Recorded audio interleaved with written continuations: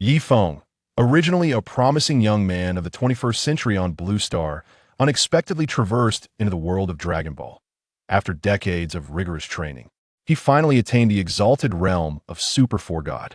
Some may be unfamiliar with what the Super 4 God represents or the powers it wields. To elucidate, in the Dragon Ball universe, a power level of 10 can lift a small car. A power level of 300 equates to a humanoid nuclear bomb. At 5,000, one can effortlessly obliterate an enormous city with a mere gesture. With a power level of 20,000, a full-force attack on Earth could devastate its core, leading to the annihilation of the entire planet. With millions in power, one could destroy planets hundreds of times larger than Earth with ease, and those with power levels in the billions could obliterate countless celestial bodies. The formidable Cell, with a power level of 3 billion, could obliterate an entire solar system.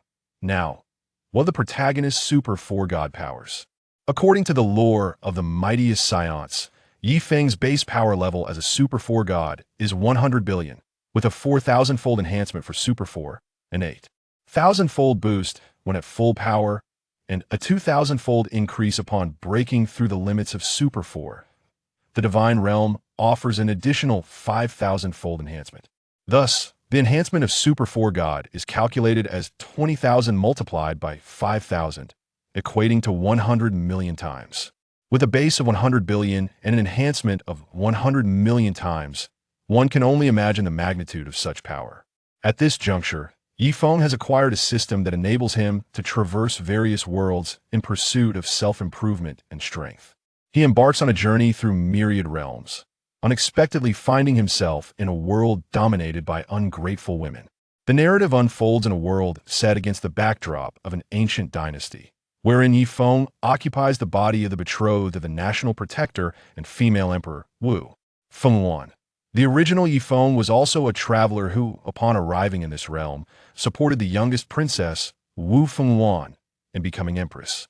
Utilizing modern knowledge, he advanced agriculture and textiles, transforming the once insignificant Wu kingdom into one of the 3 great empires, even eclipsing the might of the entire Kanglan continent. The original Ye Feng, aside from being a devoted sycophant, was a technological prodigy, introducing innovations such as hybrid rice, black powder, and cement. Upon reviewing the original storyline, it is revealed that Ye Feng sacrificed everything to elevate Wu Fengwan to the throne, only to be betrayed post-coronation, imprisoned, and coerced into providing counsel under the guise of national duty and the suffering of the populace, while his beloved family was held hostage. Presently, his cherished sister, Yi Qingwu, is subjected to torment by Wu Fengwan's favored consort, Chu Bai, right before his eyes. This world possesses a martial arts hierarchy ranging from the 1st to the 9th rank, with the 9th rank being the pinnacle where masters can confront thousands of armored cavalry.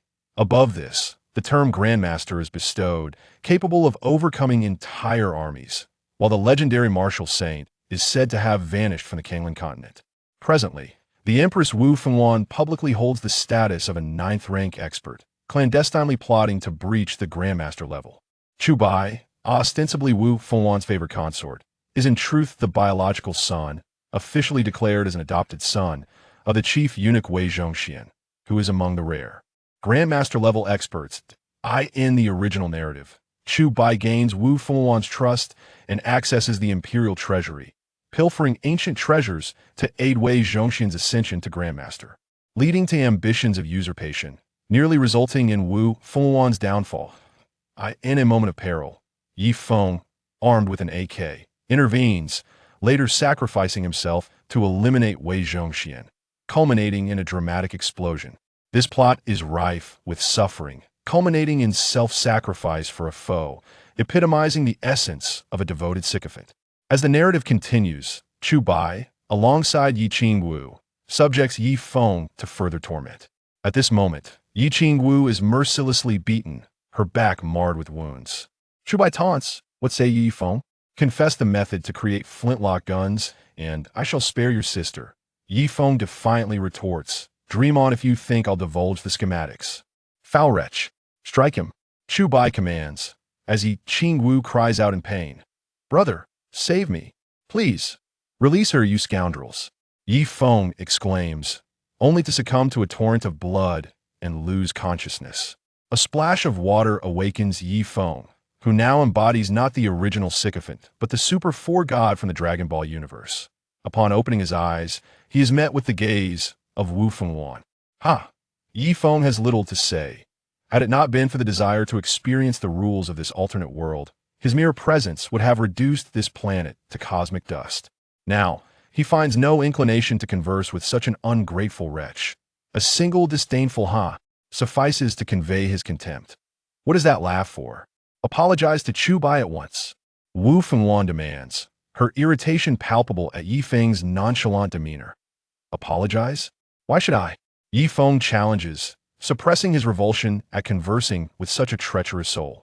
However, his mission requires him to comprehend the intricacies of this world, including the motivations behind its key players and the true masterminds who profited from his demise. While familiar with parts of the narrative, he recognizes the true puppeteers remain unnamed, with Wu Fengwan merely a figurehead.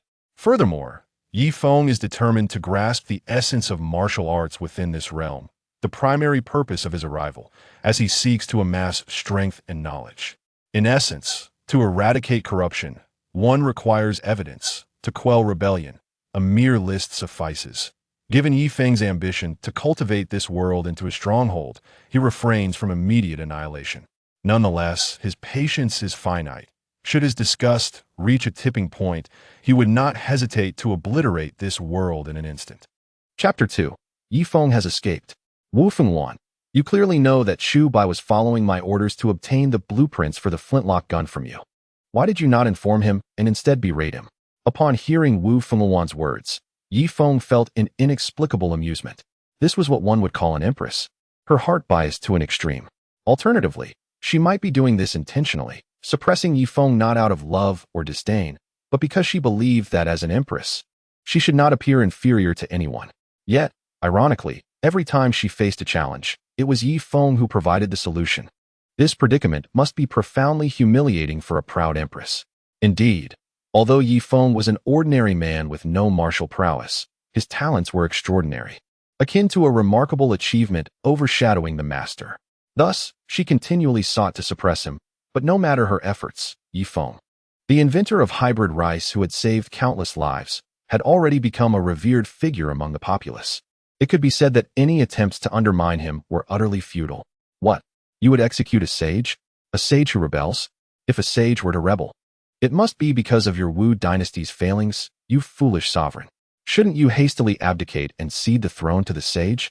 It is safe to say that within the Wu dynasty, or even throughout the realm, no one nor any force would dare to kill Ye Feng. To do so would be to declare war against the entire populace. Wu Fengwan was keenly aware of this. If Ye Feng were to rebel, everyone would rally to his side. This fear drove Wu Fengwan to ruthlessly strip him of his title as Duke of the Guardian and to ensnare him in confinement. After his confinement, their relationship rapidly deteriorated. Ye Feng was filled with desolation, vowing never again to offer Wu Fengwan a single word of advice.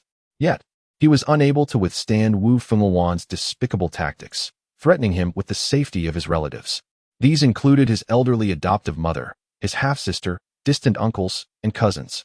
For the safety of these kin, Ye Feng repeatedly compromised his principles, relinquishing one futuristic technological achievement after another. Of course, as someone who was partially privy to the narrative of Dragon Ball Super, Ye Feng perceived these so-called relatives as deserving of their fates, for they bore no genuine affection towards him. Not entirely, however, upon learning that she would be used as leverage against her adopted son, Ye Feng's mother tragically took her own life. Ye Feng's relatives had previously only sought to exploit him for resources, acting like vampires, and now, being manipulated by the Empress. They harbored profound resentment towards Ye Feng. Thus, following the Empress's threats, they promptly aligned themselves with her. The punishments meted out by the Empress and Chu Bai were merely theatrical performances for Ye Feng's benefit. Otherwise, after so many instances of whipping and humiliation, surely someone would have succumbed to despair and committed suicide. Were all of Ye Feng's relatives to perish by their own hands, Wu Fengwan would lose her leverage against him. This was also the reason Wu Fengwan accepted their defection. How absurd it was that as a sage in this world, Ye Feng was being toyed with by a few ungrateful ingrates. Ye Feng regarded the irate empress with a sense of disdain. Ye Feng, do you know why I scolded him? Wu Fengwan, regardless of what he did, you should not have berated him. Ye Feng, so one must never scold him? Wu Fengwan, do you realize what you are saying? Wu Fengwan, Ye Feng, do you understand how I perceive you? You are a sage. How could you utter such foul language? Ye Feng, since when is it forbidden for a sage to curse? Who made that rule? Wu Fengwan, Ye Feng, you have changed. Ye Feng, indeed, I have changed. The moment you imprisoned me, I transformed. Wu Fengwan, do not forget, your relatives are in my grasp. Ye Feng, huh? If I cannot protect myself, why should I protect my relatives? Wu Fengwan, Ye Feng, you disappoint me greatly with your current demeanor. Ye Feng, your majesty, did I ever resemble a sage in your eyes before? Wu Fengwan, Ye Feng, the Ye Feng of now is different. He no longer cares for anyone. Your majesty, if there is nothing else, you may take your leave. Wu Fengwan, do you think that by disregarding your relatives, I am powerless? Do not forget, you are still in my custody. Ye Feng, you wish to torment me? Finally, Wu Fengwan, you have revealed your true colors. I do not wish to say much, but if you intend to torture me, then do so. However, I must warn you, should you resort to violence against me, there will be no room for reconciliation between us. Wu Fengwan, you do not believe that you might still develop feelings for me? If you continue to covet what is not yours, I advise you to abandon such dreams. I currently favor Chu Bai. Ye Feng, I shall never harbor feelings for a woman like you again. Wu Fengwan, is there any merit in deceiving oneself? It is common knowledge that you have feelings for me. Ye Feng, I swear, if I still love you and wish to marry you, may I be struck by lightning and reduced to ashes, my soul forever lost, never to be reborn. Wu Fengwan, Ye Feng, if I make such an oath and you still believe I am merely throwing a tantrum, then I must declare you, Empress, a fool. Wu Fengwan, you dare insult me. Chu Bai, your majesty, you are unwell. Let us return to rest. At this moment, Chu Bai stepped forward. Recognizing that the rift between the two was irreparable, yet Ye Feng could not be executed at this time. He could only persuade Wu Fengwan to leave. Wu Fengwan, Ye Feng, you had better consider carefully whether to hand over the technology for the flintlock gun. I shall grant you one night to ponder this. With that, Wu Fengwan departed with her entourage. After Wu Fengwan left, Ye Feng could not help but smile. Arriving in this world had granted him a taste of life as a prisoner. Now, it was time for him to leave. Ye Feng would not be like those forsaken and betrayed figures in female-centric novels, foolishly awaiting the self-destruction of their adversaries. Such retribution would take far too long. With a light punch, Ye Feng broke a large hole in the dungeon, then soared into the sky. The following day, upon learning of Ye Feng's escape, Wu Fengwan erupted in fury, berating her subordinates incessantly. She even threatened severe punishment for the guards overseeing the dungeon.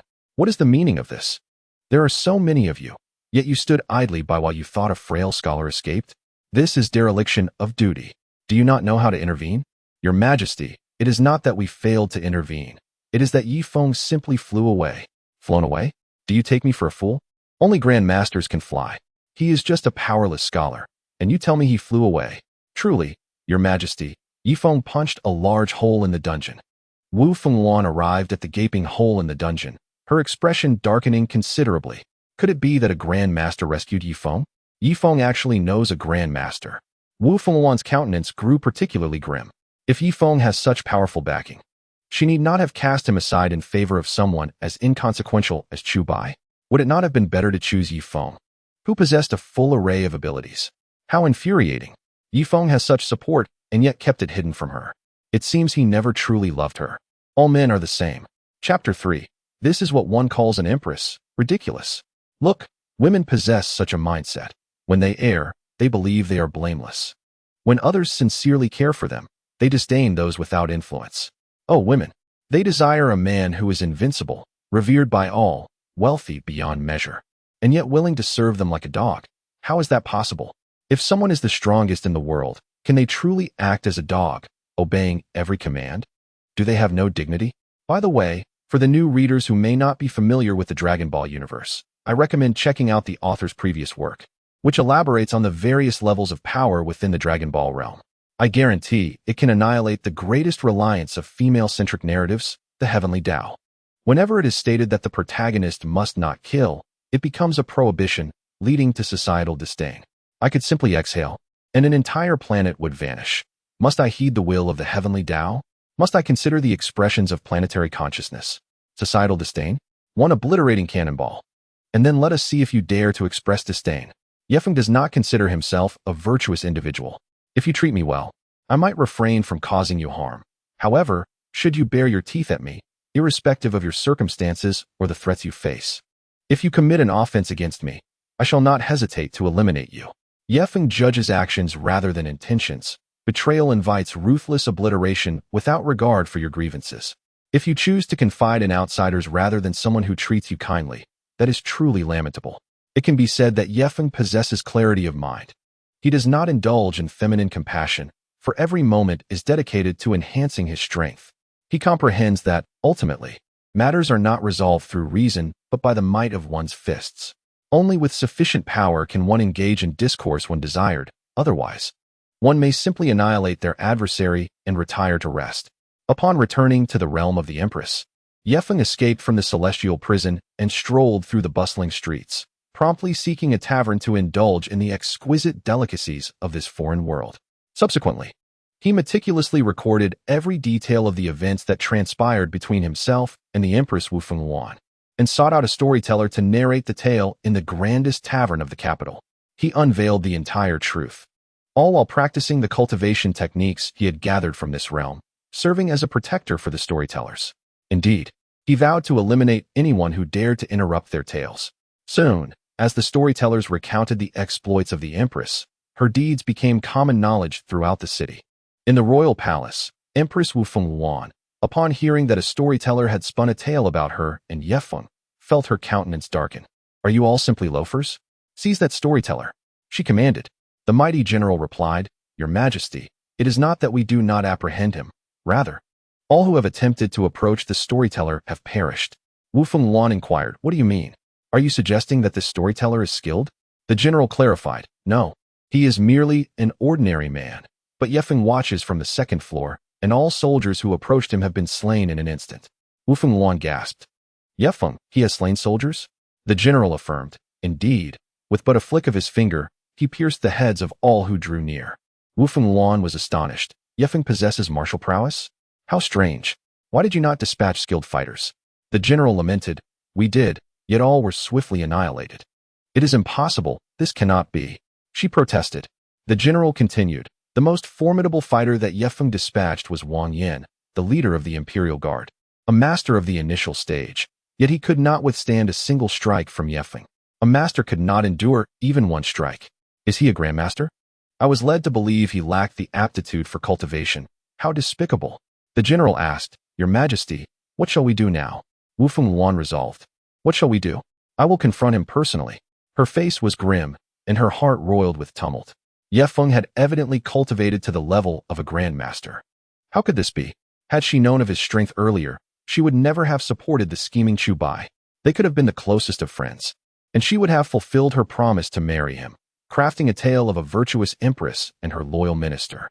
It was infuriating that Ye Feng concealed his martial capabilities from her, rendering her the villain in this narrative. Now, he revealed everything to the world. What was his intention? Did he seek rebellion? As she pondered, she swiftly arrived at the tavern where Ye Feng resided. Upon entering, she vociferously questioned him, "Ye Feng, what is the meaning of this? Do you not comprehend the detrimental impact your actions will have on the Dao Kingdom?" Ye Feng retorted, "Impact? How laughable." Wu Feng, "Since you have acted, do you fear my words? Dare you claim that not a single word spoken by that storyteller is untrue?" Wu Feng exclaimed, "Ye Feng, you have disappointed me deeply. You have never truly loved me. If you loved me, you would not engage in actions that complicate my position." Ye Feng countered, "Did you ever love me? You have orchestrated countless trials for me, using the lives of my kin to coerce my compliance, allowing that scoundrel Chu Bai to humiliate me daily. Do you truly believe you have loved me?" Wu Feng argued, I am a woman. Setting aside the facts, do you not bear any blame? Could you not have approached me calmly? Had I known of your grandmaster prowess, I would have reinstated you as the national master. The true national master with genuine authority. So, Ye Feng, return. Ye Feng replied, "Wu Feng, your logic is flawed. From your first to your last statement, you have shifted concepts multiple times. You disregard the facts and expect me to return to serve you. Do you think I care for your so-called national master title when I possess the strength of a grandmaster? Wu Fengluan insisted. Ye Feng, do you comprehend your words? You know I despise such manipulative tactics. Ye Feng exclaimed. Wu Fengluan, you truly lack intelligence. If an empress were composed of individuals like you, I would lament the state of the monarchy. What do you mean? She demanded. Is my meaning not clear enough? I, Ye Feng, no longer love you, or rather, the Ye Feng who loved you has long been slain by your own hand. Impossible, Ye Feng, you promised to love me forever. You also pledged that the position of national master would always be mine, that you, Wu Fengluan, would love only me. If you can renege, why can I not? Very well, since you refuse to turn back, do not blame me for being ungracious. Are you prepared to resort to violence? If you were to engage in reasoned discourse, there might be a glimmer of hope, but should you choose combat, I can only say you are courting death. You rely solely on your grandmaster prowess, do you not? Beyond that, what else do you possess? Moreover, your grandmaster status is merely conjecture. Its veracity remains uncertain. I assure you, I am not a grandmaster. I knew it. You are merely posturing. To me, a grandmaster is naught but an ant. Arrogant. Before Wu Fengluan could respond, a cloaked elder at her side interjected. Your Majesty, this Ye Feng is excessively arrogant, daring to belittle grandmasters. Ye Feng, how ignorant you are. A single grandmaster can rival a nation. How dare you speak such disparagement? Wu Fengluan rebuked him, yet she refrained from repeating his words equating grandmasters to ants, revealing her respect for them. Do you realize that speaking with you is a waste of my time? The storyteller will narrate for a month. After that, I shall escort him away. During this period, I wish to remain undisturbed, lest I be compelled to act. What do you mean? You threaten to act against me? I am the Empress of the Dao Kingdom. Do you know the magnitude of the consequences should you kill me? For the moment, I shall not kill you, as doing so would be too lenient. Instead, I shall make you the scapegoat for the greater good, the one who sacrifices everything. I will ensure that you, the so-called politician, are forsaken by the very greater good you champion. That shall be your retribution. Impudent. How dare you speak so brazenly to the Empress? The cloaked elder was cut off mid-sentence as a beam of light pierced his forehead, ending his life. You are unworthy to even state your name before me. Cold sweat trickled down Wu Fengluan's brow. She could hardly believe that the elder who had always protected her was slain so effortlessly. An expert at the peak of the master stage, extinguished without a sound, without value. She believed it. Ye Feng was undoubtedly a true master of the highest caliber, even surpassing the ordinary grandmasters. Wu Fengluan exclaimed, Yi Lang, you truly are a formidable grandmaster. I was wrong. Yi Lang, please come back. I will give you whatever you desire. Shall we marry tomorrow? I will proclaim you as the Wind King for all to hear. You must understand. In the Dao Wu Kingdom, only one other has been conferred this title. You would be the second. Do not be foolish. Ye Feng retorted. A female emperor with such a flawed mind is truly laughable. Wu Fengluan insisted. Ye Feng, I am offering you a way out. You would do well not to be ungrateful. Ye Feng dismissed her leave. If you do not depart, I shall personally throw you out. Wu Fengluan threatened. You will regret this. You will lose me entirely, do you understand? Ye Feng replied curtly, annoying. Unable to restrain himself any longer, he cast her out. It is worth noting that Ye Feng, being a transcendent of the four gods while simultaneously practicing the Zhetian Fa, had now achieved the status of an immortal powerhouse. He possessed a myriad of fantastical abilities. Moreover, Ye Feng traversed worlds with the intent of swiftly mastering the Zhetian Fa. After all, his strength, derived from the fusion of the four gods and the Zizai Ji Gong, already equaled that of a red dust immortal. While his proficiency in the Zhetian Fa had only just reached the immortal stage, the disparity between these realms felt profoundly disconcerting. Should Ye Feng's Zhetian Fa also reach the level of a red dust immortal, he could directly become the master of the Heavenly Dao. Experiencing the martial arts of this world from the perspective of the Dao itself, simplifying matters immensely. Currently, after dedicating merely 1 hour to his training, he had transformed from a novice into a peak 9th grade martial artist, just a step away from breaking through to the Grandmaster level. In this world, the martial arts system comprised the refinement of skin, bones, marrow, and blood, with the blood refinement culminating at the 5th grade level.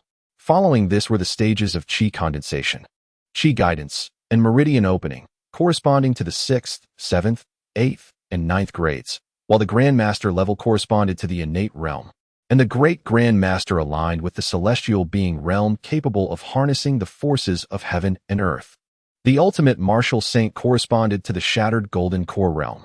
Now, Ye Feng required merely an hour to accomplish the refinements of skin, bones, marrow, and blood, subsequently succeeding in refining essence into qi, thus achieving the pinnacle of the acquired realm, only a step away from the innate level. Remarkably, these accomplishments stemmed from the refinement of a single drop of ordinary blood from his body. To be frank, the martial arts of this world offered him minimal enhancement, practically none, but the principles and insights provided him with fuel to forge his own path. Breaking through to the innate realm differed fundamentally from prior training. It necessitated comprehension, a first-time melding with the Heavenly Dao of this world, and an understanding of its profound truths. Ye Feng did not intend to break through here. He sought a tranquil place to grasp more of the Heavenly Dao's intricacies. Meanwhile, Wu Fengwan, having been expelled, wore an exceedingly grim expression. How infuriating! Ye Feng, you dare to cast me aside. I swear, if I do not receive a reasonable explanation, I shall never forgive you. No, mere explanations will not suffice. I demand compensation. Let it be the technology of the flintlock gun. Wu Fengwan anticipated that Ye Feng would eventually seek her forgiveness, unaware that the Ye Feng who once loved her had long since perished. The current Ye Feng was a resolute scion from the Dragon Ball realm, having obliterated entire planets and issued commands for the annihilation of all life on them. Such a person could never possess a love-stricken mind. A month swiftly passed, during which Ye Feng perused every martial arts manual in the arsenal of the Dawu Kingdom, remaining undetected. He now possessed at least several hundred methods to break through to the innate realm. By integrating these diverse cultivation techniques, he crafted a transcendent martial art named the Da Huang Jiandian, which consisted of two parts, the upper for internal skills and the lower for techniques. Beyond mere techniques, it also included chapters for enhancing talent, refining spirit, unarmed combat, lightness techniques, and more, rendering it exceptionally comprehensive, albeit simply titled the Da Huang Jiandian. Of course, Ye Feng included paths for transcendence beyond the breaking point, yet the realization of these paths depended on the practitioner's innate understanding. As for whether anyone would seek their demise during this month, initially, there were attempts, but after Ye Feng swiftly dispatched a peak Grandmaster, no one dared to approach him again. During this time, the tale of Wu Fengwan and Ye Feng spread across the continent, reaching 3 empires and numerous smaller nations, all of whom learned of Wu Fengwan's betrayal of the loyal Ye Feng. Upon hearing this news, many nations dispatched envoys, not only to witness the spectacle, but also to seize the opportunity to recruit Ye Feng. Chapter 5. A stunning beauty seeks him. In a mountainous region 50 kilometers from the borders of the Dawu Kingdom, Ye Feng entrusted the Da Huang Jiandian to a storyteller. This is your reward for sharing tales on my behalf for a month, Ye Feng declared. The storyteller, He Yu, gazed in disbelief at the life-altering martial manual. Thank you, my lord. Thank you, my lord. Ye Feng extended his finger, touching He Yu's brow, and directly imparted his understanding of the Da Huang Jiandian to him. My lord, I comprehend the entire essence of the Da Huang Jiandian. I had anticipated a lengthy period of enlightenment. Ye Feng then retrieved countless medicinal herbs from his storage ring, all sourced from the treasure vault of the Dawu Kingdom. He refined these herbs into liquid form and directed them towards He Yu. Focus and cultivate diligently. With Ye Feng's assistance, He Yu completed the refinements from skin to blood within a day and ascended to the pinnacle of the acquired realm in just 3 days.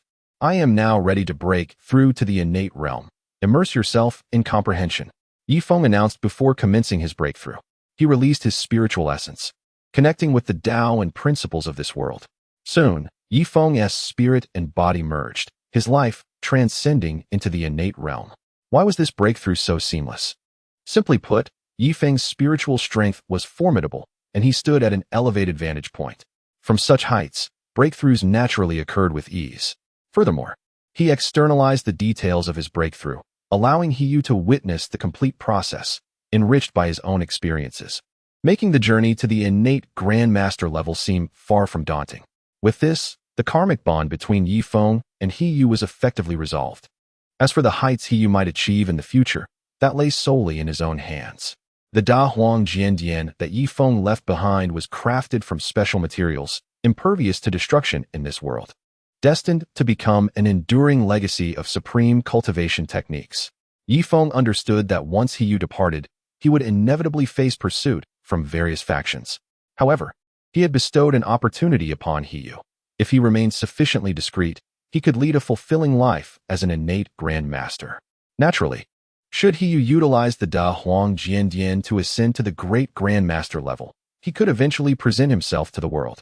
Soon, with He's departure, rumors spread throughout the martial world that Ye Feng was merely a Grand Master, lacking the prowess of a great Grand Master.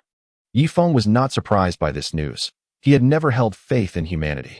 However, since such rumors had emerged, the connection with He was irrevocably severed. No matter what challenges He faced henceforth, Ye Feng would no longer intervene. Jiang City, the most prosperous city in the Dawu Kingdom outside the capital, was where Ye Feng made his entrance. He did not conceal his identity, but rather boldly took residence in the grandest inn, the Yunjian Inn. This establishment also housed the largest tavern, the Yunjian Tavern, effectively making them one. The waiter exclaimed, "Sir, you resemble someone I know." Ye Feng replied, "It is not a resemblance. I am Ye Feng." "What? You are the renowned Shen Nong, the god of medicine, the king of weapons, Ye Feng?" "Indeed, that is I." The waiter exclaimed, "I have finally met the real deal. You are my idol. I have always held you in the highest esteem. Ye Feng, please help me reserve a room." Xiao Air, "Oh, esteemed Ye Feng, you must exercise caution. The Empress has issued a warrant for your arrest, with a bounty of 10 taels of silver." "Ye Feng, is that so? Then I suppose quite a few bounty hunters will be coming after me." Xiao Air, "Well, not many, to be honest. After all, esteemed Ye Feng, your contributions to Dawu Kingdom are immense, and no one wishes to stand against you. Even the renowned 3 major assassin organizations have declined to take on the task of capturing you. You are regarded as a sage by everyone in Dawu Kingdom. Indeed, throughout the entire continent. Any person of conscience would not dare to lay a finger on you. However, one must be wary of those who are irrational and foolish enough to pursue you. Please be careful. Ye Feng, is that so? I shall remain vigilant."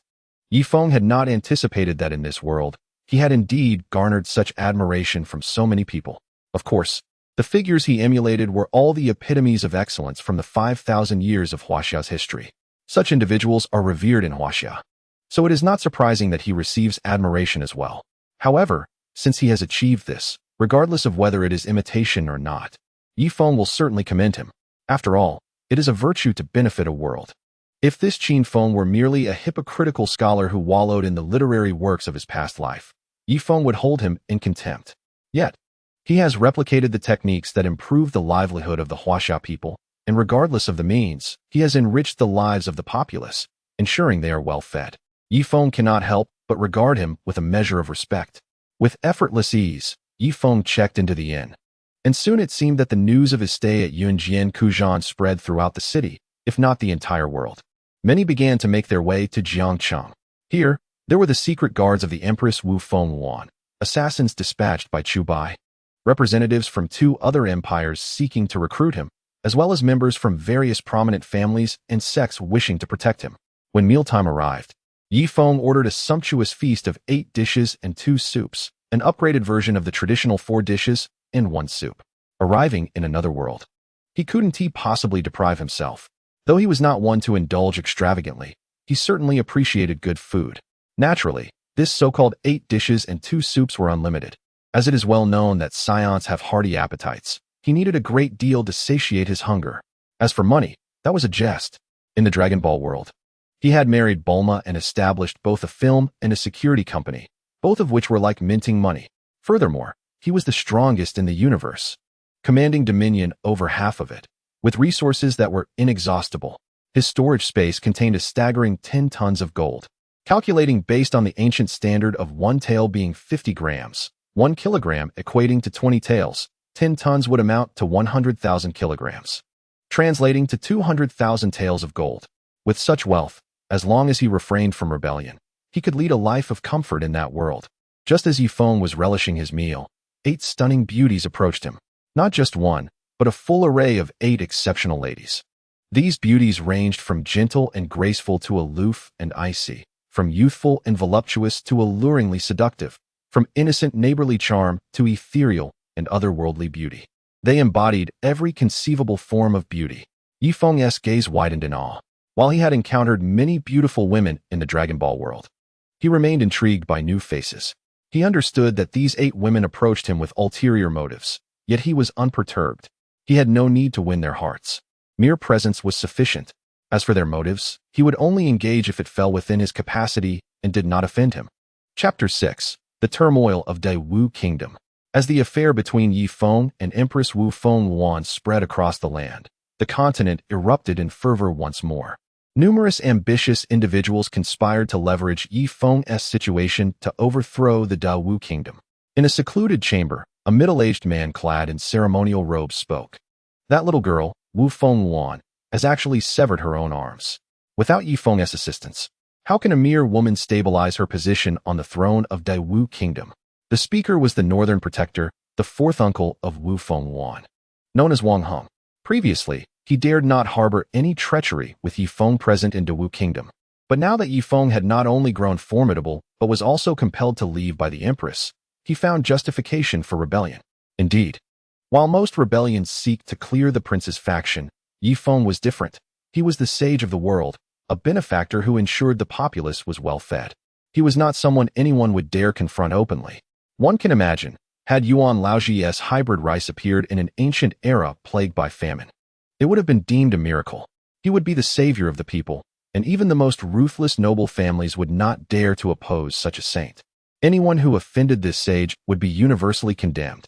Now, the once dormant Wang Heng had found resolve after 10 years, and the Empress Wu Feng's reign was in jeopardy. In addition to Wang Heng, many noble families were also plotting rebellion, seizing this rare opportunity. Normally, noble families would never be the first to rebel due to the lack of justification. But now, the Empress had indeed offended the sage of the age, the very provider of sustenance for the common people, thus providing ample reason for rebellion. It can be said that once the news of Ye Feng's imprisonment and torment by the Empress Wu Feng circulated, the Wu Kingdom was thrown into utter chaos. Whether they were princes, noble families, or sects, even neighboring small nations were eyeing a share of the Wu Kingdom. The 8 beauties now surrounding Ye Feng hailed from 8 different factions. They approached him with the backing of their respective powers. Coincidentally, all 8 of these beauties were ranked on the list of absolute beauties, including the 3rd-ranked Situing, the 5th-ranked Shengwan, the 10th-ranked Ling Qingzhu, the 13th-ranked Wu Qingyin, the 18th-ranked Shui Yeqing, the 22nd-ranked Wang Bingxin, the 30th-ranked Zhang Qian, and the 38th-ranked Zhao Xia. All 8 were renowned beauties, each within the top 50 ranks on the absolute beauty list, with the first place being Empress Wu Feng and the second being the Crown Princess of Dezhou, Yu Lianqing, who would not come. Thus, the third was indeed the holy maiden of the demon sect, Situing. Of course, Ye Feng was unaware of this world's absolute beauty rankings, but he could not help but be captivated by the extraordinary beauty of these 8 women. This was a world where cultivation was possible, where internal energy could enhance one's physique and beauty. It can be said that these 8 beauties were martial practitioners, and thus their beauty was akin to top-tier modern celebrities after undergoing beauty enhancement. They were simply mesmerizing.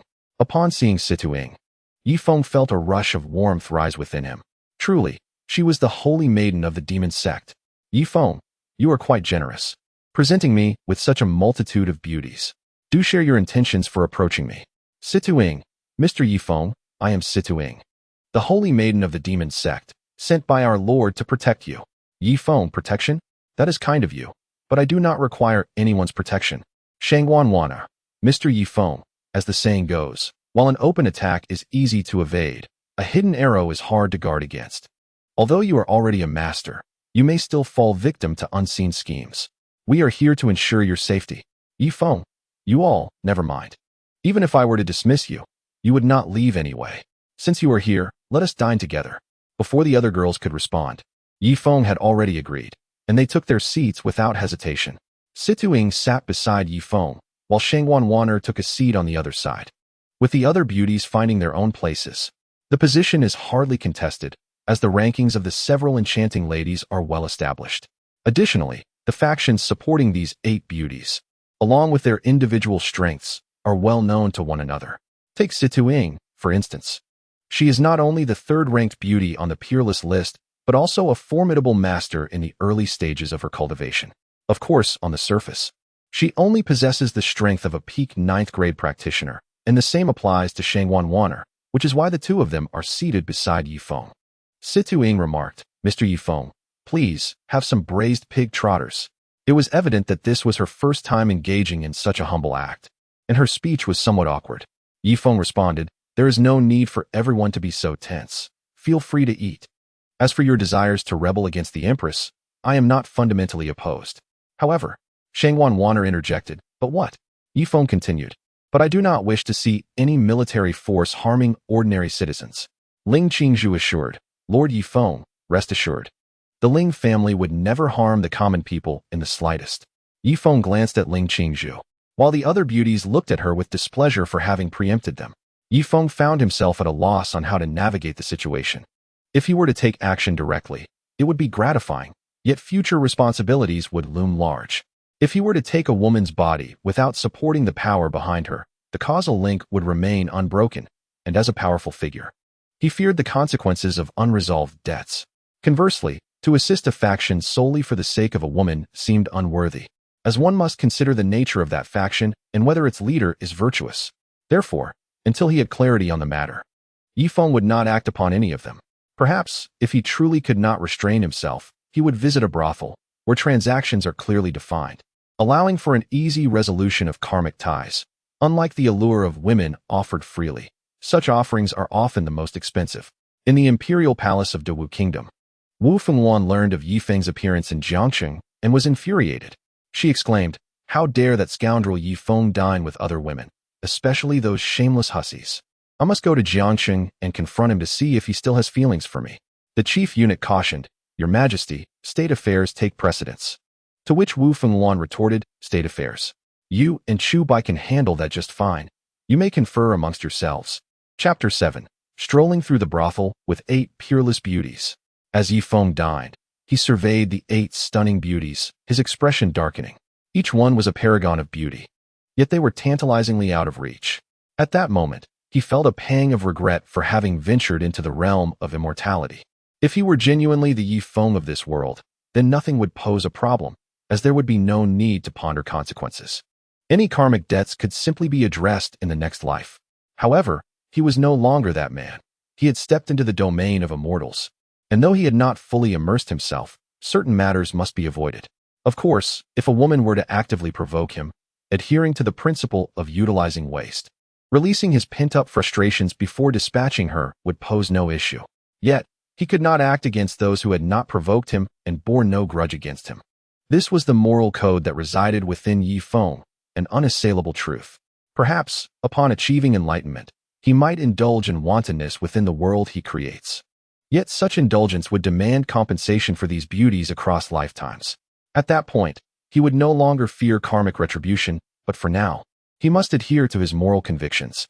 Ye Feng declared, "You are all exceedingly beautiful. I find it difficult to restrain myself." Situ Ying replied, "Then, Mr. Ye Feng, come forth. I shall not resist." Shangwan Wanner added, "I too would not resist, but if Mr. Ye Feng has any particular preferences, I might consider a token resistance." Ling Qingzhu interjected, "You two have no dignity whatsoever. I, on the other hand, regard Lord Ye Feng's words as commands. Whatever he says, I shall comply." Wu Qingyin added, "I will follow all of Brother Ye Feng's wishes." Shui Yeqing chimed in, "You, Wu family member, should refrain from meddling. Brother Ye Feng has suffered at the hands of your clan." Wang Binjing agreed. "Indeed, the Wu family ought not to be present." Zhang Qian stated, "I believe we should heed Brother Ye Feng's desires." Zhao Xia concurred, "Sister speaks wisely. We must all listen to Brother Ye Feng." The 8 peerless beauties took turns speaking, and from their manner of addressing Ye Feng, one could discern their personalities and the subtle competition among them, each vying to showcase themselves before him.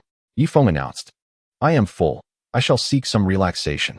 Situ Ying inquired, "Where shall you go to relax, Mr. Ye Feng?" He answered, "To a brothel." The ladies exclaimed, "Pfft. Brother Ye Feng, do you find us lacking in beauty?"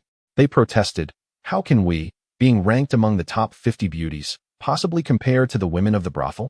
Ye Feng reassured them, "You are undoubtedly more beautiful than them, but you are far too costly. I cannot afford the bill." The 8 beauties were taken aback, their expressions darkening, Yet they could not claim to be free of charge, as that would belittle themselves. Soon, Ye Feng escorted the 8 peerless beauties into the largest brothel in Jiangsheng. Baiwa Lu, observing the opulence of this establishment, Ye Feng felt a sense of awe. The grandeur surpassed that of the largest inns and taverns. The lavishness was beyond description, and Baiwa Lu boasted 5 floors, a marvel of ancient architecture. The matron exclaimed, "Oh, sir, you bring 8 beauties to my Baiwa Lu. You aren't here to challenge us, are you?" It was no wonder the matron thought so. These 8 ladies were all formidable and possessed unparalleled grace, likely surpassing even the brothel's courtesan. Indeed, the brothel's star performer, Ning Xingyue, also graced the peerless list, ranking 10th. Quite impressive. Notably, Ning Xingyue sold her talents rather than her body. She was once a princess of a certain kingdom and a senior disciple of the Diansong sect. However, after the fall of the Daitsong kingdom to the Daowu kingdom, the Diansong sect faced attacks from several major sects, dwindling to just a few remaining members before being sealed for a century. Ye Feng replied, "That is not the case. I am merely acquainted with them. I am here alone, and they followed me without my intent." As he spoke, Ye Feng disregarded the matron and strode into Baiwa Lu. Before the matron could utter another word, a mere glance from Situ Ing sent chills down her spine. Upon entering the establishment, Ye Feng witnessed a man being thrown at his feet. "Step aside," he commanded. The man scrambled to his feet, glaring at Ye Feng. "Who do you think you are? Demanding I move?" Ye Feng swiftly kicked him away, having refrained from saying, "Get lost," purely out of politeness. To his surprise, the man dared to act defiantly, prompting Ye Feng to demonstrate the prowess of a scion. Ye Feng scanned the 5-story brothel and calmly ascended the staircase, but halfway up, he heard a thunderous shout. "Ye Feng, prepare to die." Following this, dozens of men clad in black, wielding various weapons, charged forth. Ye Feng scoffed, "You are truly persistent. Why do you always think you can kill me? What we need is a deceased sage, not a living one." Ye Feng's keen senses detected several young gentlemen on the 5th floor, engaged in light-hearted banter as they scrutinized him from above. In an instant, Ye Feng vanished and reappeared beside the young gentleman. "What if this sage is invincible?" The young man in white retorted, "Invincible? Merely a small master. How dare he claim to be invincible?" Ye Feng countered, "What if he truly is invincible?" The young man replied, "If he were invincible, he must have family or someone he cares for. Such connections would create vulnerabilities, allowing for threats. So what if he is invincible? I would simply make him take his own life." Ye Feng posed the question, "What if he has no family?" The young man scoffed, "Impossible. Is he born from a stone? Come now, my friend, do not get caught up in such absurdities. That scenario could never occur." Ye Feng, "Not necessarily. What if he lost his family to murder at a young age, and later became invincible and a sage? How would one counter that?" Bai Yi Gongzi, "Surely he must have friends. As long as one lives, they will receive various forms of assistance. As long as he has someone he cares about, he will possess vulnerabilities." Ye Feng, "But what if he only cares for himself? Furthermore, what if he is invincible and immune to all poisons, having attained enlightenment, and is indifferent to moral constraints, meaning he does not care for his reputation?" Bai Yi Gongzi, "That is absurd. Such a person does not exist." Ye Feng's eyes sparkled as he instantly cast a soul-searching technique on Bai Yi Gongzi. "Ye Feng, if it were you, if you were invincible, would you be threatened?" Bai Yi Gongzi, "Me? Just kidding. Who would dare threaten me? I would simply kill them." Ye Feng, "Don't you have any relatives?" Bai Yi Gongzi, "I do not care. Only the honest would concern themselves with family and friends. I aspire to be a tyrant. I would rather betray the world than allow the world to betray me." Ye Feng, "See, this is your double standard. You assume others have weaknesses. Yet when it comes to yourself, you believe you would not be threatened. You look down upon those who can become sages." At this moment, the other young masters could finally speak.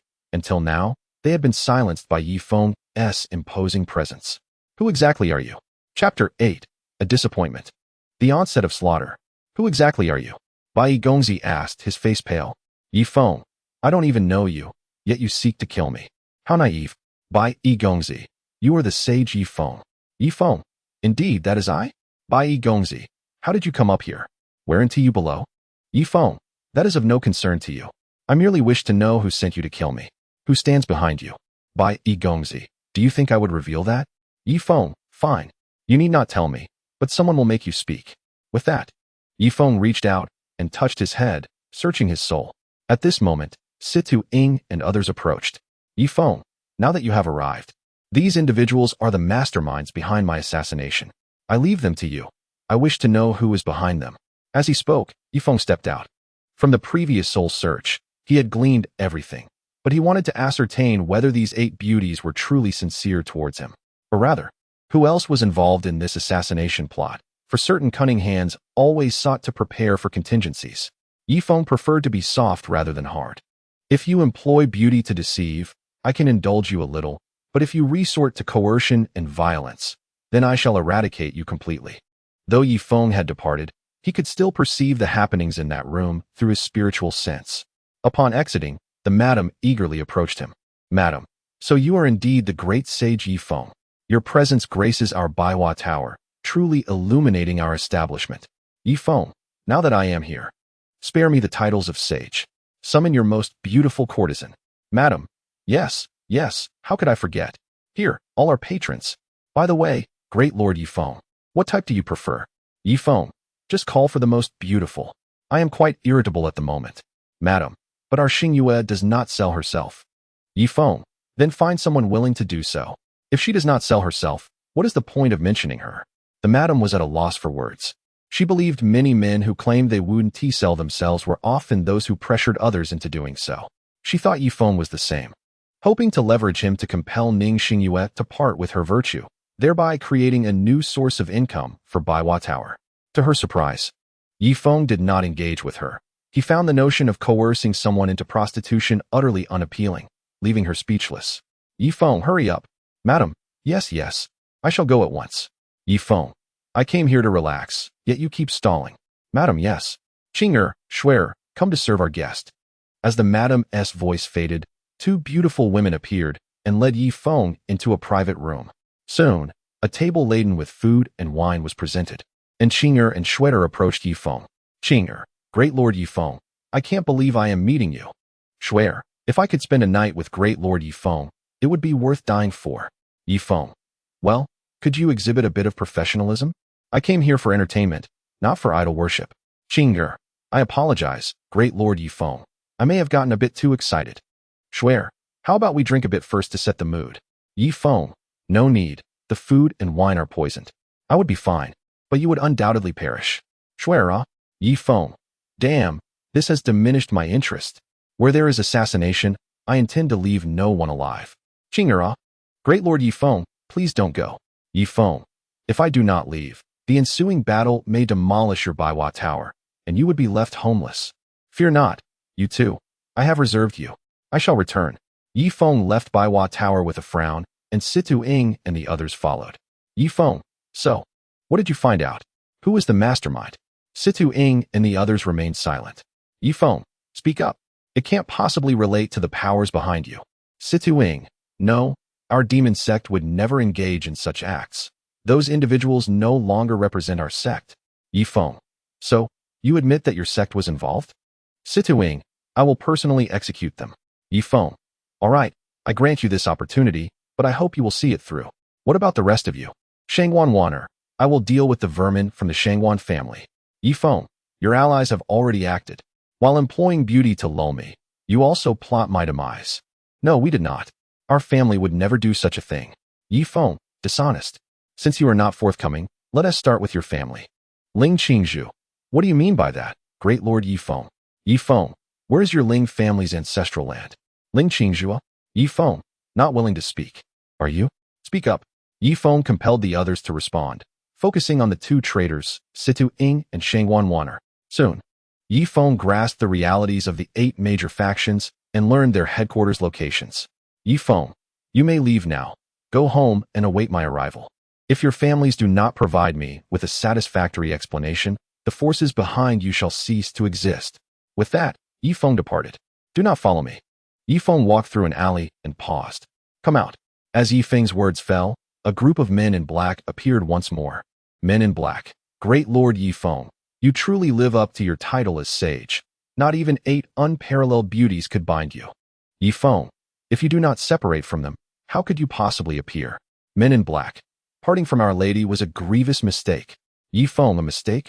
I have endured long enough in this world. It is time to unleash the fervor within this scion body. Ye Feng stretched his limbs. Although his martial prowess in this realm was merely at the master level, he was adorned with powers from the Dragon Ball world, which he could wield at will. To put it plainly, if he truly desired, with a mere breath, this planet, this small world, could be reduced to cosmic dust. Of course, he could control his power to perfection and would not easily resort to annihilating a planet unless it was utterly beyond salvation. The men in black attacked, and Ye Feng immediately summoned the Da Huang sword cannon, cleaving all the men in black into 8 pieces. There was no surprise. The disparity in strength was too great, rendering any description of the battle scene superfluous.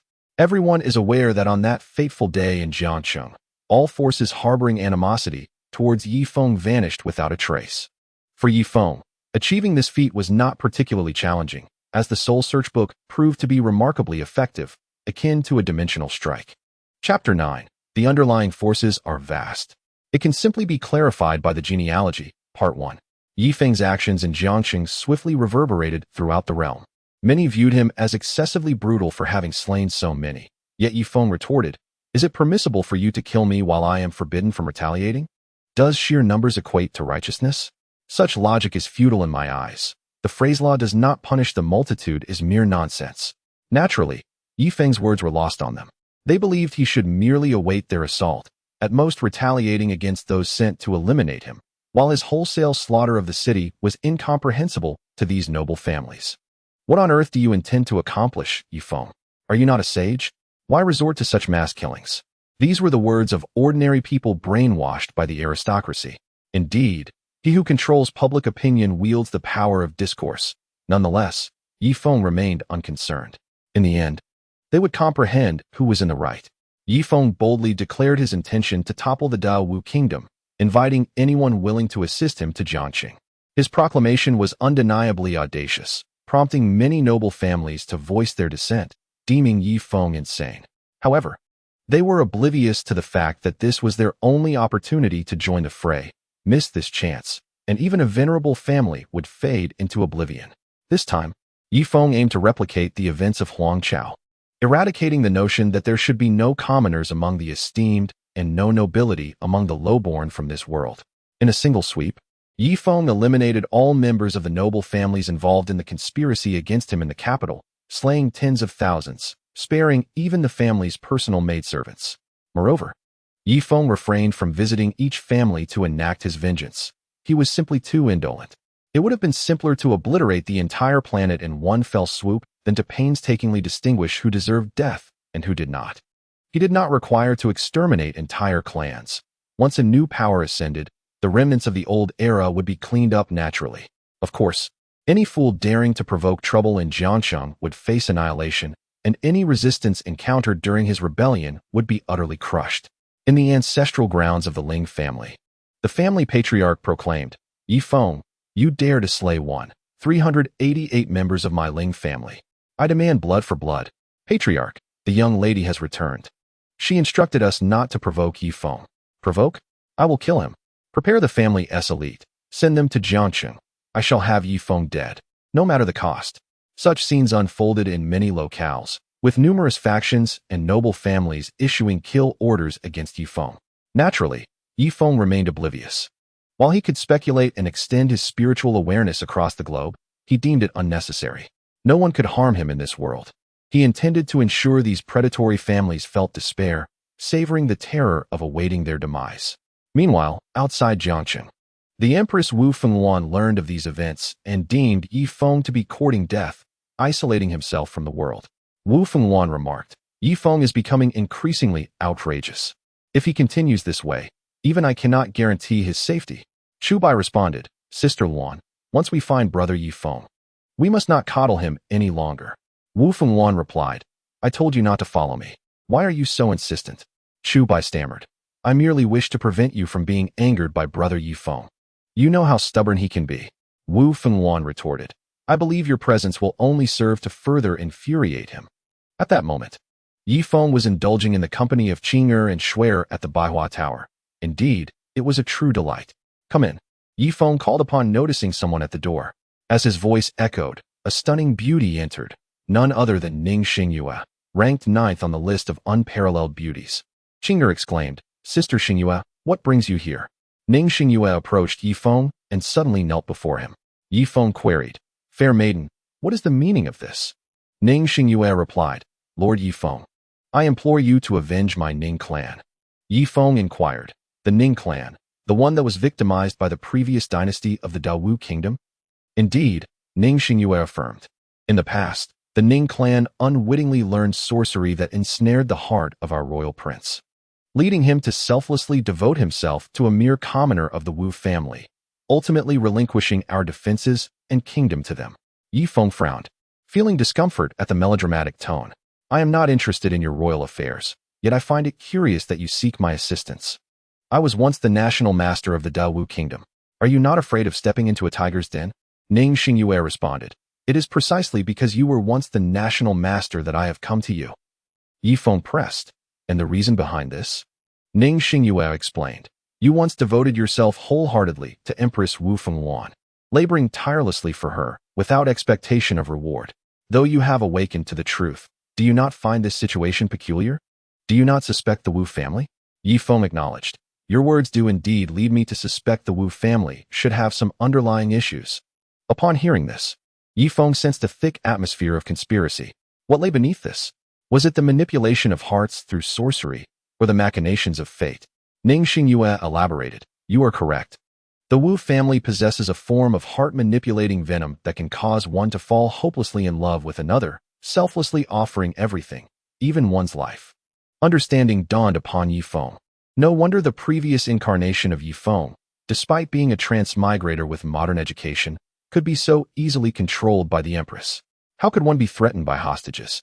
Such scenarios are the realm of dramas. In reality, one would first prioritize safeguarding their loved ones to prevent their suffering. A modern individual becoming infatuated is certainly abnormal. Ye Feng had failed to notice this earlier due to having fully assumed the identity of his predecessor.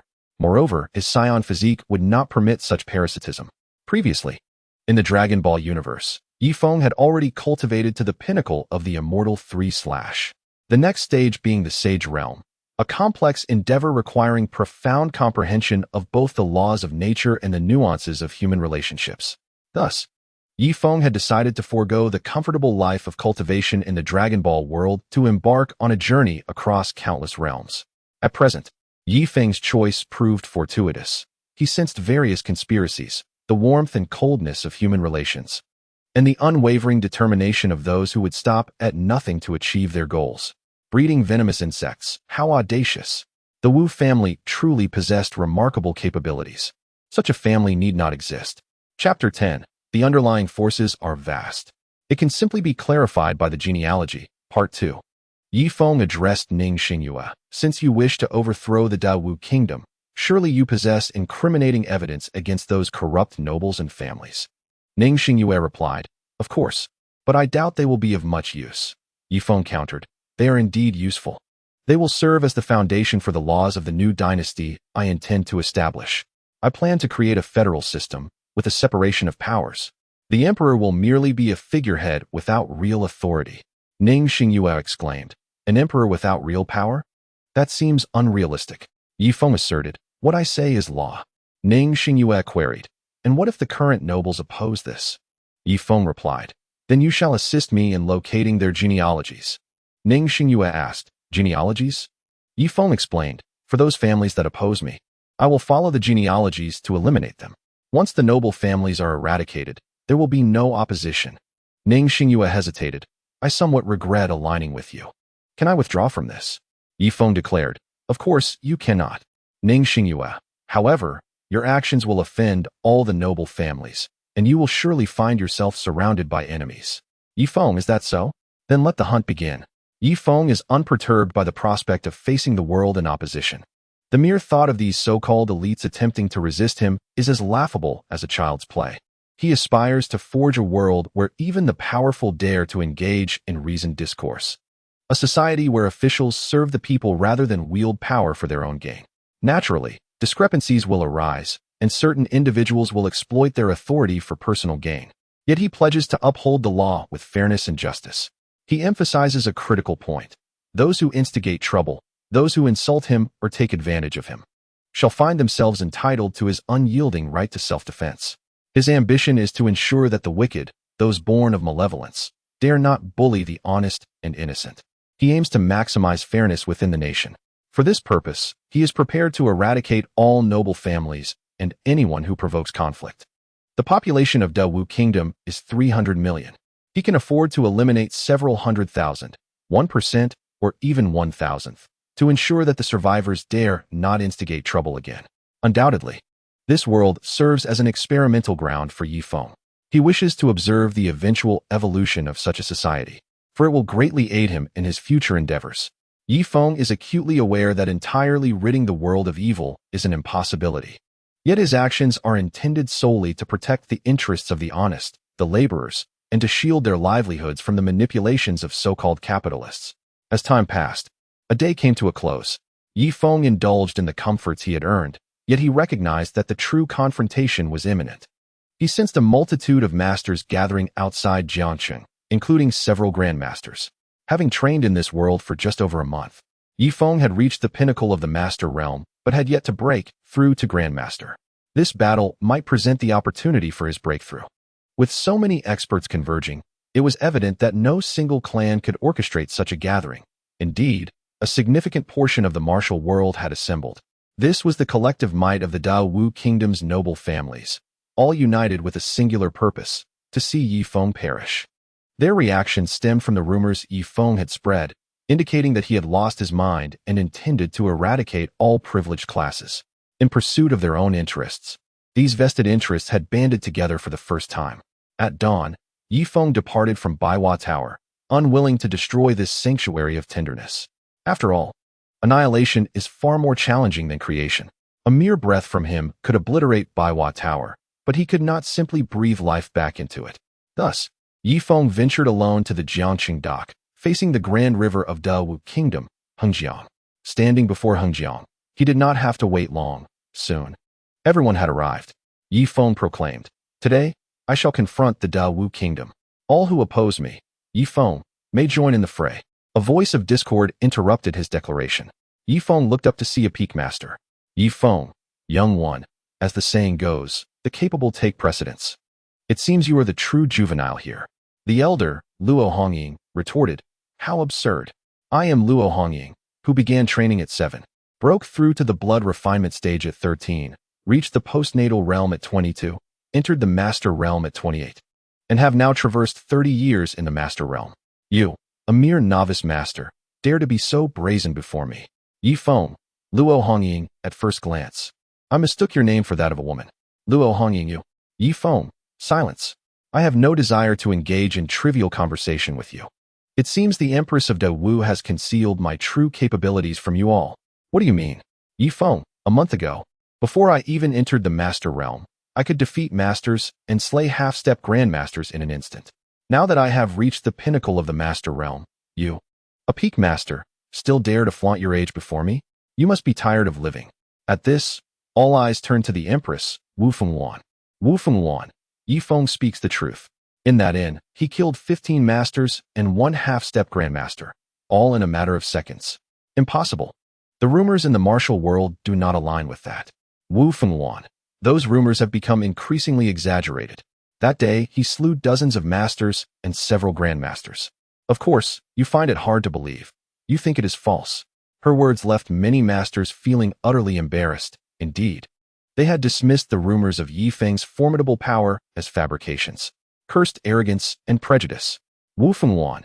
Ye Feng, I understand you have suffered grievances, but you cannot continue down this path. You cannot handle the situation today. Come back with me. Ling family patriarch. Your Majesty, Ye Feng is far too ruthless. He must not be allowed to live. Wu Fengwan. As the Empress of Dawu Kingdom, can I not protect a single individual? Wang family patriarch. Your Majesty. Others may be spared, but Ye Feng cannot. He is hailed as a sage among the people, and with such talent, he must not be allowed to remain. Zhang family patriarch. Indeed, if your Majesty wishes to protect him, he must first forfeit his martial arts and publicly apologize to my deceased kin. Indeed, the Zhao family feels the same. He must renounce his martial arts and offer a public apology. Chu Bai, did you hear that? Brother Ye Feng. I believe it would be wise for you to heed the requests of the family heads and renounce your martial arts. In doing so, they will surely spare your life out of respect for your status as the people's sage. Chu Bai's thoughts.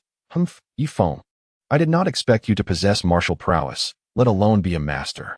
However, once you relinquish your abilities, I shall ensure you are well taken care of. Wu Fengwan's thoughts. Ye Feng, you truly are a fool.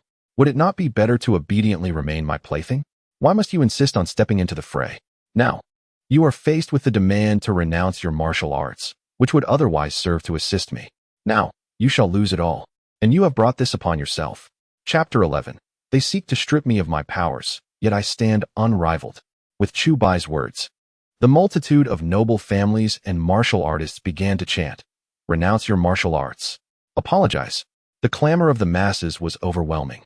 The chorus demanding Ye Feng to renounce his martial arts created an atmosphere akin to that of a public trial. Wu Fengwan. Ye Feng, do you hear? This is the will of the people. You should hastily renounce your martial arts. Chu Bai, brother Ye Feng, you should comply with the wishes of the family heads and renounce your powers. Otherwise, Sister Luan will not be able to protect you. Ye Feng, do I require anyone to protect me? If you wish for my life, simply defeat me. Wu Fengwan. Ye Feng, do not be obstinate. You cannot defeat so many. Ye Feng, if I cannot defeat them, should I simply submit? What nonsense logic is that? In the future, battles would not require combat. It would merely be a matter of who has more allies. The side with fewer supporters would surrender and be at the mercy of the other. Wu Fengwan, your words are utterly juvenile. Zhang family patriarch. Very well, since the great sage Yi refuses to renounce his martial arts, my Zhang family shall not hold back. We shall send the great sage to hell.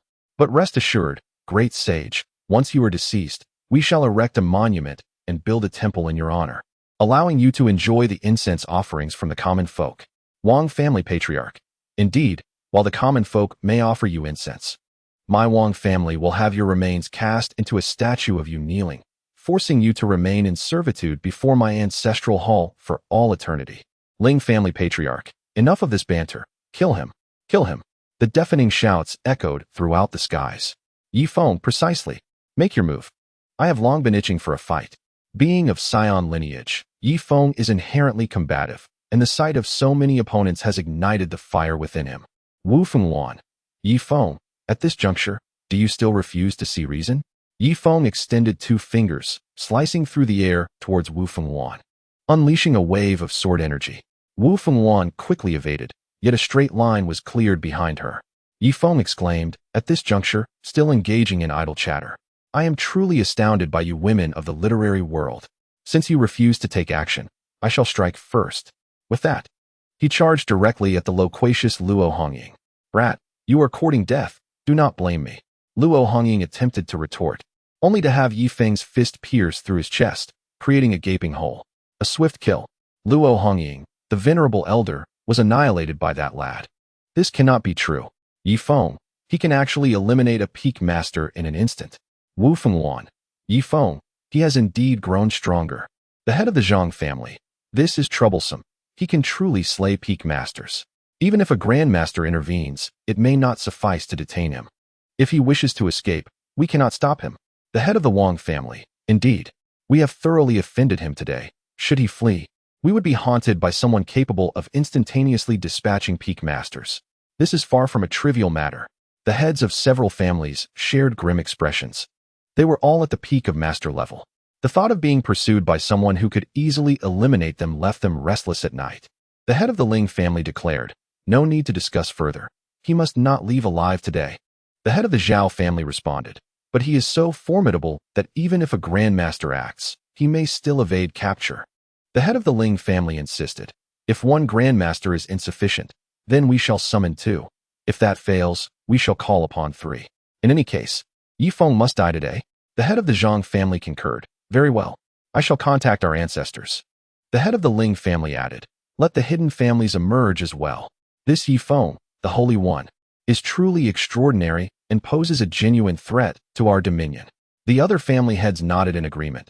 This was not the time for infighting. The paramount objective was to eliminate Ye Feng, the greatest variable, for if he were to be removed, the world would remain under the control of their noble families. Meanwhile, after dispatching the verbose Luo Hongying, Ye Feng surveyed the crowd, noting many retreating. What is this? Just one death and you lose your nerve? You intended to kill us. So come on, continue sending your experts. Surrounded by the noble clans of the Dawu kingdom at the riverside dock, not a single soul dared to advance. This exemplified the might of someone capable of slaying peak masters in an instant. Previously, he had relied on the energy of the Dragon Pearl world to vanquish peak masters. But now he wielded the martial prowess cultivated within this realm. He had truly become a peak master. Amir Jr. has frightened so many of you. The Blood Butcher, shall not be deterred. With a laugh, a torrent of sanguine energy filled the sky, as if painting it crimson. It was he. The number one on the underground ranking, the Blood Butcher. How had he appeared here? The noble families were indeed formidable, able to summon even the Blood Butcher. Numerous onlookers from humble backgrounds and merchants gathered, eager to witness the tumult stirred by the contemporary Holy One and its eventual resolution. I see that our Holy One, Ye Feng, is quite remarkable, remaining so composed in the face of the Blood Butcher. Is that not obvious?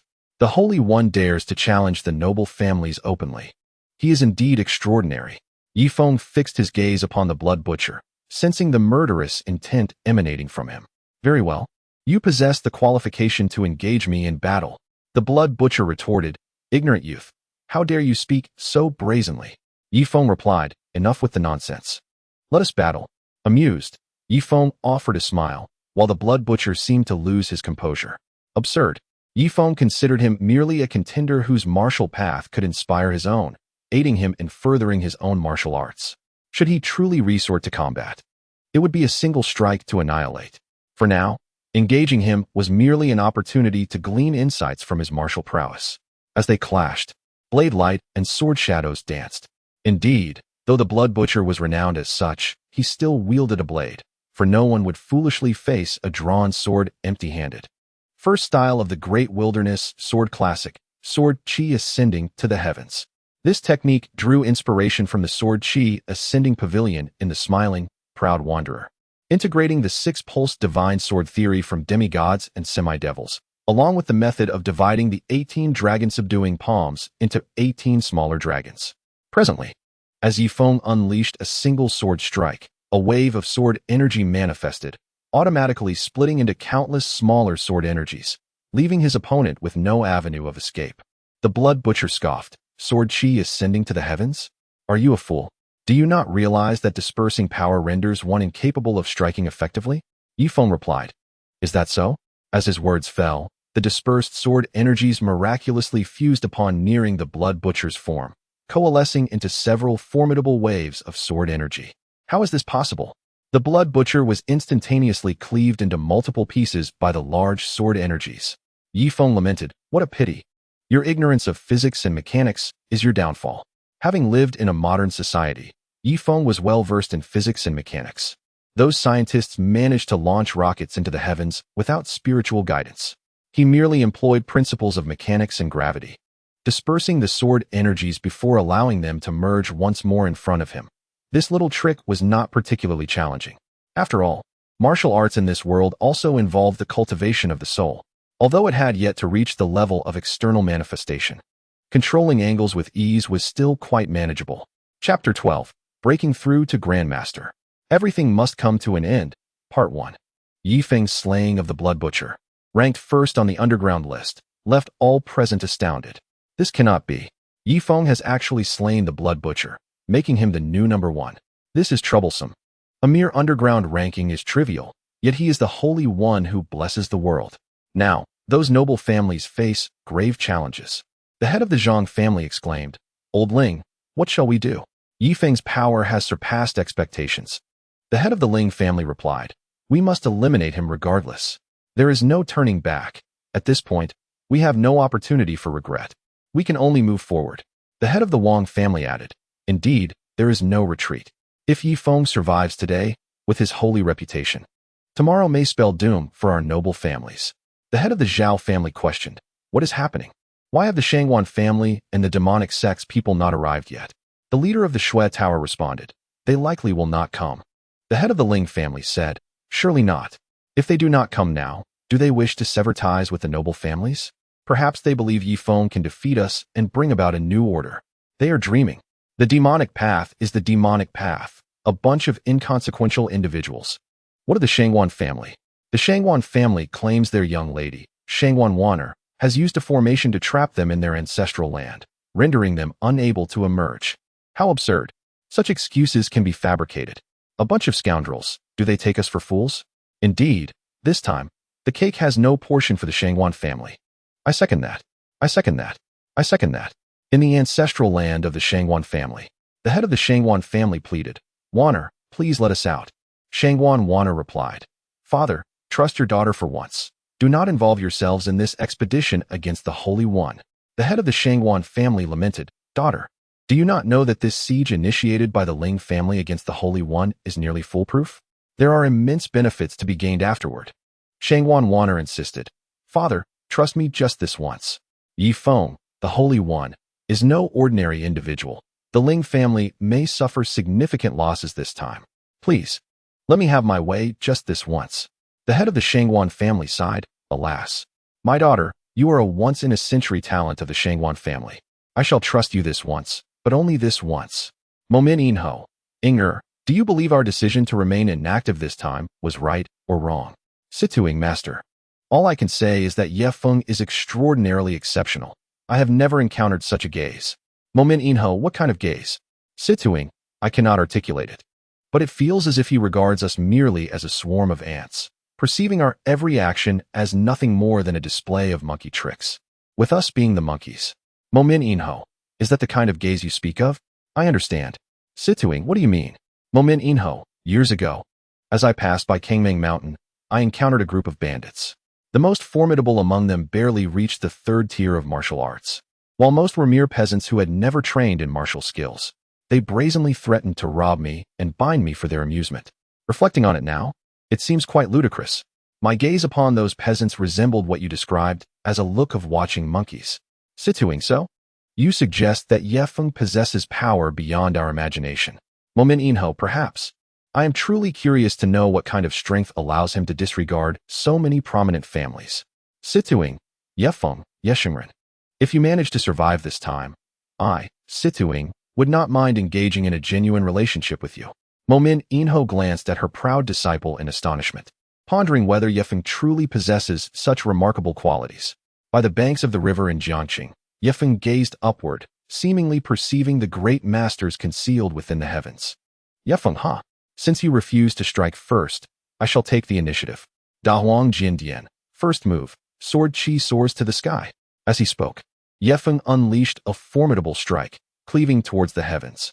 This time, his intention was not to slay, but to compel the hidden great masters to reveal themselves. Youngster, how dare you? Impudent. You seek death, young one. It is not I who sought you, yet you dare to approach me. Do you not understand the gravity of your actions? Ye Feng's expression darkened upon hearing the voices from above. While he was indeed training in the martial arts of this world, he would not allow such insolence. Ye Feng, Da Huang Jindian, second move. One sword separates worlds. Indeed, this was a technique drawn from the Ma Jian Xingxi Qi, where Ye Feng compressed his sword chi to its utmost limit, rendering it so thin it could slice through space itself. If the first move, sword chi soars to the sky, served as an area of attack, then the second move, one sword separates worlds, was an absolute single-target annihilation technique. With a single stroke, nothing could withstand its might, capable of cleaving through space itself, let alone human beings, weapons, or defensive apparatuses. A piercing scream echoed as a great master was cleaved in two by Ye Feng's one sword separates worlds, severed at the waist. My waist. My lower half. Ye Feng, you insolent wretch, I shall kill you. Ah! One sword separates worlds. Ye Feng executed another strike, vertically cleaving the great master, silencing his cacophony entirely. The world fell into a profound stillness. Ye Feng, if you desire battle, then let us engage. Why all this clamor? How could this be possible? Ye Feng had slain a great master using merely two techniques. This young one, to still refer to him as a junior when the Wang family's ancestor had been annihilated, do you not fear for your life? Ah, Ye Xiaoyo, this is all a misunderstanding. A misunderstanding. I shall take my leave. Indeed, I have a sick old hen at home. I must return to check on it. I will withdraw now. The onlookers, upon hearing these words, were left dumbfounded. The head of the Ling family was drenched in cold sweat. The Wang family patriarch sat paralyzed on the ground, and the heads of other families shared similar sentiments, all enveloped in profound fear of Ye Feng. Ye Feng, you wish to leave now? Do you not find this too late? Since you have come, all of you shall remain. With that, Ye Feng soared towards the sky, charging at the ancestral masters of the various families, the Tianren de Zongxi. What are you doing, Ye Feng? Do not pursue me. One sword separates worlds. Good heavens. Not again. What sort of technique is this? It cannot be resisted. Everyone, do not flee. If this continues, we shall be utterly exterminated. Let us all attack together. His one sword separates worlds can only slay one at a time. Are you speaking sensibly? What do you mean by one at a time? How many of us can even face him? I doubt he needs to gather strength for that move. What do you propose? We must all strike together. Only by eliminating him can we hope to survive. Indeed, he is merely a Dezongxi Dai Feng. Even if his ultimate technique is formidable, his defenses must be lacking. Together, we may yet defeat him. Absolutely. We cannot afford to flee any longer. Let us all advance. Very well. Witness my might. The waters of the great river descend from the heavens, great river sword intent. And I, the towering waves, shadow of the divided body. Behold my Chimanganchi. Each one unleashed their ultimate techniques towards Ye Feng. Yet he chose to relinquish resistance. Ye Feng, allow your combined efforts to aid me in breaking through the Tianren realm. Ye Feng sat cross-legged in midair, commencing his ascension into the Tianren realm. He must not be allowed to break through. Obviously, if a Dezongxi is already this formidable, should he attain the status of a great master, we would be doomed. Chapter 13. Breaking Through to the Great Master. Everything must come to an end. Part 2. With the great master's words, their ultimate techniques surged forth once more. Attempting to break through amidst battle, impossible. On the riverbank, Wu Fengluan's gaze was fixed intently on the sky. Chubai, Sister Luan, Brother Ye Feng will surely be fine. Wu Fengluan fine? With so many great masters attacking simultaneously, how could he possibly be unscathed? Chubai, does that mean Brother Ye Feng will not perish? Wu Fengluan, if he were to perish, that would be for the best. He is utterly disobedient. If he dies, he deserves it. Wu Fengluan contemplated Ye Feng's potential failure, yet hoped for his survival. Ideally, he would lose his martial prowess but remain alive. In such a case, everything could return to normal, and her great kingdom would continue to flourish. One must admit, Wu Fengluan's thoughts were quite fanciful. Meanwhile, Ye Feng felt on the brink of a breakthrough. Yet the assaults of the numerous great masters struck him. Success. I have broken through to the great master. Without a doubt, Ye Feng successfully ascended to the realm of the great master. However, this success bore a dual nature. It was both a victory and a defeat. The triumph lay in his genuine breakthrough, while the failure stemmed from the barrage of attacks he endured from the great masters. Based on his own assessment, had it not been for his scion-like physical defenses, he would have sustained severe injuries or perhaps even met his demise. It was due to his Super Saiyan form that he inadvertently activated a hidden advantage from the Dragon Ball universe. Without such formidable defenses, he would have perished. Alas, it seems that breaking through amidst combat is exceedingly difficult and perilous. It is practically an impossible feat. One might argue that he achieved his breakthrough rather swiftly, with no significant bottlenecks beneath the lofty heights. Yet in such circumstances, had Ye Feng not transcended the limits of this world's physicality, he would still have faltered. What does this signify? It suggests that breaking through in the heat of battle is fundamentally implausible, while explosive growth is possible. Achieving a monumental breakthrough is out of the question. Others will not afford you that time. How could this be? He truly accomplished it. To break through amidst combat, there truly exists someone capable of such a feat. A great master, a Tianren realm great master, has survived the relentless onslaught of numerous great masters and even managed to break through. Am I dreaming? Ye Feng, since I have broken through, you have lost all value. Let us conclude this. No, we concede. We surrender. We yield. Ye Feng, surrender? Do you not think it is rather too late for that? Just moments ago, you were attacking with such fervor. We merely acted out of self-preservation. From now on, whatever you, Ye Shengren, command, we shall comply. Indeed, we shall comply. Is it not simply a matter of granting those peasants some benefits? Allowing them to be well-fed and clothed, while also serving in official capacities. We all agree. We all agree. Upon hearing these words, the merchants and common folk on the shore were left in a state of bewilderment. Was this not a conflict between the aristocracy and Ye Shengren? How had it devolved into a struggle for personal gain? Could it be that their passive observation of the battle was merely a facade for someone fighting for their own interests? Were they truly so ignoble as to watch? Many among the populace and merchants fell into a spiral of self-doubt. Ye Feng declared, "There is nothing more to discuss. At this juncture, your only fate is death. Only the deceased aristocrats can be deemed worthy." With that, Ye Feng did not hesitate, soaring once more into the sky. The third stance of the Da Huang sword classic, wind rises, clouds surge. As this move was unleashed, the entire realm was engulfed in a tempest of wind and clouds, as if shrouded beneath a sea of vapor. Yet, those winds and clouds were but the manifestation of sword energy. They could even be absorbed by one's breath, transforming within one's body into razor-sharp, sword energy that wreaks havoc from within. The wind rises, cloud surge technique resembled a masterful assassin, initially masquerading as harmless winds and clouds, only to erupt with devastating force once it infiltrated the human body. Even if one refrained from breathing, their pores and eyes would inevitably come into contact with the air, the wind, and the clouds. An inadvertent slip could lead to a lethal ambush. Upon executing wind rises, clouds surge. The sky echoed with a few anguished cries before everything vanished entirely.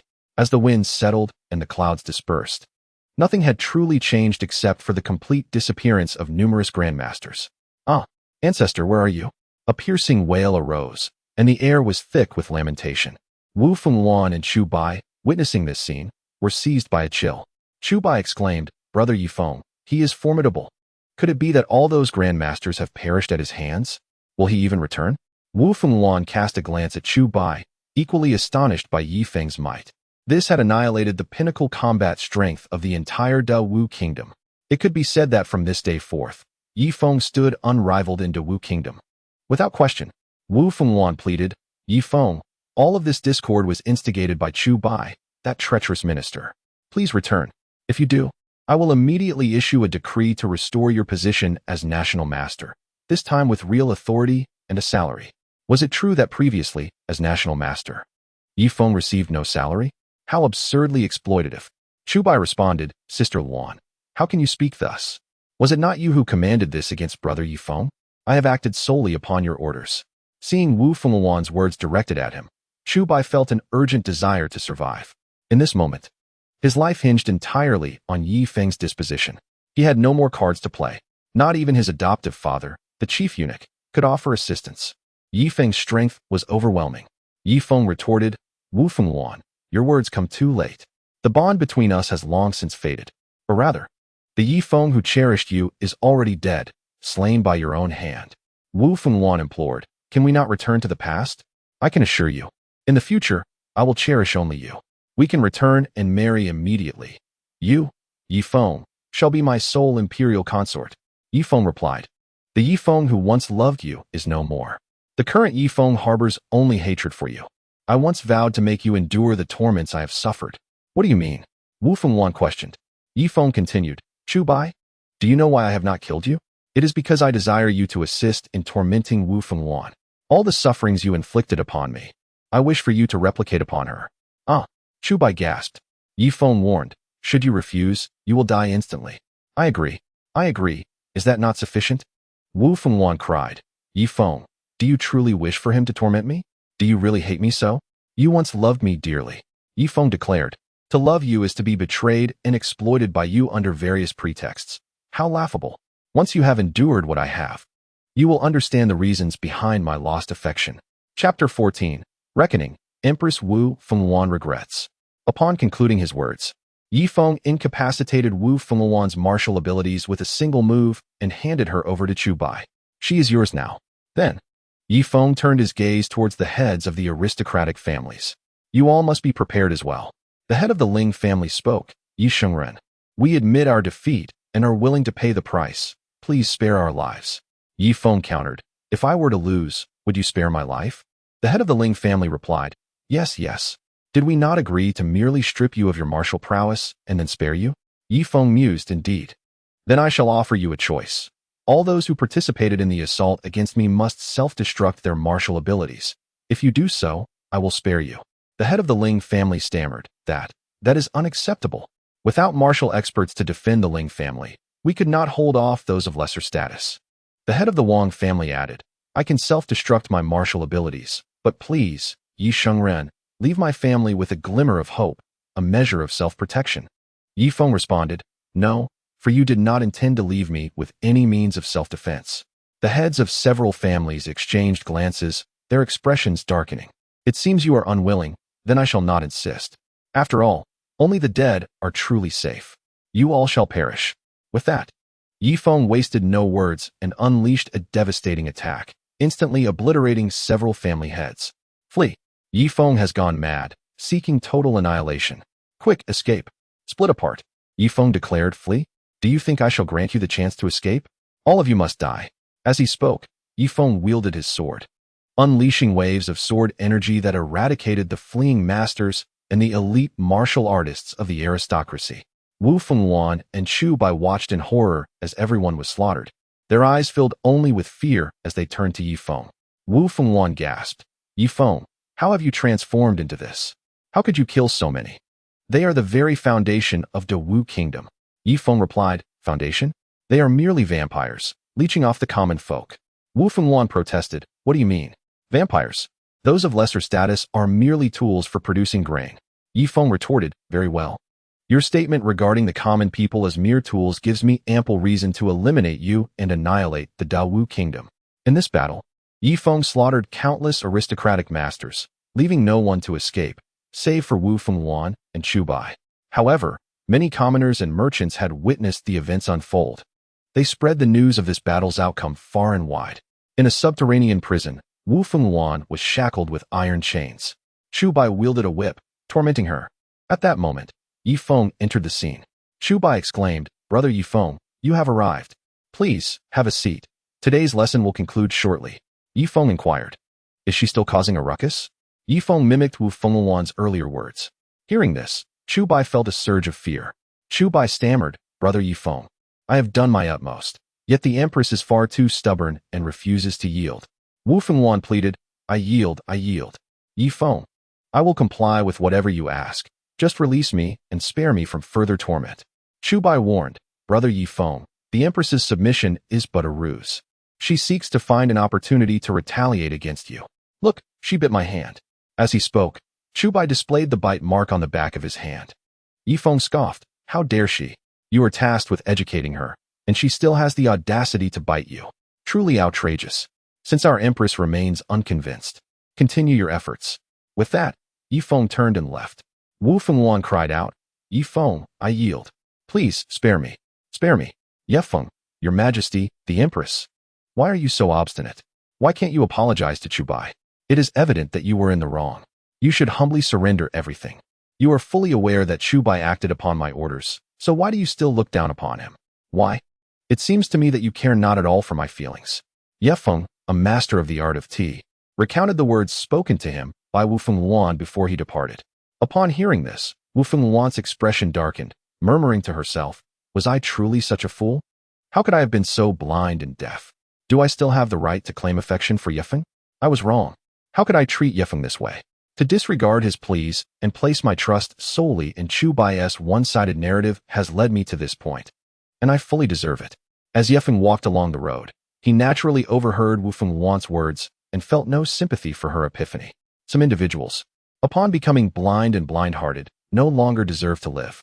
Others, excessively biased yet oblivious to their partiality, are beyond rational discourse. Their perceptions have become rigid, and the only remedy is their demise.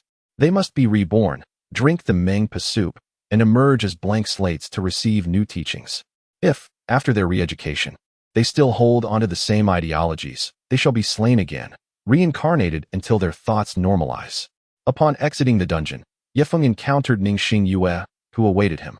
Ningxing Yue, Master Ye Feng, I have gathered the genealogies of the noble families you requested. She pointed to a box. Ye Feng extended his hand, retrieving the box into his storage ring. Ye Feng, how is the army preparation coming along? Ningxing Yue, with the support of the Shangguan family and the demon sect, we have assembled an army of 150,000. Ye Feng, that will suffice. Spread the word that those who join my Da Huang Empire will receive cultivation methods and enjoy ample provisions and beautiful wives. Ningxing Yue, is it really that simple and crude?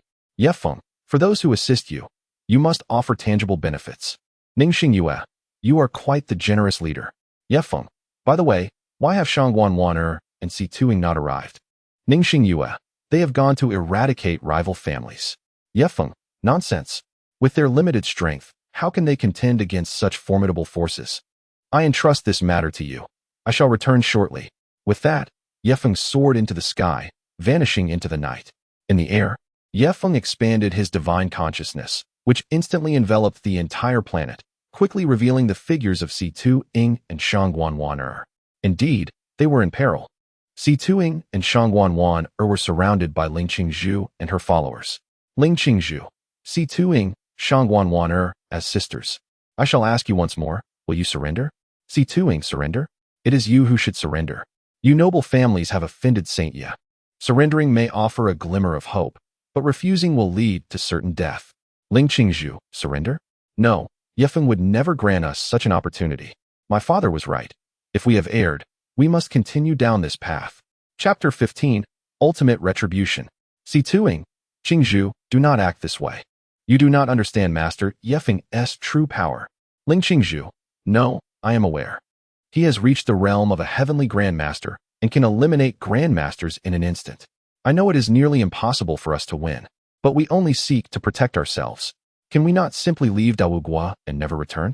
Si Tuing, unless you can render yourselves powerless. Ling Qingzhu, render ourselves powerless? Sister Si Tu, you, as a woman, should know the fate of those of us on the beauty ranking if we lack the means to protect ourselves. Besides, I aspire to ascend to the pinnacle of martial arts and will never forsake my power. Si Tuing, if we cannot reach an agreement, let us fight. Si Tuing felt helpless. This matter was truly difficult to mediate. Seeing Si Tuing speak, Ling Qingzhu also fell silent for a moment. Ling Qingzhu, then let us engage in combat. As both sides prepared for the ultimate battle, Ye Feng descended from the sky. Si Tuing, Master Ye Feng. Shangguan Waner, Master Ye Feng. Ye Feng, indeed, you should not have come. Placing yourselves in such danger is utterly unwise. We acknowledge our mistakes. Ling Qingzhu, Master Ye Feng, can you not grant my Ling family a chance? Ye Feng, to err is to face the consequences during an avalanche. Not a single snowflake is innocent. Ling Qingzhu, then we can only fight to the death. Master Ye Feng, are you not afraid of mutual destruction? Ye Feng, no. The fish may perish, but the net shall remain intact. Ling Qingzhu, I shall fight you to the end. With that, Ling Qingzhu charged forward, attacking Ye Feng. Presumptuous. Ye Feng merely extended a finger. In an instant, Ling Qingzhu was immobilized, unable to move. Subsequently, Ye Feng beckoned, drawing her closer and then tossing her to Si Tuing. Release the young lady. Numerous members of the Ling family rushed forward. Die. Ye Feng unleashed a weakened version of his sword energy, annihilating all the approaching Ling family members in an instant. Ling Qingzhu, Ye Feng, how can you claim to be a saint while killing without blinking? You are nothing but a demon. Ye Feng, knock her out. Si Tuing complied and swiftly rendered Ling Qingzhu unconscious. Then, Ye Feng's expression turned serious. I offer you one final opportunity. Immediately render yourselves powerless and henceforth live as ordinary individuals, or face death. Many individuals coughed up blood, clearly suffering grave injuries from rendering themselves powerless. They would likely lose even the strength of a normal man, reduced to that of a frail woman. And you? Ye Feng gazed at the remaining members of the Ling family, observing their refusal to atone for their mistakes. Ye Feng felt a twinge of disappointment. If that is the case, then you shall all perish. With a single strike, Ye Feng executed his attack, annihilating all Ling family members who refused to render themselves powerless. 3 months later, Ye Feng's Dahuang army had trampled through the realm of Dawugua. The previous 8 beauties, including Si Tuing, Shangguan Waner, Ling Qingzhu, Wu Qingyin, Xue Yeqing, Wang Bingxin, Zhang Qian, and Zhao Shiya, had all been gathered. As Ye Feng had stated, should they be enemies, he would not waste resources. The beauties on the beauty ranking had all been claimed by Ye Feng. However, Si Tuing, Shangguan Waner, and Ningxing Yue had willingly climbed into Ye Feng's bed, while the others were coerced. After a night of passion with these beauties, Ye Feng dealt with them. Whether it was cruel or merciful, he spared them for the sake of revenge. Not having shattered their spirits was already a show of leniency on Ye Feng's part. 3 months passed, and the change of dynasties in the world of high martial arts was not difficult. as the opposing strong had been eliminated by Ye Feng. The only surprise for Ye Feng was that the one guarding Dao Guo was none other than the former Heng Wang, Wu Fengwan's uncle. It was unexpected that he had successfully staged a coup so swiftly. Naturally, with Wu Fengwan imprisoned by Ye Feng, the Wu clan had to welcome Heng Wang into the capital for their own survival.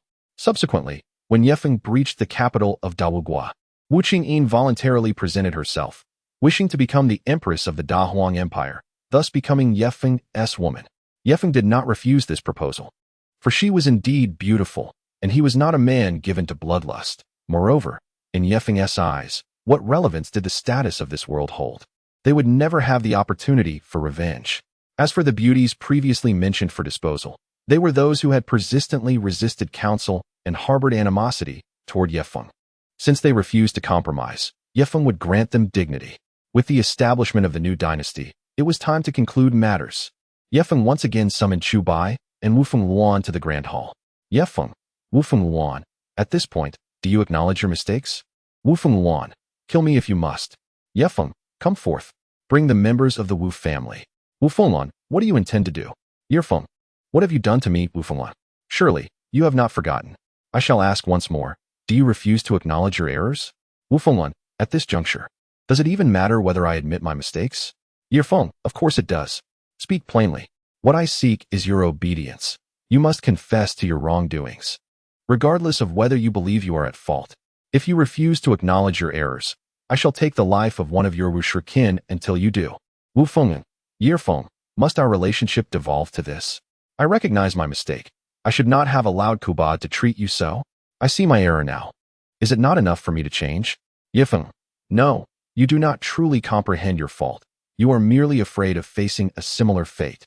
The principle of treating others as you wish to be treated has never crossed your mind. You persist in utilizing your power to coerce your beloved into admitting guilt, oblivious to the profound harm such coercion inflicts upon your loved one. Wu Fengwan, I am indeed in the wrong. Bring forth the Wushi clan.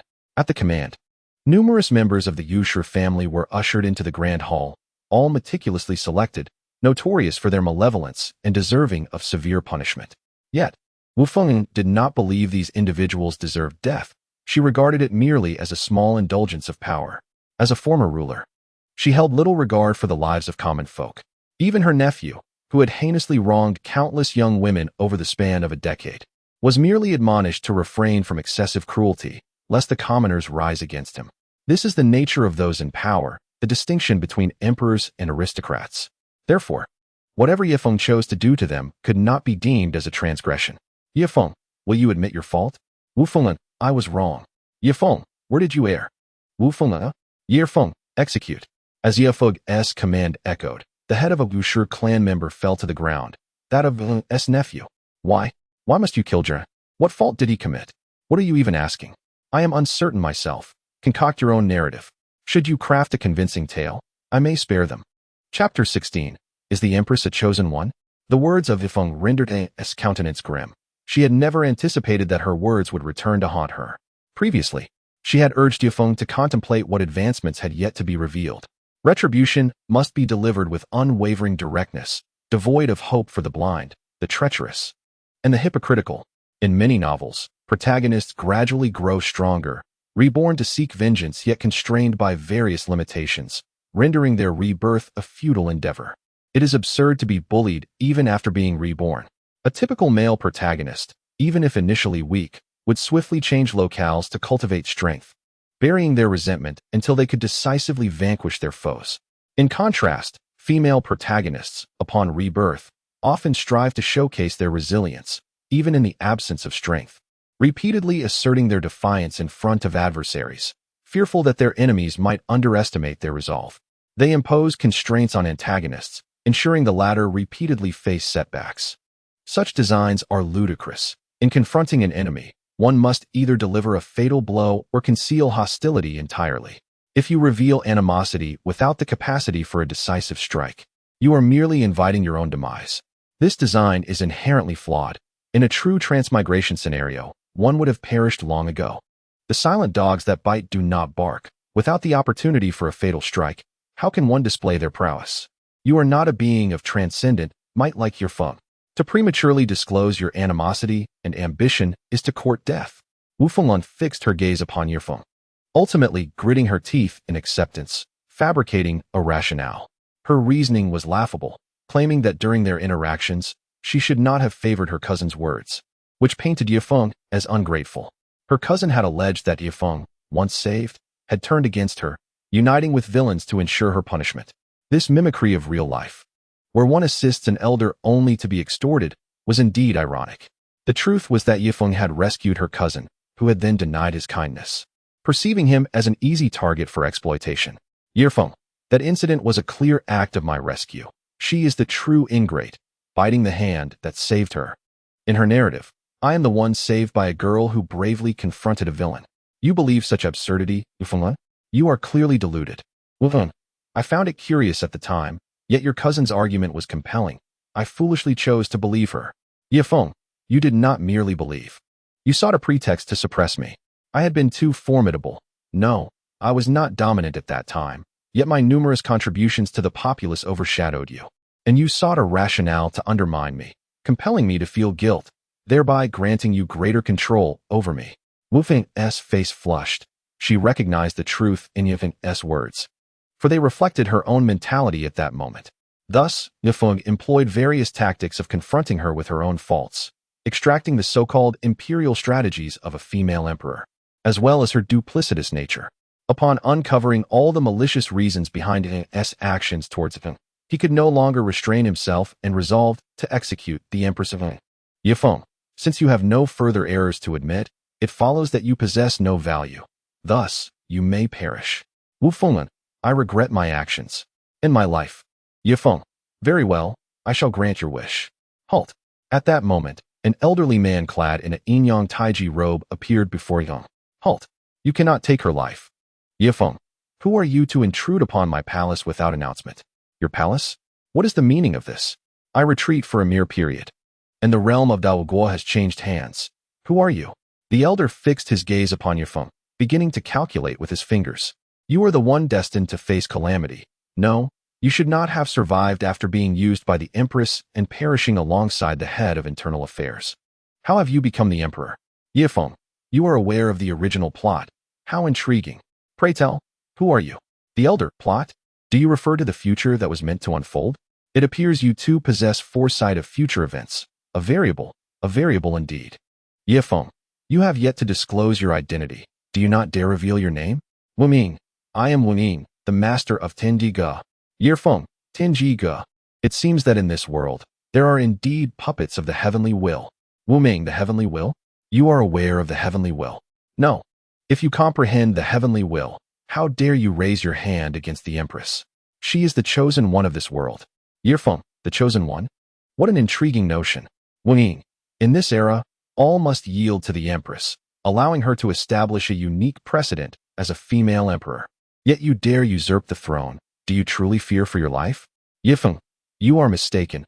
I fear death greatly, yet alas, in this world, no one can slay me. Wu Ming, no one can slay you? Do you believe that defeating several grandmasters makes you formidable? To me, grandmasters are but ants.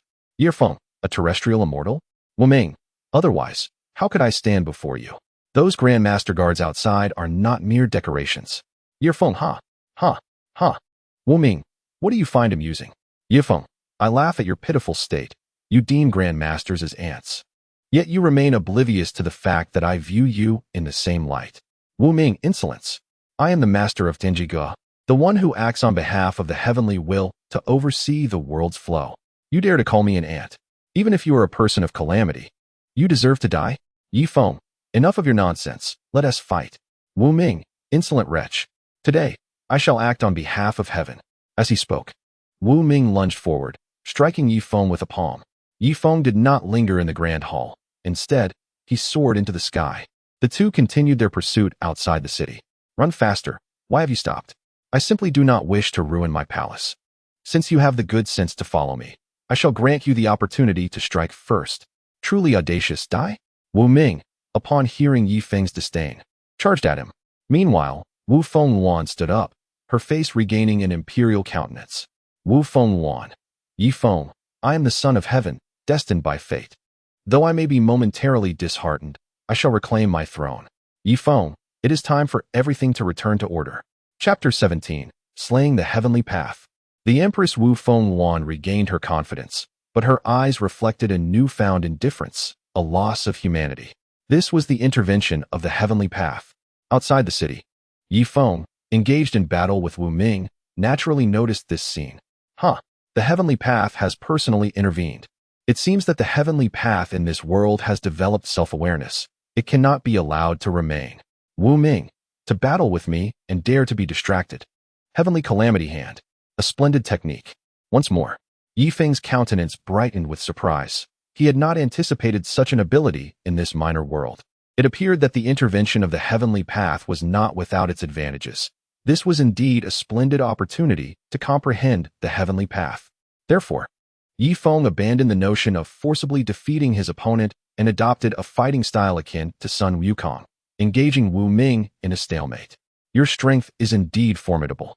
No wonder the entire Dou kingdom could not impede your progress. However, to think that a mere peak grandmaster could contend with my earthly immortal peak. Truly, you are a person of calamity, a true variable. Your praise comes too early, Mr. Wu Ming. Your techniques are beginning to repeat. Repeating, and so what? Repetition is also a lethal strike bestowed by the Heavenly Path. Once it repeats, you become devoid of value, and thus you deserve to die. What? A sword that separates worlds. Wu Ming screamed as his body was cleaved in two. What manner of technique is this? How can it be so powerful? Heavenly Path, save me. Die. Ye Feng, you dare to kill me. The Heavenly Path will not spare you.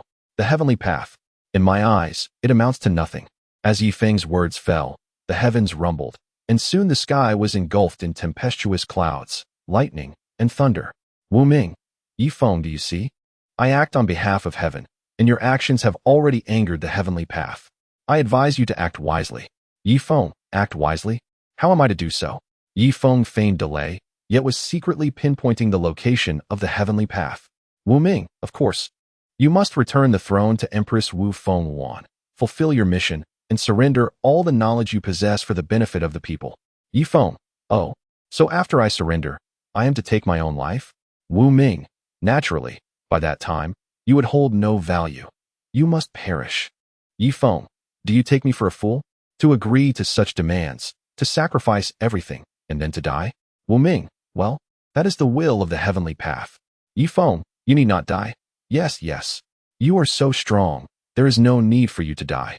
At that time, you can feign death to escape, and I will petition the Heavenly Path to allow you to assume a new identity, becoming a member of the Tianji Pavilion. Ye Feng, though it is laughable, you may apply if you wish. Wu Ming, all right. I shall apply now. As Wu Ming made his application, a visage appeared amidst the clouds in the sky. I consent, provided Ye Feng surrenders everything. I shall allow him to become my representative of the Heavenly Path. Wu Ming, Ye Feng, did you hear? The Lord of the Heavenly Path has agreed. You must comply quickly. Ye Feng, I've got you now. What? Immortal 3 slashes of the path. Slash. Ye Feng did not hesitate, unleashing a sword strike that cleaved the very heavens, splitting the sky in two. What are you doing? I am the Heavenly Path. What am I doing? Why? I am slaying you. With a Heavenly Path like yours, this world is truly a tragedy. I shall kill you. Heavenly Path's thunderous calamity. As the voice of the Heavenly Path echoed, endless winds surged, with lightning darting like serpents. One strike shall not suffice. I shall continue to slay. Ye Feng was unrelenting, commencing a series of strikes against the Heavenly Path. What are you doing? I am the Heavenly Path. Release me. Do you intend to slay all living beings? Heavenly Path, how dare you invoke the plight of the world as populace? Your death will not bring calamity to the people. Humanity has its own protection. Die. Ye Feng unleashed his full power, delivering a barrage of strikes against the Heavenly Path, mercilessly cleaving it. Indeed, it was a relentless onslaught. The Heavenly Path, the greatest protector of those who pander, deserves to perish, to be cleaved into 1,000 pieces. It is precisely because of the existence of this Heavenly Path that so many extraordinary individuals, after risking everything, have faded into obscurity. In numerous tales, the minor characters bear the brunt of the burdens, while the greater ones merely face minor repercussions. This is wrong. If you protect the darkness, then you are a part of it, the greatest evil. In Ye Feng's view, the protector is the greatest culprit and deserves the harshest punishment. Thus, he intended to cleave the heavenly path into 1,000 pieces, then subject it to the most severe tortures, ensuring it experiences every agony before erasing its consciousness. The heavenly path must be impartial. It should harbor no favoritism. Choosing a person like Wu Feng as the child of fate is truly pathetic. The heavenly path is blind. Such a heavenly path deserves public execution. Were it not for the current inadequacy of Ye Feng's realm, he would ensure that the heavenly path endured eternal torment.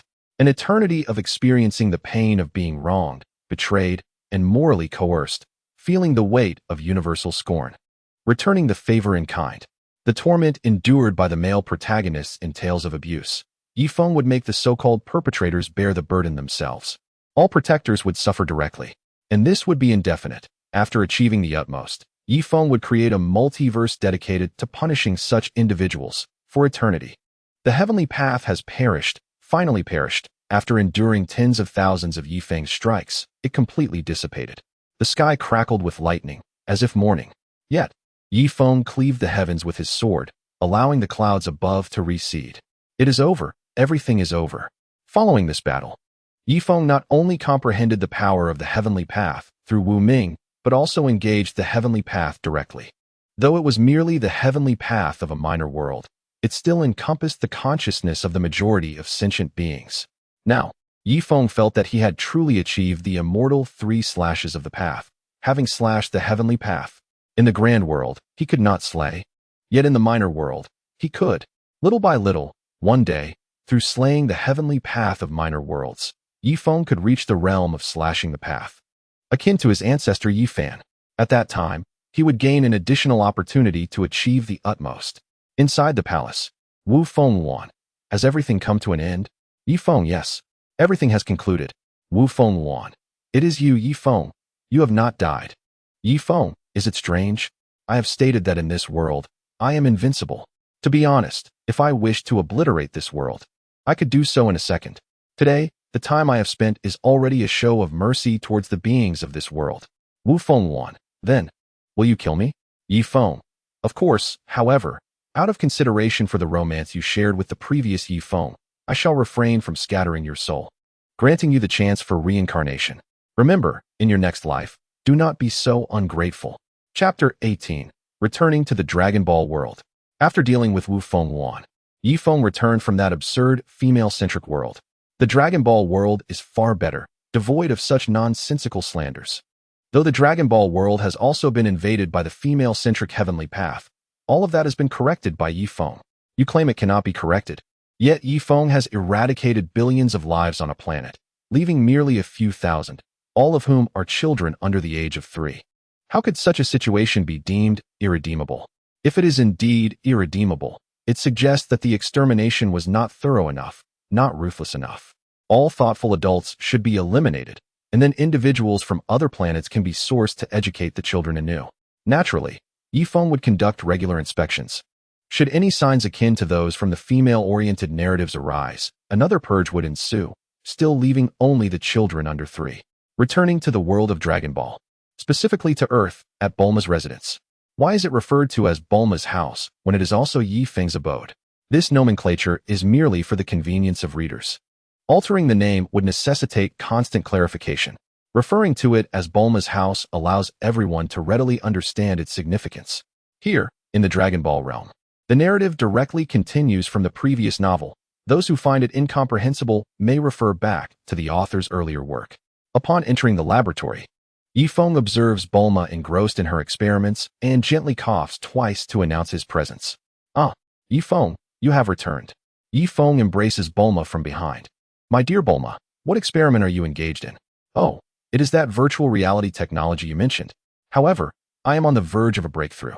Soon, I should have more free time. Ye Feng replies, is that so? You have worked hard, my beloved Bulma.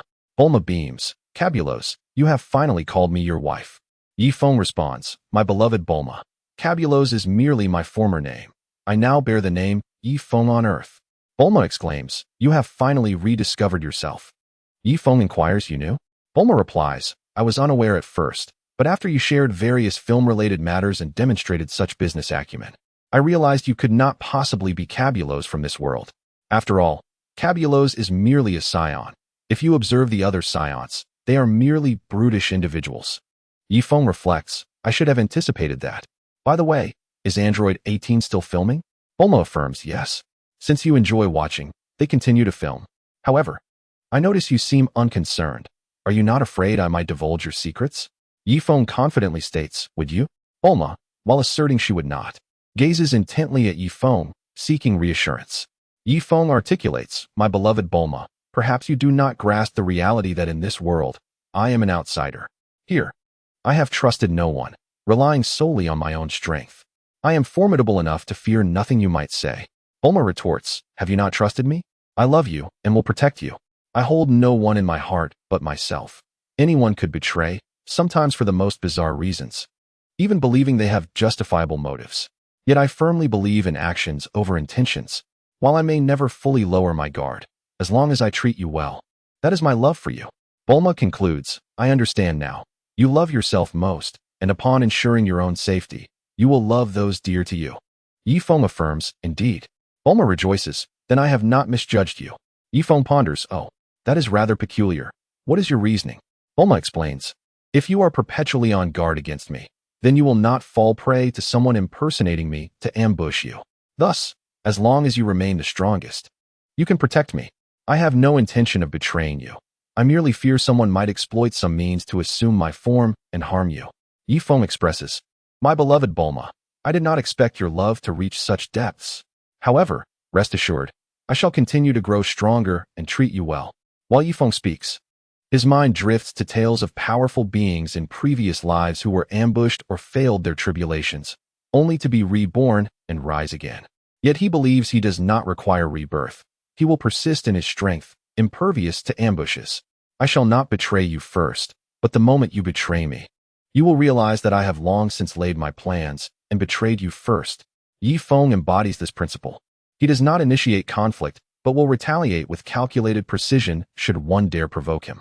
As Bulma and Ye Feng embrace, it feels as though they will never part. After a night of tender intimacy with Bulma, Ye Feng ventures into the realm of the gods of destruction. Indeed, he finds Sun Wukong, Vegeta, Son Gohan, Trunks, Ye Feng's son, Piccolo, and Broly all training in the divine realm. To reiterate, the current timeline in the Dragon Ball universe is 5 years post the Cell Games. Upon entering the realm of the gods of destruction, Sun Wukong approaches to greet him. Cabulos, you have arrived. Ye Feng responds, actually, I have changed my name. From now on, you may refer to me as Ye Feng, my Earth name. Vegeta interjects, Cabulos, you dare abandon your scion name. How despicable. Yet, I shall not acknowledge it. To me, you will always be the scion warrior Cabulos. Upon hearing Ye Feng's words, Vegeta seems to recall something and expresses his stance. Ye Feng reassures him, feel free, Vegeta. Rest assured, I will always be the scion warrior Cabulos. Vegeta smiles in response. Very well. Cabulos, I challenge you. Vegeta declares.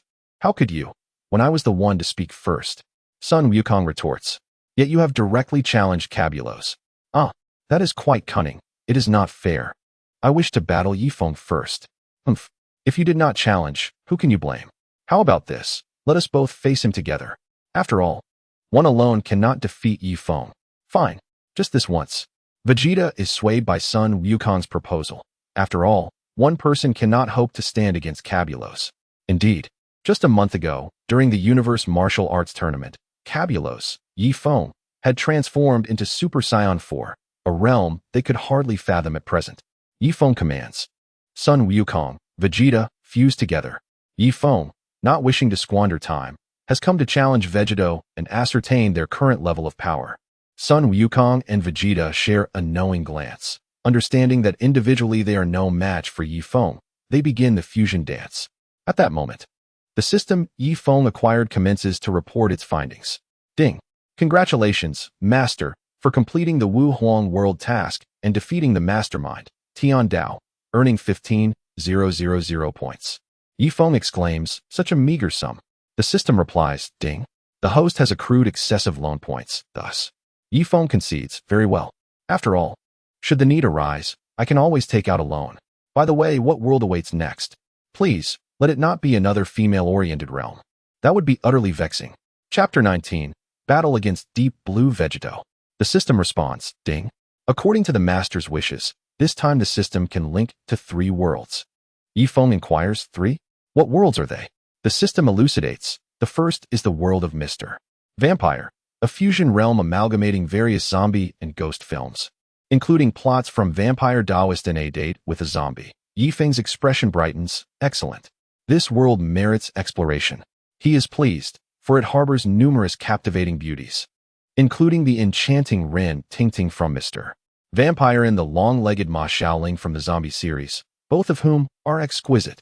As for the fates within this realm, they are likely akin to Tian Dao's. Yet what tier does this world belong to?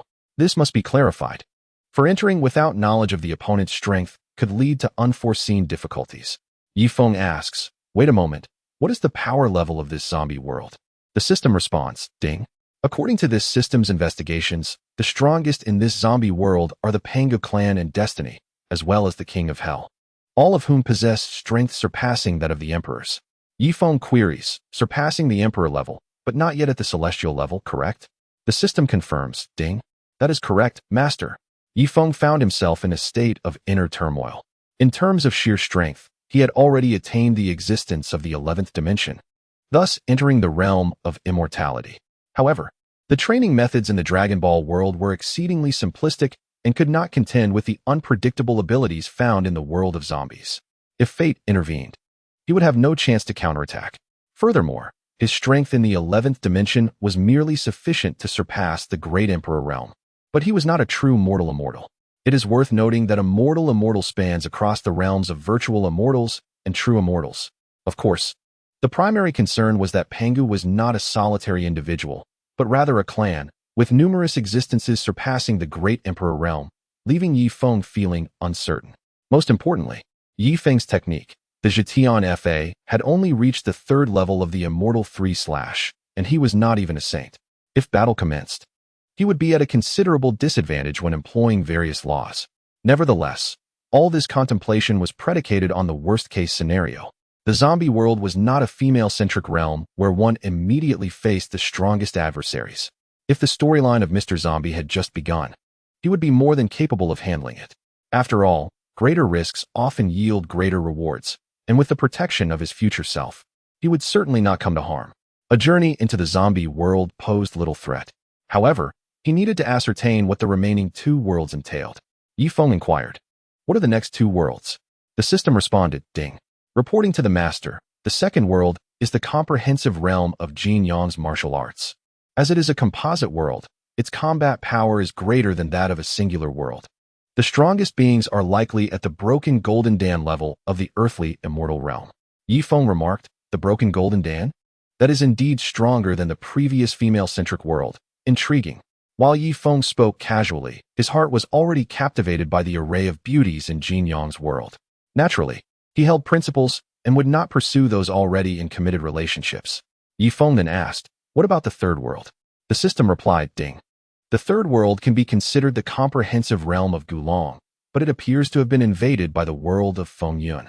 The 2 worlds are currently merging. The resulting world will be known as the comprehensive martial world.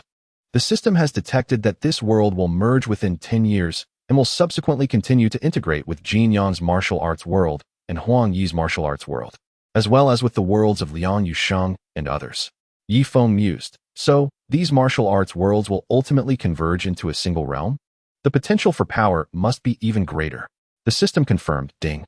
Yes, master, after the grand merger, the strongest beings should reach the integration realm, equivalent to being above the saint level in Zhetian. This is merely the beginning.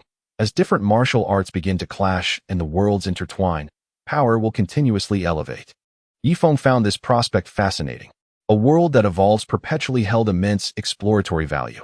This time, it was not merely about the allure of beautiful women. The pursuit of greater power and higher realms took precedence.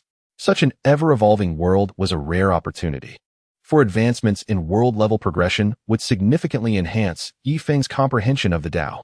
Of course, he would not neglect the beauties within, as his foray into the Dragon Ball world was precisely to experience the charm of heroic and charismatic women. Upon entering these realms, He would not let such opportunities slip by. Back in reality, Sun Wukong and Vegeta successfully fused, becoming the combined entity of Vegeta. Indeed, within this month, their powers had surged, with their base combat strength exceeding 20 billion. Following their fusion, using the method of averaging multiplied by 10, Vegeta's base combat power now stood at 200 billion. On the other hand, Ye Feng's base combat power hovered around 120 billion, making him weaker than Vegeta in his normal state. However, Ye Feng had cultivated his life dimension to the 7th dimension, achieving a true divine realm.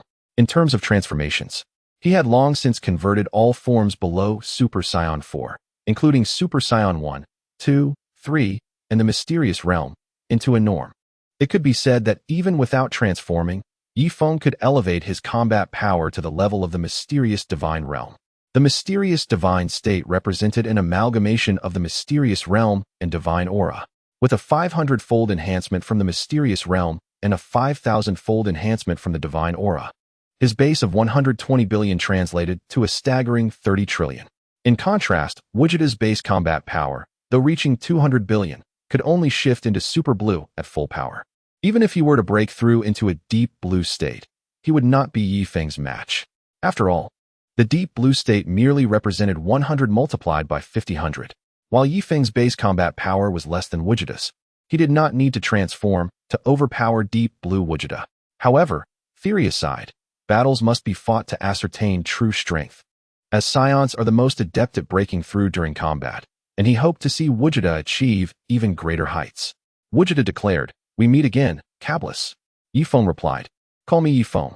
Vegeta said, "Okay, Ye Feng, let me see the extent of your strength." Ye Feng confidently asserted, "Sufficient to defeat you." Vegeta challenged, "Is that so? I am no longer the same. My power is formidable even to myself." Ye Feng responded, "Is that so? Then what are we waiting for? Let's begin. I wish to see how much you have progressed." With a mighty shout, Vegeta unleashed his full power and charged forward. The sounds of intense clashes echoed as the two engaged in a fierce duel. Ye Feng exclaimed, "You truly are formidable." "Huh, ah." As they fought, Vegeta elevated his strength and automatically transformed into a Super Saiyan. Chapter 20. Vegeta begins to unleash his full power. Vegeta queried, "What? Aren't you going to transform? Don't tell me you think you can win without transforming." Ye Feng replied, "Of course not. It's just that aside from the highest level of Super Saiyan 4, I have normalized all other transformations." Vegeta remarked, "Is that so? That is good news indeed. A normalized state should impose less strain on the body. So it seems I must conclude this swiftly." Vegeta muttered to himself, while Ye Feng pondered what surprises this battle might hold. In the authentic Dragon Ball world, it is not that one cannot exert greater power without transforming. Rather, once strength reaches a certain threshold, transformation occurs automatically. For instance, when Sun Wukong first transformed into a Super Saiyan, his base combat power was 3 million, while the Super Saiyan form surged to 15 billion. Upon elevating his power to 7.5 million, or half of the Super Saiyan energy, he would transform automatically, not being locked to a base of 3 million without transformation. In such a genuine world, there are no loopholes in transformations. The moment one can transform, the Super Saiyan form is the full extent of their power. Saiyans, through battle, elevate their strength, and upon reaching half of the Super Saiyan energy, they will automatically transform. There are no instances of ambushes when the opponent is not transformed. If an ambush occurs, it is due to an insufficiently rapid escalation of power. Similarly, in a normal state, if you possess a combat power of 400,000 and suppress your energy to a minimal level, a sudden attack of several thousand points could lead to severe injury if you take a moment to regain your defensive capabilities. This situation also relates to the voluntary abandonment of defense to enhance physical strength. This was the reason Vegeta suffered grave injuries from Krillin's attack during his struggle against the Saiyans. In true combat, as long as one does not give up voluntarily, they will not find themselves unable to elevate their strength in a timely manner. Moreover, the enhancement of a martial artist's power, sixth sense, and even spiritual awareness would experience significant amplification. Weaklings attempting to ambush the strong are essentially doomed to failure. Certainly, the possibility is not entirely absent. After all, the training methods in the Dragon Ball world are rather straightforward. If a sorcerer or illusionist with formidable mental power were to collaborate, there is still a chance for an ambush, particularly when the disparity in strength is not too vast. After transforming, Wujida and his opponent escalated the battle, both raising their combat power to an astounding 10 trillion. Such a level of confrontation, if not contained within the realm of the Destroyer God and under the protection of Whis, could have obliterated several star systems had it occurred in the outside world.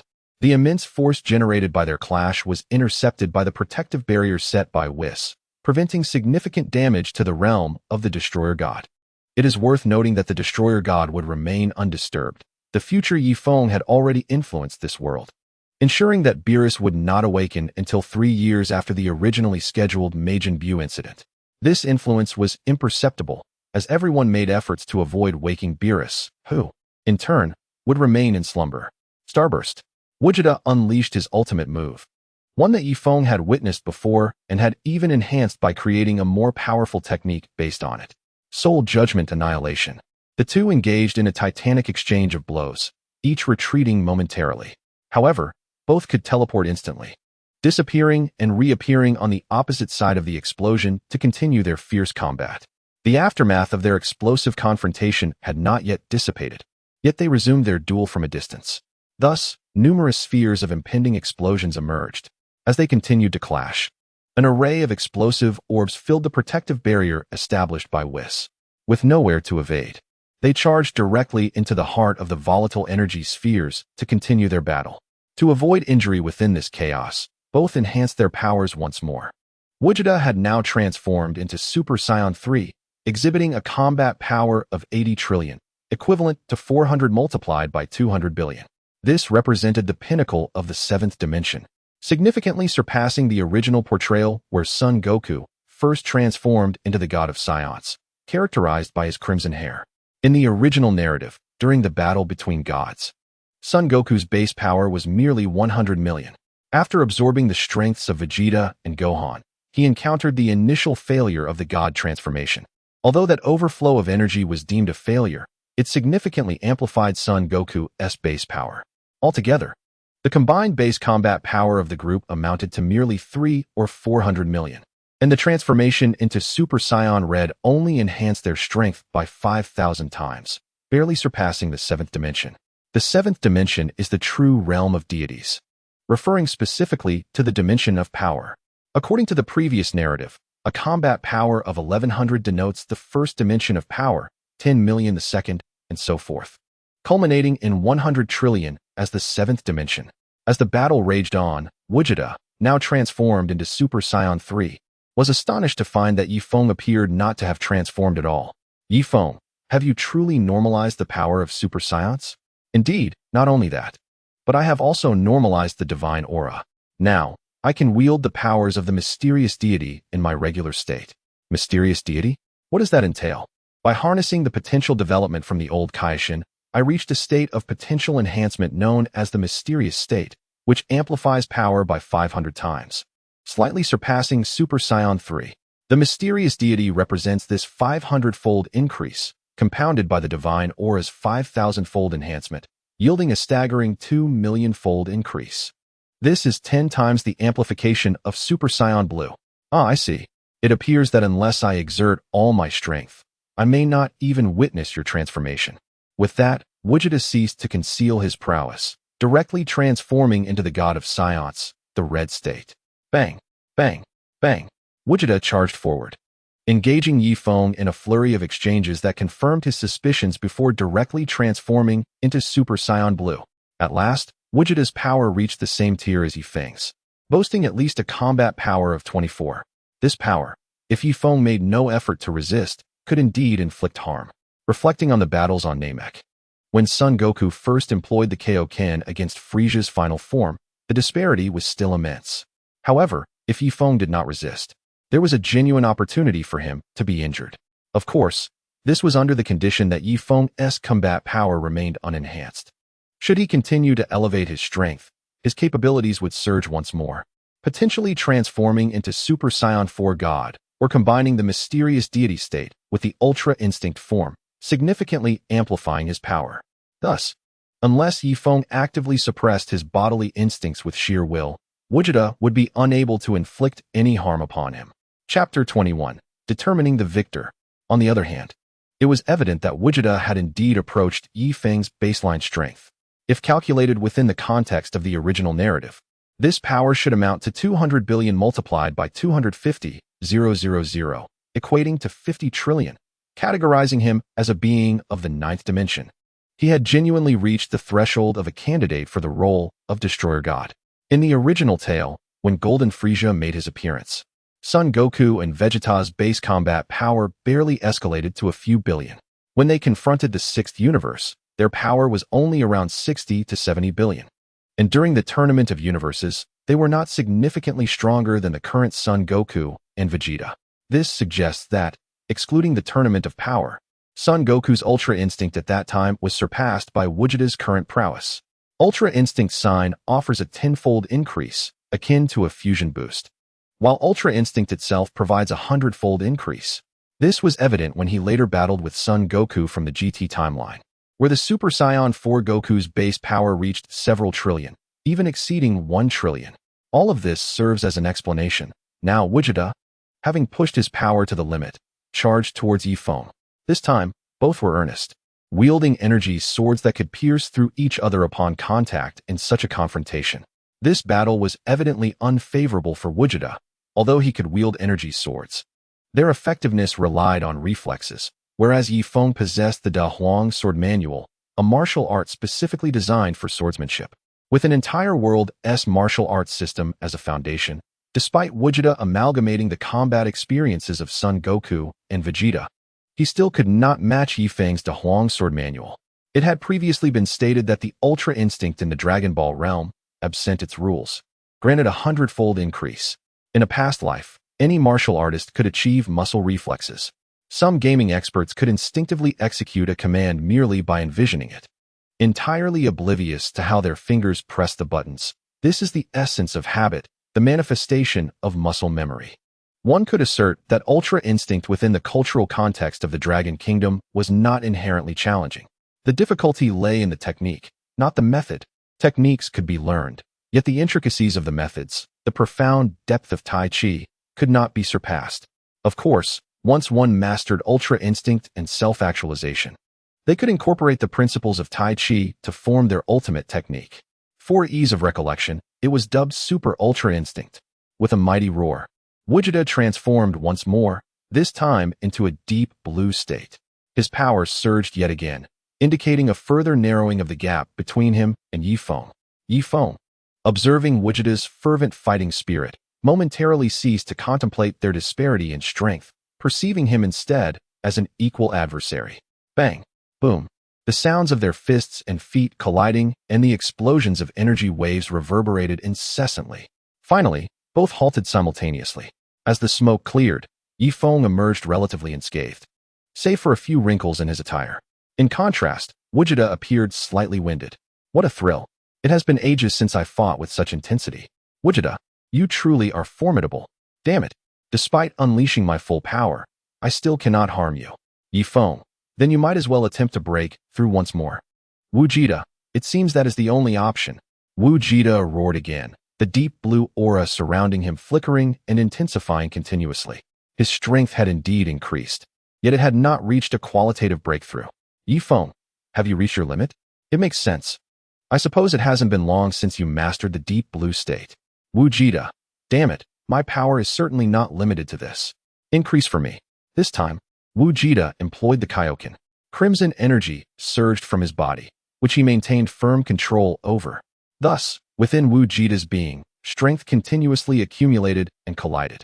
From a distance, Ye Feng could sense that this was the most perilous moment for Vegeta. A misstep could lead to his obliteration.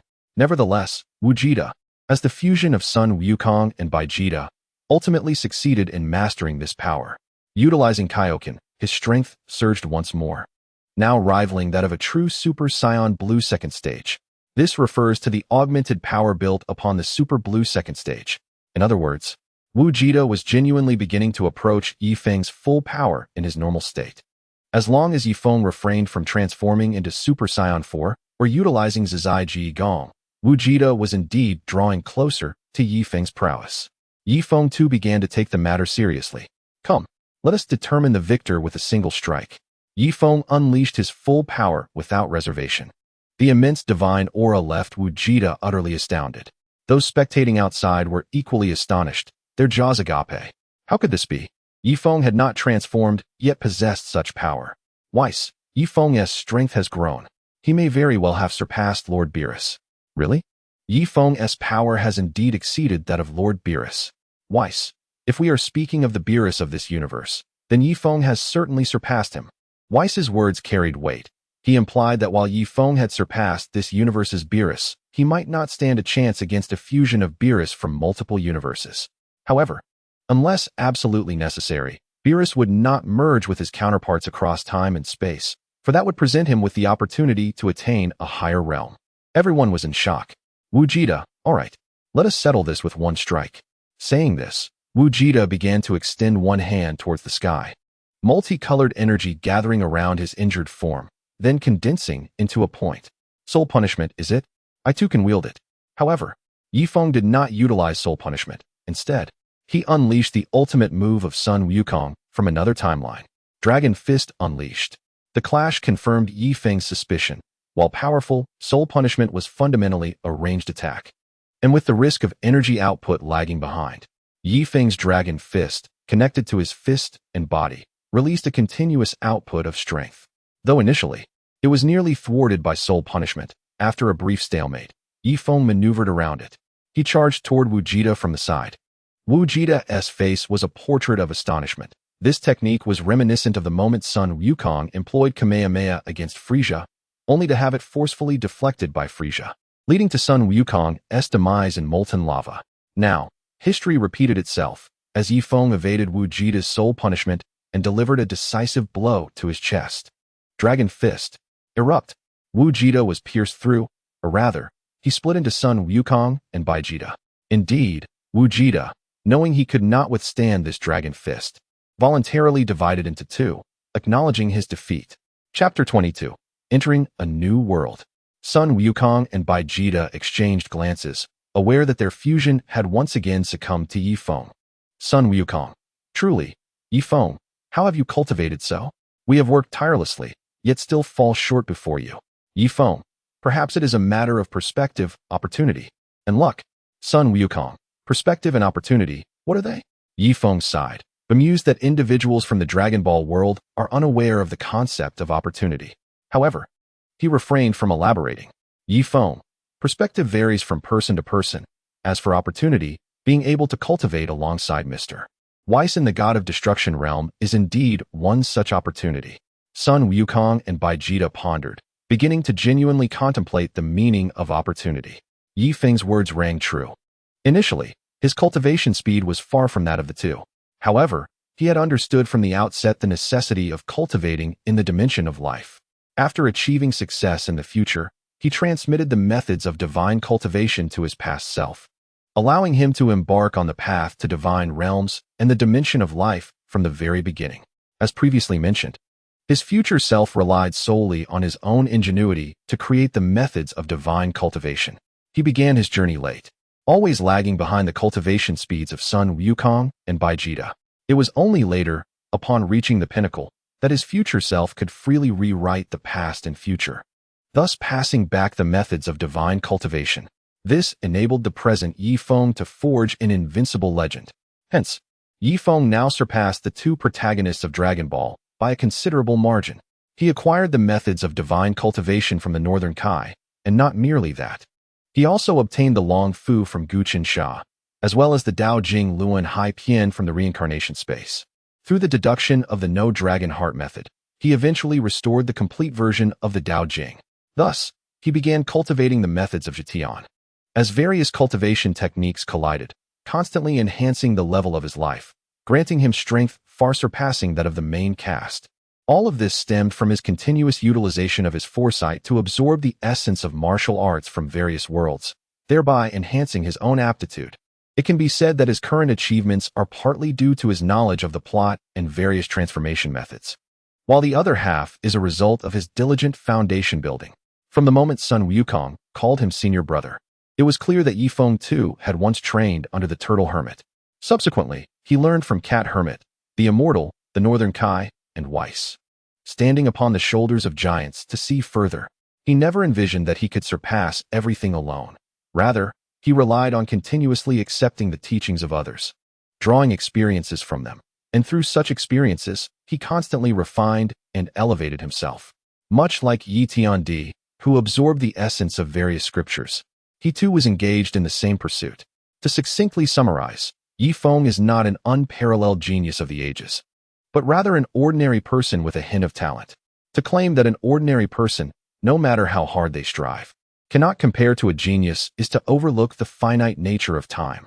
If one were to live eternally, dedicating infinite time to mastering a single pursuit while granting a genius merely a second, they would surely triumph. Ye Feng was merely ordinary for an extended period until his future self successfully attained invincibility and supreme achievement, subsequently altering the past to inscribe his own legend, transforming himself into a myth. No one knew the hardships and humiliations Ye Feng faced at the very beginning of his journey towards enlightenment. It may have been fraught with challenges, even involving cunning, trickery, and all manner of possible transgressions, yet he has now achieved his path. The Ye Feng of today is merely chronicling his autobiography post-enlightenment. Indeed, it is the autobiography of a renowned figure, one that is adorned and admired. Ye Feng emerged victorious, advising everyone to diligently cultivate underwise before returning to Earth. He was poised to embark on his second journey through time. Ye Feng, system, initiate the traversal. System ding.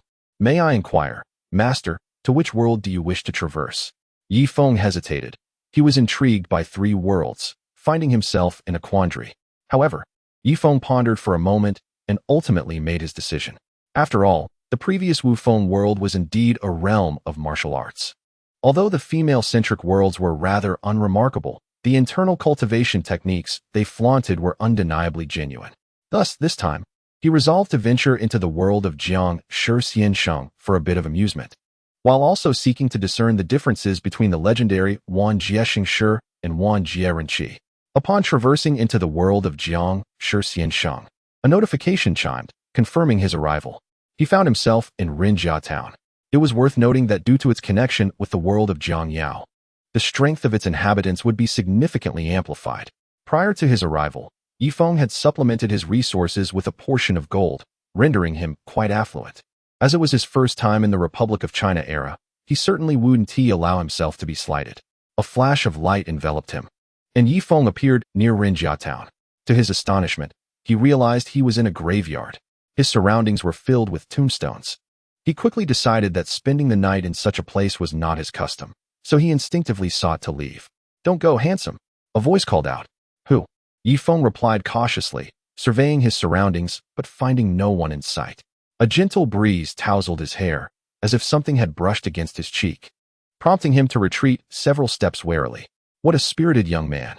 I take quite a liking to you," the voice continued. As another gust of wind brushed past his ear, Ye Feng thought, "Surely this female ghost isn't attempting to lick my ear. Sister, if you fancy me, why not come out and show yourself? I wish to see what you look like. I cannot reveal myself, lest I frighten you."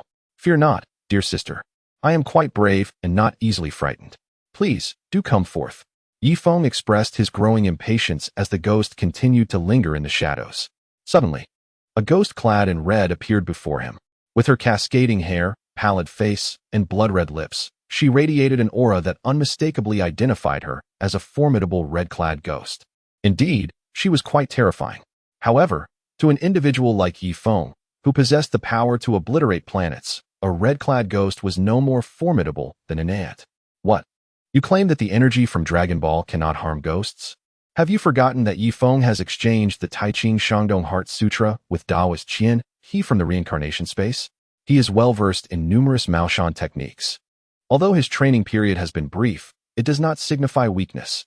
In truth, his interactions with this ghost were merely a playful endeavor." Chapter 23. The cultivation levels of the Jiang Shi world. The Dragon Ball realm, while not adept in the cultivation of the spirit and soul, particularly in the context of the Jiang Shi Xiansheng's methods, presents a distinct hierarchy of cultivation levels: Qi training, magician, Ren Shi, foundation establishment, Di Shi, golden core, Tian Shi, Yuan Shun, also known as Yin Shen realm, Lu Di Shen Xian, Yang Shun, also referred to as Taoist true person, and Tianxian realm. Note: the first three levels of Qi training are also referred to as Shu Shi, implying individuals who lack substantial skills yet dare to traverse the martial world. After all, disciples from significant sects typically embark on their journeys only after attaining the Ren Shi status. The realms here differ from those in the cultivation world, resembling the human secret realms in Jitian. Each realm corresponds to a specific secret realm within that narrative. As for the final Tianxian, it pertains to refining the void and merging with the Tao, having begun the process of ascending dimensions, rivaling even the sixth secret realm developed by the Emperor of the Perfect World.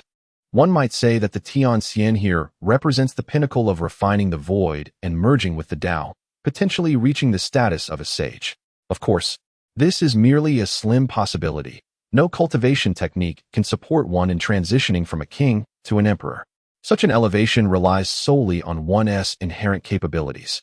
However, even this slender possibility, when cross-referenced with the laws of Jitian, has provided Ye Feng with additional insights. In this world, the strength of the Pangu Jiang Shi corresponds as follows.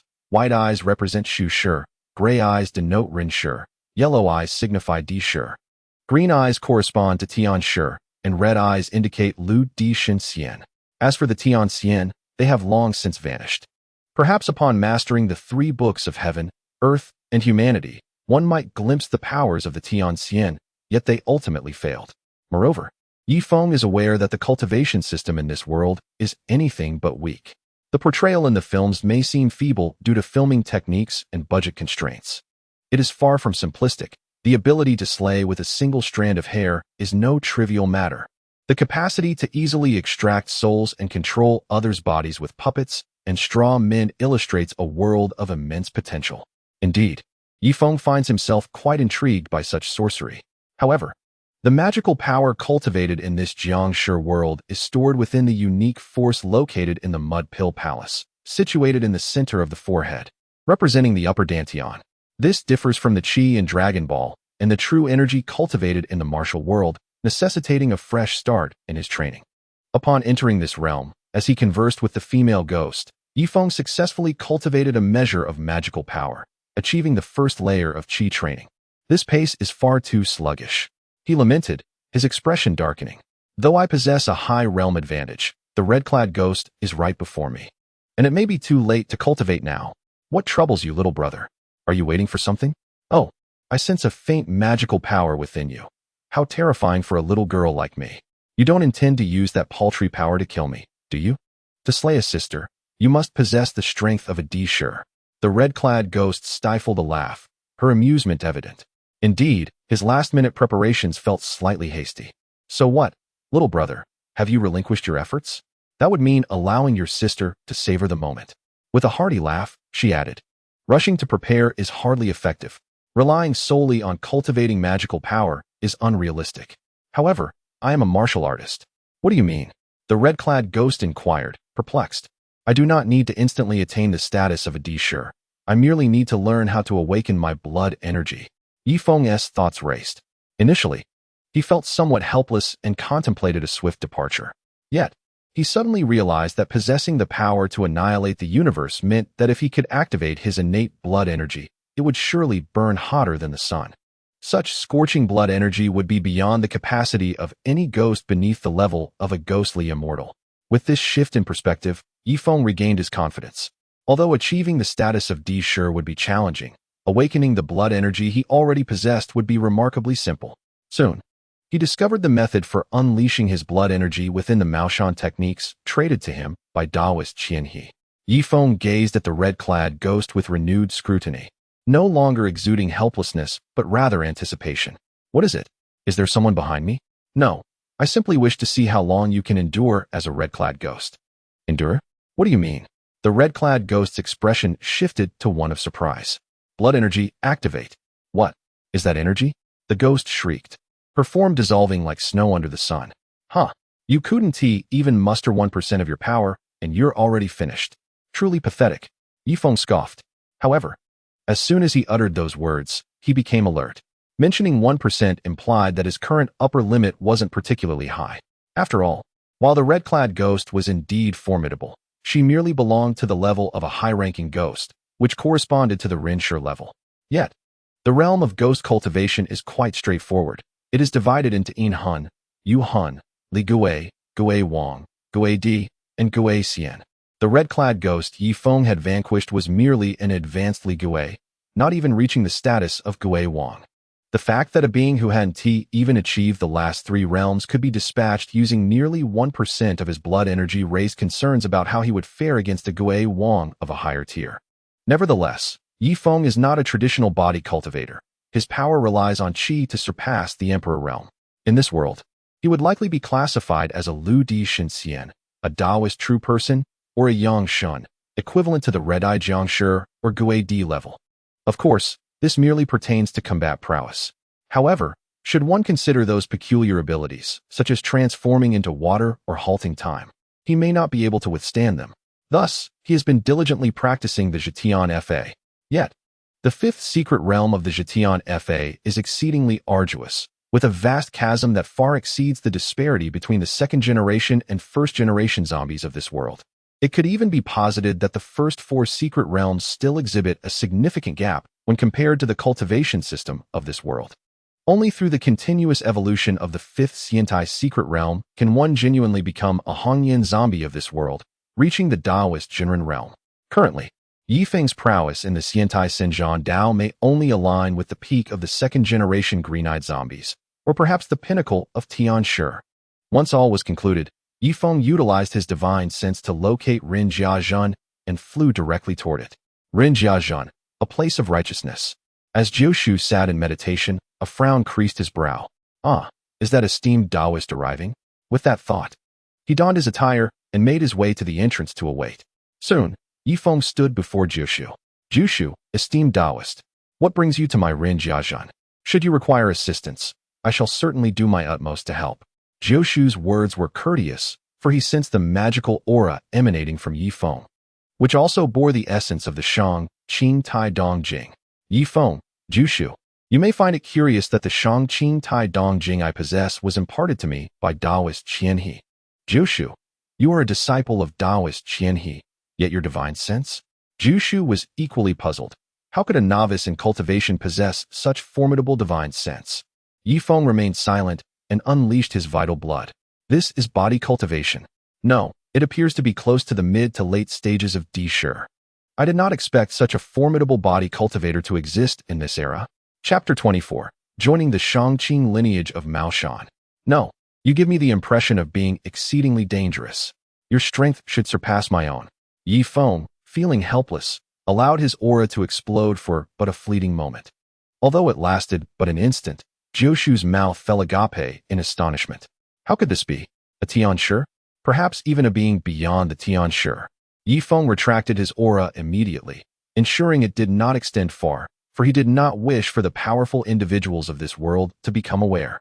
Cold sweat trickled down Jiushu's forehead. He was truly bewildered. In this age of diminished magic, how could there still exist a Taoist Jinren? Had not all such beings ascended? Indeed, in Jiushu's eyes, those transcending Tian Shi had already ascended. However, the truth of the matter is that they had all been plotted against by fate and erased. Yet, in this world, fate is indeed the most insidious of schemers. It seems to have forgotten that Mao Shan is a sect passed down from the Shangqing Ling Baotian Zun, practicing the Taoist arts of Shangqing. The Shangqing lineage is a grand sect that spans the myriad heavens, not one whose fate can be controlled by the singular universe of the zombie realm. Fate presumed that those transcending Tian Shi had perished, yet in reality, at the very moment of death, they were whisked away by the disciples of the Shangqing lineage. One could say that Jiushu's understanding was flawed, yet not entirely incorrect. Mistakes do contain elements of truth. Ye Feng did not conceal his origins, and recounted the tale of Taoist Qian He to Jiushu. Ye Feng held great respect for Jiushu. While he may not achieve such selflessness, he revered such individuals. Much like Guijing from the Legend of the Condor Heroes, should he encounter Huang Rong, who was already wed to Guijing, he would never act inappropriately, no matter how beautiful or wise Huang Rong may be. She is the wife of a hero and must not be desecrated. Jiushu, too, although slightly fond of talent, deserved to be called a saint of the myriad realms. Reflecting his integrity, it must be noted that traversing to another world is perilous, yet most place their faith in Jiushu's character, believing he would assist within his means. Thus, he is a gentleman, a sage, judging by actions rather than intentions, even if one is merely pretending, if they can maintain such pretense for a lifetime. They too are a gentleman, a sage. Jiushu, esteemed Taoist, from what you imply, do you wish to join us at Maoshan? Ye Feng nodded. To be precise, he wished to join the Shangqing lineage. However, he was uncertain whether the Shangqing Ling Baotianzun would accept him. The last time, he had merely frightened away the ancestor of Maoshan, not the source of the Shangqing lineage. After all, the Shangqing Ling Baotianzun is a true powerhouse, a being who has traversed far in the supreme realm. Even among the supreme, there exists strength and weakness. For the Deluo also varies in might. While all are immortal and eternal, capable of creation, the strong conceal the latter, restricting certain aspects of their omniscience. This is merely Ye Feng's conjecture. To ascertain the true scenario, one must attain the supreme level. Jiushu, although Taoist Qian, he has imparted teachings to you, signifying you are not the sort of villainous character. I cannot unilaterally decide your entry into Maoshan. I must consult with the Maoshan Grand Hall. Ye Feng, I believe this unnecessary. You need only offer a stick of incense to your Maoshan ancestor. Jiushu, however, this is the ritual for apprenticeship. Ye Feng, you may proceed as you wish. Ultimately, Jiushu acquiesced to Ye Feng's wishes. Approaching the ancestral altar, Jiushu began lighting incense. Today, esteemed Taoist Ye Feng wishes to join my Maoshan. Wait, what is it? Do not mention Maoshan. Refer to the Shangqing lineage. You need only speak. All right. Today, esteemed Taoist Ye Feng wishes to join my Shangqing lineage. May the ancestors grant their approval. Upon Jiushu's declaration, the incense inexplicably coalesced into a single character. Approved. Jiushu, the ancestor has granted permission. Splendid. Welcome, esteemed Taoist, to join my Maoshan, Shangqing lineage. Ye Feng, is that so? I did not anticipate such smooth sailing. In an endless expanse of space, beyond the vast universe, in the unknown realms, Ye Feng encountered the source of the Shangqing lineage, the Shangqing Ling Baotianzun. Their gazes met, and a smile exchanged, understanding all. Excellent. Their voices resonated simultaneously, echoing in that unknown domain. Jiushu, Taoist Ye Feng, how should we address you? As Ye Feng prepared to respond, a memory surged forth in his mind. It turned out that Jiushu was indeed a projection of that individual. Ye Feng, Taoist Lin, you are too modest. From now on, I shall refer to you as Shixiang, just as Taoist Qian he does. Jiushu, very well, that shall suffice. Ye Feng, now that matters are resolved, I shall take my leave to rest. Jiushu, of course, I shall arrange accommodations for you. The following day, Jiushu summoned Wenkai and Qiuxing before Ye Feng. Call him Shishu. Shishu, greetings, Shishu. Shishu was how Wenkai addressed him, while Shishu how was Qiuxing's greeting, clearly indicating Qiuxing possessed a modicum more intelligence than Wenkai. Yet, they were merely displaying trivial cleverness. Ye Feng, since you address me as Shishu, I must not fail to present you both with gifts. Here, take this. Ye Feng tossed each a gold ingot, each substantial enough to rival the bricks used in wall construction in reality, clearly of considerable value. Jiushu, is this gold? Jiushu could hardly believe that Ye Feng could nonchalantly produce such wealth. While he possessed gold, it was nowhere near this amount, and he would never casually offer it to two unworthy disciples. Gold. Brother, we have struck it rich. Indeed, it is gold. I feel as though I have lost all ambition. Qiuxing and Wenkai clutched the gold, their delight evident, causing Jiushu to shake his head in dismay. In his eyes, Ye Feng's offering of mere gold and silver rather than magical artifacts indicated his disregard for the two, showing they had not earned Ye Feng's recognition. Currently, these two unworthy disciples were so elated over 2 pieces of gold, and Jiushu felt profound disappointment. Indeed, with his prowess at the late stage of Deshur, acquiring such gold and silver is exceedingly simple. Yet, Maoshan emphasizes moderation and integration into life. Hence, he does not employ magic for profit. Thus, he lives rather frugally, though considerably better than the average person, for who among the populace can host a banquet or dine out while even the town mayor is invited? This is the tale of a demon-slaying Taoist. Thus, Ye Feng remained at Jiushu's ancestral hall, embarking on the cultivation of the Maoshan Dao Fa of this world. Chapter 25. The plot of Mr. Vampire begins. 10 days later, Taoist Simu arrived to borrow a place to stay and was astonished to see Ye Feng. Daoist Simu. Senior brother. Who is this? Jiu Shu. This is my junior brother, Ye Feng. Simu. What do you mean? I don't remember having a junior brother named Ye Feng among our sect. Jiu Shu. You are unaware of the facts. With that, Jiu Shu recounted how the ancestor had accepted Ye Feng into the Shang-Qing lineage. Simu was greatly shocked. Simu, since it was granted by the ancestor, I have no objections. However, how should I address you? Ye Feng, you should call me senior brother. Simu. But why is Lin's senior brother a senior brother while I am merely a junior brother? I want to be a senior brother too. Jiu Shu shot a glare at Simu, silencing him. Ye Feng observed Simu and thought that if it weren't for Jiu Shu, he would likely have been addressed as the ancestor by Simu. After all, he had not pledged allegiance to any master. He had merely joined the Shang-Qing lineage. With Simu's arrival, the ancestral hall became lively, and Ye Feng darted back and forth between the two, seeking advice on cultivation matters. Initially, during these 10 days, Ye Feng had progressed through one realm each day. However, upon reaching the peak of Qi training, he encountered a bottleneck. Now, with Simu's presence and the assistance of the two Earth Masters, Ye Feng finally broke through after 3 days, achieving the first level of foundation establishment, marking his entry into the human master realm. Simu, oh my, Ye senior brother, you are truly impressive. To reach the human master so quickly. This is the age of the end of the Dharma. Ye Feng, it's not too bad. However, after foundation establishment, the speed of cultivation will inevitably slow down. Simu, that is true, but surely you will outpace me even at a slower rate. Ye Feng did not respond. He was not concerned about the foundation establishment realm. After all, it belonged to the refinement of essence into energy.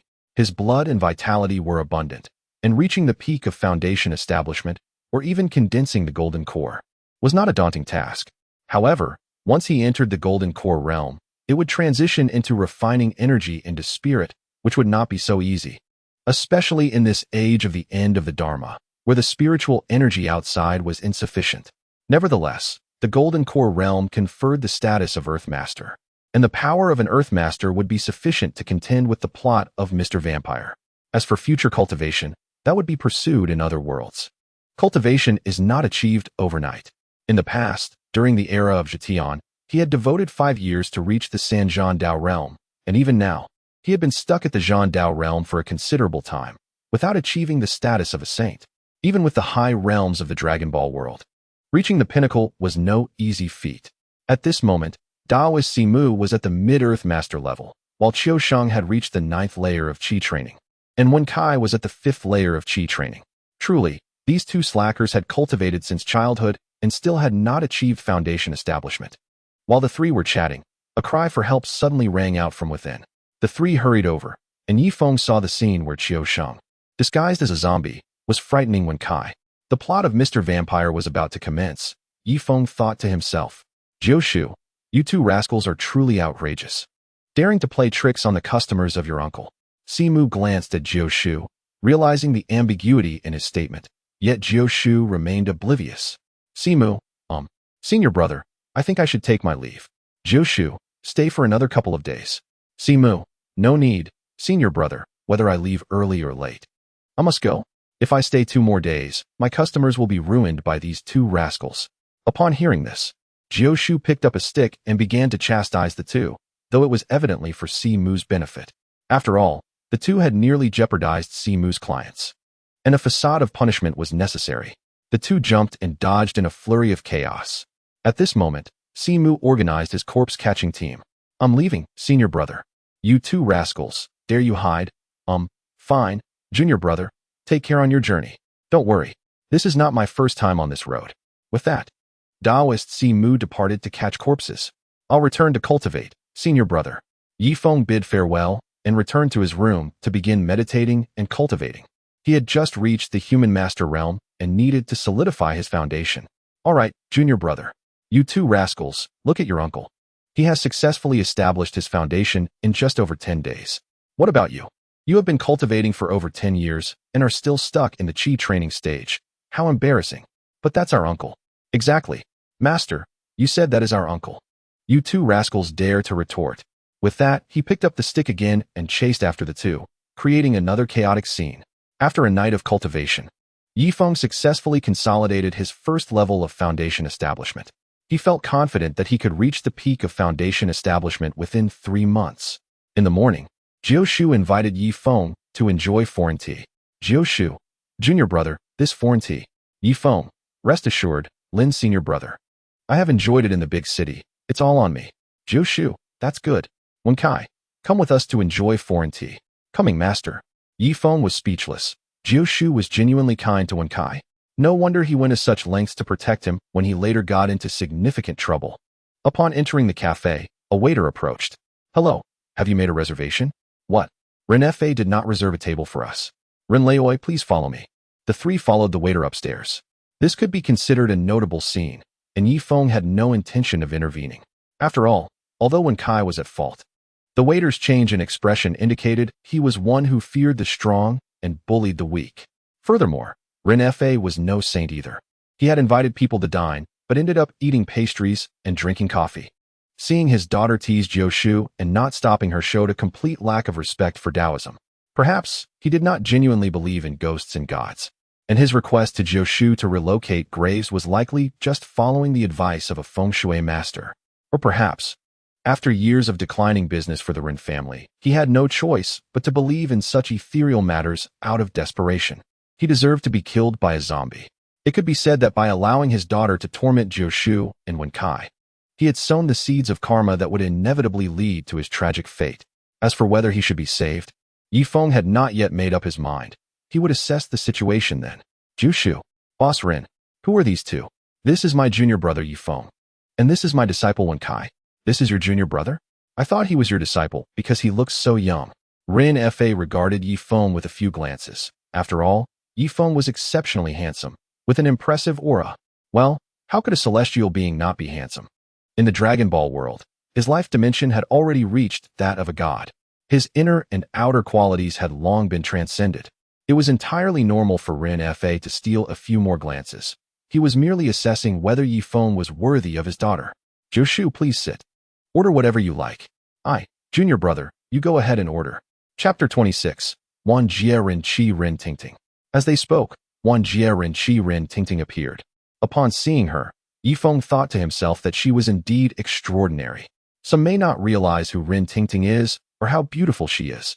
She is famously known as the beautiful one who can fight, and the fighter who is also beautiful, portrayed by Li Feng. At that time, Li Feng was very young, and her portrayal of Ren Tingting still carried a certain youthful innocence. However, upon a glance, Ye Feng discerned that this Ren Tingting was no ordinary character. She bore considerable heroism on her face, suggesting she had trained in martial arts. Wow, this is an enhanced version of Li Feng, younger and even more formidable than the reality. Truly remarkable. Ye Feng released the energy around him and sensed Ren Tingting's strength. She was likely a martial artist, with a power level approximately equivalent to the 9th layer of Qi training, similar to Qiu Sheng. Impressive. At this age, reaching such a level should not be considered weak. Ye Feng picked up the menu, gazing at the English text, and ordered several cups of milk tea, as coffee was indeed not to his taste. At this moment, Wen Kai, who was beside him, seemed eager to speak, but Ye Feng restrained him with a knowing glance, prompting Wen Kai to withdraw his lewd demeanor. The woman he had set his sights on was not worthy of his attention. What are you staring at? It was clear that Ren Tingting also noticed Ye Feng's gaze fixed upon her. I was merely admiring a beauty. Pervert. Look at that figure. Wen Kai, silence yourself. And you too. You seem like a lecher yourself. Ye Feng helplessly glanced at Ren Tingting, pondering why he was perpetually unappealing to women.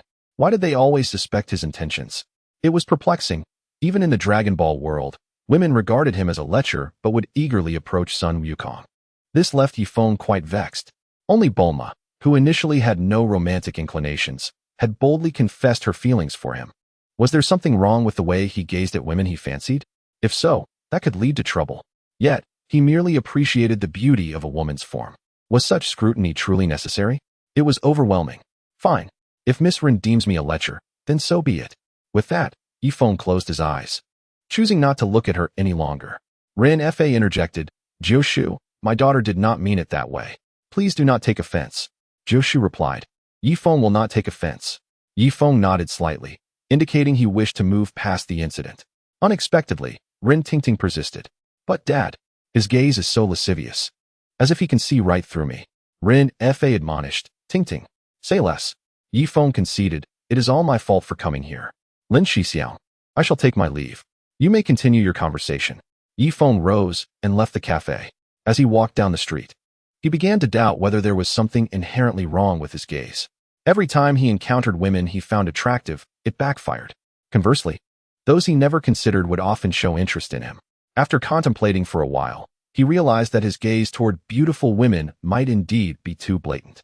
He openly admired their curves, which most women would likely find intolerable. In contrast, he did not regard those women he respected or wished to distance himself from with such an intense gaze. Without that lecherous gaze, he was a formidable figure from the seventh dimension, possessing both striking looks and an aura akin to that of a deity, which should have rendered him irresistibly attractive to women. Herein lies a paradox. Those he desired did not reciprocate, while those he wished to avoid were drawn to him. Did Ye Feng wish to change? Truth be told, he did not. If he held no interest from the outset, there was no need to pursue. He recalled watching a matchmaking program where the woman asserted that men were creatures ruled by their baser instincts. The man retorted that a bull that cannot plow is not a good bull, and land that cannot be plowed is wasteland. If all men were eunuchs, they would naturally lack interest in women. Alas, men are not. A genuine attraction to women is an instinctual drive for procreation. If one day Ye Feng lost interest in women, it would signify a descent into extremes, perhaps even madness. With his prowess, he lacked for female companionship. Not to mention the numerous top-tier beauties in the Dragon Ball world who eagerly threw themselves at him. Of course, those women had all been sent to his film company to star in movies. He wondered when the characters they portrayed would ignite his desires. Reflecting on Ren Tingting, Ye Feng concluded that if she were not interested, there was no need for him to pursue her. There would come a time when she would seek him out. After all, once Ren Fa had passed, it would be challenging for her, as a woman, to maintain the family business. At that point, with the collateral branches threatening the main family, she would require a reliable ally, and he would undoubtedly be the optimal choice. As for others, Jiu Shu would never marry her, and Wen Kai and Qiu Sheng were even less suitable. Who among them could safeguard the Ren family's legacy in such tumultuous times? Perhaps someone out there could, but she would never encounter them. Ye Feng saw no harm in leveraging this situation to his advantage. He would not force her hand. If she chose not to seek him out, he would not impose himself upon her. The world is vast, and there are many beauties. He was merely settling a debt with the goddess of his youth. Had Ren Tingting not been his youthful idol, he would not have spared her a second glance. Ye Feng arrived at the cosmetics shop across from Yihong Yuan, which belonged to Qiu Sheng's aunt. Qiu Sheng exclaimed, Shirshu, what brings you here? Weren't you supposed to be having tea with Shifu? Ye Feng replied, Oh, nothing. I simply cannot acclimate to foreign tea. Qiu Sheng retorted, Is that so? Did you leave because you felt embarrassed? At that moment, Ren Tingting unexpectedly appeared. What a nuisance. Ye Feng had only wished to avoid returning to the ancestral hall alone and sought to pass the time with Qiu Sheng, not anticipating Ren Tingting's relentless pursuit. Yes, he was aware she had returned, but he did not expect her to undermine him. Who was being a nuisance here? Pervert. Hey, don't be like him. Unable to move when encountering women, Qiu Sheng asked, Shirshu, what's wrong? Do you have a disagreement? Ye Feng replied, Nothing at all. I merely found her reminiscent of an old acquaintance and glanced a bit too long, and now she labels me a pervert. Ren Tingting interjected, You are indeed a pervert. Ye Feng responded, Yes, I am a pervert, but I am a capable one. Qiu Sheng, would you not agree that your Shirshu is quite capable? Qiu Sheng affirmed. Of course, Shirshu, you are indeed impressive. Ren Tingting remarked, Your intentions are not pure. Ye Feng countered, Ren Tingting, is it? I have graciously retreated several times. Yet you keep pressing me. I shall no longer be polite. Let me impart this wisdom. I await your plea for assistance. Ren Tingting retorted, I will never beg you. You great lecher. Chapter 27. Ren Tingting's odd behavior. Ye Feng observed Ren Tingting's disdainful expression and refrained from arguing with her. He sensed that she was now enveloped in negative energy, unable to discern right from wrong. Her personality may not have always been so aggressive. Perhaps it was a consequence of her grandfather's imminent passing, leaving both her and her father, Ren Fa, shrouded in dark energy. Initially, Ye Feng had indeed found fault with her character and felt disappointed. However, upon reevaluating her demeanor, he noticed the dark energy lingering between her brows. It was an indescribable sensation. Although he had not formally studied physiognomy, his elevated perception allowed him to perceive certain discrepancies.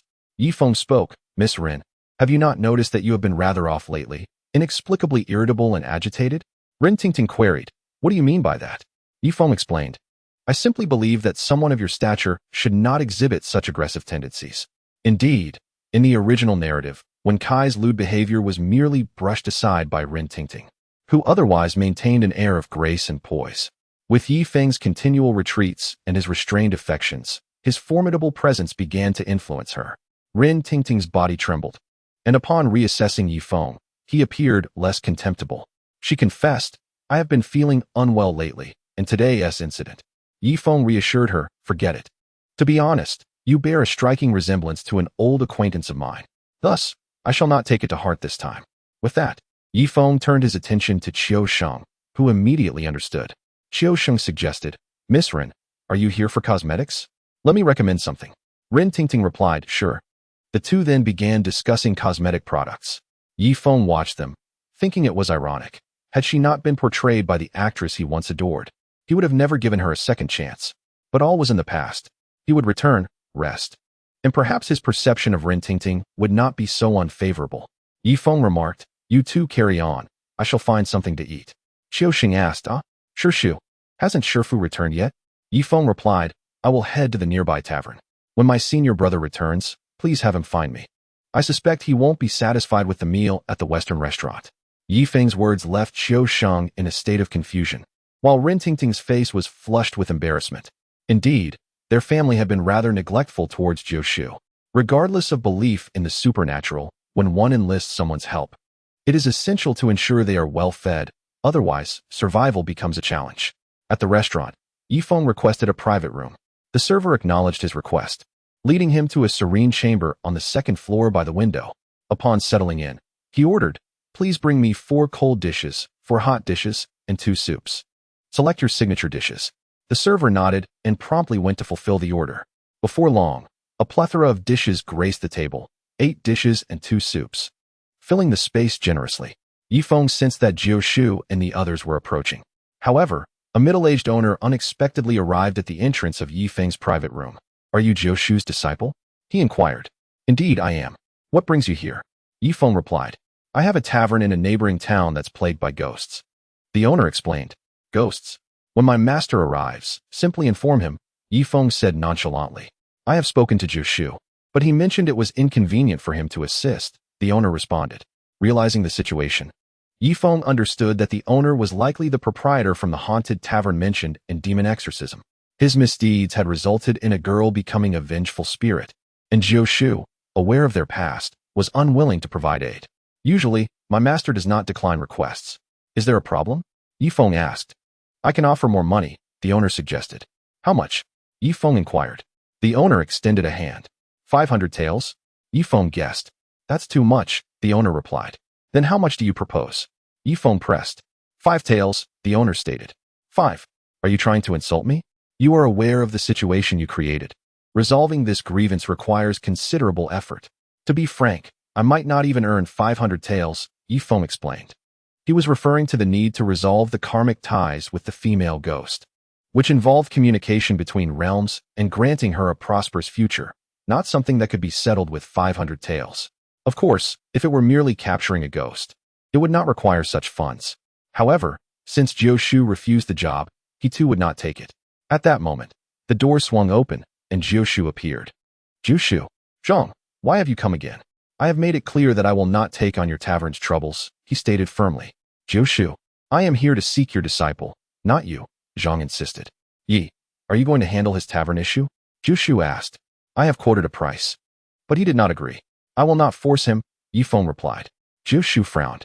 "If we are to absolve the spirit and communicate between realms to ensure her future prosperity, it can only be done with a significant investment, but alas, he is unwilling to part with such funds," Ye Feng added. "Communicating between realms? If so, it is indeed possible. However, the costs are excessively high and not worth it." Jiu Shu acknowledged. Ye Feng nodded. "Zhang, it seems I cannot assist you," he concluded. "Zhang, please leave," Jiu Shu instructed. Zhang huffed you all, turning a blind eye to tragedy, and stormed off. "Disciple, Lord Rin has asked me to apologize on behalf of his daughter. What do you think?" Jiu queried. I bear no ill will. Rin Tingting's aggressive demeanor today is likely not her true nature, Ye Feng responded. Are you suggesting she is under some influence? Jiu inquired. Not exactly. It seems she has lost a significant amount of fortune, which has led to this behavior, Ye Feng speculated. Fortune? Could it be connected to their ancestral graves? Jiu pondered. Indeed, there is likely some connection, but I suspect there are other issues at play, Ye Feng reflected calmly. Contemplating the matter and recognizing numerous uncertainties, the situation surrounding Rin Tingting was far from simple. If it were merely a case of a female character being falsely accused, a swift resolution would suffice. However, in this world of zombies, hidden malevolence lurks behind the scenes, complicating matters, Ye Feng thought. Reminiscing about a time when direct action was possible. When Kai, Miss Rin is so beautiful, how could there be any issues? Ye Feng replied. Someone must have set their sights on her. When Kai gasped. Then, Master, we must rescue her. Calm down, Wen Kai. Master and Uncle are devising a plan. Xiaoxing interjected. Disciple, do you imply that others are involved in this matter? Jushu asked. Indeed, while Rin's demeanor may seem overbearing, he does not appear to be an inept scion incapable of business. However, the steep decline of the Rin family business over the past 2 decades suggests deeper issues. Ye Feng explained. I see. If malevolent forces are at play, we must exercise caution, Jushu acknowledged. Absolutely. This matter requires our utmost vigilance, Ye Feng affirmed, aware that while the narrative in Mr. Vampire portrayed good triumphing over evil and vanquishing zombies, an alternative version circulates online, one in which Jiu perishes at the hands of the undead. Chapter 28. The Malevolent Feng Shui Master. Zhang exited the private room with a grim expression. What kind of people are these? Each one turns a blind eye to suffering, yet claims to practice the Dao. He grumbled as he walked away. In a shadowy corner, an old man with disheveled white hair, exuding an air of malice, observed this scene. How curious. When did Lin Fengjiao acquire such a young disciple? Humph. Even with a disciple's aid, what difference does it make? It's merely a matter of cultivation level. I shall settle both old and new scores this time. With that, the sinister old man followed Zhang. If Ye Feng were present, he would recognize this malevolent figure as someone familiar, a character from Jiushu's zombie films. He seemed to be known as Gui Yao Gui, a character portrayed alongside Hung Jinbao.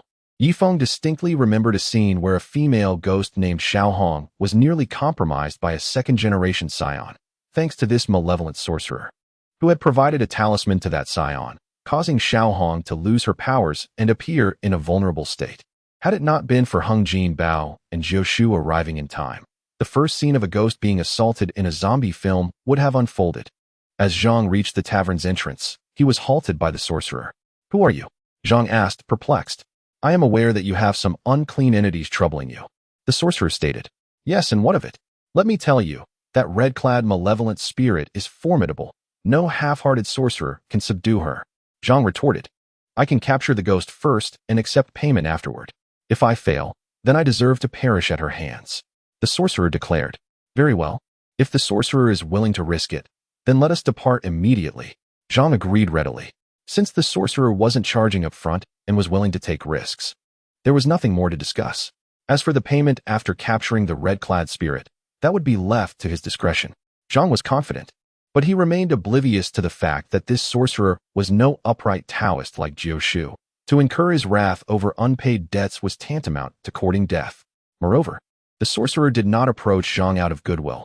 He merely coveted the red-clad spirit. With his impending confrontation with Jiushu, every additional tactic would bolster his chances. Although he did not regard the red-clad spirit with much concern, should he and Jiushu become gravely injured, that spirit could potentially turn the tide of battle. In the private room of the tavern, Ye Feng was keenly aware of the unfolding drama. After all, if one were to assess his standing, he was akin to an immortal, a being of divine caliber within this realm. This was merely indicative of his formidable perception. Although his Taoist skills were lacking in many respects, both in the Dragon Ball universe and the Zetian lore, he possessed a unique sense of awareness. The sorcerer, while adept at concealing his presence, had not managed to suppress his human aura. As long as there was an aura, it could not escape Ye Feng's notice. Disciple, what troubles you? Jiushu inquired. Nothing of great concern. I simply observed that Zhang's life is not yet forfeit, but he has antagonized someone he should not have. Ye Feng replied. Jiushu, Life is not meant to be extinguished, yet we have provoked someone we ought not to have. Could it be that the malevolent forces have emerged? Ye Feng nodded affirmatively. Indeed. Jiu Shu, let us depart. No, senior brother, it is unnecessary. They have already distanced themselves.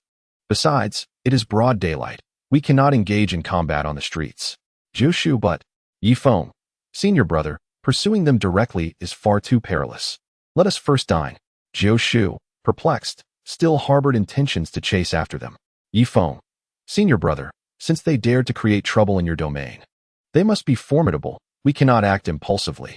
In my opinion, since they wish to stir chaos, we shall await their arrival, and then we will set up our altar and prepare our tools. Are we not prepared to thwart their disruption? Jiu Shu nodded. Your reasoning is sound. Once we have our altar ready, we shall ensure they have no way to return. Observing this, Ye Feng exhaled deeply. He did not wish for this sorcerer to meet his end so swiftly, for both Qian He Daoist and Jiu Shu had imparted righteous techniques to him. Ye Feng yearned to learn some nefarious spells. Not to mention, he adhered to the philosophy of annihilating entire clans, akin to one who cleaves an earthworm vertically. If malevolent sorcery could aid him, it would simplify the eradication of bloodlines from their very roots. One might say that employing dark arts for misdeeds is not entirely unfeasible. If he were to encounter an exceptionally beautiful woman of remarkable status, whose spirited temperament was captivating, and if a long-term relationship were unattainable, a fleeting affair could be considered. Of course, afterward, Ye Feng would bestow upon her a lifetime of riches. At the grave relocation site, the day for exhumation arrived swiftly. Since Ye Feng had promised Jiu Shu not to dwell on past grievances, he accompanied him. Initially, he had no desire to attend, wishing to remain uninvolved with karmic entanglements.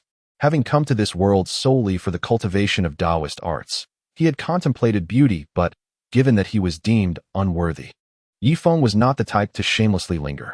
Thus, upon arriving at the relocation site, he felt no lust, no matter how beautiful Rin Tingting was. She merely garnered a fleeting admiration in his eyes, and he would not linger upon her visage for more than a mere second. Rin Tingting, noticing the absence of her reflection in his gaze, felt a pang of disappointment. She had stolen glances at Ye Feng, initially wishing to catch him in the act of looking at her, seeking an opportunity to tease him, only to discover that he no longer regarded her. Could it be? Was this boy so fickle? Just days ago, his eyes had been filled with her presence, and now, in a matter of days, he had become indifferent. Rin Tingting felt a profound sorrow, as if she had lost something precious. At that moment, Awei perceived Rin Tingting's unusual demeanor and, following her gaze, spotted Ye Feng. Why does my cousin keep looking at this young man? Does she harbor feelings for him? No, I shall not permit such a thing. With that thought, Awei approached Ye Feng. Who are you? What brings you here? I am a disciple of Jiu Shu. What do you think I am here for? You, Awei, come here and focus. You better be cautious. If I see you causing harm to my cousin, I will not let you off easily. Rin Fa interjected, prompting Awei to retreat, leaving behind a stern warning. Young Master Yi, please do not take offense. My cousin may appear fierce, but he is a good person at heart. For reasons unknown, Rin Tingting took the initiative to explain herself to Ye Feng. Chapter 29. The Zombie Emerges from the Coffin, Part 1. Ye Feng, Miss Rin, there is no need for your explanations. I am quite aware of Captain Awei's affairs, perhaps more than you. Frankly, I am not intimidated by him. Rin Tingting, that is good. After saying this, she wished to say more, yet Ye Feng had already turned to approach Jiu Shu. Seeing him depart, Rin Tingting could only follow. Everyone must bow sincerely.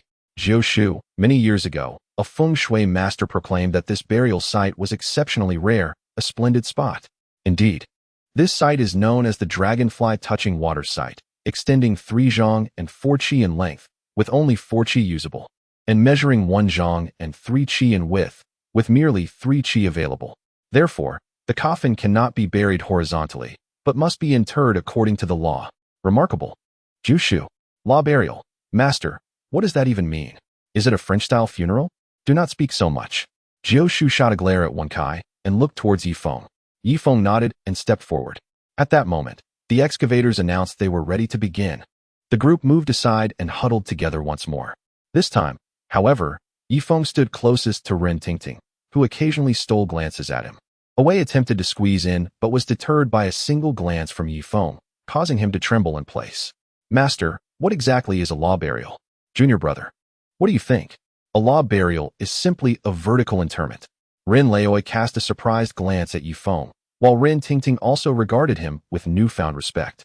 This encapsulates the essence of knowledge transmission, even if it is deemed superstitious. If it aligns with what the feng shui master from 20 years ago stated, then it indicates that such knowledge is indeed valid.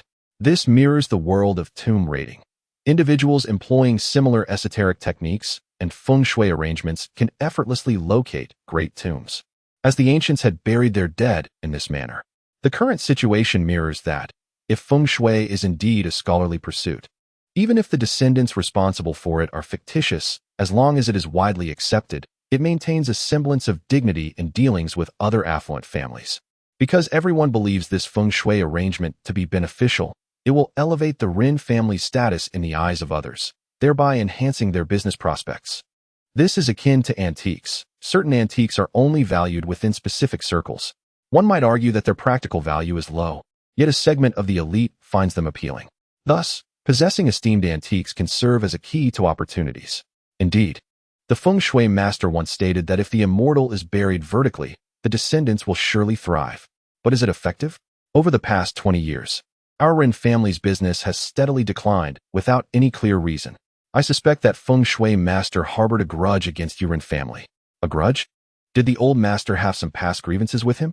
This land originally belonged to the feng shui master.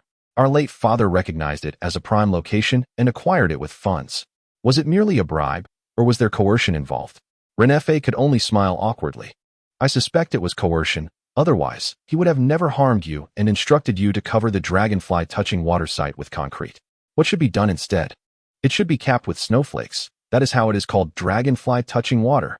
How can it be called dragonfly-touching water if the coffin's head does not touch the water? He still possesses a modicum of conscience, allowing you to exhume and relocate the coffin after 20 years, afflicting you for half a lifetime rather than a lifetime, and cursing you for a generation rather than 18. Cold sweat trickled down Ren Fa's back as he listened. Look, the workers announced, and everyone gathered around the coffin once more. Loosen the ropes, remove the nails. Ladies and gentlemen, today marks the day when Rin Gongwei emerges into the light once more. All individuals aged 36, 22, 35, and 48, especially those born in the year of the rooster or the ox, kindly turn away. As everyone turned away, in the original text, Awei had been glancing around to check if Qiuxing and Wenkai had turned, but now he remained trembling in place. Rin Tingting, Taoist Ye Feng. What is wrong with my cousin? Ye Feng, huh? He was frightened by me. Once this matter concludes, you can take him home for a good sleep. Rin Tingting, Taoist Ye Feng. Is that hypnosis? How marvelous. Ye Feng. It is merely a form of mental pressure, not hypnosis. Rin Tingting, oh. Rin Tingting responded with an oh, yet in her heart, she thought it was still a form of hypnosis, a strong mental suggestion. She believed he was unaware. But during her time in the provincial capital, she had heard about it. After the avoidance was complete, everyone straightened their attire and prepared to open the coffin. Just as the workers were about to proceed, the crows in the sky began to caw. Ye Feng sensed a wave of ominous energy and malevolence permeating the air. As everyone observed the departing crows, discomfort washed over them. Habitually, Rin Tingting leaned closer to Ye Feng. As the coffin opened, the complete remains of old Master Rin were revealed. Father, grandfather, Rin Fa and Rin Tingting suddenly knelt down and began to weep. Though whether their tears were genuine or feigned remained a mystery. Disturbing you, esteemed elder, is a mark of my filial impiety. Uncle Gio, can this tomb still be utilized? A mere brush of the water, a touch here and there. Yet this grave is no longer viable. It is imperative that we do not disturb the same spot again. What then shall we do? I propose we proceed with immediate cremation. Cremation? Absolutely not. My late father held a profound fear of fire in his lifetime. I cannot abide by that. Rin Laoi, not cremating may lead to dire consequences. Regardless, I will not entertain the thought of cremation. At this moment, Ye Feng stepped forward. Rin Laoi, may I have a word? The three moved aside, and Rin Tingting followed, yet Ye Feng did not dismiss her. Rin Laoi, you must have noticed. Your father's current state appears quite stable. It is indeed abnormal. My father has been deceased for 20 years and shows no signs of decay. I am not cursing him, merely expressing my astonishment. Rin Laoi, it is possible that Rin Taigong has undergone a corpse transformation. Corpse transformation? You mean he has become a zombie? Something you have heard of? I trust. Only zombies exhibit such preservation. What of it? When a zombie rises from its coffin, it poses a threat to its kin. Indeed, Ren Leoi, should Ren Taigong truly become a zombie, his primary targets would be you and Tingting. I believe cremation is the most prudent course of action. This. Father, what nonsense about zombies. Aren't they merely myths? Yes, mere fabrications. Yet my late father's dread of fire was absolute. I cannot proceed with that.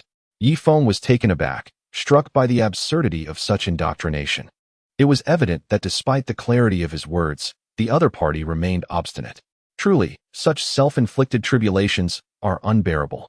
Ye Feng ceased his attempts to persuade. Ren Leoi, please reconsider. The risks of not cremating are significant. Uncle Gio, are you not here? Even if zombies do exist, with your presence, surely we have nothing to fear. However, there can be no however. Uncle Gio, do not insist further. My father must not be cremated. Very well. For now, we shall keep him at our mortuary. By tomorrow, I will assist in finding another grave for Ren Taigong, allowing him to rest peacefully. Excellent. Now, let us close the coffin and transport it to the mortuary. Although Ah Wei was in spasms, someone still managed to speak. As Ren Tingting departed, she cast a glance at Ye Feng, whose eyes reflected a sense of sorrow and compassion, instilling in her a premonition of impending misfortune. Chapter 30. The Zombie Emerges from the Coffin, Part 2. Ren Tingting hesitated, contemplating whether to inquire of Ye Feng regarding the situation, but she was swept away into the crowd. After everyone had left, Uncle Gio approached Ye Feng. You two here. Light a plum blossom incense array. Report back to me on how it turns out. Disciple, let us depart. Uncle Gio and Ye Feng left, leaving Qiuxing and Wen Kai to tend to the incense. Disciple, you spoke too much today. The secrets of heaven must not be divulged. With that, Uncle Gio gestured skyward. Brother, I understand your words, yet there are matters I wish to clarify. Brother, that heaven you speak of does not intimidate me. It is merely unnecessary to confront it at this juncture. Disciple, you would do well to exercise caution, that heaven is not easily dealt with. I am aware. For now, I shall not provoke it. Ye Feng was not foolish. Why invite trouble? Is it distasteful? While fate may possess consciousness in this realm, it is not as grotesque as in the world of female narratives. It has yet to cross paths with Ye Feng, and thus, there is no need for confrontation. Should the time come, it would be prudent to wait until Ye Feng has cultivated his methods to the realm of terrestrial immortals or elevated the Zhetian method beyond that of emperors. Only then can he securely navigate the currents of fate. There is no need to fear any malevolent path. For now, diligent cultivation is paramount. Ye Feng had only just breached the human master stage, merely at the first level, an insurmountable distance from his goals. As for the Zhetian method, achieving sagehood is no easy feat. Of course, this is also due to his having severed the Dao only 2 or 3 months prior. Breaking through to sagehood in such a brief time would be quite extraordinary. Shortly after returning to the mortuary, Qiuxing and Wen Kai returned with incense of varying lengths. The fear of 3 long and 2 short sticks looms large, yet the ominous pairing of 2 short and 1 long was precisely what they had burned. Such incense in the home foretells a loss. Could it be from Ren Leoi's household? Is it possible? Not my concern, not my burden. Might Ren Leoi's daughter, Ren Tingting, be in peril? In any case, the Ren family faces tribulations. Tingting, alas, you speak of indifference, yet you care for the life of a loved one. Marriage should pose no issue. Hey, fair competition, I say. Ye Feng observed this classic scene, suddenly feeling rejuvenated, as if he had returned to his days of being a nobody on earth. Witnessing this moment, he found it amusing how easily men could be distracted by beautiful women. Yet, he later realized that some things require contention. Without it, there would be no opportunity. With contention, there lies a glimmer of hope. Ahem, you two seem to have disregarded the presence of your esteemed uncle. Surely not. Uncle, are you interested in Tingting as well? Is that not permissible? Uncle, so handsome, powerful, and wealthy. How can we compete? Is this not fair competition? Fair competition, but we cannot outmatch you, uncle. Perhaps, uncle, grant us some leniency. Dream on. Each must rely on their own merits. Losing means one can only blame themselves. Ahem. Let us address the matter of Ren Taigong first. Yes, master. Do you have a plan? I am contemplating one. Gathering paper, brush, ink, knife, and sword. What? Yellow paper, red brush, ink, kitchen knife, wooden sword. Brother, the items are prepared. Over here, Ye Feng had assembled all necessary tools. You all have worked hard, disciple.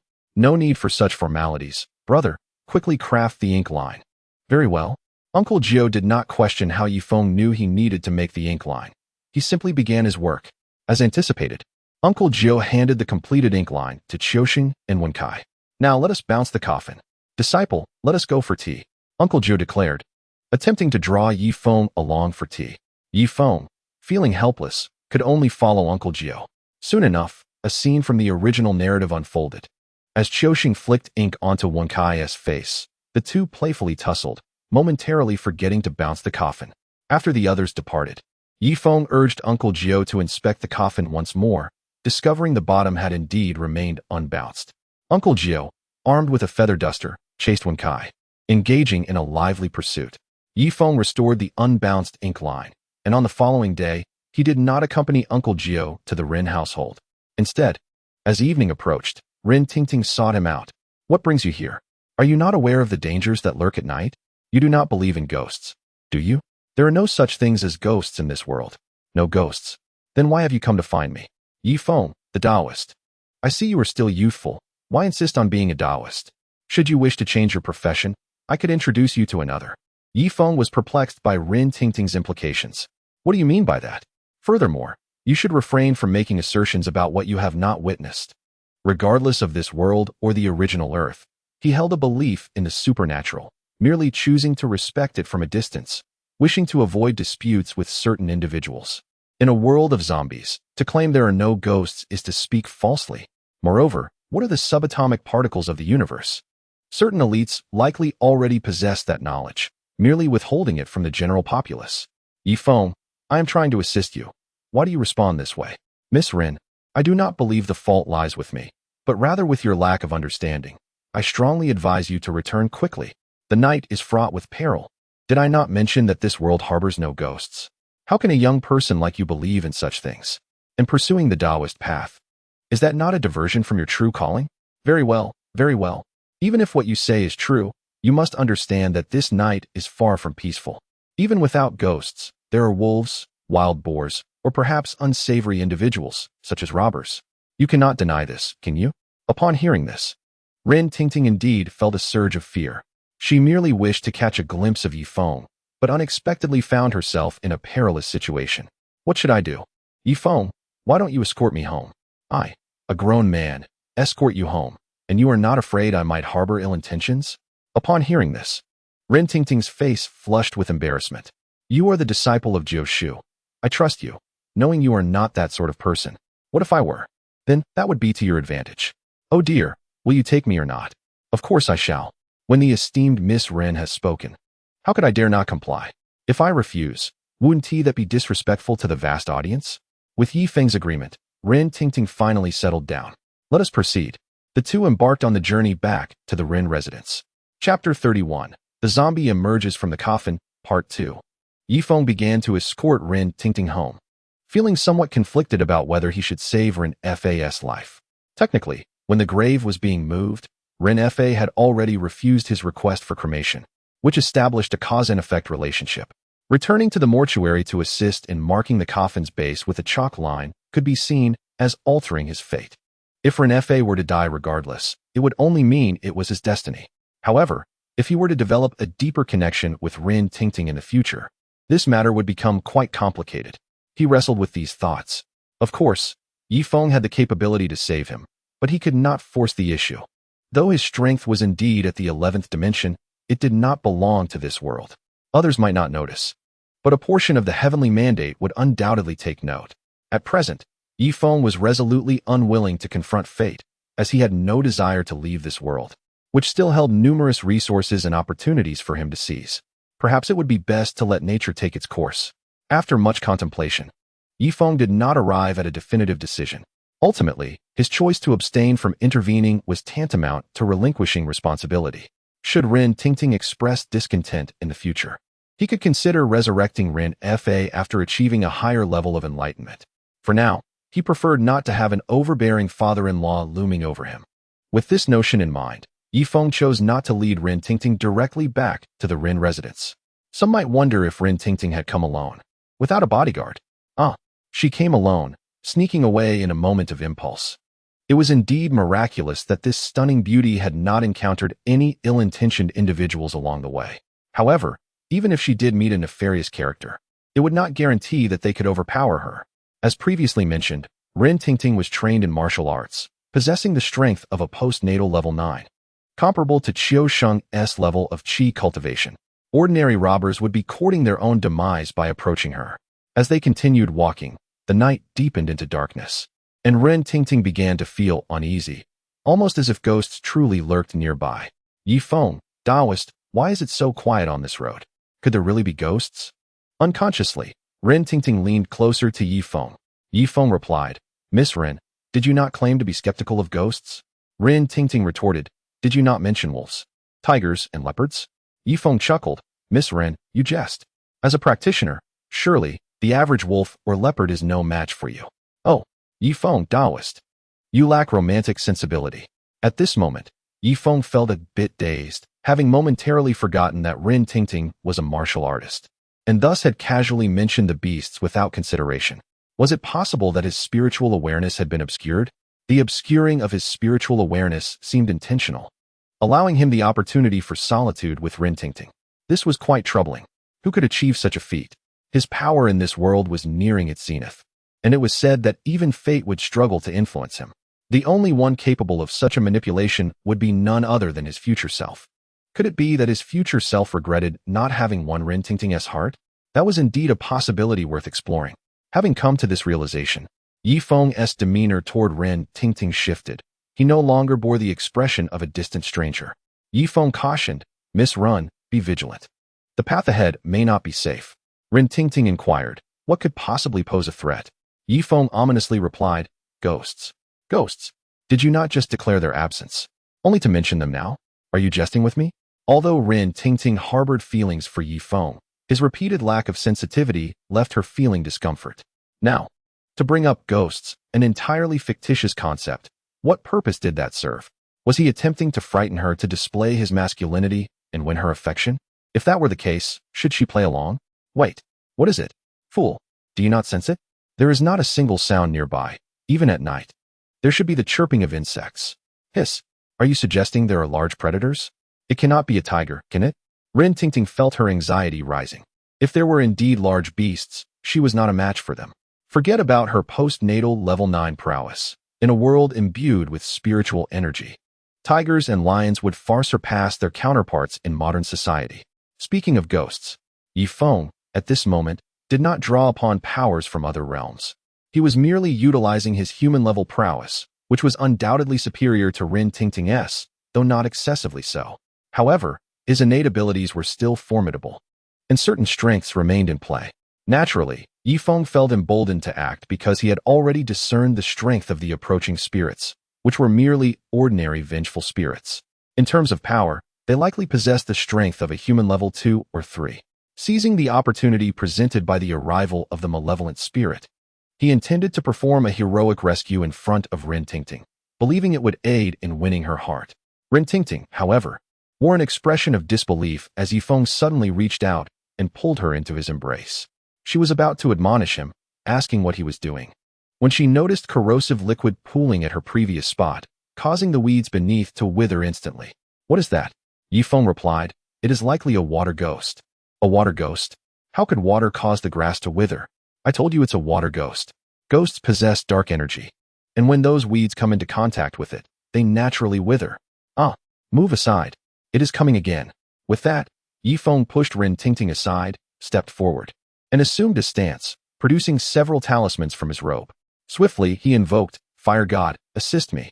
The talismans in Ye Feng's hand ignited into a flame the size of a basin, and he pointed forward, sending the fire hurtling ahead. A scream pierced the air as Rin Tingting witnessed the ghostly figure materialize at the point of contact with the flames. There truly are ghosts.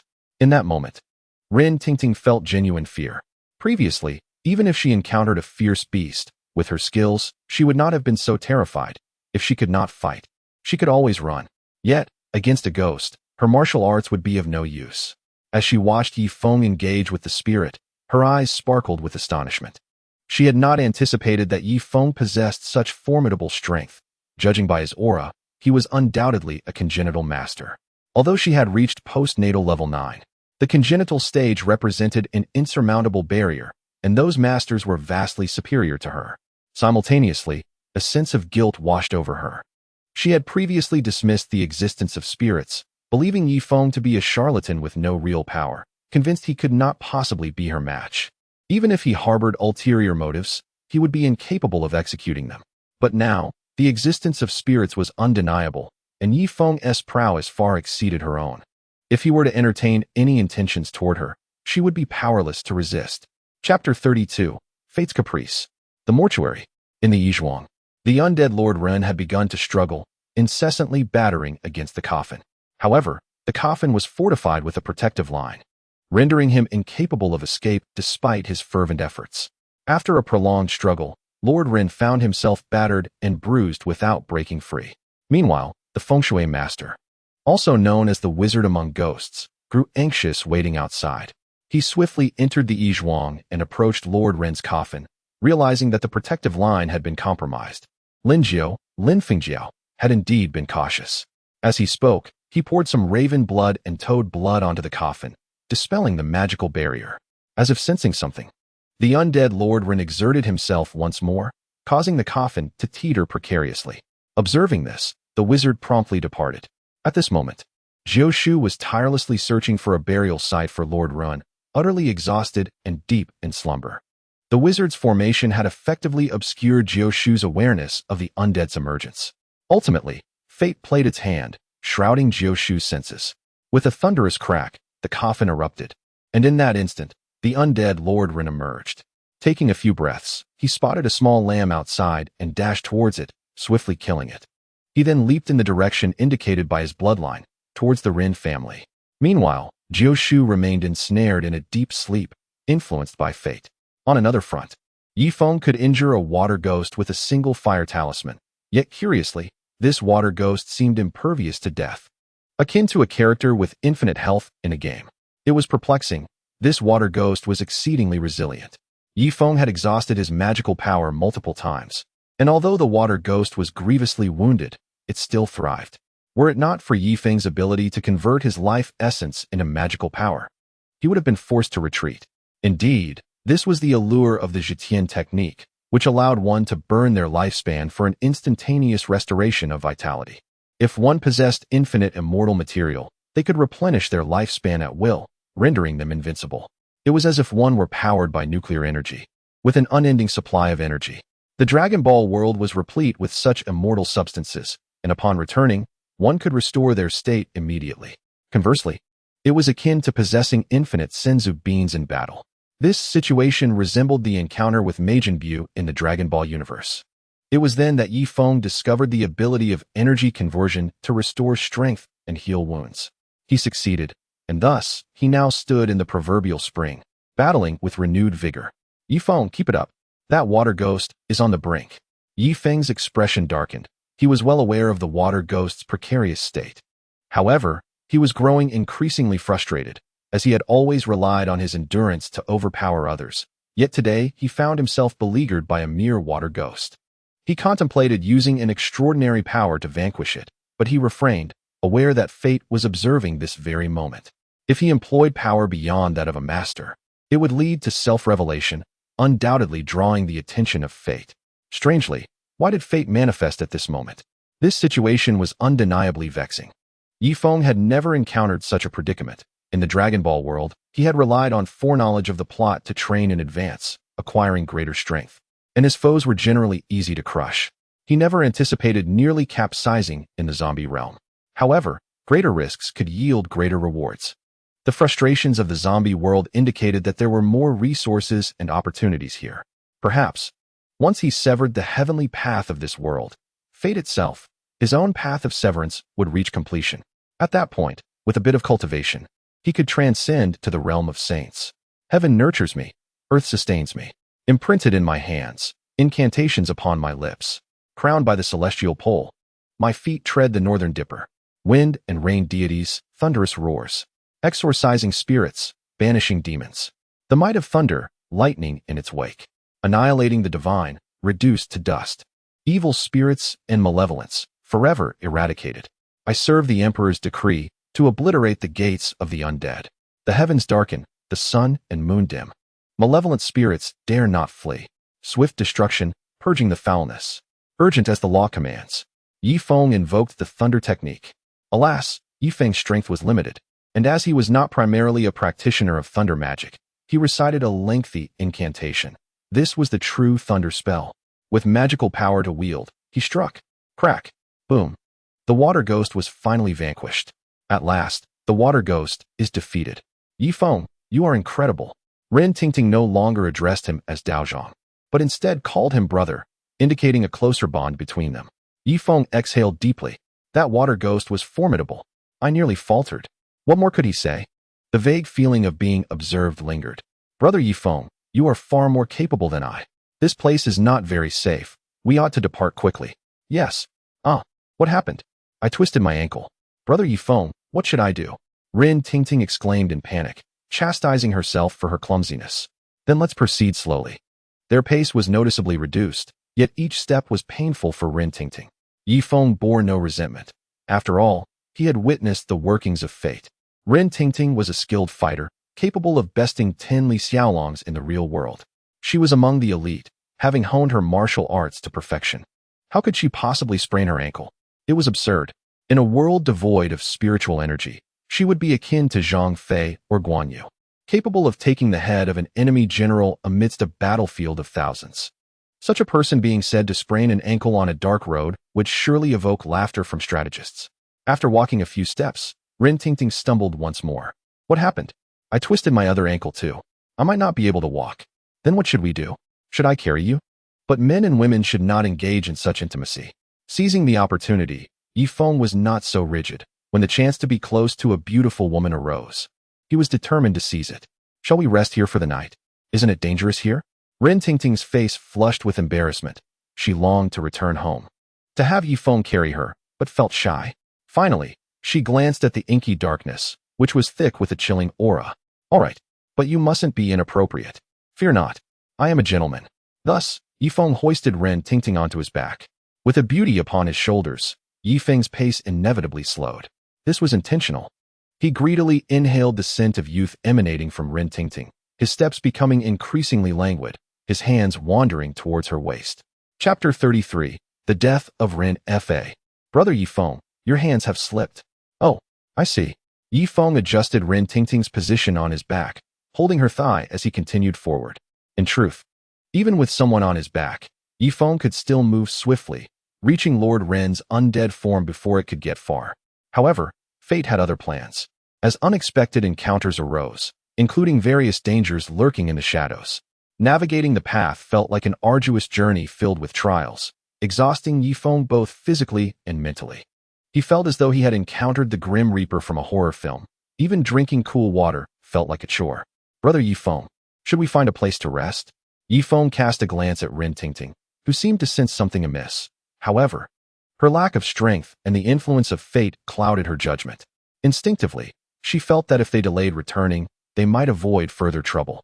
Very well, let us take a break. Ye Feng sighed, resigned to the fact that fate clung to him like an unwelcome shadow, though it did not constantly watch him. The events unfolding revealed he had yet to escape its grasp. Thus, it became clear why rumors circulated that the conclusion of Mr. Zombie involved Jioshu's demise, perishing alongside the undead. Fate, in its reckless audacity, struck with such force that, given Jioshu's current strength, he was undoubtedly no match. However, the Maoshanxingyi lineage would not stand idly by and watch their disciples perish. Their influence spanned the heavens, and it would not be long before the Pangu clan emerged in this world, compelling fate to retreat. Ye Feng and Ren Tingting found refuge in a cattle shed by the roadside. Ye Feng performed a spell, shaping dirt into a makeshift stool, and the two settled on it, cushioned by some hay. Indeed, once they sat and remained still, the mischievous spirits and wild beasts ceased their disturbances. Ye Feng was astonished that fate could achieve such a feat. It was no wonder that in his previous life, rumors circulated that the conclusion of Mr. Zombie was Jioshu perishing alongside the undead. Yet, the Maoshanxingyi lineage was a formidable force across realms and would not allow their disciples to be harmed. Thus, It was certain that the higher-ups would intervene. It seemed the Pangu clan was on the verge of appearing, and with their arrival, fate would surely retreat. In the ruined residence, Ren Fa was engrossed in account-keeping, blissfully unaware that old Master Ren was soon to seek him out. Suddenly, footsteps echoed outside, prompting Ren Fa to call out, yet received no reply. Just then, the door to the study burst open, revealing old Master Ren with a ghastly, zombie-like visage. "Father! No! A zombie! Help!" Before Ren Fa could fully cry for help, old Master Ren seized him, sinking his teeth into his neck, with a grip on his throat. Salvation was beyond reach for Ren Fa, who would never have the chance to plead for rescue. Even if he had, there was no one in the Ren family capable of saving him. As death approached, the influence of fate diminished. And only then did Ren Fa realize the magnitude of his mistake. He had rejected Jioshu and Ye Feng's request for immediate cremation. Now, with the zombie emerging from the coffin, he was the first to suffer. The saying goes, when a zombie rises, it first harms family. As a prominent figure of this era, how could he have not heard of it? Yet, in that moment, he had foolishly obstructed the cremation. Truly, he deserved his fate. There was no injustice in his demise. This was Ren Fa's final thought before death. With Ren Fa's passing, fate retreated. Ye Feng stood up. "Let us depart. There should be no more issues now." Ren Tingting remarked, "Oh, my foot doesn't hurt as much anymore. I'll support you. Let's hurry home." She nodded, and they continued on their way. As they traveled, indeed, there were far fewer wandering spirits and wild beasts obstructing their path. Upon entering the Ren household, an unusual atmosphere enveloped them. However, Ren Tingting, being somewhat frail, sensed something was off but could not pinpoint the source. Ye Feng, on the other hand, was fully aware. He extended his spiritual perception and discerned that Ren Fa had already passed away, while old Master Ren had retreated to a cave to digest his recent gains in preparation for ascension. At this point, old Master Ren could be considered a black zombie, and with one more step, he would become a jumping zombie, equivalent to the power of a local master. The lineage of the Hanba zombies began with the purple zombie, a natural hue after death, followed by the white, black, jumping, flying, and wandering corpses, culminating in the Hanba. However, the Hanba does not exist in this world, nor do the unyielding bones or wandering corpses. The most formidable is the flying zombie, which, according to legend, is accompanied by wandering corpses, unyielding bones, and Hanba. Yet, the Hanba, akin to a celestial being, would not manifest in this realm. Likewise, if unyielding bones were to exist, it would be tantamount to a celestial being, possessing power over creation, far beyond what this world can accommodate. Wandering corpses, if they existed, would be on par with the Pangu clan, which is also not permitted in this realm. Therefore, in this world of zombies, the strongest among the Hanba lineage is the flying zombie, albeit an incomplete one. "Miss Ren, since you have returned home, I shall take my leave." Ren Tingting wished to retain Ye Feng's company, but found herself at a loss for words, merely nodding in agreement. "It is late. Be cautious on your way. Worry not. I am a Taoist." After escorting Ren Tingting home, he swiftly departed, unleashing astonishing speed, returning to the ancestral hall within mere breaths. Since fate no longer concerns itself here, there is no need for me to conceal my prowess. Time to return and rest. Soon, the dawn broke, and outside, someone was ringing a gong, proclaiming that a death had occurred in the Ren family. Upon hearing this, Jioshu was taken aback, leaping from his bed and hastening towards the Ren residence. At this moment, the Ren household was draped in white mourning attire. The funeral altar for Ren Fa had been established in the main hall, where Ren Tingting sat, weeping inconsolably. Upon Jioshu's arrival, she merely cast a glance in his direction, failing to spot Ye Feng, her expression tinged with melancholy. What has transpired? At that moment, Awei began to espouse his theory, claiming that Ren Fa had been shot. But how could there be two holes in his neck? Jioshu countered. Awei's confidence faltered, his demeanor darkening. Then how do you suggest he met his end? In my view, he was killed by a fingernail. Whose fingernails are long enough for that? Ah, your fingernails are the longest. You are the one who murdered my uncle. Come with me to the magistrate. Jioshu offered no resistance, fully aware that he was destined for imprisonment. As he departed, Ren Tingting interjected, "Cousin, do not wrongfully accuse an innocent. Rest assured, your cousin never wrongs the innocent." Though Awei spoke thus, in his heart he thought, "You are merely Ye Feng's senior brother. How dare you hypnotize me?" This debt shall be settled with you. Chapter 34. The pressure from the elders of the Rin family. Shortly thereafter, Jiu was taken away by a Wei, and events unfolded as per the original narrative. Before leaving, Jiu instructed Qiuxing to bring a measuring tool, talismans, and glutinous rice to the jail that night.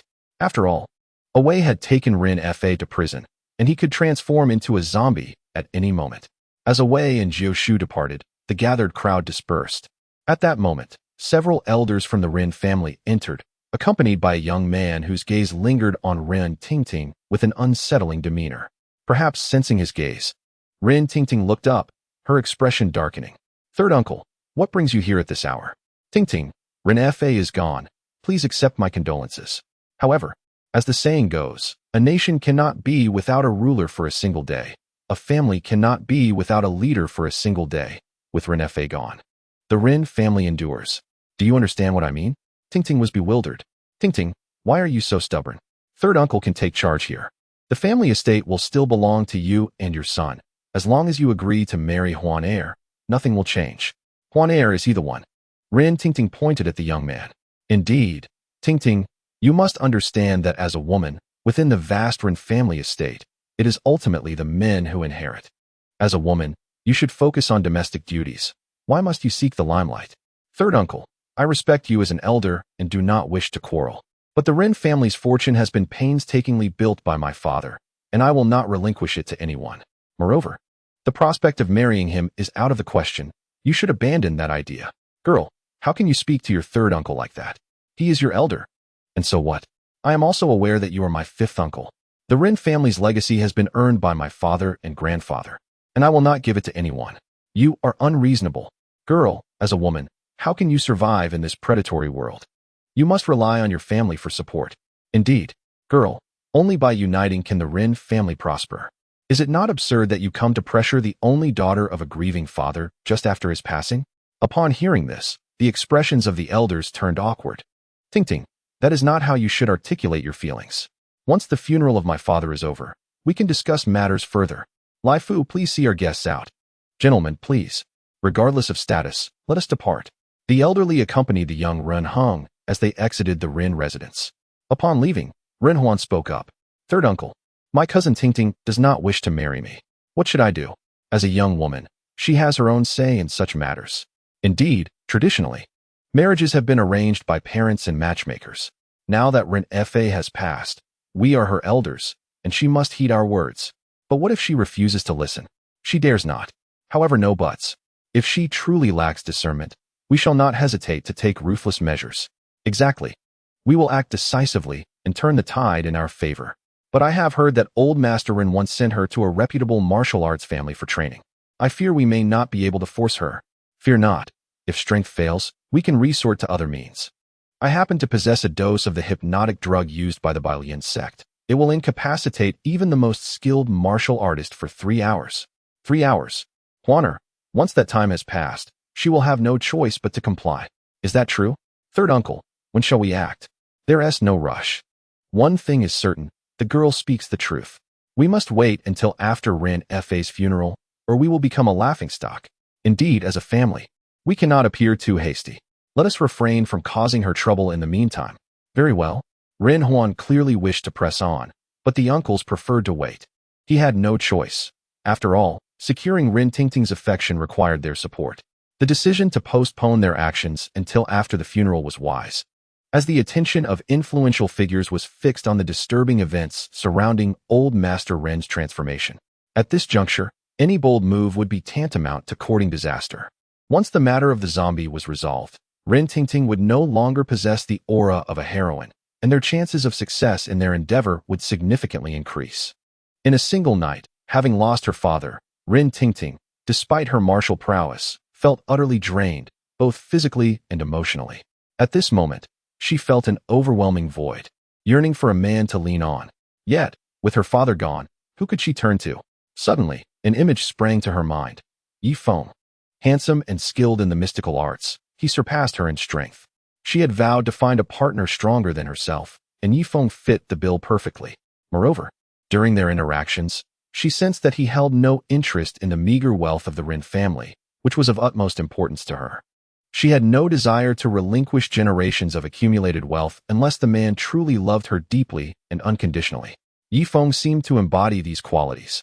However, the only drawback was the intensity of his gaze during their first meeting, which had unnerved her. It was as if he were a ravenous beast, ready to devour her whole. The thought of what might transpire if he were to act upon his desires sent shivers down her spine. Would her body bear the marks of his roughness? Would the experience be as brutal as being tossed around like a mere plaything? She dared not dwell on such thoughts. Yet she found herself devoid of alternatives. In a cave, old Master Rin was rendered immobile by a talisman, while a sorcerer poured various animal bloods into him. Drink.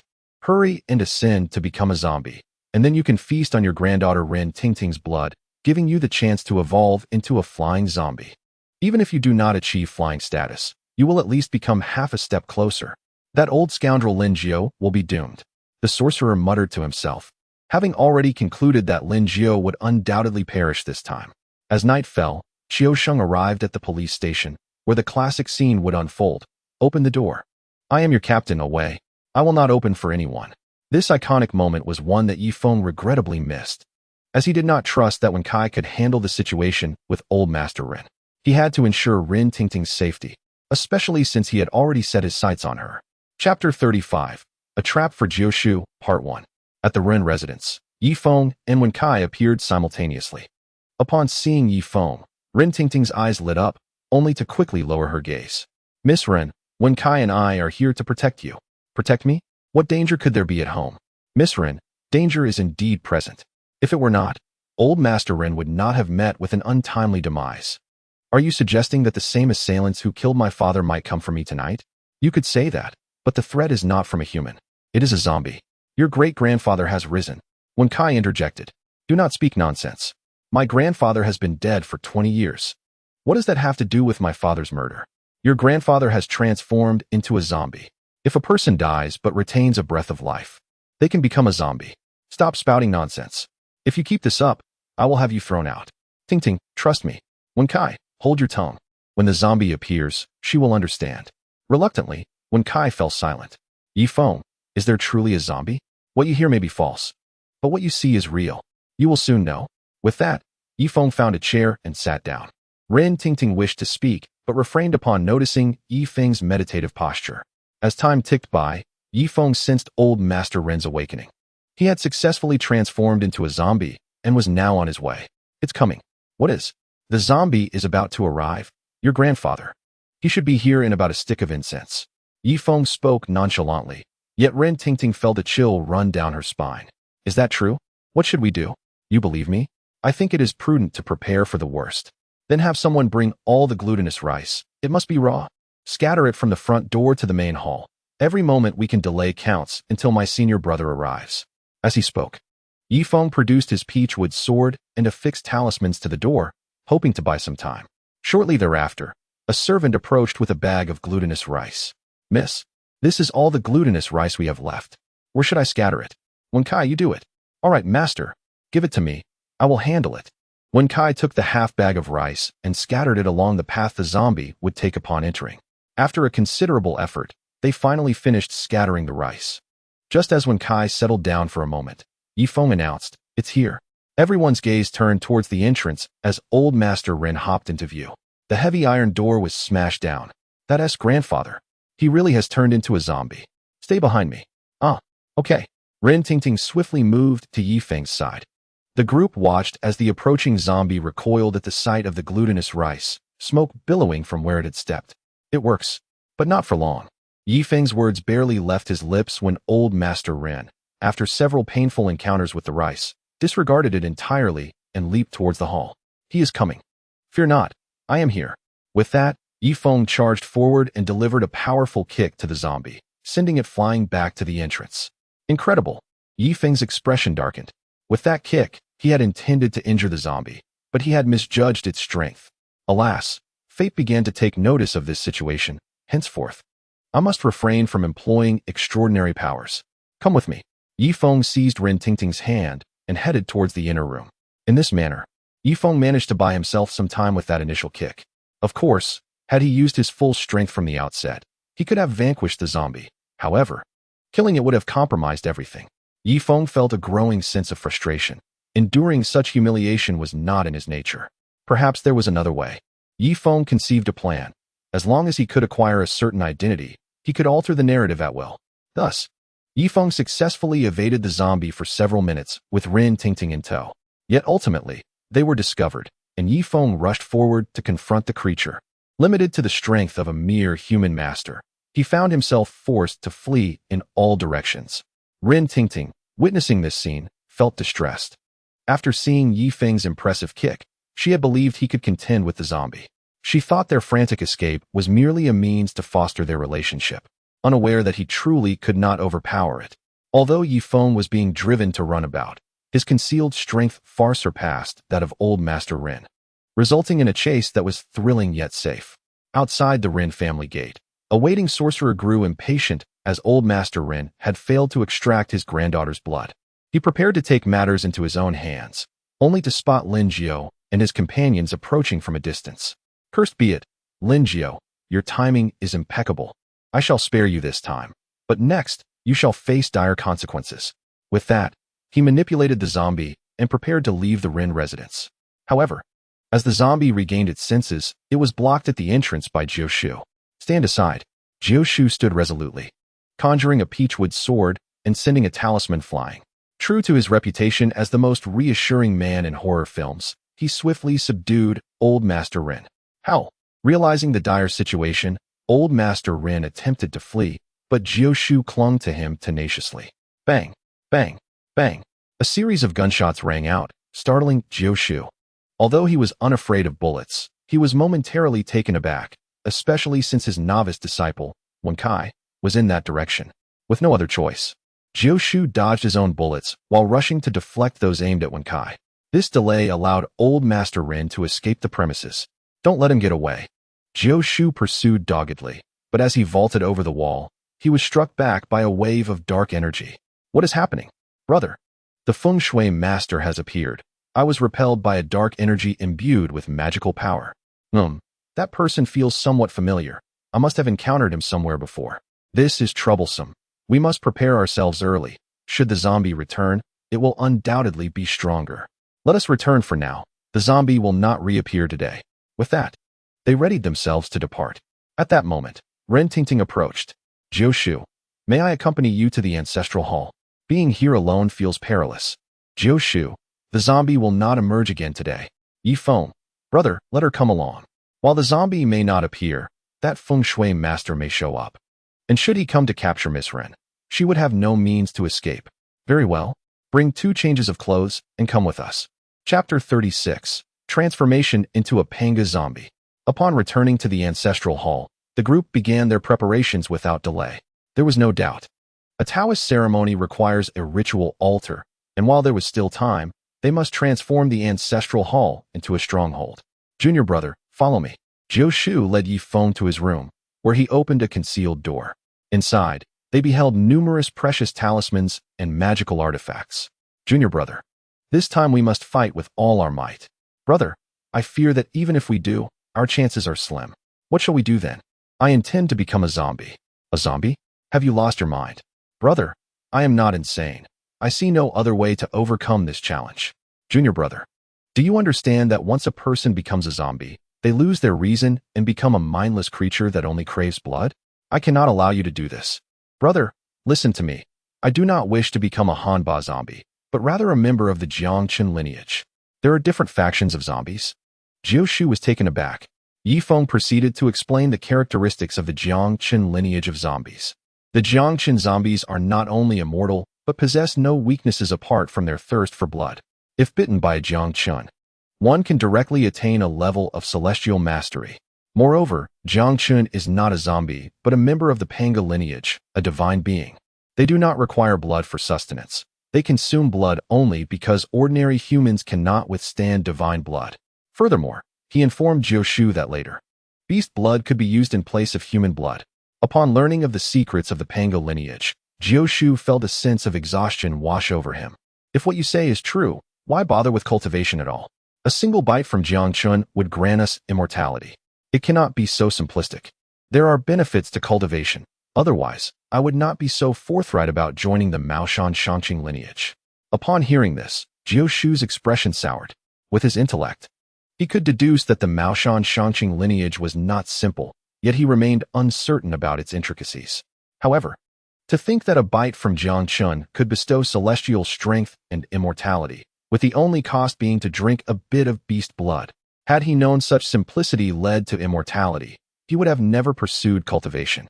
Jiu Shu was not a narrow-minded individual.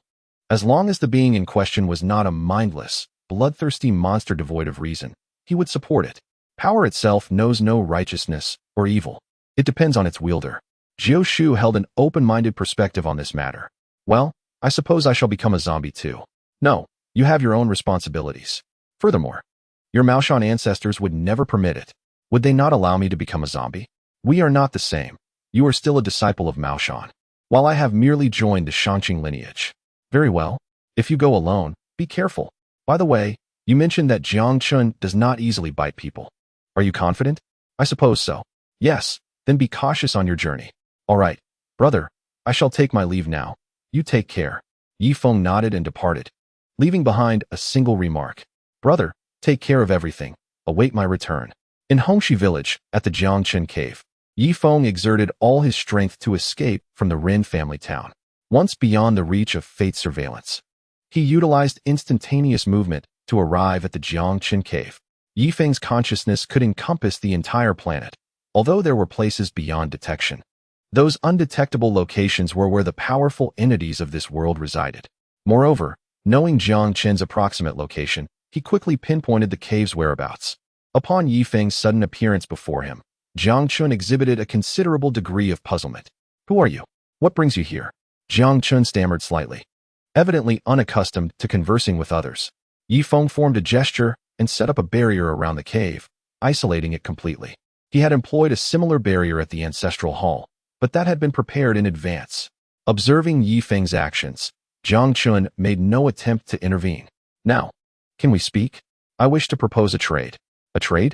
I seek to be bitten by you, to become a zombie, just as you did with Su Fu, the one who begged you for 3 days and nights. What do you offer in exchange? The life of Niwa. You intend to confront Niwa? No. You are here to discuss cooperation. You won't kill me. Indeed, this matter must begin with the struggle between the Pango lineage and fate. Continuing, Ye Feng briefly recounted the entanglement between the Pango clan and destiny. What connection does this have with Niwa? Yes, it is destiny. And it seems destiny harbors ill will towards Niwa. Very well, I have acquiesced to your request.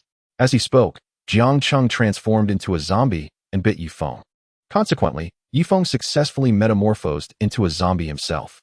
Subsequently, Ye Feng manipulated fate, arranging for him and Niwa to share life and death, revealing to Jiang Cheng the misfortune befalling another woman linked to Niwa. True to his temporal abilities, Jiang Cheng remained composed upon learning this, simply stating, I understand. Departing from Jiang Cheng's cave, Ye Feng felt an astonishing power coursing through his body. Howling with exhilaration, Ye Feng transformed, achieving the form of a second-generation zombie with green eyes. Swiftly, in mere seconds, he refined that drop of zombie blood and attained complete second-generation zombie prowess. How formidable this power is, akin to soaring to the heavens. Ye Feng lamented that had he not traversed to the Dragon Ball world first and cultivated powers beyond the 11th dimension, possessing strength on par with Jiang Cheng, he might have succumbed to madness at this moment, becoming like Su Fu, emotionless and perceiving life as devoid of meaning. Of course, had he initially crossed into this world, he would have swiftly sought to scheme for the Panga zombie bloodline. After all, ascending to greatness in one fell swoop would allow for a life of ease thereafter. One could have been an insignificant being, then directly leap across countless strata to become a deity among mortals. He could stroll into high-end banquets and luxurious hotels, enjoying lavish meals without cost. When others believed he lacked any background and plotted revenge, he could simply impose his will upon them. Under the strictest bars owned by powerful figures, he could flirt with formidable women of the underworld, indulging freely as all doubted his chances and deemed him reckless. The once feared and proud women of the underworld would ultimately have to submit to his commands. It is that sensation where everyone considers you a fool, daring to provoke the venomous rose of the underworld, eager to witness your demise, only for that rose to be easily toyed with by you. Chapter 37. Confronting the Deadlock of Jiu, Part 2. Such a feeling is beyond exhilarating. Truly ascending to greatness is swifter and more definitive than training in the Dragon Ball realm. It can be said that arriving in the zombie world, nothing surpasses the thrill of being bitten by Jiang Cheng. Before the bite, one frets over survival. After, one can choose a partner from the world at will. Even knowing one is a wicked and debauched individual, nearly everyone finds themselves powerless to resist, compelled to accept your manipulation. Moreover, prior to being bitten, he had inquired with his system, which assured him that transforming into a panga zombie would not impede his ability to consume food. Here, it is worth noting why the system in this book refers to him as master rather than host. A host implies a parasitic symbiosis, whereas Ye Feng's system is one he has seized, a system that can intervene and subdue. This system was appropriated from its previous owner, who has since been eliminated by Ye Feng. Interested readers may refer to the author's previous work for more details. While it was originally improbable, Ye Feng's system is capable of assisting one to attain quasi-mortal status, guiding him toward complete transcendence in the mortal realm. It can mitigate certain negative effects of the panga bloodline. However, it only alleviates one aspect. Ye Feng will not suffer from digestive issues from consuming food. Yet, he will still crave blood, albeit the system has optimized this by allowing him to directly consume pig's blood or duck's blood, which alleviates his thirst for blood. The kind purchased from supermarkets for hot pot will suffice. However, should Ye Feng bite others, he will not enjoy such privileges when the time comes. He must feed as a traditional zombie would. Indeed, Ye Feng plans to transform Ren Tingting into a zombie as well, ensuring her survival even after he departs this world. Awaiting his return, time was drawing near. Ye Feng began his journey back. However, this time he refrained from using teleportation. He had no choice, for the plot had already commenced, and fate had taken notice. Fate, if you remain so aggressive this time, I shall not hold back. With the identity of a Pangu clan member, I am justified in resisting destiny, free from suspicion of being a third-party force. In the ancestral hall, Jiu had set up the altar in the Maoshan formation, awaiting the arrival of the zombies. Yet, unexpectedly, the first visitors were not zombies but Qiuxing and a female ghost, Xiaoyu. In the original narrative, Xiaoyu was loyal to Qiuxing, but now, influenced by destiny, she had become an adversary of Jiu. She was sent by fate to deplete Jiu's strength. Release Qiuxing, and I will let you go. He and I are deeply in love, and I implore the Taoists to support us. Nonsense. You and Qiuxing are on different paths. Your entanglement only brings him harm. I do not care. We will become a ghostly couple. Stubborn fool. Then do not blame me. Jiu formed a seal and pointed, causing the incense flames before him to surge, aiming directly at Xiaoyu. Xiaoyu swiftly dodged, yet still inadvertently caught a glimpse of the flames. The flames engulfed her ghostly form in an instant. I will fight you to the end. Xiaoyu's expression twisted in rage as she ignited with flames, charging at Jiu. Jiu's countenance darkened. She was indeed reckless. On the other hand, in Xiaoyu's eyes, Jiu was merely an obstinate elder disrupting her fate with Qiuxing. Initially, as Qiuxing's master, he had expected to exercise restraint. However, upon receiving a lethal response, she had no choice but to fight back. Here, Xiaoyu's thought process reveals her intentions, yet they have been heavily influenced by fate. Under normal circumstances, she would not so brazenly confront Jiu regarding Qiuxing, especially since Jiu had yet to uncover their secret affair. She should have remained hidden. Yet, under fate's influence, she approached him directly, demanding his presence.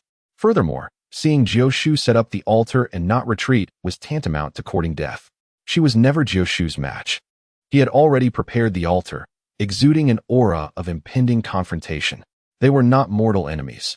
She should have retreated, waiting for Jiu to resolve his foes before addressing her concerns. But under the sway of fate, she pressed on, intent on battling Jiu. How infuriating. You dare employ the soul-burning technique. Are you courting death? In that case, I shall not hold back. With a wave of his hand, Jiu summoned a wooden sword to his grasp, and the two engaged in combat. Naturally, there was a disparity in their strengths, with the altar's assistance. Jiu's power surged, and the outcome was inevitable. Within mere breaths, Xiaoyu's soul was entirely obliterated. Huff, huff. This female ghost has lost her mind. She ignited her own spirit right away. Clearly, Xiaoyu's self-immolation had granted her a surge in power, taxing Jiu considerably. Master, How could you kill her? Xiaoyu was a good person. Nonsense. She sought to kill your master. Did you not see? Indeed. Junior brother, arriving at such a moment, is akin to courting death. Qiuxing remained silent upon hearing this. Enough chatter. The zombies and feng shui masters are arriving. Very well, master. Following Jiu Shu's instructions, they turned their attention to the entrance. Lin Jiu, do you remember me? You are the one who plotted against Fei Bao. Ahahaha. Lin Jiu, you meddled once before. Now you dare to confront me again? Do you truly wish to oppose me? Humph. Your nefarious use of Taoist arts compels me to intervene. Meddling in affairs that do not concern you. Today marks your demise. Upon concluding his words, the sorcerer produced a bell, shaking it, as Ren Laote lunged toward Lin Jiu. Tian Di Xianzong, Wanqi Ben Jin, Guangxiu Haoju, Zhengwu, Sanjia Nei, Wei Di Du Zun, Tiu Jing Guang, Da Ingwu Shan, Shi Jibu Jian, Ting Jibu Wan, Bao Luo Tian Di, Yang Yu Kun Xing, Shi Song Wan Bian, Xin Yu Guang Ming, Sanjia Shiwei, Yu Di Tong Ying, Fong Shin Ming Li, Yishir Lei Ling, Yao Guai Sang Dan, Ji Xing, Ini Yu Pai Li, Lei Shin Yin Ming, Dong Hui Jiao Che, Wu Qi Tung Tung, Jin Guang Su Xian, Fu Hu Tan Ting, Ji Ji Lu Ling. This was the Jin Guang curse. Some claimed it belonged to Long Hushan, but it also had its roots in Maoshan, empowered by the Jin Guang curse. Jiu Shu brandished his copper coin sword and engaged in a fierce melee with the zombie transformed from Ren Laote. Clearly, under the influence of the altar and the Jin Guang curse, Jiu Shu exerted considerable suppression over Ren Laote's jumping zombie. In a matter of moves, the zombie was forced into retreat. The sorcerer exclaimed, Lin Jiu, do not be arrogant. Do not forget, I am still here. As he spoke, he began to consume various creatures such as toads and bats, preparing to enhance his magical power and confront Jiu Shu fiercely. Chapter 38, Destiny Retreat. After consuming a variety of animals, the sorcerer's mouth was stained with a mixture of foul blood. This tainted blood, combined with his magical energy, was intended to disrupt Jiu Shu's Jingguang curse. Without the Jingguang curse, Jiu Shu would certainly struggle against the zombie. In equal realms, a cultivator's physical form could not contend with a zombie. Furthermore, this foul blood was aimed at destroying Jiu Shu's altar. After all, this was Jiu Shu's sanctum. Meticulously arranged over time, it was not something he could easily dismantle. His only option was to destroy the altar, rendering the field equal for all. Go, destroy it. The sorcerer spat a mouthful of foul blood toward Jiu Shu, who had no choice but to retreat. Seizing the opportunity, the sorcerer directed another mouthful of foul blood at the altar. Wen Kai, Qiusheng, protect the altar. Both rushed toward the altar, attempting to shield it with their bodies. Yet their forms were not perfectly aligned, allowing some foul blood to splatter onto the altar. What is this? It hurts. Master, they cried. You fools. Didn't you think to use something else to block the foul blood? Jiu Shu lamented in frustration. Wen Kai, Master, save me. Jiu Shu replied, hurry. Go inside and grab the incense ash from the altar to sprinkle on yourselves. It will help. Got it, they exclaimed, scrambling into the house. Meanwhile, Jiu Shu's concern was interrupted as the zombie lunged at him. He hurriedly moved to evade, but found his feet immovable. What is happening? Jiu Shu focused his gaze, only to discover a bridal ghost, the very ghost from Zhang Laoban's tavern. Old ghost, I spared you last time out of pity. Yet today you dare to conspire with evil. Ha! Your death is certain. He has promised me that if I kill you, I can deal with that old scoundrel at the bar. The ghost shrieked as she ferociously clawed at Jiu Shu's leg. Despicable. Jiu Shu attempted to cast a spell to eliminate the ghost, but the zombie had already attacked. Unable to move, he could only use his copper coin sword to fend off the zombie, and thus began a struggle between one man, one ghost, and one zombie. At that moment, the sorcerer seized the opportunity and unleashed a mouthful of foul blood, shattering Jiu Shu's Jingguang curse. Ah! Jiu Shu shouted as he forcefully repelled both the zombie and the bridal ghost. However, with the Jingguang curse broken, he sustained injuries from the zombie's claws. Lin Jiu, your end is nigh, the sorcerer declared, gathering more foul blood from crows, rats, and toads, conjuring a spell with a chant. Go. Upon completing the incantation, the sorcerer hurled the blood towards Jiu Shu, which swelled in the wind, transforming into a crimson blade upon reaching him. Jiu Shu was struck in the back, and the zombie's hands plunged into his chest, inflicting severe wounds. There was no escape. These three adversaries were on par with Jiu, and facing three opponents while being significantly drained, his defeat was inevitable. Jiu managed to repel the malevolent ghost and the zombie, then attempted to evade the blood blade's assault, only to find it splitting into countless smaller blades that lunged toward him. With a splutter, Jiu coughed blood, his body drenched in crimson. Linjiu, your demise is assured. Ru Lai Shun Wu, gods and ghosts may halt. Should they disobey me, mountains and stones shall crumble. Reciting the true incantation, Tiangang swiftly manifests. Pajun heeds my command. Gods and ghosts, heed my summons. This was the summoning spell of Mao Shan, also known as the invocation of deities. In his grave state, Jiu had no choice but to invoke the summoning spell. Come forth. What is happening? Why has it failed? Ahaha. Heaven does not favor you. This is impossible. My master cannot fail to respond. Jiu was taken aback, puzzled that, given his cultivation and mastery over the summoning spell, failure should not have been an option. Unbeknownst to him, his invocation had been intercepted, left with no alternative. He recited the spell once more. However, it was too late. The trio's assault struck again, sending Jiu flying once more. Linjiu, the day has finally come. Prepare to die. Wait, how did you know I was here? Trying to buy time? Very well, I shall make your end clear. Initially, I was unaware of your presence, but you insisted on meddling in the affairs of the Rin family. Do you know that the Rin family bears a grudge against me? A grudge? Jiu felt uneasy, uncertain of the truth, and chose not to engage further. You lie. Had it not been for the disgrace brought upon my mother by your adopted son, I might have had a brother by now. At that moment, Rin Tingting rushed forward, loudly revealing the hidden truths of the past. So it was. Evil paths deserve no pity. What did you say? You claim my adopted son deserves no pity? I shall slay you. As he spoke, the sorcerer rang the bell, commanding the zombie to charge forward. Despicable. Even in death, I will perish together with you wicked beings, he declared, preparing to burn his soul with his spell. Wait. Suddenly, Ye Feng rushed into the fray with a speed unseen by others. Ye Feng, you succeeded. Indeed, I have successfully transformed into a zombie. Ye Feng's triumphant roar revealed his true zombie form, his green eyes signifying a second-generation zombie, equivalent to a celestial master in strength. What sort of zombie is this? How is it so powerful? The sorcerer stuttered. Die. With a single word from Ye Feng, three explosive sounds resonated, obliterating the sorcerer, the zombie, and the malevolent ghost. After their demise, Ye Feng opened his mouth, consuming the released blood essence. Indeed, only by devouring entities of high cultivation does it yield the best results. This feeling is exhilarating. Ye Feng laughed, sensing that destiny had begun to retreat, clearly frightened, not by Ye Feng, the second-generation zombie, but because the minister had arrived. Junior brother, are you all right?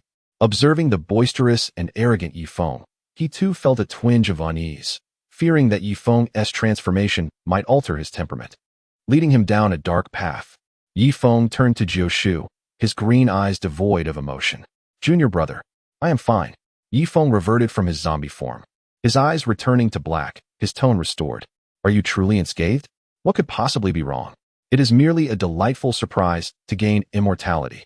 Immortality, Rin Tingting exclaimed. Chapter 39, Urgent Mission, Trouble in Wu Feng World. Senior brother, is your body all right? Nothing to worry about. A few days of rest will suffice. Ye Feng brought Jiu into the room, with Rin Tingting following closely behind. She longed to speak with Ye Feng, but found no opportunity to do so. Upon entering, Ye Feng noticed Qiuxing and Wenkai sprawled on the floor, their bodies covered in fragrant ash, unconscious and possibly lifeless. Jiu, in a simplified attire, hurried forward to assess their injuries. Xixiang, do not concern yourself with them. They are fine. They will awaken in 2 days. Your injuries are of greater importance. Ye Feng, transformed into a zombie, possessed a heightened sensitivity to whether a person was alive or if there was vitality within them. Jiu glanced at Ye Feng, aware that at this moment, Ye Feng's strength surpassed his own. It was only natural for him to have a stronger perception, especially since he was currently gravely injured. Ye Feng assisted Jiu back to a room to meditate and recover, while he set up a gathering spirit formation and a protective array to aid in his healing. Afterward, he approached Rin Tingting.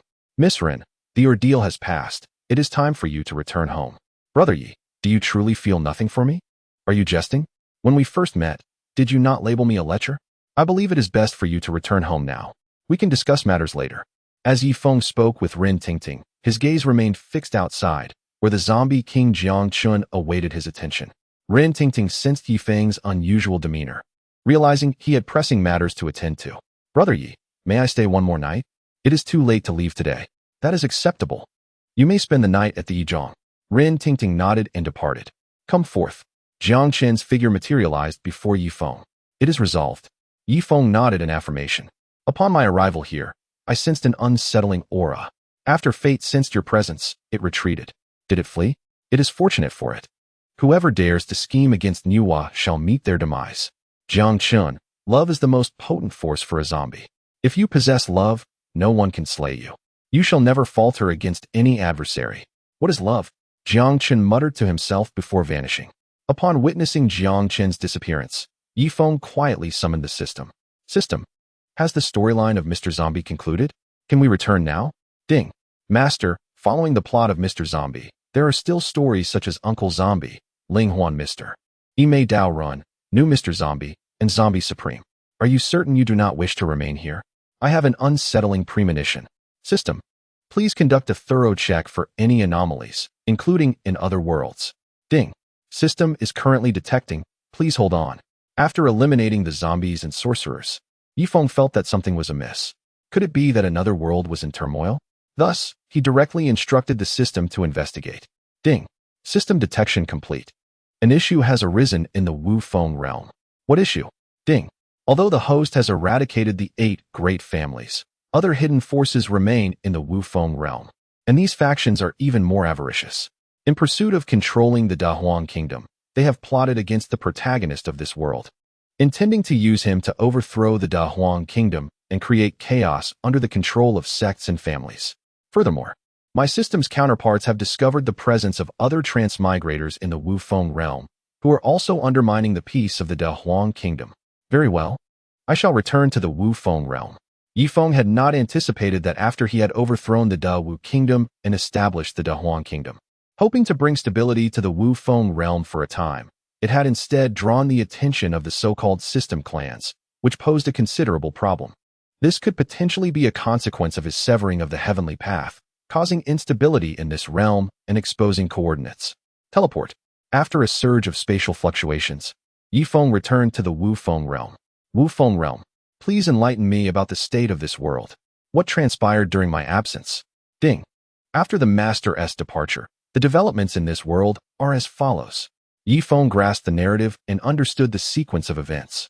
Years had passed since his departure, and this realm had progressed significantly, even more rapidly than the Shaoqian world. The flow of time here was astonishingly swift.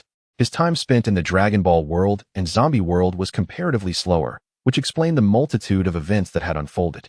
Thus, Ye Feng realized that as long as he did not return to the Dragon Ball world, the timeline of the zombie world would not advance too swiftly. After Ye Feng's departure, the Dahuang kingdom was newly established, employing the governmental structure he had set forth, maximizing centralization.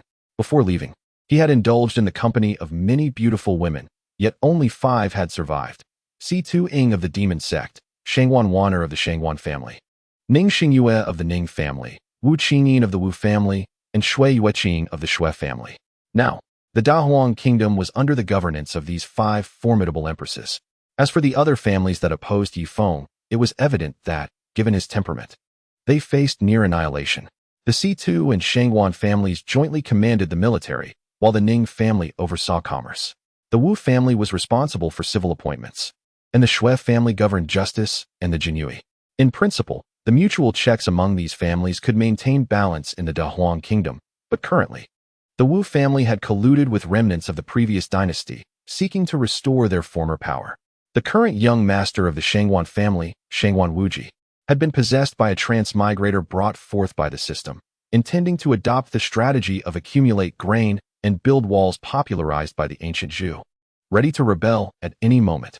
On the other hand, the eldest daughter of the Ning family had similarly been replaced by a transmigrator, who, misled by the fabricated future devised by the system, believed Shangwan Wuji was also a transmigrator destined to become the emperor unifying the continent, thus willingly becoming his devoted follower.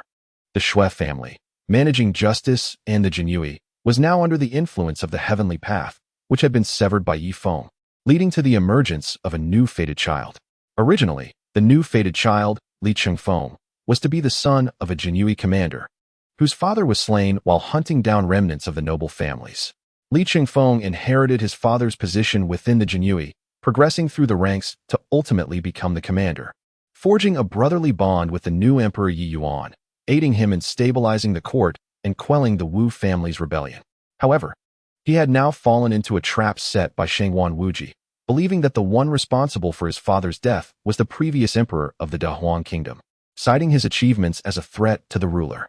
Utilizing his power to suppress Li Chengfeng, he not only failed to inherit his father's position, but also faced various forms of humiliation and bullying within the Jinyue, leading him to harbor resentment against the Dahuang kingdom and the royal Yi family. In the final confrontation, he turned against Yi Yuan. Presently, only the demon sect had not encountered any troubles. However, a lecherous and despicable elder, Jiang Bufu, had emerged, harboring inappropriate desires towards Si Tuing, the leader of the demon sect, and had long coveted Si Tu Qingxuang, the last remaining woman of the sect. Originally, Jiang Bufu's fate was not inclined towards success. His closest attempt was during an occasion when Si Tuing, in a bid to save the saintess and her daughter Si Tu Qingxuang, had her powers severely diminished, leading to an attempted coercion that ultimately failed when Si Tuing retaliated with a desperate move. Yet now, he had been reborn, having acquired memories from the future. In this life, he was determined to claim all the women he desired. Chapter 40. Ye Feng's Schemes. Ye Feng had gathered all this information through the system. He refrained from discussing the system and the transmigrators, but was curious about Jiang Bufu's rebirth. Was he influenced by some character from a work of erotic literature? How dare he covet his wife and daughter? That was tantamount to courting death. In the imperial palace of the Dahuang kingdom, in the Moing palace, Ye Feng's figure appeared unexpectedly. I have returned. So much time has passed in the blink of an eye. Si Tuing, well, she has not changed much, after all. Her innate talent and martial prowess were already exceptional. After following Ye Feng, she had gained a part of the Da Huang Sword Classic. After years of cultivation, Si Tuing had reached the threshold of a Grand Master and mastered the first form of the Da Huang Sword Classic, sword Qi piercing the heavens. Her combat prowess now rivaled that of a true Grand Master. As for her master, the former leader of the demon sect, he had long since become a genuine Grand Master powerhouse. Seeing, as a preeminent master of the innate realm, possesses a lifespan of 200 years. Now, at just over 30, she is in her prime, her beauty not only intact but enhanced with a compelling maturity. Indeed, she is at her most enchanting. Presently, Su Ying is savoring tea while perusing a series of official documents. Suddenly, Ye Feng appears and embraces her without hesitation. Indeed, it is still that familiar allure, cold yet seductive. The enchantress proves herself worthy of her title. Impudent. Who dares to desecrate this palace? Do you not even recognize me? Ye Feng, it cannot be. Do not attempt to deceive me. Your Majesty has departed from this world. Is departure synonymous with irretrievability? How delightful. You seek death.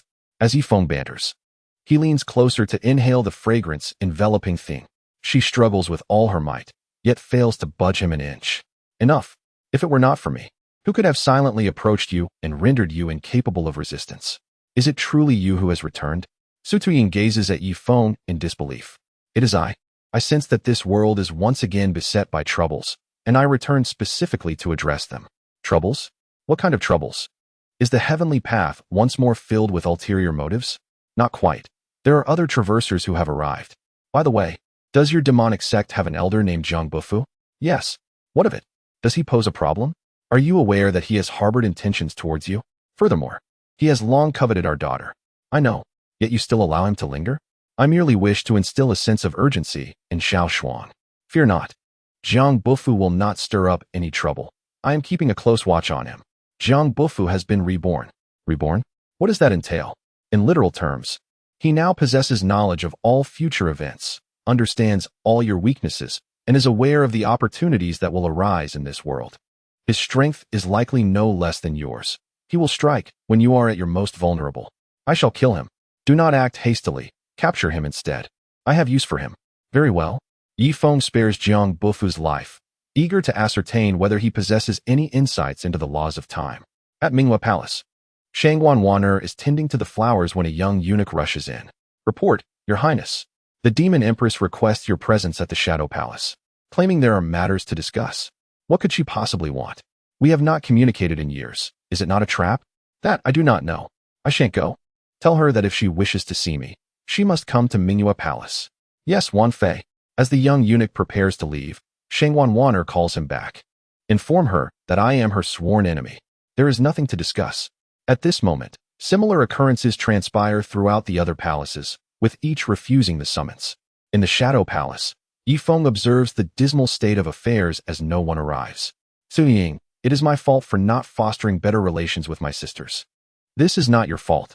They hail from distinguished families and lack your innocence. Over time, they may have developed ulterior motives. Then, my dear husband, what shall we do next? I shall grant them an opportunity, but I hope they seize it. Within 3 years, a coup will transpire. As long as they do not harm my child, I shall afford them dignity. Otherwise, I shall be left a widower. From Ye Feng's perspective, only Ying has steadfastly chosen him from the outset. He could see in her gaze that she genuinely desired to establish a relationship with him. Others were merely engaged in political marriages. However, as Ye Feng demonstrated his unparalleled might, they were compelled to become his women. In truth, Ye Feng held little affection for them, as he could sense during their interactions. With Hu Ying, her thoughts were focused on how to connect with him. Inquiring if he bore any troubles, she endeavored to assist him, even though he did not require her aid. Yet, that sense of care was something Ye Feng had only felt from Bulma. Ye Feng's intention was to allow the narrative of this world to unfold naturally, to witness a splendid performance, and ultimately to conduct a reckoning based on everyone's actions. Thus, he would cleanse the court of the great wilderness kingdom. Meanwhile, at the Shangguan residence, the young master Shangguan Wuji is practicing the supreme skill bestowed upon him by the system. Behold my dragon's resentment. A resounding dragon's roar echoes as his chi manifests, obliterating a nearby rockery. Shangguan Wuji gazes at his handiwork with satisfaction. Excellent. Truly, the 18 dragon-subduing palms possess tremendous power. Congratulations, host. You have successfully mastered the 18 dragon-subduing palms and have advanced to the rank of a first-rate expert. A first-rate expert? In this world, that equates to at least an 8th-grade strength, surpassing the majority. By the way, what is the strength of Li Changfeng? Host, upon assessment. Li Changfeng is 18 years old and possesses peak 9th-grade strength. What? So, I am still inferior to a native? Li Changfeng is the destined protagonist of this world. It is only natural that his strength exceeds yours. Moreover, with the system at your disposal, you will surely surpass him in due time. Fine. This system has accompanied me for several years. Aside from the initial gift of the Chuanjin sect's internal cultivation method and the 18 dragon-subduing palms, it has not granted me anything else. Host, as you have yet to commence the main storyline, there are no martial arts rewards available. What is the main storyline? You have not mentioned it. Main storyline task activated. Please stockpile provisions, build strong walls, and delay claiming kingship. Gather 1 million gene of grain. What? 1 million gene? Are you mad? There is a drought affecting us. Asking me to hoard grain now is akin to signing my own death warrant. In the Ning residence, the eldest daughter Ning Buhui is attempting to sneak out with her maid. Miss, this is unwise. If the master discovers it, there will be dire consequences. Do not concern yourself with him. He is but a fusty old man. I have fallen for Shangguan Wuji, yet he disapproves. Citing that the 5 great families must not intermarry. It is a national policy. Nonsense. That was decreed by the Emperor Ye Feng of the great wilderness kingdom. We cannot defy it. What do you know? I pursue love and shall not be shackled by worldly constraints. Miss, you must not. The laws of the great wilderness kingdom are quite severe. Silence. Am I your mistress or are you? Speak again, and I shall sew your mouth shut. The maid, Xiao Hong, promptly falls silent, aware that in this feudal world, such threats could be realized. Ning Buhui climbs over the courtyard wall and escapes. Unbeknownst to her, a family member observes this scene with a grim expression. A young woman should not be allowed to stray. Yet, marrying into the Shangguan family could bring either fortune or misfortune. Master, the Shangguan family wields half of the military power of the great wilderness kingdom. With our Ning family's financial backing, how could we fail in our endeavors? What do you understand? As long as Emperor Ye Feng remains, no schemes will succeed. Even if we possess 100,000 troops and ample supplies, it would be no match for Ye Feng's single command. Is Ye Feng truly that formidable? He is a terrestrial immortal. Legends say he has even slain the embodiment of the heavenly path. He is already unrivaled in this world. A terrestrial immortal? Is he truly that powerful? A master can oppose thousands, while a grand master moves effortlessly among hundreds of thousands. A terrestrial immortal can slay grand masters as easily as one would a chicken. Our Ye Feng is merely at the threshold of terrestrial immortality. Then, if the terrestrial immortal is powerful, Ye Feng must be even more so. Indeed, do you ponder how the Grand Dahuangguo was established? In those days, the 8 prestigious families allied with the former Dawu Guo, amassing an army of 1.5 million, comprised of 1 million infantry and 500,000 cavalry. Additionally, there were 808 masters and 72 grand masters, along with several terrestrial immortals. I am uncertain of their exact number. Their battles were beyond our sight. To recount the aforementioned, Ye Huang vanished this formidable force of 1.5 million, along with nearly 1,000 masters and grand masters. In a mere incense stick's burning time. An incense stick, you say? Did you not claim that Ye Huang could annihilate 1 million troops with a single strike? How then? Does it take an incense stick's duration? Do not lay the blame upon me.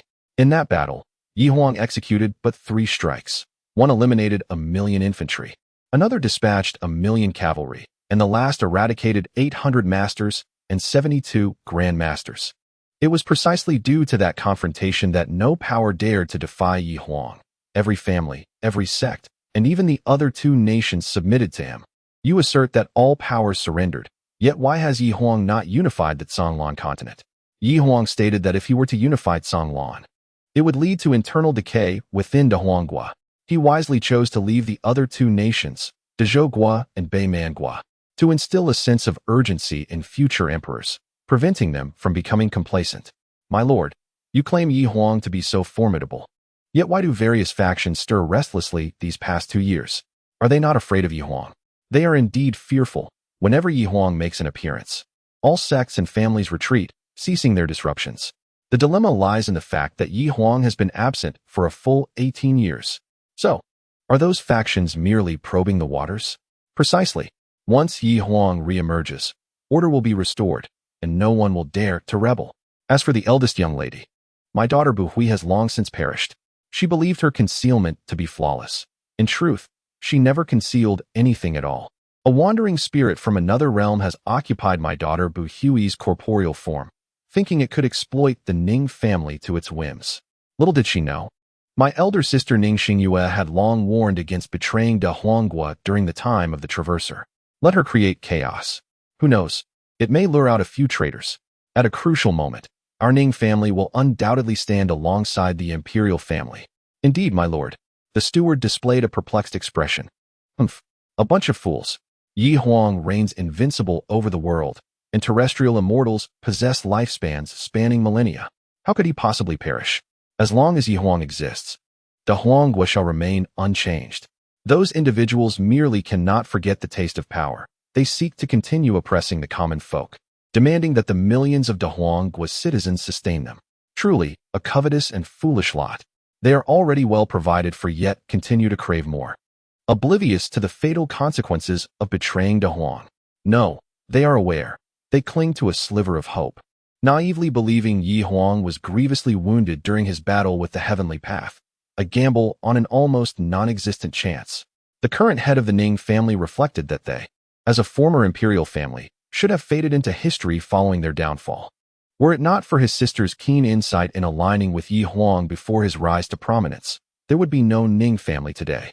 He might still be fretting over his next meal. Ye Huang rescued both his sister and him. He must not be ungrateful. While the Ning family understands this clearly, other families lack such acumen, especially the Shangguan and Shui families. Shangguan Wuji's anomalies could not have escaped Shangguan Wanner's notice, yet she chose to ignore them. Despite knowing Ye Feng despises the abuse of power, she passively witnessed Shangguan Wuji wielding his authority to bully a hapless orphan of 1,000 households. Such behavior has already trespassed upon Ye Feng's bottom line. They are gambling, wagering that Ye Feng has departed this world and shall not return. Perhaps it is precisely because they have not seen Ye Feng since that day that they entertain unwarranted thoughts. 18 years is not a fleeting moment. It is a span in which a generation can rise. The new generation of youth, having never witnessed the terror of Ye Feng, feel no fear. Such is natural. As the head of the Ning family remarked, it is certain individuals, unwilling to relinquish power, who stir the pot. It seems that Ye Feng's brief stay in this world has not left a lasting memory, for his momentary invincibility has failed to etch itself into the minds of some greedy politicians. Ye Feng's might only ushered in a decade of peace. After 10 years, schemers began to emerge. However, during that time, Ye Feng's residual might still loomed, and they dared only to act within limited spheres, engaging in minor acts of financial gain. But now, they have resorted to treason. Human hearts are truly inscrutable and difficult to restrain. Chapter 42. This world is Ye Feng's experiment. On Ye Feng's end, he encountered his son Yi Yuan and daughter Situ Qingshuang. As for why his daughter bears her mother's surname, it is due to the demonic sect's need for a saintess free from royal ties. During his previous traversal, after establishing Da Huanghua, Ye Feng lingered in this world for merely a few months. Thus, having Yi Yuan as his biological son is already a significant blessing. The prospect of another daughter is improbable. When Ye Feng inquired about this matter, Situing informed him that she was the disciple of her master. Ah, your master S? Do you not recall? That night, you and my master shared a spring evening. That night, I thought it was you as well. Your master and you cultivate the same techniques, and I was rather impatient that night. On that day, Ye Feng first encountered the contemporary leader of the demonic sect, Feng Yuyan, also known as the Demon Queen, and was instantly captivated. Yet Ye Feng understood that she was Situ Ying's master, and thus refrained from pursuing any intentions. It was precisely because of his restraint that his aura shone brilliantly, catching Feng Yuyan's eye. Had there been no master-disciple bond, and had Ye Feng gazed upon her with lustful intent, the outcome would likely have been very different. Alas, Ye Feng, being a man of respect and gratitude, could not take advantage of the situation with his disciple's master. Hence, he did not possess that penetrating gaze that would strip bare one's intentions. Because of this, Ye Feng's invincible presence could be fully realized. Feng Yuyan, too, felt that she had never found any man worthy of her regard throughout her life. Now, having encountered a man who surpassed her in every aspect, she chose to embrace the role of a strong woman alongside Ye Feng. In this instance, Ye Feng fully relinquished his spirit, allowing himself to become intoxicated. Under such circumstances, as long as the other party harbored no ill intent, his consciousness would naturally retreat into slumber, remaining undisturbed. Thus, this absurdity transpired. Upon uncovering the truth, Ye Feng inquired about Feng Yuyan's whereabouts. She expressed her remorse towards him and had retreated to the demonic sect for seclusion. Then summon her.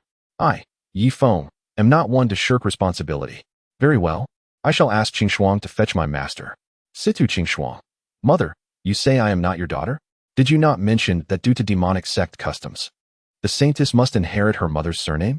Situ Qingshuang could hardly believe it. She had always thought it was the demonic sect's rule that dictated her maternal surname. Demonic sect customs? Do you not realize your father is invincible in this world? What custom could possibly outweigh someone who is unmatched? Situ Qingshuang fell silent. After her departure, Ye Feng engaged in a candlelit conversation with his son Yi Yuan, discussing various perspectives on the prominent families and officials. Once he confirmed that his heir had not strayed onto the wrong path, he felt reassured. Regarding these prominent families and human nature, his approach was no longer as extreme as before. He no longer spoke of altering the rules. Instead, he believed that by igniting the courage and martial spirit within people's hearts and promoting cultivation techniques, he could prevent the prominent families from monopolizing advanced cultivation methods. This would cultivate a plethora of commoners as formidable experts. After all, the numbers of the prominent families could never surpass those of the common folk. The larger the base of the populace, the greater the opportunity for genius to emerge. As long as there are skilled commoners and chivalrous heroes, the powerful families and noble officials dare not collude, disregarding human life. Perhaps they might, but there will be those who hold them accountable.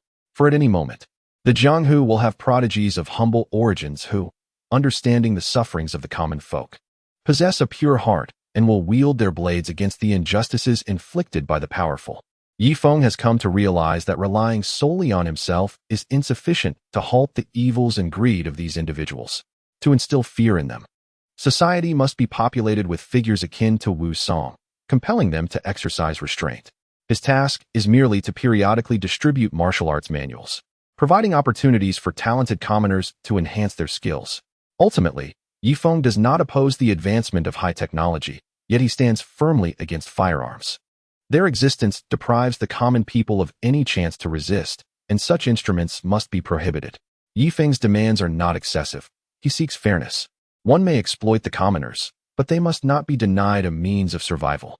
Should one dare to obliterate their chances of living, then it is likely the commoners will drag them down with them.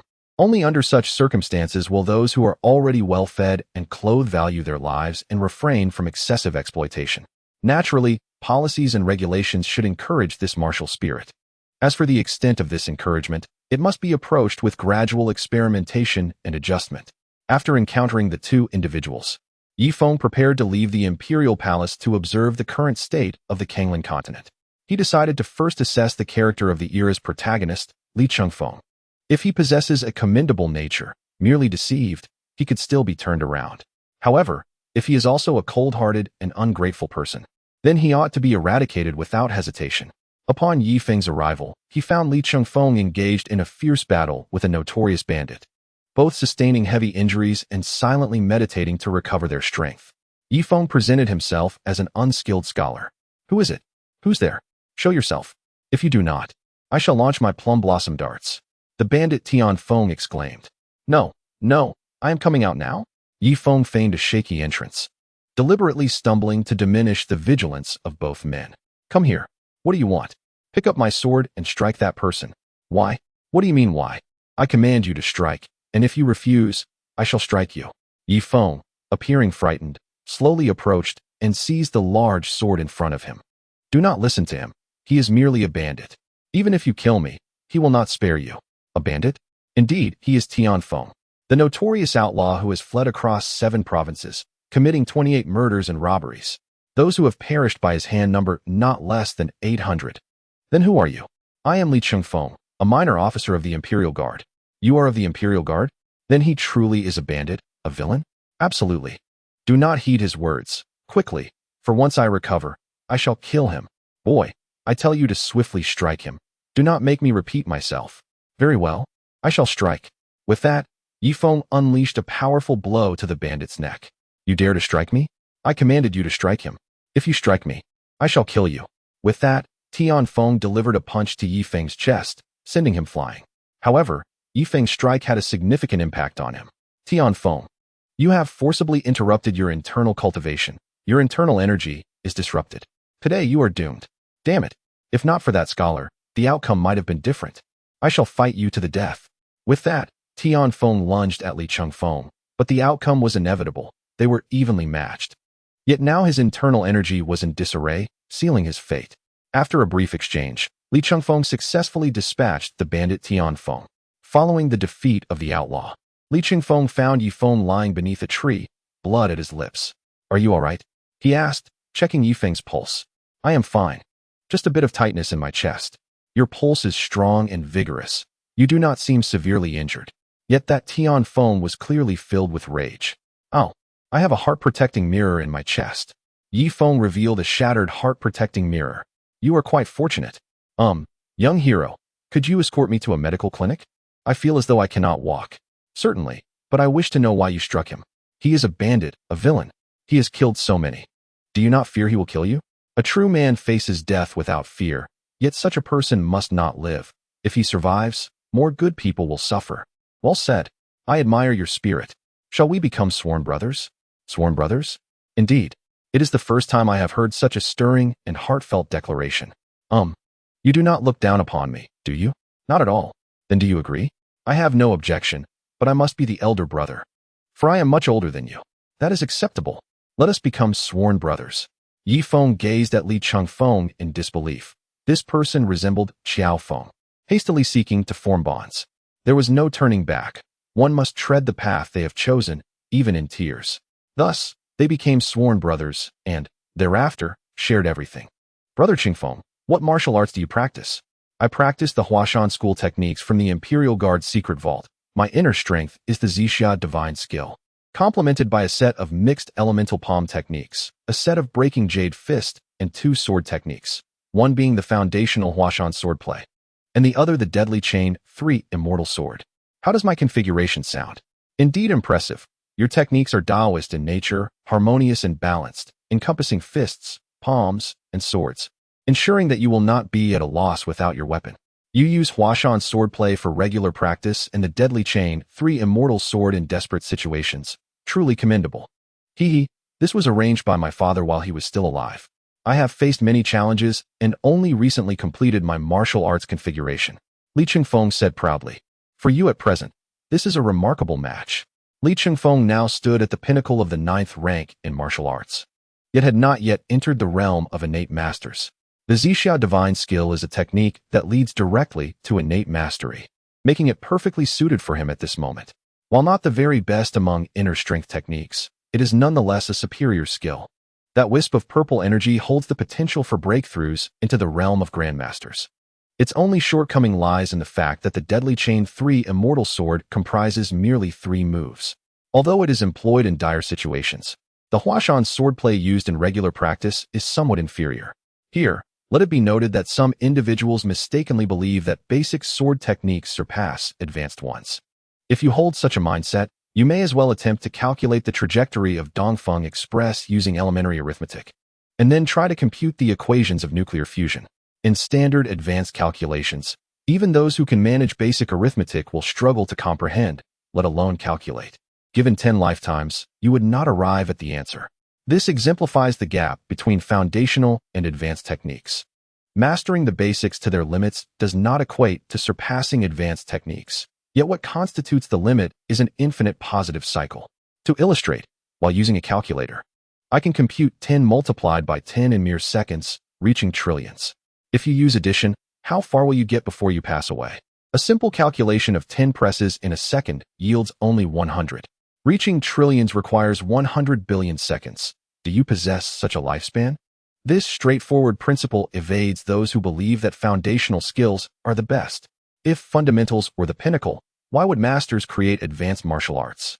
Practicing only the basics daily would suffice. The previous example illustrates that I can accomplish in seconds what you will not achieve in a lifetime through addition. Why continue practicing addition? Once a certain proficiency in the basics is reached, it is time to advance. It can be said that at present, the only formidable techniques in Li Chengfeng's possession are a single martial art, the Zixia Shengong, and a lethal sword technique, the Duoming Lianhuan Sanxianjian. As for the others, they are merely for sparring or for dispatching weaker opponents. When truly confronted with a master, they prove to be of little utility.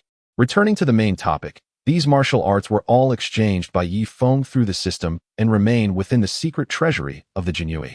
In addition to the martial arts of the Huashan sect, it also contains the teachings of the Quanzhen sect, lacking the innate skill, and the Wudong sect, missing Taijiquan, Taijijian, and Yinyang Wujigong. This does not imply that Ye Feng failed to exchange them.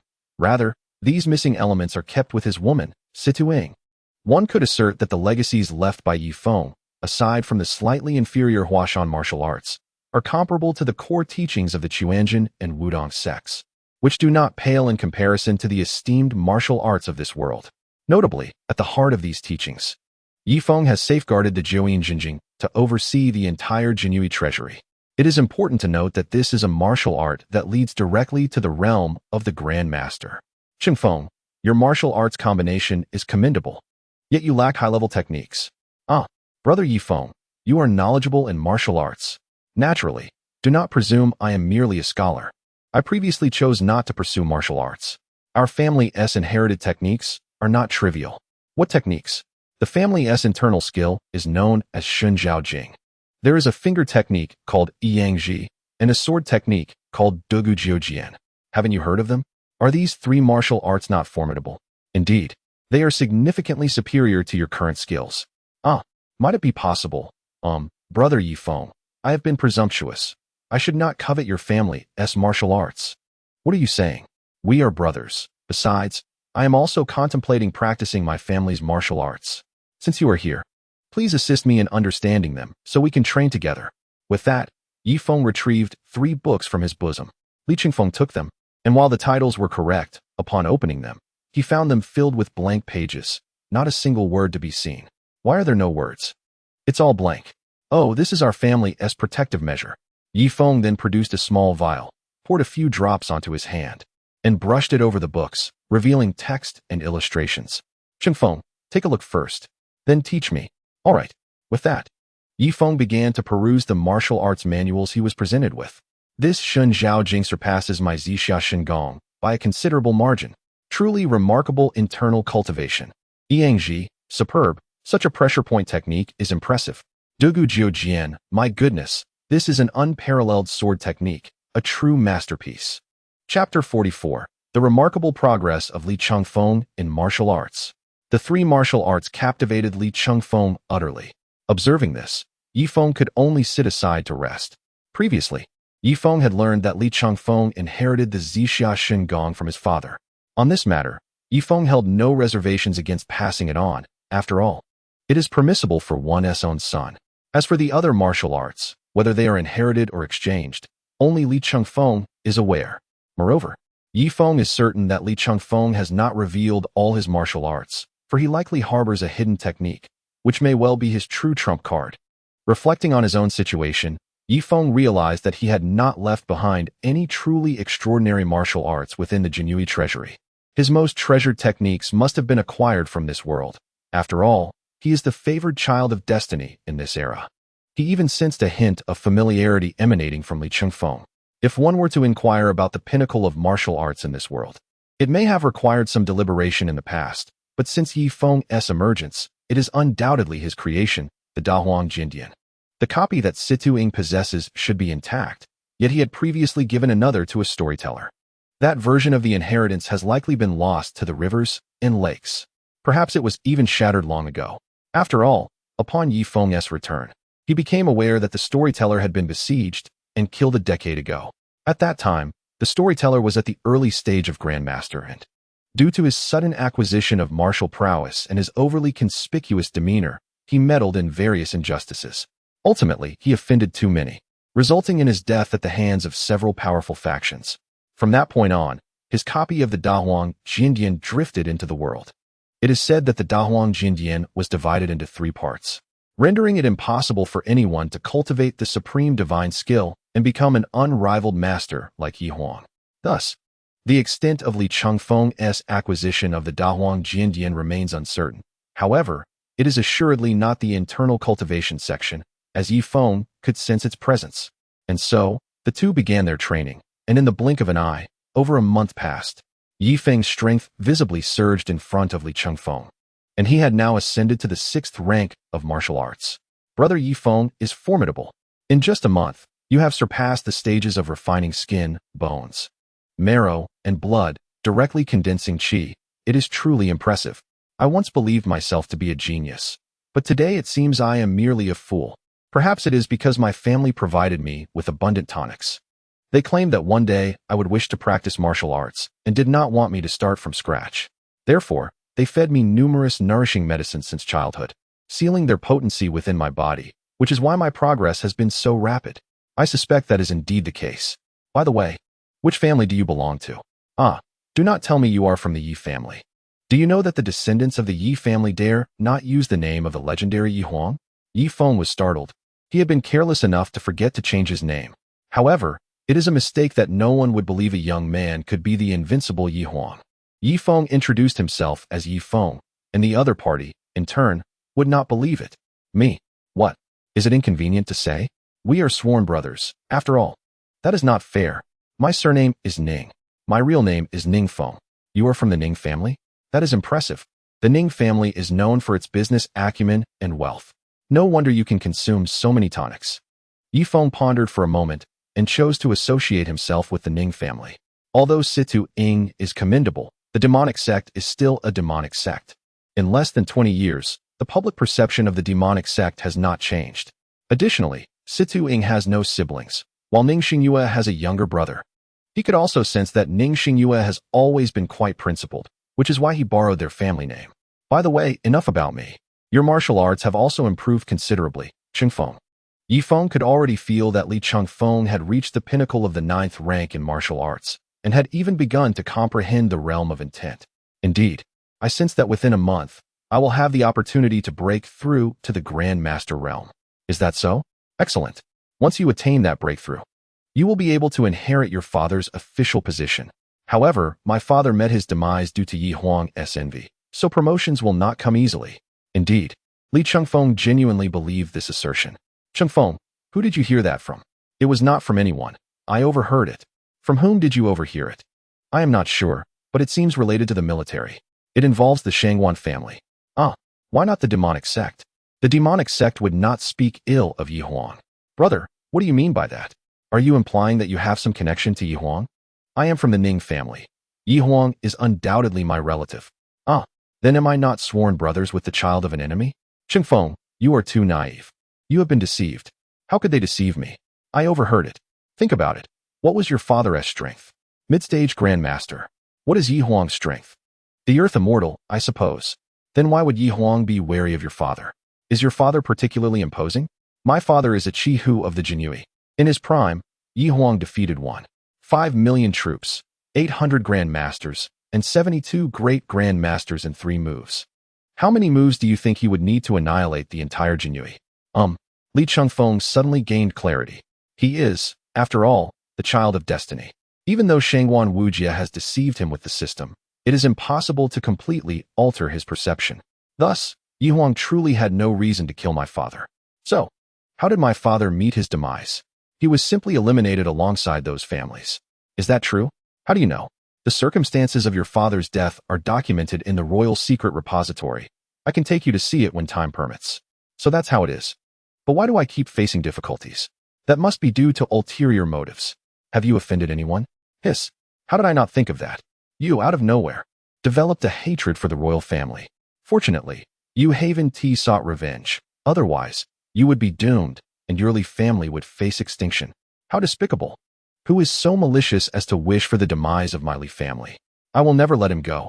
Li Chengfeng's expression darkened. However, the issue lies not in whether you can let your adversary go, but in the fact that you believed so readily.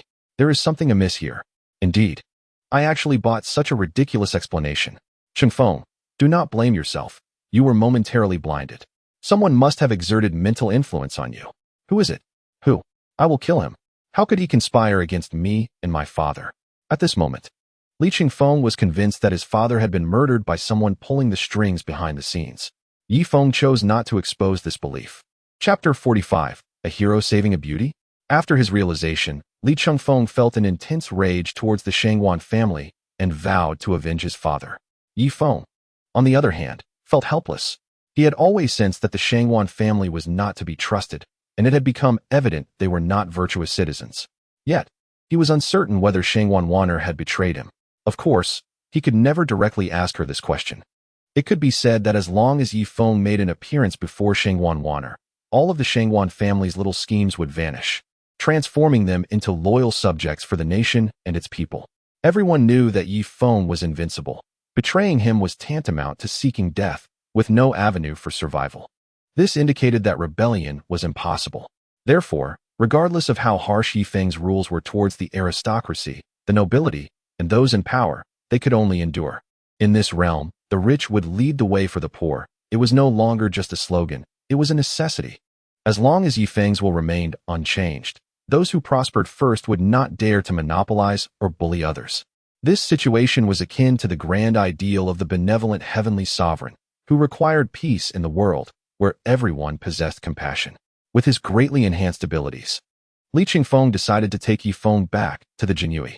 Naturally, they deliberately slowed their pace, wishing to break through to the innate master realm before returning. Li Chengfeng also kept his promise to teach Ye Feng martial arts. He not only imparted his family's martial techniques to Ye Feng, but also taught him the jade-breaking fist and the Hunyuan palm. Ye Feng, naturally, took his studies seriously. He had previously exchanged for these techniques, but had not had the time to learn them all. Now, with the opportunity at hand, he could practice them slowly. Given Ye Feng's current level, he could grasp the martial arts of this low martial world with just a glance and master them after a single practice. Within just a few days, Ye Feng's proficiency in his family's martial arts and the Huashan school's techniques had reached an extraordinary level, just one step away from achieving the status of a grandmaster. At this level, it was about perfecting the martial arts. In a small cave outside the capital of the Dahuang Kingdom, Li Chengfeng was breaking through to the master realm. Watching the protagonist of this world make progress, Ye Feng felt a peculiar sensation. Over the past 2 months, Li Chengfeng had gradually grown stronger, giving Ye Feng the impression of playing a nurturing game. Now that Li Chengfeng was breaking through to the Master Realm, one would expect some unexpected event to occur, not in terms of his breakthrough itself, but rather encountering danger or some unforeseen circumstance that would deepen the protagonist's foundation. Here it comes. Ye Feng smirked, his consciousness sweeping outside, and indeed, he saw a group of black-clad individuals pursuing a young girl. A classic hero saving a damsel in distress. It seemed this beauty must possess a significant identity to provide some support to the protagonist. Ye Feng glanced at Li Chengfeng but chose not to disturb him. After all, he was the child of destiny, and the girl was still too far away for Li Chengfeng to sense her presence. Ye Feng could feel that the girl was fleeing toward them, but at her speed. She would definitely not reach them before Li Chengfeng's breakthrough. Furthermore, according to Ye Feng's observations, Li Chengfeng would be unable to sense the girl's peril until after his breakthrough, at which point he would be able to perceive it. Oh, the Heavenly Dao truly acts as a caretaker for the child of destiny. No, it treats him like a child. Why didn't I have such treatment back in my day? After living on a planet for 10 years, I nearly got killed before I managed to steal a spaceship to escape. Sigh. Comparing oneself to others is bound to provoke frustration. However, I was reborn into the Dragon Ball world, a vast universe, which is quite splendid. Now, in the Wu Feng realm, although I am not the child of destiny, I can certainly be the sovereign of the Heavenly Dao. If the Heavenly Dao does not comply, I can simply erase it. This is far more exhilarating than being the child of destiny. Of course, it is also because Li Chengfeng is a typical child of destiny, grateful and passionate, filled with justice. It is precisely for this kind of child of destiny that Ye Feng finds it necessary to nurture him. Otherwise, he would have been eliminated long ago. Time passed second by second, and with a resounding shout from Li Chengfeng, he successfully broke through to the innate master realm. An innate master under 20 years old is undoubtedly among the most talented individuals in this world. Chengfeng, you finally broke through. Haha. Brother Ningfeng, wait for me a moment. With that, Li Chengfeng vanished, charging toward the young girl. Ye Feng shook his head and followed suit. In the forest, the girl had been pushed to her limits. Her injuries left her dizzy and on the verge of collapsing. She was holding on purely through sheer willpower. Miss Qian, you can't run anymore. Stop struggling. Just come with us obediently. We won't harm you. You must be dreaming. A bunch of ungrateful wretches, uniting with the Bailian sect to annihilate my Qian family. Once I inform the Ning family head, you will be ground to dust.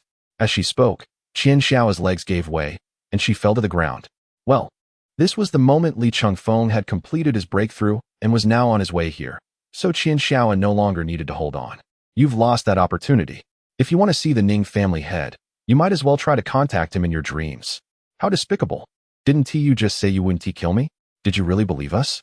Exactly, big brother. This Miss Qian is among the top 10 beauties on the list. We must not waste such a good opportunity. Rest assured, I absolutely detest wasting resources. Every grain of rice in my bowl will be consumed. Now, everyone line up. We brothers must ensure Miss Qian is well taken care of. You shameless scoundrels. Even if I die, I won't allow you to succeed. Saying this, Qian Xiao drew her sword and placed it against her neck, preparing to end her life. If you die, the Qian family will perish with you. Who will bear the grievances of the Qian family afterward? Upon your death, the Qian family will only be left to shoulder the crime of colluding with the enemy. What did you say? What did I say? If you die, the Qian family will be left with no one, and at that time, only your family will be accused of colluding with the Bailian sect and treason. You, I say, Miss Qian, why seek death when you could simply accompany us? Perhaps, if we are in a good mood, we might let you go? That is not possible, but we can treat you a bit better. Perhaps, when we are not vigilant, you might manage to escape. Living is better than dying. As long as you're alive, there is still hope, right? The words of the black-clad leader were clearly aimed at dispelling Qian Xiao's thoughts of resistance, hoping to make her obediently become a source of pleasure for them. And evidently, their words had some effect. After all, a girl from such a prominent family values family legacy and honor above all. It is quite possible that she might indeed yield to them. As long as one succumbs, there will be a second time, perhaps in due course.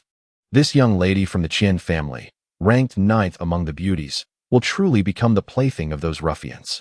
Of course, this could only transpire in the absence of the protagonist, Li Chengfeng.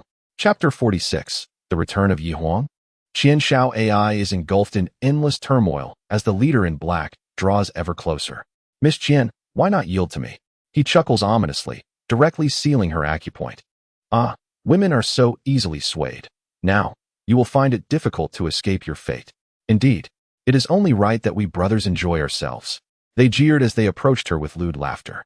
In that moment, Qian Xiao AI's expression was one of profound despair. Regret flooded her heart as she realized she should have taken her own life. Now, it was too late. Her acupoint was sealed, leaving her at their mercy. What a lovely face, so taut, so smooth, simply exquisite. She glared at them with fury, blood trickling from her lips. I will kill you. Huh. But first, let us indulge ourselves. Stop. In broad daylight. How dare you abduct a maiden? With those words, Li Chengfeng made a striking entrance. Damn it. Couldn't you have let us finish first? What a detestable hero. The black-clad assassins exchanged uneasy glances, yet Ye Feng had a different perspective. If this were reality, the situation would be dire. The arrival of a savior would be fortuitous.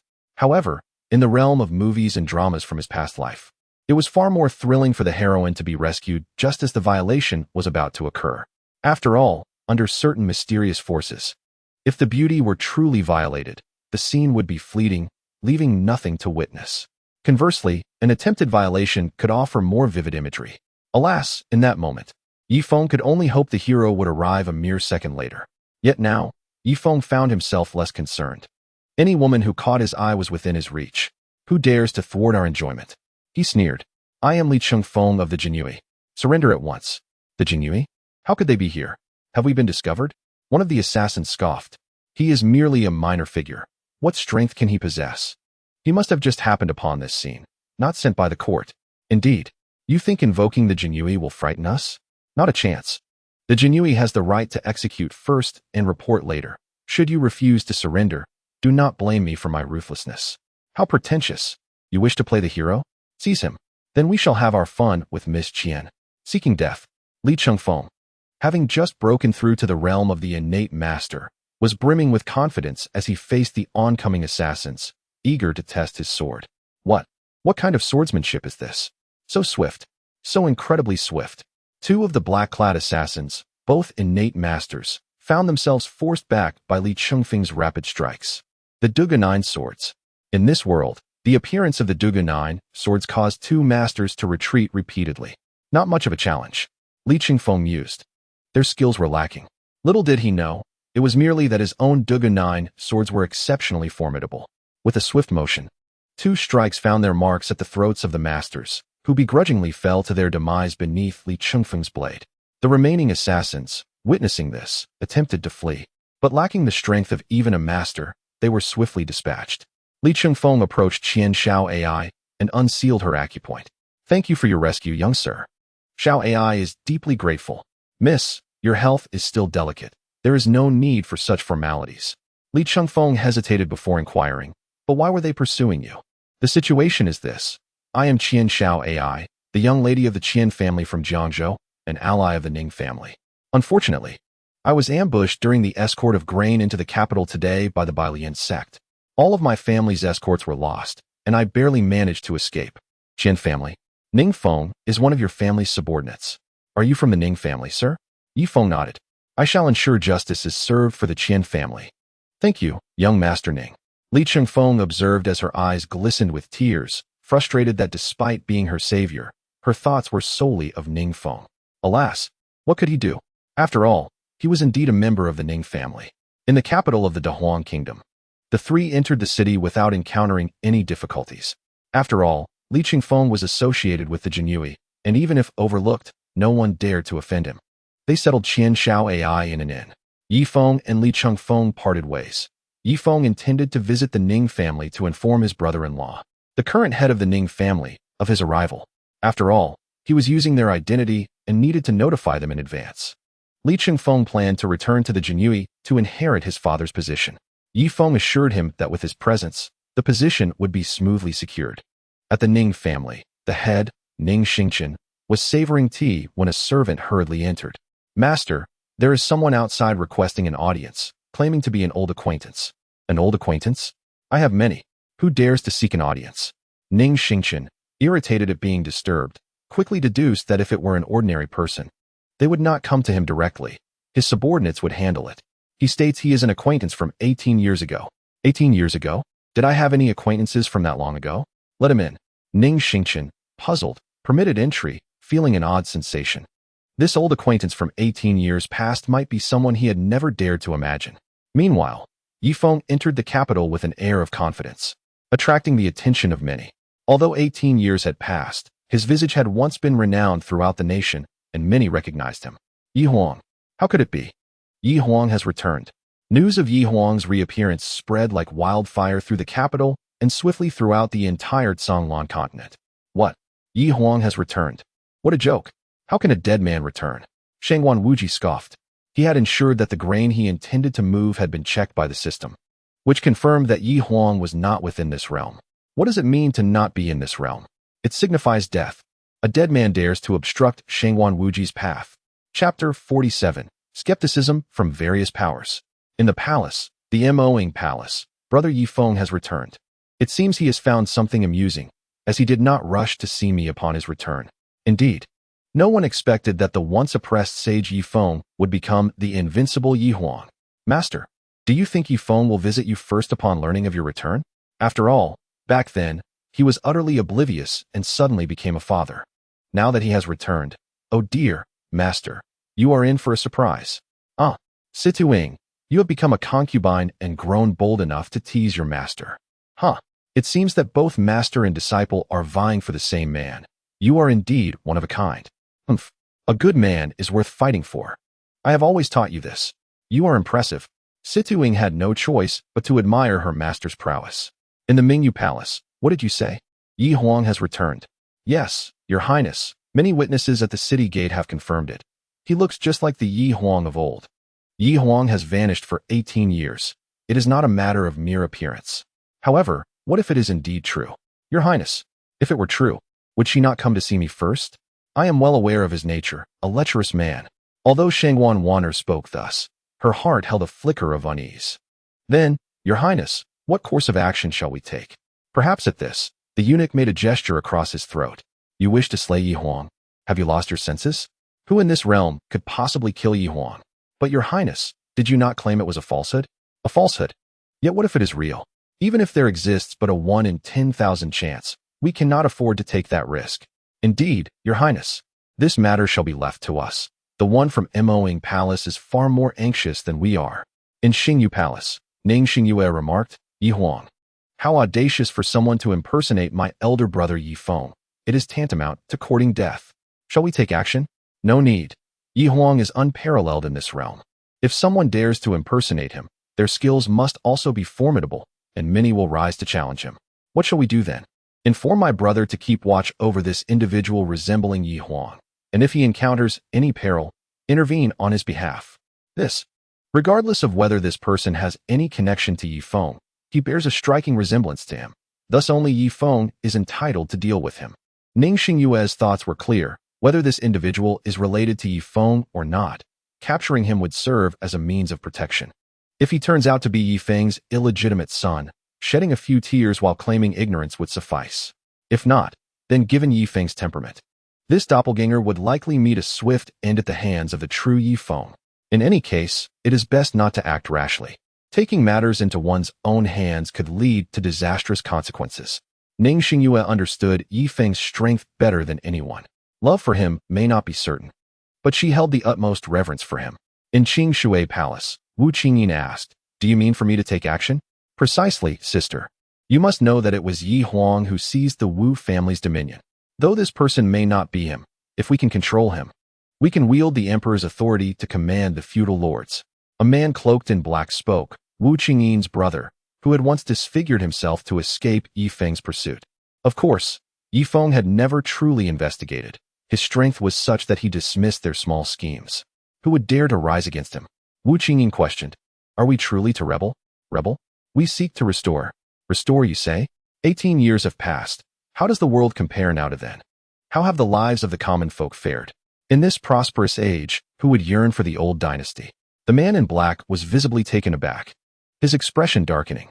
Sister, you are the last of the Wu dynasty's strength. Do not forget your roots. In our heyday, We were royalty. Now, though you hold the title of favored concubine, you are subservient to the obliteration of your family, and your reputation suffers as a result. Unfavorable, you say? If it were not for my sacrifice, would any of our Wu clan have survived? I would accept defeat. Wu Qingyin's brother, Wu Qinghe, hastily apologized, though his thoughts were otherwise. Once we overthrow the Da Huang kingdom, and I have a child, I shall declare it to be yours and Ye Huang's. When my child ascends the throne, you and the Da Huang kingdom shall be laid to rest. Alas, what can one do? You are my brother. Sister, please consider this. Our opportunity is immense. Immense, you say? Do you have any notion of the current strength of the Mo sect and the vast influence of the Shangguan clan? Allow me to share a secret. The aristocratic families have long been discontent with the laws set by Ye Huang.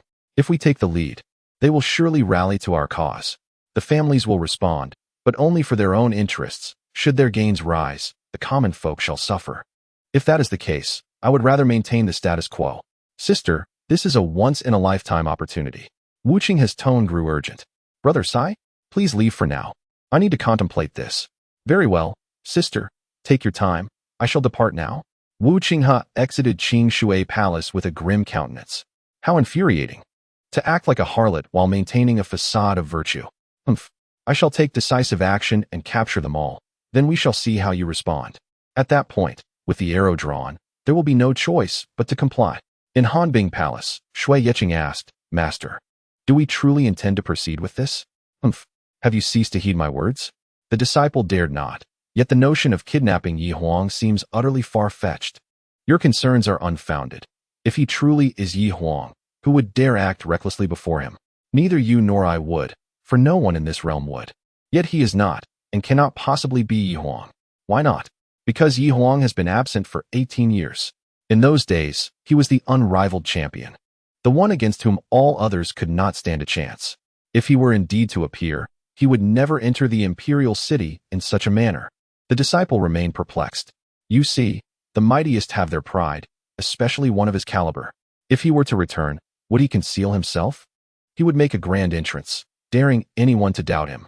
Do you believe that if Ye Huang were to truly reappear, the White Lotus sect, who currently revels in chaos, would not be the first to disband? My dear disciple, he would not engage in such treachery. Ye Huang is genuinely invincible. His mere presence would deter any ill intent. Conversely, those who emerge from the city gates, engaging in this charade of reality and illusion, are most likely not Ye Huang. And why, you ask? Because such actions serve no purpose. To him, they are but a waste of time. Chapter 48, Zombies. Born of the resentment and filth of the world. Shui Yeqing questioned, what if? There is no what if. Should he truly be Ye Huang, death would be his only fate. Is there any coup without sacrifice? This is the best outcome we could hope for. It is our sole opportunity. Should the power of the Da Huang kingdom transition smoothly, and all adapt to the rules set forth by Ye Huang, we, the sects and families, will never have another chance. Master, what opportunity do you refer to? Are we not currently free from want? Indeed, we are free from want. Yet, can you expect a grand master like me to dine alongside commoners, be scorned, and merely argue my case or report to the authorities? I cannot endure that. Why should those commoners, who contribute nothing, share the same meals as I? I may be satiated, but I cannot accept eating the same food as those beneath me. Otherwise, what significance does my cultivation hold? Shui Yeqing gazed at her master in astonishment, sensing he had become somewhat unhinged. As a grand master, he perceives everyone as dragons, equality among beings as a limitation. Yet the ordinary populace, who make up the vast majority, would see this as a blessing. In this life, he has the chance to become a master. His talent and luck are essential, but should there be no opportunity in the next life, and he remains an ordinary person, he would come to understand how endearing the laws of the Da Huang kingdom truly are. However, she could not articulate this to her master, for she had been looked down upon by her family since childhood, living a life worse than that of a servant girl. It was only after becoming her master's disciple that she experienced warmth in the world. Thus, after becoming Ye Huang's favored concubine, she has always adhered to her master's commands. Of course, previously, when Ye Huang suppressed the world, her master exhibited a relatively normal demeanor. After all, one may have opinions, but one does not wish to court death. Very well. However, master, we must exercise utmost caution in this matter. Should anything seem amiss, we must withdraw. You need not worry. When it comes to Ye Huang, I am even more on edge than you. Other powers are equally engaged. Ministers and noble families alike are discussing the emergence of Ye Feng. His visage bears an uncanny resemblance to Ye Huang, and regardless of his true identity, his presence evokes a distinct impact. Of course, their schemes and machinations appear as childish antics, laughable in the face of absolute power, rendering all conspiracies futile and absurd. At the Ning family estate, Ye Feng followed a servant to stand before the family patriarch, Ning Xingchen. Master, I have brought him. Ning Xingchen, sipping his tea, turned to behold Ye Feng. In that instant, he was struck dumb, disbelief and madness swirling within him, cold sweat trickling down his forehead. Ye Huang, my dear brother-in-law, you have returned. What brings you here? His words tumbled out in disarray, his complexion shifting, until he ultimately trembled and half kneeled, half collapsed onto the ground. Ye Feng shook his head, extending his hand to gently assist Ning Xingchen back to his seat. Xingchen, this is not our first meeting. There is no need for such formality. Ye Huang, it truly is you. But how? Does anyone dare impersonate me? Not quite, Ning Xingchen replied. It is merely that you have vanished for 18 years, and I had presumed you were no longer in this world. Do you truly think I would perish? Nay, I believed you might have transcended to another realm. Ah, there are tales of ascension in this world as well. I had not heard of it before, though it seems you were the one to have spread such tales. Ye Feng nodded, realizing it was likely the information shared by himself before his journey through dimensions. He had not discerned any connections between this world and others. For the inhabitants, the notion of ascension seemed a distant dream. Nevertheless, with Ye Feng's presence, such a reality could be realized. In time, when Ye Feng's strength burgeoned, he could forge links between this realm and higher plane worlds. I have indeed ventured to a higher realm, but now I have returned. Ah, was the celestial realm not to your liking? Why return? I have received word of insurrection, a plot to overthrow the order I painstakingly established. Naturally, I must return. Surely you jest. Who would dare oppose you, Ye Feng? They must be out of their minds. While I am present, they would not dare to act recklessly. However, if I were to depart to another world as you suggest, those ambitious souls would not hold back. Indeed. By the way, have you seen my elder sister? Ah, not yet. Then why did you come here first? Is there a matter at hand? Indeed. I wish to borrow the identity of a Ning family member for a brief time. Ye Feng then recounted the events involving Li Changfeng and Qian Xiaoai to Ning Xingchen. How outrageous. They dare to rob the imperial grain. No, the Hetao region is suffering from drought this year, and this shipment is meant for disaster relief. Those wretched Bailian sect. Rest assured, I will handle this. Very well, make the necessary arrangements, and accompany me to the Jinui shortly. Understood, brother-in-law. In the next moment, Ye Feng found himself at the Magic Shadow Palace, directly behind Situ Ying, wrapping his arms around her. Ye Feng, how do you appear and vanish so mysteriously? Is it that I do not miss you? If you truly missed me, you would not act in such a manner. What is it you wish to discuss? The forces represented by the Shangwan family, the Wu family, and Shui Yiqing are stirring once more. You are aware of this, I presume? I am. What course of action do you propose? I intend to draw them all out. I aim to eradicate these noble houses and sects entirely. Must you be so extreme? I could offer them a path to survival, but should anyone dare to claim nobility or label others as lowly or enslaved, I shall ensure their complete annihilation. Furthermore, we will raise commercial interest rates and impose an estate tax. We must suppress capital holdings. But will they not retaliate against such measures? You are safe. But what if you were not present? Fear not. Previously, I hesitated to act so boldly only because I seldom remained in this world. However, with you to oversee matters here, I find solace. What do you mean? Zombies. Born of the resentment and corruption of the world, they are ageless, undying, and indestructible. Cast out from the realms of heaven and humanity, they wander aimlessly, feeding on the blood of the living to quench their endless solitude. As he spoke, Ye Feng transformed into a zombie and bit into Situ Ying's neck. Chapter 49. Inheriting the position of Thousand Householder. At the Jinui government office, Li Changfeng submitted proof of the slaying of the notorious bandit Tian Feng, swiftly earning recognition for his achievements. However, he did not depart immediately, remaining in a daze. What are you standing there for? Your merit has been awarded. Leave.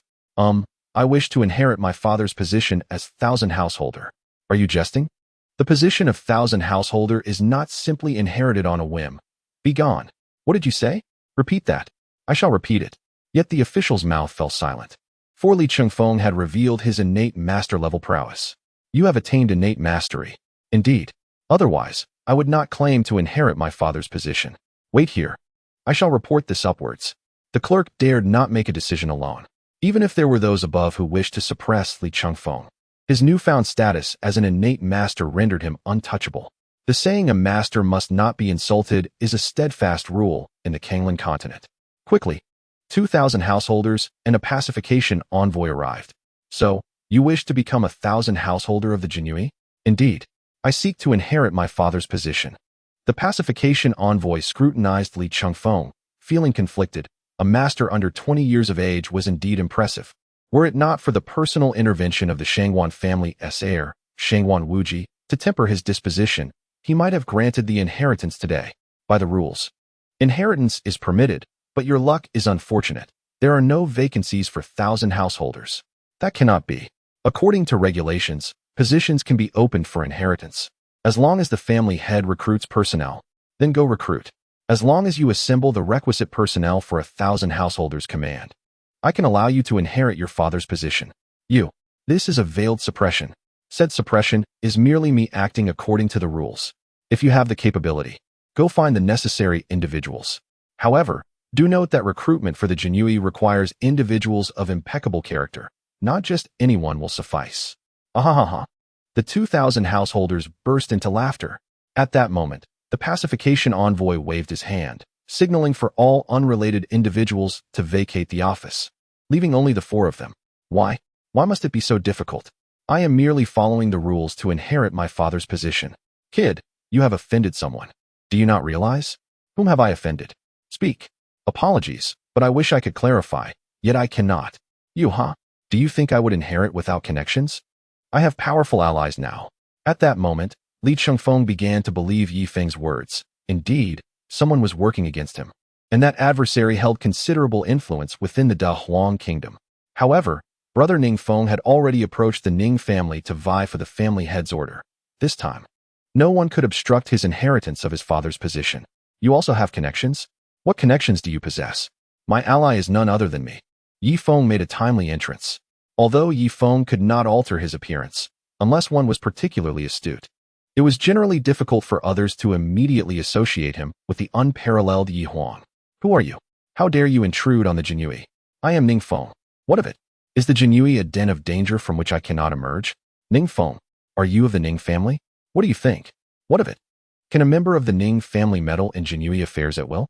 You must understand, the Jinui is under the management of the Shui family. Shuijia. What is there to Shuijia? It is but a solitary girl, a mere representative of the martial arts sects. Yet she can command the Jin Yi Wei of the Dahuang kingdom? Are you still dreaming? How dare you claim that Shui Fei is merely a solitary girl? Guards, seize him. Let us see who dares. As he spoke, Ye Feng brandished the Ning family's headmaster token. The Ning family headmaster token. The Jinfu Shi's expression darkened considerably. The Ning family headmaster token essentially embodied the will of the Ning family. Everyone knew that the current Dahuang kingdom was under the dominion of the 5 noble concubines, and this token represented the power of the Ning family among the 5 great forces. At that moment, the Jinfu Shi was utterly stunned. He had never anticipated that someone would arrive wielding the Ning family headmaster token. Even the previous Shangwan Wujia only relied on his identity as the young master of the Shangwan family. While this headmaster token was sufficient to authorize the Ning family to make any decision, even to wage war against the other 4 great forces. Thus, the Jinfu Shi truly dared not speak further. I have come today to advocate for my brother. He must inherit the position of Qianhu today. What do you think? Of course, I will promptly arrange for brother Chengfeng to follow the necessary procedures. Follow what procedures? Just proceed directly. Furthermore, let me tell you, if the Shangwan family can send people, so can the Ning family. Yes, you speak truly, young Master Ning. Seeing this, Ye Feng turned to Li Chengfeng. Chengfeng, it has been resolved. The rest is up to you. Thank you, brother Ning Feng. Do your best. In the future, the position of the leader of the Jin Yi Wei will surely be yours. Li Chengfeng was astonished. The Jinfu Shi and the other 2 Qianhu hurriedly covered their ears, Such words were beyond their capacity to hear. Shangguan family. Shangguan Wujia's countenance darkened upon learning that Li Changfeng had successfully broken through to the innate master realm and smoothly inherited his father's position. How could this be? Everything was supposed to go smoothly. He should have remained suppressed until his arrogance was worn away, only to have me extend an olive branch. Damnable! Who has thwarted my plans? Wujia Gij, who has angered you? A girl's voice emerged, the very Ning family's young lady who had been possessed by the Traverser. It is none other than that Li Changfeng, who has managed to escape my control. Ning Buhui's heart jolted at this revelation, and she secretly mused. Li Changfeng, the protagonist of the original tale, has long been the focus of Wujia Gij's schemes. He truly possesses remarkable foresight. Buhui, this matter pertains to your Ning family. Someone wielding your Ning family headmaster token has infiltrated the Jin Yi office, thereby sabotaging my plans. Our Ning family.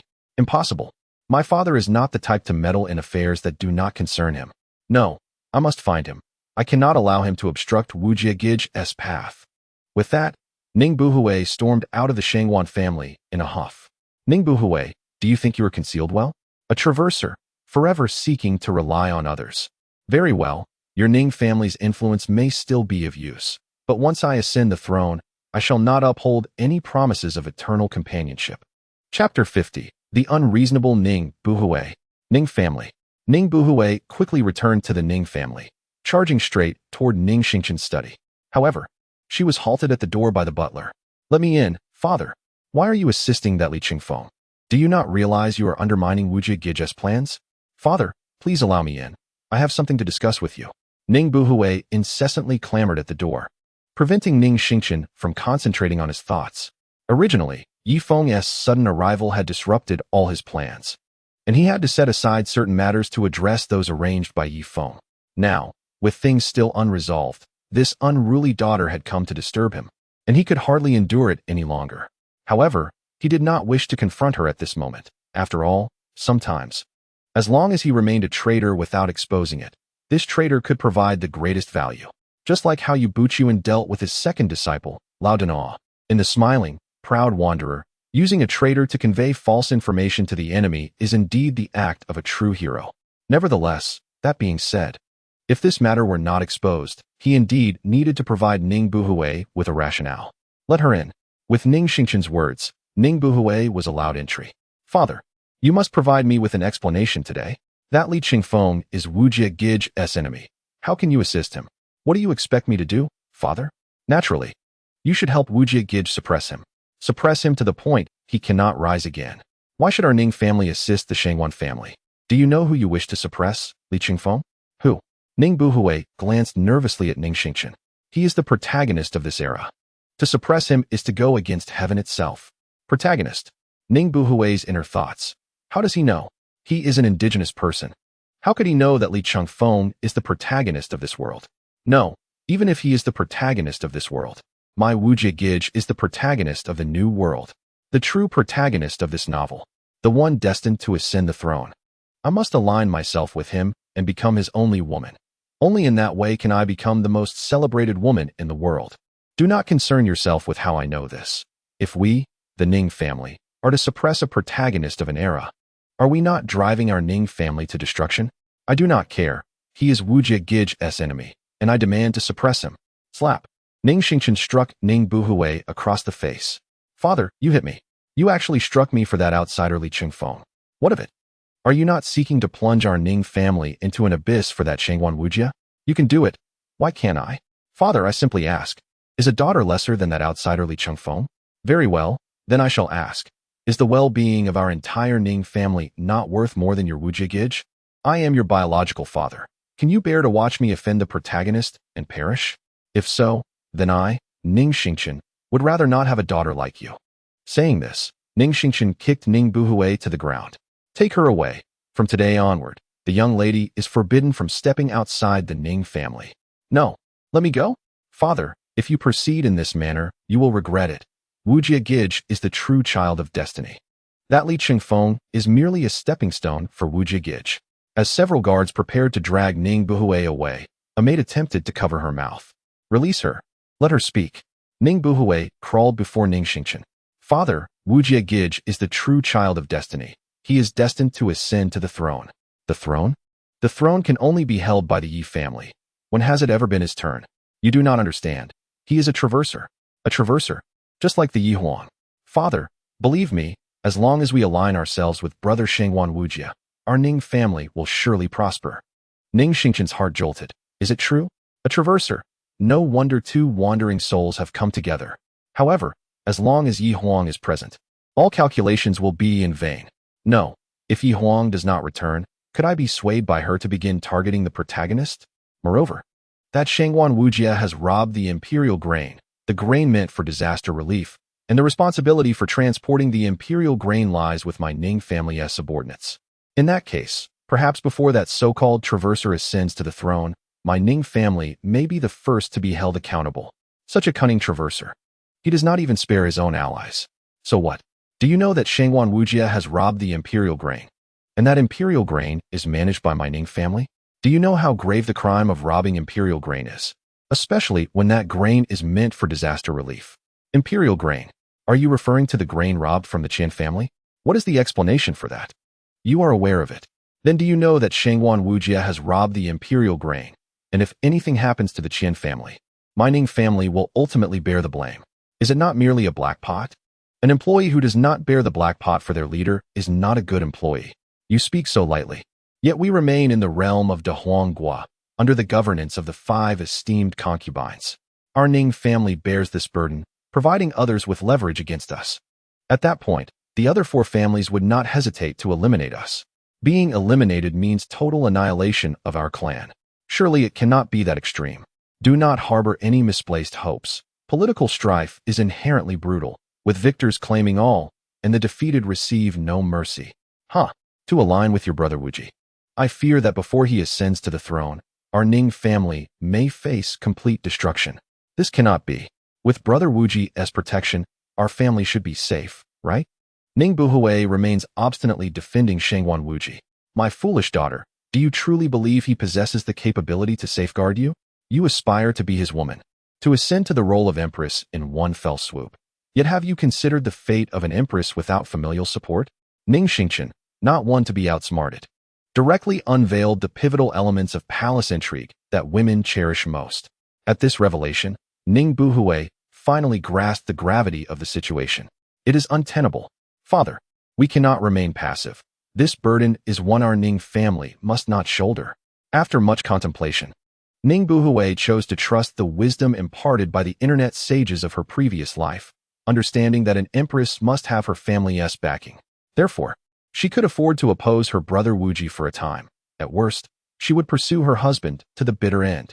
After all, her family must not perish, otherwise. How could she engage in palace intrigues against those delicate beauties? Chapter 51. Jiang Bufan aligns with Shengwan Wuji. Ning Buhui's eyes darted as she resolved to share the plot she gleaned from her novel, detailing Shengwan Wuji's actions and the current whereabouts of the looted imperial grain with Ning Xingqian. Upon hearing this, Ning Xingqian smiled. Indeed, sometimes traitors can be of value. In the realm of Moing Palace, Ye Feng held the master of Situ Ying, Feng Yuyan, in his embrace, listening intently to Situ Ying's report. Your Majesty, it has come to our attention that Ning Buhui has betrayed Shengwan Wuji, revealing the location of the imperial grain he concealed. How intriguing. It seems Ning Xingqian possesses considerable intellect. As he spoke, he playfully pinched Feng Yuyan's curves. Tell me, how shall I punish you? To audaciously climb into a man's bed, you are quite bold. Isn't that what you men enjoy? Yet I am incensed. You could have informed me. I was entirely unaware. What do you mean? You, a stunning beauty, willingly presenting yourself. How could I possibly refuse? Feng Yuyan was taken aback. Is the Yi Emperor truly so licentious? Yet upon reflection, she understood. The die was cast, and he had to say such things. Who could predict the outcome before they were intimate? Otherwise, with the multitude of beauties across the Kanglan continent, it was perplexing why he hadn't taken a wife. Such words are best taken lightly. To believe them would be a folly.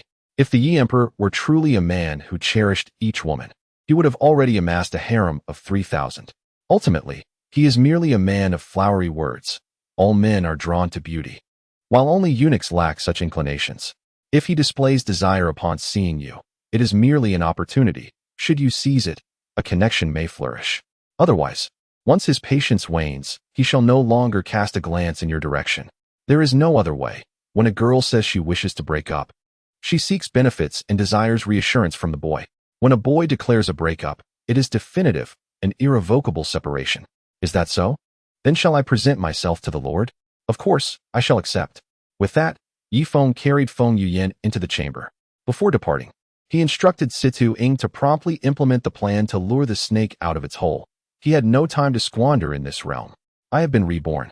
Jiang Bufan mused. How wretched. I never anticipated that Situ Ing would possess such a formidable strike. I was unexpectedly bisected. How infuriating. So close.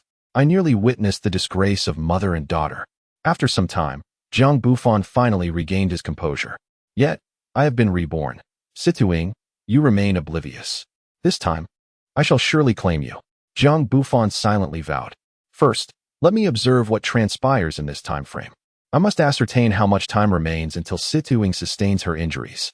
Jiang Bufan, as an elder of the demon sect, had the authority to access intelligence. Soon, he discovered that this life unfolded quite differently from the last. What is happening? Ning Buhui has actually betrayed Shangwan Wuji. This is inconceivable. She is but a love-struck fool. Moreover, Li Qingfeng has inherited his father's position as a 1,000 household leader. Does this mean he will not revolt? Jiang Bufan felt cold sweat upon his brow. He understood that in the previous life, various factions successfully overthrew Da Huanghua, defeating both the demon sect and the imperial army, with Li Qingfeng as a crucial factor. If he does not rebel, given his strength, even a coalition of numerous factions would stand little chance of success. Should the uprising falter, Situ Ing would not be gravely injured, and he would lose any opportunity to win her affection. This is absolutely unacceptable. He must take action.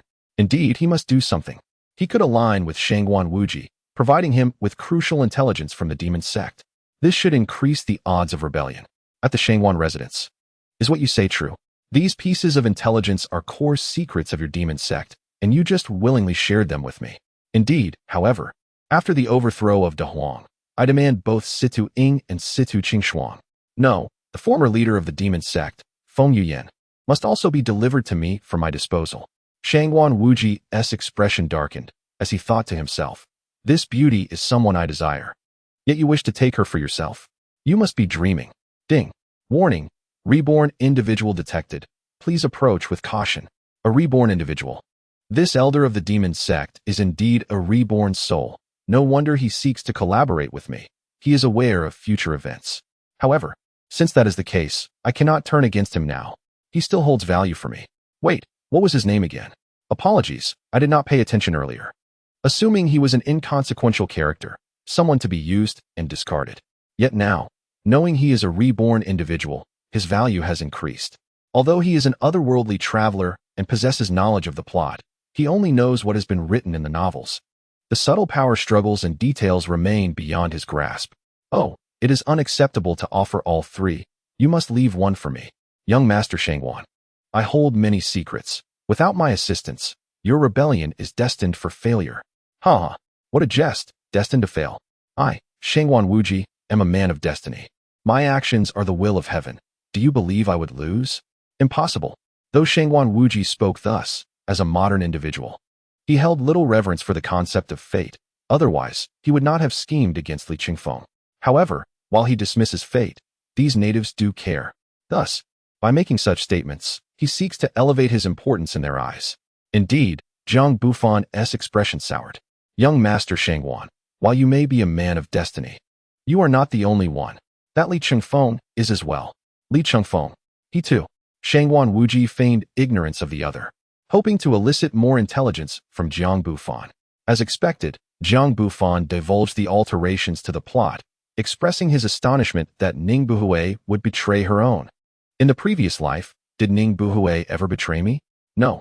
In the previous life, Miss Ning was utterly devoted to you, directly allowing the Ning family to bear the blame for robbing the imperial grain, resulting in their downfall as the first to be eliminated. This suggests that some unforeseen circumstances have transpired. Could it be that Ning Buhui has also been reborn, aware of her family's annihilation, and is now poised to betray me?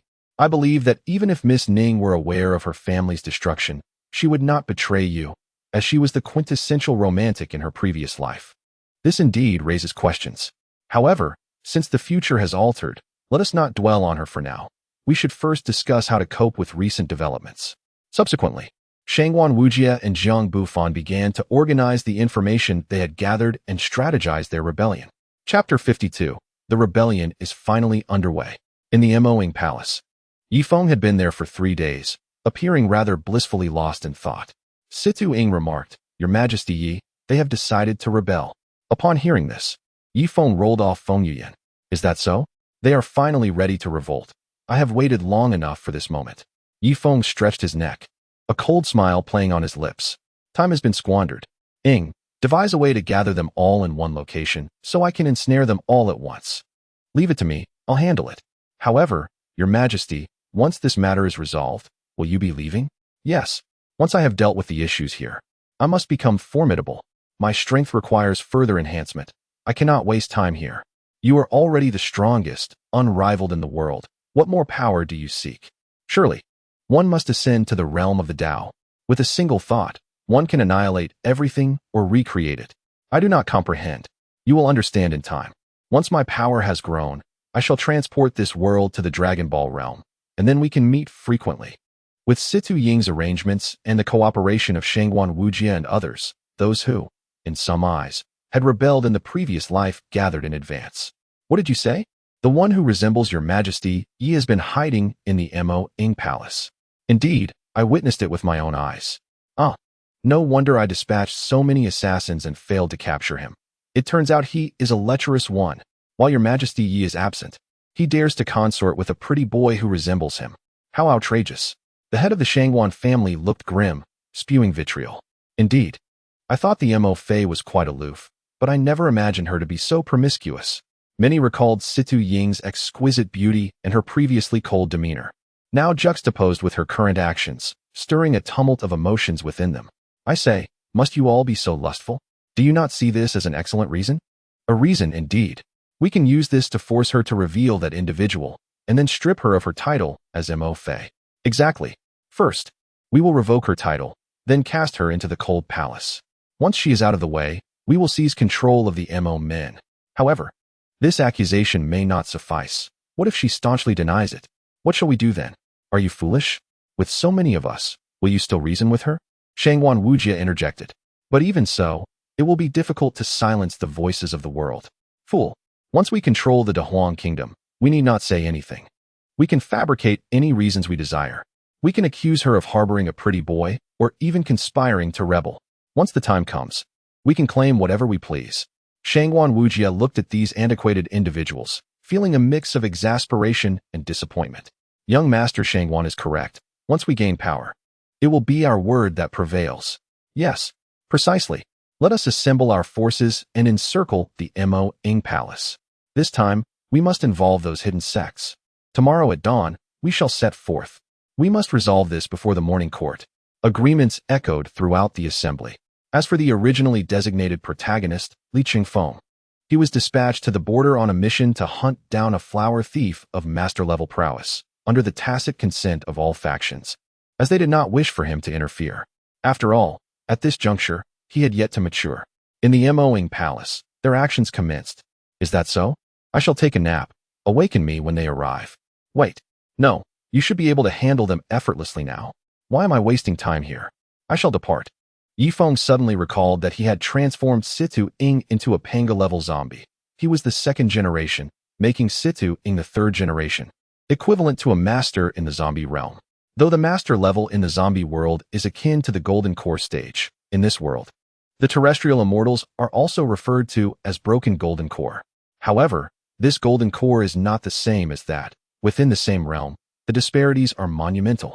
In this world, Golden Core strength equates to merely several hundred points in the context of the Dragon Ball world. Yet, in the zombie world, due to its vastness, the Golden Core level is trivial compared to the likes of Frisia. One could argue that they are even stronger, for that realm delves into the mysteries of the world's essence.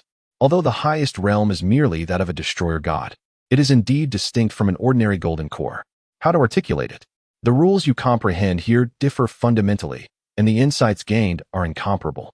In the zombie world, their destructive capabilities are limited. However, upon entering the Dragon Ball realm, those heavenly masters could ascend to divinity through their understanding of the rules. In this realm, Jin Yong's world has sparse vitality, rendering techniques limited in power, while the Feng Yun world possesses abundant energy, unleashing strikes that span dozens of meters. It is difficult to ascertain who possesses greater strength. Only within the same world can comparisons be made. Of course, if they were to compete in an arena, it would undoubtedly be the individuals from Feng Yun who would prevail. Here, it is essential to allow those from lower planes time to acclimatize to their new world. In this realm, the power of the third-generation zombies is extraordinarily formidable, drawing strength from their intrinsic bloodlines rather than external sources. To put it plainly, Situing, as a third-generation zombie, could effortlessly obliterate this world with a single strike. Thus, Ye Feng felt at ease in trusting her with overseeing this world and monitoring his reformative endeavors. Wait, don't leave yet, Ye Feng Gij. I will miss you. Very well. I shall stay another night. With that, the trio entered the bedroom once more. Soon, dawn arrived. At the Moing Palace, as the sun rose, it was surrounded by the Shangguan, Wu, and Shui families, along with masters from various sects. As for the Ning family, having received word from Ye Feng, they had already concealed themselves.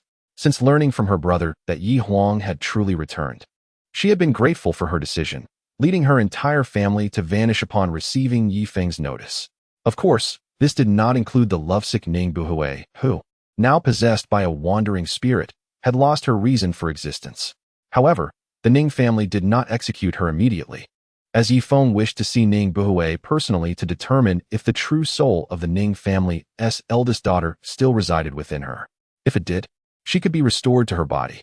As for why he did not simply visit the Ning family, it was due to his laziness. He kept the time traveling Ning Buhui to lower the vigilance of those conspiring. He was unafraid of killing. One strike would suffice, but he feared the challenge of locating individuals, as not everyone wore their intentions to rebel on their foreheads. Thus, he devised a scheme to gather them together. When the time was right, he would engage them in conversation, providing a semblance of ceremony for their departure. Or, should his mood sour, he would annihilate them without hesitation. Chapter 53, Rebellion. Let it all come to an end. As the rebels arrived at the Moing Palace's entrance, they exchanged glances, each hoping the other would take the lead. At that moment, Shangguan Wujia stepped forward. I shall lead. Attention, the people of Moingong. I, as the envoy of the Crown Prince, have been tasked with investigating the matter of the moth-face indulgence in male favorites. Those unrelated should swiftly clear the way, lest I demonstrate my wrath without mercy. How dare the likes of you disrupt Moingong under the pretense of the Crown Prince's orders? Who is unaware that the Crown Prince is the moth-face's own son? To claim such authority, yet fear mockery, is indeed foolish. The gatekeeper eunuch declared. It is precisely because the Crown Prince is the moth-faced biological son that he cannot tolerate his mother's debauchery and the keeping of male favorites. Shang Guanwuji, a product of modern education, spoke these words without a hint of shame. Nonsense. The moth-fae is the primary consort. How could she engage in such indecorous behavior? Whether or not she keeps male favorites is not for you to decide. Step aside, and we shall ascertain the truth. You speak in vain. Moingong is the moth-faced quarters. You cannot simply search as you please. The eunuchs were resolute in their refusal to yield. Just as Shangguan Wuji was about to retort, he was restrained by Ningbu Hui. Wuji Gij, do not engage in a war of words with them. Time is of the essence. We must capture the moth-fae first. Wuji was taken aback. Indeed, their purpose was rebellion, not mere inquiry. Engaging in idle banter with a minor eunuch was a waste of precious time. Everyone charge. Kill them. At Wuji's command, the impatient crowd surged forward, brutally slaying the gatekeeper eunuchs. They then stormed into Moingong in grand fashion. Upon entering, they charged ahead but encountered no one to impede their advance. Strange. Why is there no one in Moingong? Could the moth-fae be hiding in fear? No, something is amiss. Could this be a ruse? Wuji voiced his concerns.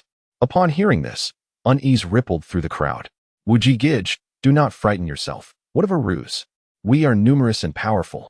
Even if it were a ruse, they must possess the strength to defeat us. Ningbu Hui felt a twinge of regret for aligning with Wuji. In her heart, the original Li Chengfeng was commendable, upright, and wholly devoted. Marrying him would have been a delightful tale. Unfortunately, Despite achieving the high rank of commander of the Genie Way, he was not the emperor, and she found herself traversing worlds, unable to marry anyone but the mightiest man present. Of course, had Ye Huang still been around, with his unparalleled strength, she would not have considered other options. Alas, he was gone. As for the crown prince, he remained under the Ma Fei's control, leaving no opportunity for her to connect with him. Thus, she aimed to assist Shangguan Wuji in his rebellion, hoping to become the woman who aided him the most, thereby securing her place as queen. Yet now, it appeared that although Wuji was a time traveler, his character was still lacking.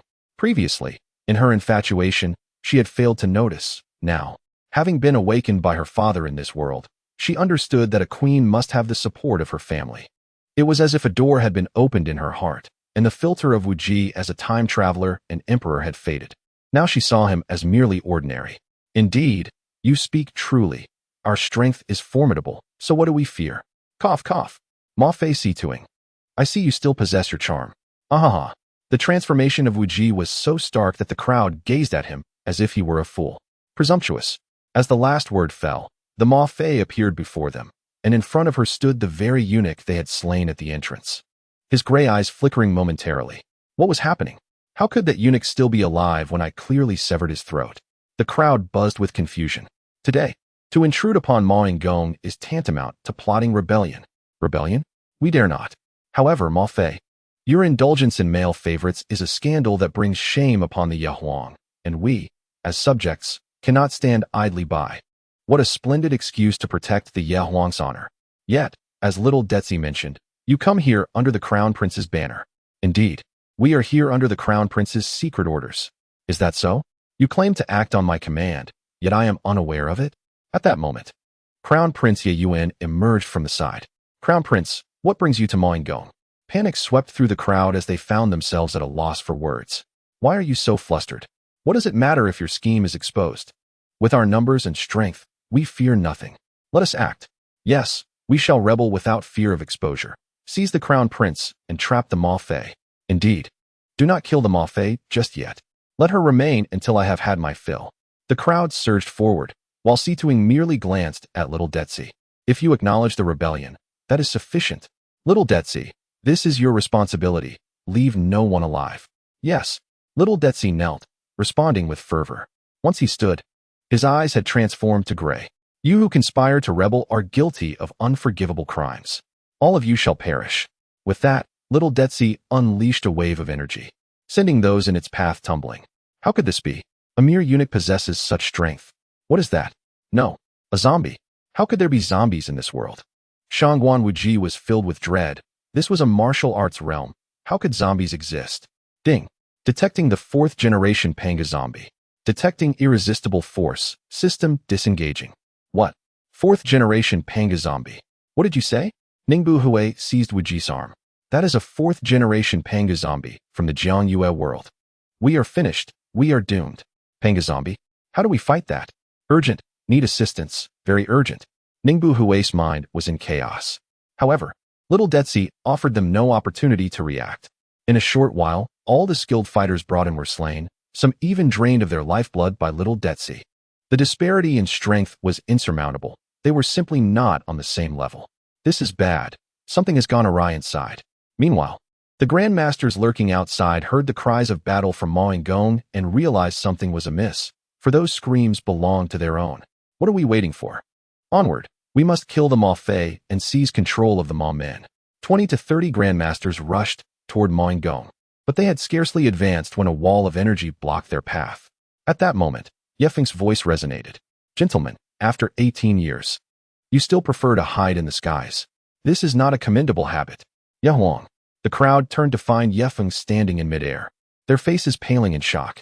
How could this be? Hadn't it been said that Ye Huang left this world? Could it be that he never truly departed? It was over. Utterly over. A legacy built over millennia was on the verge of ruin. Chapter 54 concludes. Back to the zombie world. The grandmasters, witnessing Ye Feng standing in the void, understood everything. Ye Huang, were you merely fishing? I was fishing, but not for long, for you are unworthy. How is this possible? Ye Huang, I surrender. I swear. My family shall serve the Ye family for generations, and we shall never rebel. Surrender? Yes, we also surrender. No, no, no. I do not require your surrender. Your existence poses a threat to the common populace. Why? Ye Huang, I refuse to accept this. Why must you align yourself with those commoners and lowly peasants? Why? Do you wish to die peacefully? Indeed, we would not rest easy until we die. Very well, I shall enlighten you. Thereafter, Ye Feng recounted the history of China spanning 5,000 years to them. He spoke of the power held by the aristocratic families during the northern and southern dynasties, leading to a society where the nobility dominated while the commoners languished. He recounted how, during the Tang dynasty, the rebellion of Huang Chao led to the downfall of the aristocracy, allowing the rise of the common folk. Huang Chao deserved to die? Is it not better to maintain the dominance of the aristocracy? Silence. Let me finish. Continuing, Ye Feng spoke of the Song dynasty's emphasis on literature over martial prowess, an approach that incited the ire of certain grandmasters from various sections. And what of it? As long as societal stability is maintained, sacrificing a few individuals is merely a norm. Indeed, the annual taxes were all earned through commerce, were they not? Suddenly, the individual speaking was beheaded by Ye Feng, a fountain of blood cascading through the air, silencing the grandmasters who dared not utter another word. Ye Feng then expounded upon the Qing dynasty's policy of ignorance and isolationism, which ultimately led to the foreign powers prying open the nation's gates with their formidable warships and cannons, while opium corroded the hearts of the populace, resulting in a century of humiliation that caused some grandmasters with a semblance of justice to clench their fists in anger. He articulated the establishment of the great nation of China, which vigorously advanced in technology, culture, economy, and military affairs, ultimately rising to become one of the top 3 superpowers in the world. Do you comprehend? To lag behind is to invite defeat. Your so-called aristocratic families controlling everything is but a veiled form of isolationism. Should the martial world encounter other realms one day and be enslaved by them, you shall bear the guilt for the entire world. This cannot be true. Do other worlds truly exist? Nonsense. If there were no other worlds, how would the traversers have arrived? Only through the collective wisdom of all beings can the world progress and evolve. You families monopolize the pathways to advancement, allowing mere fools to hold significant positions, which burdens the entire world. Are we wrong? No, I am not mistaken. I merely wish for my martial family to thrive through the ages. What fault is that of mine? When the great river runs dry, the smaller streams will wither. Those not of my kin shall have different intentions. Once the otherworldly forces descend, all will become slaves, subjected to abuse and slaughter. Will your martial family endure in such a scenario? But this is merely your perspective, Ye Huang. Is there truly another world? I apologize, but I am indeed a traverser. Otherwise, from where do you think those effective remedies originated? They are the culmination of millennia from that world. I have merely appropriated the achievements of my predecessors. There truly exists another world. What is our struggle for power and profit in this realm?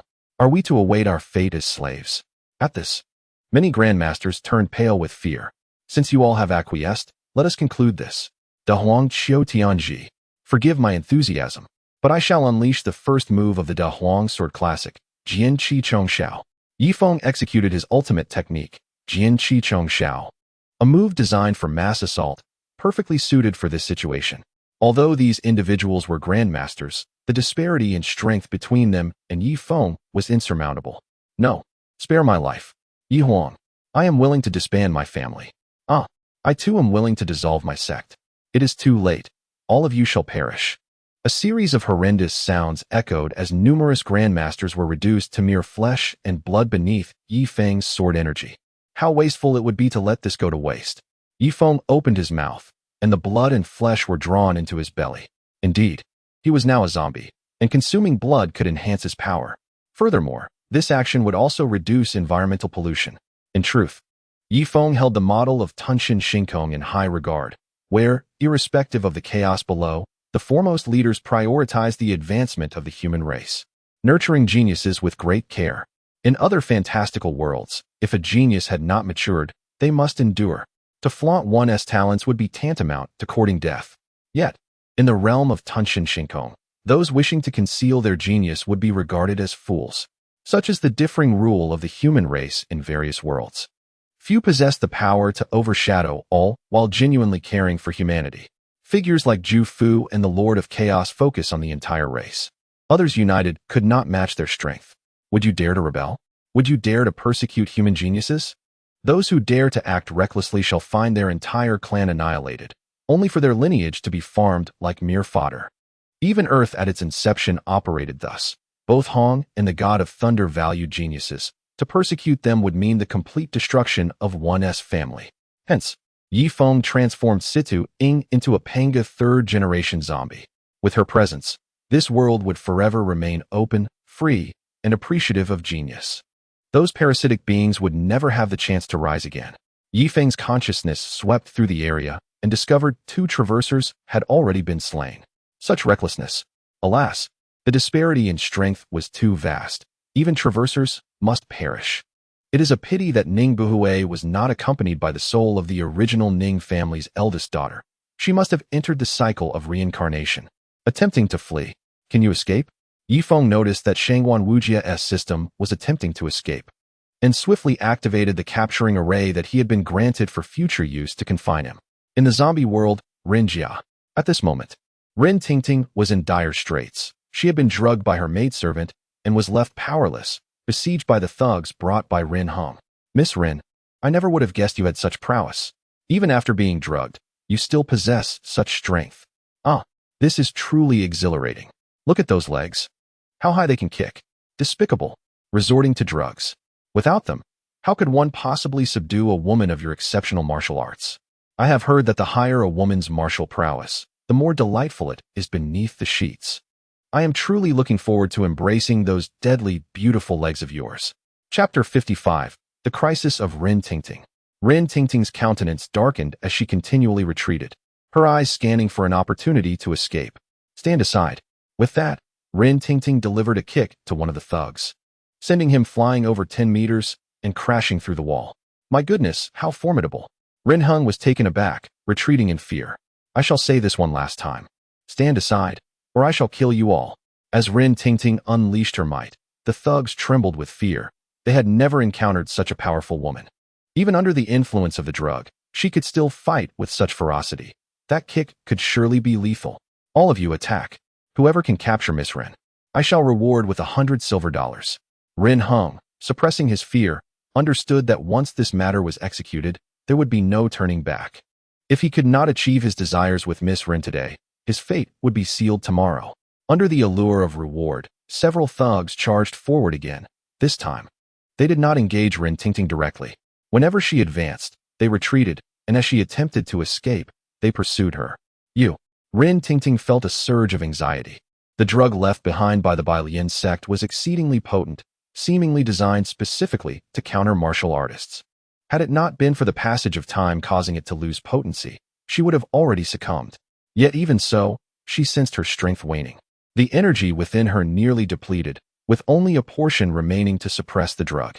Once her energy was exhausted, she would be as powerless as an ordinary woman. Should the drug overcome her energy's restraint, she would be reduced to someone unable to lift even a pen, weaker than a 3-year-old child, and at that point, she would truly be at the mercy of others. Rin Hung seemed to perceive Rin Tingting's predicament and could not help but revel in delight. Ha! You're faltering, aren't you? Let us see how long you can hold out. When you finally succumb and fall into my grasp, I will ensure you experience ecstasy. Rin Heng's gaze roamed freely over the panting Rin Tingting, now encircled by over a dozen thugs. Rin Tingting looked at the overjoyed Rin Hong, yet felt utterly powerless. She was now focused on finding an escape route, having distanced herself significantly from him. If she charged back, it would be akin to walking into a trap. You wait. Once I escape, I will not let you off lightly. With that, Rin Tingting forced her way past several thugs and burst out of the Rin family's compound. Pursue her. Bring her back to me. As Rin Tingting fled the Rin family, she found herself lost in the vastness of the world. With no refuge to call her own, she had escaped the Rin family, which had once been her home. Must I be without a family now that my father is gone? What should I do? Where should I go now? Who else can save and care for me? Rin Tingting felt a sense of disorientation, but in that fleeting moment of confusion, the thugs had already chased her out. Halt! Rin Tingting's gaze solidified once more. She now had no choice but to seek Ye Feng at the ancestral hall. After all, although Ye Feng had harbored inappropriate thoughts towards her initially, she later came to realize that they stemmed merely from instinct. It was only later that she understood his prowess far surpassed her own. Despite this, during the journey back, he had not taken advantage of her. To be frank, at that moment, had he wished to act upon his desires, she would have been powerless to resist. Hence, she felt that Ye Feng was not the kind of lecherous fiend one might expect. Furthermore, his disinterest in her afterwards, coupled with the aura of strength he exuded, left her utterly entranced. She thought to herself, had he displayed such charisma from the outset, I would have found him delightful and surrendered willingly. Alas, the traits of lasciviousness and heroism are diametrically opposed and cannot coexist. Rin Tingting continued her escape, turning a corner only to encounter the maid Xiao Tao returning from market. Xiao Tao, hurry! Upon hearing Rin Tingting's words, Xiao Tao stood frozen in place. Run! Miss, do not blame me. What? Suddenly, Xiao Tao plunged a dagger into Rin Tingting's side. Why? Have I not treated you well? Young Master Rin has given too much. Fool! You, a frail woman. What can you retain of his wealth once I am gone? Do you believe you can safeguard what he has bestowed upon you? Ah, she spoke truthfully, after all. You had previously drugged Tingting and demanded 500 coins. How audacious! Do you not fear losing your life over such greed? Had you not been of some use, I would have ended you long ago. Thankfully, your value remains, and you have provided me with quite the surprise. You want to kill me. A woman with a troubled mind, seeking favor from the master, utterly foolish. I have no desire to converse with you. Miss Rin, you find yourself in a dire situation, do you not? First, drugged, then stabbed. I wonder how you shall escape now. Onward. The henchmen surged forward, and Rin Tingting fought valiantly against two of them, only to be struck down by another wielding a wooden club. She is done for. Capture her. Several henchmen swarmed, seizing Rin Tingting and presenting her before Rin Hong. What is this? Miss Rin, so formidable, yet you still fall into my grasp? A villain reveling in his fortune. As he spoke, Rin Hong grasped Rin Tingting's chin, boasting, I am indeed a villain prospering. What can you do about it? You are but a lamb awaiting slaughter. Bind her and take her to the room. Meanwhile, Ye Feng had once again eliminated the ambitious schemers on the Kanglan continent. Following this, for at least 30 years, no noble family would pose a threat to the Dahuang kingdom. During this time, the Dahuang kingdom could cultivate talents from the impoverished and establish a martial and scholarly academy, thereby forming a model of prosperity. Education would be free. As long as one possessed talent, the state would invest in their development. Naturally, once they matured, they would be assigned to various governmental enforcement agencies. Thus, Ye Feng had effectively completed his blueprint for the Dahuang kingdom, with Situ Ing possessing the power to alter everything above and beneficial systems for the common folk below. The kingdom would flourish swiftly. It could be said that unless faced with insurmountable forces, the Dahuang kingdom was destined for everlasting existence. Such forces would be absolute power that transcends all. After arranging matters, Ye Feng caught another glimpse of Li Chengfeng. You truly are His Majesty Yi. Indeed, no wonder those others failed. By the way, Your Majesty, am I still your elder brother? Yes. Then, elder brother, could you impart the Dahuang sword manual to me? I have long coveted it. Haha, certainly. Yay, splendid. Li Chengfeng's exuberance resembled that of a child, yet Ye Feng understood the misunderstandings between them had been resolved. Chengfeng, remember this. When your time approaches, should you wish to survive, seek out my enchantress, Situing. She can grant you eternal life. Eternal life. Chapter 56. A hero saves the beauty. Rin Tingting's heart returns. Ye Feng ultimately met with the other three women, including Wu Qingyin, Shui Yeqing, and Shang Wanwaner. Upon meeting the three, Wu Qingyin implored, Your Majesty Yi, might you grant the Wu family another chance? I assure you, I will heed your every command henceforth. Your compliance is futile if your kin do not follow. I promise they will comply from now on. It is unnecessary. They have all perished. What did you say? In an instant, Ye Feng struck through Wu Qingyin's neck. You too, enough. Having wronged, one must pay the price. Please, spare the children in the sect. They are innocent. No, I share a blood feud with them. I cannot allow my enemies to live. Then I have nothing more to say. With that, Shui Yeqing fell lifeless. Shang Wanwaner approached. Ye Feng, before I perish, may I pose a question? Ask away. I wish to know, have you ever loved me? You dare ask such a question? Were we not united for mutual benefit? Besides, since becoming my woman, you have shown no affection. Have I not loved you? From the very beginning, aside from Situing, you all sought to exploit me. Then why did you agree? Affection develops over time. However, I did not anticipate that even after becoming my woman, you would still lack genuine feelings for me, failing to consider my welfare or that of the Da Huang kingdom. But I shall not love a woman who does not love me. With that, Shang Wanwaner was slain. At that moment, Situ Ying and Ning Xingyue appeared. From now on, the Da Huang kingdom relies on you. Rest assured, with me here, the Da Huang kingdom shall thrive. Good. Remember, do not show mercy to those who bully the weak or those corrupt in power. Only impartiality can ensure the Da Huang kingdom's eternal existence. To what extent should impartiality be upheld? Aside from you, no other voice is required. Yuan'er is merely your executor, should he be swayed and seek to alter my laws. You may act as you see fit, as will others. I would rather this world contain no one than allow the term noble birth to exist. Understood. I shall guide them toward a society where all are equal. Ye Feng nodded and vanished. He was returning to the world of zombies. For he knew the plot there was far from over. In the Ren household, in a dimly lit room, Ren Tingting found herself bound at the head of the bed, her wound expertly bandaged. Miss Ren, Tingting, I have come. Ren Hung entered with a lascivious grin. Get away from me. We are of the same clan. How could you commit such an act against me? We have already shed our familial ties, so what is there to fear? As Ren Hung approached, Ren Tingting struggled violently. But bound as she was, her efforts were futile. Furthermore, to heighten the thrill, Ren Hung had first treated her wound. This consumed a fair amount of time, allowing Ren Tingting to regain some strength, and the effects of the drug began to wane. Consequently, at present, she was remarkably stronger than the average person. Although not fully recovered, she could dispatch a modern elite agent with ease. Ren Hung was ecstatic at the sight of Ren Tingting, bound yet potent. I have awaited this day for so long, Miss Ren. Confused, she wondered why he persistently referred to her as Miss Ren when they were from the same clan. Unbeknownst to her, Ren Hung was also a soul from the modern world, one who had crossed over with a nefarious past. From the very first moment I laid eyes on you, I was captivated by your beauty, your sensuality, your strength. Who are you? I have encountered many, yet none possess your depravity. Disregard my identity, Miss Ren Tingting, the wife of the myriad realms. It is finally my turn. Your visage indeed bears a striking resemblance to that star. I have always adored her performance in Angel Action, where she portrayed a formidable female agent. Yet, she pales in comparison to your prowess. I never imagined, Miss Ren, that you possess such remarkable fighting skills, fulfilling all my fantasies of a goddess. How shameless.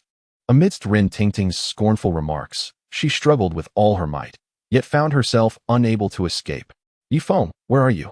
As she saw Ren Hung beginning to tear at her clothing, her thoughts were solely on Ye Feng, hoping he would come to her rescue. If he did, she would willingly become his woman. Ren Hung, captivated by Ren Tingting's incessant struggles, found himself entranced by her alluring form. Her exquisite features and seductive figure were accentuated by the pure white bodysuit she wore, reminiscent of her attire upon arriving at the Uncle Joe's ancestral hall. The tightly bound limbs and her struggle only served to heighten the allure. Her clenched fists revealed her immense strength, now rendered powerless as she futilely flailed her arms, unable to strike anyone. Each struggle of her toned, alluring legs sent waves of desire coursing through the onlookers, inciting a longing to touch and feel her taut muscles and smooth skin. Well, Miss Ren, you have now completely fallen into my grasp. Accept your fate. Any further resistance is futile. What follows is decidedly inappropriate content. With that, Ren Hung eagerly lunged forward, his hands targeting the prize he had long coveted. Ye Feng, where are you? Save me. If you rescue me now, I will become your woman. Be careful with your words. They may not be easily retracted. Who are you? Apologies for the interruption at this moment, but unfortunately, Miss Ren is a woman I have set my sights on. Destruction. Just as Ren Hung turned his head, a flash of purple light silenced him, and he realized his body was disintegrating like stardust. Indeed, this was the destruction skill from the Dragon Ball universe. Ye Feng, you truly have come. What is this? Are you having second thoughts? No, not at all. I was just in despair, thinking you wouldn't come. Please, help me untie these bindings and let me down. Untie you? The atmosphere has been heightened. How could I possibly release you? Frankly, my intentions align with Ren Hang's. I have admired you from afar, even before our first meeting. Today presents a splendid opportunity for us to consummate our desires. Ye Feng, no, be gentle. Chapter 57. The plot of Uncle Zombie unfolds. A night of passion, Ye Feng was utterly exhilarated. This scene undoubtedly struck a chord with his excitement, especially with Rin Tingting still harboring that initial disdain and contempt for him, albeit slightly, which only heightened his thrill. Thus, that night soared to celestial heights. The following morning, as they awakened, Rin Tingting inquired, "Ye Feng, when shall we wed?" "Wed? Indeed. I have already given myself to you. You wouldn't discard me, would you? If so, I would have no choice but to take my own life in protest." Ye Feng scrutinized Rin Tingting, and truth be told, being pressured into marriage by a beauty was indeed a gratifying experience. "You wouldn't truly forsake me and only allow me to be your lover, would you? If that were the case, I would despise you." Although Rin Tingting voiced such sentiments, her eyes betrayed her urgency. In this era, marriage was still highly esteemed, especially the formal union of husband and wife. Of course not. However, marriage requires the blessings of elders, and here, I only have Uncle Gio as my senior. We shall visit the ancestral hall shortly to consult him for an auspicious day. Does that sound agreeable? Yes. As long as you, my husband, decide, I am content. Upon learning they could wed, Rin Tingting immediately donned a demure expression, nestling her head into Ye Feng's embrace. At the ancestral hall, "Junior brother, you wish to marry Tingting?" "Indeed, senior brother. We have come seeking your guidance on selecting a date and discussing wedding details, and we would like you to officiate the ceremony." "Very well. In our lineage, we do not prohibit marriage. Since you two are in love, I shall take care of it." "Thank you, senior brother." "Thank you, Uncle Gio." "Stop calling me Uncle Gio. Refer to me as senior brother." "Senior Lin." Instantly, the ancestral hall was filled with a joyous atmosphere. "Junior brother, I foresee that Qianhe will face tribulations. I hope you can assist him in overcoming this challenge." "Senior brother, you are aware of this matter?" "Aside from Qianhe himself, most of our fellow disciples are aware. Then why not intervene to save him? Alas, fate is inescapable. I understand now. I am a zombie, existing beyond the realms of the 3 worlds and 6 paths. Thus, I am able to assist. Indeed, zombies act without restrictions." "Very well. I shall set off immediately. For now, Tingting shall reside here with you, senior brother." "Of course. I will take good care of her." Ye Feng nodded, and in the next instant, he transformed into a streak of light, vanishing into the horizon. Ye Feng harbored no fears regarding Rin Tingting's safety. Now, being in the presence of his senior brother, there was little likelihood of any unwelcome individuals approaching. Given Tingting's identity as Ye Feng's wife, she was also considered a sister-in-law to Uncle Gio, a member of the Qing lineage. If anyone could breach the defenses of their esteemed lineage to harm Tingting, Ye Feng would be powerless to intervene. The esteemed figure required no effort. A mere thought could influence everything. Thus, if Rin Heng were to act against Tingting, he would undoubtedly face betrayal halfway through or be swiftly dealt with by someone loyal to her. In the mountains, at the residence of Taoist Si Mu, Ye Feng arrived, and since that Si Mu was nearby, expected to arrive at dawn. With so many clients in tow, his pace was understandably slow. The hour was already approaching the 5th watch, and it would not be long before Taoist Si Mu returned. Knock, knock, knock. The sound of the wooden fish echoed.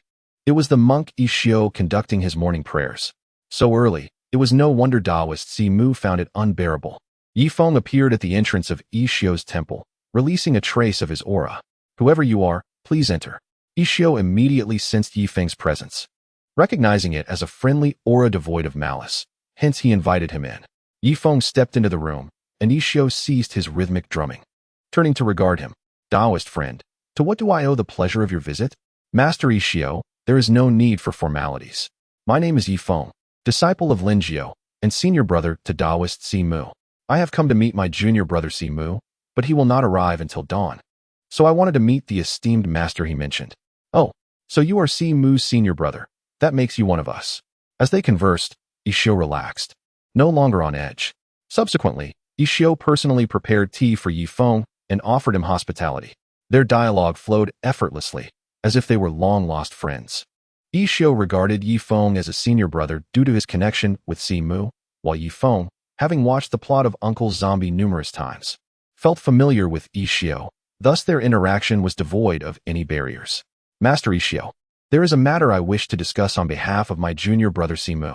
"Oh, what is so significant that it warrants a personal appeal from Yi Xian?" After a lengthy conversation, Ishio had come to acknowledge Ye Feng's status as a senior brother. However, he felt a twinge of anxiety, akin to a child who has erred, wondering if he had offended Simu in some way, prompting Simu to call upon their elder for resolution. My fellow disciple, Simu, earns his livelihood by guiding corpses, and each return is arduous, leaving him utterly exhausted both physically and mentally. However, the early morning lessons of Ishio have deprived Simu of adequate rest. I wish to inquire whether it is possible to reschedule these lessons to a later time, perhaps to midday or evening. Upon hearing this, Ishio let out a sigh of relief, as he had feared he had offended Simu in some manner. The matter is quite simple. I can adjust the chanting to the evening instead. Is that agreeable? If so, I extend my gratitude on behalf of Simu. There is no need for thanks. It is my oversight for not accommodating Simu's rest schedule. The two continued their conversation until a series of anguished cries echoed from next door, prompting Ye Feng to take his leave. Upon exiting, he encountered Simu, who was standing at the door, visibly distressed. Simu, Ye Feng exclaimed. Ye Feng, what brings you here? It is concerning the matter of Qianhe. Senior Lin requested my assistance. Ah, you can intervene in Qianhe's situation? You are already a zombie, so of course, you can. Simu jumped back in surprise, scrutinizing Ye Feng for any signs of rigidity. There are no signs of stiffness about you. I am a Panga zombie, Ye Feng explained, enlightening Simu about the Panga lineage. To think we are created by a group of zombies. Simu cautioned, do not speak carelessly. The Pangu clan transforms individuals into zombies only when their bodies cannot withstand the overwhelming power. Moreover, Panga zombies resemble ordinary humans when not in their zombie state, are unbothered by sunlight, and enjoy immortality. What a boon. Indeed, that is true. So what about you? Not yet. At least not at this moment. Your mission remains unfinished. Once your mission is complete, I can transform you into a zombie. Then I thank you, Senior. At that moment, Jia Lu approached. Master, who is this? This is your master Senior, known as Shibua. Shibua. Good. Jia Lu, you outshine Wen Kai and Qiu Sheng significantly. In the future, I shall bestow upon you great fortune. What fortune can you grant me now? Not yet. When the time comes, I will have your master convey it to you. Oh, very well. Recognizing Ye Feng's intention, Jia Lu ceased further inquiries. Simu understood that once he became a zombie, he could bite Jia Lu, allowing them to accompany each other in eternal life. The thought of being able to be with Jia Lu forever brought him joy. Jia Lu, why not prepare some delicacies to reward your Shibua? Master, how can I reward before receiving the fortune? What nonsense is that? Do not mumble. Yes, yes, a reward, a reward. Jia Lu murmured as he departed. Ye Feng, with a flick of his hand, retrieved 2 sets of new clothing from his storage ring. Simu, I noticed your disciple's garments are somewhat worn. These 2 sets, which I no longer wear, are for him. I cannot accept this. Simu protested, yet his hands had already taken the garments. With Ye Feng's prior notice, the mutual pranks from the original narrative were completely omitted. The next day, when Simu awakened, he found it peculiar that the monk was unusually silent, not chanting. He hasn't passed away, has he? He ventured to Ishio's temple to check, and, upon discovering Ishio was alive, returned grumbling. Senior, the monk did not chant today. Do you know the reason? It is quite strange. He has been so considerate. Speak, Senior. Previously, I could hardly sleep due to his chanting. It is because I informed Master Ishio that you needed rest in the mornings. He has adjusted the chanting time to the evening. Oh, so it was you who spoke to him. I thought perhaps the monk had been possessed. Though the mutual teasing from the original narrative was absent, Ishio still brought Qing Qing to make introductions. Their encounter inevitably led to a contest of sorts. Observing this, Ye Feng sought an excuse to depart. As this was their manner of fostering camaraderie, they could gauge each other's strengths through their friendly rivalry, ensuring neither would slack in their training, for neither wished to concede easily in their next contest. Given this, Ye Feng naturally did not linger, allowing them to engage without pressure. Upon exiting the temple, Ye Feng observed the peculiarities of the mountains, understanding why Simu had chosen this location for his temple. The dense forests here brimmed with spiritual energy, elevating the locale's aura far beyond that of the outside world. This enhancement in spiritual essence significantly accelerated the cultivation process for those of similar aptitude. An increase in spiritual density, even by a modest fraction, could vastly improve the chances of a successful breakthrough, especially when a considerable amount of spiritual energy was required in a short span. Soon, a new day dawned, and Qian He and the copper-cornered golden coffin finally arrived. The coffin emanated a heavy aura of ominous energy, startling nearby birds into flight. Simu and Ishio were both alerted and rushed outside, while Ye Feng remained absent, as if he had never been there. The coffin, ensnared by the ink line, raised questions about its contents. Indeed, there are zombies inside. Then why not incinerate it? Alas, this zombie belongs to the royal family of the border. We cannot burn it. We must transport it to the capital for the emperor's judgment. Qianhe, why not dismantle the tent to allow it to absorb some sunlight and reduce the corpse's energy? You speak wisely. Thank you for your guidance. From a distance, Ye Feng observed this scene with discomfort. While absorbing corpse energy and reducing exposure to sunlight was beneficial, the unpredictable climate in the mountains posed a risk. Rain could easily dampen the ink line, rendering it ineffective. Of course, later on, Qianhe encountered heavy rain and gusty winds, making the tent's presence moot. Furthermore, the forthcoming drought and thunder would render any zombie emerging from the coffin no match for Qianhe. After all, Qianhe was no mere jester but a seasoned practitioner of the Maoshan school. This unfortunate turn of events was a result of neglecting favorable circumstances. Ye Feng recalled a novel that suggested when it rained, one need not bother with the tent. Instead, one could cover the coffin with the tent's fabric to keep the ink line dry. While this was a valid approach, the customs and protocols of ancient times were stringent. Unless one was a reincarnator with a mission, proposing such a method would lead to accountability later. For those involved, even if they saved everyone at that moment, they would face repercussions later. After all, this was the royal family of the border, a prince. How could one allow such indignity as a coffin being wrapped in tent fabric? Nevertheless, when faced with life and death, some would willingly accept minor repercussions. However, it was precisely the constraints of etiquette that prevented others from considering this solution. Thunderstorms in the mountains arrived swiftly. From the first rumble of thunder to the moment raindrops touched their faces, it was mere seconds. In half a minute, a torrential downpour ensued, leaving no time for a response. As the first drop fell, Qianhe sensed impending trouble. As he hesitated, the rain intensified. Quickly, set up the tent. This command did not need to be issued by Qianhe. Even the effeminate eunuch had already spoken up, not wishing for the young prince to be drenched.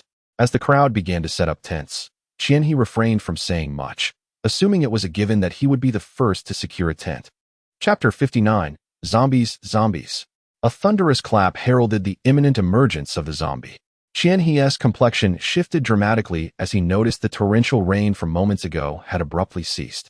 He advanced to inspect the official who had been struck dead by lightning while supporting the coffin, his expression growing even more grim. He realized that if lightning struck the zombie directly, it would surely perish without his intervention. However, if the lightning were to act through the bronze coffin as a conduit, the zombie might survive, and if it did, that would spell great trouble. Lightning striking peachwood could yield an indestructible peachwood sword, and a zombie that survived such a strike might become immune to Taoist methods. Indeed, the ink line on the coffin flickered, not because it was demonstrating its power, but due to the rain having washed away its magical essence. This flickering was its last desperate effort. With a creak, a corner of the coffin was pried open, prompting Qianhe Daoist to leap forward. "Bring me the rope," he commanded. His 4 young disciples handed him a rope, and Qianhe tied it in a knot, intending to trap the zombie. Yet, his hopes were dashed as the rope snapped, and the zombie burst forth from the coffin. To make matters worse, Qianhe's leg was injured in the process. The zombie howled and charged at Qianhe Daoist. One disciple wielding a peachwood sword rushed to engage it, but Ye Feng appeared between the disciple and the zombie. With a resounding thud, the royal zombie was sent flying several dozen meters by Ye Feng's punch. Meanwhile, the peachwood sword wielded by Qianhe's disciple barely grazed Ye Feng before becoming stuck. Ye Feng shook his head and turned to face Qianhe Daoist, who was about to speak when a sudden pain struck his head, causing him to faint. In the realm of consciousness, Qianhe found himself before Ye Feng. "Who are you?" he inquired. "I am Ye Feng, the junior disciple of Lin Jiao," came the response. "Lin Shixiang's junior? How come I wasn't he aware?" "Oh, you must be the Ye Feng who directly apprenticed under the Shangqing Maoshan." "Indeed. So what brings you to seek me?" Ye Feng proceeded to explain the general plot concerning the zombie. "You mean to say that I will die during this corpse transportation mission, and you are here to save me?" "Correct. However, my intention is not to rescue everyone. I can save you and a few of your disciples, but I cannot save those of the royal family. Not only can I not save them, but they must also follow the original plot's trajectory. Furthermore, once I rescue you, you will only become a zombie, destined to leave Huaxia. Why is that? To obliterate fate. Ye Feng's grandiloquent words masked his true intent. He was reluctant to alter the storyline significantly for fear of disrupting future events in the zombie narrative. After all, apart from Rintinting, only a few captivating women from that storyline piqued his interest. A considerable deviation in the plot could lead to unforeseen complications or attract the attention of fate, which he wished to avoid at all costs. His true concerns lay not with fate itself, but rather with the potential loss of the beautiful Ma Xiaoling and the Holy Mother of Yaoqi. A zombie? I would rather die than become a wretched creature. Neither human nor ghost. Not that kind. It's the Panga zombie. Ye Feng elaborated on the Panga zombie's traits. Upon learning that the Panga zombie could retain its consciousness and even absorb beast blood, Qianhe was nearly crushed by despair. After years of cultivation, he found the prospect of being bitten by someone to be utterly disheartening. To this, Ye Feng could only offer solace, explaining that the Pangu clan was so powerful that it allowed for the lineage to be passed down. He also cited examples from the Dopa world, where powerful individuals could endow their descendants with blessings through their bloodlines. Only after hearing Ye Feng's explanations did Qianhe begin to regain his composure. Once the understanding was established in the realm of consciousness, the subsequent events unfolded simply. Qianhe's disciples were sent flying by the royal zombie, vanishing into the forest. Subsequently, Qianhe pretended to be overwhelmed, allowing the royal zombie to charge directly toward the tent of the young prince. The narrative proceeded as in the original text, with several highly skilled individuals within the palace being slain by the royal zombie, as the effeminate figure led the young prince towards Simu. After their departure, Ye Feng appeared, biting Qianhe Daoist, ensuring his complete disappearance from fate's gaze. As for Qianhe's disciples, they would have to fend for themselves. After all, the propagation of the Panga zombie's lineage required the offering of one's own essence. He did not possess enough blood to spare. What followed was straightforward, mirroring the original plot, albeit with Ye Feng as an observer. After the three combined their strengths to defeat the royal zombie, Ye Feng emerged, providing them with healing elixirs. The only difference was that the royal zombie occasionally had a minor surge of power, even managing to severely injure Simu and the others, only to be struck down further by the energy waves unleashed by Ye Feng. Essentially, whenever fate empowered the royal zombie, Ye Feng would counter its strength, ultimately forcing fate to retreat in resignation upon realizing his persistent presence. In the aftermath, Ye Feng led Qianhe and the others to a secluded valley. You shall reside here from now on. Qianhe, as a member of Mao Shan, you may begin your studies on the beast blood angel. Understood. But what shall we do if we need to drink blood? Start with the blood of the deceased. Ye Feng replied. The land of Huaxia is engulfed in war. You may partake in it, but refrain from making significant alterations. Should you survive, you may travel to America, where hospitals will have reserves of blood. If we are to avoid significant changes, then perhaps we should go to America, as you suggested. Indeed, I wish you a safe journey. Come forth. Ye Feng called out. Oh, you managed to detect me. Truly worthy of being a zombie bitten by the true ancestor. A large bald figure materialized. Who are you? Ye Feng feigned ignorance, aware from his readings of the zombie narrative that this figure was Lan Dali from the 5 colored envoys of Nuwa. Yet in this world, he had not encountered Lan Dali. Thus he pretended not to recognize him. I am simply a person who craves power. What is it you seek from me? Nothing in particular. I'm merely bored and seeking a companion to traverse the mortal realm. Ah, I see. Ye Feng pondered that in the original narrative, Lan Dali sought out Su Fu and Li Weici. How unexpected that in this world, he had found him instead. This was not an impossible proposition. If Lan Dali sought a partner, then Ye Feng was equally inclined. With Lan Dali as a guise, his actions would remain undetected by fate, for Lan Dali was already a player in the game. Besides you, the true ancestor has bitten 2 others. One is in Japan, and the other in America. Where shall we go first? No rush. Before we seek them out, let us first determine our hierarchy with a little contest. I have long wished to ascertain the true strength of the true ancestor's direct descendants. Very well, as you wish. The two locked eyes, and a fierce battle was imminent. Chapter 60, The Grand Wedding with Rin Tingting. There was little to say. Ye Feng transformed into a zombie, his green eyes betraying his identity as a second-generation zombie. With a crash, The two engaged in their first exchange, and Ye Feng was sent flying. Indeed, relying solely on the power from that drop of zombie blood was insufficient to contend with Lan Dali.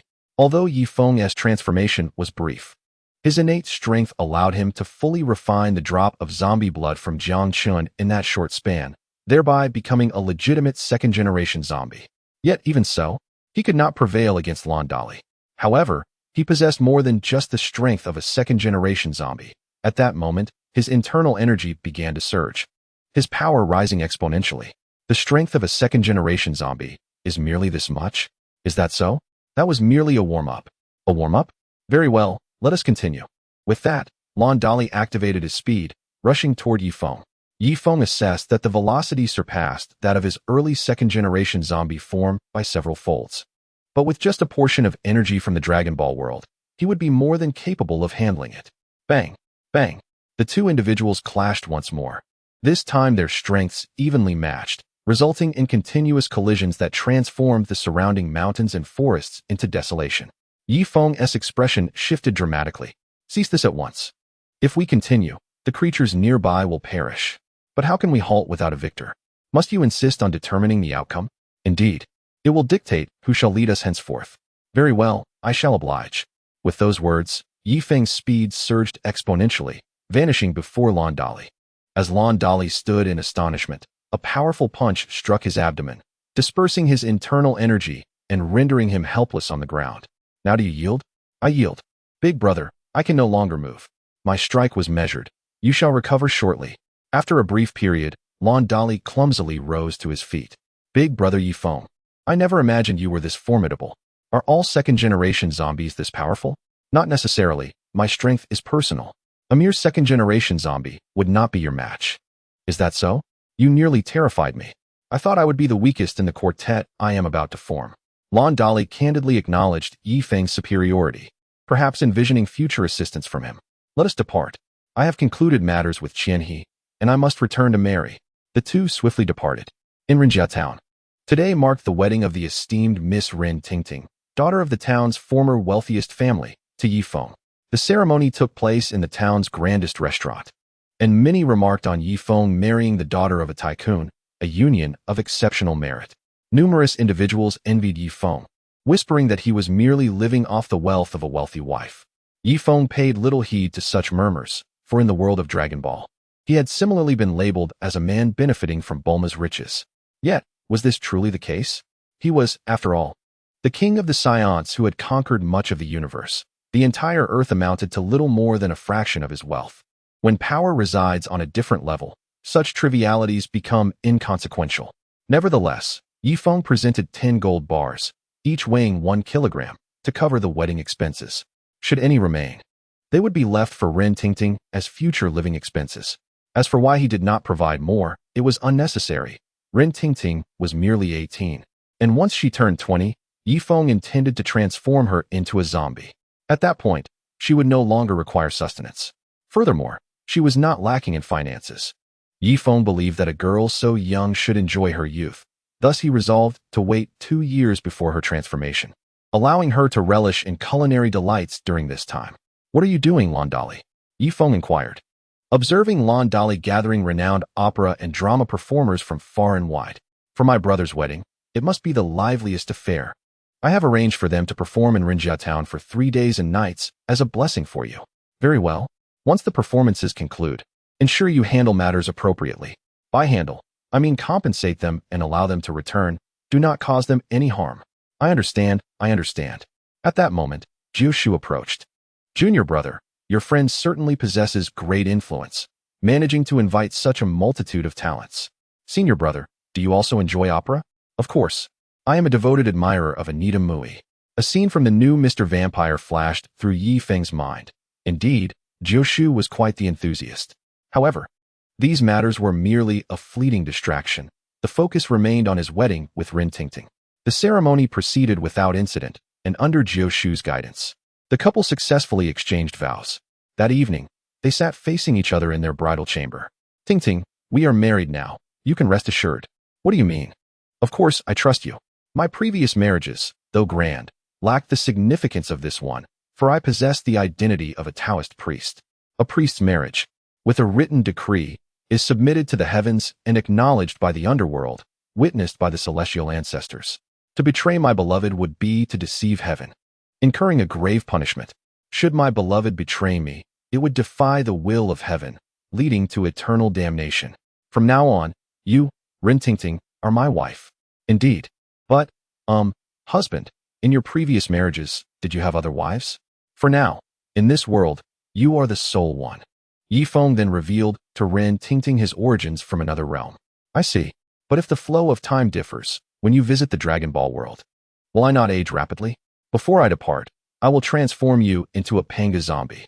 Oh, the kind that can live forever like a human. Yes, I thank you, dear husband. Rin Tingting shyly nodded as Ye Feng lifted her veil and gently laid her on the bed. The two once again indulged in a night of passion. Ye Feng soon realized that he had spent several days in the realm of Simi, while Jiushu had already traversed the plot of Mr. Ling Huan, which puzzled him. According to the original narrative, this should not have occurred at this juncture.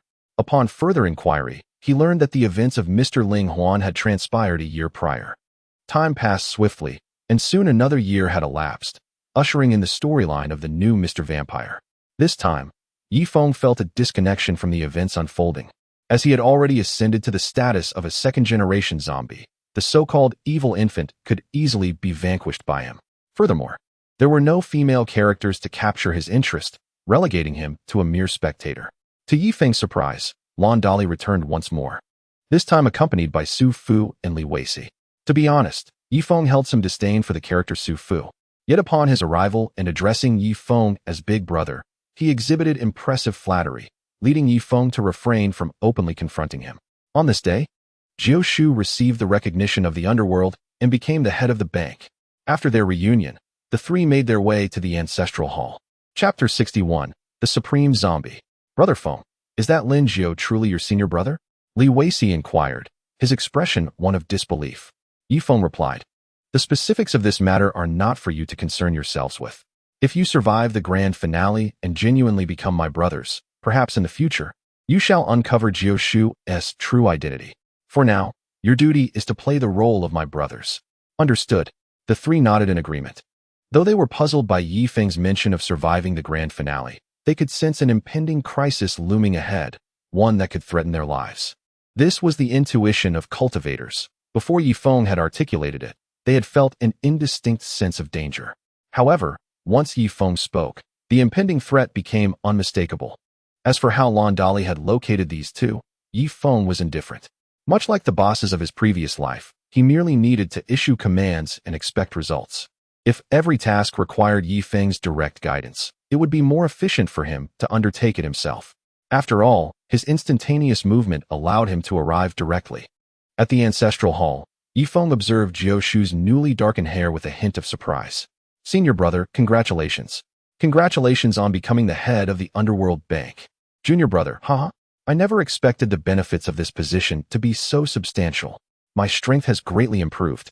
Ye Feng sensed the changes and confirmed that Jiushu had indeed reached the pinnacle of Earthmaster level. This enhancement was astonishing.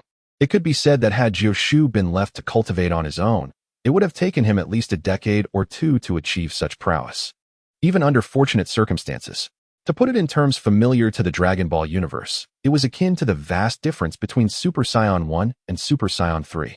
It was like Goku defeating Frieza and instantly attaining the strength of Super Saiyan 3, capable of contending with Majin Buu. There was no denying that the power dynamics in this world were immense, and it was all about grasping the rules. Ye Feng diligently practiced the Dao, sensing that his cultivation of the Zetian method had reached a pivotal moment. The Taiching Shandong Heart Sutra available here was potent enough to enable even the great emperors of Zetian to defy the course of life. This represents the culmination of Ye Feng's lifetime of efforts. Attaining the status of a red dust immortal in just 9 lifetimes is no small feat.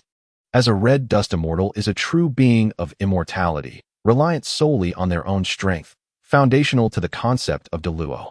Senior brother, your ascension to the esteemed position in the bank is commendable. Yet you are not free from tribulations. Tribulations? What tribulations? Jiushu hastily calculated, but found himself at a loss. Within your tribulation, you naturally cannot foresee anything. What tribulation? Jiushu was puzzled. Given that Ye Feng had already become a second-generation zombie, he was virtually invincible in the realm of cultivation unless the ancestors intervened. The mention of a tribulation hinted at a formidable challenge, perhaps one that even his intervention could not easily resolve. But what kind of calamity could leave Ye Feng powerless? His curiosity was piqued. Fellow disciples turning against one another. What? Upon hearing this, Jiu Shu's expression shifted dramatically. He could overlook many matters, but the thought of disciples warring among themselves was a burden he could neither bear nor accept. What has transpired? I cannot possibly turn against my own. What if your fellow disciple insists on killing you and Xiaosheng? What about Wen Kai? Me? Why? Why would he want to kill me? Because you caused the death of his biological son, leaving his soul shattered and unable to reincarnate. What? This cannot be right. You mention I have a tribulation. Yet I have gained fortuitous opportunities in the underworld, becoming much stronger. The only one who could pose a life-threatening challenge to me is but one person, the sole individual of this generation in Mao Shan. Indeed, it is the senior brother, Shi Jian. How can this be? Senior brother is the head of Mao Shan. If we were to turn against each other, regardless of who wins, it would spell disaster for Mao Shan. Indeed, after this tribulation, if you emerge victorious, you would have no choice but to leave the Huaxia continent and develop in Hong Kong, never to return. Are you suggesting that after this tribulation, if my senior brother perishes, I would be exiled? What would become of Mao Shan? Jiu Shu's face paled. If both of their strongest successors were gone, what future would Mao Shan have? Would it not become a mere footnote in the spirit world? Foul play. Regardless of the outcome, the other would be seen as a sinner of Mao Shan. What truly transpired? Ye Feng, seeing Jiu Shu's repeated inquiries, could only disclose the narrative concerning the zombie sovereign. I see. So, is the sin of my senior brother's disciple, no, his son, Xiao Jian, truly that grave? How should I put it? If judged by the laws of later generations, his crime could be absolved with a few years in prison. However, you, senior brother, and Xiaosheng caused his soul to scatter, never to reincarnate. In truth, both parties hold culpability. And in the present, if Xiao Jian merely acted with his spirit in such a manner, even with the prevailing emphasis on chastity, it would likely go unnoticed. The woman involved would consider it merely a fleeting dream. Thus, mortal laws cannot judge him. Jiu Shu fell silent for a moment, sensing Ye Feng's evident partiality towards Shi Jian and Xiao Jian. He understood that even if Xiao Jian were indeed heinous, tarnishing the honor of numerous maidens and causing some to take their own lives to preserve their chastity, the severest punishment would merely involve a life for a life. The punishment of soul scattering seemed excessively harsh. The two exchanged glances, speechless. Ultimately, Jiu Shu allowed Ye Feng to depart, needing time for contemplation. Truth be told, Ye Feng did not harbor intense aversion towards Xiao Jian's actions, perhaps due to the influence of the times or his past desire to witness such scenes in films. Thus, he felt little animosity towards Xiao Jian, while simultaneously feeling a strong disdain for Xiaosheng and Wen Kai's actions. Releasing evil spirits and allowing malevolent ghosts to roam freely was clearly an act of folly. The fact that Jiu Shu covered for him made Ye Feng question his mentor's integrity. Naturally, Ye Feng also intended to investigate the extent of Xiao Jian's misdeeds. Crow, go and investigate what my disciple Xiao Jian has done. Understood. The crow departed. Lan Dali and Su Fu gazed at Ye Feng with surprise, puzzled by his unusual demeanor towards the crow and why he entrusted him with the task. The reason remained known only to Ye Feng. He harbored biases against those from a certain nation. He acknowledged this prejudice, even contemplating not sparing the crow's life. Time passed swiftly. 10 days later, the crow returned, bearing signs of burns from lightning magic, indicating he had encountered the Lightning King. What happened, Crow? I was attacked. By whom? Who could possibly defeat you? It was that Mao Shan senior brother, Shi Jian, the father of that Xiao Jian. No way. Is there still someone in Mao Shan you cannot defeat? What do you know? That brat is like the Lightning King, unleashing a torrent of lightning upon me. That must have been the Lightning Thunder Fist. Yes, the Lightning Thunder Fist. It left me feeling utterly miserable. Miserable yet uninjured? He is merely one realm above you. How could you not defeat him? Not merely that. He is the junior master of Mao Shan, wielding countless treasures. Most importantly, he can summon his ancestors directly, achieving the power of a celestial master. I am no match for him. If you are no match, how did you return? I invoked the name of the boss, and the ancestor retreated. You invoked my name. How could you? Ye Feng's expression darkened. He had intended for the investigation to remain confidential. If this continued, it would expose him. He might as well directly inquire with the king of hell in the underworld. He had sent the crow, a zombie, to investigate precisely to maintain secrecy. Now, everything was out in the open. Forget it, just tell me what you found out. Brother Feng, that Shi Shao Jian is not inherently lecherous. During an encounter with a serpent demon, he was afflicted by the serpent's lustful poison, leading to his current state. As I suspected, the senior brother of Mao Shan could not be the type to harm his own child. If Shi Shao Jian were truly incompetent, Shi Jian would have severed ties with him long ago. The inheritance of Mao Shan extends beyond the mortal realm. To dishonor the sect is not something one can simply brush aside with death. If that is the case, perhaps a conversation with the senior brother is in order. On the 14th day of the 7th month, the Ghost Festival, a special performance was held at the theater dedicated to the spirits. Unexpectedly, Wen Kai stealthily slipped out to attend. At that moment, Jiu Shu was completely oblivious, engrossed in printing ghost money. Fate was indeed at play, intent on suppressing the mighty sect of Mao Shan, paving the way for the impending battle with the Panga clan.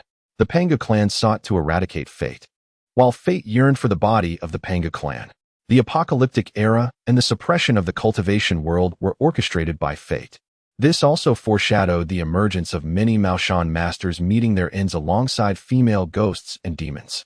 In those films, the protagonists were mere mortals, while the masters vanquished demons, only to face tragic fates themselves. Before long, Qiusheng rushed over, mentioning that Wen Kai had gone to the theater to reserve seats. What did you say? Wen Kai went to the theater? That performance is meant for spirits. Come with me.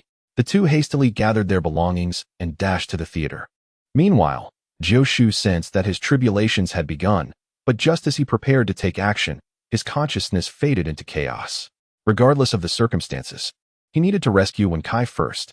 Given Jiu Shu's current state, the two young novices, Wen Kai and Qiusheng, were even less capable of making sound judgments. After all these years as Jiu Shu's disciple, how could they not understand that on the 14th day of the 7th month, performances were held for the spirits? Yet, inexplicably, they were oblivious. Clearly, their spiritual awareness had been obscured. The theater was desolate, with only Wen Kai seated alone, munching on sugarcane while watching the show. Leave. Hurry. The performers covertly urged Wen Kai to escape. Wen Kai remained blissfully unaware of the impending chaos, merely applauding with enthusiasm, mistaking the situation for a friendly greeting. The performer, filled with indignation, yearned to express his frustration but could only complete the performance before speaking. At that moment, Jiu Shu and Wen Kai finally arrived, witnessing the spectacle, and Jiu Shu felt an overwhelming sense of awkwardness. A female ghost sought a host. What does it mean to be a host? It implies being a substitute. Suddenly, a ghostly figure clad in an ancient long dress descended. With but a glance, the ghost seeking Wen Kai as a host was frightened away. Subsequently, she exhaled a breath of ghostly energy onto Wen Kai, enabling him to see spirits. When did such a crowd gather? You were so engrossed in the performance that you didn't notice. Is that not so? Upon seeing a beautiful woman, Wen Kai was utterly captivated. It's your first time here, isn't it? You sing beautifully. To the unseen performers, it appeared as though Wen Kai was conversing with thin air. His eyes widened in astonishment, leading one to wonder if he had truly encountered a ghost. In the corner, a voice inquired, Master, what shall we do now? Hand me your hand. In a moment, Wen Kai would descend into the netherworld alongside those ghosts, and nothing could be salvaged. Jiu Shu tied a red string around Qiusheng's wrist. Master, your cultivation is so advanced. Why do you not enter to rescue him? Nonsense. It is precisely because of your master's high cultivation that if I were to enter, I would frighten those ghosts away, which would only complicate matters. Jiu Shu's expression turned grim. He noticed several ghostly enforcers behind the audience, indicating that these spirits were organized, and scaring them away would leave him with no explanation to offer the enforcers. Qiusheng entered, pretending not to see the ghosts, but unexpectedly, two spirits blocked his way. He simply commanded them to step aside, revealing to all that he could indeed see spirits. Approaching Wen Kai, Qiusheng intended to feign ignorance of the ghost Xiao Li, planning to escort Wen Kai away. However, with a mere blink from Xiao Li, Qiusheng became entranced and halted his departure. Meanwhile, Jiu Shu attempted to pull him away, but to no avail, as Qiusheng was now performing to amuse the ghostly lady. Outside the theater, Ye Feng and his companions observed the unfolding scene. Brother Feng, how did you end up with these two fools as your disciples? Wu Yao expressed his dissatisfaction. These two are a disgrace to their elder brother. Should I assist in educating them? Lan Dali noted Ye Feng's helpless expression. Do you have a plan? Without proper guidance, they have grown complacent. Very well. Once this matter concludes, I shall entrust their education to you. Please ensure they cease causing trouble. Understood. Oh no, things have turned chaotic inside, Su Fu announced. Inside the theater, the ghostly enforcers were in disarray, prompting a hasty retreat. Qiu Sheng and Wen Kai seized the opportunity to escort Xiaoli away, disregarding Jiu Shu's attempts to capture the fleeing spirits. Follow me. Let us block those ghostly enforcers. I am curious to see their true intentions. Two young men at the Qi training stage were managing to confront the ghostly enforcers of the Jin dance stage. Do they truly believe I am blind? The three nodded in agreement. As Jiu Shu pursued the ghosts, the four appeared in the theater, surrounding the four enforcers. At that moment, the enforcers naturally tore off the talismans adorning their heads and stood up. Gentlemen, you have risen so swiftly. Who are you? The four enforcers appeared displeased. Sensing the overwhelming pressure emanating from the four individuals before them, all of whom were at the Tianshi level. Had their petty schemes been discovered? Chapter 63, A Twist of Fate. You need not concern yourself with our identities.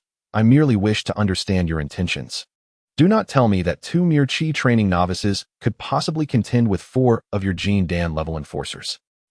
Esteemed lords, we too are in a predicament. In a predicament? What do you mean? The four enforcers exchanged hesitant glances, uncertain of how to respond. What are you hesitating for? I care not for your fears. Speak now, or I shall ensure your souls disperse. Su Fu interjected assertively. The truth is, it is the daughter of Lord Lu who has taken a fancy to Taoist Lin. Who is Lord Lu? And who is his daughter? Lord Lu refers to Lu Pan. And his daughter is none other than the ghostly lady Xiaoli. So it is her. Her identity is indeed remarkable. Ye Feng recalled the ultimate fate of the zombie sovereign, realizing that Xiaoli had even stirred feelings in the otherwise stoic Jiu Shu, particularly given the life-saving debt owed. This scheme aimed at his senior brother could not be overlooked. Yet, it remained uncertain whether this plot was intentional or simply a matter of fate, ultimately leading to a clash between Jiu Shu and the young master of Maoshan that could shatter the sect's future. It could be said that should Lord Lu be the mastermind behind this incident, he would undoubtedly face a severe reckoning from the ancestors of Maoshan. As for whether he could withstand such punishment, that would depend on the mood of the Maoshan ancestors. Ye Feng was unaware of Lord Lu's true strength in the primordial world, but in the realm of zombies, he was certainly not on par with the legendary zombies, signifying that he was not a match for Ye Feng. Thus, why should he fear? He resolved to confront the matter directly. Let us go. Take us to meet Lord Lu. Ah, are we heading straight to the underworld? Naturally. Do you believe we fear such a place? Are you afraid? Not in the least. The three affirmed their courage. Brother Feng, leave the encounter with Lord Lu to me. I shall handle him. Su Fu volunteered. Very well. I am eager to see if the so-called Lu Pan possesses the prowess of our Jiangqin lineage. In the realm of the underworld, at the court of Lu Pan, he was indulging in ghostly tea while embracing a stunning female ghost, reveling in his pleasures. Lu Pan, you exude such authority. Who dares intrude upon the underworld? I am Ye Feng of Maoshan, here to seek justice. You are of Maoshan. No, you cannot be human. What are you? I am indeed not human. I am a zombie. With that, Ye Feng revealed his true zombie form. With green eyes, a second-generation zombie of the Jiangqin lineage, what is your intent? I do not recall offending any of your kind. Hee. You may not have offended my lineage, but you have angered Maoshan. Apologies. I am but a disciple of Lin Fengjiao of Maoshan. You are a disciple of Lin Fengjiao? Have you come to your senses? Ah, but I harbor no ill will. No ill will? Are you unaware of how mischievous your adopted daughter Xiaoli is? Her actions indirectly led to a conflict between my two closest disciples at Maoshan. As he spoke, Ye Feng waved his hand, conjuring a large screen before them, displaying the events that transpired after the zombie sovereign. Though Ye Feng lacked the power to create such footage himself, the system had assisted him in producing a video of the aftermath. Upon witnessing the young master of Maoshan being struck down by the very hexagram his adopted daughter wielded, Lu Pan was left dumbfounded. If this truly occurred, not only would Ye Feng seek him out, but the ancestors of Maoshan would surely descend to devour him. I never intended for such a thing to happen. I merely sought to provide my adopted daughter Xiao Li with an opportunity to interact with Taoist Lin. I never anticipated it would lead to such a conflict among disciples. Not wishing to waste time, Ye Feng commanded Su Fu, "You remain here and ensure he is treated well. Ascertain whether the situation is as simple as he claims. Should there be any concealments, handle them as you see fit. Rest assured, Brother Feng, I shall take care of it." With that, Su Fu rolled his wrists and approached Lu Pan. Ye Feng returned to the mortal realm, and not long after, Su Fu returned to report to Ye Feng, confirming that the matter was indeed a case of unforeseen circumstances. In other words, the events surrounding the zombie sovereign were a series of coincidences, orchestrated by fate. Alas, this left Ye Feng without an outlet for his frustrations. Sigh, perhaps it is for the best. I need only to rescue those in peril. Time passed swiftly, and seeing that he could not manage the multitude of lost souls alone, Jiu Shu was compelled to send a message to Mao Shan seeking assistance. At the temporary gathering place of Mao Shan, Shi Jian had yet to arrive, while Jusu occupied the main seat. "Brothers, the ghosts have all come out. If we do not capture them, there will be chaos everywhere. That would certainly lead to trouble. However, dealing with such a multitude of spirits is not something I can accomplish alone. Brother, perhaps we should wait for Shi Jian to arrive before making any decisions. Why should so many wait for just one person? Who does he think he is? Indeed, who does he think he is? He is my senior brother. Yet you must remember, he is also your master. Master, master." At that moment, Mao Shan's eldest brother, Shi Jian, appeared with his son, Shirao Shi Jian. "Master." Jusu stepped forward to greet him. It wasn't until Shi Jian took his seat that he spoke. "Who is responsible for this mess?" "It is my two unworthy disciples, Wen Kai and Qiuxing." "What do you mean by unworthy?" "Master, they are simply foolish. Perhaps they are just dim-witted or even idiotic. My two disciples were just careless. Is it fair to shift the blame solely onto their negligence? You summoned me here. Did you expect me to bear this burden alone? We have already discussed it and plan to use the Xiantian Bagua array to capture these ghosts. Since you've already made your plans, why call me here? Do you have any better suggestions, Master?" "Well, if the Xiantian Bagua array is the plan, who will lead them out?" Jusu hesitated, and Shirao Shi Jian eagerly stepped forward, unwilling to miss this opportunity to shine. "This daunting task seems to require my intervention." "Very well. If one person takes charge, then it is for the best. One must face reality." Wen Kai and Qiuxing nodded in resignation. From a distance, Ye Feng and his companions observed the entire scene. "Brother Feng, the father and son of Shi Jian are quite pretentious. Your senior brother has already decided on using the Xiantian Bagua array, yet he still questions it. In the end, they are still resorting to the Xiantian Bagua array. That is not the case. Senior brother Shi Jian is the head of Mao Shan. This issue does not concern him. His presence is merely to honor Lin Shidi. If he had refused to come, many of Mao Shan's brothers would have been absent today. Indeed, this matter has nothing to do with Shi Jian, yet he comes to genuinely assist in capturing ghosts. What is wrong with him expressing his opinions? Right. Look at Shirao Shi Jian. Even if he is rather arrogant, he is willing to take action when necessary. Even if it is for show, leading hundreds of ghosts is no small feat. Who can say it is without danger? And look at Wen Kai and Qiuxing. They show no sense of responsibility and lack respect for their elders. Chapter 64. Saving Shirao, Shi Jian. Ye Feng raised his hand to halt the debate among the three. "Let us go meet this esteemed elder of Mao Shan," while the others set up the formation. Only the father and son, Shi Jian and Shirao Shi Jian, distanced themselves from the group. At that moment, Shi Jian was imparting wisdom to Shirao Shi Jian. "Shirao Shi Jian, this matter does not concern you. How can you take the lead? Moreover, although Wen Kai and Qiuxing may indeed be lacking, they are still Lin Shidi's disciples. I fear your words might sow discord among our sect. Father, I only wish to defend your honor." Those two little brats dared to say, "Who does your father think he is?" I could not bear it. While seeking vengeance for me is not wrong, when I become the master of Mao Shan, you will be the elder brother of Mao Shan. You must possess the capacity for tolerance. Although they erred, you can address them privately. Furthermore, I am the one in charge here today. This matter does not fall to your generation. Father, I understand. I will be more cautious in the future. By the way, Shirao Shi Jian, how is the removal of the lustful poison from your body? It is still difficult. I cannot help but lose control when I see beautiful women. Sigh, this lustful poison has truly harmed you. Who goes there? Shi Jian scanned the surroundings warily. I am Ye Feng. Ye Feng, you are the one from the Shangqing lineage. At that moment, Shi Jian noticed the raven behind Ye Feng. Is it you? Ye Feng. Is he your companion? What do you intend to do? I am here to save Shi Jian. Before Shi Jian could inquire further, Ye Feng explained the events that would unfold. So, I will be forced to turn against Lin Shidi? How could this happen? Father, will I truly become neither human nor ghost, only to be killed by you? That will not occur. Since we are aware in advance, it shall not happen. At worst, just do not lay a hand on the daughter of that boss Qian. Shi Jian. Master, things are not as they seem. This is Shi Jian's fate. He cannot escape it. If he cannot escape, what should we do? The only solution is for him to become a zombie. Zombies do not exist within the 6 realms and are not subject to fate. Are you joking? You want Shi Jian to become a blood-sucking zombie? Who said zombies only suck blood? The raven stepped forward. Behold, this is a zombie. The raven transformed into a second-generation zombie, its green eyes unsettling to behold. What is going on? This zombie looks no different from a human. I cannot discern its nature. It is the result of the Jiangqin. Unlike those zombies transformed through the absorption of earthly energy, this is different. After the raven demonstrated, Shi Jian agreed to the plan.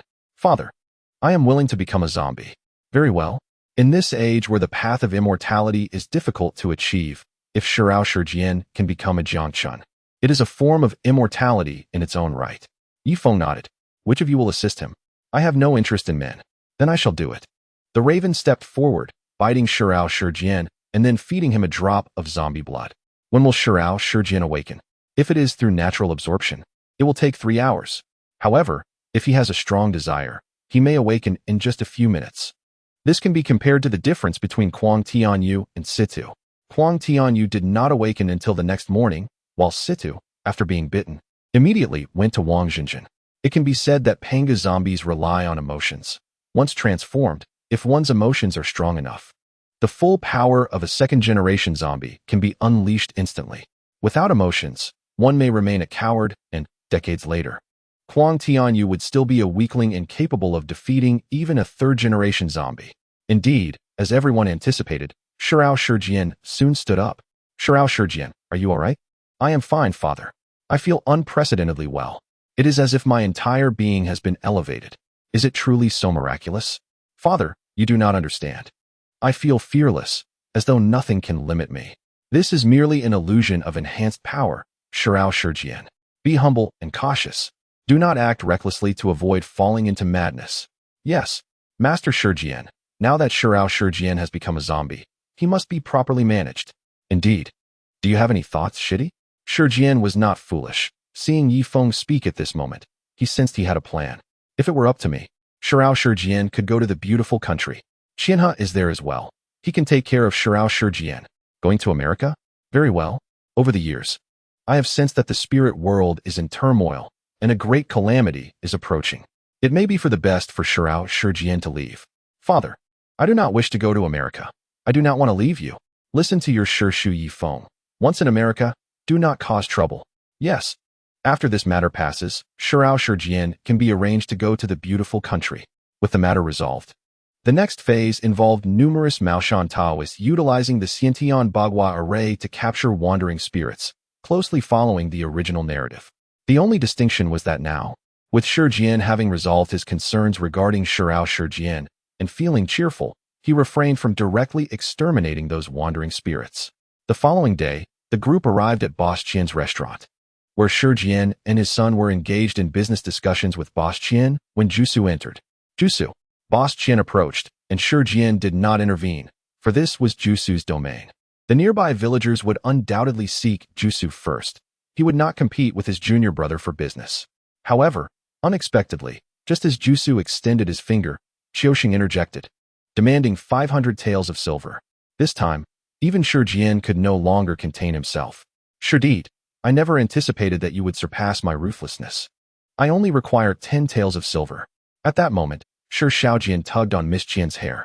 Shi Xiao, be cautious. Your disciple harbors ill intentions.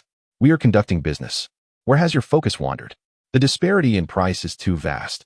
I believe we should not pursue this any further. This matter is entrusted to you, Uncle Jian. Let us discuss it privately. You may remain seated. Boss Qian urged Shi Jian to depart. Master, observe them. 500 taels could purchase an entire street of shops. Had I known this would unfold, I would have refrained from making such statements. It is true that foreknowledge is invaluable. Do you assume others will yield to you? At this juncture, Ye Feng made an abrupt appearance. Shitty Ye Feng, you have arrived. Shi Xiao, Wen Kai and Xiaoxing need to be properly managed.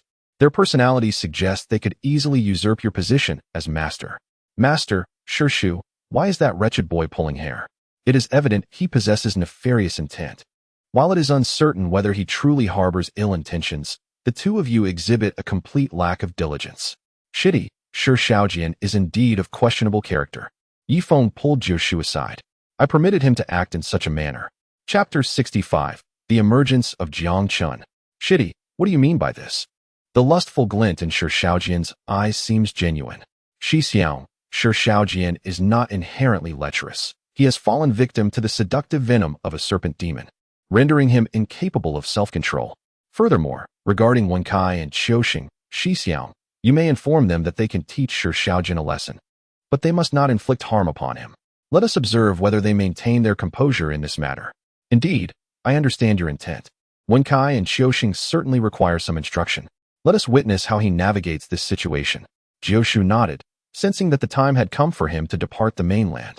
As Hong Kong was calling him, the events concerning Shi Xiaojian unfolded as per the original narrative. However, Ye Feng had preemptively transformed him into a third-generation zombie, rendering his soul unable to depart his body. Alas, in the case of zombies, the connection between Jiu primordial spirit and body is too intimate. Of course, it is not entirely impossible. Once one becomes a member of the Panga lineage, such feats become attainable. In the conclusion of Jiangyu, the ultimate battle between Kuang Tianyu and Jiang Chun employed the technique of spirit separation. Prior to that, zombies were incapable of such feats. However, while Shi Xiaojian could not separate from his body, he could send a wandering ghost to impersonate him. Thus, everything proceeded as in the original text. As Miss Qian was about to be harassed by the wandering ghost, she was startled by the female ghost Xiao Li and fled in a panic. Meanwhile, Shi Xiaojian's body was dragged away by a wild dog. Inexplicably, Wen Kai, a proficient practitioner, was frightened by the wild dog and allowed it to maul Shi Xiaojian's body. This was clearly a display of selfishness. Furthermore, even an ordinary person could defeat a wild dog. He simply did not regard Shi Xiaojian as a fellow disciple. The bond of brotherhood meant nothing to him. Merely having exchanged a few words during the Maoshan conference, he treated Shi Xiaojian as an enemy from the outset. This is something anyone can discern upon rewatching the film. Time passed swiftly.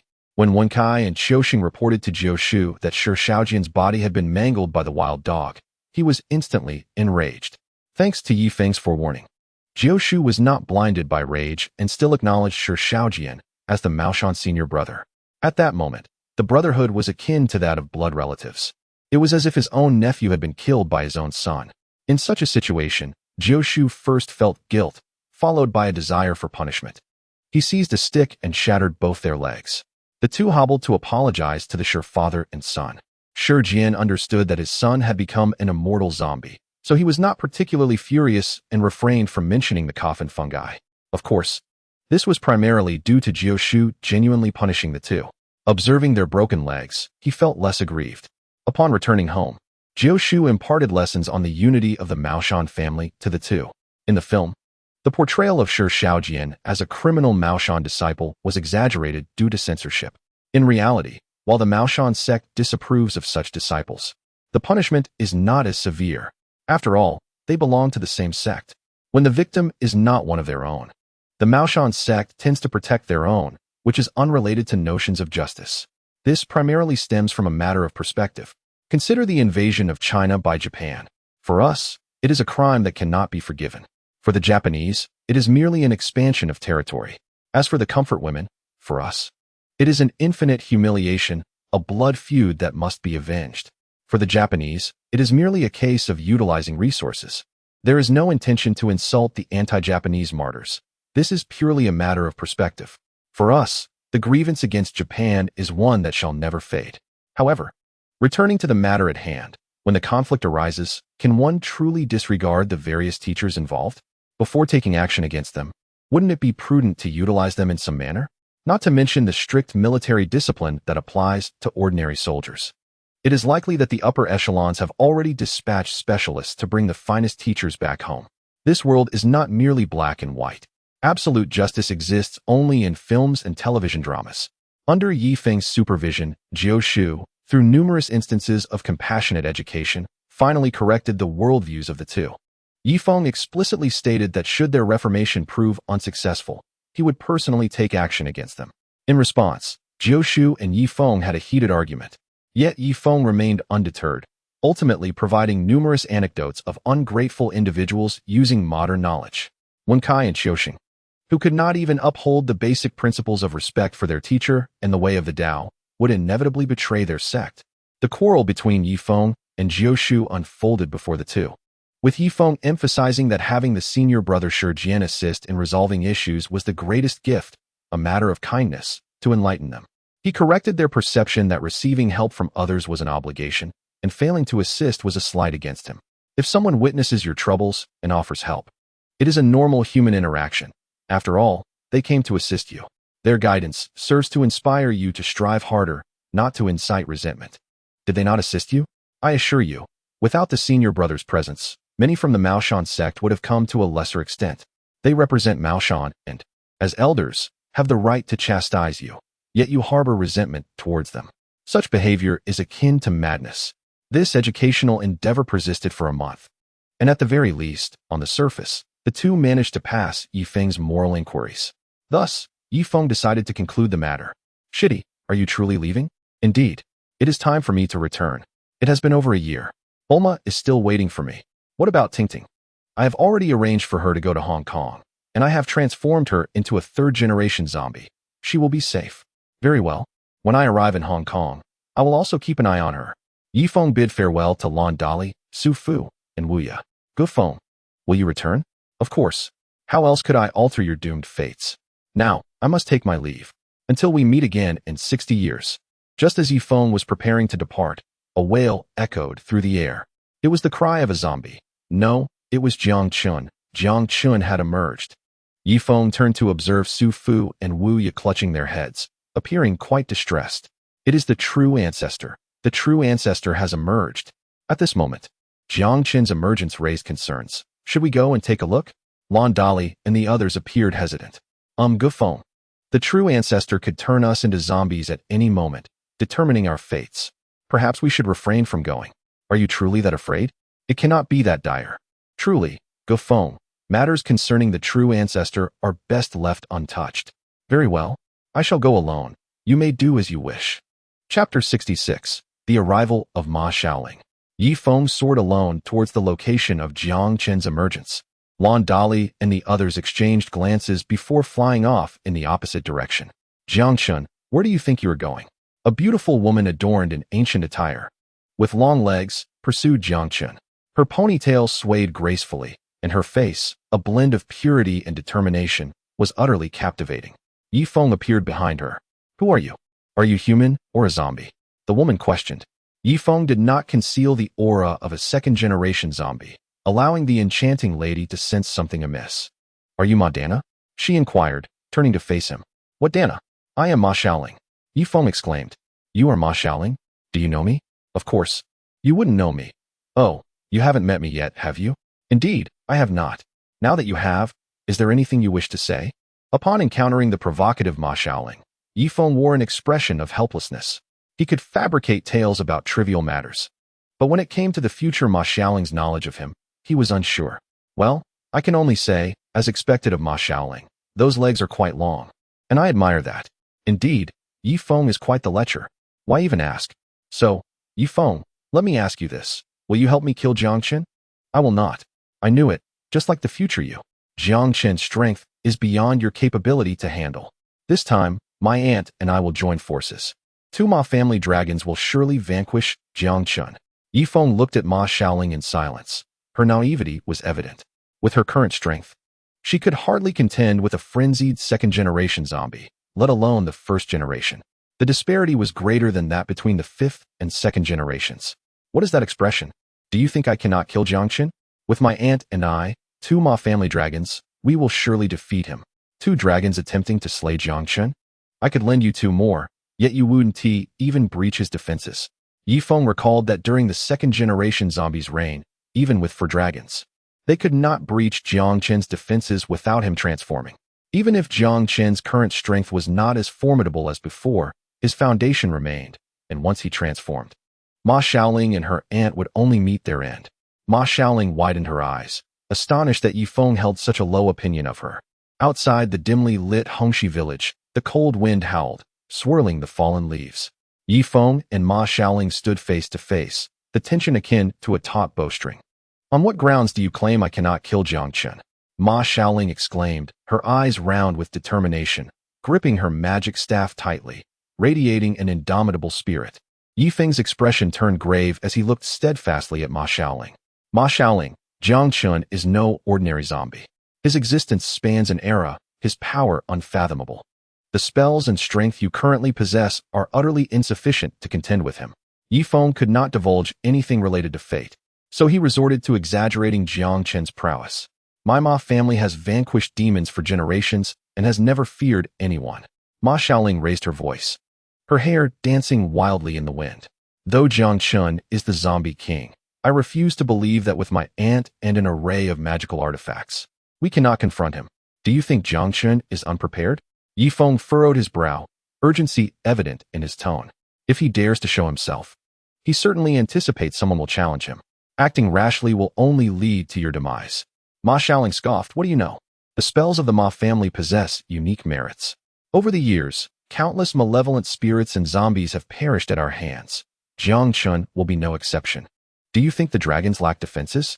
Ye Feng took a deep breath, striving to remain composed. A single line necessitates countless others to sustain it. Jiang Chen's abilities are beyond imagination. He can effortlessly manipulate hearts and alter the surrounding environment. Do you believe you and your aunt can confront him without being affected by such disturbances? Ma Xiaoling hesitated for a moment, taken aback by this notion, but quickly regained her assertive demeanor. "So what? We possess unwavering will. We will not be deceived by him." "Well?"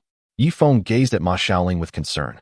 "In the face of absolute power, will can sometimes be fragile. Consider how many have attempted to kill Jiang Chen over the years, yet what was the outcome? They all failed, often unaware of how they perished." Ma Xiaoling bit her lip, her resolve wavering, yet she retorted defiantly, "That was because they were not strong enough. My aunt and I are different. We possess the determination to win. Determination cannot be consumed as sustenance, nor can it serve as a means to overcome Jiang Chen." Ye Feng shook his head. "We must devise a long-term strategy to uncover Jiang Chen's true weaknesses, rather than blindly charging into a fatal confrontation." Although Ye Feng spoke of identifying weaknesses, he understood in his heart that Jiang Chen had none. The beings with weaknesses were those from Western superhero tales. Entities from Eastern mythology were well-rounded and devoid of vulnerabilities. "Humph, you speak as if discovering Jiang Chen's weaknesses is an easy task," Ma Xiaoling scoffed, her face etched with skepticism. "Thus, we cannot act recklessly."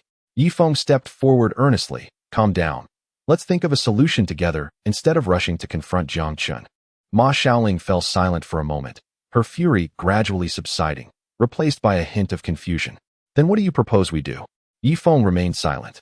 "You must understand, if we cannot kill Jiang Chen, the two zombies of the future will soon be at war, leading to the end of the world. Do you comprehend the implications of an apocalypse? Many will perish. One thing puzzles me. Why don't you kill Kuang Tianyu and Yamamoto Kazuo? If you eliminate them, won't that prevent the apocalypse? If I could kill Yamamoto Kazuo, I wouldn't have to travel back to this time." "Fool, you know you cannot kill Yamamoto Kazuo, yet you believe you can defeat Jiang Chen? Because I have my aunt." "Aunt? You mean Madana, right? To be frank, even with both of you together, you cannot defeat Yamamoto Kazuo. Impossible. Yamamoto Kazuo's strength derives merely from a drop of Jiang Chen's blood.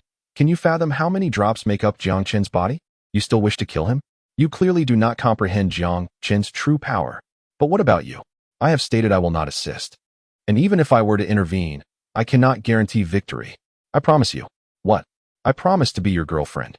Is that not what you have always desired? If you help me deal with Jiang Chen, I will agree to be your girlfriend." Chapter 67. Jiang Chen, incredibly powerful. Ye Feng scrutinized Ma Xiaoling, acknowledging his attraction to her, yet he would not acquiesce to her request. His recognition of Jiang Chen's might kept him from easily making enemies. Moreover, Ma Xiaoling was unwittingly serving fate, shrouded in ignorance. Jiang Chun was not an evil entity. The Ma family had pursued him for years. Yet he had shown mercy by not harming them. Future me should have clarified that I cannot assist with this matter. You had the chance to win my affection. Yet you are letting it slip away. You will regret this. Regret? Regret changes nothing. I truly cannot assist. Ye Feng indeed appreciated beautiful women, but he would not alter his beliefs and choices for one. Fine. If you refuse, then so be it. But why do you still seek me out? You could simply hide away, for I would not find you. I came to inquire if the future me had any messages for me to convey. None. Very well. If that is the case, then until we meet again, do not worry.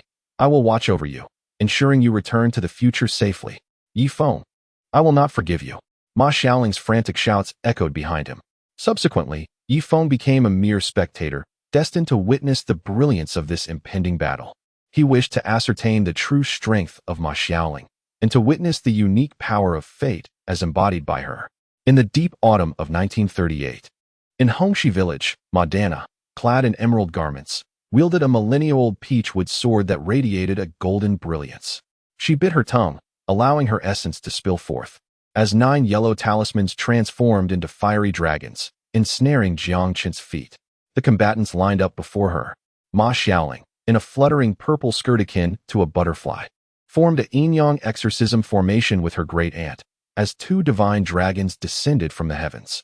Jiang Chen allowed the dragon's shadow to pierce his chest, retaliating by shattering the talisman array, the shockwave propelling both women Tin Zhang into the air. Kuang Tianyo revealed his fangs, and the zombie left a blur in the air as Yama Ben Ifu's right arm extended into a 3-meter bone spike. The two launched a surprise attack, their claws sparking against Jiang Chen's dark robe. With a resounding crack, Jiang Chen crushed Yama Ben Ifu's bone blade with one hand, sweeping his left leg to break 3 of Kuang Tianyo's ribs.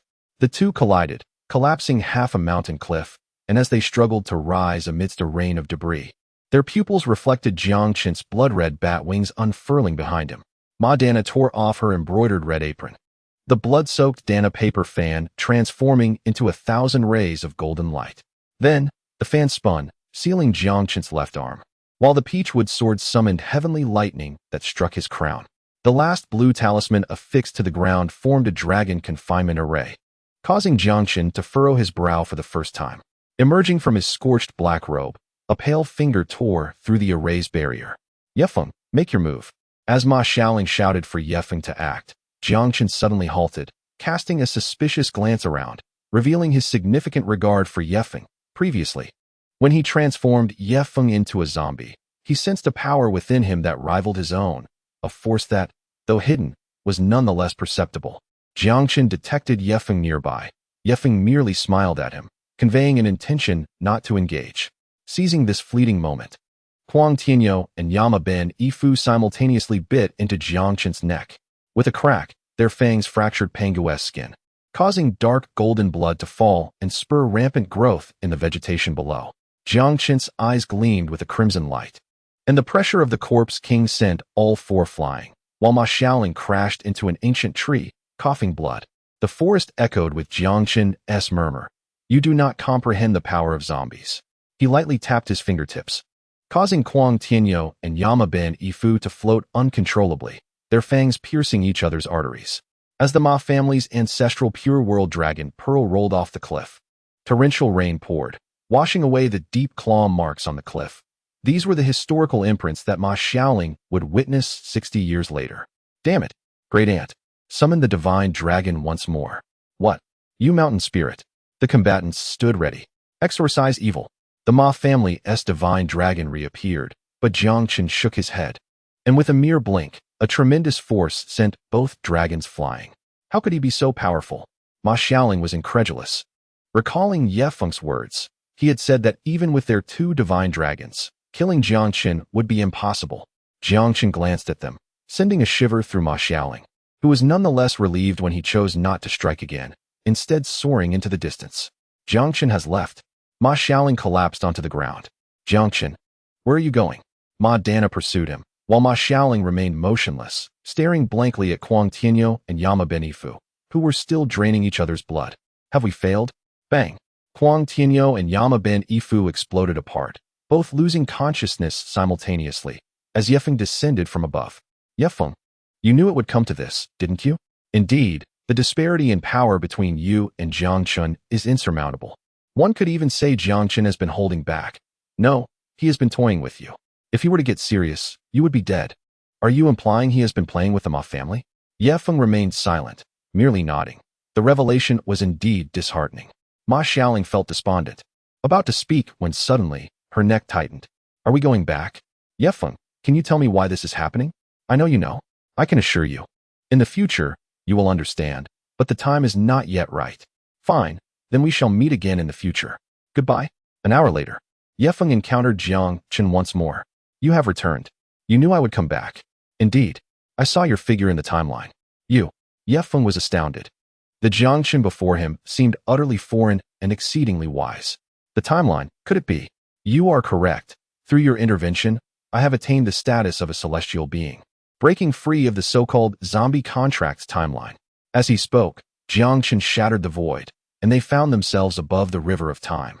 Jiang Chun extended his hand, conjuring the spectral images of the blood battle in Hongxi village. Is the celestial being this powerful?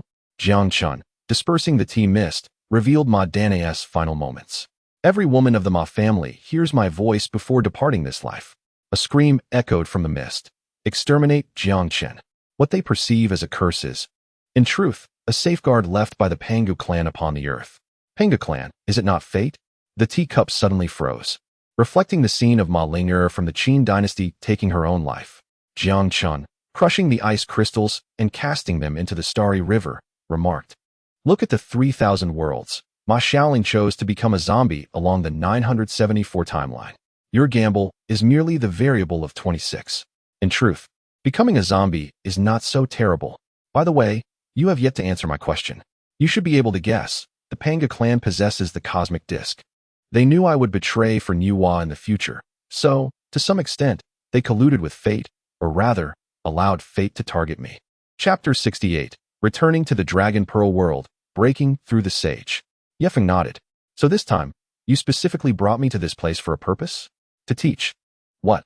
I promised your future self to assist your past self in teaching, allowing you to grow rapidly. Is that even allowed? Is this cheating? Ye Feng's expression shifted from surprise to astonishment. His future self was indeed remarkable, capable of devising such a strategy. With Jiang Chun, who had surpassed the celestial being, delivering the teachings, his Zhetian Fa would undoubtedly elevate rapidly. Perhaps. Come, I shall first impart the Zhetian Fa to you. Jiang Chun snapped his fingers, shattering the traditional cultivation jade slip, its fragments swirling into a nebula. The so-called slaying of the 3 corpses to become a sage is merely the shackles of the heavenly path taming all beings. The Zhetian Fa requires the practitioner to become the seed, cleaving apart this realm. The core phenomenon. At Ye Feng's Dantian, 9 bitter seas emerged. A bronze coffin exuded a celestial golden liquid, forming the shadow of the ruthless emperor. Jiang Chun's left eye transformed into the martial Dao Heavenly Eye, while his right eye displayed the source Heavenly Perception. Jiang Chun tore open his chest, revealing a pulsating heart of law. The so-called sage, within the Zhetian system, is merely the celestial 3 slashes of the path. The heart erupted, 9 chains piercing through Ye Feng's limbs and bones. The key to breaking through. 1. Cultivating the blue lotus from the bitter sea requires the elixir of tears from the Yao pool to reshape the foundation. 2. Dao Palace nurturing divine beings. Separate the 5 senses to forge 5 avatars, hinting at Ye Feng's future slaying of good and evil corpses. 3. 4 extremes connecting heaven and earth. Steal the branches of the Pangu clan's creation tree to mend defects. 4. Transforming dragons and leaping into the immortal gate. Must slay fate to certify the path. Ye Feng expelled a mist of blood, forming a question. If I follow this method, will I ultimately face fate? Jiang Chun smiled, pointing towards the thunderclouds beyond the coffin. Fate is inherently our enemy. And above the sacred realm? Above the sacred realm. The spectral bronze coffin suddenly seeped with mysterious yellow essence, revealing the phantom of 9 imperial gates behind Jiang Chun. The so-called red dust immortal is merely brushing against the threshold of the Zhetian Fa.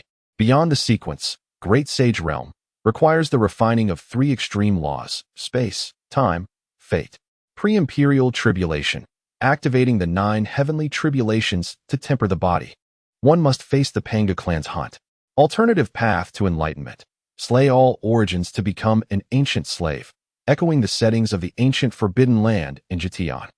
Ritual path domain. Sacrifice all karmic threads of this life. Ye Feng's Tianji suddenly self-ignited. Thank you. Ye Feng expressed his sincere gratitude. No need. You've already helped me greatly. Ye Feng nodded. In that case, we shall meet again in the future. Farewell. As the two parted ways, Ye Feng spoke. System return. Ye Feng found himself back in the Dragon Ball world. The Dragon Ball world. On an unknown planet. Ye Feng set up a celestial level array to conceal his aura during the tribulation. Of course, this was somewhat futile, as the true great beings in the Dragon Ball world would undoubtedly be aware of it. However, establishing this celestial level array would indeed mitigate the destruction to the cosmos during his tribulation. The celestial level array was gifted by Jiang Chun. Taking a deep breath, Ye Feng began to comprehend Jiang Chen's teachings, striving to elevate his mastery of the celestial 3 slashes. In an instant, it felt as though an invisible giant hand stirred the heavens and the earth, with winds and clouds gathering frantically around Ye Feng, forming a tempestuous cloud of tribulation reminiscent of the apocalypse. This cloud of tribulation was no ordinary dark hue. It shimmered with an eerie purple light. Each cloud pattern reminiscent of ancient, mysterious runes, flickering as if narrating the laws and majesty of the universe. Ye Feng stood atop a desolate mountain on a dead star, his garments rustling violently in the tempest. His eyes were tightly shut, and the aura of the celestial 3 slashes surged around him. Yet he forcibly compressed it to the surface of his body, attempting to break through the shackles and enter the realm of the sage. Suddenly, a bolt of purple lightning, as thick as a barrel, crashed down from the tribulation clouds, carrying cataclysmic power. Ye Feng abruptly opened his eyes, golden light flashing within, and raised a hand to summon a celestial seal imbued with his own principles to meet it head-on. Boom! The purple lightning collided with the seal, unleashing a blinding radiance. And the tremendous energy shockwave caused the entire desolate mountain to tremble violently, sending nearby boulders scattering like dust. Yet, this was merely the beginning. The tribulation clouds churned, and 3 bolts of purple lightning, akin to colossal purple dragons, simultaneously surged toward Ye Feng. Ye Feng's figure flickered as he appeared mid-air, chanting incantations. The power of the celestial 3 slashes raging within him as he formed a shield of interwoven principles before him. The purple lightning struck the shield with a deafening roar, the patterns on the shield flickering erratically, seemingly on the verge of shattering. Gritting his teeth, beads of sweat dotted his forehead, yet his gaze remained resolute. He shouted, unleashing the full force of the celestial seal, forcing the 3 bolts of purple lightning to dissipate. But before he could catch his breath, the tribulation clouds surged once more, this time unleashing a torrential rain of purple lightning, enveloping Ye Feng entirely. Amidst the endless purple lightning, Ye Feng's figure flickered in and out of visibility. He unleashed various divine techniques of the celestial seal, his hand constantly shifting the seal, sometimes transforming into mountains and rivers, at other times into stars. As he countered the deluge of purple lightning, each strike of the lightning caused his body to tremble slightly, yet his will remained as steadfast as iron, enduring through this terrifying tribulation, all for the glimmer of a breakthrough. As the final bolt of purple lightning descended, Ye Feng's aura underwent a dramatic transformation, a brand new, even more potent sage aura slowly emanating from him, breaking through the shroud of the tribulation clouds, heralding his breakthrough to the world. Ye Feng rose to his feet, and from a distance, he radiated a serene yet formidable presence, his powerful spiritual energy and profound gaze reminiscent of the starry sky, capable of penetrating the very soul. Each of his movements seemed to resonate with the rhythm of the universe, surrounded by auspicious energy as he sat in stillness, like a deep abyss standing tall, exuding a powerful aura of principles. Haha, I have finally transcended to the sage realm. Ye Feng laughed heartily. Now, having achieved sagehood, he felt he had truly grasped the essence of the celestial seal. In Jitian, sages are immensely powerful beings, positioned at a high echelon within the cultivation hierarchy, residing in the 4th layer of the celestial platform. After overcoming the sage tribulation, one may become a sage, and thereafter, further divisions such as Great Sage and Quasi-Emperor exist. Chapter 69. Bulma's birthday, the grand party. Sages possess formidable powers of the holy principles, capable of merging their principles with the universe, allowing them to shift mountains and reverse rivers with but a thought. They can also open their sea of consciousness, condense sacred thoughts, enabling distant spiritual exploration and attacks, and even interfere with an opponent's sea of consciousness to provoke their inner demons. It can be said that Ye Feng, with the celestial seal alone, is already exceptionally powerful. This power stems from the principles, a facet missing from the Dragon Ball system. Ye Feng can now deeply comprehend and master various principles of the universe, such as the principles of time and space, creatively wielding them to conjure various divine techniques for offense, defense, and support. For instance, the Void Sage can effortlessly tear open the fabric of space, perform spatial jumps, or launch spatial cutting attacks, catching enemies unawares.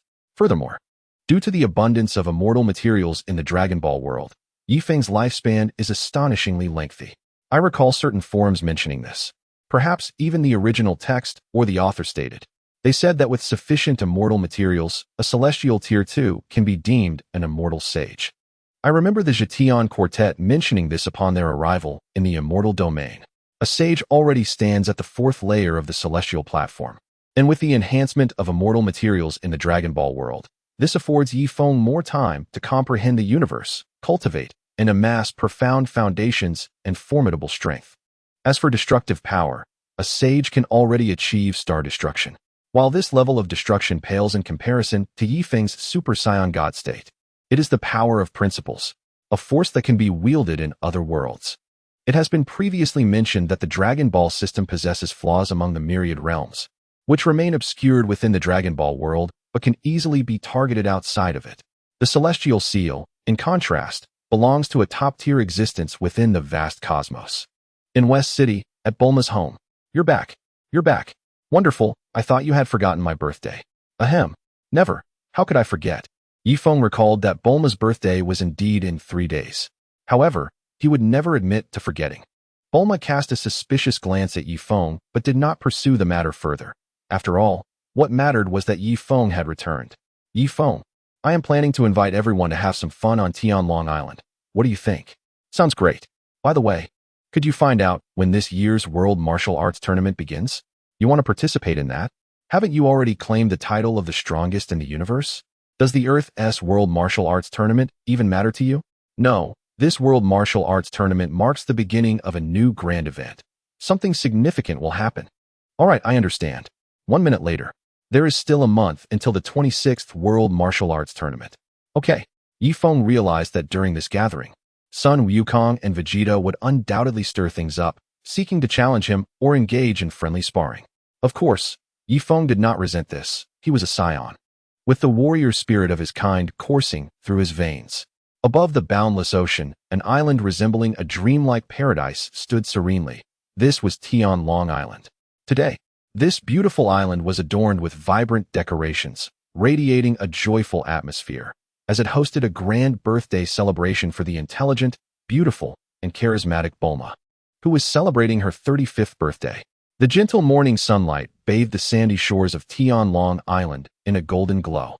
Ye Feng had risen early to busily prepare, meticulously arranging the banquet venue alongside the island's staff.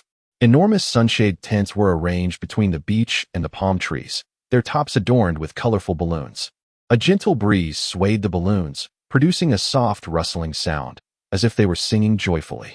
Along the coastline, long tables were set up, draped with pristine white tablecloths embroidered with exquisite golden patterns. The tables were laden with a variety of mouth-watering delicacies, each dish meticulously prepared by Ye Feng, infused with his profound affection for Bulma. The first sight to behold is an extravagant seafood platter. Succulent and plump lobsters lie in a display, their flesh meticulously extracted and sliced thinly, accompanied by glistening fish roe and especially crafted sweet and sour sauce, which alone ignites one's appetite. Adjacent to them, a collection of robust crabs rests, their shells steamed to a brilliant red, with the tender crab meat revealed upon a gentle crack, releasing an enticing aroma. Various shellfish, including oysters, scallops, and clams, are either grilled with garlic or transformed into delectable sashimi, each bite offering a taste of the ocean's bounty. Beside the seafood platter lies an area brimming with grilled meats. Juicy steaks sizzle, exuding a rich meaty fragrance, cooked to a perfect medium rare. A slice reveals the tender juices flowing forth. The grilled lamb chops, equally impressive, boast a golden, crispy exterior, adorned with a sprinkle of verdant rosemary and special spices that tantalize the senses. Beyond beef and lamb, skewers of grilled chicken and pork also beckon, each skewer vibrant in color and bursting with juicy tenderness, tempting one to indulge heartily. The dessert section resembles a dreamlike realm. A multi-tiered birthday cake stands proudly at the center, featuring Bulma's favorite vanilla flavor, its layers of cream adorned with luscious fruits such as strawberries, blueberries, and mangoes, creating a vivid tableau reminiscent of a beautiful painting. The sides of the cake are artistically embellished with chocolate sauce, depicting Bulma's likeness, seemingly smiling at the gathered guests. Surrounding it are an array of exquisite small cakes, macarons, and mousse cups, each delicately crafted with refined flavors and textures. The beverage section is equally diverse, offering freshly squeezed juices, orange, apple, and grape, radiating vibrant hues and fragrant aromas. Additionally, an assortment of chilled wines and champagnes glimmers enticingly in the sunlight. Furthermore, Ye Feng has thoughtfully prepared Bulma's favorite pearl milk tea, the sweet tea infused with chewy pearls, each sip brimming with delightful sweetness. As time passes, friends and family begin to arrive on Tianlong Island. Warriors from Dragon Ball, such as Sun Wukong, Vegeta, and Klin, come bearing gifts to celebrate, their presence adding to the festive atmosphere. Bulma, clad in a resplendent pink gown, resembles a celestial being, her face illuminated by a radiant smile as she warmly embraces each guest. Everyone gathers around the dining table, savoring the delectable food while sharing laughter and joy. Sun Wukong devours the grilled meat voraciously, occasionally mumbling, "It's so delicious, Ye Feng. The food you've prepared is simply outstanding." Vegeta, maintaining his aloof demeanor, cannot help but commend the feast. "Humph, these dishes are barely worthy of Bulma's birthday." Amidst the jubilant ambience, Ye Feng rises, approaches Bulma, and gently takes the microphone, declaring, "Dear Bulma, today marks your 35th birthday, and on this special occasion, I wish to express my love for you. Thank you for your unwavering companionship and support. May you always remain as joyous as you are now." With that, he delicately adorns Bulma with a dazzling necklace, its centerpiece a radiant diamond that refracts a spectrum of colors in the sunlight. 35. Klin inquires, puzzled, but is silenced by a stern glance from Ye Feng. Ye Feng is aware that Bulma is not truly 35. However, he deliberately understated her age by 5 to 6 years. Overwhelmed with emotion, Bulma embraces Ye Feng tightly, exclaiming, "Thank you, Ye Feng. This is the most wonderful birthday I have ever experienced." The crowd erupts in applause, with blessings echoing, enveloping Tianlong Island in a warm and blissful atmosphere. Following a wave of fervent applause, Vegeta rises first, followed by Sun Wukong, Sun Gohan, and even Trunks, exclaiming, "Ye Feng, we challenge you." Chapter 70. Fight! Fight! Fight! In the vast, desolate expanse of Earth within the Dragon Ball universe, Ye Feng stands proudly, emanating an awe-inspiring presence. Not far away, Sun Wukong, Vegeta, Sun Gohan, and Trunks encircle him in a fan-like formation, their eyes gleaming with excitement and combat spirit. As the sparring match is on the verge of commencing, "Ye Feng, today we shall engage in a true contest." Sun Wukong grins broadly, launching the first attack, transforming into a golden flash as he charges at Ye Feng in his Super Saiyan form. His right fist propelled forward with a howling gale aimed directly at Ye Feng's face. Ye Feng remains unfazed, deftly evading the fierce strike with a swift motion, countering with a backhanded chop infused with overwhelming energy directed at Sun Wukong. Sun Wukong hastily sidesteps to block, the impact resonating with a thunderous sound as the two clash, stirring up a cloud of dust and sending shockwaves through the surrounding air. Observing this, Vegeta scoffs and instantly transforms into Super Saiyan 2, crackling with electricity as he launches himself toward Ye Feng, coordinating a two-pronged attack with Sun Wukong. Ye Feng's expression sharpens. He promptly enters Super Saiyan 2, radiating an even more dazzling aura, his hands moving rapidly as he executes exquisite martial techniques to counter the assaults from Sun Wukong and Vegeta. The air is filled with the sound of roaring fists and whirling palms as the three figures dart through the dust, mesmerizing the onlookers. "Ye Feng, this time, refrains from overwhelming them with sheer power. He seeks to relish the battle, solidifying his newfound breakthrough into the sage realm. Thus, the fight does not emphasize power levels. But those familiar with the prior context understand that the foundational combat strengths of Sun Wukong and his companions have already surpassed tens of billions, with the ability to transform into Super Saiyan Deep Blue. The multiplier for Super Saiyan Deep Blue is 100 times 5,000, equating to a staggering 500,000 times. As for Ye Feng, his base combat power exceeds 200 billion, enhanced by the Super 4 God multiplier. 20,000 times 5,000 equals a phenomenal 100 million times. Indeed, Ye Feng has now mastered the Super 4 boundary-breaking state, providing a 20,000-fold increase. When two individuals of similar strength fuse, it is equivalent to the average of their combat powers multiplied by 10. Fusion through earrings offers a 20-fold boost. Therefore, currently, Sun Wukong and Vegeta's fusion, Gogeta, and even Vegeta, cannot match Ye Feng's prowess. Yet, he intends to engage in a fair battle this time. Son Gohan and Trunks, not to be outdone, transform into Super Saiyan 3, soaring into the air to launch their assault on Ye Feng. Son Gohan conjures a colossal energy sphere. Hurling it down upon Ye Feng with force, Trunks brandishes his sword, slicing through the air with lethal intent directed at Ye Feng's vital points. A glimmer of crimson light flashes in Ye Feng's eyes as he inhales deeply, his energy surging uncontrollably, propelling him into Super Saiyan God status, a divine aura enveloping him. He pivots rapidly, evading both Son Gohan's energy sphere and Trunks' sword with remarkable speed, while simultaneously forming a powerful energy shield with his hands, successfully deflecting the attacks of all four combatants. As the battle progresses, the four warriors increasingly recognize Ye Feng's formidable strength. Sun Wukong and Vegeta exchange glances, a silent understanding passing between them, as they swiftly increase the distance and commence their fusion dance.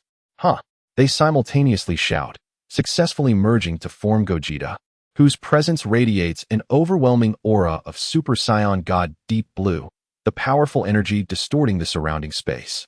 Meanwhile, Son Gohan and Trunks also complete their fusion, resulting in Gohanks, equally embodying the Super Saiyan God Deep Blue state.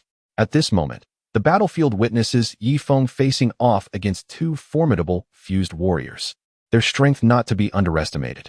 Gogeta strikes first, darting toward Ye Feng like a phantom, his punches delivered at a speed imperceptible to the naked eye. Ye Feng braces himself, each block accompanied by an explosive collision of energy that resonates with thunderous roars. Wu Fengkunu sees the opportunity to launch a surprise attack from behind, generating a colossal energy beam with both hands and directing it towards Ye Feng. Sensing the imminent danger from behind, Ye Feng swiftly turned around, crossing his arms to shield himself. The energy beam collided with his body, unleashing a tempest that swept the surrounding yellow sand into the sky. Caught in the vice of two formidable foes, his body trembled slightly, yet his gaze remained resolute. He continuously regulated his breathing, elevating his energy to its zenith in preparation for an even fiercer battle. On the barren plain, the skirmish among the five intensified, as radiant energy illuminated the entire sky. This duel evolved into a remarkable legend within the world of Longzhu, with each explosion of energy and each intricate move showcasing their immense power and indomitable spirit. Time passed unnoticed until Ye Feng was the first to withdraw, revealing the panting forms of Wu Jita and Wu Fan Kusi. Is this all the strength you possess? Have you squandered the past 2 years? Unleash your true power and excite me. Ye Feng bellowed, his seriousness unmistakable. Upon hearing his words, Wu Jita seemed to comprehend something. He exchanged a knowing glance with Wu Fan Kusi, realizing it was time to unleash their full strength. Suddenly, Wu Jita's aura shifted dramatically. Amidst the deep blue flames, a silvery light quietly emerged, gradually enveloping his entire being. And the unique essence of Zizai Yizhao permeated the battlefield. His eyes became ethereal, seemingly merging with the cosmos, allowing him to effortlessly evade every counterattack from Ye Feng while launching an even fiercer offensive. With a swift motion, Wu Jita appeared behind Ye Feng, delivering a seemingly casual punch infused with the power to tear through space. Ye Feng reacted with astonishing speed, sidestepping just in time as the punch's wind swept past him, tearing through his garments. Almost simultaneously, Wu Fan Kasi, unwilling to be outdone, let out a primal roar. The deep blue flames of his Super Saiyan form were abruptly replaced by a ferocious scarlet energy, successfully transforming into his beastly state. His muscles bulged, exuding a savage aura as his eyes glowed with a fierce crimson light. With a thunderous stomp, the ground shattered beneath him as he charged at Ye Feng like a cannonball, his hands morphing into deadly claws, intent on striking at Ye Feng's vital points. Under the dual pressure of these two formidable adversaries, Ye Feng felt as though a mountain pressed down upon him. However, the warrior's spirit within him ignited fiercely. Taking a deep breath, the energy within him surged like an erupting volcano, ready to unleash a new wave of power. He swiftly adjusted his posture, evading both Wu Jita and Wu Fan Kusi's impending strikes with an astonishingly unique maneuver. Then, with a sudden clasp of his hands, a tremendous energy began to coalesce in his palms. If that is the case, allow me to show you my true strength. Ye Feng roared, as the deep blue flames around him intensified, shimmering with mysterious golden patterns, hinting at a breakthrough of sorts. Chapter 71. The Visitor Across Time and Space. Wu Jita, upon witnessing this, felt a surge of excitement. He leaned slightly forward, adopting a more aggressive combat stance. The silvery flames, enhanced by Ziji Yi Zhao, flickered energetically, as if anticipating the formidable power Ye Feng was about to display. Meanwhile, Wu Fan Kasi emitted a beast-like roar, the scarlet energy swirling around him with fervor. His limbs slightly bent like a predator poised to pounce, ready to launch the next wave of assault. In an instant, the atmosphere of the barren land became charged with tension. The three warriors' auras clashed violently, sending ripples of energy cascading outward. Wherever the waves traveled, the ground was torn asunder. Fierce winds howled, and flying sand obscured the sky. A more intense battle was on the verge of commencing, propelling this duel toward an unimaginable climax. Today's battle has been satisfying. Now, it is time to conclude this fight. Ye Feng declared triumphantly. Wu Jita and Wu Fan Kusi exchanged anxious glances, acutely aware that Ye Feng was about to reveal a fraction of his true power. Ye Feng, unleash your true strength. We will not yield easily. Wu Jita responded firmly. Ye Feng regarded Wu Jita, who was enveloped in the silvery aura of Ziji Yi Zhao, each movement leaving behind a trail of afterimages, showcasing an exquisite integration with the natural world, with striking angles and immense power. In his beast form, Wu Fan Kasi unleashed his scarlet energy with reckless abandon, muscles rippling as he charged at Ye Feng with a ferocious assault.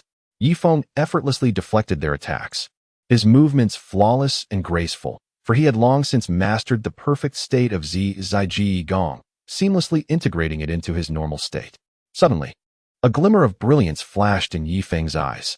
The energy within him erupted like a volcanic force as he let out a mighty roar. The deep blue flames around him surged violently, and the golden patterns became increasingly vivid and luminous, each line seemingly harboring the mysterious power of the universe's birth. Then, a more potent, ancient, and mysterious aura erupted from Ye Feng as he successfully transformed into the Super Four God. In this state, Ye Feng underwent a stunning transformation. His once deep blue hair turned crimson, shimmering with an ancient silver glow, cascading down his sides. His stature growing to an imposing 2 meters in height, with deep black eyes and a layer of ethereal golden dragon-like energy enveloping him, exuding overwhelming might. His presence soared to its zenith, causing the surrounding air to feel as though it had solidified. Wu Jita and Wu Fan Kasi sensed this suffocating power, their hearts racing. Yet, their warrior spirits propelled them to continue their assault without hesitation. Wu Jita vanished, reappearing before Ye Feng, his right fist charged with the formidable power of Ziji Yi Zhao, akin to a meteor hurtling through the sky.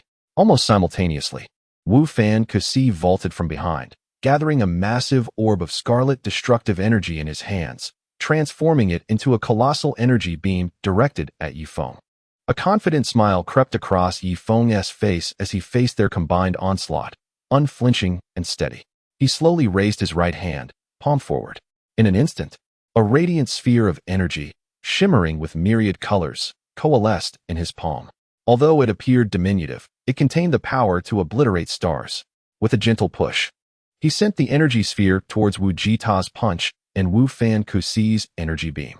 The resounding explosion shook the very fabric of the earth, sending a colossal wave of energy that lifted the sands and stones hundreds of meters into the air, enveloping the sky in a cloud of dust. As the haze began to settle, Wu Jita and Wu Fan Kusi were seen hurtling backward, crashing heavily to the ground, raising a cloud of debris. They struggled to rise, only to find their bodies ensnared by an invisible force, rendering them immobile.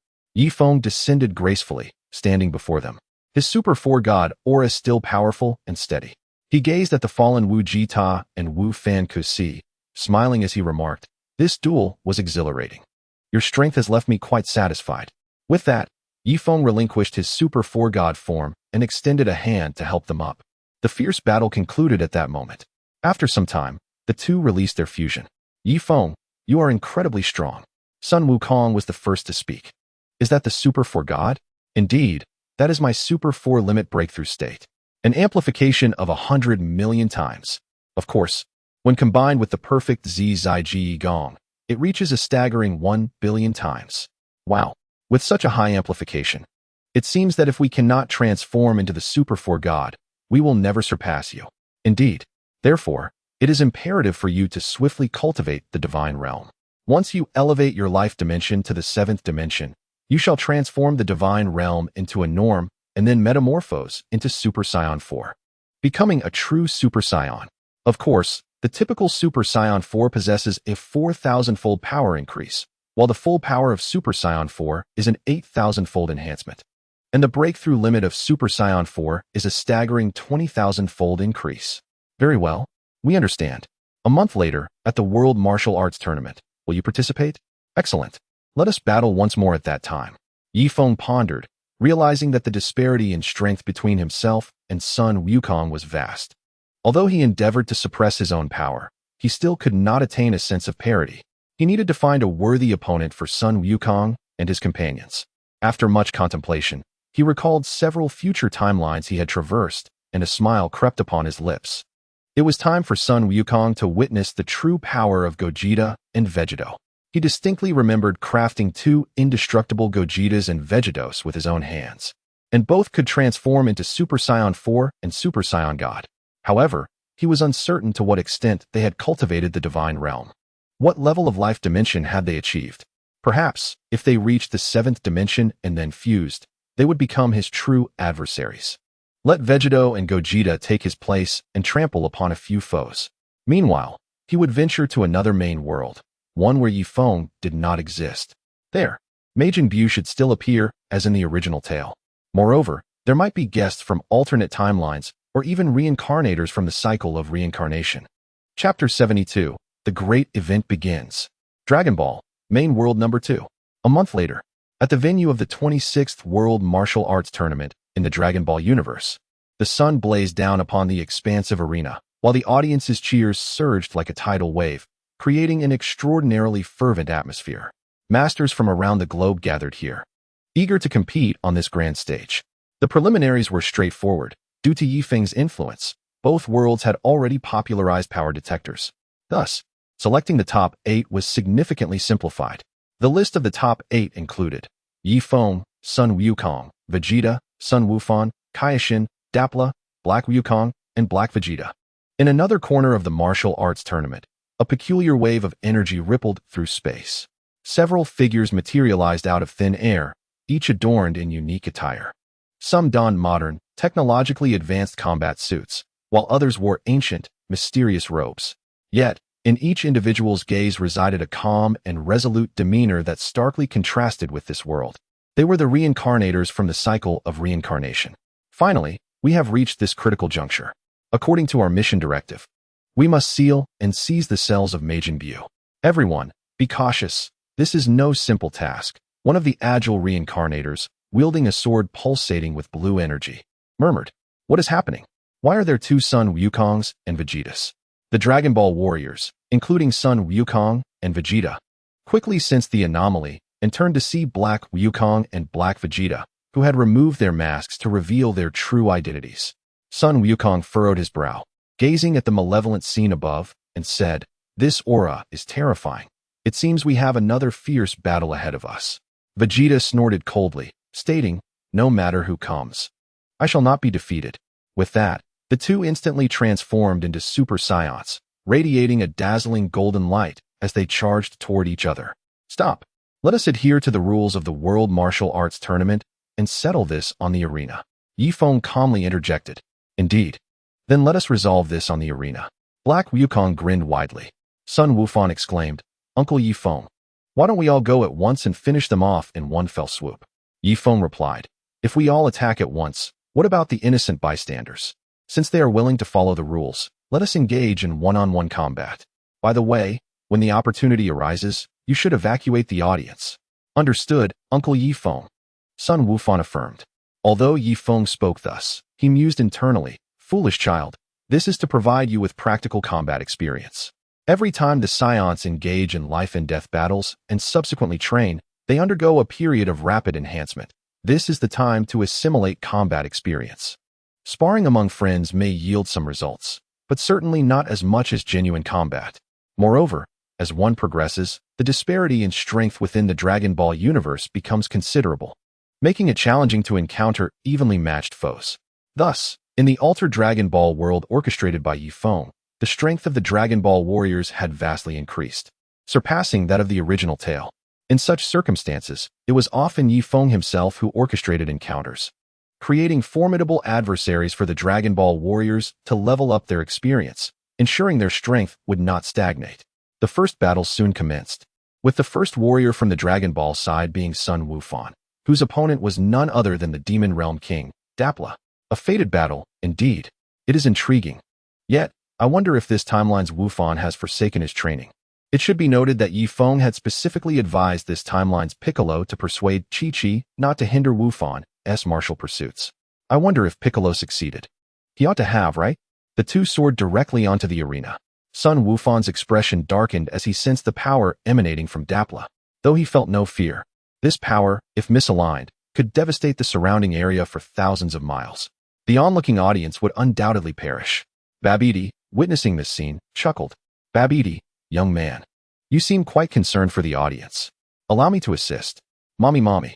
Babidi intoned a spell, transporting everyone to a crimson planet.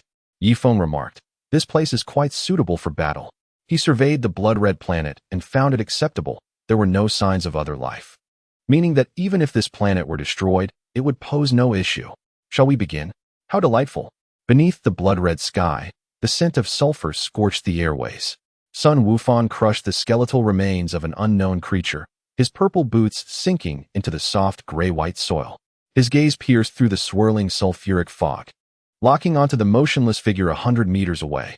Sun Wufan assumed a combat stance, his white cloak billowing without wind. He deliberately controlled his aura to appear as an inexperienced youth. Dapla slowly turned, the ruby-encrusted crown upon his head gleaming with an eerie light under the sanguine sky. "Scion." His voice rasped like sandpaper against metal. "Lord Babidi is quite interested in your power." Boom. Sun Wufan was sent flying, the strike coming without warning. As he was still contemplating the meaning of Dapla's words, Sun Wukong shouted, "Wufan, do not lose focus." Sun Wufan nodded, acknowledging his father's words. Boom. Sun Wufan was struck again, this time blood trickling from his lips. How could this be? Wufan only saw Dapla's cloak flutter, and then he felt a searing pain in his abdomen, as if his spine had shattered. He was sent hurtling backward like a broken kite, crashing through 3 basalt pillars before barely regaining his footing. Coughing up blood, Wufan wiped the crimson streaks from his mouth. In that fleeting moment, he had not even caught a glimpse of his opponent's afterimage. The power of the Demon Realm King far exceeded expectations. Dapla hovered above a lake of lava, a dark purple energy sphere coalescing at his fingertips. "Is this all you've got?" "It seems the Scions are merely." Suddenly, a golden aura erupted, vaporizing the sulphurous mist. Wufan's hair stood on end, turning golden, his emerald eyes ablaze with fighting spirit. "The warm-up is over." His voice, in Super Saiyan form, resonated with a metallic timbre. The two vanished from their positions simultaneously. In mid-air, dozens of collision points erupted, shock waves sending tidal waves of fire soaring 100 meters into the air from the lake of lava. Wufan executed a spinning kick, which Dapla blocked with his arm, but a counter-elbow strike caught Dapla squarely on the chin. As the head of the Demon King tilted backward, Wufan clasped his hands together, unleashing the Kamehameha wave. The azure torrent of energy engulfed Depura, leaving behind a canyon several kilometers long carved into the earth by the shockwaves. Wufan hovered in the air, panting heavily, his senses fully attuned. Suddenly, his pupils constricted. Instinctively, he sidestepped as 3 crimson energy blades grazed his cheek, leaving deep gashes in the rock wall behind him. Quite the fireworks display, Depura's voice echoed from all directions. Wufan looked up sharply, realizing that hundreds of Depura's clones filled the sky. Now it's my turn for some magic. Wufan, be cautious. The opponent is formidable. Unleash your true power. Sun Wukong urged. Chapter 73, Wufan's Moment of Glory. Wufan heard Wukong's words, but seemingly did not take them to heart, perhaps believing that transforming into Super Saiyan would suffice to defeat Depura. The onslaught of both the true form and clones, or rather the rapid-moving attacks, rained down like a torrential storm. Wufan weaved through the barrage, his energy blast shattering numerous illusions, only to be struck in the back by a knee from the real Depura. He coughed up blood as he plummeted towards the lava lake, managing to brace himself against the surface just before impact. Flipping upwards as he concentrated energy into a sphere, the expanded energy disk. The whirling energy disk fragmented into hundreds of shards, obliterating the remaining clones. Depura's true form was forced to reveal itself, his cloak now marred by several gashes. He licked his lips, exposing sharp canines. Now this is interesting. Reality is indeed different. It's incomparable to anime. Wufan possesses considerable battle experience. Ye Feng remarked. The second clash was even more ferocious than the first. The shockwaves generated by their colliding fists and feet altered the local topography. Each of Wufan's punches produced sonic booms, while every block from Depura triggered spatial tremors. When Wufan's straight punch finally broke through Depura's defense and struck his abdomen, Depura suddenly grinned. I've caught you, little scion. Wufan felt a sharp pain in his right fist, withdrawing it to find his hand covered in a bizarre grayish-white petrification that was visibly creeping up towards his wrist. Seizing the opportunity, Depura delivered an uppercut that sent him soaring into the sky, as pursuing energy blasts erupted into dazzling purple fireworks. My saliva can petrify even the Kaishin. Depura watched the figure falling through the smoke, in joy becoming a statue. Suddenly, a golden lightning bolt cleaved through the haze. Wufan hovered midair, his petrified right arm dangling at his side, yet the energy flames surrounding him began to flicker with blue lightning. His hair stood even taller, with 2 strands falling across his forehead, the surging energy causing the very ground of the demon realm to resonate. Super Saiyan 2? Depura's expression shifted to one of disbelief.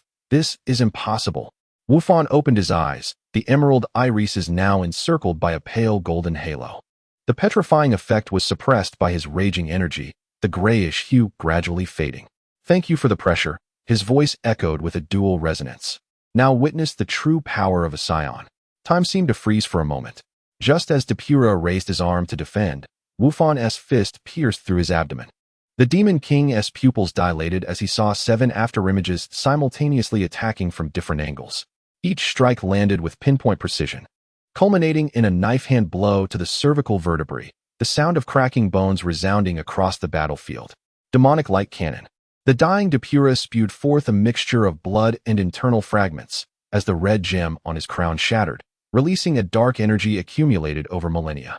Wufan crossed his hands before his forehead, compressing the golden energy into a spherical form. Demonic flash.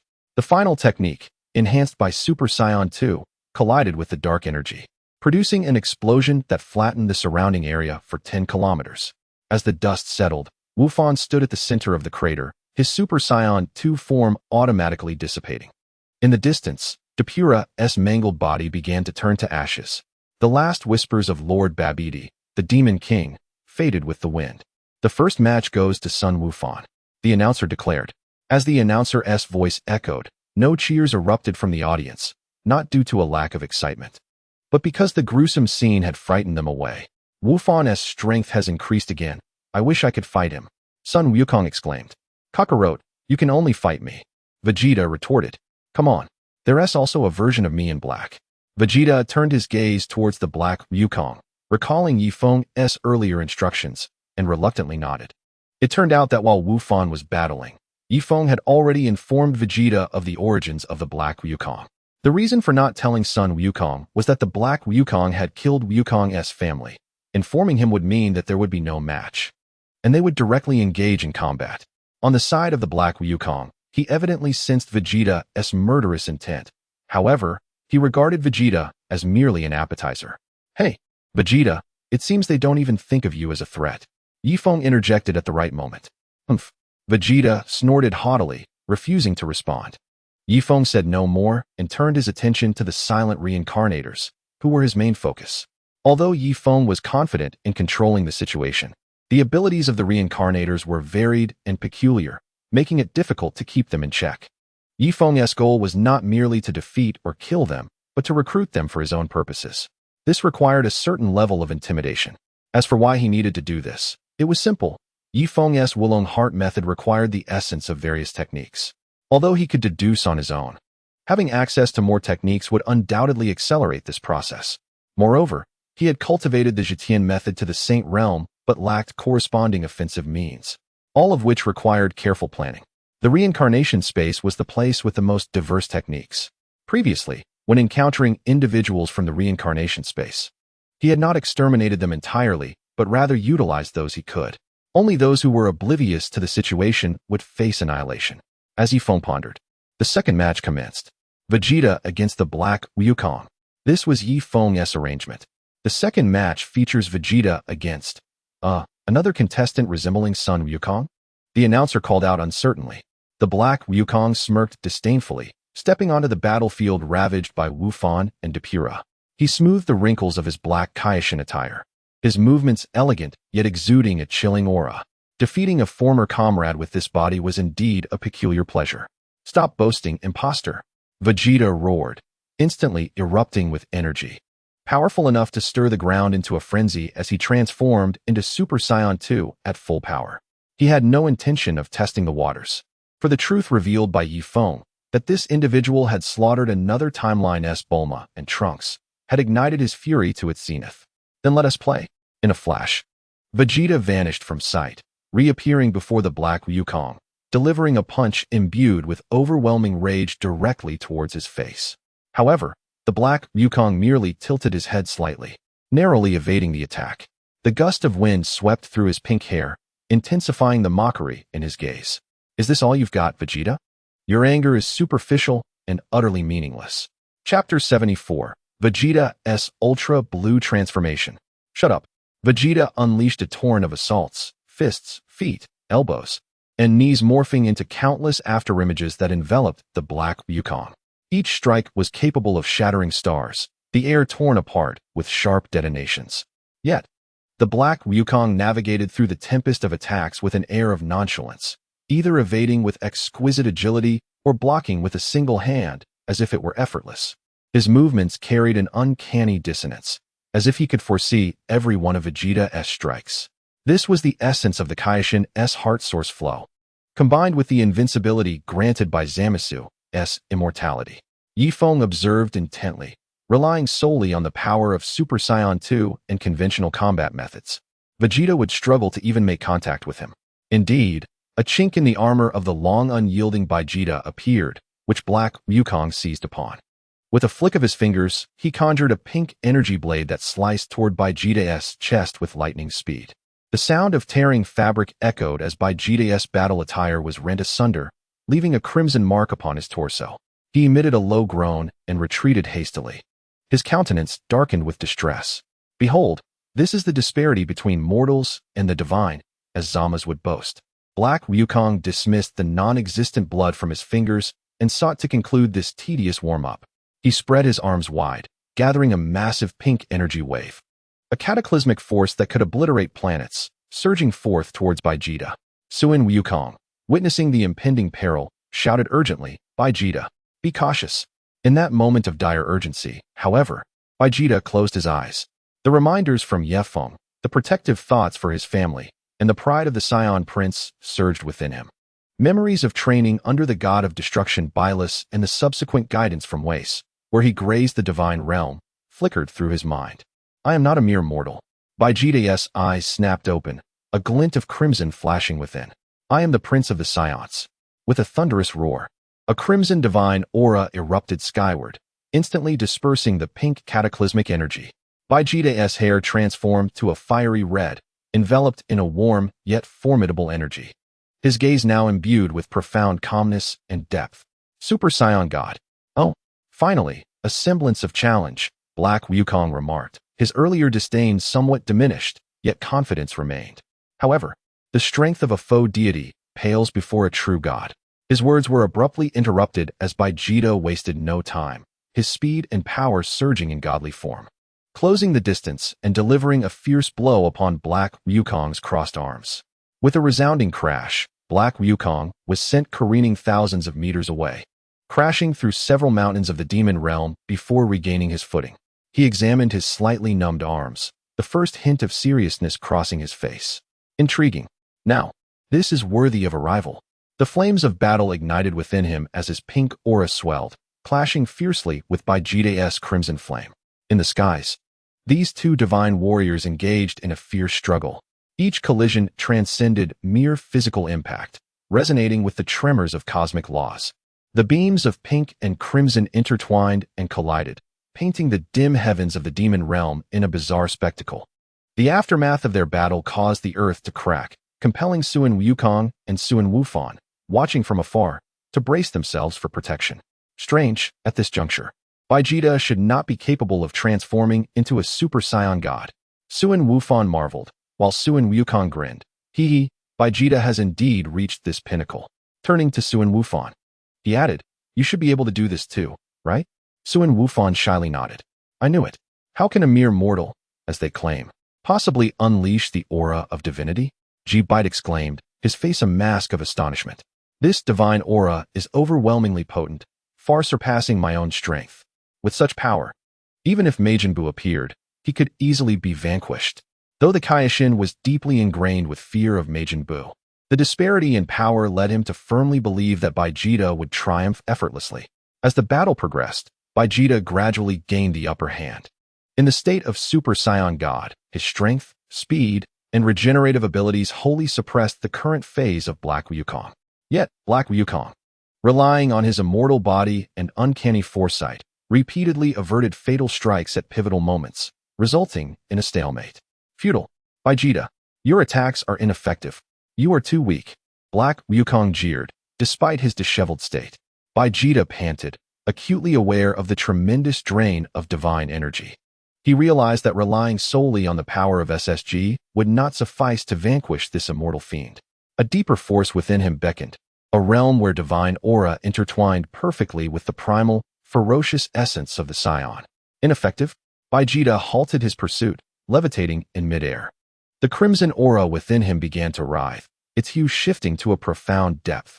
Then allow me to unleash this technique and obliterate you. Potent energy compressed inward, causing Vegeta's muscles to swell slightly as blue lightning erupted from within the red flames. The nature of his aura underwent a fundamental transformation, evolving from a gentle divine essence to one that was cold and oppressive. What is this aura?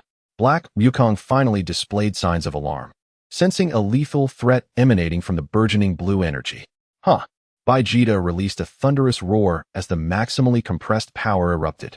The crimson receded, replaced by a deep blue aura reminiscent of the cosmos, his hair and brows transforming to a vibrant azure, while resplendent lightning danced around him. His pupils now a calm light blue. Super Saiyan Blue SSB. Awaken, for this is the fury of the mortals you so disdain.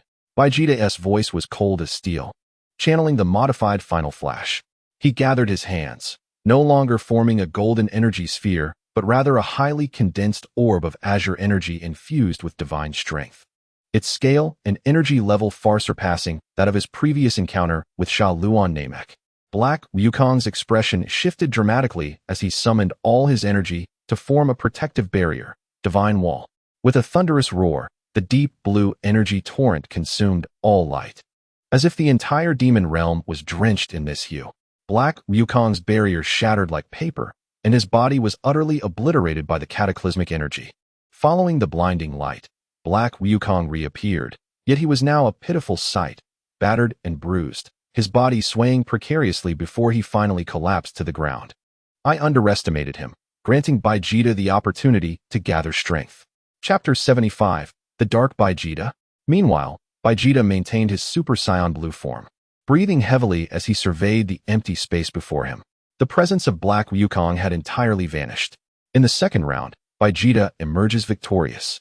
The announcer proclaimed, trembling. Silence enveloped the arena. Suin Wukong's eyes widened, then erupted with fervor. Incredible. Vegeta, I want to fight the next. Vegeta dispelled his transformation and returned to the ground, still wearing his haughty demeanor. Humph, Kakaluo, why the rush? We must first attend to the matters at hand. His gaze shifted towards Ye Feng and the Dark Vegeta, knowing that the true trouble was just beginning. Ye Feng applauded as he approached Vegeta. Magnificent, Mr. Vegeta. The deep blue power indeed lives up to its reputation. Yet, within the depths of his gaze, he was assessing Vegeta's energy expenditure and the potential reactions from the reincarnators.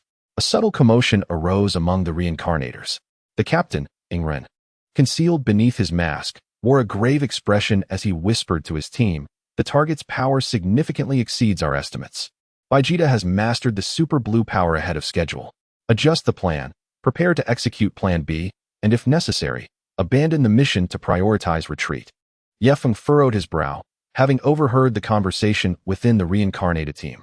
His level was too elevated for their communications to remain concealed from him. No, I cannot allow them to depart so easily.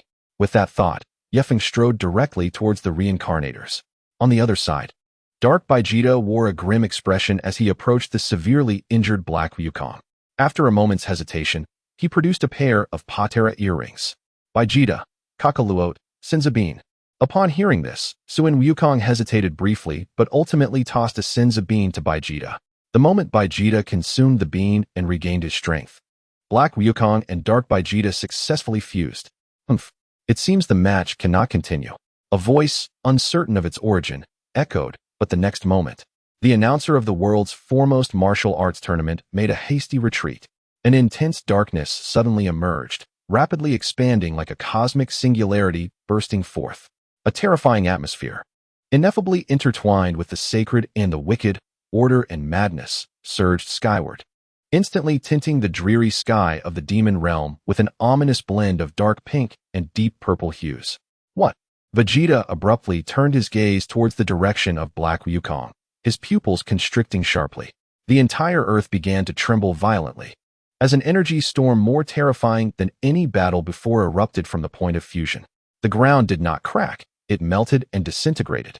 The landscape within 100 miles of their epicenter was as if erased by an unseen giant, transforming directly into a void of darkness that continued to expand. Even space itself emitted a mournful cry of being overwhelmed, manifesting countless delicate black fissures. Observers such as Sun Wukong and Sun Wufan were forced to retreat repeatedly, exerting their utmost to maintain a protective barrier against the mere aftermath of this overwhelming force. The ease that once adorned Sun Wukong's face was replaced by an unprecedented gravity. This aura was terrifying. Captain, the combat power exceeds a myriad. I suggest immediate abandonment of this mission. Abandon the mission, return to the cycle space. No, why the hurry to leave? Ye Feng's voice suddenly materialized before several reincarnators. Who are you? Ingren suppressed his fear and spoke. Rest assured, I harbor no malice. No malice? What do you intend to do by keeping me here? Ingren's expression darkened. He clearly recited the return mantra to return to the cycle space. Yet now he found himself inexplicably ensnared, as if influenced by some force. Perhaps he was right. With Ye Feng's current abilities, retaining a reincarnator was impossible. This retention was a transaction. If it were merely to eliminate them, that could still be done, for the cycle space requires only a thought to return. Ye Feng was somewhat surprised that Ingren chose to stay. Had his protagonist Halo diminished his intelligence? Clearly not, for he understood that the other party's decision was undoubtedly linked to his future self. Being comprehensively cared for by one's future self, indeed. In truth, I mean no harm. Ye Feng resumed his casual demeanor and articulated his desire for a transaction with the other party. The disparity in their strengths left Ingren with no choice but to acquiesce, as a form of exchange or compensation. Ye Feng granted him 10 sins of beans from the Dragon Ball world. Very well. There are truly few valuable items for trade in the Dragon Ball world. Meanwhile, as Ye Feng and the reincarnators reached an agreement, The completed fusion of Black Vegeta finally began to move. Earth, the former venue of the world's martial arts tournament. At this moment, this ground, once a stage for countless fervor and glory, had transformed into a desolate wasteland. The audience seats had long since evaporated, leaving behind a vast, bottomless pit, its edges crystallized into rock. Whoosh, whoosh, whoosh. 3 azure streaks of light tore through the energy-ravaged sky, striking with astonishing speed from 3 different angles towards the figure suspended amidst the ruins, resembling a demonic deity. It was none other than Super Saiyan Blue Sun Wukong, Vegeta, and Sun Wufan. Kamehameha.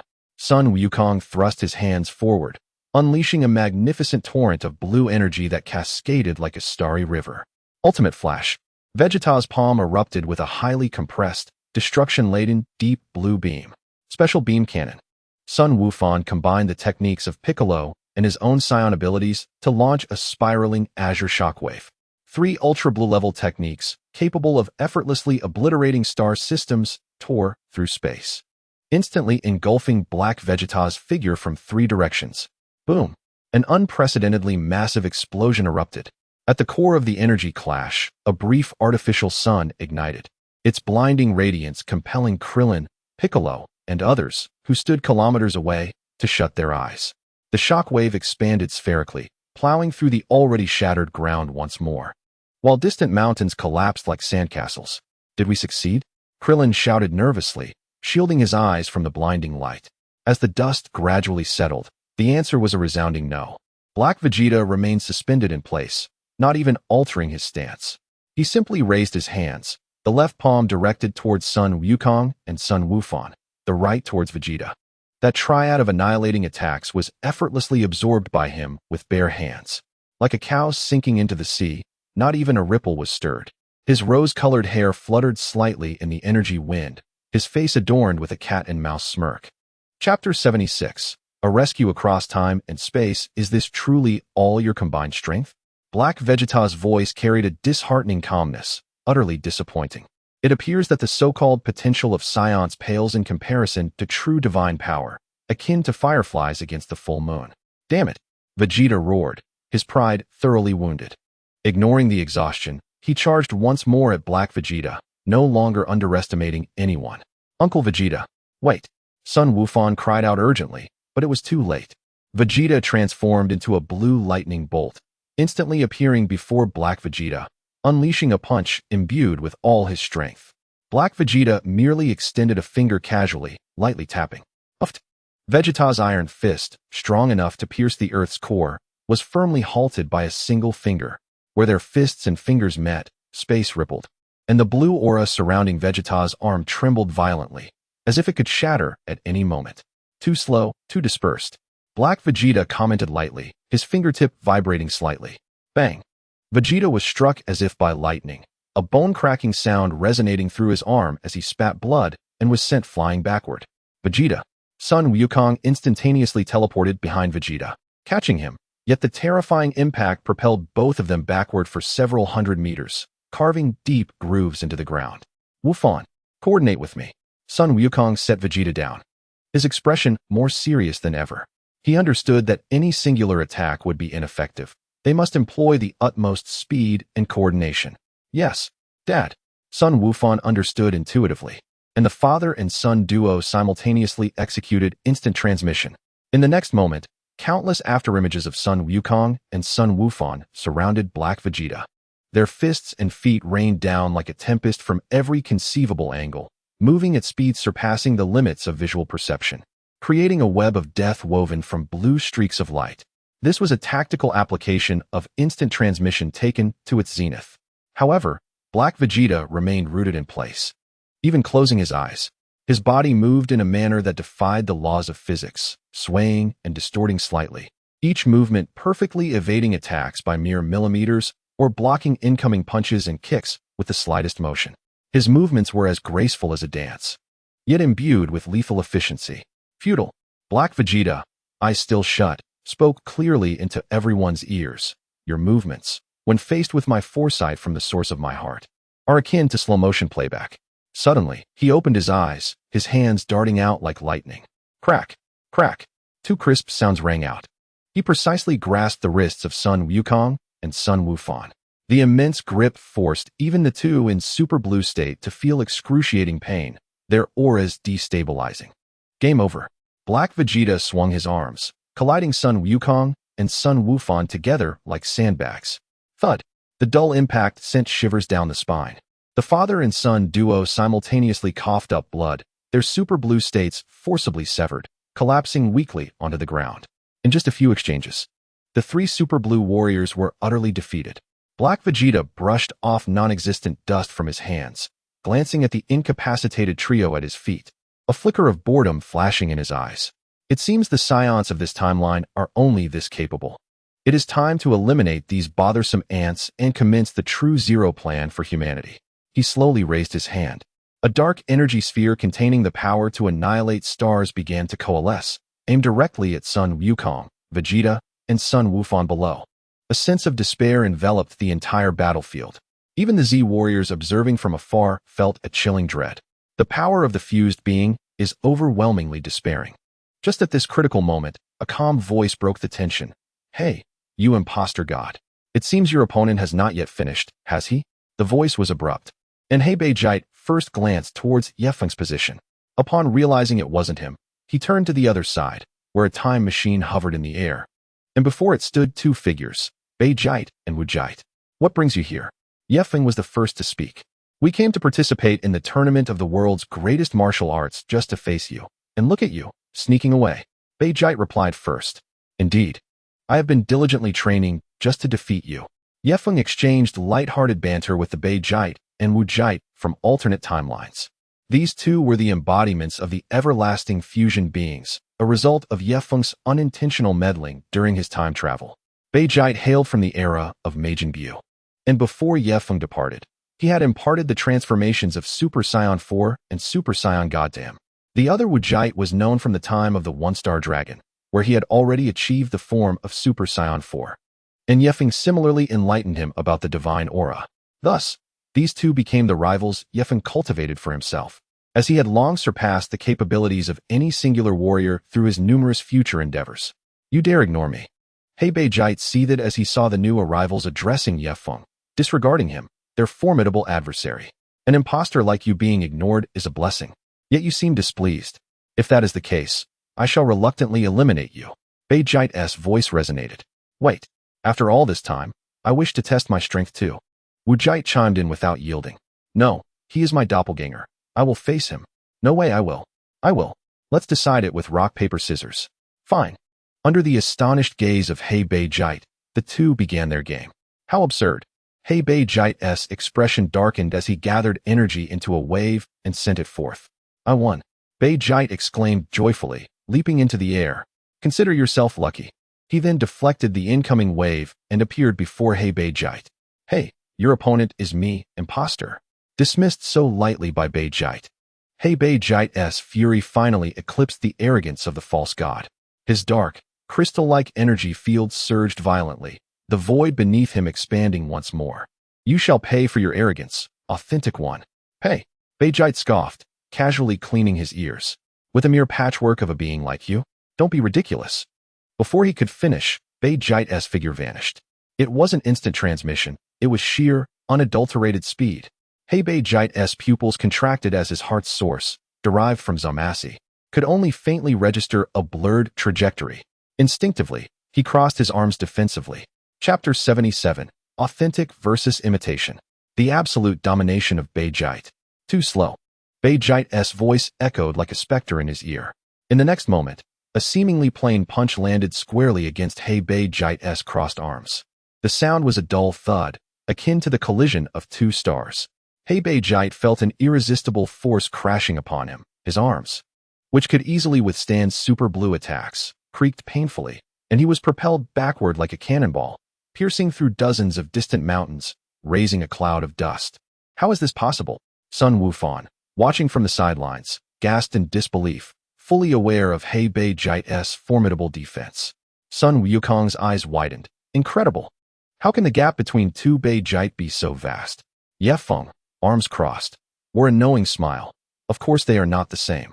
The Beijite over there was born of a formal fusion ritual, a perfect warrior forged through mutual understanding, even amidst their frequent quarrels, with foundational strength exceeding ordinary comprehension.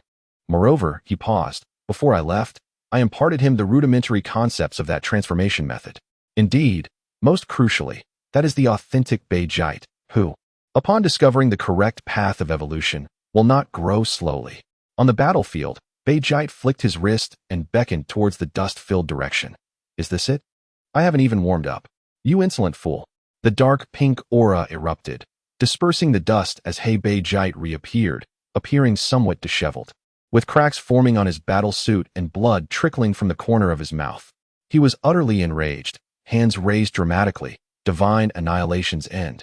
A dark energy sphere, tenfold larger than the one used against Sun Wukong and his companions, coalesced instantly, swirling with destructive laws of power, collapsing space in its wake, bearing the essence of annihilation as it rushed towards Beijite.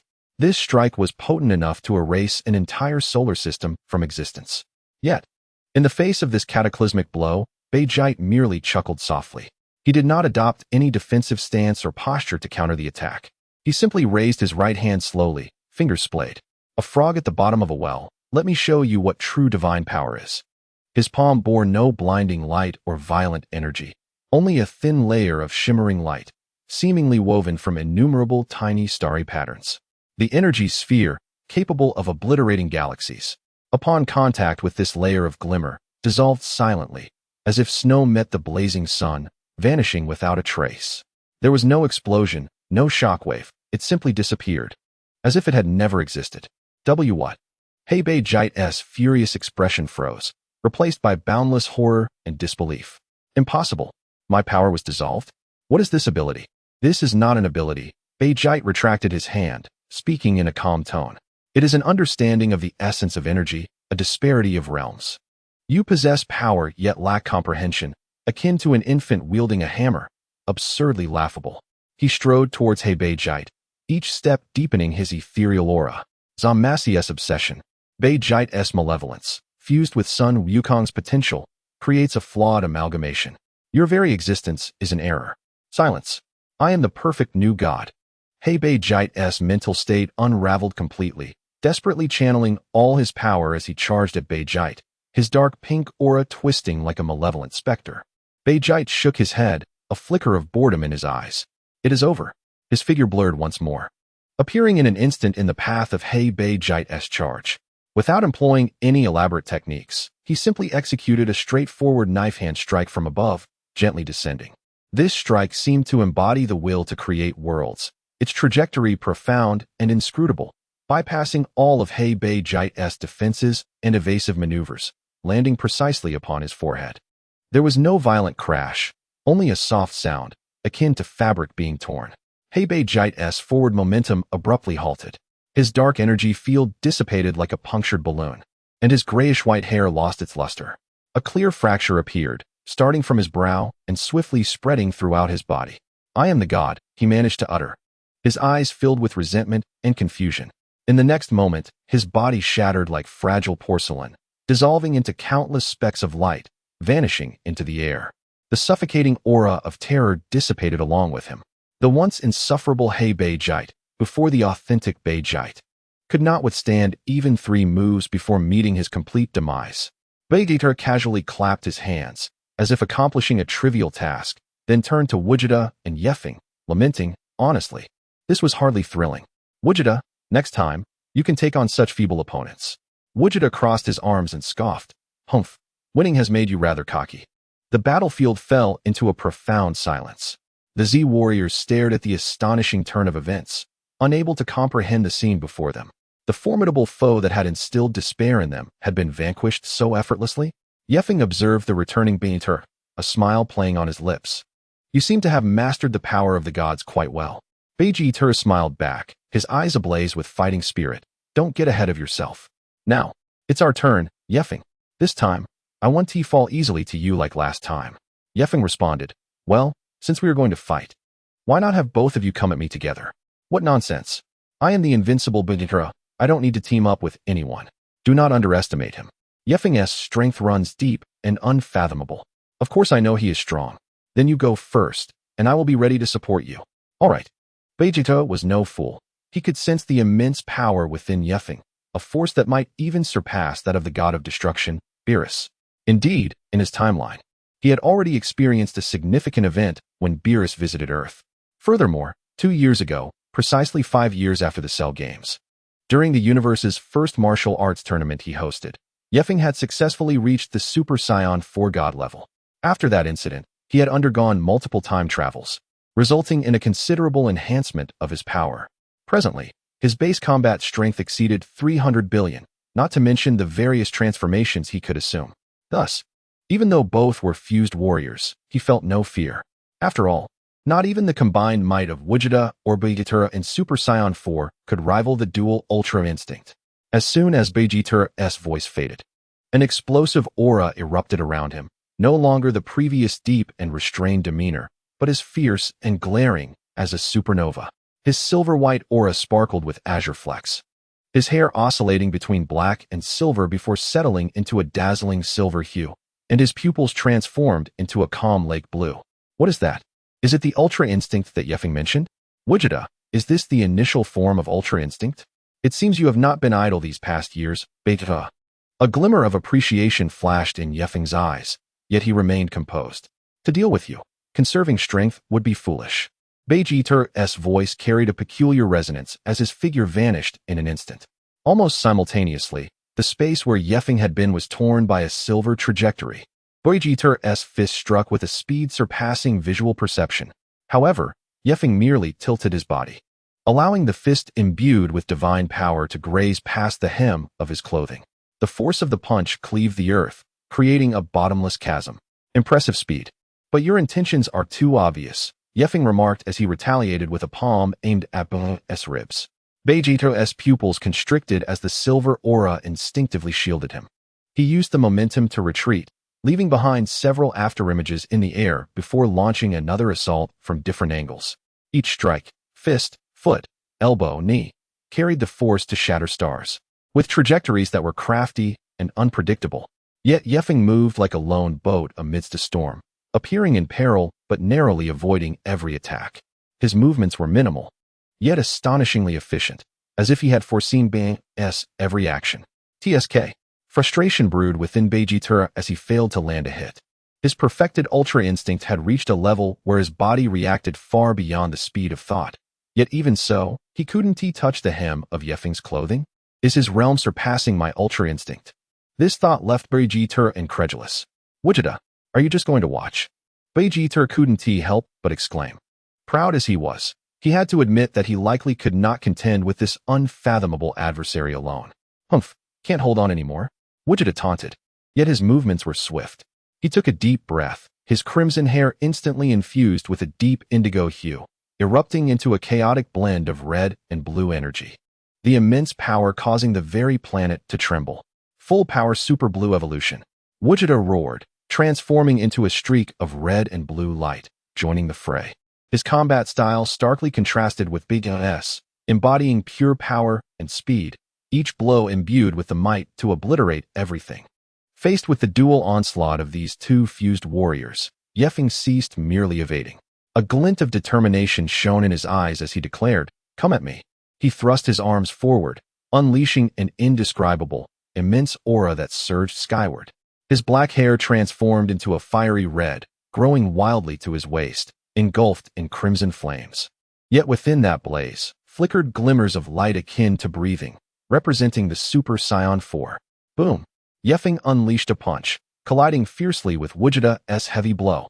The two forces, capable of tearing the universe apart, clashed, creating a circular shockwave that sent the distant Z warriors soaring once more.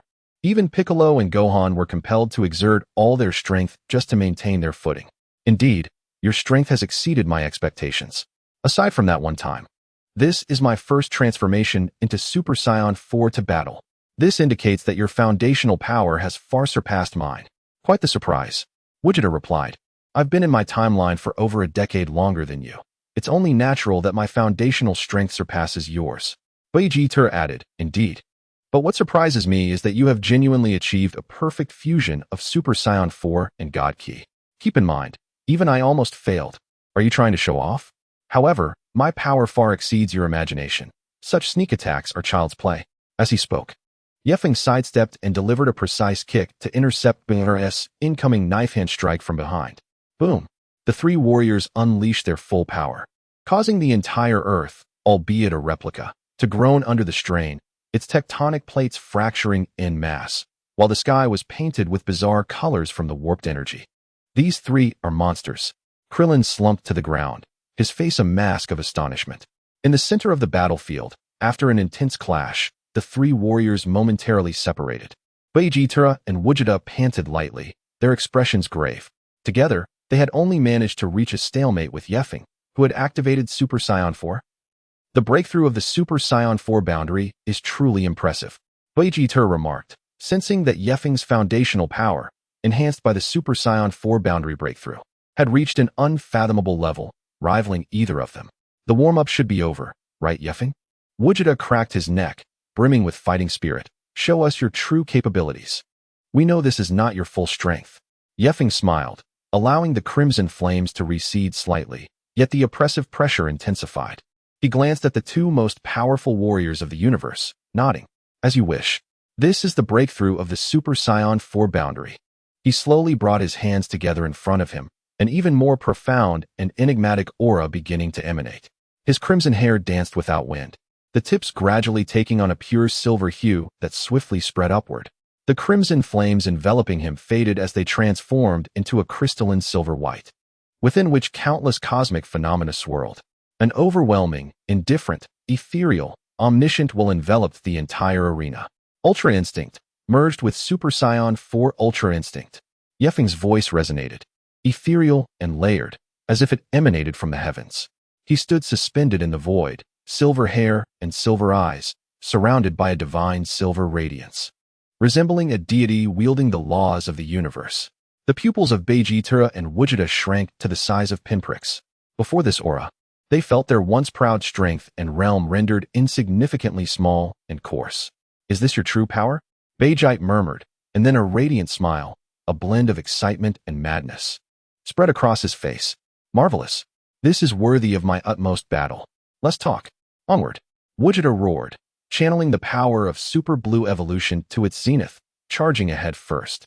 Chapter 79. The Agreement of the Super-Dimensional Chaos. Part 1. Vegeta unleashed the full force of Perfect Freedom Ultimate, his silver aura blazing fiercely. Confronting the fully transformed Ye Feng, the two strongest fused warriors in the universe delivered their mightiest strike. Ye Feng slowly raised his hand, his silver eyes devoid of joy or sorrow. Come, let us engage in a fierce battle.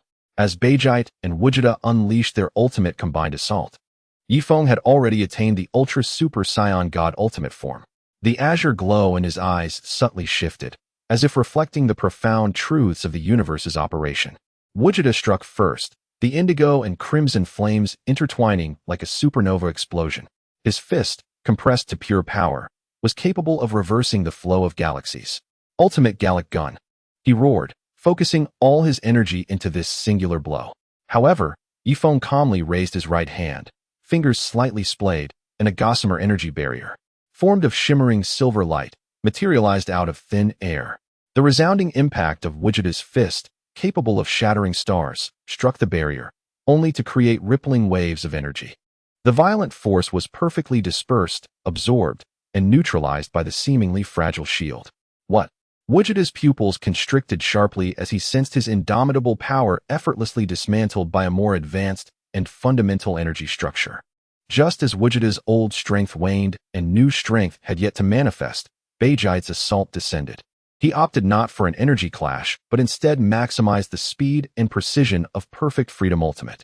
His figure appeared like a wraith in Ye Feng's blind spot, his fingertips coalescing into a highly compressed silver energy blade, the ultimate flash blade, aimed at Ye Feng's vital point from an acute angle, the timing ruthless. This strike encapsulated the ultimate insight of Freedom Ultimate into vulnerabilities, nearly transcending the perception of time. Yet Ye Feng seemed to possess eyes in the back of his head. Without even turning around, the silver halo enveloping him rippled slightly, akin to mercury spilling on the ground. Vegeta's certain strike deviated ever so slightly upon contacting the halo, redirected by an invisible force field. The energy blade grazed Ye Feng's clothing, silently obliterating a distant collapsing mountain range into nothingness. Impossible. Even my freedom ultimate can be predicted and interfered with? Beijite's heart surged with turmoil. His freedom ultimate represented the pinnacle of his physical instincts, while Ye Feng's freedom ultimate appeared to embody the will of this very space and universe. It is not prediction. Ye Feng's ethereal voice resonated in their minds. It is the result itself guiding my actions. The result itself, was it a foreknowledge of time? Not quite. One might say it is a natural response achieved through the culmination of freedom ultimate.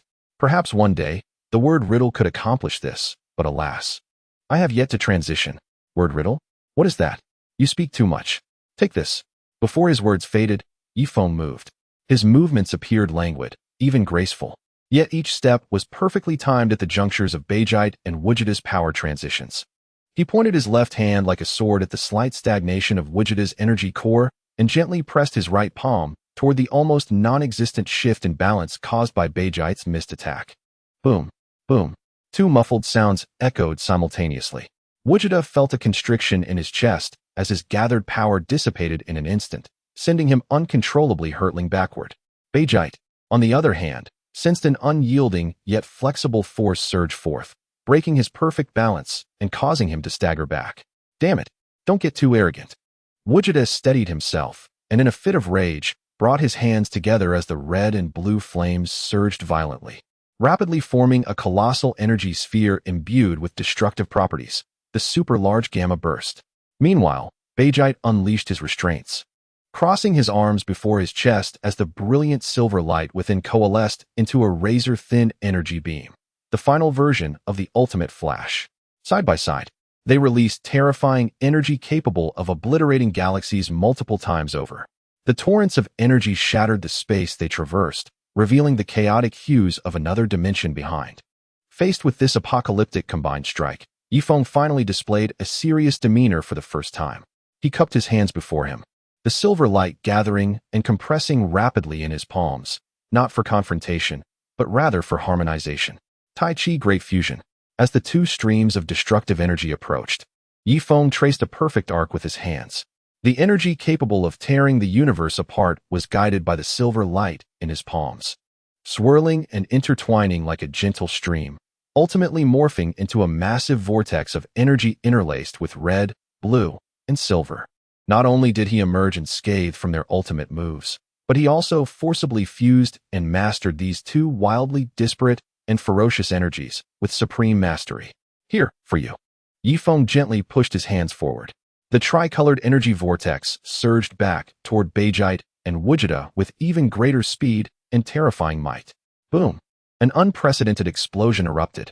Blinding light consumed everything, and the entire replicated Earth could no longer withstand the pressure, disintegrating from its core into cosmic dust.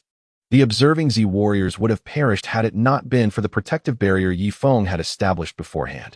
As the brilliance faded in the void, Beijite and Wujita knelt, their auras noticeably dimmed, blood trickling from the corners of their mouths. They fixated intently on the center of the explosion. Ye Feng remained suspended in place, his silver hair flowing, surrounded by a halo of light, untouched by dust. He gazed calmly at the two and spoke. Shall we continue? Your energy expenditure is considerable, and your fusion time is drawing to a close. Beijite and Wujita exchanged glances, seeing the shock and a hint of resignation in each other's eyes. They had exhausted all means yet could not even inflict a wound on Ye Feng. This absolute disparity in realms could not simply be bridged by strength and skill alone. Humph, this time, you have won. Wujita conceded begrudgingly as he reverted to his normal state. Beijite also released his freedom ultimate, returning to his original form. He wiped the blood from his mouth, his gaze burning with intensity. The fusion of Ultra Super Scion and Freedom Ultimate has reached such a realm. Ye Feng, you have surpassed us all. Ye Feng too retracted his aura, transforming back to his black-haired state, smiling as he said, "This is not the end. The forms of power are myriad, and your paths also possess infinite possibilities." He paused, casting his gaze over the crowd before finally resting on Beijite and Wujita. Chapter 80. The Agreement of the Super-Dimensional Chaos, Part 2. This battle was exhilarating. However, the true challenge may still lie ahead. During my travels across other timelines, I sensed some exceedingly unusual dimensional fluctuations, as if something beyond our comprehension were stirring. Oh, Beijai's interest was piqued. Therefore, Ye Feng extended his hand in invitation. I have a premonition that in the near future, this multiverse will witness a superdimensional chaos spanning many timelines. Wujita crossed his arms, a proud smile curling at the corners of his mouth. Superdimensional chaos, intriguing. Just the opportunity to test my new power. Beijai also wore an expectant smile. This suits me perfectly. Don't let me down, Ye Feng. Rest assured, that battle will not disappoint, but you both must train diligently. Do not underestimate me. I may very well bring you down with just a few strikes. Ye Feng's eyes sparkled with confidence. Are you truly looking down upon others? Although we have yet to achieve a flawless fusion of the Divine Aura and Super Saiyan 4, we have made preliminary progress. Super Saiyan 4 is indeed formidable. Yet there exist realms even beyond it. What realms? Above Super Saiyan 4 lies Super Saiyan 4 Full Power, which boasts an astonishing 8,000-fold increase, followed by Super Saiyan 4 Limit Break, offering a staggering 20,000-fold boost. As for the Divine Realm, the Super Saiyan God grants a 5,000-fold increase. But if one can comprehend the power of the rule attributes, the amplification can soar beyond 10,000-fold. This means that merely the Super Saiyan God can yield an increase of 200 million times. 200 million. It is no wonder that, despite my foundational power being superior to yours, I still could not defeat you. Now the reason is clear. Furthermore, your Zenkai ability is still in its nascent stage, capable of only a 10-fold increase. However, with a perfected Zenkai ability, the amplification could reach 100 times. Oh, is that the state with the silver hair? Precisely. And beyond that exists the bipolar ease mindset. Bipolar ease mindset, what is that? The Zenkai ability is a form of divine technique, an ultimate move of the angels. And the gods working alongside the angels include the god of destruction, whose divine technique is called self-ease ability. When the self-ease ability reaches a perfect mindset, it also enhances combat power by 100 times. However, to merge self-ease and Zenkai, one must cultivate both techniques to the essence returning level, allowing them to fuse and stack. The bipolar ease form provides a 200-fold increase. 200 times? That is indeed a significant enhancement. Indeed, once power exceeds 30, one can eliminate opponents in an instant. Had I utilized the bipolar ease mindset earlier, the two of you combined would have perished in a heartbeat. Yes, the stronger the power, the more challenging it becomes to amplify. A twofold increase is sufficient to determine victory. It is good that you understand. This is my final admonition regarding the subsequent realms. From here on, the elevation of our strength will depend on our individual capabilities. Ye Feng spoke earnestly. Understood, but I wish to inquire. Is the evolution path of Super Saiyan 4 truly the terminus? I have a vague feeling that there exist higher realms beyond Super Saiyan 4. Indeed, I share that sentiment. Huh. No wonder you are Wujita. You have sensed it. There exists indeed a Super Saiyan 5 beyond Super Saiyan 4. Yet ascending to that realm is no simple feat. Ye Feng chuckled. Indeed, the Invincible Vegito and the most powerful Wujita are not mere titles. As they sensed it without prompting, it has been several years since their last meeting, and given their talents, it is not surprising they reached this stage without guidance on the evolution path. After agreeing upon the plot of the Super Dimension battle, Ye Feng briefed this timeline's Sun Wukong before returning to his own timeline. Wow, is there such a formidable opponent in that timeline? As soon as Ye Feng returned, Sun Wukong rushed over. However, Vegito and Wujita arrived in our timeline first. You should have encountered them beforehand. Sun Wukong lowered his head in embarrassment. Well, I faced Vegito, but was knocked out in an instant. Ye Feng turned to Vegeta. Don't look at me. I challenged Wujita and was also knocked out. Vegeta replied haughtily. Well, after Vegito and Wujita incapacitated the two of them, they inquired about you and then tore through time and space to leave. Tearing through time and space. These two possess such capability. Could it be they have joined the Time Patrol under the Kaishin of Time? Ye Feng pondered. But he began to grasp the situation. After Vegito and Wujita departed, a mysterious figure appeared. A mysterious figure? Yes. He aided Babidi and the others. Had it not been for Gohan's valiant efforts, our timeline's Earth would have been in dire straits. How powerful was this mysterious figure? His strength was not remarkable. Merely at Gohan's puppet level. Approximately 120 billion in combat power, employing a mysterious form. Could he also be a Scion? Ye Feng keenly sensed something. Indeed, the aura I detected is that of Vegeta. What? My aura? Piccolo, you cannot slander me. I was knocked out. How could I have attacked? I am not slandering you. It is another version of you from a different timeline. Another timeline, I see. This multiverse of Dragon Ball appears to be quite intriguing. Ye Feng exclaimed. Sun Wukong interjected. Is the other timeline's Vegeta formidable? Piccolo responded. Ye Feng continued. Let me elaborate. This Vegeta, I have heard of him.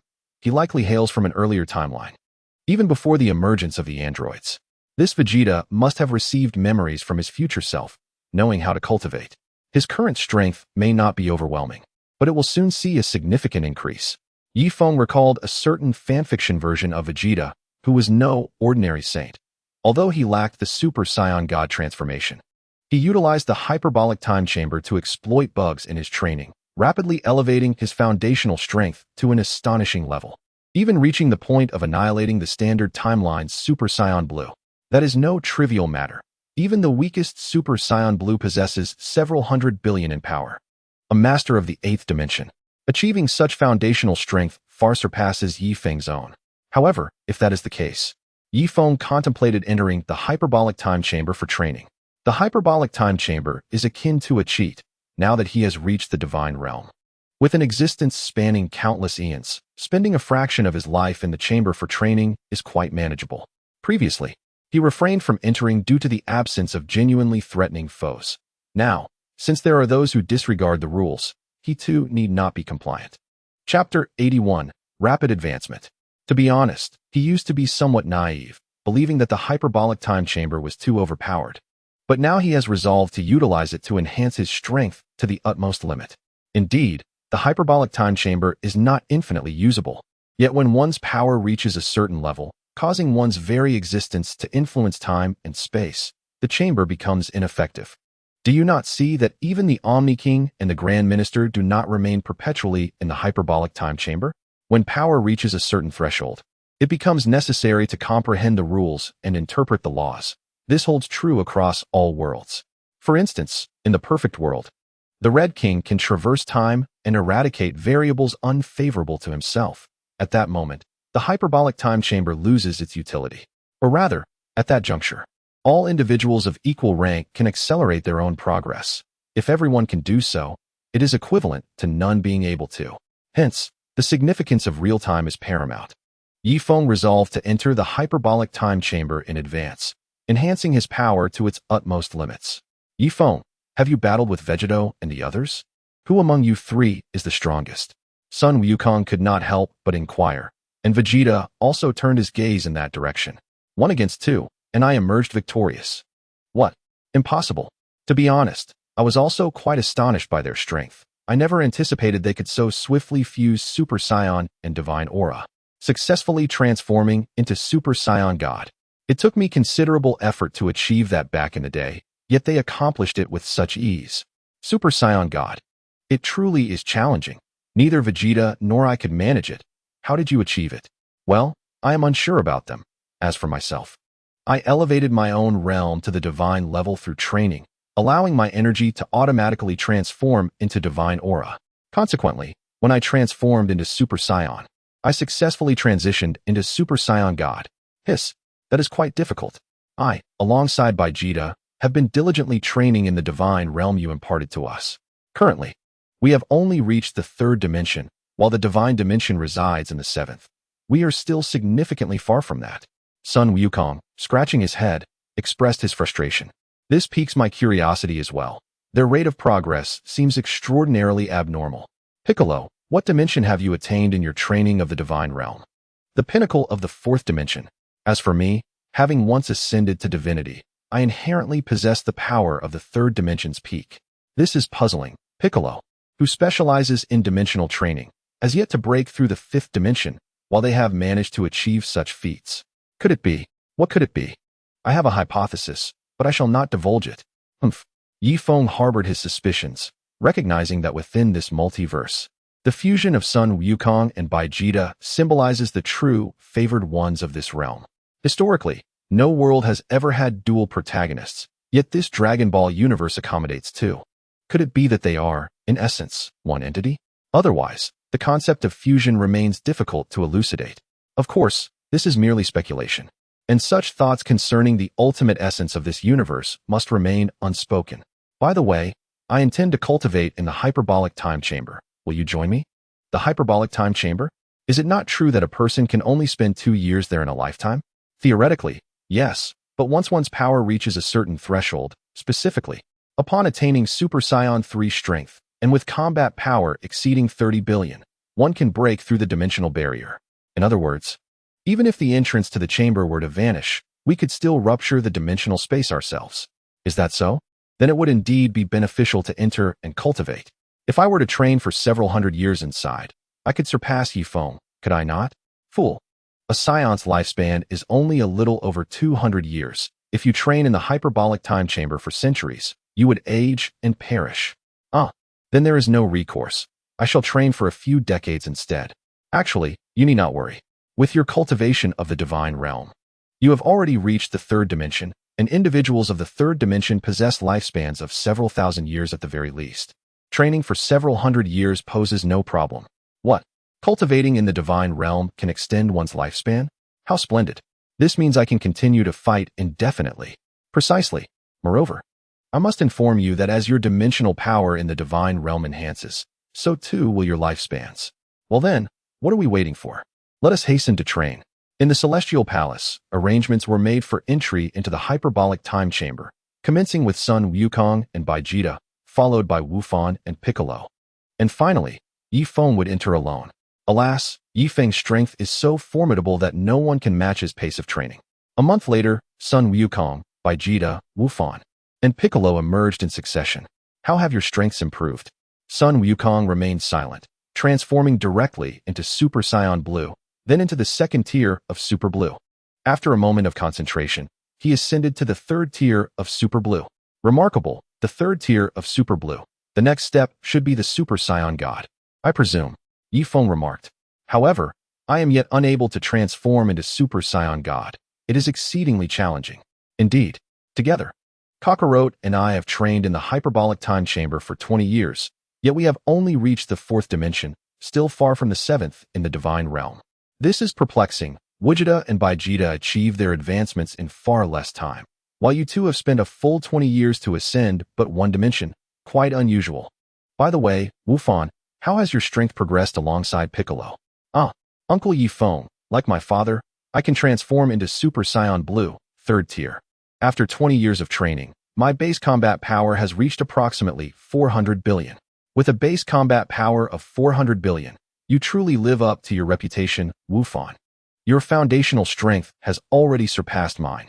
Ye Feng expressed his astonishment. Wu Fan, indeed the strongest individual, had elevated his base combat power to such heights in merely 2 decades. It is well known that as one's power increases, the difficulty of enhancement escalates. Such is the nature of restrictions. As previously mentioned, each race has its limits. Upon reaching these limits, it is akin to a breakthrough in a cultivation novel, transcending from the golden core to the nascent soul.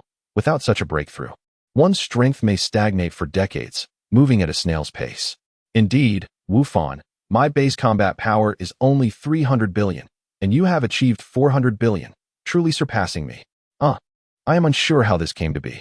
I surmise that aside from Super Saiyan 3, you must have undergone potential development from the old Supreme Kai.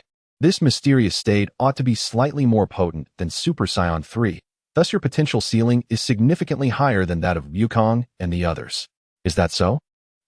Ye Feng, Piccolo, do you have something to say? My base strength has reached 200 billion, but I cannot seem to progress further. Even transforming into the orange state, with a 5,000-fold increase, only yields a combat power of 1 trillion. It seems I have hit my limit. What should I do? Chapter 82. The transformation within the hyperbolic time chamber, the ascendance of bloodlines. Indeed, Ye Feng, it appears we too have reached our limits. Sun Wukong remarked, scratching his head. Ye Feng, feeling helpless, could only advise them to seek the old Supreme Kai for potential development or to persist with the divine realm training method he had provided. Of course, another option would be to comprehend the divine techniques. Yet regrettably, despite Ye Feng's clear instructions, they struggled to grasp it, while Vegeta and Vegeta seemed to understand intuitively. After conveying his thoughts, Ye Feng turned, and entered the hyperbolic time chamber. The door to the chamber slowly closed behind him, isolating him from the clamor of the outside world. Ye Feng surveyed the vast, pure white expanse, with only a solitary, desolate temple standing in this peculiar space, feeling the unique flow of time within. Outside, a few decades pass in merely 2 or 3 months. This is ample time. He settled into a cross-legged position, refraining from immediately engaging in frenzied energy accumulation, instead allowing himself to calm and introspect. He distinctly sensed that within him, the Scion bloodline surged like a roaring golden river, tempestuous and powerful, yet it seemed to have reached an invisible barrier. The form of breaking through the Super Scion God limit had already excavated the potential of this bloodline to its utmost. Conventional paths, whether the divine realm of Super Scion God or the divine power of Super Scion Blue, have been mastered and even fused. Yet, as I suspected, the Scion bloodline itself harbors deeper layers of power, which is not merely a simple overlay of forms, but rather a fundamental leap in essence. He recalled the predicaments faced by Sun Wukong and by Jita, as well as the illogical speeds of advancement exhibited by Wujida and by Jita.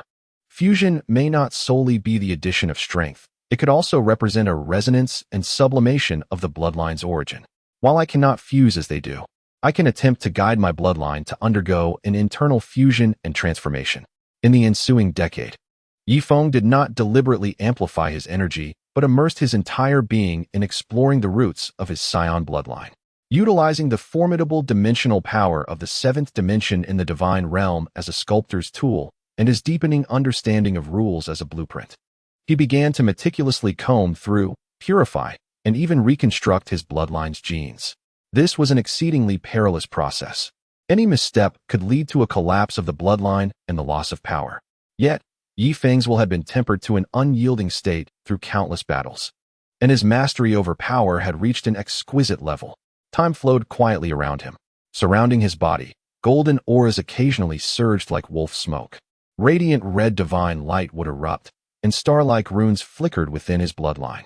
This was his attempt to integrate some of the profound meanings of the Tianzhan law into the ascendance of his bloodline. Finally, in the 15th year of his time within the hyperbolic time chamber, a pivotal moment arrived. Buzz, an aura, far more ancient, pure, and violent than that of the Super Scion God limit breakthrough, erupted explosively from within Ye Feng. His golden aura did not become more dazzling. Rather, it subdued significantly, transitioning from a brilliant gold to a darker hue, reminiscent of a solidified stellar core. The crimson fur on his body deepened to a near-dark red, intricate and mysterious natural patterns emerging upon it, akin to inscriptions of the Grand Dao. The most prominent transformation was in his long, flowing black hair. The tips began to gradually acquire a shimmering silver sheen, akin to burning stars. However, this was not the pure white of a Super Scion 5, but rather an extraordinary blend of gold and silver, with a dark gold base and silver accents. His pupils transformed into a molten gem-like gold and silver. Success. This is the elevation of my bloodline. Ye Feng clenched his fists, feeling the surge of newfound power within him.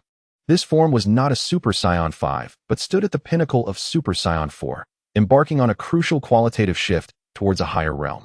The foundational amplification was a tenfold breakthrough of the Super Scion 4 threshold, reaching an astonishing 200,000 times. The elevation of his bloodline seemed to unlock some form of shackles, making the subsequent cultivation a natural progression. He spent another 15 years solidifying this new state and fervently accumulating energy. Although the mental time chamber offered limited assistance in comprehending rules, the pure accumulation of energy remained unaffected. Under the enhancement of his bloodline elevation, his fundamental combat power began to soar at an unprecedented rate.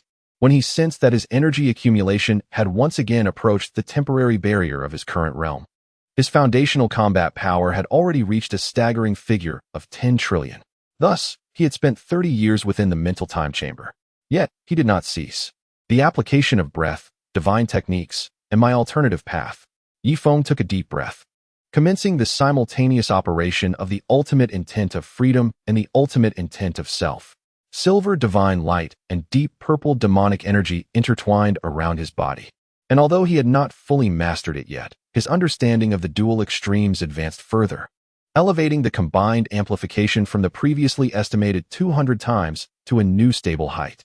Simultaneously, his relentless cultivation of the sky-covering technique, after decades of accumulation within the mental time chamber, finally broke through the critical bottleneck due to the life-level leap brought about by this bloodline elevation. Stepping into the quasi-emperor realm. At the moment he achieved quasi-emperor status, the entire mental time chamber trembled violently, as if unable to bear the terrifying aura within him, which was capable of shaking the fabric of time and space. His tribulations transformed into a chaotic starry sky, the Dao palace of his internal organs resonating with divine chants. The four extremes connecting heaven and earth, and the spine of the dragon transformation's secret realm roaring as it ascended, ultimately stepping onto the celestial platform and crossing the threshold of the supreme domain. His physical body and primordial spirit underwent a complete baptism and reconstruction, their intensity enhanced by more than 100-fold. At this moment, Ye Feng could distinctly sense the frenzied ascent of his dimensional status.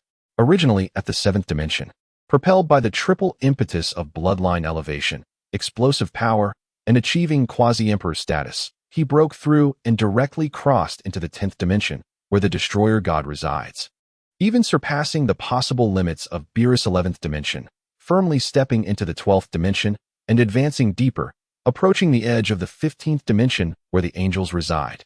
Although dimensional realms do not entirely equate to absolute combat power, higher dimensions possess absolute rules of suppression and insight over lower dimensions.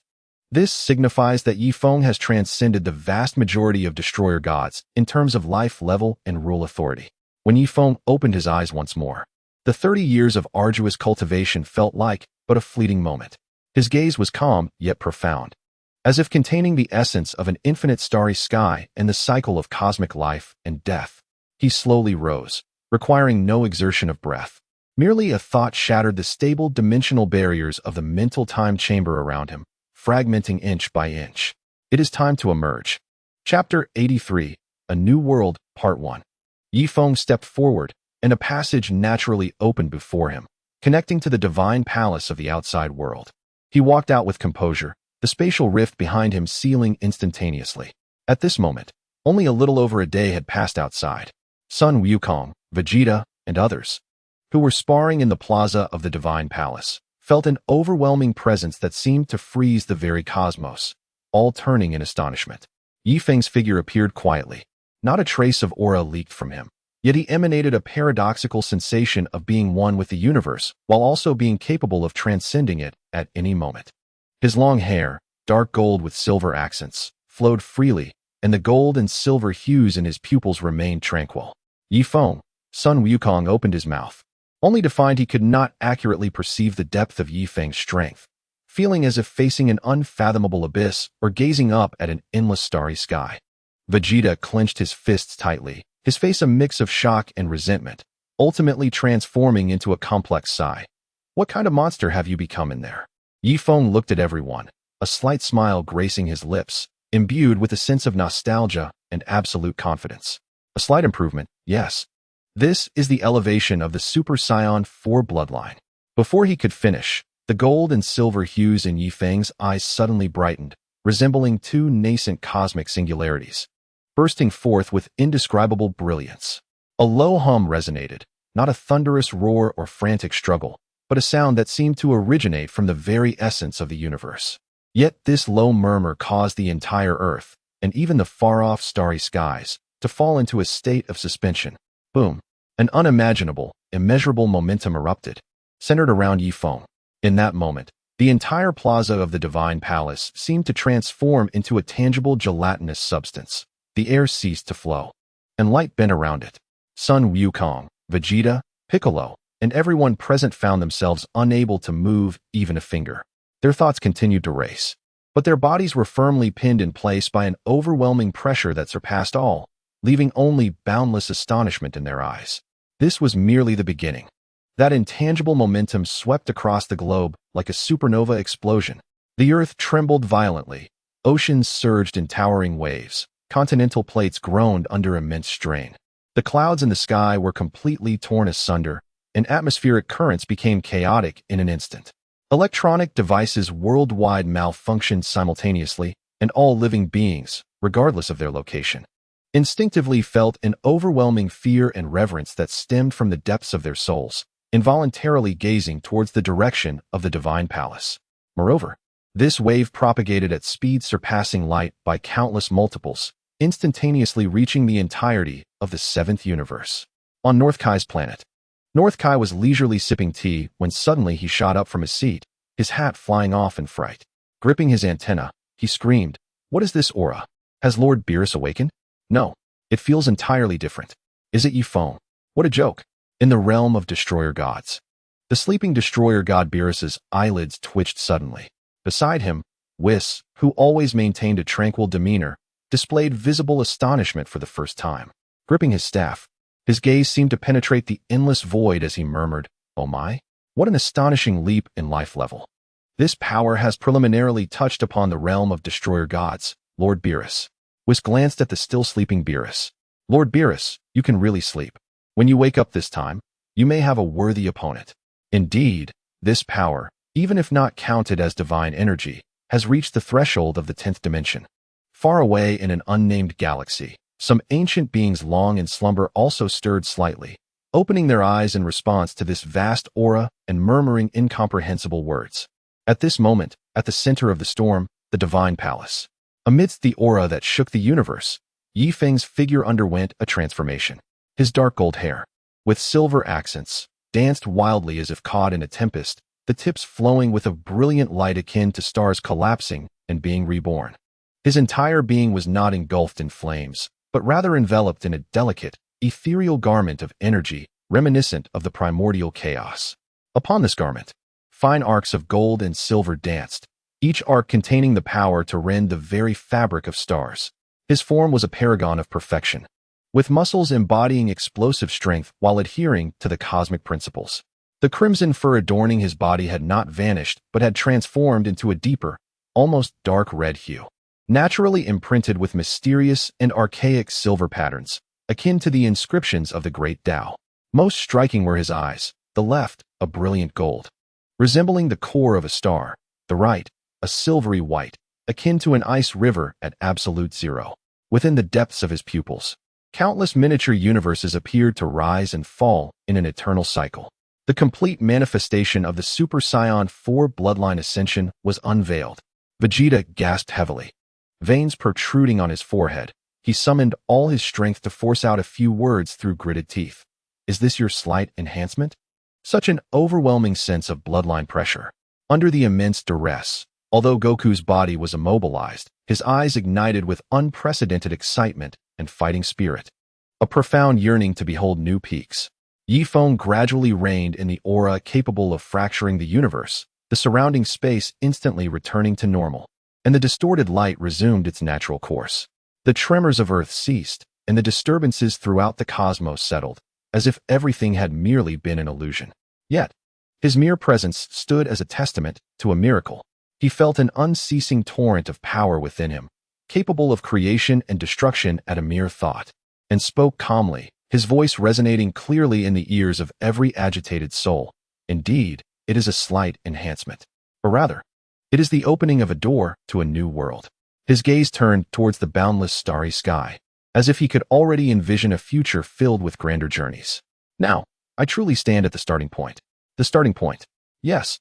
The realm beyond Super Saiyan 4 is Super Saiyan 5th stage. This bloodline ascension is the transitional phase between Super Saiyan 4 and 5. A transitional phase. Precisely. The gap between Super Saiyan 4 and 5 is vast, and transforming all at once is exceedingly difficult. Hence, I have created this transitional phase, allowing for continuous accumulation and enhancement of my bloodline, making it almost certain to successfully break through to Super Saiyan 5th stage, though the duration required may vary. Ye Feng, you are remarkable, having advanced us ahead. Do not say that. I share this with you so that you may catch up swiftly. Do not forget, I mentioned that the god of destruction will awaken in 3 years. By then, I will need you to help me deliver a thorough beating. Chapter 84, A New World, Part 2. After parting ways with Goku and the others, Ye Feng returned to Bulma's home to meet his wives, Bulma and number 18. Bulma set down her tools, a hint of concern on her face. Ye Feng, is that god of destruction, Beerus, about to awaken? Ye Feng nodded, his expression somewhat grave. Indeed, once he awakens, many events will unfold in succession.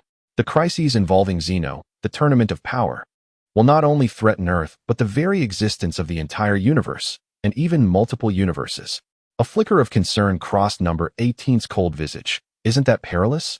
Ye Feng embraced his two beloveds, his tone resolute and confident. You need not worry too much. With me here, the sky will not fall. However, I must grow stronger. Strong enough to face any eventuality. Bulma leaned her head on his shoulder, softly inquiring, Are you leaving again? Indeed, time waits for no one. I must hasten my strength. As Ye Feng felt the warmth of his two partners, his resolve to protect them grew ever stronger.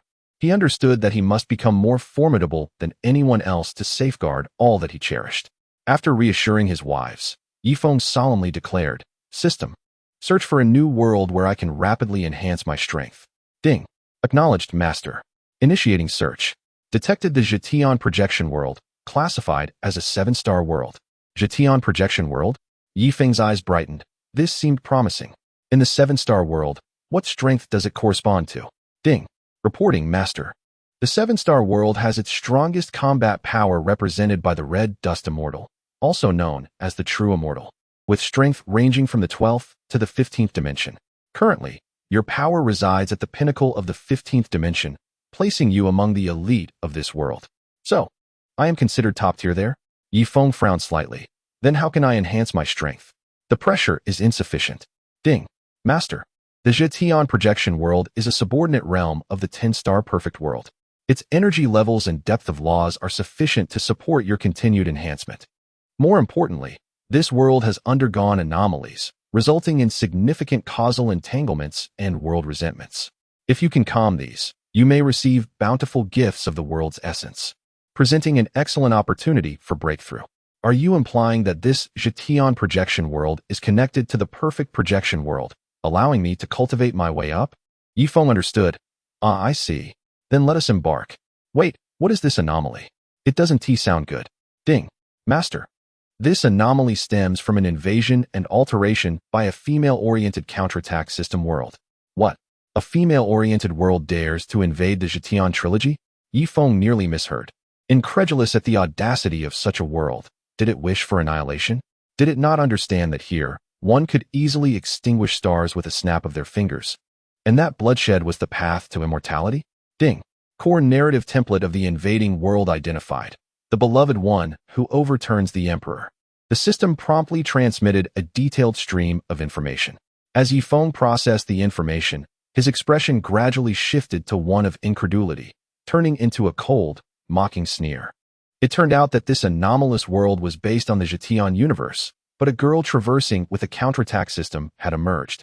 She continuously usurped and stole the opportunities, divine sources, ancient scriptures, elixirs of immortality, and even the destined companions and dear friends of a future emperor meant to rise and carry the world's hopes. More despicably, she was well aware of the future emperor's deep sense of loyalty and affection towards family, comrades, and the protection of his homeland. Thus, she meticulously crafted schemes, sowing discord and framing him, turning his closest kin against him, inciting friends to turn to violence, and making his admirers harbor deep-seated hatred, transforming the entire sect into viewing him as a traitorous scourge. Ultimately, at the moment when the future emperor needed trust and support the most, she dealt him a fatal blow, leaving him abandoned and brokenhearted, leading to his tragic fall just before his illustrious rise. The traversing girl took pride in extinguishing a future emperor, flaunting her achievements within her system circle. Little did she know that the premature demise of an emperor destined to emerge would lead to an imbalance in the dark upheaval he was meant to suppress. The supreme beings of the Forbidden Zone sensed that this realm was defenseless and began to awaken, igniting the most brutal dark turmoil in history. Countless heroes, who were meant to shine in the future, fell into obscurity, millions of lives suffered, and the trajectory of the entire world's fate was drastically warped, plunging into a despairing abyss. Truly, they know not the peril they face. A glint of cold light flashed in Ye Feng's eyes. He admired Ye Feng's audacity, respected the ruthless talent and decisiveness, and marveled at the unyielding dominance of the primordial, the spirit of the Jetian universe, which contends with heaven, earth, and oneself. creating miracles amidst adversity, should not be sullied or altered by such base entities. So, the Zhetian universe itself sensed the crisis and began to save itself? Ye Feng inquired. Ding. Correct. The world consciousness, in despair, sent out a signal for help and a bounty task to the infinite dimensions. This is precisely why our system could capture the coordinates of this originally closed projection world. Master, your task is to restore order, eradicate the invaders, repair the world line, and return the rightful emperor to his position. Successful rewards, essence of the Zhetian universe, gifts from the heavenly path, and the key to ascend to the higher level perfect projection world. Ye Feng rose to his feet, his aura restrained, yet seemingly brimming with the power to create and destroy the world. To restore the rightful emperor? Huh, how intriguing. I am eager to see which specters dare to stir trouble in my next training ground. With a single step, the space rippled like water. Destination, the Shroud of Heaven projection world. Set forth. In the Shroud of Heaven projection world, Ye Feng, as before, directly replaced the protagonist. Fortunately, this emperor also bore the name Ye Feng. Otherwise, changing names would be quite troublesome.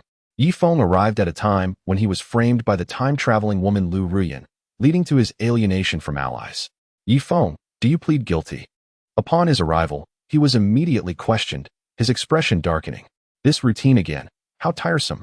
What did you say? No matter what he says, quickly admit guilt. Admit guilt? For what crime? Is it not because you spied on Ruyan while she bathed, and upon being discovered, not only did you refuse to surrender, but you also injured her? Is there anything else? You want more? Is this crime not sufficient? May I inquire about my current cultivation level? 3rd level of Xiantai. 3rd tier of the Wangzhe realm. And hers? The Bitter Sea Beyond realm. You, a mere insect of the Bitter Sea secret realm, dare to judge me, a Wangzhe? Are you mad? Or am I? Chapter 85. The female realm, huh? One word, kill. Wangzhe, so what? Can a Wangzhe act without reason? Spying on a female disciple while bathing is wrong. Silence. I ask you this. With my cultivation at Wangzhe before 50, are you really going to judge me for a female disciple of the Bitter Sea realm? As Ye Feng spoke, he unleashed the aura of a Wangzhe, causing the air in the hall to suddenly solidify. Standing with his hands behind his back, he seemed to emanate an invisible pressure that expanded violently from his center. It was not wind, yet it caused everyone's robes in the hall to billow backward, as if they stood at the edge of a towering cliff, facing a howling gale. A heavy pressure, as weighty as a mountain, pervaded the air, making weaker disciples feel as though a boulder compressed their chests, rendering their breathing labored and their vision darkening. Even the surrounding light began to warp and dim, as if he had created a domain that swallowed light and sound. The stone floor groaned under the unbearable weight, fine cracks spiderwebbing out from beneath his feet. The beams and pillars of the hall trembled slightly, shaking off centuries of accumulated dust. More terrifying was the will that struck at the very soul, dignified and grand, carrying an undeniable sense of law that evoked a deep-seated urge to bow in reverence among all those enveloped by this aura. This was the might of a Wangzhe. A single person standing here was like a mountain blocking the breath of all beings. The head of the law enforcement hall struggled to speak, knowing that although they were a holy place, even the holy master possessed only the strength of a 2nd-level immortal, and he, as the head of the law enforcement hall, barely reached the 1st-level immortal realm. How could he possibly judge an entity of such depth as a Wangzhe? Contemplating this, the head of the law enforcement hall bore a tortured expression. Why does he not follow the rules? System, what now? Ding. It is suggested that the host purchase a heartfelt talisman, which allows the recipient to empathize with the host's experiences and wholeheartedly seek solutions on the host's behalf. Is there such a thing? Then I can just use it on Ye Feng. Ding. Please do not harbor unrealistic expectations. Ye Feng is the protagonist of this era, bearing the fate of an emperor. The heartfelt talisman will not affect him. Fine. Exchange for the heartfelt talisman. Recipient, head of the law enforcement hall. Ding. Exchange successful. Usage successful. With the successful use of the heartfelt talisman, the head of the law enforcement hall's expression of conflict and fear vanished, replaced by a steadfastness filled with righteousness. He stepped forward, barely withstanding the overwhelming Wangzhe pressure, and proclaimed in a sharp voice, Ye Feng. So what if you are a Wangzhe? Can a Wangzhe act with impunity? Brazenly spying on a female disciple while bathing? The rules of the sect are strict. How dare you trample them with brute force?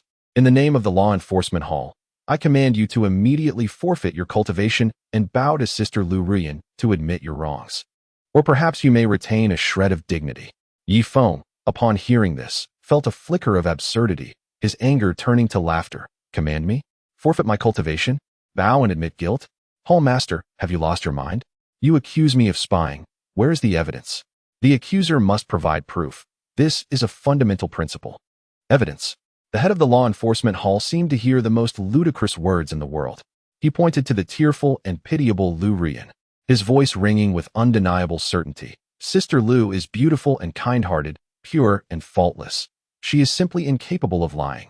Since she has identified you, it must be you who is guilty. This is the most irrefutable evidence. Her tears, her accusations, are the best judgment of your crimes. Upon hearing this, not only was Ye Feng stunned, but even some of the relatively rational disciples and elders in the hall displayed expressions of astonishment. What kind of reasoning is this? Ha ha!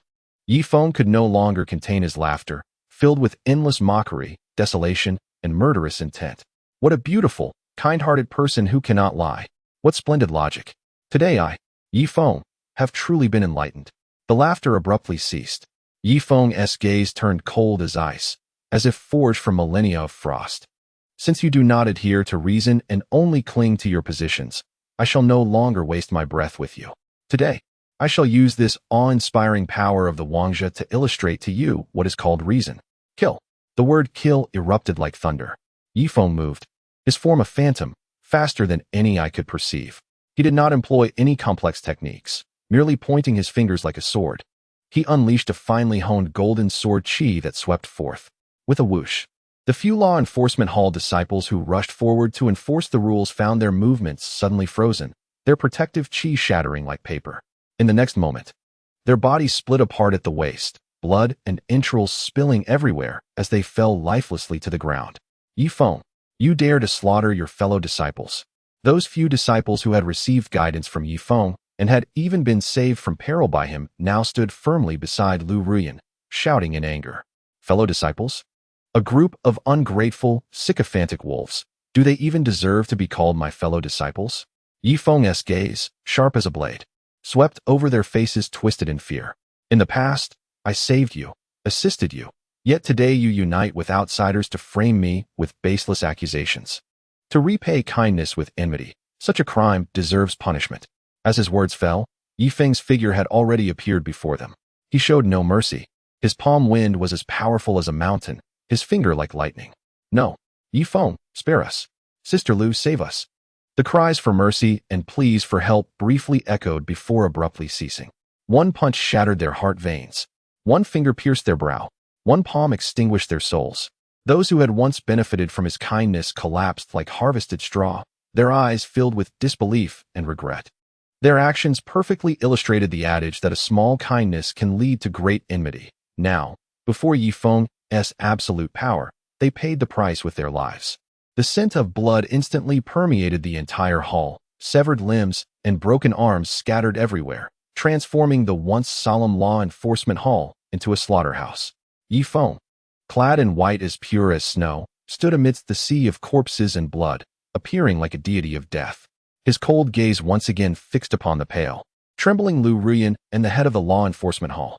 Next, it is your turn. Just as Ye Feng was about to strike again, a presence far mightier than that of the head of the law enforcement hall suddenly descended from the heavens, enveloping the entire Yaoguang sacred land. A voice, dignified and filled with fury, resonated through the heavens and earth. Ye Feng, halt. You are being far too reckless. Chapter 86. The Supreme Guardian of the Forbidden Zone. In the vast expanse of the sky, radiant light radiated in all directions, as a figure bathed in endless divine brilliance descended as if a deity had graced the world. The formidable dominion of a king spread across the land, standing in fierce opposition to Ye Feng's imposing presence. At last, the master of the Yaoguang sacred land made his appearance. Brother Jiang, do you intend to stop me? Are you going to prevent me, your junior, from eradicating these disgraceful traitors of our sect, these ungrateful wretches? Enough, junior brother Yi. You have already taken enough lives today. Not enough. How dare she? A mere trash of the Ku-Hai realm, slander a king? Such disciples are of no use, if we do not eliminate them. Shall we allow them to bring disaster upon the sect? Junior brother, heed my counsel. Lu Ruyin must not be killed. Must not be killed? There is no one who is beyond retribution. Do you know her true identity? I do not. Master Jiang pointed toward the direction of the Forbidden Zone. The Forbidden Zone? What a tired and clumsy excuse. As members of the Sacred Land, do we need to rely on the Forbidden Zone? Or do you expect that when the Forbidden Zone emerges, it will spare any sacred land? Upon hearing this, Master Jiang felt a wave of embarrassment. However, he was helpless, for he had been manipulated by Lu Ruyan's system and could only think of ways to please her while justifying Ye Feng's condemnation. Am I not merely befriending the Supreme of the Forbidden Zone? Next time they initiate a dark upheaval, perhaps our Yaoguang sacred land will lose 2 less lives. Brother, you know me. I dare to do anything in my life, except be a traitor to my kind, let alone betray humanity. To ally with the Supreme of the Forbidden Zone and sell out our race, that must be punished. As he spoke, Ye Feng raised his hand, unleashing a beam of sword light. Junior brother, no, stop. With a scream of despair, the master of the Yaoguang sacred land perished on the spot. Do not blame me. Being controlled by others is worse than death. Ye Feng thought to himself. He was not a saint and felt no pity for his enemies. Since Lu Ruyin was his foe, she must be slain, and anyone who dared to obstruct him, regardless of their reasoning, deserved death. Ye Feng turned his gaze toward Lu Ruyin. Now, do you have any tricks left? If not, then enlighten me as to why you have slandered me. How could this be? The master has been slain. How dare you? How dare you kill the master? Are you not afraid of the punishment from the elders? Is a mere second-rank immortal master comparable to my third-rank king? Ye Feng's gaze was as cold as a blade, piercing through Lu Ruyan's face, twisted by terror. As he advanced step by step, each footfall echoing like a heartbeat. It is now your turn. Tell me, why did you slander me? I, Ye Feng, have no grievances with you. Lu Ruyin, pale and trembling, staggered back, her mind frantically calling upon the system. System. What should I do? The master is dead. I am next. Ding. Detecting that the host faces a lethal threat, it is recommended to immediately use the advanced Heartlink Talisman, targeting the slumbering Supreme Elder Xianming of the Forbidden Zone. Quick, use it now. Control him. Let him suppress Ye Feng. Lu Ruyin grasped at this last straw of hope. Ding. Advanced Heartlink Talisman exchange successful. Usage successful. Just as Ye Feng was about to seize Lu Ruyin, an ancient and overwhelming aura erupted from the depths of the Yaoguang sacred land, akin to a slumbering beast awakening after eons. The mountains of the sacred land trembled, and the laws of heaven and earth were thrown into chaos. Who dares to commit murder in my Yaoguang sacred land, slaughtering the master? A voice, ancient yet imbued with supreme authority, reverberated through the air as the space itself was torn apart. A venerable elder, clad in a simple Taoist robe with white hair and beard, emerged, surrounded by a faint holy presence. This was one of the foundations of the Yaoguang sacred land, the Supreme Elder Xianming. Yet this sage, who should have seen through all, was now blinded by his loyalty to Lu Ruyin and consumed by rage towards Ye Feng, evidently having had his will completely distorted by the Heartlink Talisman. Grand Uncle Xianming, you must stand up for me, Lu Ruyin cried, her tears flowing like rain. Brother Yi, he not only spied on disciples, but, after being exposed, flew into a rage and killed the master and many fellow disciples. He has succumbed to madness. The murky eyes of Elder Xianming locked onto Ye Feng, filled with murderous intent. Ye Feng, as a king of the sect, you neglect to protect it and instead slaughter your fellow disciples and the master, committing such vile acts against a kind-hearted disciple like Ruyin. Today, I shall purge the Yaoguang sacred land of your presence, strip you of your cultivation, and you shall bow to Ruyin and confess your wrongs, lest I allow you to keep your corpse intact. Ye Feng gazed at this manipulated sage, a flicker of sorrow crossing his eyes. Yet more resoluteness and coldness filled his heart. Grand Uncle Xianming, you have been bewitched by this enchantress, your mind clouded. I implore you to awaken. Stubborn fool. Suppress him. Elder Xianming paid no heed to explanations and struck directly. A colossal hand of law, encompassing the heavens, coalesced, imbued with the entirety of the sage's laws, and came crashing down upon Ye Feng. This was an absolute suppression of realms. Between a king and a sage, it seemed but a single realm apart, yet in truth, it was an insurmountable chasm.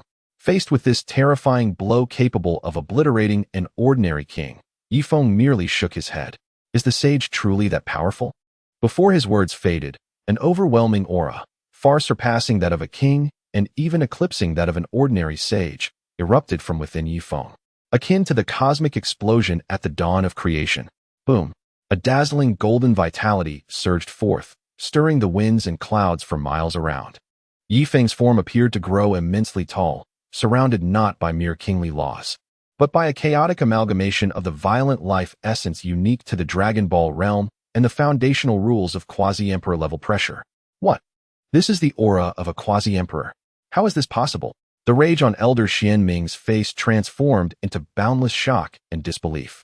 The hand of law, which could suppress kings, instantly melted and disintegrated before the might of this quasi-emperor aura, like ice meeting the scorching sun.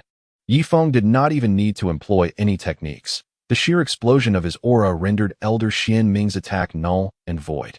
What more do you wish to say, Elder Xianming? Ye Feng, uninterested in further words, raised his hand in a gesture of sealing. Seal. With a mere utterance. The invisible quasi-emperor laws manifested as countless chains of order, binding Elder Xianming tightly, sealing away not only his sage power, but his consciousness as well, reducing him to the status of an ordinary, bewildered old man plummeting from the sky, his eyes filled with unending fear and confusion. In the blink of an eye, a sage was suppressed. Ye Feng's gaze returned to Lu Ruyin, who was now devoid of color. Is this all the trump cards you possess? Lu Ruyin completely broke down, shrieking, "You forced me into this. System, utilize ultimate authority, summon the supreme of the Forbidden Zone. Ding. Warning. This action will consume all of the host's fortune and lifespan. Do you confirm? Confirm. Confirm. I want him dead." Lu Ruyin was driven to madness. Chapter 87. The greatest support of the female realm, the heavenly path. Rumble. The heavens changed color, and the sun and moon lost their light. Deep within the distant life Forbidden Zone, an aura that made all realms tremble awakened. A colossal demonic shadow, shrouded in endless darkness and the essence of death, crossed the infinite void, casting its presence over the Yao Guang's sacred land. The supreme pressure enveloped all, causing nature to wither and all beings to prostrate themselves. Who has summoned me? The voice of the supreme of the Forbidden Zone was cold and devoid of emotion, carrying an indifference to the harvesting of life. Supreme One, please kill this man. Lu Ruyin screamed, pointing at Ye Feng. The gaze of the supreme of the Forbidden Zone fell upon Ye Feng, filled with scrutiny. Not bad. Considerable vitality, huh? No, wait. Before this formidable entity capable of making even emperors wary, Ye Feng revealed an excited smile. Finally, someone worthy has arrived. Clenching his fists, a sound akin to the creation of the universe rumbled from within him. Huh! With a powerful shout, Ye Feng's black hair ignited into a blazing crimson and grew wildly to his waist. Bursting forth from his body was a red aura, crackling with dense silver lightning. His physique became ever more robust, and a furry red tail swayed behind him. Super Saiyan 4 God. But that was not enough. His gaze shifted to a state of clarity and indifference, as the surrounding aura transformed into a silvery sheen, his body beginning to sway in a manner that transcended instinct. Almost in a natural rhythm of Dao. Ultimate Freedom Technique. Two supreme forms from the Dragon Ball universe converge. A force that surpasses the supreme, gazing down upon eternity. Arrogantly descending with the might of a celestial emperor. Who are you? The supreme of the Forbidden Zone revealed a look of astonishment for the first time. From the intertwining silver and crimson figure, he sensed a lethal threat. The one who will kill you. Ye Feng moved, his speed transcending the boundaries of time and space. It was as if he appeared simultaneously at countless temporal nodes, striking towards the colossal shadow of darkness with his fist. Simple, direct, domineering. No, the supreme of the Forbidden Zone let out a terrified roar, mobilizing all supreme laws to resist. Yet all was in vain. The first punch shattered the supreme laws. The second punch obliterated the supreme body. The third punch annihilated the supreme soul. 3 punches. Merely 3 punches. A supreme who had instigated dark upheavals, reaping countless life domains, could not even finish a final word before Ye Feng obliterated him to nothingness with absolute power, from flesh to mark. In the universe, silence reigned. Only Ye Feng, with silver hair and crimson fur, bathed in a silver aura, stood there like the sole, true deity of creation. Lu Ruyin collapsed to the ground, the system emitting a broken wail, her life and fortune rapidly fading away. No, it's impossible. Even the Supremes, she screamed in despair, making her last struggle. Heavenly Dao. System, with my remnants, I sacrifice to summon the Heavenly Dao of this realm to subdue this beast. She burned everything she had, communing with the highest rules in the void.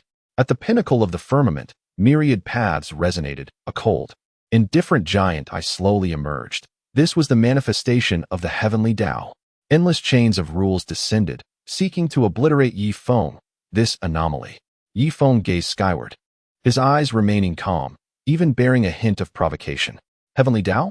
If you are just, you should not be swayed by such petty intrigues. If you are unjust, he slowly clenched his fist, the silver-red flames igniting to their zenith, the entire universe trembling beneath his fist. Then I shall pierce through the myriad paths and reshape the cosmos.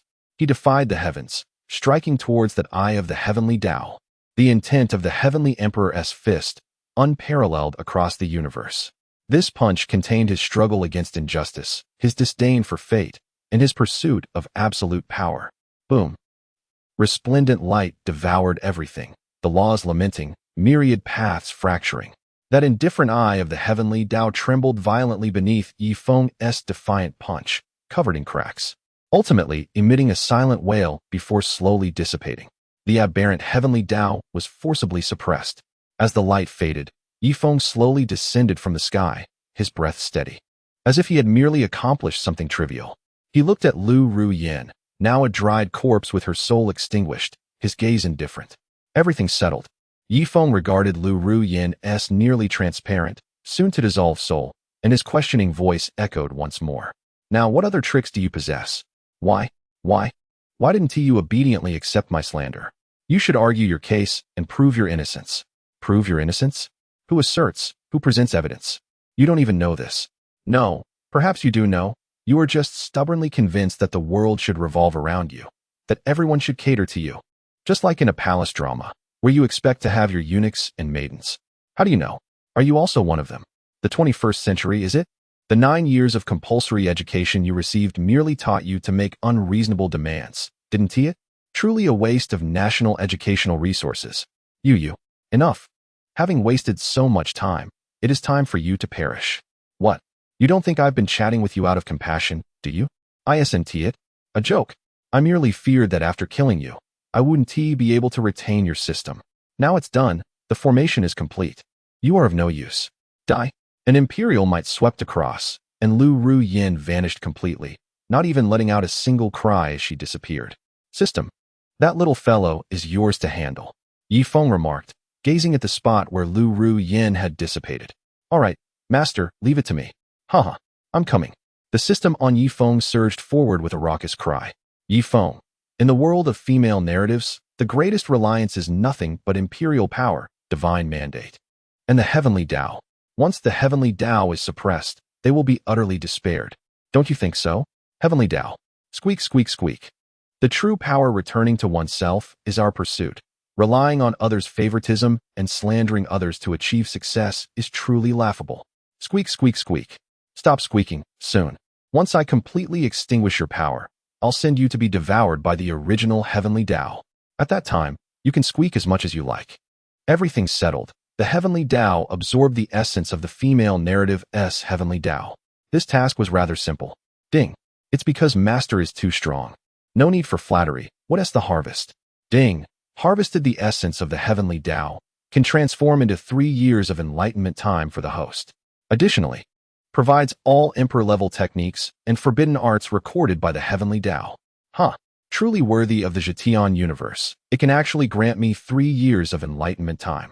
As for the Emperor techniques, let us begin. Ding. Master's enlightenment begins. As the system notification faded, Ye Feng's consciousness was drawn into an enigmatic realm. 3 years of enlightenment time, under the influence of the Zetian universe's essence, yielded effects far beyond ordinary seclusion. Chapter 88. The Path of the Immortal in the Mortal World. These 3 years were not merely 3 simple years. They equated to an extensive 300 years of deep cultivation at the very core of the heavenly path. His soul drifted in the ocean of myriad paths, past battles, suppressing the Heavenly Dao, and even cultivation concepts from other worlds, such as the Ki from Dragon Ball, the strength from national art. and the golden core and yuan shun from the cultivation system collided and fused violently with the Zetian laws at this moment. 300 years flowed like a great river in his consciousness. In the first 100 years, he thoroughly melded his learned skills, solidifying the comprehension of the emperor-level combat power, even that of a fleeting celestial emperor, with his indomitable will as the core, commanding the myriad paths, permanently residing in the domain of divine prohibition. And finally taking that crucial step forward, the myriad paths lamenting, the universe respecting him as he attained the status of emperor. Thus, he became Ye Tiandi. But this was merely the beginning. In the second 100 years, he did not hasten to live out his second life. Instead, relying on the unparalleled wisdom and perspective of an emperor, he began to deduce and refine the vast cultivation system concept in his mind, drawn from the experiences of traversers. These concepts, once mere fantasies in lower realms, gradually became clear and feasible under the support of the emperor-level principles. He saw countless paths leading to longevity and strength. Although most were merely frameworks, they were sufficiently awe-inspiring for eternity. In the third 100 years, he firmly consolidated his emperor-level fruit of the Dao and outlined the blueprint for achieving the immortal in the mortal world through 9 cycles of reincarnation with incredible clarity and perfection. Each life's path, the laws to cultivate, and the dangers to avoid were all clear in his mind. As 3 years concluded, Ye Feng slowly opened his eyes. No longer did his gaze exude sharpness, but rather contained the depth of time's sedimentation and the wisdom of universality. His aura was reined in to the utmost, appearing as an ordinary mortal. Yet, if a powerful being were present, they would sense the earth-shattering might concealed beneath that calm exterior. Ding!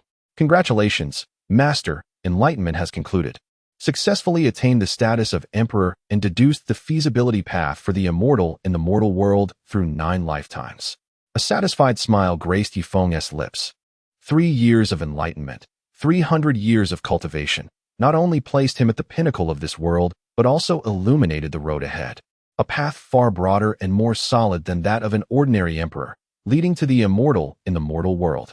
The first life, based on this current existence, was the orthodox emperor fruit of Zetian, commanding all laws, establishing an unparalleled foundation. In the second life, when cultivating martial arts, he honed his physical body and divine concealment, mastering the essence of both manifest and latent power, harmonizing strength and spirit, achieving unparalleled might, and entering the Dao through martial prowess, witnessing the divine unscathed, and proving the Dao through strength. In the third life, one embarked on the path of refining the golden elixir, achieving a flawless golden elixir that transcended into the realm of the spirit, ultimately culminating in the indestructible primordial spirit through the tribulations of body and soul, thus exploring the essence of life's transcendence. In the fourth life, one pursued the path of true qi and inner strength, returning from the acquired to the innate, transforming the innate into celestial beings, achieving unity of heaven and man, shattering the void and condensing the martial Dao golden elixir, experiencing the ultimate evolution of the energy system through the manifestation of the primordial spirit. In the fifth life, one specialized in the path of the soul, progressing from human master to earth master, then to heavenly master, ultimately enlightening oneself to become an immortal on land, uniting the yin and yang spirits, achieving a soul that is eternal and indestructible.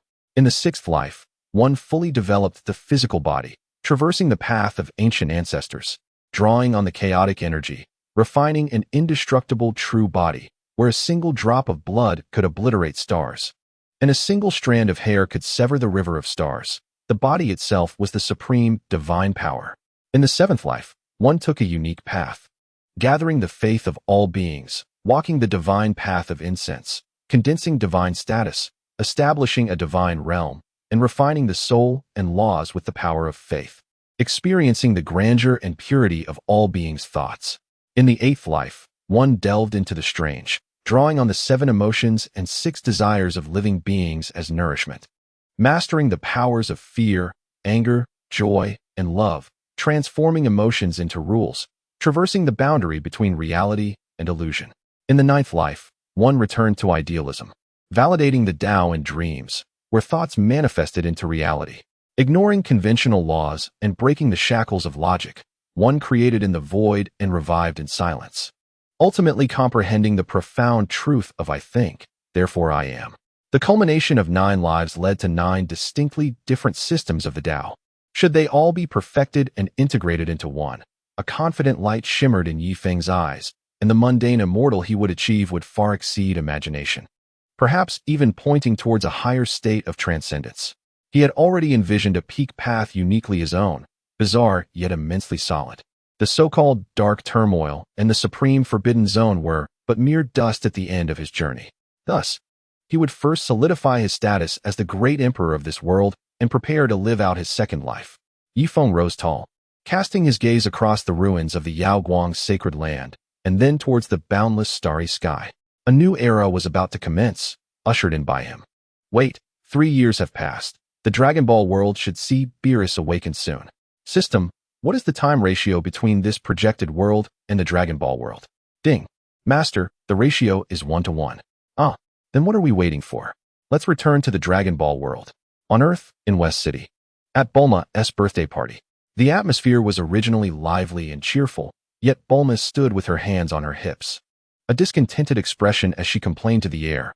Where on earth did that guy Ye Feng run off to? He promised he would arrive on time today. How long has it been? Nearby, Android 18, Krillin, and Marin sat quietly. Android 18's expression was cool, but her eyes betrayed a hint of unnoticeable frustration. She understood her husband's unique identity and that traversing different worlds was commonplace, yet his absence on such an important day was undeniably infuriating.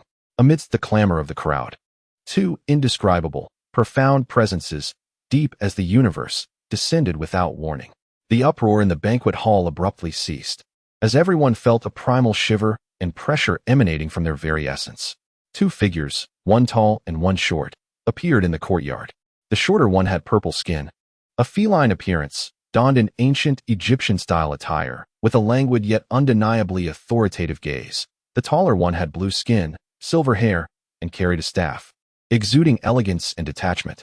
They were none other than the god of destruction, Beerus, and his angelic attendant, Whis. Beerus's sharp gaze swept over the attendees, and with a hint of impatience, he inquired, "Hey, among you, who is the one who defeated Frieza?" Son Goku scratched his head and innocently replied, "Frieza? That guy was defeated ages ago. Anyone here could easily beat him now." Though Vegeta sensed the unfathomable aura of Beerus, his pride as a Saiyan prince prompted him to scoff in agreement with Goku's statement. Oh, Beerus's feline eyes narrowed slightly, a dangerous glint flashing within. He was astonished, or perhaps enraged, by the hubris of these mortals. Anyone could defeat him, you say? It seems the people of this planet lack an understanding of reverence. Whis, I believe it is necessary to give them a little lesson. Whis nodded with a smile. Indeed, Lord Beerus. Chapter 89, Vegeta vs. Beerus. The ensuing developments unfolded much like the original narrative, albeit with slight variations due to Ye Feng's presence. Krillin, Yamcha, and Tien Shinhan bravely stepped forward. Yet their attacks were akin to child's play before Beerus, easily dispatched with a few casual moves, unable to even make him budge an inch. Piccolo shed his weighted clothing and unleashed his full power, a force far exceeding that of the Namek saga, which piqued Beerus's interest a tad. A Namekian? Quite interesting. A bit stronger than I anticipated. Yet, even so, when Beerus paid him a modicum of seriousness, he flicked away Piccolo's full-force special beam cannon with a single finger and sent him back to his original form with one strike, the disparity still resembling a chasm. I refuse to accept this. Piccolo begrudgingly acknowledged his defeat, realizing he hadn't even unleashed his true strength before being vanquished. At that moment, he understood the truth behind Ye Feng's words. Transformation, if it cannot be instant, is tantamount to nothing. The enemy won't wait for you to finish transforming before they strike. Damn it. Kakarot, Vegeta, what are you waiting for? Piccolo half knelt on the ground, shouting in frustration. Meanwhile, on the other side, Son Goku and Vegeta were bickering over who would take the stage first, their faces flushed with excitement. Rock, paper, scissors. 1 round to decide. Son Goku exclaimed. Humph, just as I wish. The loser cannot back out. Vegeta gritted his teeth. Rock, paper, scissors. Son Goku revealed paper, while Vegeta showed rock. Ha! I win. I go first. Son Goku leaped up in exhilaration. You bastard. Kakarot, you cheated. Vegeta was so infuriated he nearly transformed into a Super Saiyan, insisting, "That doesn't count. Best 2 out of 3. Hey, Vegeta, we agreed on 1 round. Less chatter. What I say goes." As these 2 Saiyans continued to squabble over the order of entry, veins bulged on Beerus's forehead, his patience completely exhausted. "You 2 fools. Be quiet." The immense pressure instantly froze Son Goku and Vegeta in place. Beerus pointed at Vegeta. Yes, you, the one with the arrogant face. You go first. Let me see what this so-called Saiyan is capable of besides arrogance." Vegeta was initially taken aback, but soon wore a fierce and excited grin. He brushed off Son Goku's restraining hand and strode forward. "Humph, though your attitude is infuriating, I, Prince Vegeta, accept this gift. To personally learn the skills of Lord Beerus is an opportunity one have long sought." He took a deep breath, unleashing a golden aura that erupted violently, his hair instantly turning golden and shooting upwards. Super Saiyan. Yet this was not the end. His aura continued to rise, and the golden flames crackled with lightning effects, the overwhelming energy causing the entire earth to tremble slightly. "Oh, he can become even stronger?" Beerus's interest intensified. "This is not an ordinary Super Saiyan. Take this, Lord Beerus." Vegeta roared, surrounded by blue lightning, charging at Beerus with the full power of Super Saiyan 2 at light speed. In this moment, Prince Vegeta, for the glory of the Saiyans and to prove his worth to that unfathomable existence, poured forth all his strength and launched his assault. Meanwhile, in another world, Ye Feng had just torn through space, preparing to return to the Dragon Ball Earth.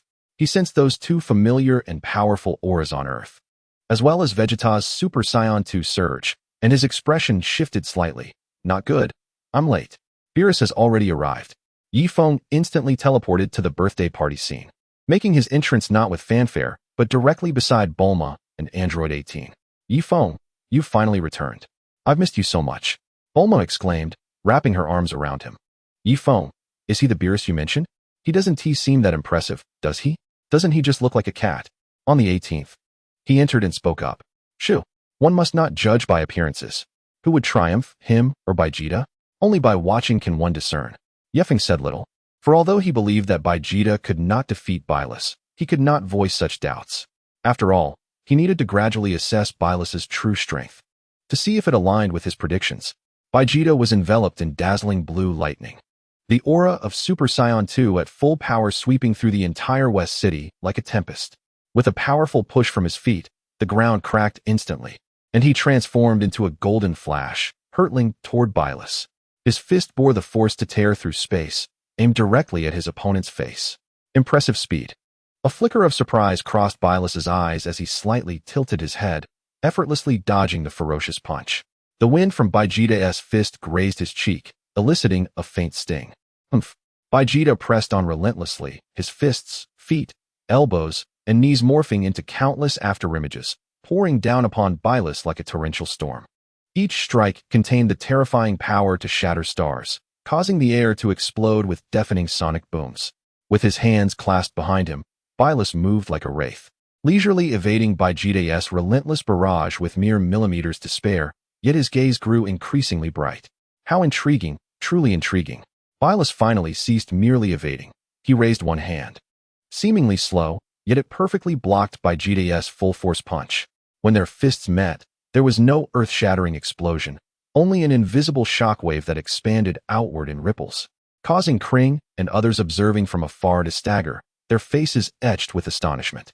"Your power indeed exceeds my expectations," Bylus remarked, feeling the strength emanating from his palm, a playful smile gracing his feline features. It was remarkable for a Saiyan to reach such heights in the 7th dimension. "The 7th dimension? Stop talking nonsense," Vegeta roared, his aura surging once more, the golden flames intensifying, the lightning crackling more fiercely. He pushed his Super Saiyan 2 powers to their zenith, his combat strength skyrocketing. Boom, boom, boom. Their figures collided in the air at blistering speeds, with each clash dimming the very heavens. Vegeta poured his all into the fight, even forcing Bylus to use his other hand for defense during a close-quarter struggle. Exhilarating. Vegeta's resolve grew stronger, the warrior blood of the Saiyans boiling within him. Yet Bylus's composure remained unshaken. "It seems this is the limit of your form." As his words fell, the strength in his hand suddenly surged. Bang! Vegeta felt an irresistible force strike him, sending him crashing backward, demolishing several small mountains before finally coming to a halt. Chapter 90. A Battle of Godly Proportions. Vegeta. Thais exclaimed. Damn it! Vegeta arose from the rubble, wiping the blood from the corner of his mouth. He understood that the power of Super Saiyan 2 could no longer contend with this monster before him. I must resort to that. Vegeta's gaze sharpened. His fists clenched as he let out a deep, suppressed roar. An even more ferocious, more terrifying golden aura surged skyward. His hair grew visibly longer. Cascading down to his waist, his brows vanished, and his brow bones protruded, surrounded by golden flames crackling with lightning. His presence amplified many-fold. Super Saiyan 3. What? Even the usually composed Byleth displayed unmistakable surprise. He sensed the vast energy emanating from Vegeta, as if it could rupture the very cosmos, his voice tinged with disbelief. The 8th dimension? How is this possible? A mere mortal can elevate their power to the realm of the 8th dimension. Vegeta hovered in midair, his waist-length golden hair flowing without wind, resembling a war god descending. He looked down at Byleth, proudly declaring, How about that? Destroyer. This is the true power of your prince. Byleth withdrew much of his earlier disdain, nodding, Vegeta, I concede, your power indeed warrants my respect. The strength of the 8th dimension is rare even in the universe. You have earned the right for me to take you somewhat seriously. Somewhat seriously? A smirk of arrogance graced Vegeta's lips. Byleth, you're celebrating too soon. This is not yet the end. As his words faded, amid the astonished gazes of all, Vegeta's furious golden flames began to gradually recede, the form of Super Saiyan 3 dissipating. He closed his eyes, as if brewing something. In the next moment, a distinctly different, sacred and ethereal red light radiated from within him. This glow was not blinding, but contained a depth and primordial power surpassing his previous Super Saiyan 3 form. The red flames enveloped Vegeta, his hair and brows transformed to striking crimson, his pupils shimmering with an emerald gleam, exuding a tranquil yet immense pressure. Super Saiyan God. Is this the aura of a deity? Byleth was utterly astounded, his cat-like eyes widening as he fixed his gaze on Vegeta, bathed in the red divine light. His voice trembling slightly. It cannot be. This unique divine aura resembles that figure from my dreams. Vegeta, could you be the Super Saiyan God I have long sought? Vegeta slowly opened his emerald-hued eyes, feeling the sacred power coursing through him, distinct from before. He raised his hand, the red flames dancing in his palm. Super Saiyan God. If you wish to call this form that, he pointed at Byleth, his battle intent soaring once more. Then, the second round begins, Destroyer Byleth.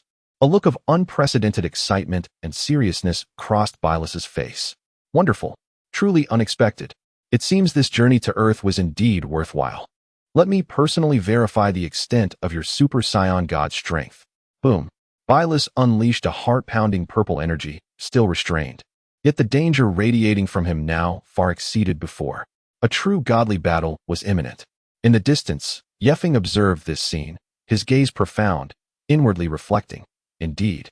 Due to my intervention, Vegeta's foundation and potential far exceed the original narrative. How much strength can Super Saiyan God compel from Byleth? Ye Feng approached Sun Wukong. Wukong, Vegeta has not been idle over the past 3 years, has he? Certainly not. To defeat you, Vegeta and I have been training together all along.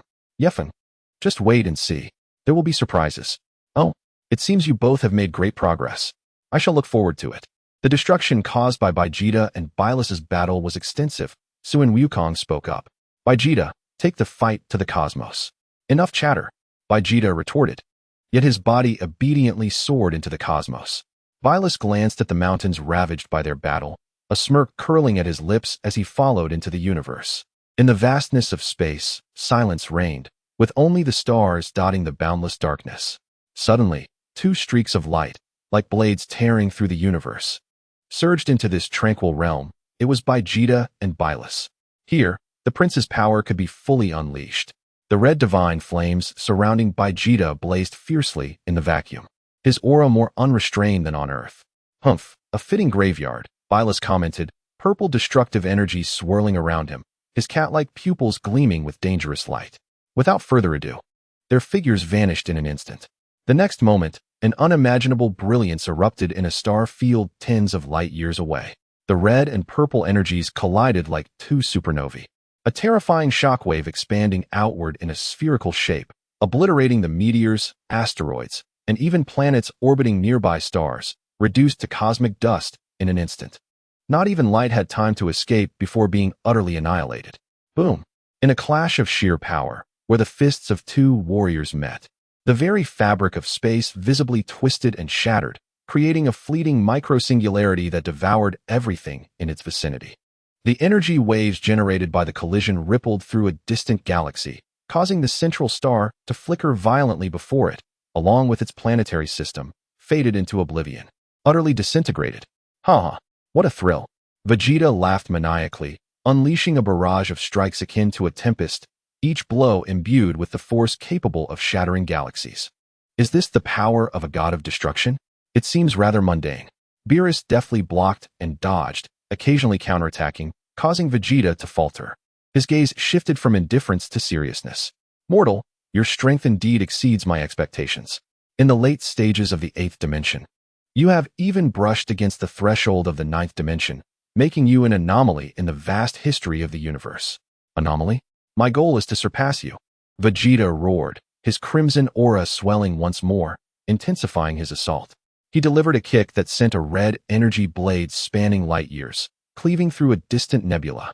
Beerus' expression turned cold as he sidestepped the cataclysmic strike, the energy blade hurtling into the depths of the cosmos, unaware of how many innocent celestial bodies it would annihilate.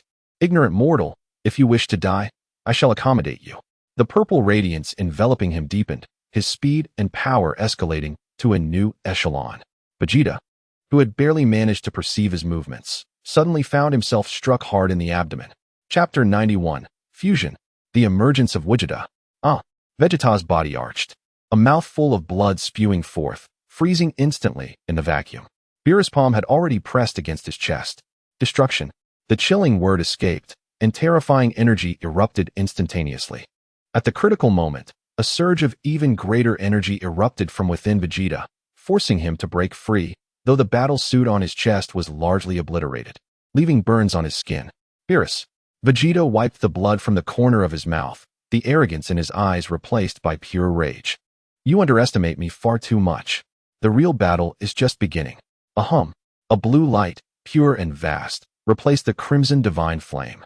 Vegeta's hair and brows transformed into a deep azure, his pupils shimmering with an icy blue glow, and the aura surrounding him became a swirling blue flame reminiscent of a nebula. Super Saiyan Blue. What? For the first time, surprise illuminated Beerus' face. His breath shifting dramatically to the 9th dimension, the domain of a true candidate for God of Destruction. No, he was even nearing the realm of a true God of Destruction. At this moment, Vegeta's aura matched approximately 80% of Beerus' strength. Here, 80% equates to the disparity between the 11th and 9th dimensions, thus counting as 2/10. Now how does it feel? Vegeta's voice was icy.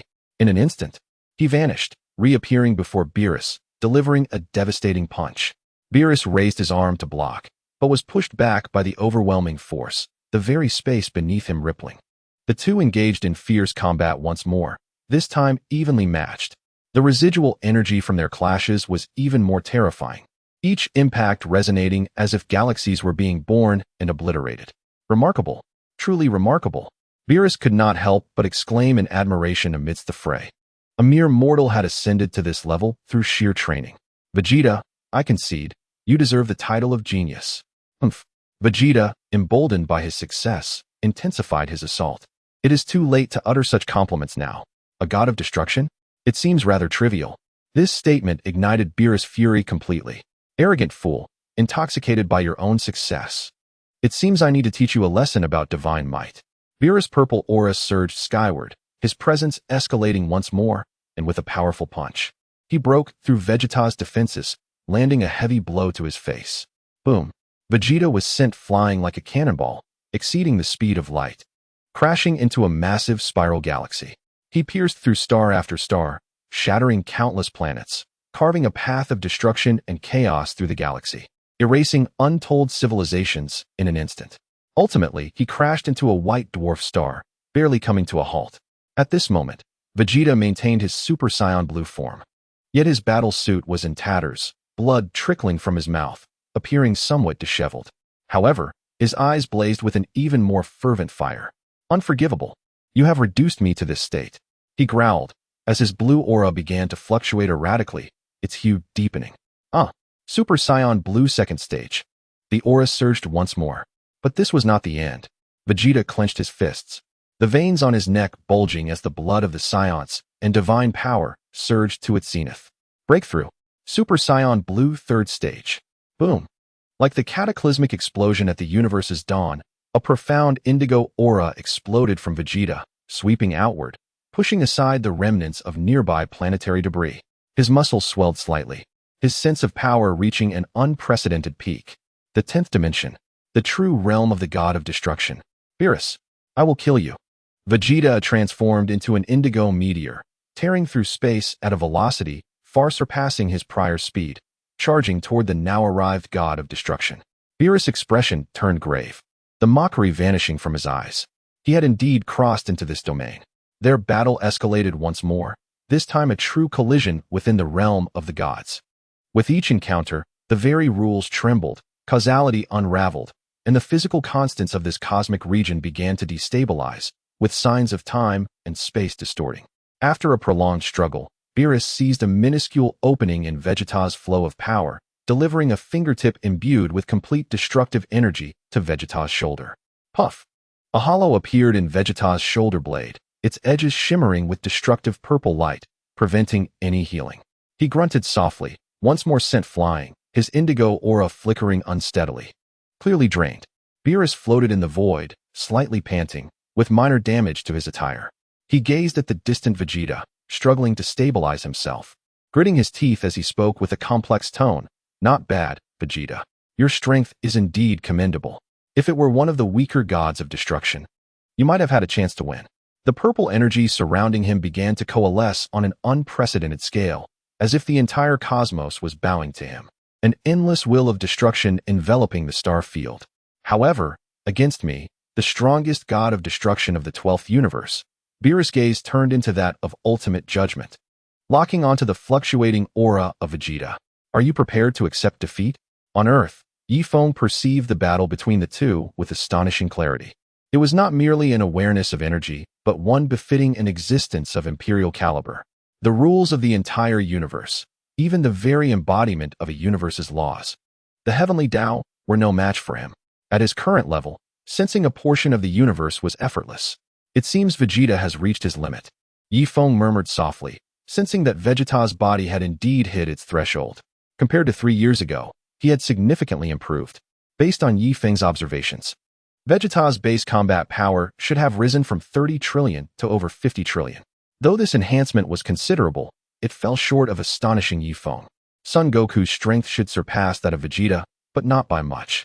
As for the Kaioken, using it in Super Saiyan Blue third stage. Unless he possesses an immortal body like Majin Buu that continuously regenerates, he would likely self-destruct within a second. What exactly is that surprise? Goku? Ye Feng turned his head and discovered that Sun Wukong had vanished, only to sense that he was already beside Vegeta. Vegeta? Give me the Xiando. Let us fuse. How infuriating. This move was clearly intended for Ye Feng, yet it had to be employed prematurely.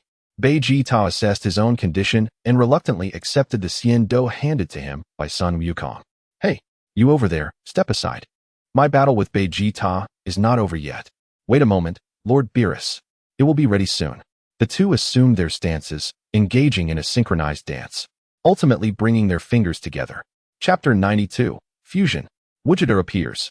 With two synchronized shouts, Sun Wukong and Vegeta's figures rapidly converged amidst a marvelous resonance, culminating in a blinding white light. As the brilliance faded, a brand new warrior stood proudly in the cosmic void. He possessed an upright posture, embodying the carefree spirit of Wukong and the stoicism of Vegeta, clad in familiar vest and trousers, with a prominent character emblazoned on his chest. His gaze exuded absolute confidence, tinged with a hint of irreverence. The fused warrior Vegeta made his entrance. In the distance, Ye Feng, observing through divine perception, couldn't help but smile knowingly. So, it is fusion, perfectly uniting the powers of two Super Saiyans at their peak, resulting in a geometric increase. This indeed warrants astonishment.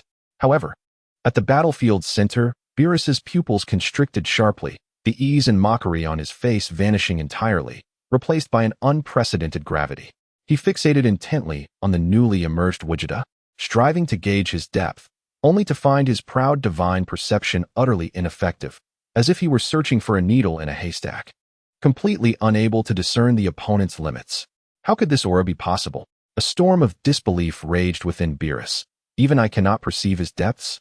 Previously, even when Ye Tao ascended to the 10th dimension, he never instilled such a feeling in me. The principles of fusion revealed their tyrannical nature at this moment. Not merely 1+1, but a tenfold enhancement of their average combat power. With both foundational battle powers exceeding 500 billion and mastery over divine realms, the existence born from their fusion began at an unfathomable height. Wichita cracked his neck, producing a crisp sound of bones, feeling the tempestuous strength surging within him, as if an endless reservoir of power flowed through him. A unique smile formed at the corners of his mouth, blending Wukong's innocence with Ye Tao's pride. Now, let us begin, Mr. God of Destruction. Without any earth-shattering eruption, the blue divine flame naturally emerged and rapidly deepened, transforming into indigo, the third stage of Super Saiyan Blue fusion. Boom. The divine pressure emanating from Wichita was incomparably greater than Ye Tao's solo prowess, sweeping across the entire cosmos, which groaned under the burden.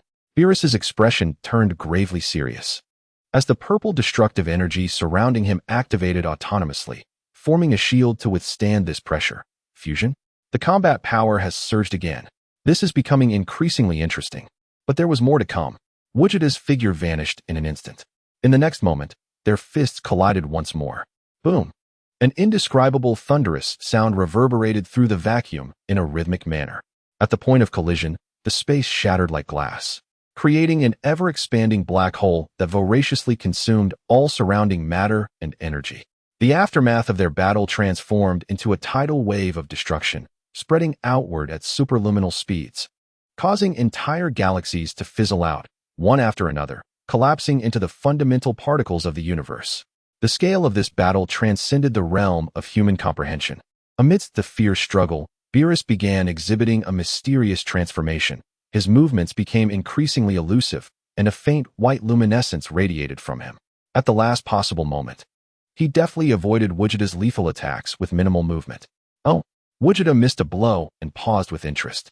Your evasion is impressive, but your mastery of Zai Ji Yi Gong is not perfect. It pales in comparison to Ye Feng's. Ye Feng. Beerus's heart raced. That seemingly unremarkable human observing from Earth. Who exactly is he? Wichita shrugged his shoulders, his fighting spirit ignited. Defeat me, and I will tell you. Beerus's eyes turned cold, ceasing any further words, and once again engaged Wichita in battle. Their figures flickered through the vast expanse of space, each appearance accompanied by the annihilation of galaxies. Wichita's strength, speed, and energy levels completely overwhelmed the unreserved Beerus. Yet the nascent form of Zai Ji Yi allowed Beerus to narrowly escape danger while capitalizing on Wichita's minute openings to counterattack. The battle raged on for an indeterminate time, with the number of obliterated galaxies becoming incalculable. Beerus was the first to create distance, breathing heavily, the white luminescence surrounding him becoming somewhat unstable. He stared at the still formidable Wichita, solemnly stating, "Impressive, you have forced me to this extent." The purple glow enveloping him began to retract, yet the dangerous will of destruction surged exponentially. Next, I will unleash my true power and show you what a real god of destruction is. Beerus's voice resonated with boundless authority, the dignity of a deity, not to be trampled upon. With each of Beerus's roars, a deep, pure purple light erupted from within him. No longer simply an energy flame swirling around him, but a form of armor-like energy, tightly encompassing his entire being, exuding an aura of majesty, sanctity, and ultimate destruction. His cat-like pupils transformed into a brilliant purple, and his hair stood on end, suffused with a layer of purple radiance. God of Destruction form at full power. Buzz. The space became solidified. Beerus, having completed his transformation, did not even move. With just a glance, the area of space where Wichita resided suddenly compressed and collapsed. So fast, Wichita could only cross his arms in front of him, as an irresistible force descended upon him. Bang, bang, bang, bang. Beerus's figure seemed to exist in every corner of the universe simultaneously, and Wujida, akin to a punching bag, was relentlessly assaulted by countless Beeruses from all directions. The indigo aura flickered erratically, blood pouring from his mouth, utterly powerless to retaliate. What's wrong? Beerus's cold voice echoed in Wujida's ear as a heavy punch landed squarely in his abdomen. Is this all the power you possess? Did you not claim you would show me the strength of mortals? Puff. Wujida's body arched, his eyes bulging. Taking such hits will only make me look down on you, Beerus remarked, delivering a vicious kick that sent Wujida flying like a meteor toward a dying star. Immediately afterward, Beerus appeared behind the flying Wujida, his fist charged with ultimate destructive energy crashing towards his back. That's enough. Just as the situation reached a critical point, a hand covered in strange fur firmly grasped Beerus's destructive punch. All the force, all the destructive energy, came to a sudden halt. Chapter 93, A Battle with the Angel. Beerus looked up in astonishment. Wujida slowly raised his head, his gaze transformed into one of absolute calm and pride, transcending all existence. His once blue hair now blazed into a fiery red, growing wildly until it reached his waist, enveloped in a thick layer of red fur. And a powerful red tail swayed behind him. Yet the most unsettling aspect was the dark red divine flame engulfing him, a blend of wildness, sanctity, and destruction. Super Saiyan 4 God. Boundary breakthrough. This power was originally meant for Ye Feng. Wugar's voice was calm, yet imbued with a penetrating authority that resonated deep within the soul. Since you wish to taste it, I shall ensure you comprehend. He grasped Beerus's fist and gradually exerted force, causing Beerus to be astonished as the destructive energy he had gathered was effortlessly crushed by his bare hands. Even deities can face defeat. With a thunderous roar, a magnificent might, far exceeding the terrifying 50-fold of his previous transformation into Super Saiyan Blue, erupted with the intensity of the universe's very creation. A dark crimson wave of energy surged forth, obliterating everything within light years of its vicinity, including the colossal star, reducing it to nothingness. Far away on Earth, Ye Feng's previously serene countenance finally displayed a distinct look of astonishment. He straightened his posture, his gaze piercing through the endless expanse of space, landing upon Lars' newly evolved form. The fusion of the primal power of Super Saiyan 4 and Divine Mastery was not merely a simple enhancement, but an essential transcendence, augmenting combat prowess 50-fold compared to Super Saiyan 3. Excitement flickered in Ye Feng's eyes as he mused. Is this the surprise you have prepared for me? Indeed. You have not disappointed. At that moment, he realized that it was not the time to intervene. He noticed Whis, who was nibbling on some food, furrowing his brow, and he felt compelled to intervene. Mr. Whis, it would be prudent for you not to involve yourself in their battle. Approaching Whis, he fixed his gaze upon him. You intend to stop me? Angels are supposed to remain neutral, are they not? You seem to be quite knowledgeable. Do we know each other? In a certain timeline, I was your pupil, and you once guided my cultivation. Traveling through time, no wonder they all possessed divine auras. You taught them, did you not? One could say that. Your current level of mastery, I find it somewhat opaque. Whis scrutinized Ye Feng in astonishment. In the realm of Zhetian, 3 years of profound enlightenment equated to centuries of training under normal circumstances, resulting in an immense elevation of Ye Feng's prowess. It is crucial to note that advancements in the Zhetian realm do indeed enhance combat capabilities within the Dragon Ball universe. They do not diminish them. Once a certain threshold of strength is attained, one may encounter a bottleneck. A bottleneck could stagnate one's progress for millions of years. This has been previously mentioned. To elaborate, the Kaioshin, the Supreme Kai, and even the God of Destruction, Beerus, have lived for billions of years. Why do they cease to improve after reaching a certain level? The Kaioshin's power was enough to instill fear in Frieza, and while he may have sealed away Bojack and his crew, even at his peak, he would only match the full power of Super Saiyan 1. They have lived for billions of years. Yet why are they surpassed by Son Goku and others who have only trained for years or decades? Even considering bloodline factors, the existence of bottlenecks at each stage is undeniable. One does not realize that without overcoming each stage of Super Saiyan, one can never achieve full power nor ascend to Super Saiyan 2. This is also why, despite years of training, Son Gohan could not defeat androids 17 and 18. Son Gohan possesses remarkable talent, surpassing both Son Goku and Vegeta, yet without the new realms that Son Goku has unlocked. He too is confined to the limits of his current stage. This underscores the significance of one's realm. If Ye Feng's level of mastery does not advance, his foundational combat strength will have no potential for enhancement. Now that he has ascended to the true heights of an emperor, possessing a singularly cosmic level of mastery, his form can accommodate greater advancements. No, Mr. Whis, in comparison to you, I still have much to learn. Your words betray you, considering your tone. It seems you are not far behind me. Well, I have not crossed blades with Mr. Whis, thus the outcome remains uncertain. Whis's brow furrowed again as he contemplated intervening in the battle, but Ye Feng quickly interjected. He sensed Beerus was in dire straits and could not allow Whis to disrupt the fight. Are you certain you wish to obstruct me?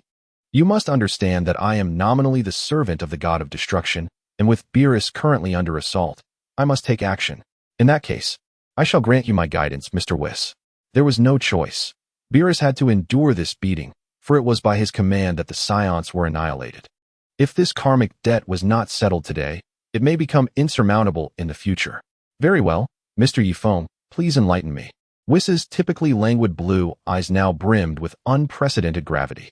He distinctly sensed the power emanating from Ye Feng, which had transcended the realm of the god of destruction, even brushing against the domain of angels. What further unsettled him was that this power was not merely an accumulation of energy. It embodied a uniquely refined and domineering essence of law, exuding an air of aggression and annihilation. Such strength could elevate to this level in an instant. Whis marveled internally, realizing that the amalgamation of those 9 secret techniques could invoke such terrifying celestial killing intent. The method of layering the Kaioken was unprecedented. Confronted with Ye Feng's concentrated might, capable of cleaving space and dimensions with the great dimensional slash, Whis recognized that if he held back even slightly, not only would he fail to save Beerus, but the very foundation of the 7th universe would also suffer grave damage.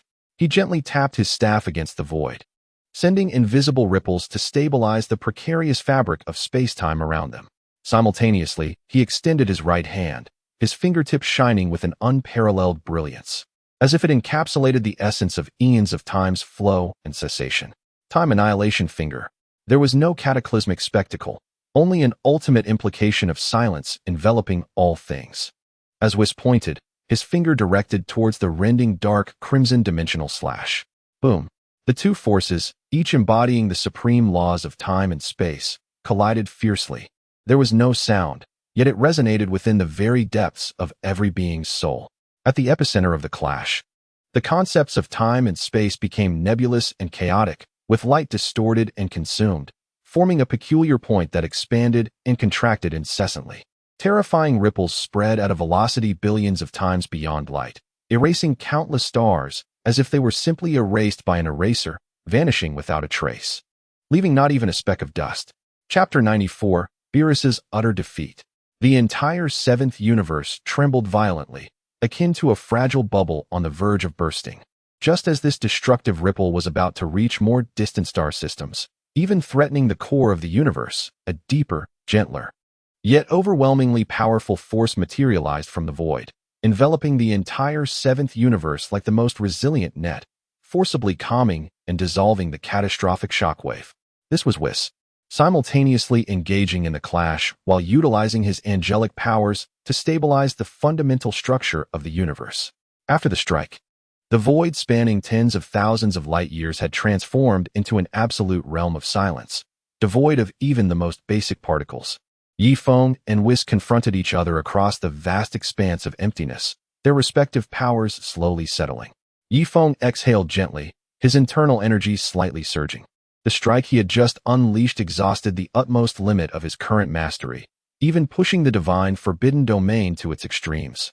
However, he sensed that Whis's Time Annihilation Finger had retracted some of its power at the critical moment, evidently to safeguard the universe. Whis regarded Ye Feng, a signature smile reappearing on his face, tinged with curiosity. Truly remarkable, Mr. Ye Feng. Your strike, while seemingly focused on spatial severance, intricately concealed the principles of time acceleration and deceleration, both exquisite and lethal. Were it not for my slight understanding of the laws of time, I might have truly faced a setback. Ye Feng returned the smile, dissipating the tumultuous aura and mystical runes surrounding him, and clasped his hands in respect. "You flatter me, Mr. Whis. Your time annihilation finger is genuinely unfathomable, for within your finger lies not only the culmination of time, but also a labyrinth of spatial intricacies. Had I not broken through with sheer force, I would likely have been ensnared in the eternal turbulence of time and space. Perhaps it would be more fitting to call this technique time-space annihilation finger." The two individuals exchanged a knowing glance, simultaneously erupting into laughter that held an elusive significance. They were both aware that their recent confrontation appeared evenly matched. However, in reality, Weiss had still managed to endure Ye Feng's full-force strike, while distracted by the responsibility of safeguarding the entire seventh universe, showcasing his superior strength. Nevertheless, the potential demonstrated by Ye Feng, his unwavering will to attack, and his formidable techniques, which deviated from the laws of this universe, were sufficient for Weiss to regard him as an equal. "Ah, what a delightful sparring session," Weiss mused, lightly tapping his palm with his staff. It seemed that Lord Beerus would have to bear the consequences of his own teachings this time. After all, as you said, causality must be resolved. Ye Feng nodded in appreciation. "Thank you for your understanding, Mr. Weiss." Their gazes shifted once more towards the battlefield afar, where dark red divine flames surged like a tide of destruction, completely overpowering the purple energy of annihilation. The roars of Beerus and the cold yet feral declarations of Wujida echoed continuously, accompanied by terrifying clashes that could silence galaxies. Weiss shrugged helplessly and, seemingly from thin air, produced a box of exquisite cosmic delicacies, savoring them in small bites while mumbling, "Well, as long as no one is truly killed, it should be manageable. It's just the right opportunity for Lord Beerus to stretch his limbs. He has been dormant for far too long." Hearing this, Ye Feng's lips curled into a slight smile. He understood that Beerus was destined to receive a beating today, and the ancient causality between the Scions and the god of destruction would be irrevocably resolved in this most direct and Scion manner. His focus once again honed in entirely on Wujida's transformation into Super Scion 4, Godly Limit Breakthrough, his eyes gleaming with fervent curiosity and analytical fervor. The path of Super Scion 4 seemed to be even broader than I had anticipated, an exquisite balance and elevation of wildness, divinity, and humanity. Clearly, my journey also necessitates greater integration and inspiration. In the distant reaches of the cosmic void, the battle between Wujida and Beerus was nearing its conclusion. Beerus, battered and scarred, bore the marks of his fierce struggle, his purple fur singed in multiple places, his energy in disarray. Gritting his teeth, his eyes were filled with incredulous rage and a hint of barely concealed terror. Ever since this red-haired Scion had revealed the terrifying form of Super Scion 4, the tide of battle had irrevocably shifted. "Damn it, bastard!" Beerus roared as he forced the remaining destructive energy within him to coalesce. The purple flames of energy rising like a dying struggle. "I am the god of destruction, the most esteemed and powerful deity in the universe. How could I possibly be defeated by you, a lowly mortal?" Destructive energy sphere, a colossal purple energy sphere, infused with Beerus's final strength, hurtled toward Wujida. Yet, in the face of this overwhelmingly destructive force capable of obliterating multiple star systems, Wujida merely raised a hand with indifference. The dark red divine flames surrounding him flickered slightly, and as the violent energy sphere made contact with his palm, it swiftly melted away like snow under the blazing sun, disintegrating into the most primal particles of energy, consumed entirely by the dark red flames. "Deity?" "Hardly." Wujida's voice was calm, yet laced with an icy chill. "Your pride, your power, are utterly meaningless in the presence of true absolute strength." Beerus's pupils constricted sharply. The destructive energy he had prided himself on had been dismissed so effortlessly by his opponent. He could even sense that within Wujida's power attributes lay a trace of a higher order of destruction, surpassing his own destructive authority. I refused to believe it. Beerus went completely mad, disregarding everything to unleash the remnants of Ultra Instinct, his form scattering into multiple afterimages that converged from all directions toward Wujida. Each strike he unleashed was imbued with the laws of destruction, potent enough to rend galaxies asunder. Yet Wujida stood firm, his presence akin to an ancient rock, impervious to Beerus's onslaught, blocking, dodging, or countering with even greater force. The dark red flames served as an unwavering barrier, repelling all attacks. The sounds of fists and feet colliding resonated like the lament of the cosmos. Beerus was repeatedly sent flying, his injuries worsening, and the silver brilliance of Ultra Instinct dimming further. He could feel his body crying out in agony, the very fabric of his divine status trembling. Why? Why can I not shake him? Beerus roared internally. I am the god of destruction, bestowed with the powers of the universe. Why is this fused scion so overwhelmingly strong? He could not comprehend how his eons of accumulated strength could be bested by a race that had existed for mere decades, especially one that was a temporary entity formed from two individuals. Chapter 95, Instant Kill. Wujida seemed to see through Beerus's thoughts, speaking coldly. The power derived from divine status has its limits. The strength of a scion lies in surpassing those limits time and again, transforming the impossible into the possible. Your causality must be settled today. As he spoke, a glint of determination shone in Wujida's eyes. Time was of the essence. It was time to conclude this. After resolving you, I still wish to engage in a proper battle with Ye Feng. An alarm blared in Beerus's mind as an even more lethal sense of crisis enveloped him. Suddenly, from within the dark red flames surrounding Wujida, a layer of even more intense and frenzied crimson light erupted. Tenfold Kaioken. Boom. Like a star being cast into an already tumultuous sea of magma. Wujida's energy surged exponentially. The intermingling dark red and crimson flames shot skyward, illuminating him as a world-ending demon emerging from ancient myth. In that moment, his power transcended the very limits of Beerus's comprehension. Beerus only saw a flash of red and black light, moving at an unimaginable speed, exceeding even the reaction limits of his remaining Ultra Instinct. In the next instant, he felt an indescribable force crash into his abdomen with tremendous impact, shattering all defenses, all energy, even the divine power of the god of destruction, into countless fragments. Ugh! Beerus's eyes bulged as he coughed up blood imbued with divine essence, his consciousness engulfed by an abyss of darkness. The last image he beheld was Wujida's cold, yet proud crimson gaze. The two figures briefly crossed paths. Wujida slowly retracted his fist, the terrifying crimson light and the effects of the tenfold Kaioken dissipating, leaving only the pure dark red divine flames still burning. He did not even glance back at Beerus, who was plummeting like a meteor into the depths of the universe. He merely sensed the energy emanating from him. Humph. Has he passed out? At least he knows his place, and hasn't he completely fallen? In an instant, he appeared beside the unconscious Beerus, floating in the void, effortlessly grasping the back of Beerus's neck as if he were a mere chick. With a swift motion, they vanished from that desolate starfield. Earth, Baozi Mountain. In the courtyard of Son Goku's home, the space twisted momentarily as Wujida abruptly materialized before everyone, dragging the unconscious and disheveled god of destruction, Beerus, along with him. Pooh! Krillin, who was drinking water, spewed it out. Lord Beerus. Vegeta's pupils widened in shock, although he had anticipated this. Witnessing the once mighty god of destruction in such a pitiful state left him deeply shaken. Wujida won. Son Gohan and the others were left speechless. Bulma covered her mouth, incredulous at the scene unfolding before her. Only Ye Feng gradually stood up, a satisfied and battle-hungry smile gracing his face. With a casual motion, Wujida tossed Beerus to the ground as if discarding refuse. His gaze swept past the others, locking onto Ye Feng, his crimson eyes ablaze with a fiercer fire than that which had accompanied his victory over the god of destruction. The nuisance has been dealt with. The voice of Wujida resonated with the echoes of battle, clearly reaching the ears of everyone present. Ye Feng, it is our turn now. In response to Wujida's fervent declaration, Ye Feng maintained his serene smile, gently adjusting the non-existent corners of his attire, his tone calm, yet imbued with undeniable certainty. Wujida, are you certain you wish to fight me now? Absolutely.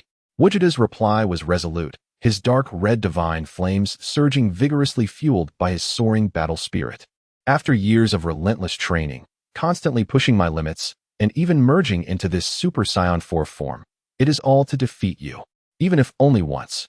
He had fused Goku's pure enthusiasm for combat with Vegeta's indomitable pride, and this obsession transcended the causality of his battle against the god of destruction. Ye Feng shook his head slightly, a glimmer of appreciation in his gaze, coupled with a hint of aloofness. Is that so? Your determination and progress are indeed impressive. However, this time, you will not triumph over me. That remains to be seen. Wujida growled, ceasing any further words as he transformed into a dark red comet, instantly piercing through the Earth's atmosphere and arriving in the boundless expanse of the cosmos. Stabilizing his form, he immediately assumed a combat stance, his sharp gaze scanning the surroundings. However, this moment of vigilance brought a sudden heaviness to his heart. Unbeknownst to him, Ye Feng had quietly appeared nearby, standing with his hands behind his back, as if he had been waiting there for quite some time. He had not sensed even the slightest tremor in space or ripple of energy. To be honest, Ye Feng began slowly, his voice resonating directly within Wujida's mind, calm and unwavering. The disparity between us is truly vast. Observing Wujida's suddenly grave expression, he smiled gently. Nevertheless, given your exuberance, I shall indulge you today. With that, Ye Feng casually struck a stance that appeared unremarkable, yet seemed to harmonize seamlessly with the very rhythm of the universe. Flawless in its execution. Wujida suppressed the tumult within him, his battle spirit soaring once again. The two locked eyes in the void for a fleeting second, and in the next moment, they moved simultaneously. Boom, boom, boom. The dark red divine flames clashed violently with the restrained yet profound radiance surrounding Ye Feng. Their velocities surpassed the speed of light, and their powers were capable of shattering stars. As their fists and feet collided, the resulting energy waves should have easily torn apart galaxies. Strangely, however, all the terrifying impact and destructive energy radiation, upon spreading a short distance, seemed to collide with an invisible wall, subdued and absorbed by a force far grander and more intricate, dissipating silently. The scope of their battle was strictly confined to an exceedingly small area, exerting minimal influence on the vast cosmos. Wujida pushed the power of Super Saiyan 4 to its utmost, merging primal strength with divine mastery, his offensive akin to a tempest, each strike embodying the power to rend the very fabric of existence. He alternated between Goku's agile tactics and Vegeta's ruthless techniques, showcasing the advantages of a warrior to the fullest extent. In contrast, Ye Feng's figure danced like a phantom amidst Wujida's fierce onslaught. He did not exhibit any earth-shattering aura. Instead, through seemingly simple and direct movements of blocking and countering, he effortlessly neutralized Wujida's ferocious attacks, which were capable of defeating the god of destruction. His motions flowed like water, imbued with an indescribable essence, as if he were not engaged in battle, but rather enacting some cosmic truth. Chapter 96, Bulma's Birthday Banquet. The fierce battle raged for a considerable duration, with Wujida's offensive showing no signs of waning, becoming increasingly ferocious. He even resorted to the Kaioken X-10 once more, attempting to breach Ye Feng's seemingly impenetrable defenses. However, following a particularly intense clash, Wujida suddenly halted, the crimson glow surrounding him fluctuating slightly. He fixed his gaze on Ye Feng, his expression revealing a complex mix of unwillingness, shock, and a touch of acceptance. It seems our disparity is indeed vast. Wujida's voice carried a barely perceptible rasp. I have exerted all my strength, even employing the Kaioken. Yet you not only effortlessly withstood all my assaults, but also managed to control the aftermath of our battle entirely, ensuring not a single ripple disturbed the cosmos. Throughout, you have not truly exerted yourself, have you? Ye Feng also paused, nodding in acknowledgement. You have performed admirably. Developing Super Saiyan 4 to such a degree, even layering it with the Kaioken, undoubtedly exceeding my expectations. Unfortunately, you are ultimately a fused warrior, constrained by time, unable to maintain this pinnacle state for long. Haha. Wujida suddenly laughed, the sound imbued with a sense of carefree abandon. I concede. Yet immediately after, the flame in his eyes reignited, a pure warrior's yearning for the highest realm. However, before the fusion concludes, allow me to witness your true power. If only for a fleeting moment. Ye Feng regarded Wujida's fervent and unadulterated gaze, pausing for a moment before slowly nodding. Very well, I accept your request. He paused again, adding, rest assured, I will exercise control and ensure your survival. Curse it, I am still no match for you. Wujida growled, igniting his final reserves of pride and reluctance. Kaioken X-20. A thunderous roar erupted as a power even more ferocious than during his battle with Beerus erupted from within him. The dark red divine flames transforming into a nearly black crimson hue, his aura becoming exceedingly unstable, as if on the verge of collapse. Yet his strength surged to an unprecedented, terrifying height. This was the limit of what his body could endure, even surpassing it. With an unstoppable momentum, embodying the spirit of risking everything, Wujida transformed into a dark crimson streak, charging towards Ye Feng in a final, limit-defying assault. Faced with this ultimate strike, encapsulating all of Wujida's beliefs and strength, Ye Feng finally adopted a more serious demeanor. He gently exhaled, his gaze becoming as profound as the ancient starry sky, cold and supremely authoritative. He did not execute any intricate maneuvers. He simply stood there quietly, and then, an invisible and intangible force, seemingly transcending the very laws of the universe, akin to a fragment of thought from a slumbering creator deity awakening, directed a gentle glance toward the oncoming Wujida. Buzz. There was no earth-shattering explosion, no deafening clash of energies. In but an instant, Wujida, carrying the full might of the Kaioken X-20 Super Saiyan 4, felt as if struck by an invisible colossal hammer. His forward momentum abruptly ceased, the dark crimson glow surrounding him extinguishing like a candle in the wind. His entire being jolted as if struck by lightning. Puff! A substantial mouthful of blood uncontrollably spewed from his lips, crystallizing and dispersing in the vacuum of space. His scarlet eyes brimmed with profound shock and confusion, consciousness fracturing upon contact with that force. His robust physique lost all power, drifting limply in the void, utterly unconscious. Ye Feng retracted that fleetingly terrifying aura, observing the unconscious Wujida, shaking his head slightly. To forcibly elevate to Kaioken X-20 is indeed reckless. His figure shifted, appearing beside Wujida, extending a hand to support him, and in the next moment, the space transformed, and the two had already returned to the courtyard of Baozi Mountain. Wujida, how is he?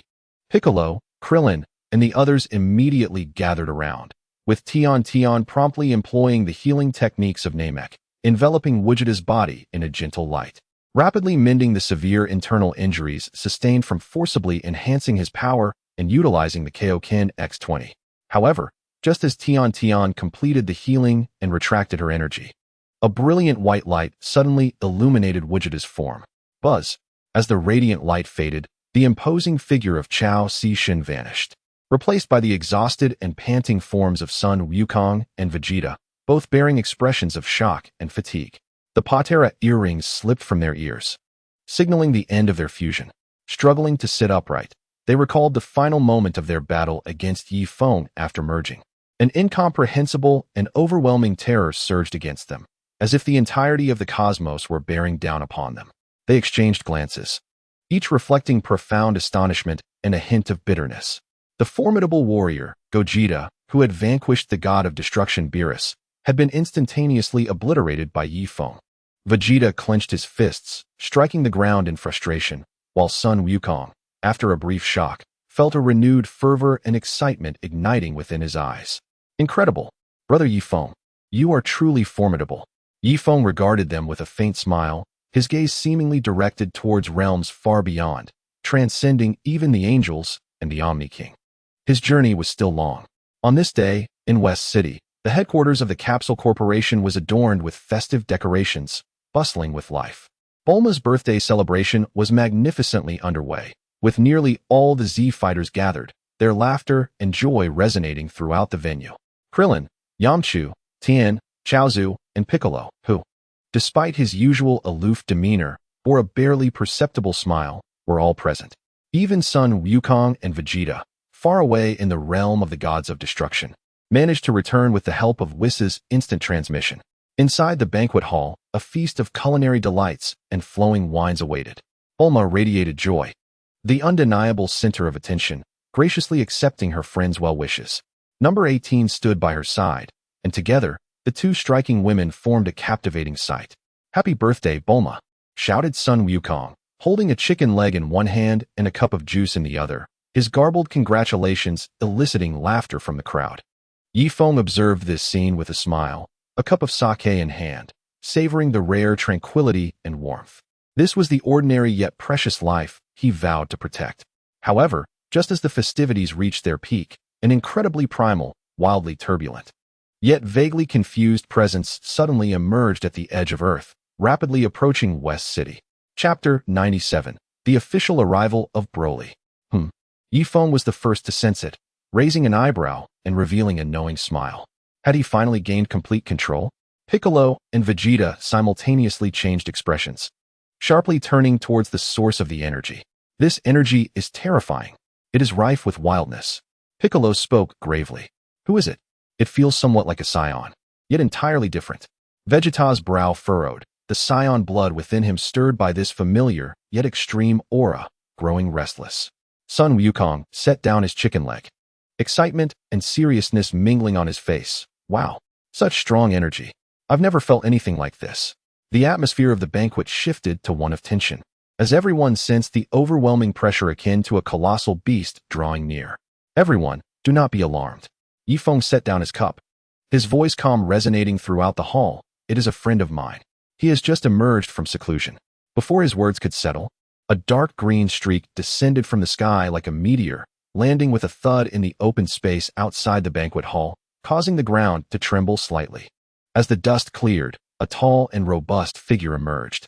This individual possessed wild, dark green hair cascading to his waist, clad in a simple battle outfit, muscles bulging with explosive power. His face was rugged, yet his eyes reflected the purity of an innocent child, along with a hint of barely perceptible confusion. This was none other than the legendary Super Saiyan, Broly. Unlike the furious and destructive state Ye Feng first encountered him in, Broly now exuded an equally fierce energy. Yet his gaze was clear, and the destructive force surrounding him was contained within, appearing masterful and controlled. Ye Feng. Broly looked at Ye Feng, the confusion in his eyes dissipating, revealing trust and a hint of admiration. Ye Feng had rescued him from that desolate planet, imparting methods to control his innate power, freeing him from the torment of his primal rage. Ye Feng approached, patting Broly's sturdy shoulder, nodding in satisfaction. Excellent, Broly. It seems you have fully mastered this inherent power. He then turned to the bewildered crowd and introduced, this is Broly, a scion like us, and indeed the legendary Super Saiyan. I have been training him in a secluded location to help him control his power. Now he has succeeded. The legendary Super Saiyan, Vegeta's pupils constricted, as a prince.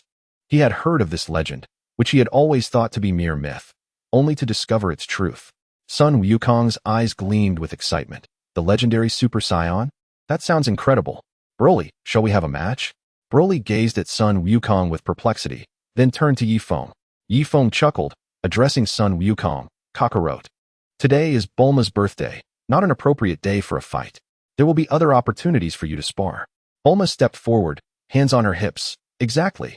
Wukong, if you dare to fight at my birthday party, I will make sure Chi-Chi cuts off your food for a month. Sun Wukong immediately wilted, scratching his head and grinning foolishly.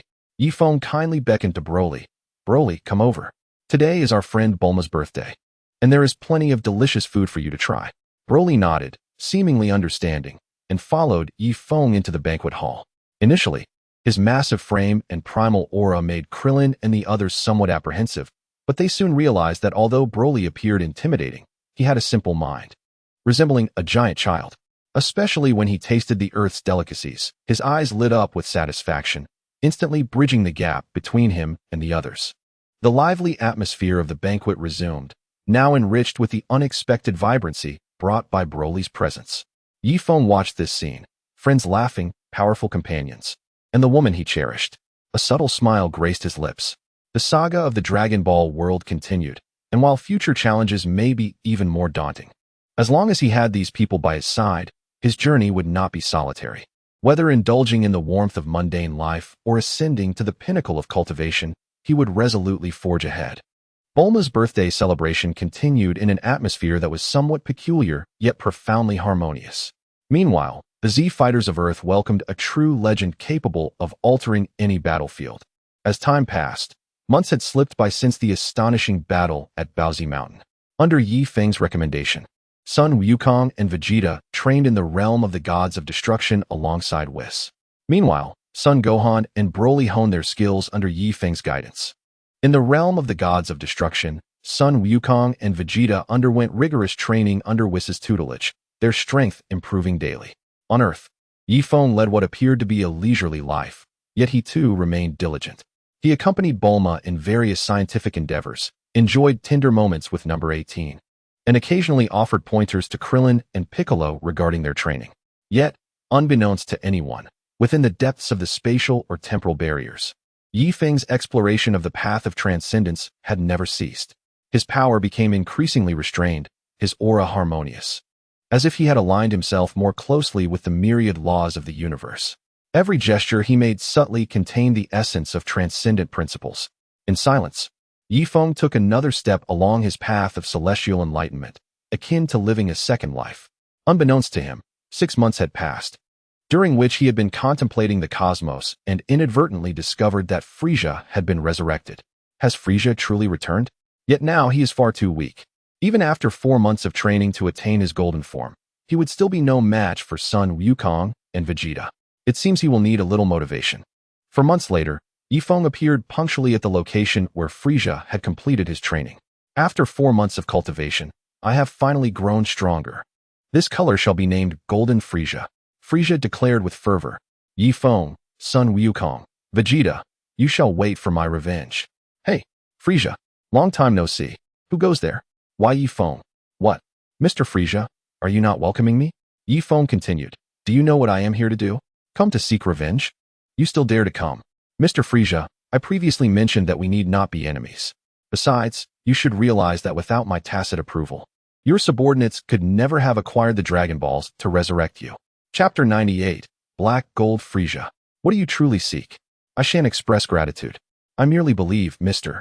Frisia, that if you train diligently, you could become a worthy opponent. I see, you wish to battle me, using me as a sharpening stone. One might say that, but in your current state, you are still too weak. I believe it would be better for you to continue training. Do not let me out. Fine, defeat me first. That is only rightful. Boom. A golden flame surged into the sky, painting the desolate expanse of the starry realm in resplendent gold. Frisia hovered in midair. His once white form transformed into a dazzling golden hue. Powerful energy waves erupted like a storm, fracturing the ground beneath. Ha ha ha. Do you see, Ye Feng? This is the fruit of my arduous 4-month training, Golden Frisia. Frisia reveled in the overwhelming power coursing through him, laughing maniacally. Now, my strength is hundreds of times what it once was. Can you maintain your composure as before? Ye Feng stood firm, his robes unruffled by Frisia's violent gales, and nodded slightly, his tone imbued with admiration. To achieve such prowess in just 4 months, Frisia, your talent is indeed unparalleled in the universe. Humph, are you now trying to flatter me? It is too late. Frisia's gaze sharpened, and in an instant, he vanished, reappearing before Ye Feng. A fist enveloped in golden flames hurtling towards him at a speed surpassing light. Bang! A dull thud resonated, rippling through space. Frisia's determined strike was effortlessly met by Ye Feng's single finger, which held firm against the force capable of shattering stars, as if it had vanished into the void. What? Frisia's pupils constricted, disbelief etched across his face. Your power is sufficient, yet your control is lacking, Ye Feng assessed, flicking his finger lightly. Buzz! An invisible force surged forth, and Frisia felt an irresistible power crash against his chest, his golden form propelled backward like a spacecraft struck by a battleship's main cannon, careening through dozens of floating mountains before finally halting. Damn it! Frisia seethed, his golden aura flaring anew as he unleashed countless beams of deadly energy towards Ye Feng like a torrential downpour. Ye Feng's figure flickered in the air, ethereal as a specter, evading all the death beams that grazed his shadow, obliterating a nearby asteroid belt. He did not merely dodge, he occasionally countered, guiding Frisia's energy to manifest more effectively. Your speed is too slow, energy dispersed. Your attacks are ostentatious, yet lacking substance. Ye Feng's voice resonated clearly in Frisia's ears. Concentrate. Focus your strength into a single point. Your talent should not be limited to this extent. Under Ye Feng's almost mentoring guidance and pressure, Frisia gradually transitioned from furious rage to calm composure. He was, after all, a combat prodigy, instinctively adjusting his aura and power, merging his golden form's strength with his own, becoming more refined and in control. The battle continued for several hours. Eventually, Frisia, panting heavily, hovered in the air, though his golden aura remained potent. The energy expended was immense. In contrast, Ye Feng maintained a steady breath, as if he had merely engaged in a warm-up. Am I still unable to shake you even slightly? Frisia gazed at Ye Feng, his expression complex, a mixture of anger and reluctance, but deeper still. a hint of unacknowledged admiration. You have performed admirably, Ye Feng replied calmly. Reaching this level in 4 months proves your starting point far exceeds that of ordinary beings. However, Frisia, you must understand that innate talent is the most powerful wing for a cultivator in the early stages, allowing for rapid growth. He paused, continuing. Yet when power reaches a certain threshold, such as your current golden form, the advantages bestowed by talent begin to diminish. From here on, luck and opportunity will determine how far you can ascend. If you wish to climb to the ultimate pinnacle, Ye Feng's gaze seemed to pierce through the void, glimpsing deeper truths. What one must rely upon is an unwavering heart, a steadfast dedication that transcends instinct. Initial assessment of talent, mid-phase reliance on opportunity, ultimately. It is the heart that dictates success. Heart, Frisia murmured, hearing such a theory for the first time. As a naturally born emperor of the cosmos, he had always believed in absolute power and inherent superiority.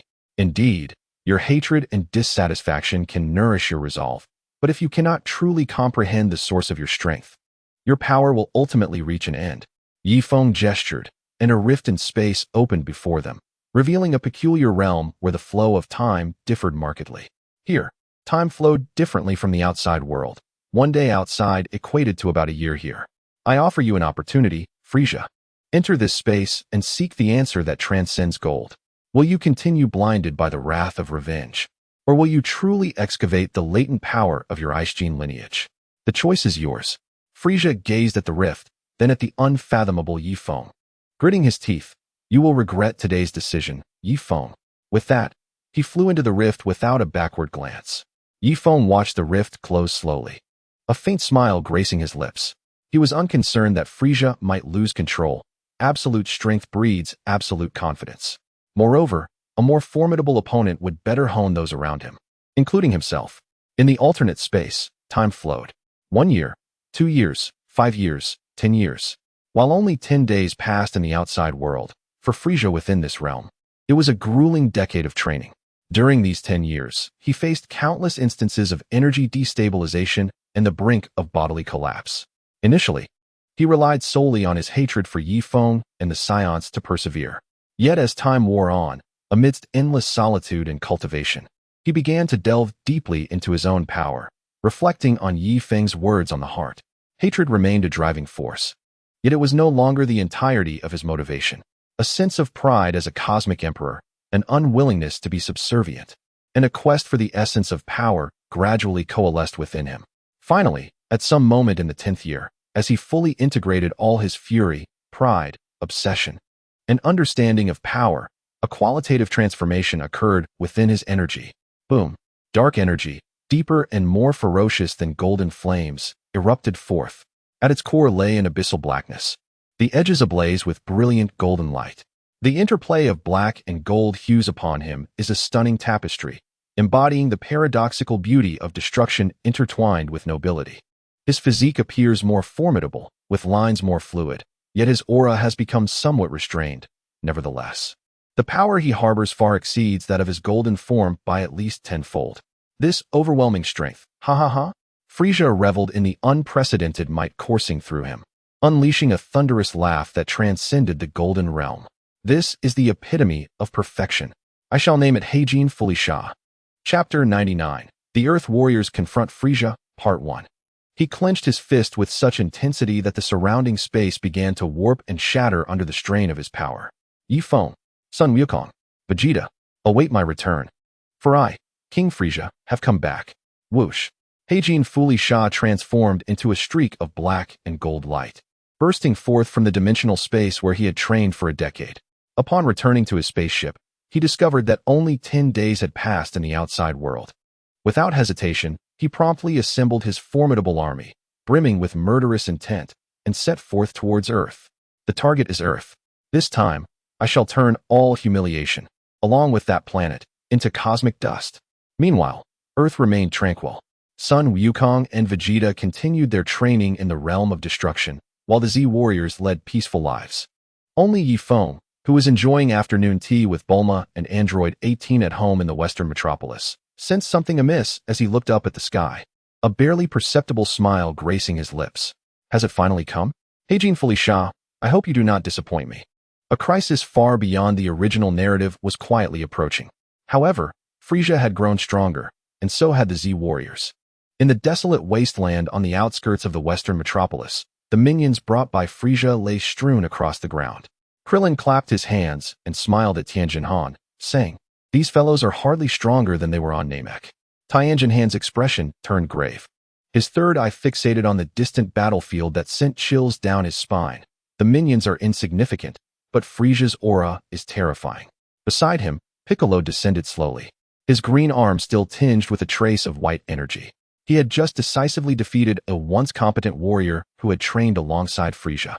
At this moment, his body, adorned with orange ripples, sensed the horrific energy waves emanating from afar and solemnly remarked, "Frisia's aura continues to rise. What has that lad Broly pushed him to?" The others gathered around the relaxed Ye Feng, Bulma, and Android 18, anxiously gazing at the battlefield's center. There, the scene resembled an apocalyptic nightmare. Boom. The golden and emerald green flames collided violently once more, the space lamenting under the burden of their power. Golden Frisia's face contorted in rage. His once proud speed and strength were utterly constrained before this beast-like giant. Impossible. How could this king's hard-earned golden form lose to a nameless nobody? Frisia bellowed, his fists raining down like a storm, each strike potent enough to shatter stars. However, as Broly entered his Super Saiyan form, his physique became even more imposing, muscles rippling.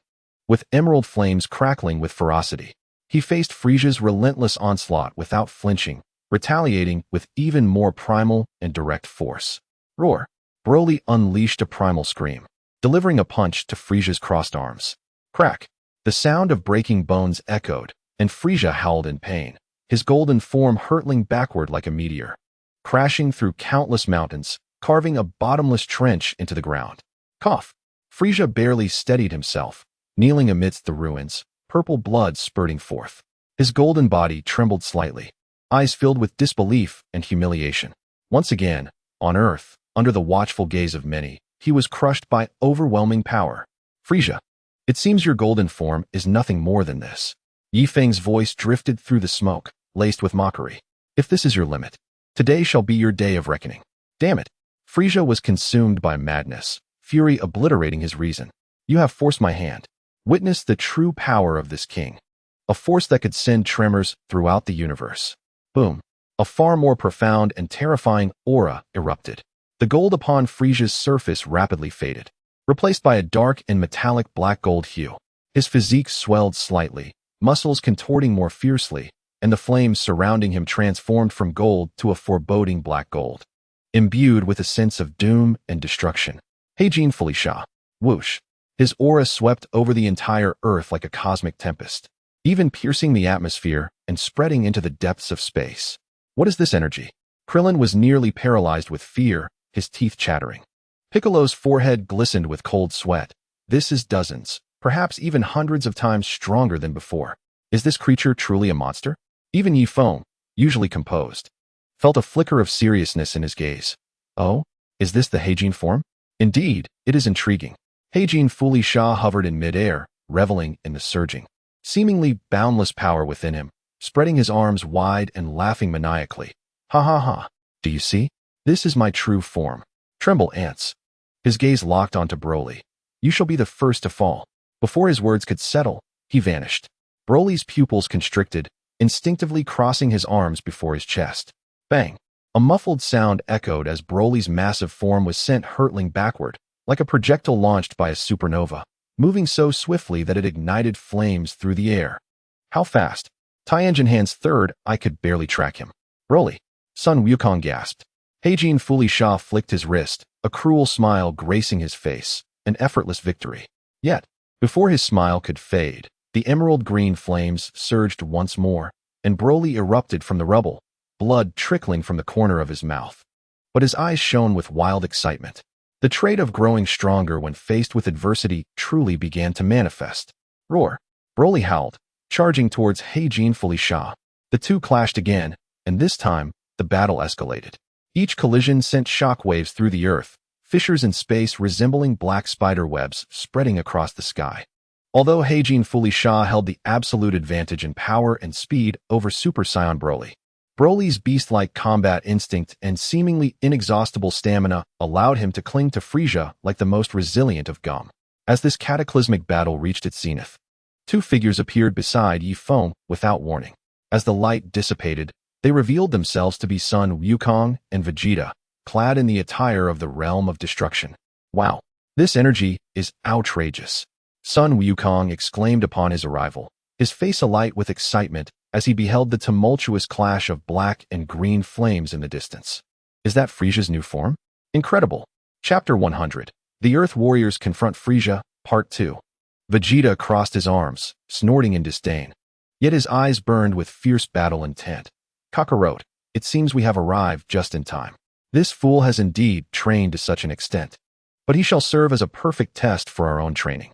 Whis informed them of Frisia's resurrection and his vengeful return to Earth, prompting them to rush back without delay. Sun Wukong turned to Ye Feng, eager to engage. Ye Feng, what is the situation now? Is it our turn to take the stage? Ye Feng gazed at the returning duo, particularly sensing the profound and subdued energy within them, markedly different from when they had departed, and a broader smile spread across his face. Patience, Wukong and Vegeta. Ye Feng waved his hand, redirecting his gaze back to the battlefield where the grand performance was just beginning. Allow Broly to play with him a while longer. They should first warm up. After all, a glimmer of anticipation flickered in his eyes. This version of Frisia might just provide an exhilarating experience for all of you. The mightiest warriors of Earth had already gathered.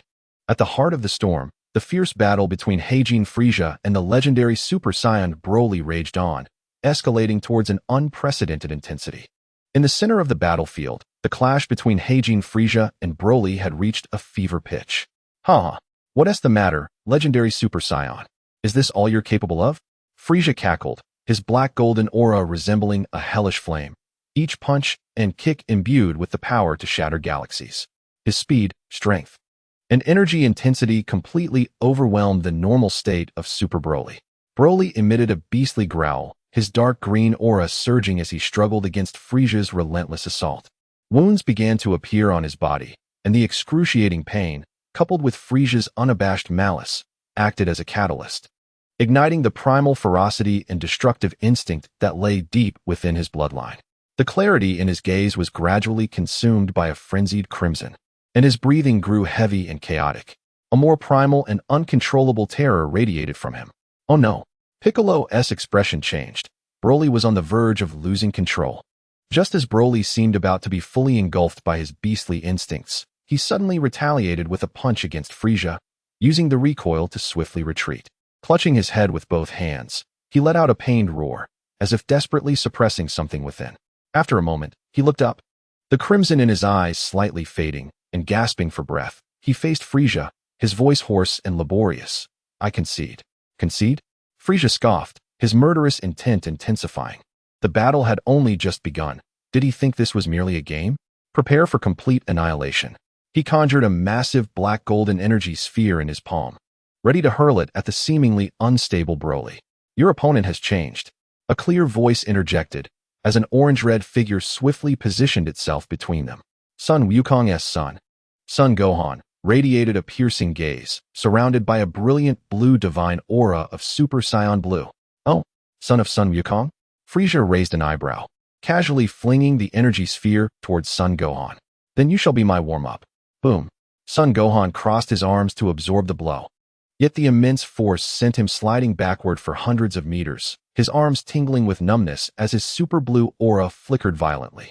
Such formidable strength. Son Gohan felt a chill in his heart. Just a casual strike revealed a vast disparity. TSK, it seems you are far inferior to your father. Frisia's figure flickered, appearing before Son Gohan, his black golden fist striking like lightning. Son Gohan struggled to defend himself, but against Frisia's absolute speed and power, his defenses crumbled. In mere moments, Frisia landed a heavy kick to his abdomen, causing him to spit blood as his super blue form shattered, plummeting like a kite with severed strings towards a distant mountain. Gohan, Krillin, Piccolo, and others exclaimed in shock. Just as Frisia prepared to pursue his advantage, an indescribable energy, a terrifying amalgamation of primal ferocity and divine essence, erupted from the collapsed mountain. Boom. Dust and debris were instantly swept away by a powerful shockwave. Sun Gohan ascended slowly, his hair transforming into a blazing silver, standing erect, his pupils resembling those of a beast. Surrounding him was a strange aura of intertwining silver and blue flames, and his energy level surged exponentially. What transformation is this? Vegeta's pupils narrowed as he sensed an unprecedented pressure emanating from him. Sun Wukong also discarded his relaxed demeanor, his expression turning serious. What an incredible aura!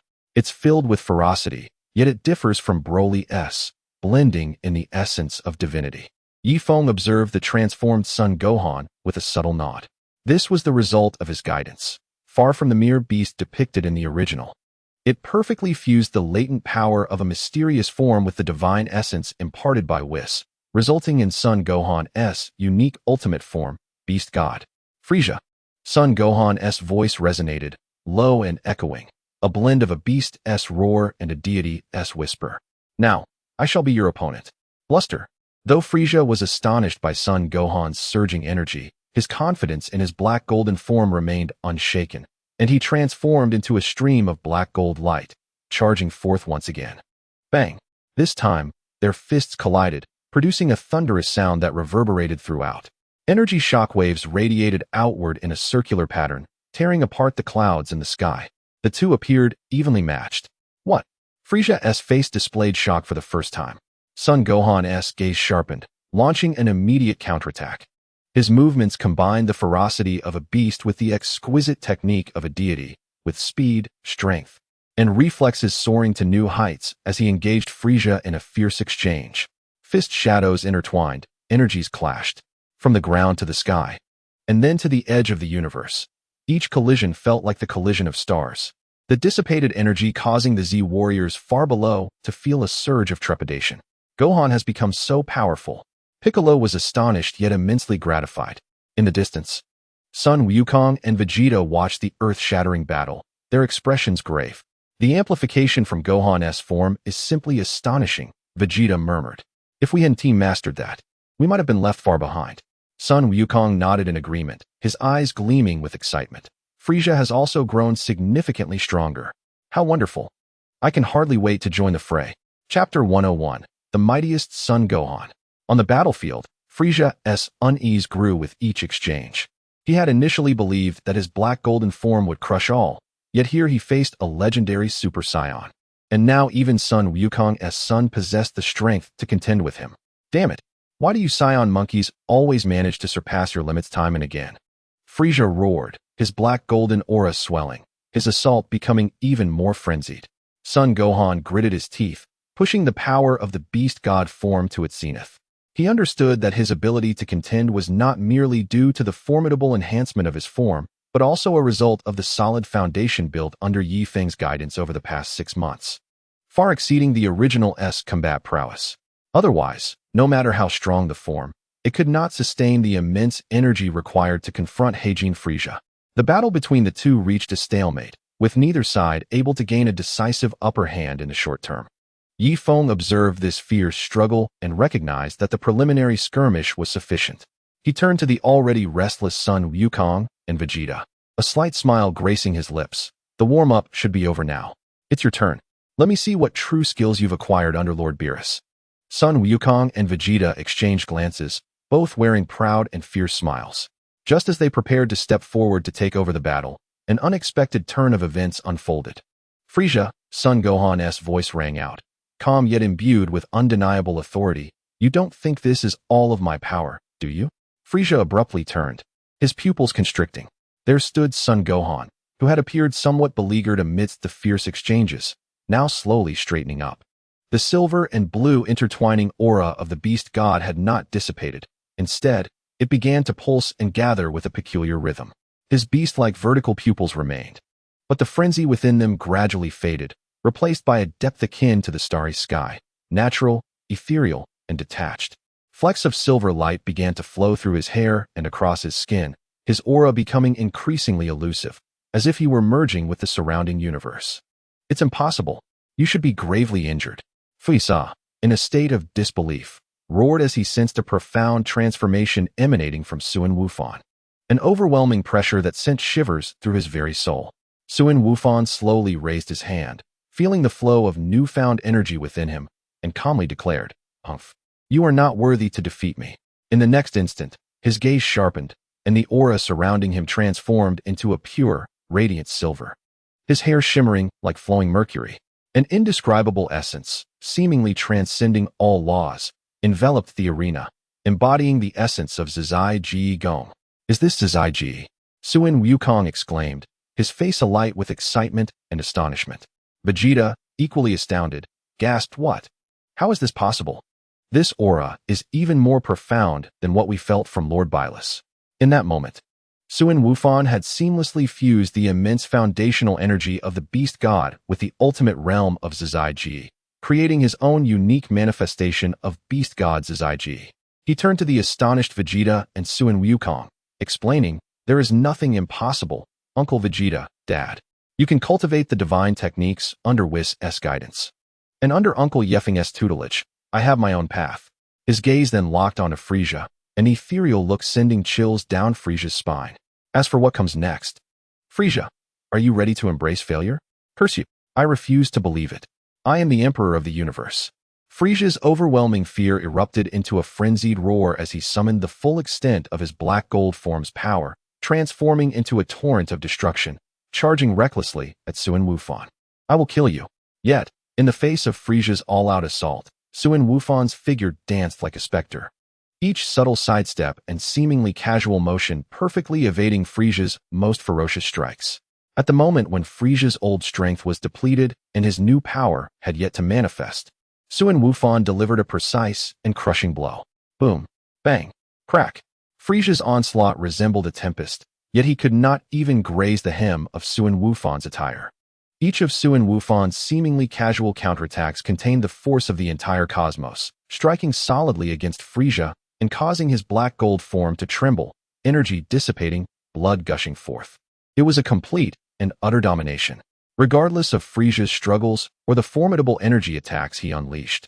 Suin Wufan effortlessly neutralized and countered them with the astonishing realm of Zizai Ji, his body remaining motionless while his consciousness perceived everything. Suin Wufan clearly did not exert his full strength, as if merely familiarizing himself with this new realm. After a while, Frieza lay battered and bruised, his black gold aura dimmed, half kneeling on the ground, gasping for breath, his eyes filled with despair and resentment. "It is over," Suin Wufan stated calmly. Raising his hand to gather a sphere of silver energy, the aura of destruction within it sending shivers down the spines of the watching Z fighters. Just as the energy was about to be unleashed, a figure abruptly appeared before Frieza. It was Ye Feng, with a gentle wave of his hand. The energy in Suin Wufan's grasp dissipated silently. "That's enough, Wufan. You did well," Ye Feng remarked approvingly. Upon hearing this, Suin Wufan restrained his aura, the silver form fading as he returned to his normal state, bowing slightly to Ye Feng before stepping aside. Ye Feng then looked down at the severely injured Frieza, snapping his fingers, causing a radiant light infused with boundless vitality and profound laws to penetrate Frieza's body. To the astonishment of all present, Frieza's wounds healed at a visible rate. And not only that, but his already formidable aura began to rise again, transforming. A deeper, more refined black gold energy awakened within him. Although the total amount did not drastically increase, its quality underwent a remarkable evolution.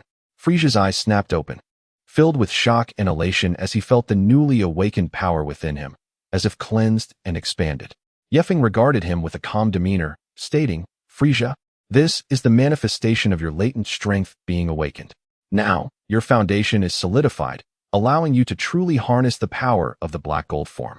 He then turned aside, directing his gaze toward the already battle-ready Suin Wukong and Vegeta. "Next, it is your turn. Let me see if, having harnessed your potential, you can force out the true results of your training in the Destroyer realm." Chapter 102. A Mutual Downfall. Suin Wukong cracked his neck, a brilliant and battle-hungry smile illuminating his face. Vegeta, with a dismissive snort, began to emanate a cerulean divine aura, yet it contained an entirely different essence, imbued with a sense of imminent destruction. A new, even more powerful battle was about to commence. The situation on the battlefield shifted rapidly. Just as Suin Wukong and Vegeta prepared to decide who would fight first through the traditional method of rock, paper, scissors, Frieza's furious voice thundered, "Do not underestimate me. You wild monkeys.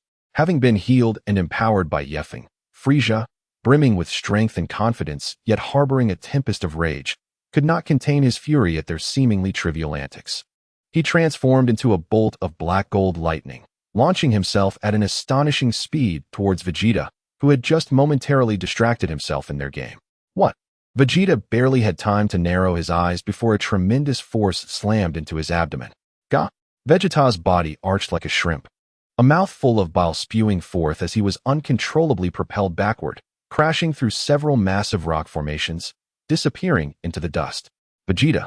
Sun Wukong exclaimed, his expression instantly turning serious as his aura ignited, instantly entering his super blue form, charging towards Frisia without hesitation. Stop, Frisia! Humph! Sun Wukong, you shall be next. Frisia sneered, pivoting to confront him, his black gold fist colliding fiercely with Sun Wukong's super blue fist. Boom! The shockwave surged, but the standoff lasted less than a second before Sun Wukong's super blue aura began to flicker violently, his entire body shaken and staggering backward as Frisia's more refined and potent black gold power overwhelmed him. How is this possible? His power has increased. Sun Wukong's heart raced in alarm. Frisia seized the moment, closing in like a specter, delivering a swift strike aimed at Sun Wukong's neck. It is over. Just as the decisive moment approached, an enraged roar echoed from the distant smoke. You dare to ambush me, you scoundrel? A deep, destructive blue aura erupted into the sky. Within that aura, Vegeta's figure rushed forth, his hair and pupils transformed into a vivid blue.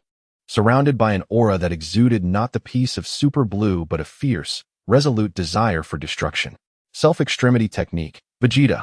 With a resounding thud, Vegeta's foot, infused with boundless fury, struck Frisia's cheek, the immense force distorting the very fabric of space. Taken by surprise, Frisia was sent hurtling sideways. A distinct shoe print emblazoned on his black gold cheek, searing with pain. You scoundrel! Frisia steadied himself, touching the mark on his face, trembling with rage, about to unleash a tirade of curses. Hey! Another voice interjected sharply. Sun Wukong had appeared at Frisia's side, his silver pupils cold and devoid of mercy. The stars of Zai Ji Gong shimmering around him. With a seemingly light, yet powerfully coordinated punch, he struck Frisia squarely in the lower back. Ugh! Frisia grunted, staggered once more. Hey, Kakarot! That is my prey! Vegeta shouted in frustration, his destructive purple aura flaring even brighter. He initiated the fight with me first.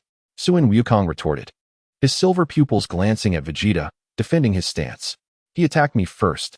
Vegeta, with a pained expression on his abdomen, glared fiercely. The two engaged in a heated verbal dispute, yet their actions remained uninterrupted. They were acutely aware that the black gold Frisia, whose potential had been unleashed by Ye Feng, surpassed either of them in strength. In a one-on-one confrontation, neither the effortlessly skilled Sun Wukong nor the self-mastered Vegeta stood a chance. The only viable option lay in their collaboration. Thus, an extraordinary scene unfolded on the battlefield, while Sun Wukong and Vegeta accused each other of stealing kills. They synchronized their movements impeccably, launching a relentless assault on the central figure of black gold Frisia, one from the left and the other from the right, one shimmering silver, the other a deep blue. Sun Wukong utilized the ultimate evasion and precise counterattacks of his Zai Ji Gong, Zhao, to continuously disrupt and hinder Frisia's actions, neutralizing his lethal strikes. Meanwhile, Vegeta, relying on the destructive power of his self-mastery, took on the role of the primary attacker, each blow delivered with formidable force, compelling Frisia to respond with all his might. The clash of energies resonated with deafening echoes, the ground fractured beneath their feet, and the sky dimmed in shadow. This two-on-one battle proved to be fiercely contested, with neither side yielding ground. However, Frisia's deep-rooted foundation and enhanced strength gradually began to resurface as he adapted to their combined rhythm. Get lost. Frisia seized a fleeting opportunity, exploiting a minor opening after one of Vegeta's aggressive strikes. He unleashed a devastating punch, breaking through Vegeta's defenses and crashing into his chest. The sound of cracking ribs rang out, and Vegeta coughed up blood, his self-mastery extinguished like a candle in the wind, returning to his normal state as he plummeted. Vegeta. Sun Wukong's heart raced, and a ripple of disturbance swept through his Zai Ji Gong, Zhao state. You can join him. Frisia sneered. seizing the moment to unleash a brutal energy whip kick to Sun Wukong's back.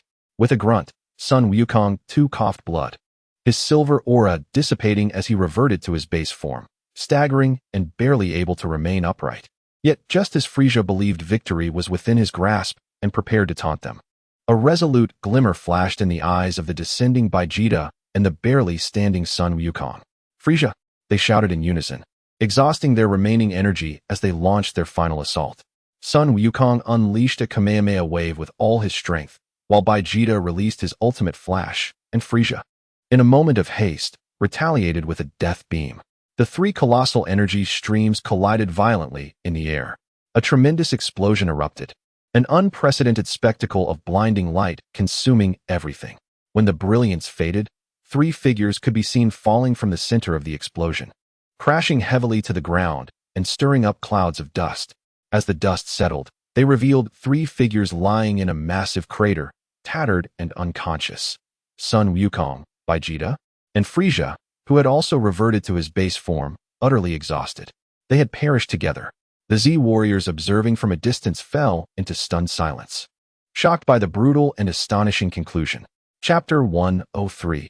Training in the Realm of Destruction. Krillin swallowed hard. Even with Sun Wukong and Baijita's combined efforts, they could only achieve a mutual destruction against him.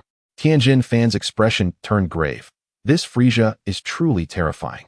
A glint of cold light flashed in Piccolo's eyes as he stepped forward, gathering energy in his arm, and spoke solemnly. "This is an opportunity. Now is the time to eliminate this menace once and for all." However, his wrist was steadied by a composed hand. Piccolo turned to see Ye Feng gently shaking his head. "There's no need, Piccolo." Ye Feng regarded the unconscious Frisia in the crater with a calm demeanor, stating, "Killing him may bring temporary peace, but the universe will always be rife with formidable foes. Letting him remain serves as a whip, constantly urging us onward and reminding us not to become complacent. Perhaps that holds greater value." Piccolo's brow furrowed, clearly unconvinced. "But, Ye Feng, he is too dangerous." Ye Feng merely cast a tranquil yet authoritative glance at Piccolo. A shiver ran through Piccolo as he recalled Ye Feng's unfathomable strength and the foresight he had consistently displayed. Ultimately, he dissipated the energy in his hands and took a silent step back. "Rest assured," Ye Feng assured the group, his gaze sweeping over them, finally resting in the distance. "With me here, he shall not stir up any trouble. Moreover, I trust Sun Wukong and Baijita. They would not wish to win in such a manner. True warriors yearn to surpass formidable foes in fair combat." With a wave of his hand, he cast forth a gentle beam of light, transporting the unconscious Frisia back to his spacecraft. "Return, burdened by this disgrace and defeat, and continue your training." Ye Feng murmured softly, a knowing smile playing on his lips. The crisis on Earth was temporarily averted. Yet all understood that the threat of the cosmic tyrant Frisia had not dissipated. It loomed like a sword of Damocles, inspiring the Z warriors to strive for greater strength. Before long, the black gold Frisia at the bottom of the pit emitted a faint groan, gradually regaining consciousness. Ye Feng's healing light, imbued with the power of the laws, proved extraordinary, not only awakening his potential, but also hastening his recovery from unconsciousness. Struggling to sit upright, he felt the weakened, yet more solidified strength within him. Glancing at the still unconscious Sun Wukong and Baijita nearby, a flicker of humiliation and resentment crossed his eyes, but it was overshadowed by relief at having survived. "I must leave this cursed place at once," Frisia resolved inwardly, preparing to muster the strength to return to his ship. Just then, two divine and imposing beams of light descended from the sky. As the light dissipated, two figures emerged: Beerus, adorned in the garments of a god of destruction, and Whis, perpetually wearing a serene smile while wielding his staff. Beerus had sensed the earth-shattering energies on his way, particularly the black gold aura of Frisia's transformation, which astonished him. Now, witnessing Frisia firsthand, a glimmer of surprise flashed in his feline eyes. Upon sighting Beerus, Frisia instinctively stiffened, his innate fear of the god of destruction surging from the depths of his bloodline, causing him to tense up. Yet, being the cunning tyrant he was, he quickly devised a plan. Suppressing his physical pain and inner terror, he forced a respectful, even somewhat obsequious, smile onto his face and slightly bowed, saying, "Lord Beerus, Mr. Whis, it has been a long time. You both look as splendid as ever. Beerus crossed his arms, his tail swaying lazily, and spoke in his signature languid yet authoritative tone. Frisia? Humph. I didn't expect you not only to have resurrected, but to possess such power. What brings you to Earth? Seeking death? Frisia's heart sank, and he hastily explained. Lord Beerus, you misunderstand. I come to Earth with no intention of offense. I merely heard of the formidable warriors here and sought to engage in friendly sparring, to make friends through martial arts. You see, we just had a rather, amicable contest, and I've recognized my shortcomings. I am ready to return to my territory and continue my training. His words were meticulously crafted, indicating that he sought a friendly exchange rather than revenge, simultaneously implying his acknowledgement of defeat. Hoping to use Beerus's authority as one of the universe's supreme deities to facilitate a smooth exit, he understood that with Ye Feng and Beerus present, he had no chance of causing any trouble on Earth. His immediate priority was to preserve his life. Beerus narrowed his eyes, clearly skeptical of Frisia's claims, but disinclined to investigate further. He glanced at Ye Feng, who remained calm, understanding that Ye Feng did not seem inclined to execute Frisia immediately. Thus, he took the opportunity, looking to Ye Feng and inquiring, with an unmistakable authoritative undertone. Ye Feng, is there any truth to this fellow's words? If it was indeed a friendly contest, now that it's concluded, let him take his leave. You have no objections, do you? Ye Feng was contemplating how to appropriately release this experience package when Beerus spoke up, naturally pleased to comply. He nodded slightly and said calmly, Since it is Lord Beerus' intention, I have no objections. Frisia, I hope you remember the lessons from today's sparring. Upon hearing this, Frisia was overjoyed, though he did not dare to show too much emotion. He quickly bowed to Beerus and Ye Feng, exclaiming, Thank you, Lord Beerus. Thank you, Mr. Ye Feng. I will always remember today's guidance, and I look forward to our next encounter. After speaking, fearing a change of heart from his opponents, he unleashed the remnants of his energy, transforming it into a streak of light as he hurriedly fled towards his spaceship, disappearing into the horizon in the blink of an eye. Once Frisia departed, Beerus turned his attention to the unconscious Son Goku and Vegeta, disdainfully curling his lip. These two useless fellows have made me come all this way personally. Nevertheless, he gestured for Whis to take action. Whis smiled and waved his staff, enveloping Son Goku and Vegeta in two gentle beams of light, rapidly healing their injuries and stabilizing their breathing. Subsequently, everyone moved to Bulma's home, where a lavish feast awaited to entertain Beerus and Whis. During the gathering, Ye Feng observed the weary Z fighters and proposed, Lord Beerus, Mr. Whis. The warriors of Earth possess immense potential but lack systematic guidance and higher-level opponents. Might it be possible for them to train in the God of Destruction realm? Beerus, chewing on a fish, mumbled indistinctly, Do as you wish, as long as you don't destroy my temple. Whis elegantly wiped his mouth and replied with a smile. Since Mr. Ye Feng has spoken, it is certainly not an issue. Guiding promising beings is also one of an angel's responsibilities. Thus, shortly after the Frisia incident, the Z fighters, led by Son Gohan, Piccolo, and Broly, accompanied Ye Feng, Son Goku, and Vegeta to the mysterious and powerful realm of the God of Destruction to embark on a new round of arduous training.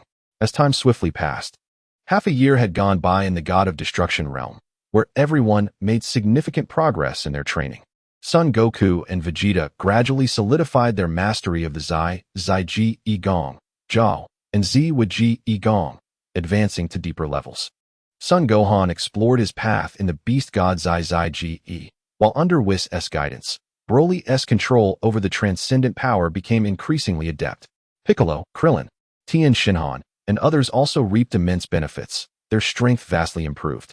One day, the tranquil sky of the God of Destruction realm was suddenly torn apart by an interdimensional portal. Two figures descended slowly. The first was a corpulent, pale purple-skinned being dressed in a God of Destruction outfit similar to Beerus, known as Kampa, the God of Destruction of the Sixth Universe. Following him was a tall, elegant female angel with light green hair, holding a long staff, named Vados. As soon as Kampa landed, he sniffed the air and exclaimed, Hey, Beerus, are you hiding any delicious food here? Hand it over. Beerus instantly appeared before him, frowning and saying, Kampa, what brings you to my universe this time, you fat fool? The two gods of destruction began their customary banter. After a round of mutual boasting, mainly Kampa bragging about the Sixth Universe's delicacies, with Beerus countering, Kampa angrily proposed a solution to their dispute. What is the use of just talking? Beerus, do you dare to have a formal competition? Let us each select 5 warriors from our universes for a 5v5 tournament. The losing side must surrender all the delicacies they have found to the winning side.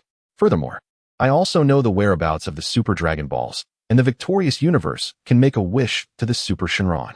What do you say? Are you daring enough? Beerus's competitive spirit was ignited, especially upon hearing about the Super Dragon Balls and Super Shenron, his eyes gleaming. He glanced at the eager Son Goku and others.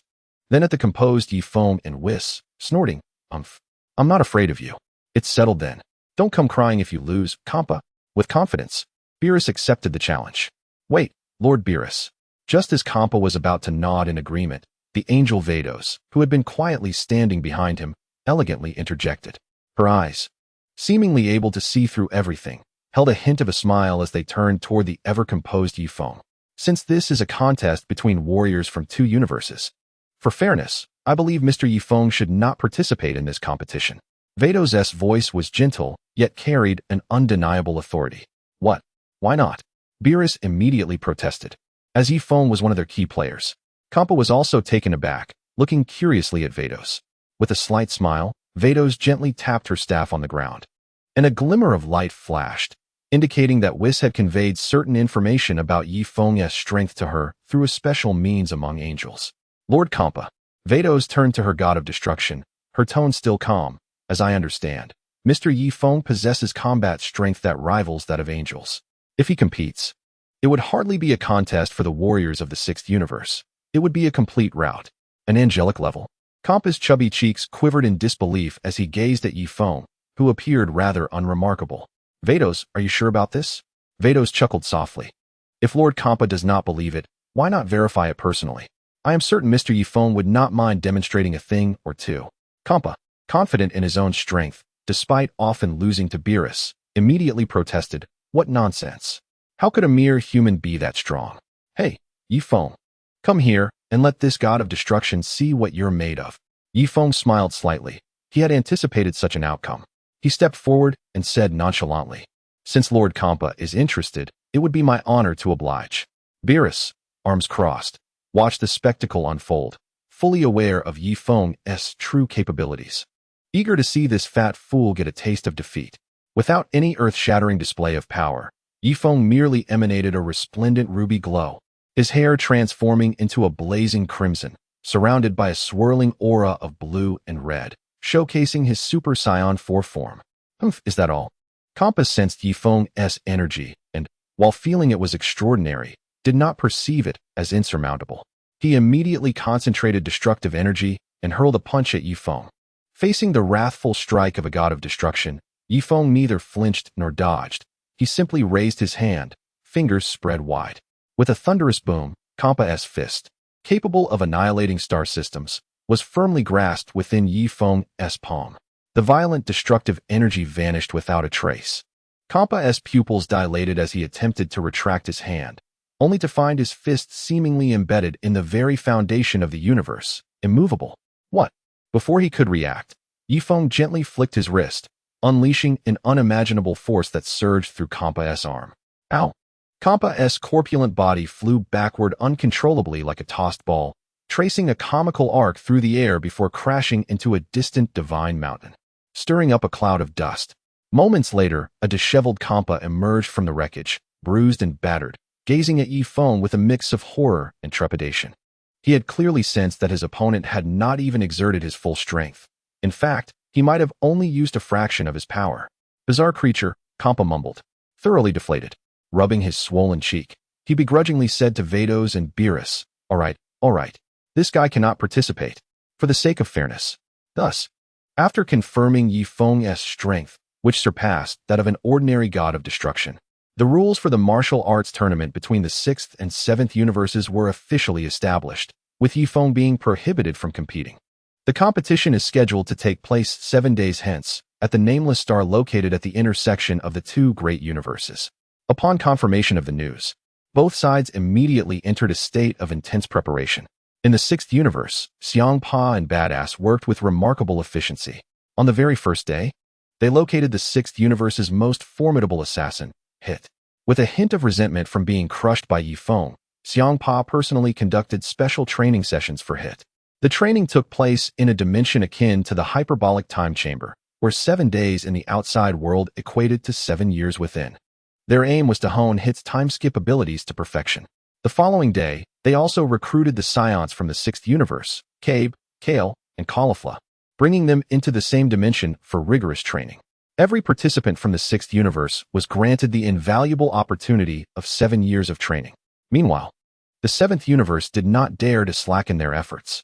Goku, Vegeta, Gohan, Broly, and Piccolo, as the 5th participant, began taking turns utilizing the hyperbolic time chamber on Earth, as well as the training space provided by Whis for their final push. Each of them understood well that the 6th universe, being well prepared, would undoubtedly have significantly enhanced strength, making this a formidable contest. As the 7 days swiftly passed amidst the tense preparations, the martial arts tournament between the two universes was on the brink of commencement. 7 days later, at the Nameless Star, a vast arena floated in the cosmic void, surrounded by a backdrop of brilliant starry rivers. The top warriors from both universes gathered here, and the atmosphere was charged with tension. With Broly unexpectedly eliminated in the written test, the 7th universe commenced the match with only 4 participants. Xiangpa's taunts did not sway Beerus. Instead, they ignited his competitive spirit even more fervently.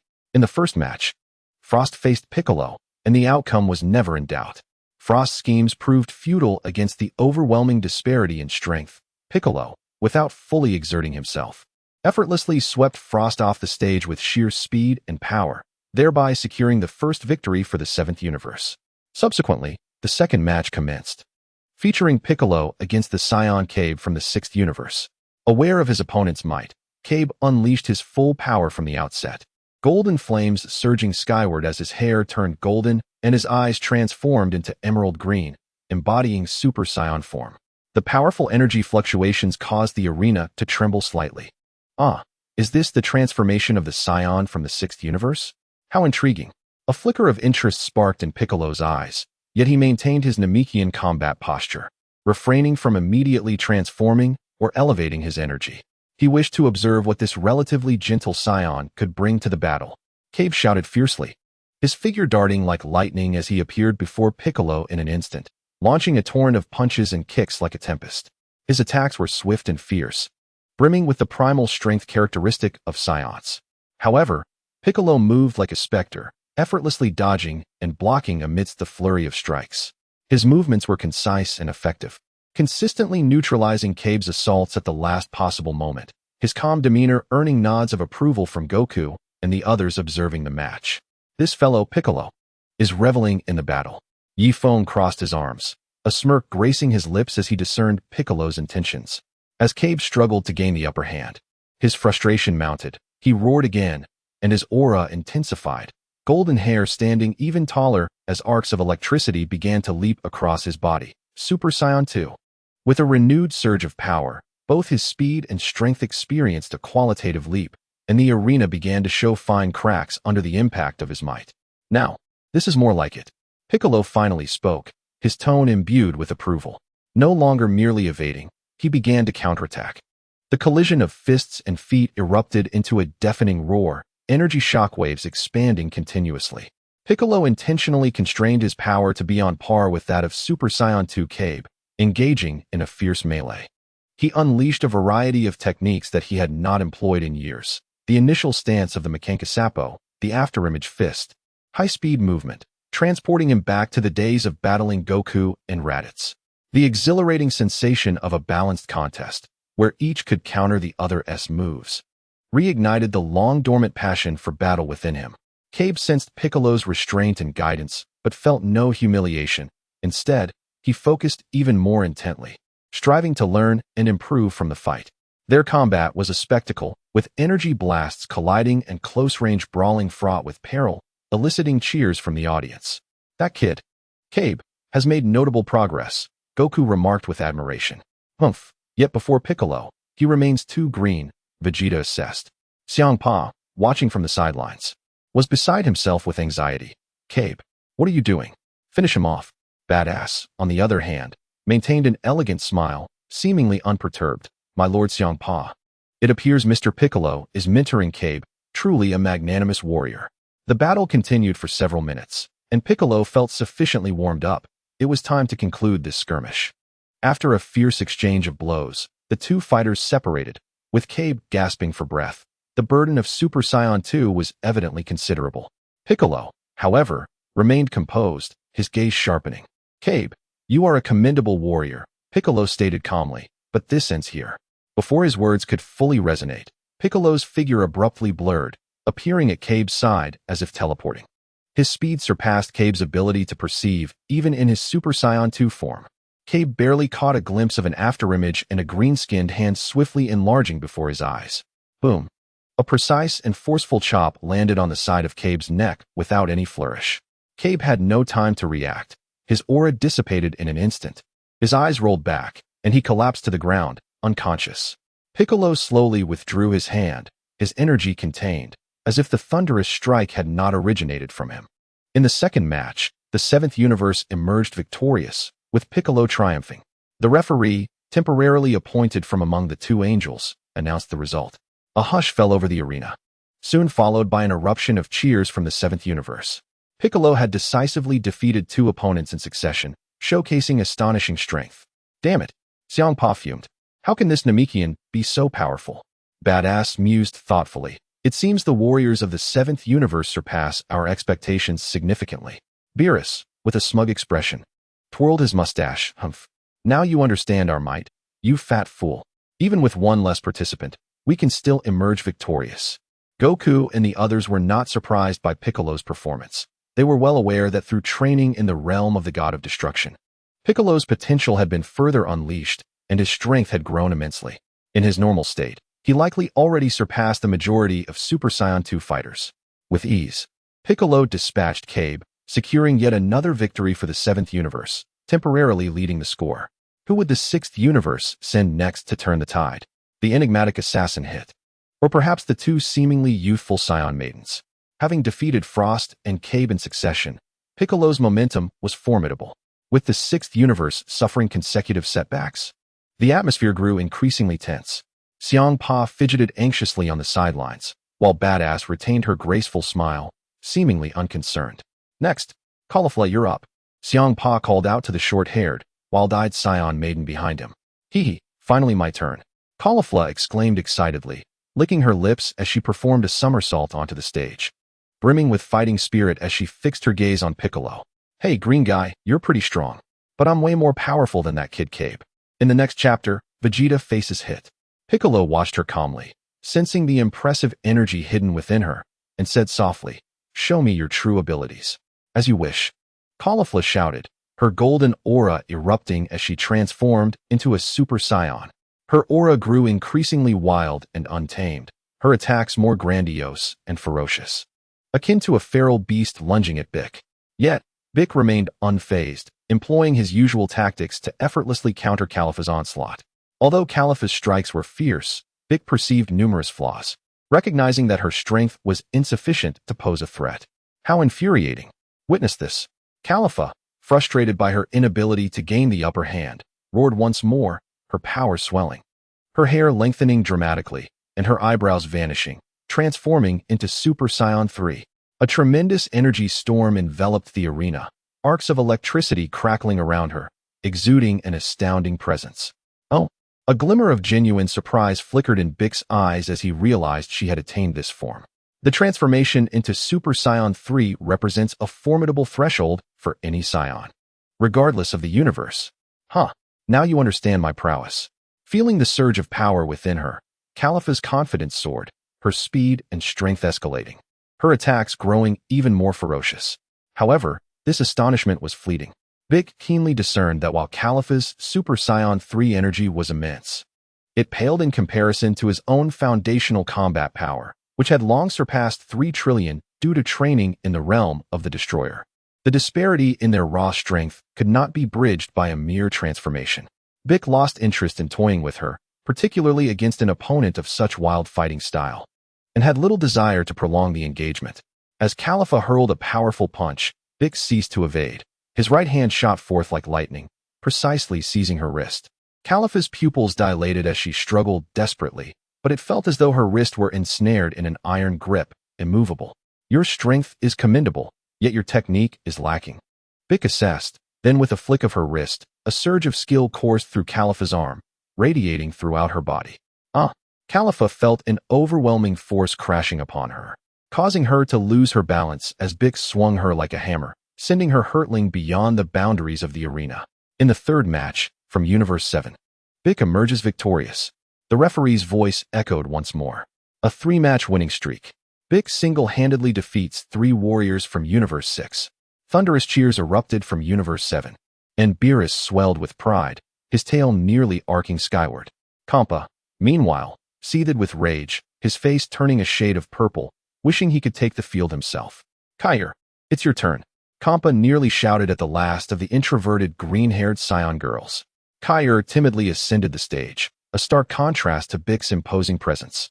I look forward to your guidance, Kair murmured softly. Bick furrowed his brow, sensing a distinctly different aura emanating from this girl, a hidden, terrifying energy that reminded him of Broly. Let the battle commence. Bick remained vigilant, aware of the potential danger. As the fight began, Kair initially seemed ill-prepared, her attacks hesitant and easily countered by Bick. However, after a narrow escape from a key blast that grazed her, pain and a sense of urgency ignited something within her. Kair suddenly unleashed a pain scream, a torrent of verdant energy erupting from her petite frame like a volcanic explosion. Her hair transformed into a radiant aquamarine, her pupils vanished, leaving only the whites of her eyes, her muscles slightly bulging as she exuded a ferocious aura reminiscent of primordial beasts. Transcendent Super Saiyan Kair. This sensation.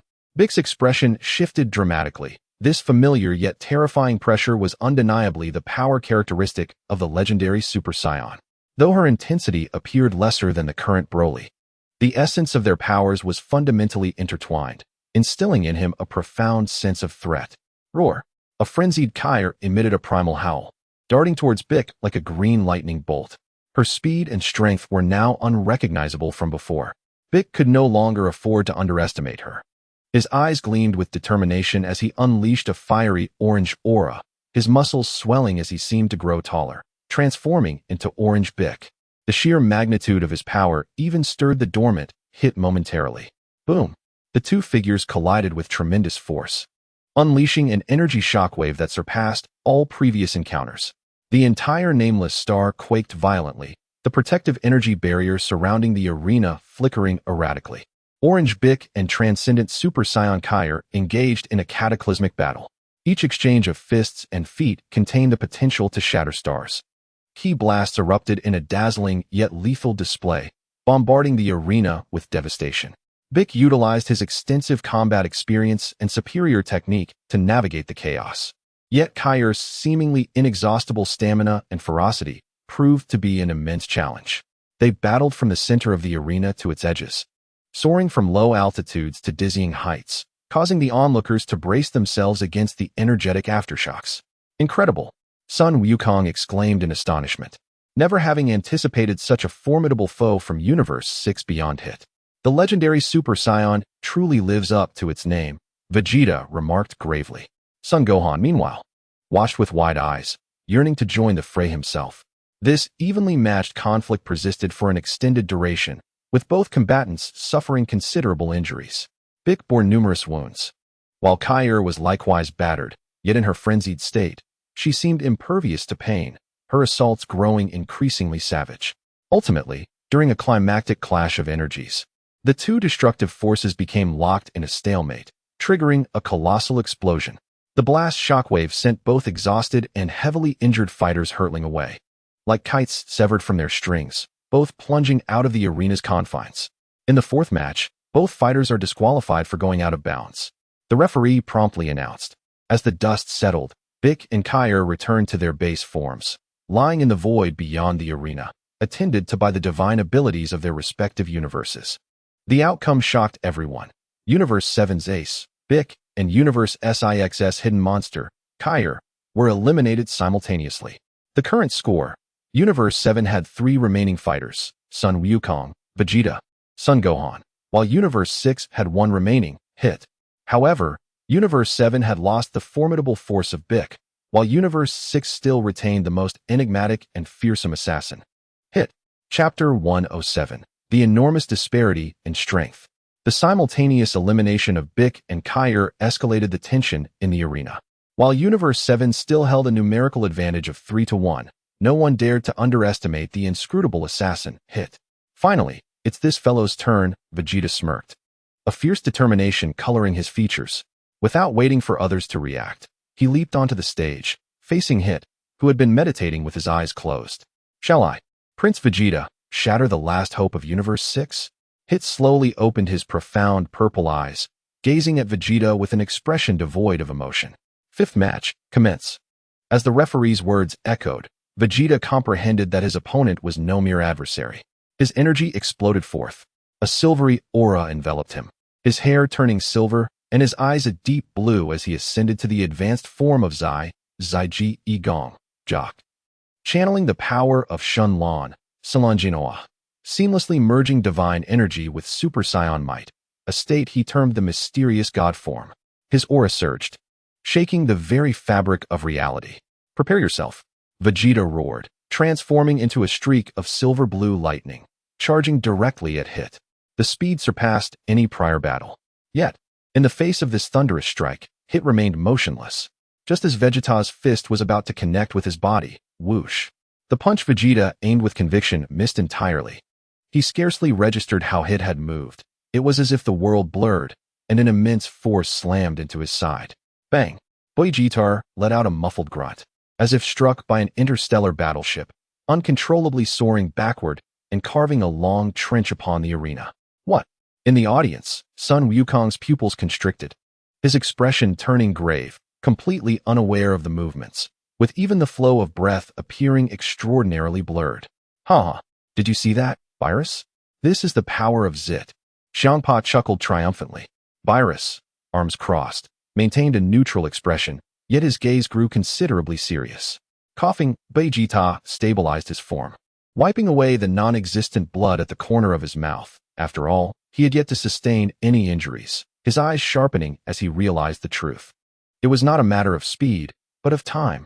During his backward flight, his honed battle instincts and the nascent grasp of Zai Ji premonition allowed him to perceive a dissonance. The flow of time had fractured at that precise moment. It seems I cannot hold back any longer. Vegeta ceased his probing and fully unleashed the power of his mysterious state. The silver-blue aura deepened and became more radiant, as if myriad diamond stars shimmered around him, the terrifying energy fluctuations causing the very fabric of space on the nameless planet to subtly warp. His foundational combat strength was already exceedingly high, and with the thousands of times amplification from the godly aura and the hundreds of times stacking of the mysterious state, the energy level had reached an unfathomable height. Vegeta charged towards it once more, this time, his perception enveloping every inch of space around him, even permeating the flow of time itself. Zit remained expressionless, initiating his time skip once again. This time, he leaped forward by 0.5 seconds. In Zit's perception, the world froze for half a second, and he strolled casually to Bar's side, gathering a formidable keyblade to strike at Bar's neck, a blow that should have been infallible. However, just as he was about to land the strike, Bar's arm, as if foreseeing the event, abruptly rose, perfectly blocking Zit's wrist. The clash of immense power produced a dull thud. For the first time, a subtle ripple appeared on Zit's otherwise impassive face, a glimmer of surprise flashing in his eyes. The ability to leap through time is indeed troublesome, Ba scoffed, his arm exerting force to push Zit away, but your strength is simply too weak. In the face of such an absolute power disparity, this little trick is utterly meaningless. Zit fell silent, rapidly retreating in an attempt to create distance. He was genuinely astonished. After Xiangpa's training and 7 years of arduous cultivation, his time skip had improved from 0.1 seconds to 0.5 seconds, and his foundational strength had multiplied several times, reaching levels in the tens of trillions. This was an astonishing advancement in his long career as an assassin. Yet he stood against Vegeta, a being whose base combat power exceeded trillions, whose actual energy level soared into the hundreds of trillions after multiple terrifying amplifications. The energy gap between them was nearly 1,000-fold. This chasm, akin to a celestial divide, could not be bridged by a mere 0.5 seconds of time leap. Vegeta did not even need to fully perceive his movements. Relying solely on the absolute domain formed by his vastly superior strength and speed, coupled with his preliminary Zizai Ji premonition, was sufficient to counter Zit's assault. The game is over. Losing patience, Vegeta's figure vanished in an instant. Zit's pupils dilated. He activated his time skip with all his might, leaping forward by 0.5 seconds once more. But this time, just as he concluded the time leap and had yet to react, he felt an irresistible force at the back of his neck. Vegeta had somehow appeared behind him, delivering a precise and swift keyblade that mercilessly struck his carotid artery. Zit could only emit a short, muffled grunt before consciousness plunged into darkness, his robust form collapsing limply to the ground. The battle had ended with such swiftness, such abruptness. The arena fell silent. Everyone was awestruck by the overwhelming power displayed by Ba. The once enigmatic and highly anticipated assassin Zit had been rendered incapable of a single effective counterattack, instantly vanquished before Vegeta. In the fifth match, the seventh universe claimed victory through Vegeta. The referee's voice carried an air of disbelief. "We won." The seventh universe erupted in cheers. "Well done, Vegeta," Virus exclaimed, raising his fist in excitement. Sun Wukong also wore a delighted smile. "Impressive, Vegeta. It seems I must step up my game." Vegeta stood upon the arena, gradually retracting his aura and returning to his normal state. He glanced at Zit, who had been caught by Bados, and coldly remarked, "The ability to leap through time is commendable, but alas, you have encountered me, Prince Ba." Thus, all participants from the sixth universe were defeated. The seventh universe, despite the absence of Broly and Piccolo's early exit, was decisively crowned the ultimate victor of this inter-universal martial arts tournament by Vegeta. "No." Xiangpa let out a piercing wail. Kneeling on the ground and clutching his head, "My delicacies. My Super Dragon Balls." Chapter 108. A cry for help from the future. Virus strutted up to him, smugly declaring, "Humph, you concede, Fatso. As per our agreement, hand over all the delicacies you've acquired, along with the whereabouts of the Super Dragon Balls." The grand competition spanning two universes had finally drawn to a close. Meanwhile, Ye Feng quietly observed, understanding that this might merely be an interlude before a greater storm loomed. "No," Xiangpa cried out in despair, his plump body trembling in hopelessness. "All my delicacies. My Super Dragon Balls. They are all gone." Virus approached him with an air of superiority, hands on his hips, his tail swaying with delight. "Humph, concede now, Fatso. According to our agreement, you must obediently hand over all your hidden delicacies and the locations of the Super Dragon Balls. Do not forget, you must also sincerely apologize to me." Xiangpa lifted his head, his eyes filled with humiliation and resentment, suddenly leaping up, the energy of the god of destruction surging violently. Venting his anger on the defeated Zit and the others. "It's all your useless incompetence. Losing the match, what purpose do you serve now?" As he spoke, he gathered terrifying purple destructive energy in his hands, preparing to unleash it upon the unconscious Zit and the audience from the sixth universe. Bados frowned, about to intervene, when an unexpected event transpired. An indescribable, overwhelming presence suddenly enveloped the entire nameless planet. Time seemed to freeze, and space appeared to solidify. Whether it was the enraged Xiangpa, the triumphant Virus, or Ba on the arena, and Sun Wukong in the audience, all beings, divine and mortal alike, felt a deep tremor resonate within their souls at that moment. From the previously empty void, two diminutive figures quietly emerged. They bore childlike appearances, one with blue skin and the other green, clad in ancient and simple robes, their eyes pure, yet exuding a supreme air of indifference toward all. They were none other than the supreme rulers of the universe, the Omni Kings. Lord Omni King, Virus and Xiangpa were struck with terror, swiftly retracting all their energies. Bowing before the Omni King with utmost reverence, trembling voices proclaiming, "We did not anticipate the arrival of Lord Omni King. Please forgive us." The two gods of destruction now appeared as docile as kittens, their previous arrogance utterly vanished. The Omni King's expression remained unfazed as his gaze swept across the arena and the two gods of destruction, his ethereal voice resonating, "Rise." The previous match was quite entertaining. Yes, thank you for your praise, Lord Omni King. Virus and Xiangpa, feeling as though they had been granted a reprieve, quickly stood up, positioning themselves respectfully at the side. Such a competition, with only 2 universes participating, is far too few. The Omni King tilted his head, speaking to his attendant.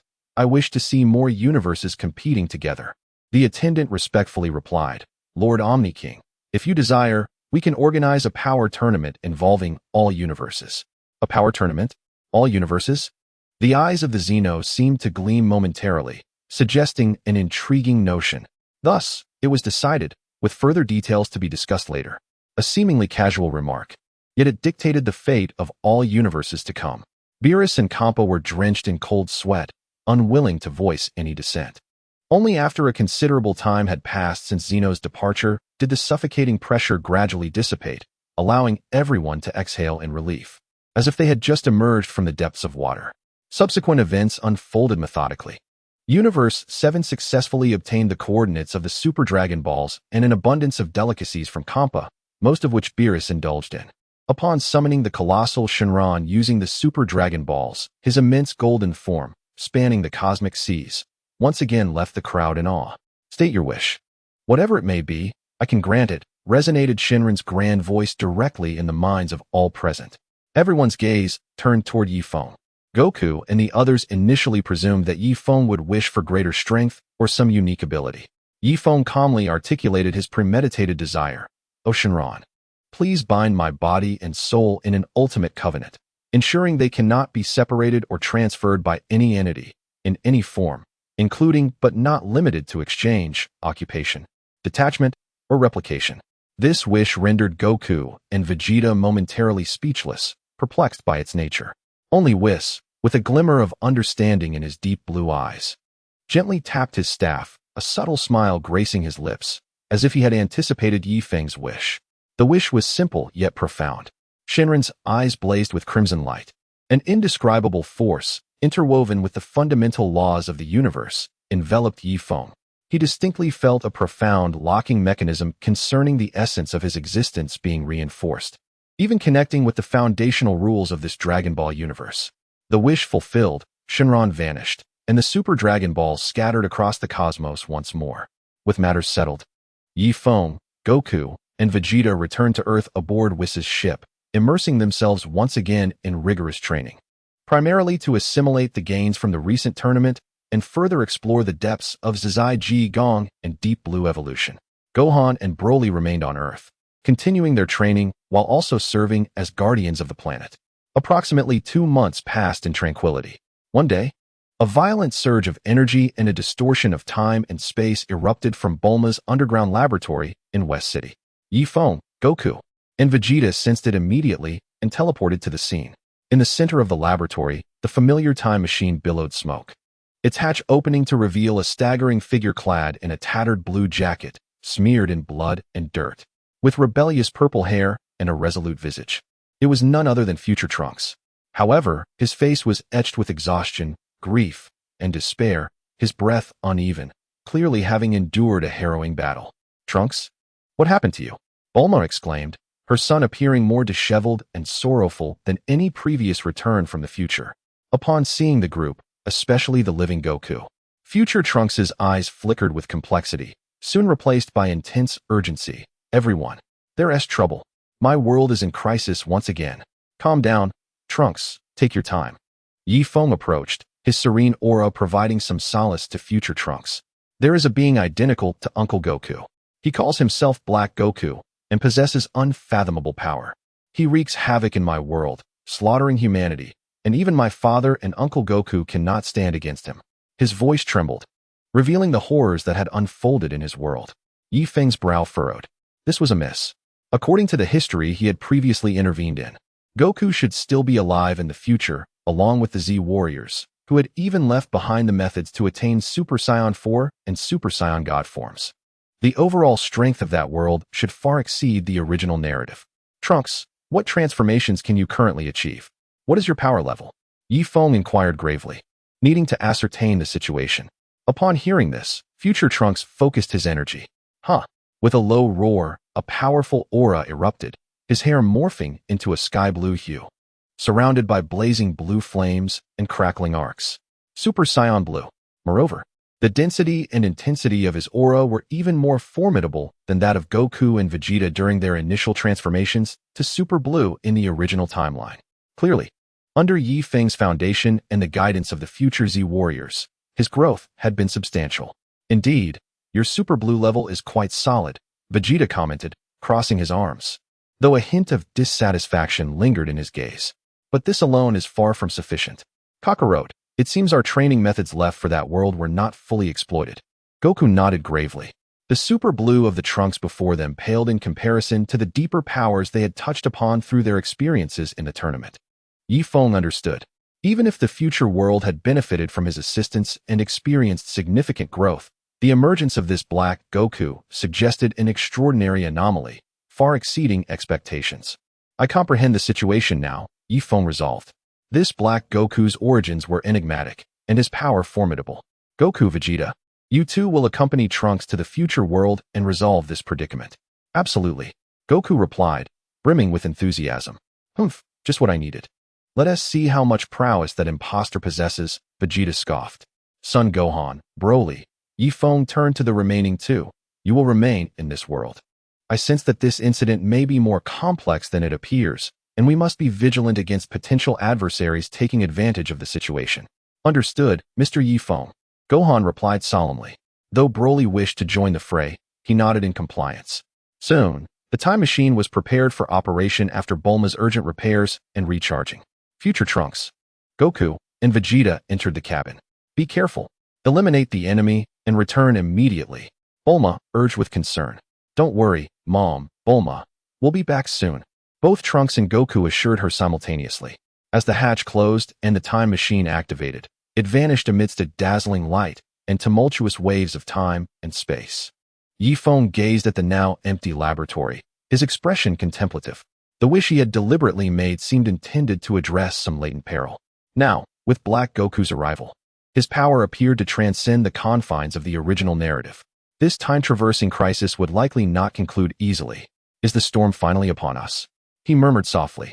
In the future world, amidst the ravaged land, two figures clashed at an unimaginable speed, each encounter producing deafening roars that stirred the air and further devastated the already shattered terrain. One of these figures radiated a brilliant blue aura, the fusion of the future world's Goku and Vegeta, known as Vegeto. For clarity, this title shall be retained. However, this warrior, who theoretically should possess overwhelming power, found himself in a dire struggle, seemingly being entirely suppressed. His opponent, clad in a black attire reminiscent of a god of destruction, adorned with a crimson belt emblazoned with the kanji for destroy, bore an uncanny resemblance to Goku, albeit with a slightly pale complexion and eyes filled with malevolence and cruelty. This was Black Goku. Surrounding him was a peculiar and potent magenta aura, a manifestation of his unique form, Super Saiyan Rose. Is this the power of the combined warrior? How utterly disappointing. Hey, Wukong cackled, his form flickering like a specter, effortlessly evading the full force assault of Vegeta in his super blue form. With a swift motion, he unleashed a hand blade infused with a crimson energy blade that tore through space, striking fiercely at Vegeta's chest. Vegeta emitted a muffled grunt as the super blue aura around him became chaotic, his body hurtling backward like a shooting star, crashing through several floating mountains before finally coming to a halt, blood trickling from the corner of his mouth. Half kneeling on the ground, he gasped heavily, disbelief filling his eyes. The power of fusion is immense, yet his opponent's foundational strength, speed, and energy levels utterly surpassed him in this state. This is simply illogical. It is over. Filthy human.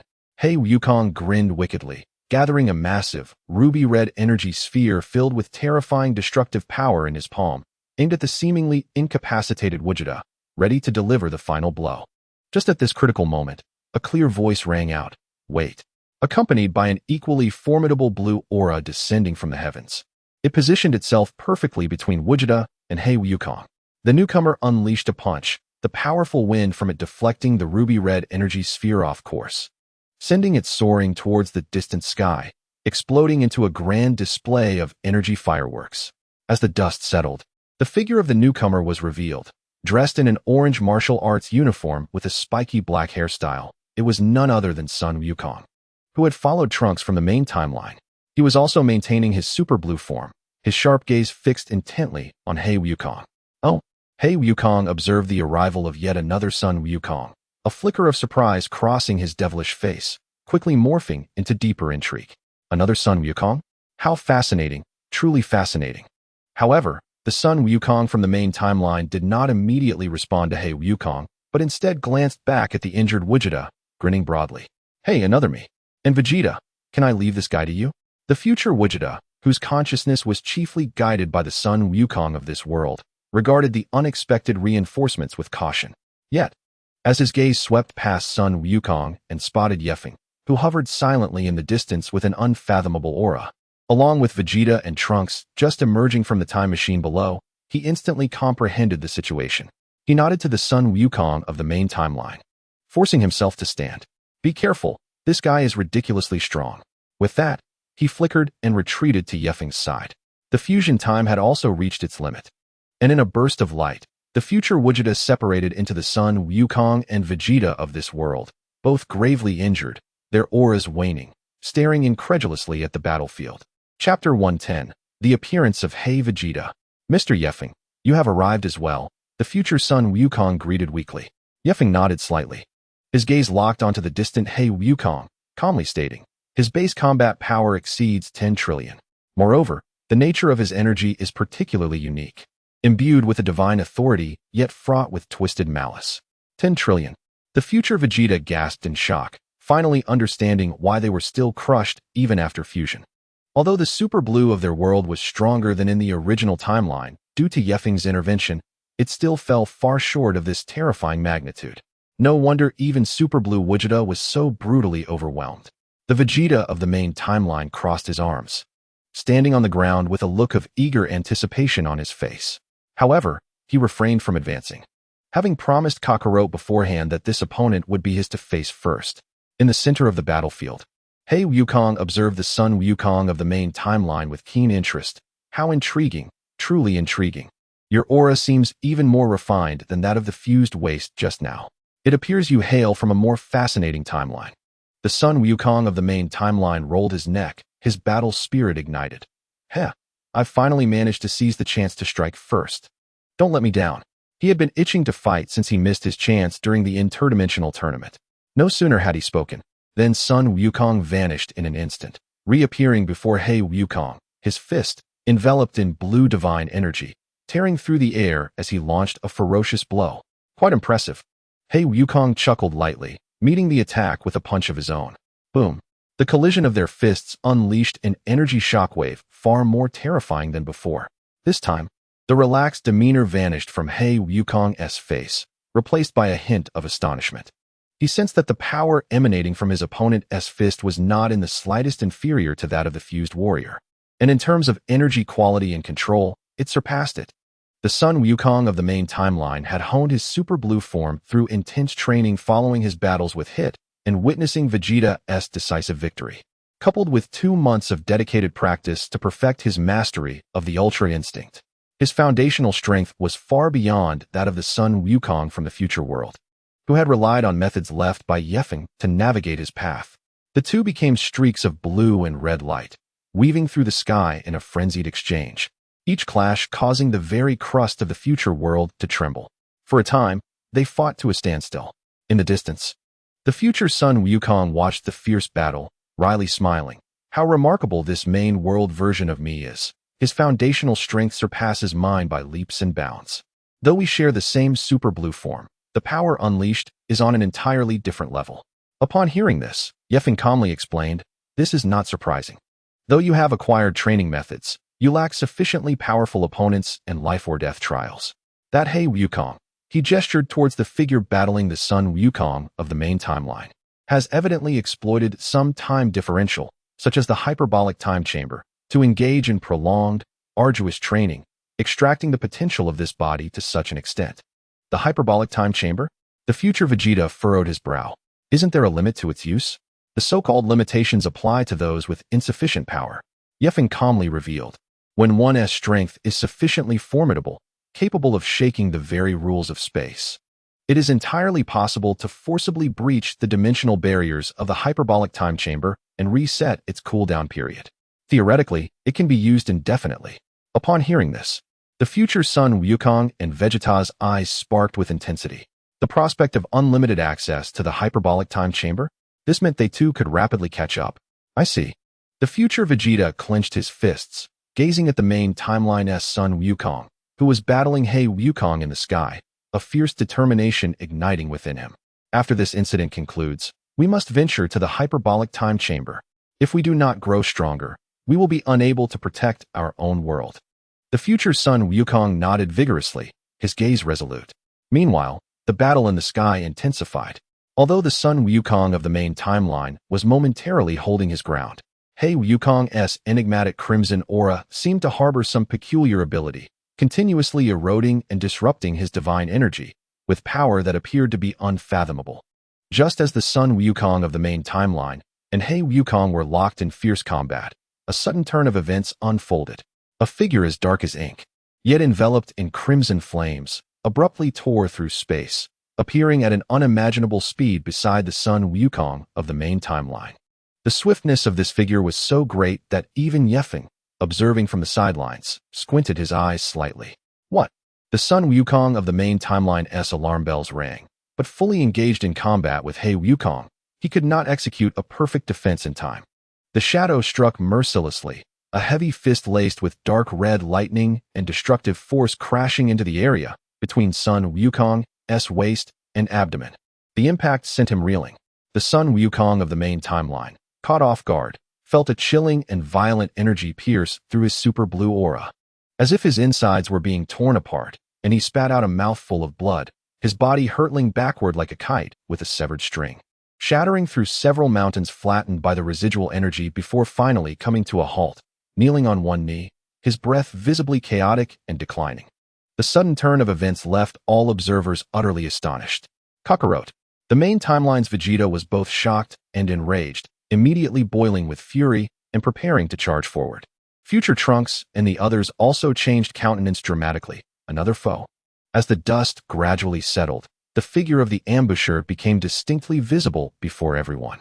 With deep blue skin, silvery long hair, an iconic battle suit, and an expression of cold cruelty, he bore an unmistakable resemblance to Vegeta, yet was enveloped in a rose-colored aura reminiscent of Black Goku, only that within this aura lingered a far more profound and violent darkness. Vegeta?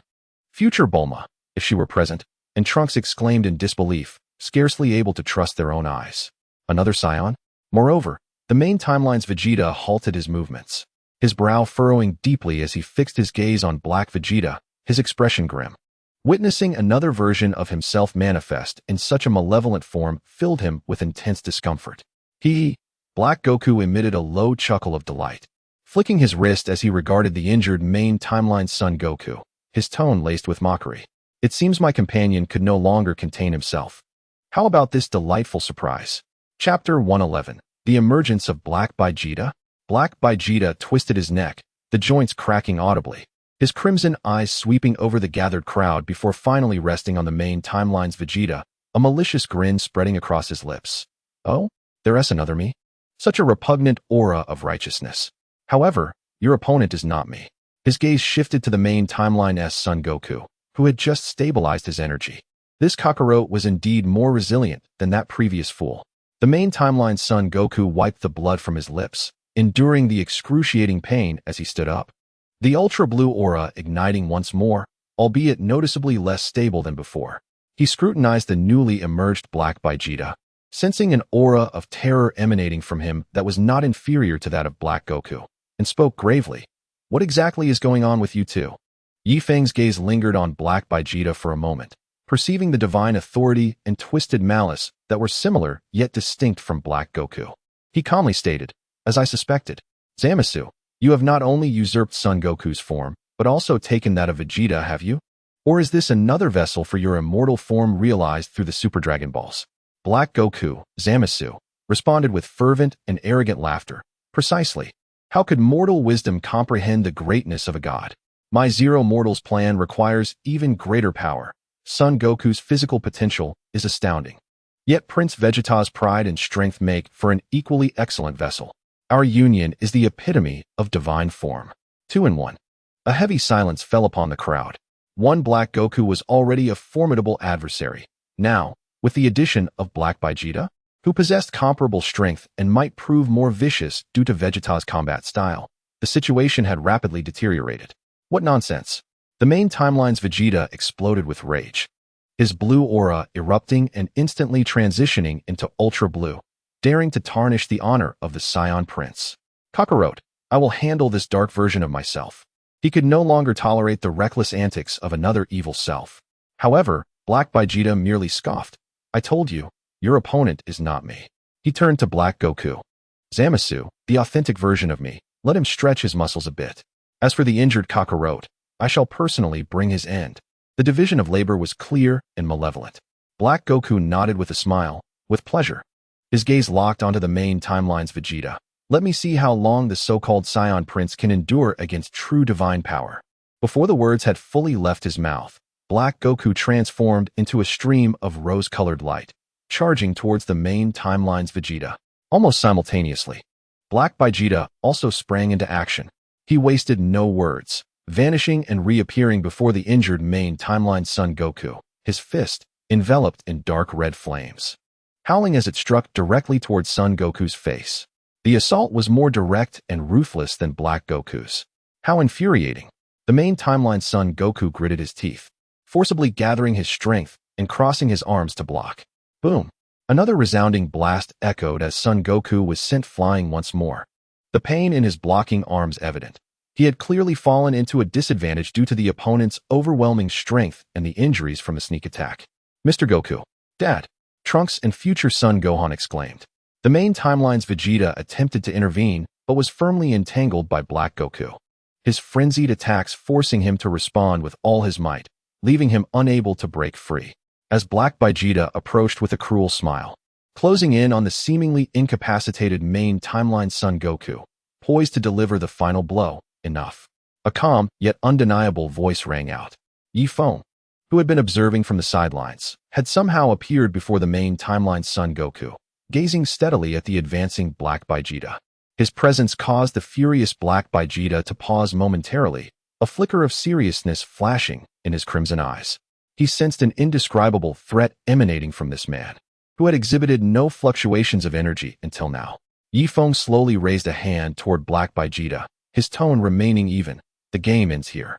Upon hearing Ye Feng's calm yet contemptuous words, both Black Goku and Black Vegeta were momentarily taken aback, only to be overcome by a surge of indignation. What did you say? The game ends here? Black Goku's face, a twisted reflection of Son Goku, contorted with rage. Who do you think you are? Daring to speak so brazenly before us, the true gods. Black Vegeta was even more direct, his crimson eyes brimming with murderous intent. Ignorant trash. Since you are so eager to meet your end, I shall grant you that. They did not recognize Ye Feng, merely perceiving him as another inconspicuous aide from the main timeline. However, after they had finished their tirade, they noticed that the expressions of Son Goku, Vegeta, and even future Trunks were filled with an oddly peculiar look, one not of concern, but laced with pity and the demeanor of observing a fool. This gaze caused a jolt in the hearts of the two Dark Scions, making them realize something was amiss. This suddenly appearing man seemed far from ordinary. Ye Feng disregarded their shouts, continuing to speak calmly, as if stating an established fact. I offer you a chance. Use all your strength, attack. Arrogance. Utter arrogance. Yet at this moment, Black Goku and Black Vegeta could no longer afford to be dismissive. They exchanged a glance, each detecting the gravity in the other's eyes. Humph. Plain God. Let me show you the true power of a god. Black Goku roared, his rose-colored aura surging violently, deepening in hue. The edges of the aura flickering with black arcs of electricity, the overwhelming pressure causing the entire space to groan. This was the third stage of the Petred state, surpassing the ordinary. Die. Black Vegeta similarly unleashed an equal level of power, his dark red flames shooting skyward, as the two transformed into twin streams of destructive light. One to the left and one to the right, attacking Ye Feng with a speed and force that eclipsed any previous assault. Wherever they passed, the space was torn asunder, leaving behind pitch-black scars. Faced with this combined assault capable of effortlessly obliterating galaxies, Ye Feng merely shook his head gently. The third stage of Petred? That might suffice against others.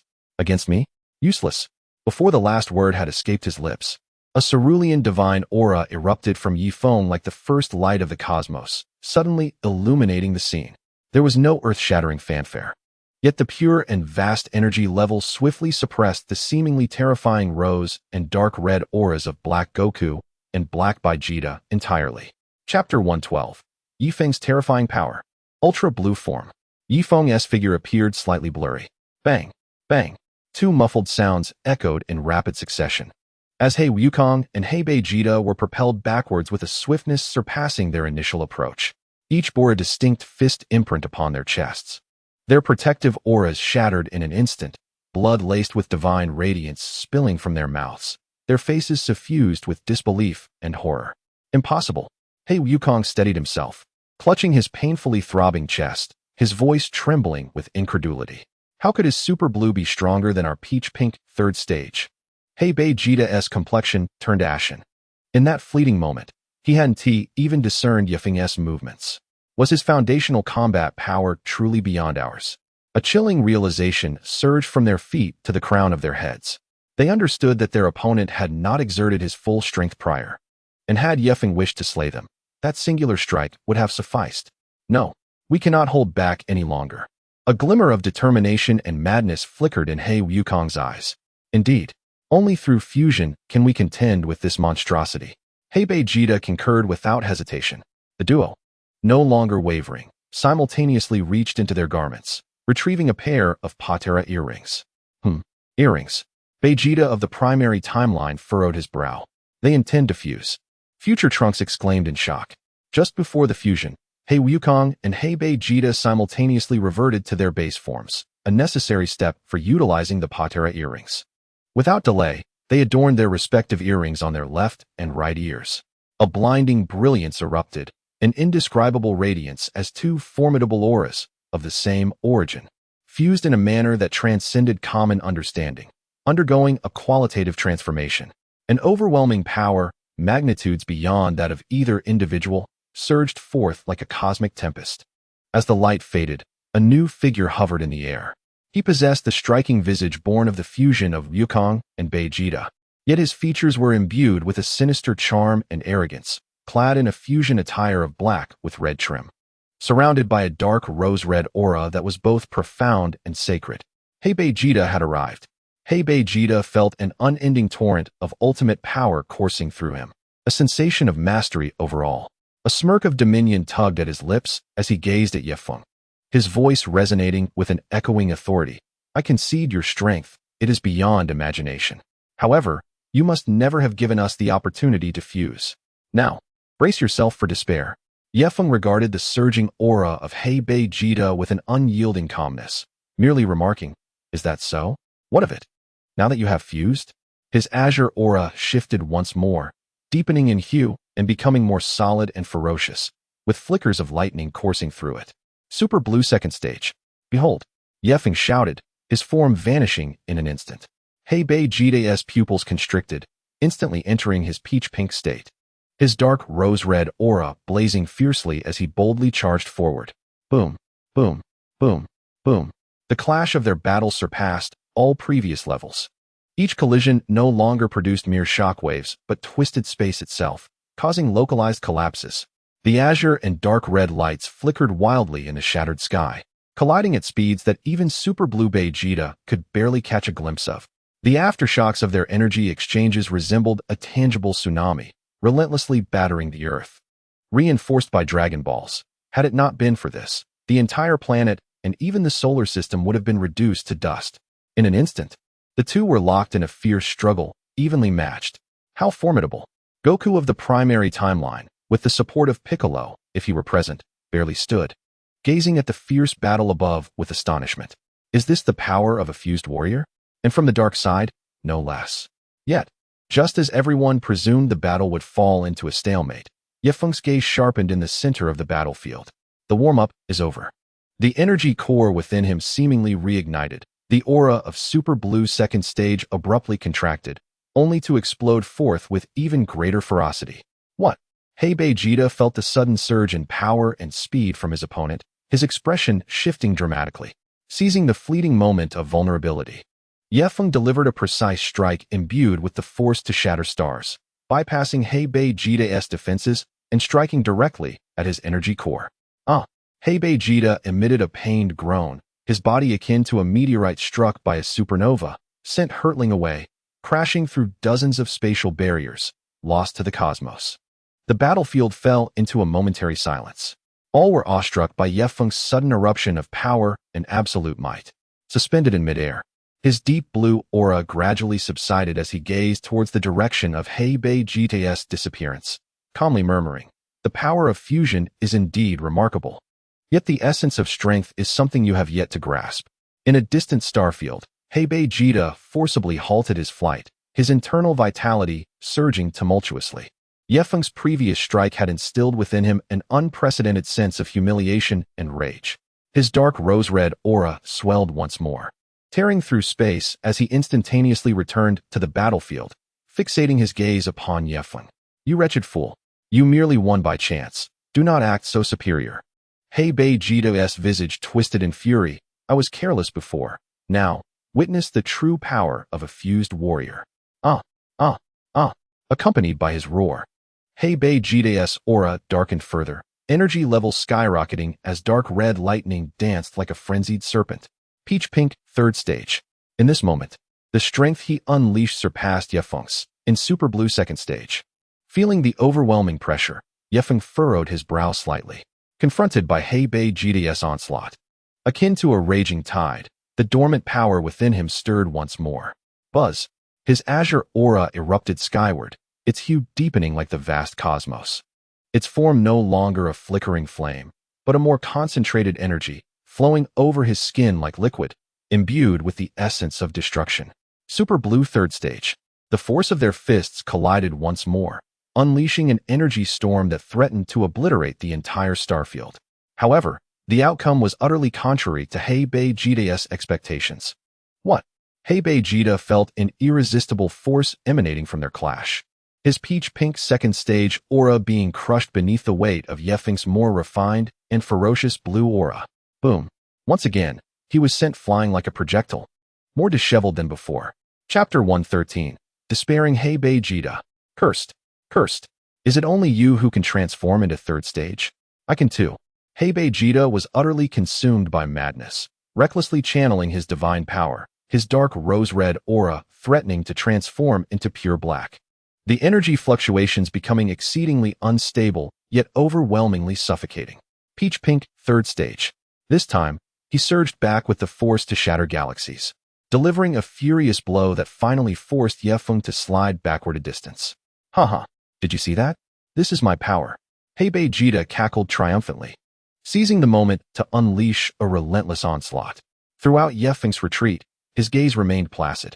The aura of super blue third stage gradually retracted, yet its essence did not wane. Rather, it deepened, becoming inscrutable. A lustrous sheen, reminiscent of jade, enveloped his form, exuding an ancient and mysterious aura. The mystical state. The spectators in the distance held their breath in awe. Future Trunks marveled. Uncle Ye Feng's movements seemed to have quickened. Future Goku furrowed his brow, perceiving more profoundly. No, it is not merely his speed. His dodges and blocks appear instinctual. Future Jita's pupils widened. Instinctual? Goku of the primary timeline explained, his eyes filled with yearning and understanding. It is the art of free and unfettered mastery.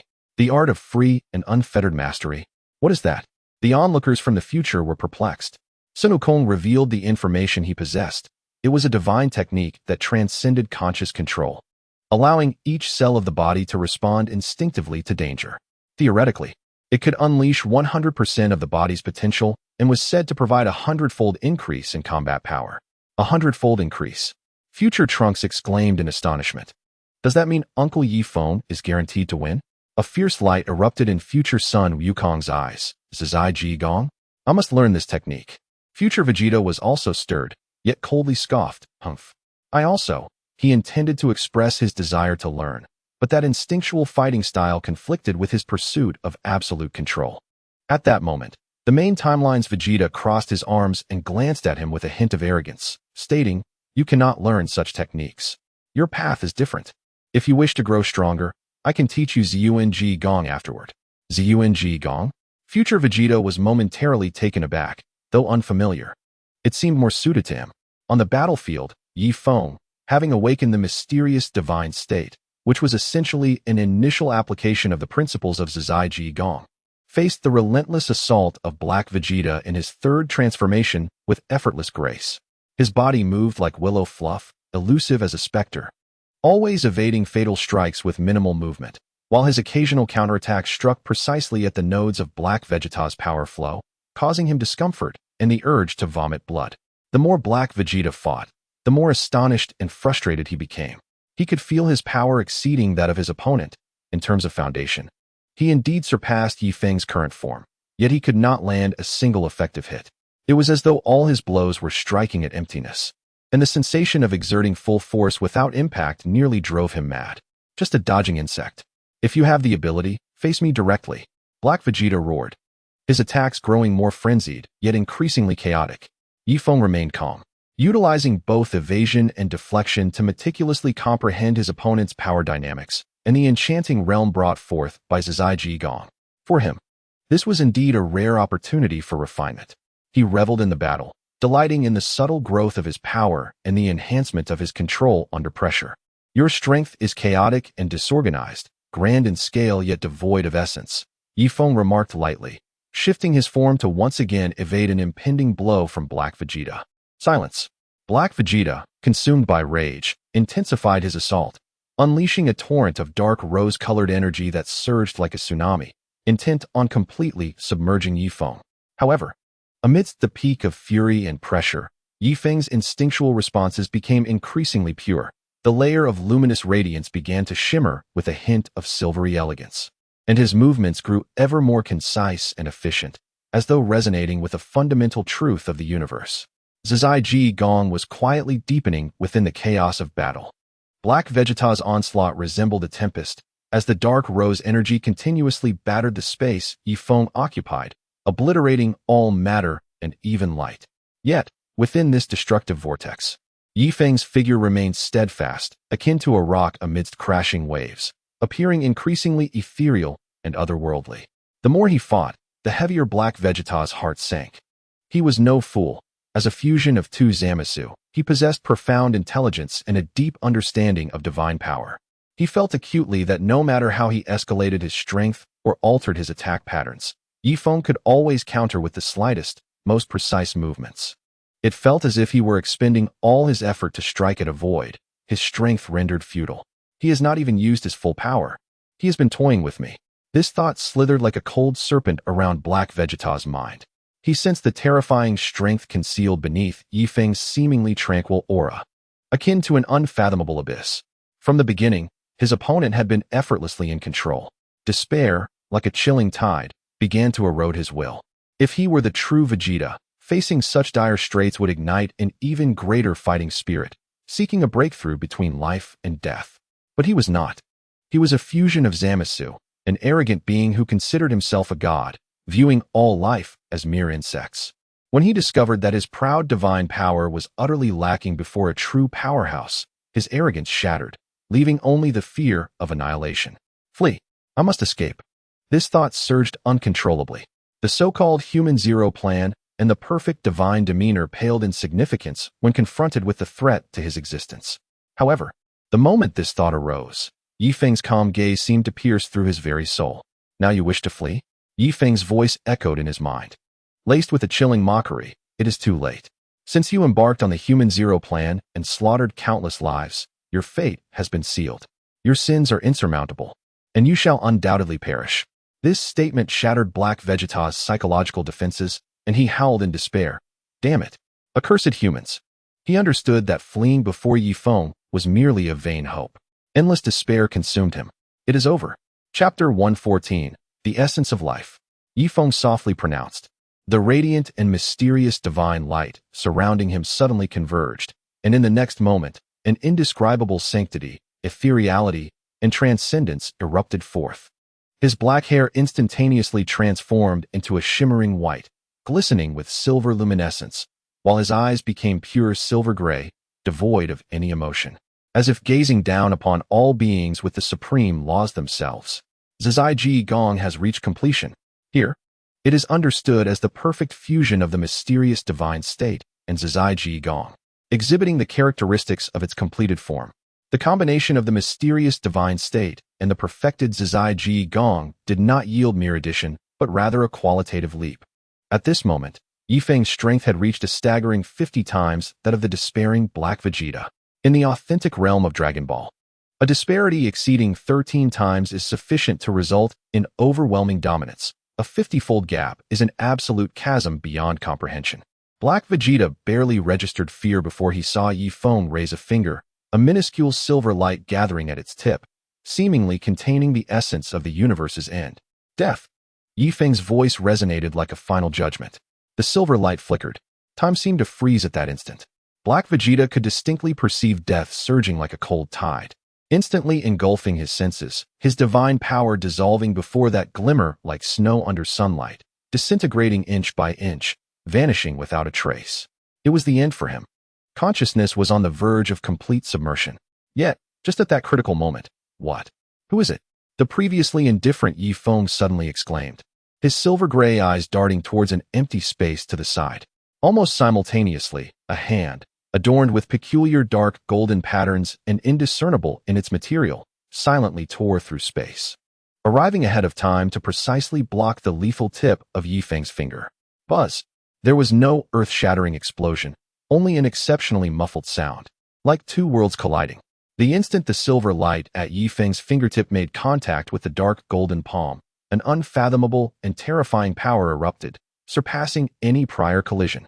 Ye Feng felt an irresistible force surge through his fingertip, sending him uncontrollably flying backward, his silver aura fluctuating violently, appearing almost unstable under that power.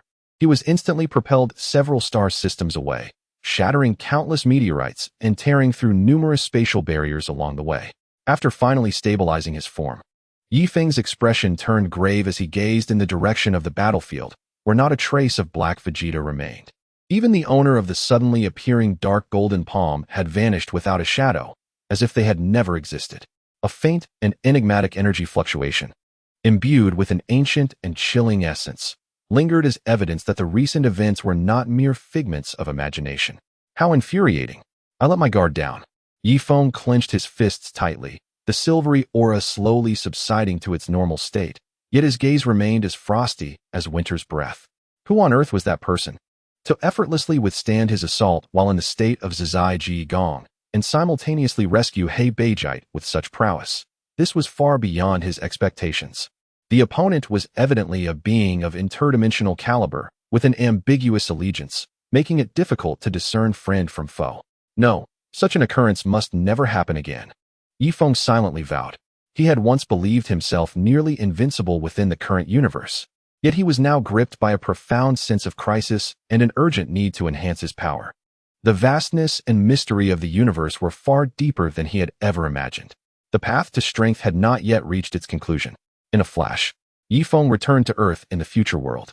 The others immediately surrounded him, their faces reflecting a mix of confusion and concern. They had vaguely sensed the abrupt change and the soul-chilling presence of the dark golden palm. Mr. Ye Feng, the future Sun Wukong could not help but inquire, his eyes filled with worry. Even someone as formidable as Ye Feng had been repelled. Ye Feng's expression had returned to calm, yet a hint of gravity lingered in his gaze. He waved his hand, his tone steady yet imbued with undeniable confidence. It's nothing. That fellow merely escaped by chance. This matter rests upon my shoulders. Whether it be He Beijite or the mysterious individual who rescued him, I shall personally resolve it. His words possessed an unusual charm, instantly alleviating the anxieties of those around him. Indeed, with Mr. Ye Feng present, what was there to fear?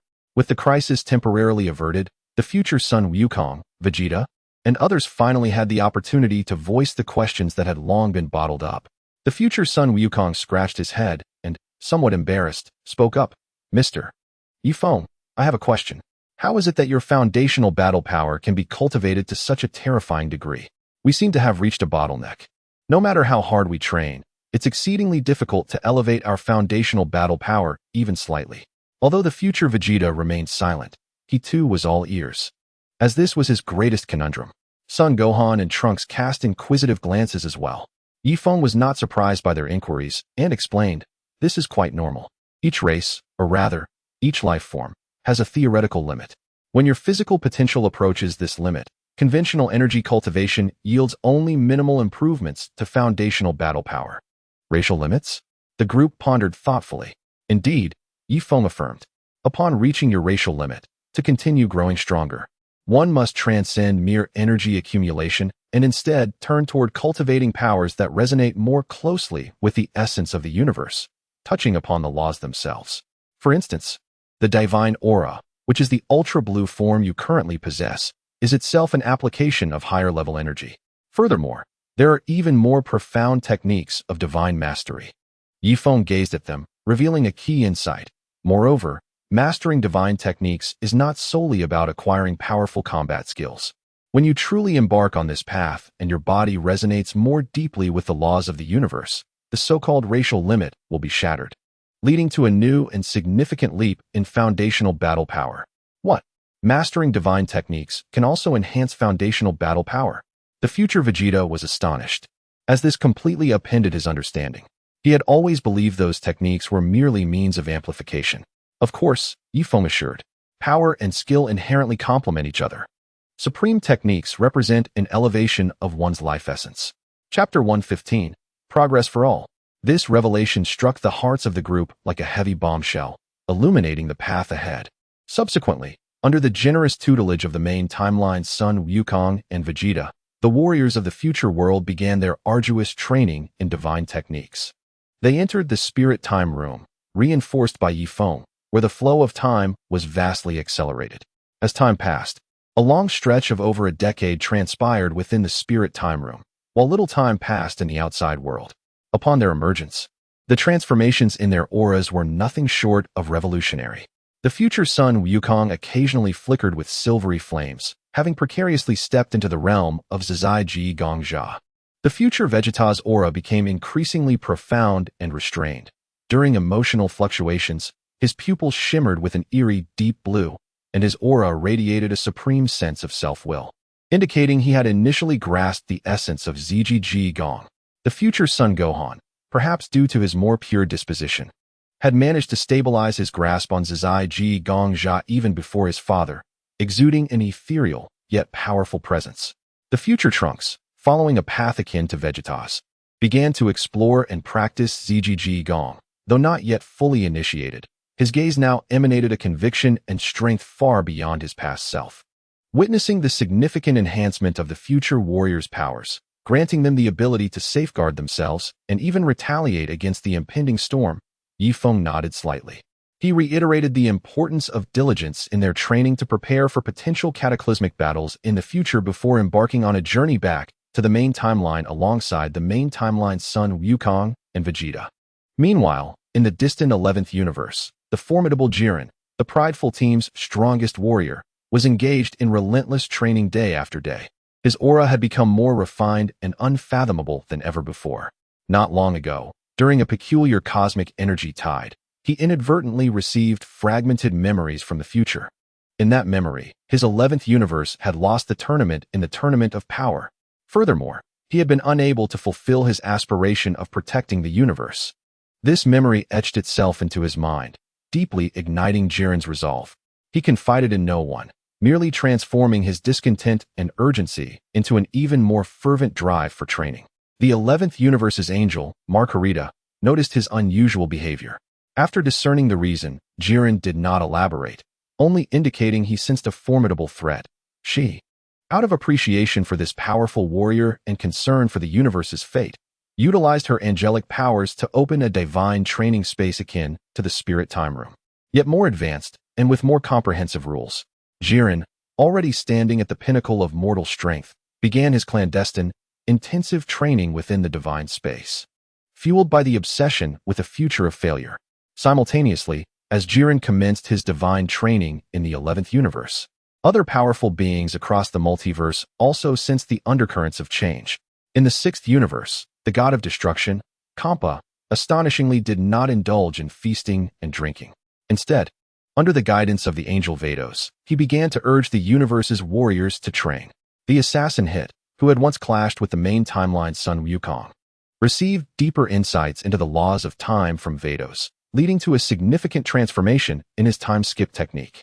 Meanwhile, the scions of the Sixth Universe, particularly Caulifla and Kale, began to reach for higher levels of Super Scion forms and even divine auras, spurred on by the legends of Super Scion power and occasional guidance from Vados. The entire Dragon Ball multiverse seemed to have entered an era of explosive growth among the strong. In the main universe, on Earth, Ye Feng, Sun Wukong, and Vegeta successfully returned. After experiencing the tumultuous battles in the future world, particularly with the intervention of the mysterious strong being, Sun Wukong and Vegeta felt the weight of pressure. After a brief period of rest, they plunged back into their fervent training. Ye Feng, however, decided to indulge in a rare moment of respite. He flickered and appeared at the pinnacle of the iconic Tianlong building in the heart of Shidu City. Ye Feng of the film department gazed at the opulent sign of his department, where handsome men and beautiful women flowed in and out. He stroked his chin, and honestly, he nearly forgot that he possessed such an enterprise, which seemed to have been established on a whim to fulfill certain personalized desires. He strolled inside, where the department head, a shrewd and capable middle-aged man, was momentarily taken aback upon seeing Ye Feng. It was as if he had recalled a legendary figure. His expression instantly transformed into one of utmost respect, even tinged with fear, as he promptly bowed and ushered the mysterious magnate into the most exclusive private area. In the days that followed, Ye Feng truly indulged in a life of imperial luxury. The film department, adhering to his vague instructions from years past, carefully cultivated a selection of aloof yet charming actresses, each possessing unique personalities and striking appearances, who took turns reporting their work to him. Ye Feng reveled in this relaxation, momentarily forgetting the rigors of cultivation and formidable foes. Yet, such leisure was merely an interlude. Ye Feng was acutely aware that the true crisis had not yet been averted. The master of the dark golden palm, who had rescued Hebei Jita from his grasp, possessed unfathomable strength. It was time to commence the next stage of his breakthrough. Standing before the vast floor-to-ceiling window, he surveyed the city's nightscape, his gaze sharpening once more. His forthcoming objective was to cultivate the supreme path of immortality within the Zetian Fa, achieving the unification of 9 lifetimes and becoming a worldly immortal. He sensed, albeit vaguely, that the so-called angels of this Dragon Ball super universe, despite their formidable powers and partial dominion over the cosmos, had not truly transcended. Their essence may not have reached the realm of true immortality. Perhaps only the great priest and the 2 attendants beside the Omni King had barely touched the level of perfect true immortals. If he could attain the status of a worldly immortal, bolstered by the formidable and unique system of the Zetian Fa, he was confident that his power would surpass that of the great priest. As for the Omni King, whose existence was exceedingly enigmatic, Ye Feng could not yet accurately gauge his strength, but it undoubtedly far exceeded any current understanding. On the path of cultivation, at his level, mere physical training and energy accumulation yielded minimal results. He had discovered in the spirit time house of the future world that it had little to no effect on him. His enhancement required an understanding of heavenly principles, the unraveling of cosmic rules, and the honing of his Tao heart amidst the myriad of worldly affairs. The spirit time house was merely a dilapidated microcosm with incomplete laws, utterly incapable of fulfilling his needs. After much contemplation, he once again delved into the system within his mind. The system sifted through worlds with varying temporal flows and relatively complete laws, capable of aiding his cultivation towards the path of the worldly immortal. The luminous screen flickered and ultimately settled on a world he had previously visited, Wahajiangshi Yoga Yuehue. This world is related to Jiangshi Daozhang. A glint of brilliance flashed in Ye Feng's eyes. He had previously ventured into this realm and obtained the bloodline of a second-generation Jiangshi from Jiangqin. He was keenly aware of the profound depths of this world. The Pangu clan, with their immortal physiques, could be considered the pinnacle existence in the realm of humanity, corresponding to the peak of humanity in Zetian, from quasi-emperor to great emperor levels. The entity seeking to gather the 3 books of heaven, earth, and humanity to become the eternal fate appeared to Ye Feng as an alternate form of celestial immortal. The true immortal of Zetian is indeed a celestial immortal. Celestial immortals transcend the constraints of the world and, to a certain extent, can establish rules. Cultivating the path of the worldly immortal in this realm, observing and even seizing the fate and transformations of this world would undoubtedly yield immense benefits and greatly accelerate his progress towards immortality. He resolved to enter the world of Wahajiang Shi Yoga Yuehui without hesitation. As for whether he harbored any lingering thoughts of the long-legged exorcist Ma Xiaoling or the aloof and enchanting Yao Qi Xingmu, who wielded the Earth Book, Ye Feng firmly declared that his sole purpose was cultivation, to break through his boundaries, and to prepare for the impending chaotic battles of the higher dimensions. It was certainly not due to such reasons. With a flash of light, Ye Feng's figure vanished from the Dragon Ball world, stepping once more into the long-forgotten Jiangshi realm. As the brilliance dissipated and the slight dizziness of temporal transition subsided, Ye Feng stood firmly. A familiar yet foreign aura enveloping him, a unique scent mingling faintly with Yin energy, incense, and the dust of a modern metropolis. He had re-entered the world of Wahajiang Shi Yoga Yuehui. His consciousness surged like an invisible tide, sweeping across the globe before retracting swiftly. With his current mental prowess, comparable to that of the 6th or 7th generation of great emperors within the Zhetian system, scanning an Earth was merely a matter of moments. However, the information returned by his mental scan caused him to frown slightly. Indeed, there was a significant disparity in the flow of time. Ye Feng murmured to himself. While the Dragon Ball world had merely undergone a crisis of future time and a brief respite, this world had already undergone profound changes. The first thing he sensed was information fragments regarding his junior disciple Lin Fengjiao, Lin Zhengying. Through capturing residual thoughts and some ancient soul's memories, Ye Feng pieced together a lamentable conclusion. This talented practitioner of Dao arts seemed to have been ensnared by invisible misfortune, encountering all manner of formidable ghosts and spirits in just a few short years, facing the emergence of flying Jiangshi, and even being sealed away for hundreds of years by the malevolent spirit Yue Chelua, an unending series of disastrous events that struck like a relentless barrage, ultimately exhausting her to death. The entire process bore a chilling resemblance to a meticulously crafted script designed by some existence. Fate truly is your doing. Ye Feng's eyes glimmered with a cold light. Such a method of eliminating potential threats and altering the trajectory of fate aligned perfectly with the style of destiny. The southern Taoist Mao Xiaofeng seemed to have encountered a similar narrative demise, falling prey to an unending tide of demons and monsters. Observing the timeline, it was now the 1960s. The mainland was in a period of upheaval, the atmosphere stifling and ill-suited for his endeavors. With a thought, Ye Feng vanished from his location.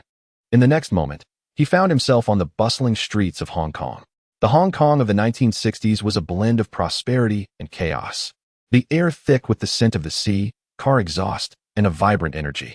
This was the era of the four great detectives, where the lines between the underworld and the law were blurred, and the order constructed by figures such as the 500 million detective Lula cast a shadow over the city's dark underbelly.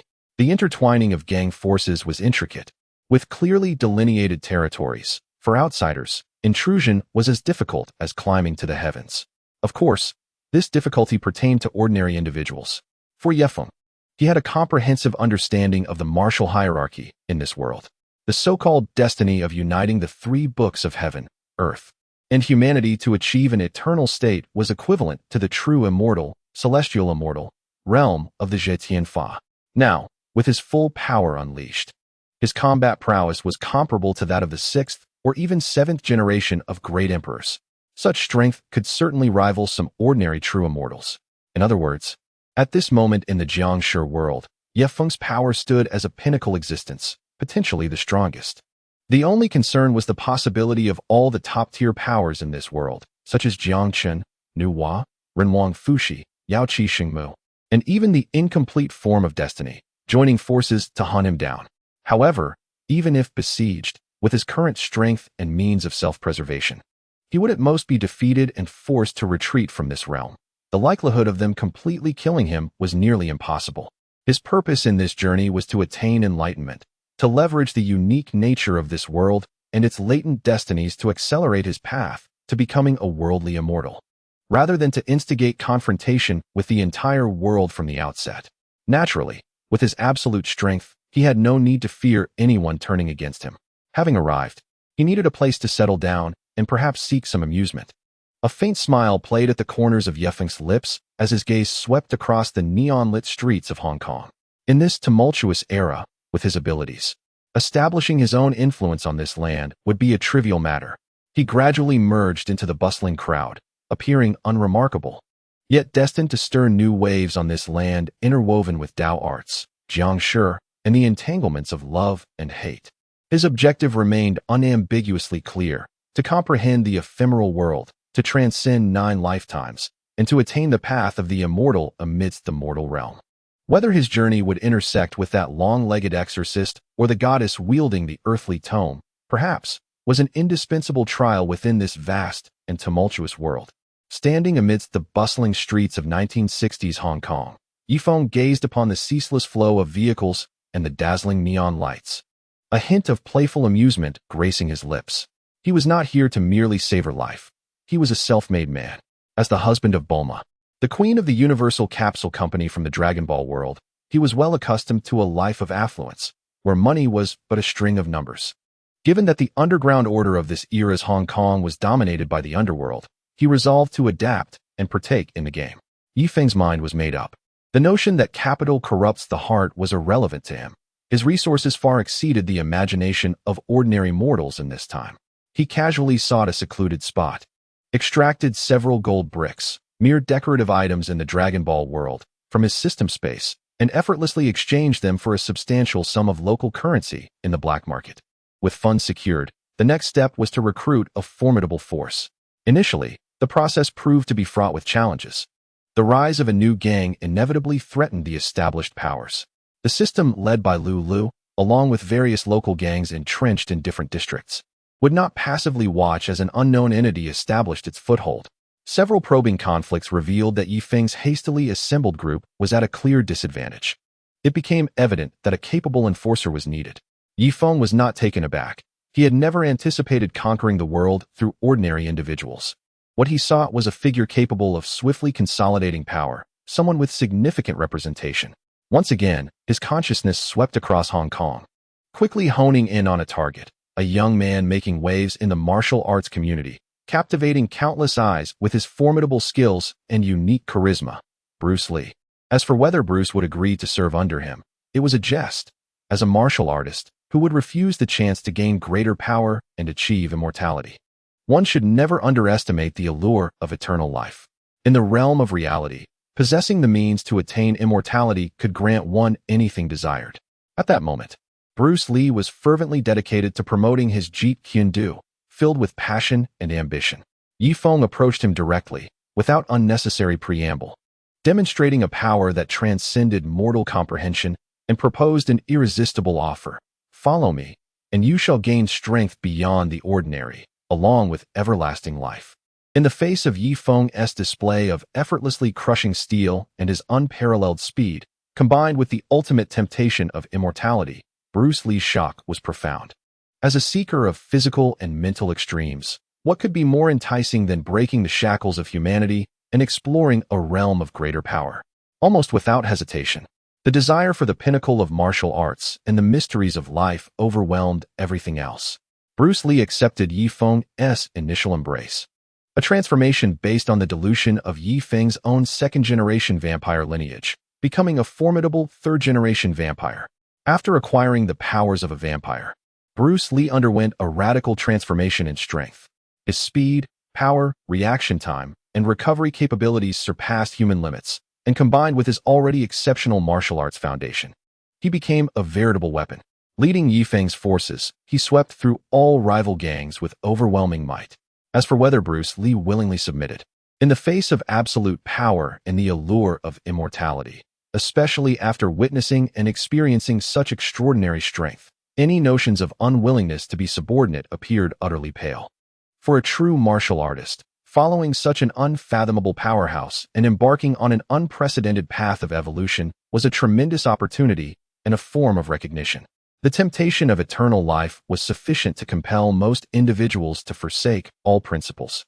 Soon, the name of the Tianlong gang resonated throughout the Hong Kong underground world. With its enigmatic leader Ye Feng and the unparalleled prowess of its top enforcer, Long Gu, it rapidly rose to prominence. Standing toe-to-toe with the traditional gangs under the four great detectives, even hinting at a position of ascendancy, Ye Feng seldom directly involved himself in gang affairs. delegating all responsibilities to Bruce Lee, while he himself remained in the shadows, relishing the prosperity of this era's Hong Kong, simultaneously refining his resolve through worldly experiences and discerning the intricate laws of this unique realm. Supplementary setting. As the late 1960s approached, Bruce Lee's Jeet Kune Do system had reached maturity, and he began preparing for his film career in Hong Kong, aiming to disseminate his martial philosophy through the screen. At this moment, his more significant identity was as the foremost warrior under Ye Feng's command in the Tianlong Gang, with Bruce Lee as an extraordinary enforcer. The Tianlong Gang's ascent was meteoric, swiftly seizing vast territories across the Kowloon Peninsula, even extending its reach toward Hong Kong Island. Such rapid expansion could no longer remain inconspicuous, and Ye Feng and his Tianlong Gang found themselves at the negotiation tables of Hong Kong's major powers. Whether it was the brazen and aggressive Wu Shihua or Lu Lu, who controlled the police and had built a vast empire of corruption, both took a keen interest in this suddenly emerging Tianlong Gang. However, their interest was not in cooperation, but rather in their habitual attempts to either assimilate or crush this new force, incorporating it into their established order. Yet, the methods they employed against ordinary gangs were futile against Ye Feng. Wu Shihua was the first to strike, dispatching his elite enforcers with a large contingent to confront the Tianlong Gang and negotiate while simultaneously causing havoc. Yet, this group of supposedly fierce enforcers never even laid eyes on Bruce Lee, as they were swiftly defeated by newly recruited members of the Tianlong Gang, who had undergone brief training under Bruce Lee, enhanced by Ye Feng's faint aura. As for the few diehard individuals who boasted that Wu Shihua would not let them go, Bruce Lee personally intervened, demonstrating in front of numerous onlookers a speed and strength that seemed inhuman, breaking their limbs and discarding them like refuse at the doorstep of Wu Shihua's headquarters. A warning to others. Wu Shihua was left astonished and furious. Yet he dared not act rashly again. The strength displayed by Bruce Lee surpassed his comprehension. Meanwhile, Lulu opted for legal measures. He dispatched a trusted officer with a search warrant, under the pretext of investigating public security issues, to complicate matters and search the Tianlong Gang's core operations, hoping to uncover some incriminating evidence. However, something bizarre occurred. The officers, brimming with arrogance as they entered the Tianlong Gang's nightclub, never emerged again, as if they had vanished into thin air, leaving no trace behind. Upon hearing this, Lu Lu was furious, believing Ye Feng was openly challenging the authority of the police. He mobilized dozens of armed officers to form a special task force, preparing to conduct a major crackdown on the Tianlong Gang's influence in Kowloon, vowing to root out Ye Feng and restore his reputation. Yet, this well-equipped team never even reached the territory of the Tianlong Gang. While traversing a relatively remote area, they fell victim to an ambush by an unknown armed force.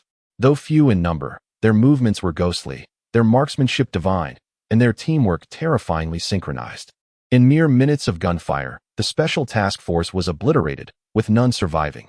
All weapons were confiscated, and the scene was meticulously cleaned, as if nothing had occurred. Upon receiving the news, Lu Lu felt a chill run down his spine. He finally realized that the Tianlong Gang was not an ordinary gang, consumed by a blend of rage and fear. He leveraged higher-level connections to characterize Ye Feng's Tianlong Gang in a meeting of the British Hong Kong government as a terrorist organization armed with heavy weaponry and well-trained operatives, alarmingly exaggerating its threat and strongly urging the mobilization of British troops stationed in Hong Kong for military suppression. At the meeting, several British officials, entangled in the interests of Lu Lu, nodded in agreement and decided to initiate the procedure. However, less than 2 hours after the meeting concluded, those very officials encountered a series of unfortunate events. Some faced car accidents on their way home, their vehicles exploding, leaving no remains. Others suffered sudden heart attacks in the solitude of their home studies, and some, even within the heavily guarded confines of an exclusive club, were crushed to pulp by a chandelier that fell from the ceiling. Their deaths, varied in nature, exuded an unsettling aura of the bizarre and the terrifying. Notably, 2 governors and 3 military commanders perished, along with numerous deputy commanders. Even on the British mainland, several parliamentary figures vanished without a trace. As news spread, the higher echelons of the Hong Kong British government were thrown into chaos and panic. The proposal to deploy troops for suppression was indefinitely shelved, and no one dared to mention it again. Everyone understood that the enigmatic leader of the Tianlong Gang, Ye Feng, possessed a power beyond their comprehension and resistance. He loomed like a silent volcano over Kowloon. Those who dared to provoke him would meet with devastating repercussions. Following this string of events, Ye Feng's Tianlong gang firmly established itself in Hong Kong, becoming a taboo entity that even the official authorities and traditional underworld giants dared not provoke. Remaining shrouded in secrecy, Ye Feng appeared detached from the unfolding events, quietly contemplating his path amidst the chaos of the mortal realm. Ye Feng sat in solitude for several days, attempting to grasp the core principles of this world, only to find them as elusive as a mirage. The more he sought, the more they seemed to drift away. Realization dawned upon him as he calculated the heavenly secrets, understanding that he had been overly attached. Opening his eyes, a glimmer of enlightenment flickered within them. Although he resided in this world, his heart soared to the heavens, never truly merging with the mundane affairs below. The celestial order of this realm was unlike any other, possessing a self-aware destiny that would not allow him to peer into its depths from a lofty vantage point. He recognized that to comprehend the laws governing this world and to unravel the mysteries of fate, he must abandon his detached perspective and immerse himself in the lives of ordinary beings, experiencing their joys and sorrows, life and death. To perceive the subtle inspirations bestowed upon all creatures by the universe, discovering the profound truths in the minutiae. Having come to this understanding, Ye Feng summoned Li Xiaolong and instructed him, "I wish to engage with the world and grasp the essence of the mundane. Henceforth, I shall refrain from employing extraordinary powers unless absolutely necessary, living as an ordinary person and undertaking ordinary endeavors." Of course, he was not naive. Should he encounter life-threatening situations, he would not hesitate to wield his abilities. His goal was to genuinely experience the lives of the lower and middle strata of Hong Kong society, honing his understanding. On the first day, he set out at 6 in the morning, casually entering a bustling breakfast shop. He ordered a dozen meat buns and a bowl of soybean milk, savoring the lively atmosphere filled with the sounds of people and the essence of street life. As he immersed himself in the act of eating, feeling the hustle and bustle of ordinary lives striving for survival, he consciously suppressed all supernatural abilities, and his mind gradually found tranquility. Reminiscent of a time before his transcendence when he was merely an ordinary worker, taking a moment to relax during breakfast, he realized that maintaining a childlike heart, even in strength, was crucial for perceiving the universe. Ye Feng reflected on this insight. No longer did he force understanding, but instead, he allowed himself to feel and experience. After finishing breakfast, he strolled through the streets of Hong Kong, observing the myriad of shops and listening to the vibrant calls of vendors. The thought that he no longer needed to toil for a living, but could freely enjoy life, filled him with a long-lost sense of ease and contentment. He wandered aimlessly until he found himself at a bustling intersection. His gaze swept over the crowd, suddenly fixating on a middle-aged man wearing a floral shirt, slightly overweight, always sporting a shrewd smile. This man resembles the character Zhu Yuzai from the movies starring F.A. Go.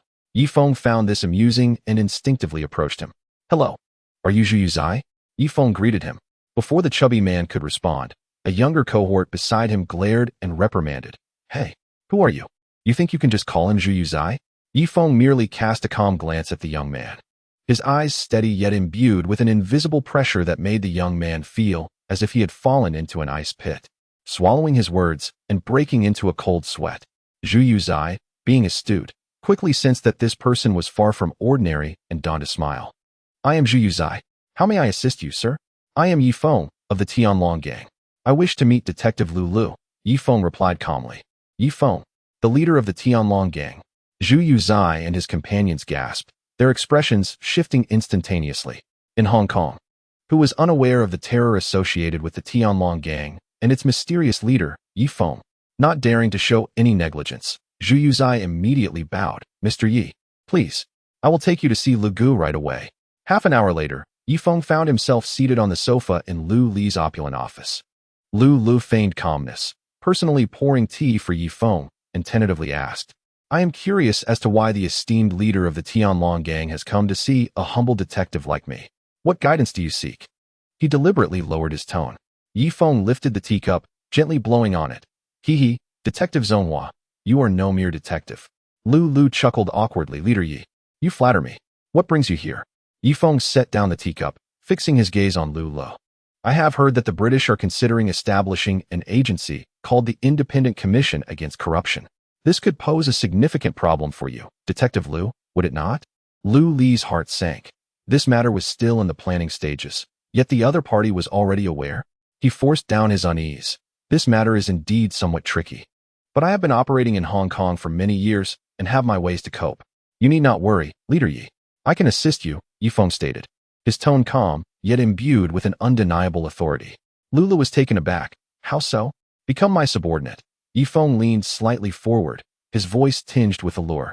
I grant you an immortal and indestructible body. What? Lulu sprang to his feet, disbelief etched across his face. In the next moment, he witnessed an unforgettable sight. Ye Feng's eyes transformed into an eerie green, revealing two sharp fangs, as a chilling, ancient, oppressive aura enveloped the entire room. 10 minutes later, Lulu regained consciousness, feeling a surge of unprecedented power coursing through him, along with an influx of information about zombies in his mind. He looked at Ye Feng with a mix of reverence and fervor. Ye Feng casually tossed him a specially prepared bag of blood plasma. Lulu bowed respectfully, his voice trembling with excitement. Master. Ye Feng waved his hand. No need to call me master, just address me as boss or Feng Ge. Yes, Feng Ge. Lulu complied eagerly. What are your plans moving forward? Ye Feng reclined on the sofa, speaking nonchalantly. I want you to reform the way you collect protection fees, making it more legitimate. Find a way to transform it into a tax-like model, or request the Hong Kong government to allocate a portion of tax revenues to maintain underground order. Once you secure this funding, reduce the various fees and protection charges imposed on the lower classes, giving them a chance at survival. He paused, his tone turning serious. Lastly, and most importantly, I want to eradicate the sale of white powder drugs to the Chinese populace in Hong Kong. You must ensure this is accomplished. Lulu, now a third-generation zombie, with a mindset and perspective transformed, immediately bowed. Yes. Feng Ge, I understand. With powers and longevity surpassing those of ordinary mortals, the allure of worldly wealth and power still held a certain appeal, yet it was no longer the sole focus. He came to comprehend Ye Feng's approach. A game played within the human realm, yet governed by a certain set of rules. As for the Independent Commission Against Corruption, you will handle that yourself. Consider it your first test. Rest assured, Feng Ge, I can manage these minor matters with ease. Lula, brimming with confidence, came to fully realize the vastness of the world only after becoming a zombie, reflecting on how laughable his previous pursuits of power and profit had been. Ye Feng nodded in satisfaction, declaring that he intended to take some time to relax and experience life. You arrange it, keep it low-key, but ensure the pleasures are not lacking. Lula immediately patted his chest in assurance. Understood. Feng Ge, you can count on me. I will guarantee you the most authentic and comfortable experience of life in Hong Kong. Thus, the dynamics of Hong Kong's underworld began to subtly shift with Ye Feng's entry. An invisible web started to envelop this land in a more clandestine manner. Ye Feng embarked on his journey of refining his heart amidst the mundane world. With the meticulous arrangements made by Lula, now a concealed zombie overlord, Ye Feng's immersion into this world was undoubtedly a top-tier indulgence. He was not the type to gaze longingly at beautiful women before his journey, only to become a hypocrite post-transformation, preaching purity. To him, the essence of refining one's heart lay in following one's desires without straying from one's true nature. That evening, he found himself in an exclusive private club, arranged by Lula, where several charming and cultured companions, well-versed in the arts, accompanied him. They drank and listened to music, allowing themselves to unwind and fully enjoy the luxurious services Hong Kong had to offer until the late hours of the night. The following morning, Ye Feng emerged from the club, feeling refreshed and ready to savor authentic Hong Kong-style dim sum. Upon reaching the street corner, he encountered a middle-aged man dressed in a modest Zhongshan suit, his serious demeanor imbued with a sense of righteousness. Ye Feng paused, a flicker of surprise crossing his eyes. Shu. No. Upon closer inspection, this individual bore a striking resemblance to his disciple, Lin Fengjiao, Lin Jinging, from the world of Jiangshi Daozhang, yet with a more subdued demeanor and slightly younger appearance. Furthermore, this man radiated a genuine Taoist aura, emanating a solid foundation of power, though not particularly formidable. Intrigued, Ye Feng approached him and greeted, "Esteemed Taoist, please hold on a moment." The middle-aged priest halted, looking at Ye Feng with curiosity. sensing the profound and enigmatic aura he exuded, which subtly resonated with the natural essence of the Tao. Not daring to be dismissive, he clasped his hands in salute. Fu Sheng Wu Liang Tianzun, esteemed layman, what guidance do you seek? May I ask, does the Taoist have the surname Lin? Ye Feng inquired. The priest's eyes widened in astonishment. Indeed, I am surnamed Lin, with the given name Zheng. How did the layman come to know? Lin Zheng? Ye Feng's mind immediately conjured the image of a film titled Yao Guai Du Shi, where the protagonist, a Taoist, was indeed named Lin Zheng, a disciple of the Tiandao sect, which was said to have been passed down by the pure Yangzi Lu Dongbin. So, it is truly Taoist Lin Zheng.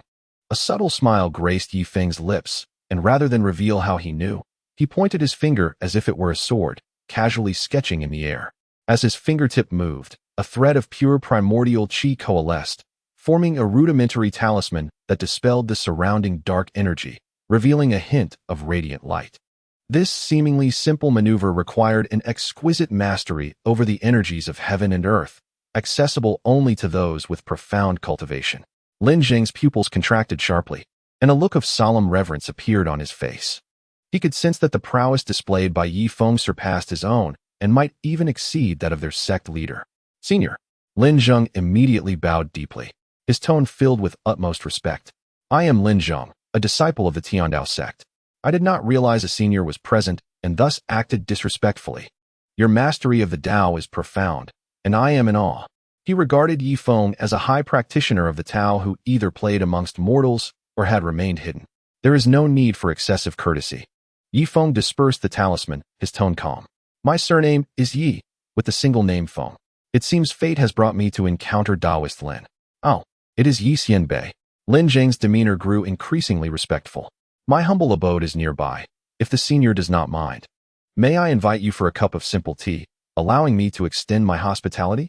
Ye Feng, eager to engage further with the realm of cultivation in this world, nodded in agreement. Very well, I shall impose on you. Following Lin Zheng, they arrived at his residence, an old-style Tang building situated in an antique district. Though aged, it was well-kept and exuded a homely atmosphere. A little girl, her hair styled in pigtails and appearing to be around 5 or 6 years old, played in the yard. Upon seeing Lin Zheng return, she joyfully rushed over to hug his leg, exclaiming, Daddy. Xiaoting, be good, we have a guest at home. Quickly greet Yibo Bo. Lin Zheng affectionately tousled his daughter's hair. Lin Xiaoting. Indeed, it is she. Ye Feng observed the innocent, lively child. Realizing this was before the plot of Yao Guai Du Shi, and that there was still a considerable time before the appearance of the malevolent Yin Yang corpse. A barely perceptible smile curled at the corners of his mouth. In the film, the Yin Yang corpse was notorious for merging Eastern and Western malevolent arts, showing no fear of the Tao or holy water, seemingly impervious even to Chinese deities. Ye Feng found himself somewhat anticipating the moment when this so-called invincible Yin-Yang corpse would encounter him, an entity from another world, possessing the bloodline of a second-generation zombie and formidable powers. Would it still maintain its bravado? The mundane world seemed increasingly intriguing. Chapter 120. In the blink of an eye. 10 years. His conversation with Lin Zheng provided Ye Feng with a clearer understanding of the supernatural realm in this world. Since the passing of the leading figure in the southern and northern realms, Taoist Mao Xiaofeng, the supernatural world had not seen a master of the Tianshi level.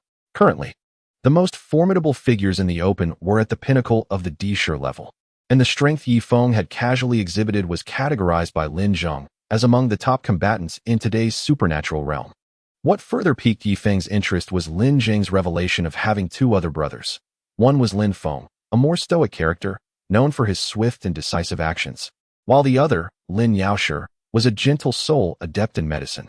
Additionally, they had a cousin skilled in feng shui, who was second in the family hierarchy. Goodness. This has stirred the nest of Yingshu. Ye Feng chuckled inwardly, realizing that this blended world had intertwined multiple classic characters portrayed by Lin Zhengying as brothers and relatives. After acquiring a general overview of the supernatural realm from Lin Zheng, Ye Feng felt a mischievous notion take root. Having always enjoyed horror films before his journey, he held no fondness for malevolent spirits that merely frightened and harmed ordinary people. He often imagined what would happen when a group of regular people encountered a vengeful spirit. Wouldn't it be delightful if, amidst their terror, they suddenly discovered someone like him? A second-generation zombie capable of effortlessly dispatching such entities? The thought of spirits that attempted to seduce or confuse people, only to be thoroughly outmatched, was amusing to ponder. Embracing this playful mindset, Ye Feng began to actively seek out various figures within Hong Kong's supernatural community. Thanks to his unfathomable cultivation, both in Dao and as a zombie, he quickly garnered immense respect within the circle.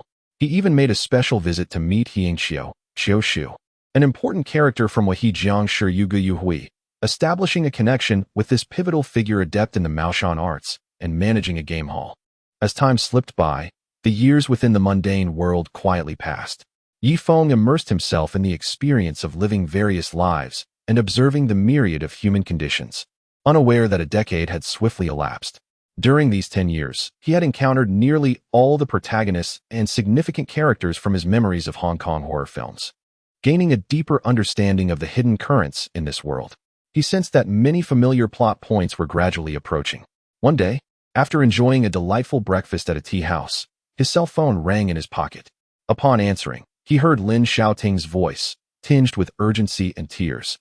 "Yibobo, it's terrible. A frightening monster has come to our home. A man and a woman were bound together, impervious to blades and firearms.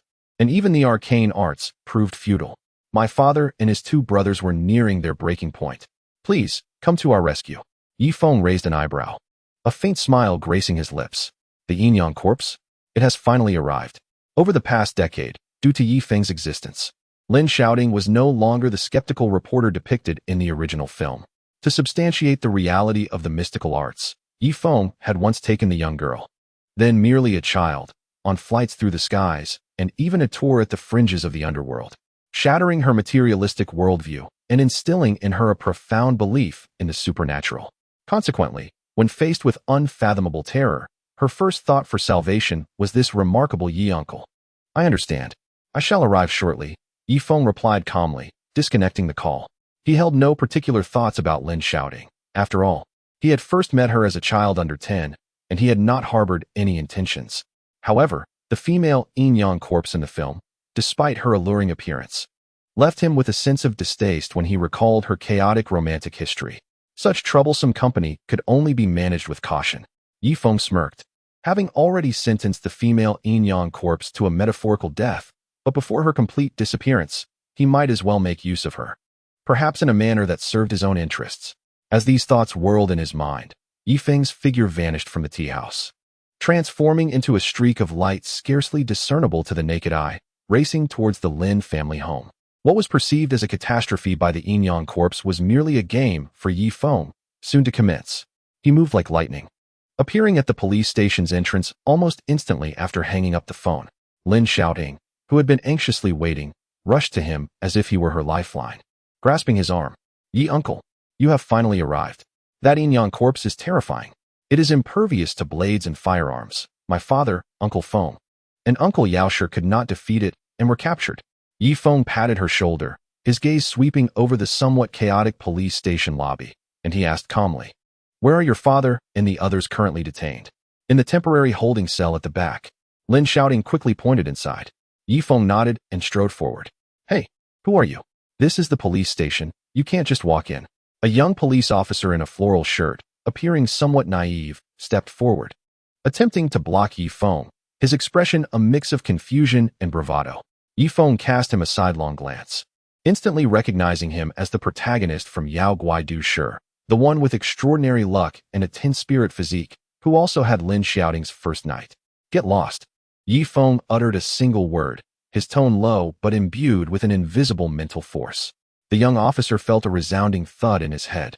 As if struck by a heavy hammer, an overwhelming terror seized him from the depths of his soul, his face turning pale as he stumbled backward, collapsing onto the ground. Pointing at Ye Feng and stammering, "What are you doing? I will report you for assaulting an officer." "Report me for assaulting an officer?" Ye Feng's lips curled into a mocking smile. "Do you know who I am? Who are you?" "I don't know." The young officer struggled to maintain his composure. "You must know Lulu," Ye Feng stated nonchalantly. "Lulu? Which Lulu? Never heard of him." The young officer, evidently too low in rank, had no knowledge of the true power players within the police force. More likely, his mind was racing to catch up. No sooner had he finished speaking than a superior officer rushed over, visibly agitated, and slapped the young officer sharply on the back of the head. "Fool! Shut your mouth. You think you can just call out Lu Sir's name?"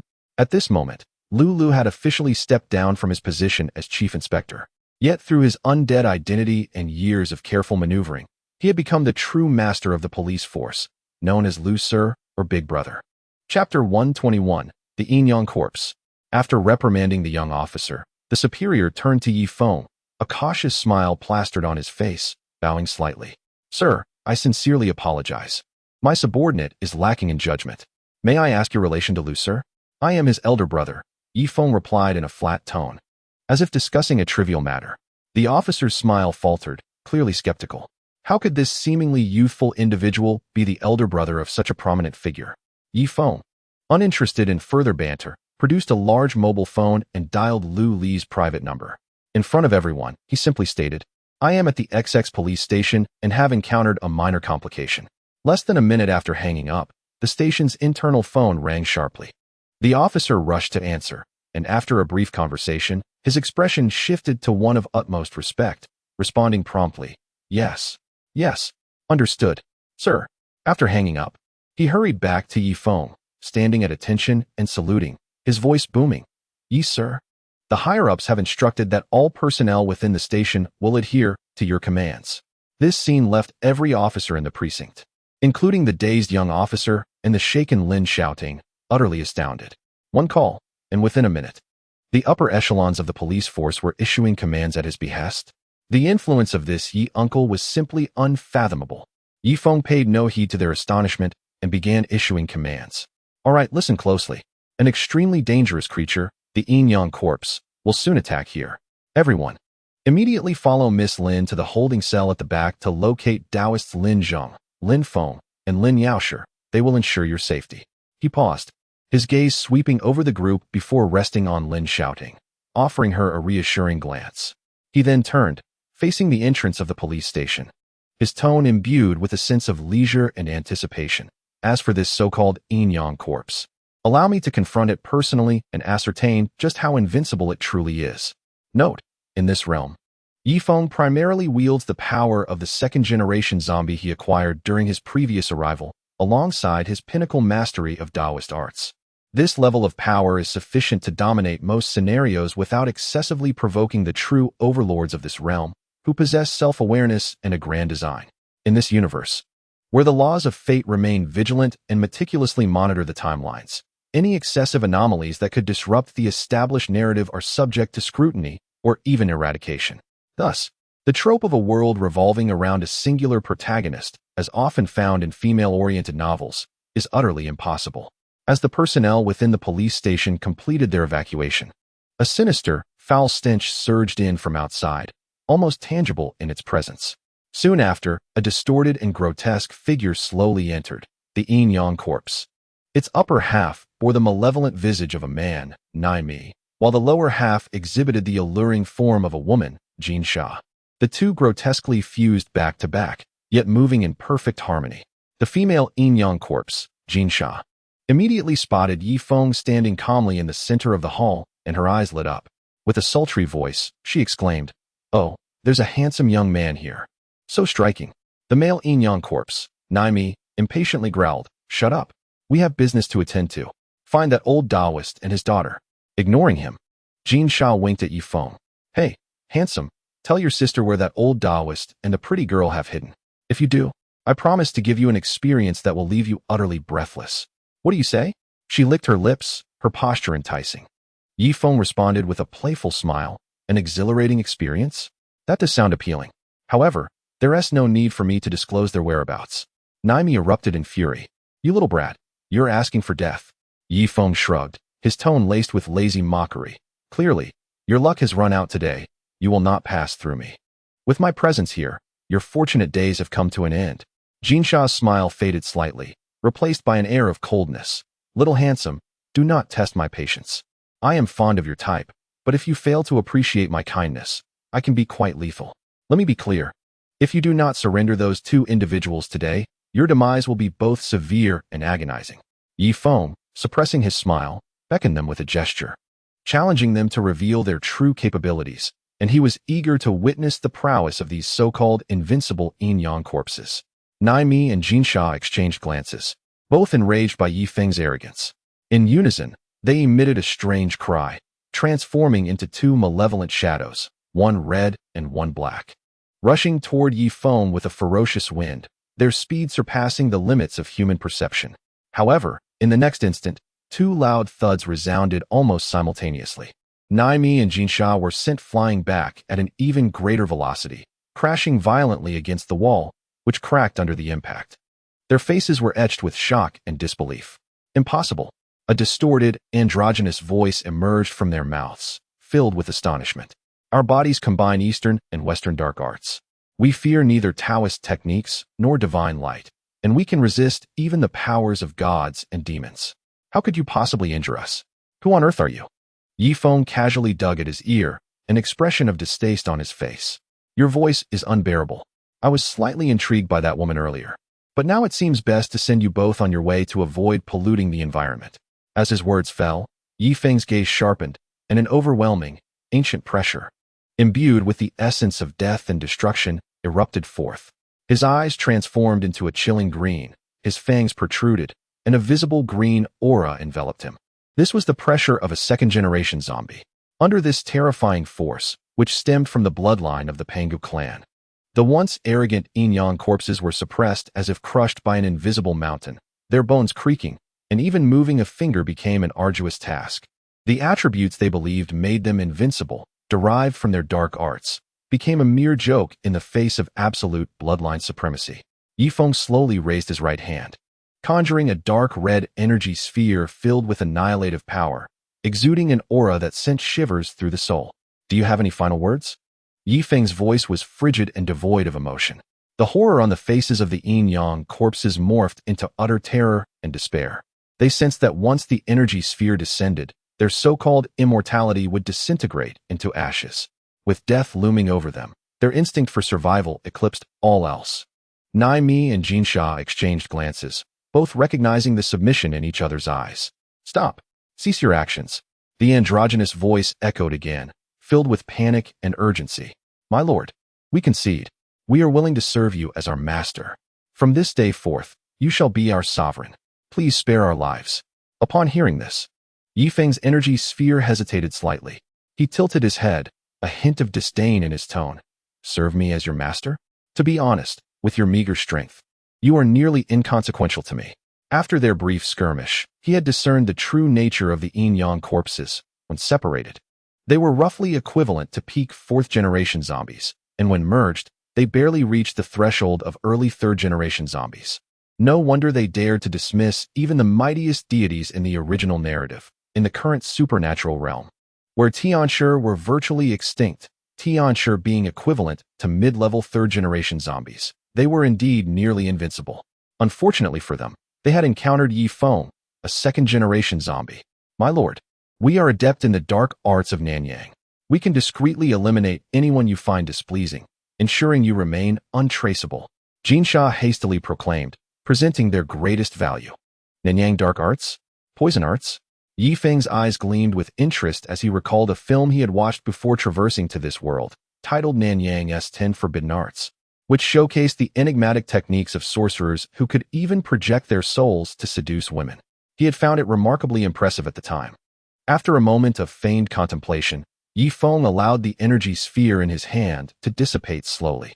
Fine, consider yourselves fortunate. My mood is relatively good today. You shall accompany me from now on.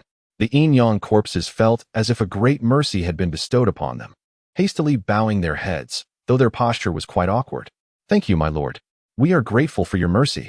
Very well, Ye Feng resumed his usual demeanor, instructing them coolly, from now on, you are forbidden to use dark arts to harm others without my command. Do you understand? Yes, my lord. Naimi and Jinsha hurriedly assured him. Observing the subservient yin-yang corpses before him, a subtle smile crept onto Ye Feng's lips. With these two local fiends in his possession, many minor matters that he could not personally handle in Hong Kong now had suitable agents for resolution. This worldly experience was becoming increasingly convenient. Indeed, Ye Feng's previous study of Maoshan Dao was primarily aimed at enhancing his cultivation and solidifying his foundation. He had not delved deeply into curses or assassination techniques that relied on mediums like hair or blood. After all, with his prior strength, he could simply crush his enemies without such convolutions. However, times had changed.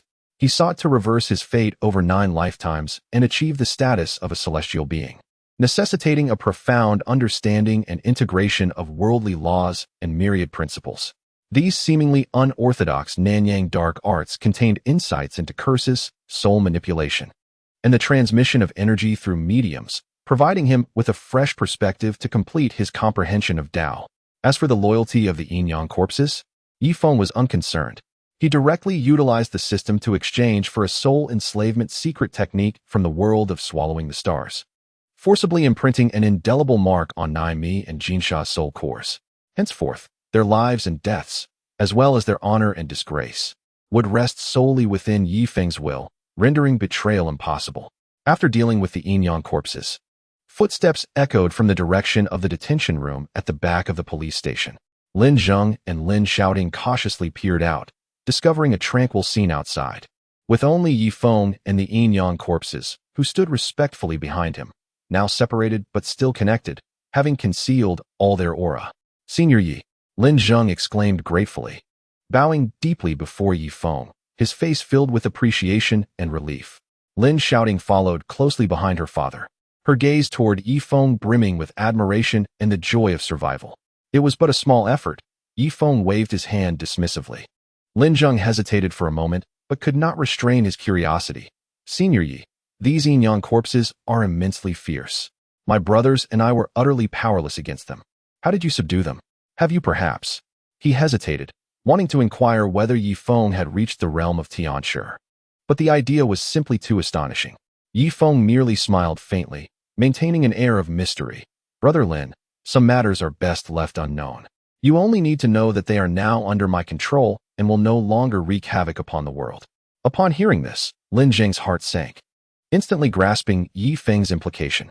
Given that the extinction of Tianshi was a consensus in the supernatural realm, the sudden emergence of one would undoubtedly cause a stir, potentially attracting unwelcome attention. He was vaguely aware of some taboos concerning fate. He wisely refrained from pressing further. "Senior Yi, I am at a loss to repay your immense kindness. If you have any commands, I shall not hesitate to fulfill them." Lin Zheng bowed once more. Ye Feng, unceremoniously, stated, "I am quite interested in the sacred texts of your Tiandao sect. Would it be possible for me to peruse them?" Lin Zheng was taken aback, not expecting Ye Feng to make such a request. The sect's texts were considered closely guarded secrets. However, upon reflection, he realized that Ye Feng's abilities were unfathomable and far surpassed his own. Perhaps he would not even covet the Tiandao sect's techniques, merely seeking reference. Furthermore, Ye Feng had just saved the lives of himself, his daughter, and his 2 brothers, making it difficult to refuse out of both obligation and reason. Most importantly, Ye Feng's existence might represent a glimmer of hope for the continuation of Taoist teachings in this era of decline. After a moment of contemplation, Lin Zheng nodded firmly. "Very well. You have bestowed upon us a great favor, Senior. Such trivial texts shall certainly be offered to you. Please allow me to accompany you back to the observation." Ye Feng nodded in agreement, and the group departed from the police station, leaving the follow-up matters to the trusted aide sent by Lu Lu. At the Taoist temple where Lin Zheng practiced, Ye Feng successfully acquired the sacred texts of the Tiandao sect. To express his gratitude, Lin Zheng prepared a sumptuous vegetarian feast as a gesture of hospitality. During the banquet, the atmosphere was congenial. Lin Zheng observed his daughter, blossoming into a graceful beauty, and then glanced at the enigmatic yet youthful Ye Feng, feeling a stir in his heart. With a touch of inebriation, he tentatively broached the subject to Ye Feng. "Senior Yi, you have known my daughter for quite some time. Your profound skills in the Tao keep you looking youthful, and you appear to be of similar age to her. However, as the elder, I must acknowledge that if my daughter willingly pursues this, as her father, I shall not voice any objections." The implication of his words was unmistakable. Upon hearing this, Ye Feng's gaze naturally fell upon Lin Shouting. At that moment, Lin Shouting was in the prime of her youth, possessing striking beauty and a lively demeanor. Sensing Ye Feng's gaze, her cheeks flushed slightly, and she lowered her head, nervously twisting the hem of her garment, yet she did not voice any objections. Clearly harboring fond feelings for Ye Feng, Ye Feng regarded her, a multitude of thoughts flashing through his mind. Had he encountered a young woman such as Lin Xiaoting while still grappling with the nascent powers he had recently acquired, he might have pursued her with the same fervor as his earlier obsession with the android number 18, willing to go to any lengths to possess her, even harboring a strong desire for ownership and destructive tendencies towards those who would thwart his desire. In those days, his thoughts were indeed ruthless. However, after traversing numerous realms and witnessing a plethora of sights, and having experienced various types of women, his mindset had shifted significantly. More importantly, his current ambition was to reverse the course of 9 lives and attain the celestial path of immortality. The journey ahead was long and fraught with peril, leaving him with neither the time nor energy to cultivate a romantic relationship. Even if he were to pursue it forcefully, he lacked the inclination, for he had achieved invincibility for too long and encountered too many women of diverse allure. If it were merely a fleeting encounter, he could not bring himself to act upon it, even with a face liking shoes. Perhaps in the future, when he attained the mythic realm of Deluo, where one can reconstruct the heavens with a mere thought, he might look back upon the entanglements of mortal affection and indulge in the emotional tapestry of love and longing. Ye Feng sighed inwardly. He suppressed the ripples of emotion within him, turned to Lin Zheng, and shook his head, a hint of unnoticeable melancholy in his tone. Let it be, brother Lin. It seems that fate has deemed my connection with Xiaoting as one of chance and no consequence. Let us speak of it no more. With that, he refrained from gazing at Lin Xiaoting's eyes, which had dimmed momentarily, and rose to take his leave. Accompanied by the Yin-Yang corpse, his figure fading into the night outside the temple. All that remained was Lin Zheng's helpless sigh and Lin Xiaoting's forlorn silhouette, lost in her thoughts. The entanglements of earthly affection were momentarily set aside, as his path continued to lead towards the elusive pinnacle of the immortal way. In the night, Ye Feng sat in a speeding car, the neon lights outside casting a pallor upon his somewhat melancholic face. To personally push away a beauty like Lin Xiaoting, even with his current mindset, stirred a hint of restlessness and emptiness within him. Damn it, what am I pretending to be a virtuous gentleman for? He muttered under his breath, a thought crossing his mind. Through the master-servant contract, he dispatched instructions to the concealed Yin-Yang corpse. Go. Uncover the whereabouts of those individuals from the 10 evil arts of the South Sea, particularly one named a Bang and the woman accompanying him. Report back swiftly. The Yin-Yang corpse accepted the command, silently merging into the shadows to commence its task. Ye Feng rubbed his temples in frustration, suddenly realizing that his previous method of problem-solving had been excessively efficient. The chaos involving the Yin-Yang corpse should have entangled Lin Zheng in a far-reaching turmoil.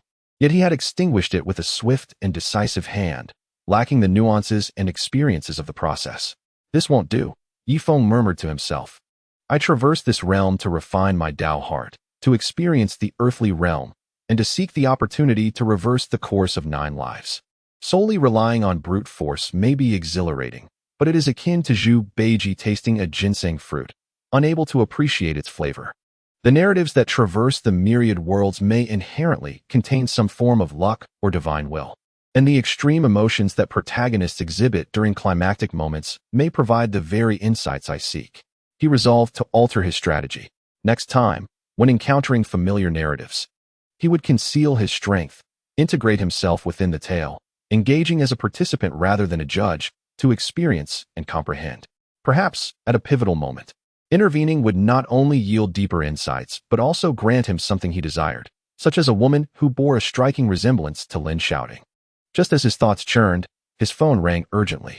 Upon answering, he heard the anxious voice of a high-ranking officer from the police station, reporting an exceedingly bizarre attack at a precinct, suspected to involve zombies, and requesting his immediate assistance as a renowned expert in spiritual matters.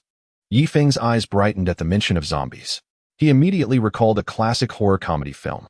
Without a moment's hesitation, he turned the car around, speeding towards the address mentioned in the call.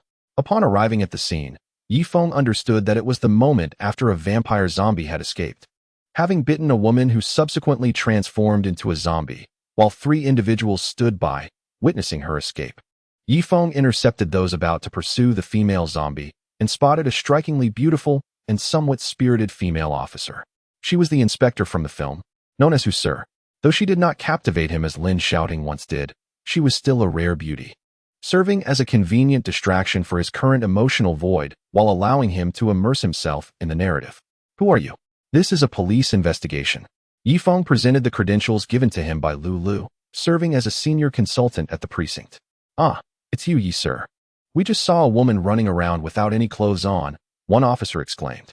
Ye Feng ignored him and approached the bed where the woman had lain, feigning to inhale deeply. The lingering resentment is palpable. This zombie is no ordinary foe. Yes, Ye sir, you are indeed a Taoist. You should have mentioned that earlier. I was afraid you wouldn't believe me. Silence. The female inspector admonished Meng Chao with a tap on the head. Ye Feng pondered. Common methods may prove ineffective. I have heard there is a Taoist who runs a convenience store nearby. Shall we seek him out? Yes. Meng Chao eagerly nodded. Let us go right now. Ye Feng inclined his head slightly. Zhong Fa Bai, an actor akin to Taoist Qian He, was considered the only reliable force in this film, despite his eventual tragic fate. Since he was present, Ye Feng would ensure that this top-tier contestant would not exit the stage easily. Rescuing him might forge a beneficial bond and allow him to ascertain whether this Taoist possessed any unique insights in this realm. Watching Meng Chao and Jean Maiji hurriedly run out, he cast a glance at the female inspector striving to maintain her composure while directing the evacuation. A faint smile curved Ye Feng's lips, barely perceptible. As the vehicle traversed through the night, Jean Maiji and Meng Chao continued their animated debate in the back seat regarding the speed of the scantily clad woman, while Inspector Hu frowned, clearly exasperated by her two comical subordinates. Sure enough, they had not driven far when they were halted by two traffic officers on motorcycles. One rapped on the window, speaking sternly, "Sir, you are speeding." Jean Maiji rolled down the window, donning his characteristic oily smile. "Officer, please, we have an urgent task. A woman just ran past us without any clothes on, and we are in pursuit." The traffic officer clearly did not buy the story, his brow furrowing. "A woman without clothes? I think you two are." Ye Feng interjected at the opportune moment, his voice calm, yet imbued with an undeniable authority. He presented his senior consultant credentials, locking his deep gaze onto the two officers. "I advise you to finish your shift early tonight, return home, and secure your doors and windows. The outside is not safe." The two officers exchanged skeptical glances, their faces etched with doubt. Speeding, lying, and now peddling superstitions? Ye Feng spoke little, casually retrieving a piece of note paper from his pocket, which was, in fact, drawn from his storage space. With deft movements of his fingers, he folded it into a delicate paper crane. A subtle flow of magical energy coursed through his fingertips as he gently tapped the crane. In the next moment, to the astonishment of onlookers, the paper crane trembled slightly, its wings flapping as it floated from Ye Feng's palm, circling around the two traffic police officers before gently returning to his hand. The two officers' eyes widened in disbelief, their mouths agape as if they could fit an egg inside. Their previous skepticism evaporating instantly, leaving only a profound respect and fear of the unknown. "Master, we will head home now," they stammered, scrambling onto their motorcycle and speeding away in a flash. Inside the vehicle, Jean Meiji and Meng Chao stared in awe, their admiration for Ye Feng reaching new heights. Officer Hu also cast a surprised glance at Ye Feng, her beautiful eyes sparkling with intrigue, finding this advisor more mysterious than she had initially imagined. With this minor incident resolved, the group faced no further obstacles and quickly arrived at the grocery store run by Zhong Fabai, who also sold incense and joss paper. The shop was dimly lit and cluttered, with Zhong Fabai himself leisurely enjoying a drink accompanied by a plate of peanuts, exuding a slightly disheveled aura of a wanderer. Yet his eyes revealed a sharpness characteristic of a practitioner. Upon seeing the four of them, particularly Officer Hu in her uniform, Zhong Fabai appeared somewhat taken aback. Jean Meiji and Meng Chao rushed forward, eagerly recounting how the police station had been besieged by zombies and how a formidable Japanese vampire zombie king, Senyi, had emerged, embellishing their tale with exaggerated details. "What demon king? What zombie king? Let me tell you, with me, Zhong Fabai, around. The ghosts within a 20-mile radius have long since relocated," Zhong Fabai retorted. "Taoist, you are so formidable. Does that mean our victory is assured?" Meng Chao responded, his eyes gleaming with hope. Ye Feng's spiritual sense swept over Zhong Fabai, revealing that his strength was merely at the mid-level of human masters, inferior even to Lin Zheng, who at least possessed the strength of a late-stage human master, nearing the pinnacle of power. With no other recourse, Ye Feng felt compelled to enlighten him about the formidable nature of San Yi. Once the others had finished speaking, Ye Feng stepped forward, clasped his hands respectfully towards Zhong Fabai, and gravely added, "Taoist Zhong, their words bear truth." The police station is indeed built upon the site of a club where Japanese soldiers committed collective seppuku after their defeat, and over the years, the accumulated resentment has formed a ghostly lair. The San Yi who escaped was an officer who practiced dark arts during his life, and as a zombie, he has become even more ferocious, far from a typical zombie. Upon hearing this, Zhong Fabai's expression turned serious. He set down his cup, rose, and walked to the window. Gazing in the direction of the police station, his fingers swiftly calculating as his brow furrowed deeper. Ghostly lairs nurturing corpses, and a vampire zombie king shaped by Eastern dark arts. No wonder the resentment is overwhelming. Ordinary talismans would likely fail to inflict any harm. Zhong Fabai turned around, his gaze sharp as a blade. This creature must be dealt with. The consequences of allowing it to persist are dire. Without hesitation, he sprang into action. Retrieving a peachwood sword, a chalk line, talismans, glutinous rice, and various other implements from behind the grocery store. "Help me set up the altar. I intend to perform a ritual, using the 7 stars formation to harness the power of the stars and confront this vampire zombie king." Witnessing Zhong Fabai's decisive demeanor and the aura of righteousness akin to that of Taoist Qinhe, Ye Feng silently nodded in approval. This was the way it should be. Previously, the situation had been muddled by 2 foolish traffic officers and a group of incompetent allies, leading to this peak competitor's hasty engagement and subsequent frustration. With Ye Feng now in the fray, he was eager to see if the well-prepared Zhong Fabai could engage San Yi in a truly fair and climactic duel. Furthermore, he himself would savor the impending emotional and fateful climax of this confrontation. As night fell, the grocery store was illuminated by flickering candlelight, creating a tense atmosphere. Zhong Fabai stepped into a 7-star stance, forming intricate hand seals. The talismans affixed to his peachwood sword ignited spontaneously, transforming into 7 points of spiritual light that precisely fell into the surrounding 7 oil lamps. In an instant, the 7 stars formation radiated with brilliance, an invisible barrier enveloping the entire grocery store. Heaven and earth are boundless. The universe lends its power. Command. With a fierce shout from Zhong Fabai, the power of the formation was activated, and wisps of stellar energy converged, exerting immense pressure on San Yi, who had just invaded the grocery store. San Yi emitted a low growl, dressed in tattered Japanese military attire, his complexion a ghastly shade of greenish-black, with fangs protruding and an overwhelming aura of black-red corpse energy surrounding him. Clearly taken aback by the unexpected prowess of this seemingly shabby Taoist, he found his movements significantly hampered under the weight of the stellar energy. With a furious roar, San Yi lunged at Zhong Fabai, claws slicing through the air with a foul wind. Zhong Fabai, prepared for this, guided his peachwood sword, condensing the formation's power into a luminous shield that barely staved off the attack, causing him to stagger back a few steps, his vitality surging. What a powerful fiend, Zhong Fabai thought, steeling himself to unleash his full repertoire of skills.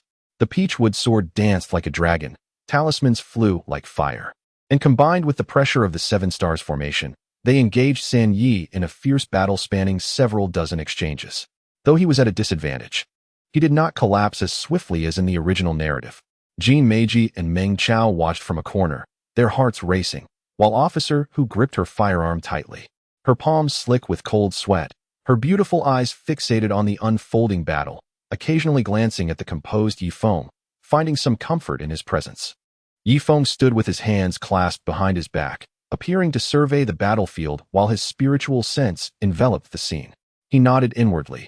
Zhong Fabai's foundation was solid, and his experience in battle was extensive. Had it not been for the disparity in cultivation, he might have been able to contend with San Yi.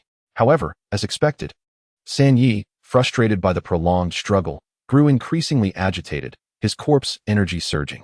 In a sudden burst, he broke free from one of the formation's constraints, striking at Zhong Fabai's side with claws at an unnatural angle. Zhong Fabai was unable to evade in time, his robe torn with a gash that, while not fatal, left him drenched in cold sweat. This creature is fierce and relentless. I must summon the aid of my ancestors. Zhong Fabai resolved instantly, biting his fingertip to draw blood. Inscribing a blood talisman on his forehead, he stepped into a proper stance, Chanting, the fragrance rises, responding to heaven and earth.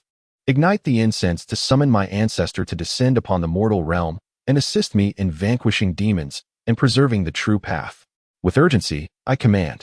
The summoning spell began to take effect, a powerful aura descending upon Zhong Fabai. Yet, San Yi seemed aware of the summoning's potency.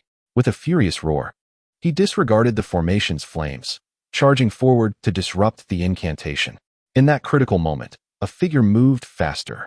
Ye Feng, who had been observing, sprang into action. Instead of directly attacking San Yi, he swiftly positioned himself between Zhong Fabai and the zombie, seemingly hastily delivering a palm strike that cleverly deflected San Yi's lethal blow. With a muffled thud, Ye Feng grunted, leveraging the impact to retreat, granting Zhong Fabai the crucial moment he needed. The summoning spell was completed. Zhong Fabai's aura surged powerfully, his expression transforming into one of gravitas and authority as he fixed his gaze upon San Yi, his voice booming. What demon dares to wreak havoc here? It was a voice as resonant as thunder, starkly contrasting with his earlier tone. Hidden in the shadows, Ye Feng's spiritual sense stirred, connecting with the descending consciousness. Brother, is that you? Came the thought of Taoist Qianhe. Junior brother Qianhe, let us coordinate to make this performance more convincing. Do not truly slay this zombie, as I have other plans for it. Ye Feng's consciousness responded. Understood, brother, be cautious. Thus, in the eyes of the onlookers, the summoning had imbued Zhong Fabai with imposing presence, the peachwood sword slicing through the air, forcing San Yi to retreat, black mist swirling around him. Jin Meiji and Meng Chao cheered enthusiastically, while Officer Hu exhaled in relief. However, the respite was short-lived. After just 7 or 8 exchanges, Zhong Fabai's body suddenly trembled. Pain etched upon his face as his potent aura receded like a receding tide. This is not good. A mortal body cannot withstand the power of my ancestor. The time has come. Ye Feng exclaimed at the opportune moment, his tone imbued with deep regret. As the master departed, Zhong Fabai instantly lost his vigor, his complexion as pale as a sheet. Although Sanjai Yisheng was also wounded, his ferocity intensified. Seizing the opportunity, he lunged forward, delivering a powerful blow to Zhong Fabai's chest. The impact caused Zhong Fabai to spit blood and crash violently against the wall, sliding down to lose consciousness. This time, under Ye Feng's subtle guidance, he was gravely injured, but his life remained intact, albeit devoid of any fighting capacity. Taoist. Jin Meiji and Meng Chao cried out in alarm. Officer Hu raised her firearm and fired. Bang, bang, bang. The bullets struck the zombie as if merely scratching its surface, which only served to enrage it further. Sanjai Yisheng abandoned the unconscious Zhong Fabai, his crimson eyes fixated on Officer Hu and her companions. In an instant, he closed the distance between them. Meng Chao was sent flying by a single slap, crashing into a shelf, scattering incense and offerings across the floor. I will fight you. Jin Meiji seized a leg from a nearby bench and charged forward, only to be seized by the zombie's grip around his throat, flailing helplessly as he neared suffocation. Officer Hu attempted to shoot again, but Sanjai Yisheng casually hurled Jin Meiji towards Meng Chao, causing them to tumble together. The icy, grotesque visage of the zombie loomed close to Officer Hu's face, its fangs exuding a nauseating stench. She felt the chilling breath of death. Struggling fiercely as the gun fell from her grasp, her hands caught in the zombie's iron-like grip, rendering her immobile. As the fangs drew nearer, an overwhelming tide of fear and despair enveloped her. She recalled Ye Feng's prior admonitions, the tragic fate of Zhong Daozhong, and the potential horror awaiting her. She could hear her heart racing madly from fear. A faint cry for help escaped her lips, tinged with tears and the terror of death. All her prior strength and composure shattered in that moment. Instinctively, she cast her last glance towards Ye Feng, who had remained so composed throughout. Just as Sanjai Yisheng prepared to relish this feast, "You wretched creature! How dare you?" Ye Feng, who had been an aloof observer, finally sprang into action. His voice thundered and his form moved like lightning. With a single step, he traversed several meters, his fingertips clutching a shimmering talisman. The talisman, inscribed with vermilion runes, seemed to come alive, radiating a blazing aura of pure yang energy. Heaven and earth, mysterious teachings, the root of all vitality. Golden light swiftly manifests, shielding the true being. Command.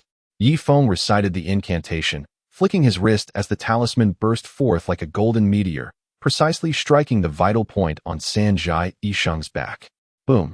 The golden light erupted like hot oil splashed onto snow, flooding Sanjai Yifeng's body with an overwhelming force of yang energy.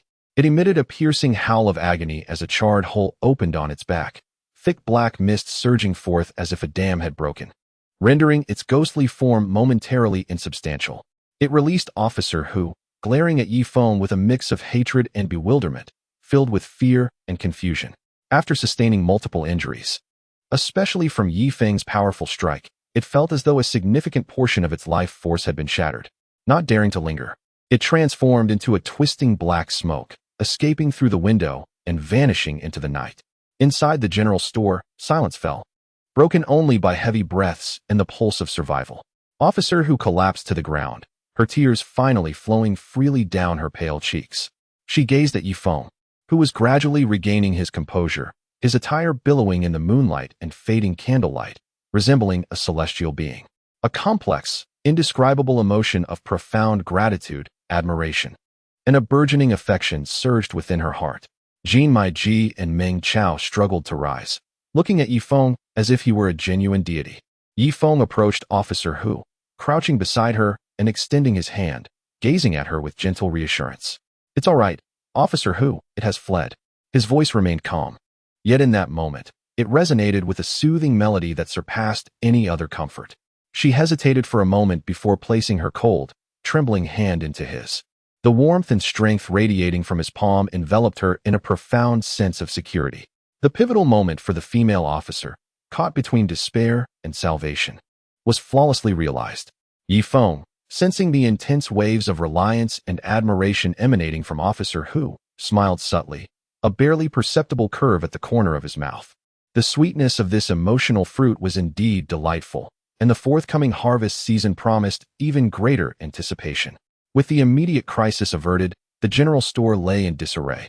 Jin Maiji and Meng Chao sat on the floor, gasping for breath, their faces reflecting profound relief. Officer Hu, still shaken, found her once immaculate uniform slightly disheveled. Her complexion pale, the chilling touch and suffocating despair from being gripped by Sanjai Yifeng fresh in her memory. She watched Ye Feng, who was withdrawing his hand, her beautiful eyes brimming with a complex array of emotions: relief, gratitude, and a hint of profound shock. "Ye consultant, thank you." Officer Hu's voice trembled slightly. Ye Feng turned, his expression a perfect blend of concern and composure as he approached her, gently supporting her weakened arm. "Officer Hu, it's over now. That wretched creature has been wounded and will not dare return soon." His voice was soft yet magnetic, infused with a calming strength. Feeling the warmth and strength from his arm, a slight blush crept onto Officer Hu's pale cheeks. She instinctively wished to maintain distance, but found her body yearning for this sense of safety, whispering, "Thank you." Chapter 126, Success. At that moment, Jin Maiji and Meng Chao crawled over, expressing their heartfelt gratitude to Ye Feng. "Master Yi, you were truly remarkable. We were terrified. We owe it all to you." Ye Feng waved his hand, shifting his gaze towards the unconscious Zhong Fa Bai. "Let us first check on Dao Zhang." He approached, assessing Zhong Fa Bai's injuries, which primarily stemmed from depleted energy and minor wounds. His life was not in jeopardy. Ye Feng channeled a gentle flow of energy to stabilize his breath. Zhong Fa Bai groaned softly, gradually regaining consciousness. Upon seeing Ye Feng and the chaotic scene, a look of shame crossed his face. "Dao Yu, I am ashamed. My skills are lacking, nearly jeopardizing the situation." "Dao Zhang, you are too hard on yourself," Ye Feng replied, assisting him to sit. "That Eastern zombie is indeed formidable. It is not your fault. Your direct confrontation with it demonstrates great bravery. Had you not already diminished its ferocity, my strike may not have been as effective." His words were a blend of truth and flattery, providing Zhong Fa Bai a gracious exit while highlighting his own contribution. Zhong Fa Bai's expression softened slightly, yet the gravity in his gaze remained. This creature is fierce and obstinate. Its retreat now does not mean it will not return. We must devise a foolproof plan swiftly. "Do not worry, Dao Zhang. I have some ideas," Ye Feng replied with confidence. "The immediate priority is to ensure Officer Hu and these two brothers return to rest. You also need to recuperate. We will deliberate further tomorrow." Everyone naturally agreed. After tidying up the general store, they drove back to the accommodations arranged by the police station. On the way back, Officer who sat beside Ye Feng, silence enveloping them for a moment before she could no longer contain her curiosity. Ye consultant, that talisman you used earlier seemed incredibly powerful? Ye Feng turned to her, his gaze meeting her close up, allowing him to see the remnants of tears, or perhaps cold sweat, on her eyelashes, evoking a sense of tender sympathy. He smiled gently, his tone casual yet tinged with depth. It is merely a minor skill, a talisman of pure yang flame, specifically designed to counter such malevolent zombies. However, the power of the talisman is ultimately an external force. The essence of cultivation lies within oneself. His words not only answered her inquiry, but subtly revealed his own mastery while hinting at his profound cultivation. Officer who nodded, comprehension dawning, yet still somewhat elusive. Her gaze towards Ye Feng now filled with heightened curiosity and reliance. Tonight's experience has thoroughly upended her worldview, and the figure of Ye Feng, who descended like a celestial being during her most desperate moment, is indelibly etched in her heart. This unique emotion, born from salvation after extreme terror, is rapidly fermenting within her. Ye Feng keenly observes the changes in her expression, his heart fully aware of the situation. The ultimate principle of wooing, a hero saving a damsel in distress, has reached its opportune moment. All that remains is to reap the rewards that will naturally follow. Indeed, shortly after the vehicle had set off, Officer who initially appeared merely pale, began to tremble uncontrollably, beads of cold sweat forming on her forehead, as a faint trace of dark energy began to coalesce between her brows. This was a sign of the intrusion of corpse energy and ghostly essence into her body, commencing its onset. So cold, she murmured unconsciously, her body weakening as she involuntarily leaned against Ye Feng's shoulder. He instinctively embraced her, feeling the icy chill of her skin, even perceiving the subtle spasms of her muscles brought on by the frigid atmosphere. Furrowing his brow, he instructed Jean Meiji, who was driving, speed up, head straight to Officer Hu's residence. The corpse energy has entered her body. It must be addressed immediately. Is the inspector all right? Meng Chao, seated in the passenger seat, turned around anxiously upon hearing this. Ye Feng cast a sidelong glance at him, his tone calm yet firm. Look at her current state. Does she seem fine to you? Utilizing the car's interior light, Meng Chao noticed Officer Hu curled up in Ye Feng's embrace. Her face pale with a hint of bluishness, her breath weak, clearly indicating a dire situation. He opened his mouth, wanting to inquire further, but was discreetly nudged by Jean Meiji, who whispered, "Hey, don't say anything more. Can't you see Ye Feng has an interest in the inspector? If you keep prattling on, you'll only embarrass yourself." Meng Chao paused, glancing between the extraordinary Ye Feng and himself, a flicker of struggle and disappointment crossing his face as he muttered, "But the inspector, I also." Jean Meiji rolled his eyes, lowering his voice. "What do you mean also? What do you have to compare with Ye Feng? His abilities, his demeanor, he could easily crush that zombie king, let alone you. Have a little self-awareness, brother." At Jean Meiji's words, Meng Chao appeared deflated, slumping back into his seat, silent, though he occasionally stole glances at the two in the rearview mirror, his expression complex. The vehicle soon arrived at a secluded villa halfway up the mountain, where Officer Hu resided. Ye Feng gently carried the nearly unconscious Officer Hu out of the car and instructed Jean Meiji and Meng Chao, "You two head back to the station first. Write a report on tonight's events and keep an eye out for any anomalies. Leave this to me." "Understood, Mr. Yi," the two quickly replied, watching as Ye Feng carried Officer Hu into the villa before driving away discreetly. Inside the villa, the lights flickered on. Ye Feng tenderly placed Officer Hu onto the soft bed in the bedroom. At this moment, due to the encroachment of sinister energies, her consciousness had become somewhat muddled, her body cold, and her jaw clenched tightly. "I apologize, Officer Hu. I must extract the corpse poison from you," Ye Feng stated, reaching to unbutton her uniform. "Please, no." Officer Hu's remaining awareness prompted an instinctive resistance and embarrassment, her feeble hand rising to block him, her eyes reflecting a flicker of panic and vigilance. Even in this state, her modesty as a woman and the alertness of a police officer had not entirely dissipated. Ye Feng halted his movements, gazing at her with a steady and reassuring tone. "The corpse poison has infiltrated your meridians. If not removed promptly, it could lead to severe illness and depletion of your vitality, or worse, threaten your life. Trust me." As if to confirm his words, A deeper chill surged from within Officer Hu, causing her to tremble violently as the shadow of death loomed over her heart once more.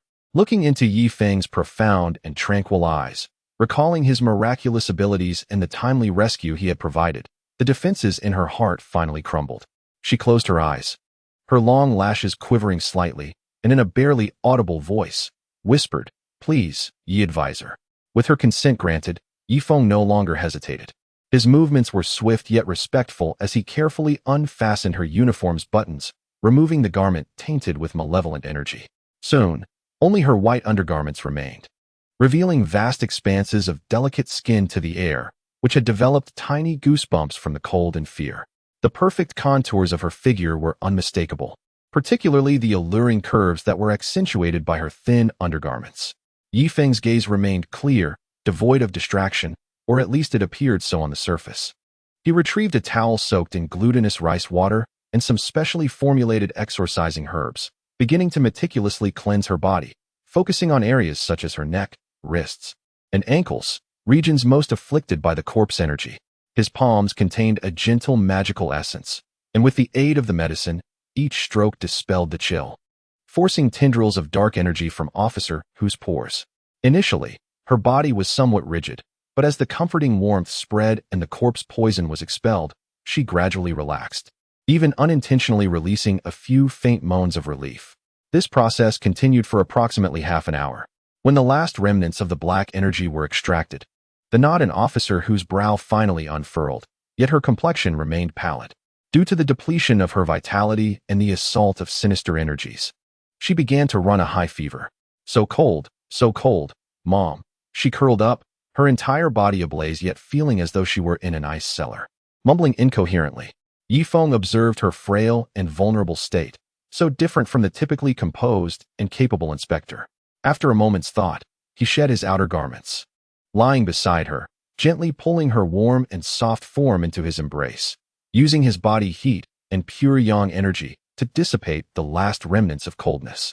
Feeling the warmth of a solid embrace, Officer Hu clung to him instinctively, wrapping her arms around his waist, burying her feverish cheek against his chest in search of safety. Enveloped in this reassuring warmth, her tightly furrowed brow gradually relaxed, her breathing becoming steady and elongated, allowing her to drift into a deep slumber. Watching the beauty asleep in his arms, Ye Feng's gaze remained tranquil. He possessed swifter and more thorough methods to save her, such as directly biting her to transform her into a Pangu clan zombie, swiftly alleviating the corpse poison while bestowing upon her immense power and immortality. However, Ye Feng felt she was not yet worthy of such a gift. Whether she could attain eternal life would depend on her forthcoming choices and actions. Ye Feng gently brushed aside the damp strands of hair from her forehead, murmuring softly to himself, if Officer Hu could satisfy him in the future, he would not hesitate to grant her the bloodline of 3 generations of zombies, bestowing upon her an immortal existence as a reward for her loyalty. For now, however, she was merely a captivating piece in his grand design, an intriguing pawn, and the beginning of a fleeting romance worth savoring. The night stretched long ahead, and Ye Feng's season of harvest had only just commenced. The night passed in silence, save for the rhythmic sound of the beauties breathing in his embrace. Ye Feng remained awake, eyes closed in meditation, while attuning to the gradual stabilization of Officer Hu's internal energy. When the first rays of dawn peeked through the curtain's crevices, Officer Hu's body temperature had returned to normal, though her vitality remained severely depleted, and she continued to sleep deeply. Ye Feng gently extricated himself, covering her with a blanket. Just as he finished tidying his clothes, the sound of an engine and hurried knocking echoed from outside the door. The visitors were Zhong Fa Bai, Jin Meiji, and Meng Chao. After a night of recuperation, Zhong Fa Bai appeared significantly improved, though the concern in his eyes had deepened. Jin Meiji and Meng Chao, however, bore dark circles under their eyes, evidently having spent a sleepless night, still shaken by the previous events. Ye Dao, how is Officer Hu? Zhong Fa Bai inquired with concern. She is out of danger. The corpse poison has been cleared, but she needs to recuperate for a few days. Ye Feng signaled for them to speak quietly, leading the 3 into the living room. Did you come early this morning regarding the Sanjai Yisheng? Indeed. Zhong Fabai's expression was grave. The creature, having sustained injuries, would surely seek a place to recuperate. Should it regain its vitality, perhaps even feed on the essence of the living to grow stronger, the consequences would be dire. It was imperative to strike while it was weak and take its life. Jin Meiji and Ming Chao nodded in agreement, unwilling to endure another night of terror like the previous one. Ye Feng pondered for a moment and spoke. With just the few of us, if we were to actively seek it out for complete annihilation, we might fall short in strength. However, I am acquainted with a fellow practitioner of profound skill, particularly adept at dealing with the undead. With his assistance, our chances would greatly increase. Oh, who might this esteemed individual be? Zhong Fabai inquired eagerly. Tian Dao Pai, Linjing. Ye Feng revealed the name. Senior brother Linjing? Zhong Fabai's eyes sparkled with excitement. Is he not the one who suppressed the jumping corpse for a century? I have long heard of his name, yet have never had the pleasure of meeting him. You, my friend, are acquainted with senior brother Lin? Do you know his whereabouts? Ye Feng smiled and nodded. I have some rapport with Lin Daoyou and am aware of his residence. Without further delay, the group set off, with Jin Meiji driving, following Ye Feng's directions to Lin Zheng's ancient residence. Fortuitously, Lin's shouting was not home, sparing them unnecessary explanations. After a few pleasantries, they got straight to the point. Upon hearing Zhong Fabai and Jin Meiji's description of Sanjai Yixing, particularly the mention of ghostly practices and the nurturing of corpses, Lin Jing's expression turned solemn. He declared resolutely, "The forces of good and evil are in perpetual conflict. Since such a fiend plagues our world, it is my duty to confront it." Yet, a flicker of doubt crossed his mind as he turned to Ye Feng. With Ye Feng's unfathomable prowess, why would he need to rally such a force against a mere corpse king? Surely, he could subdue Sanjai Yixing with ease. Just then, Ye Feng's voice resonated in his ear. Lin Daoyou, please remain calm. I have certain private reasons that prevent me from revealing my full strength here. At present, in their eyes, I am merely a beginner in the human realm. The main force in vanquishing the corpse king must rely on you and Zhong Daozhang. Upon hearing this, Lin Jing's lips twitched slightly, instantly understanding that Ye Feng's private reasons likely pertain to the unseen officer who. He sighed internally, recognizing Ye Daoyou's unorthodox methods. Nonetheless, since Ye Feng had spoken, he would undoubtedly lend his assistance and took on the responsibility of eliminating the corpse king. The group then proceeded to the police station, delving once more into the eerie underground lair.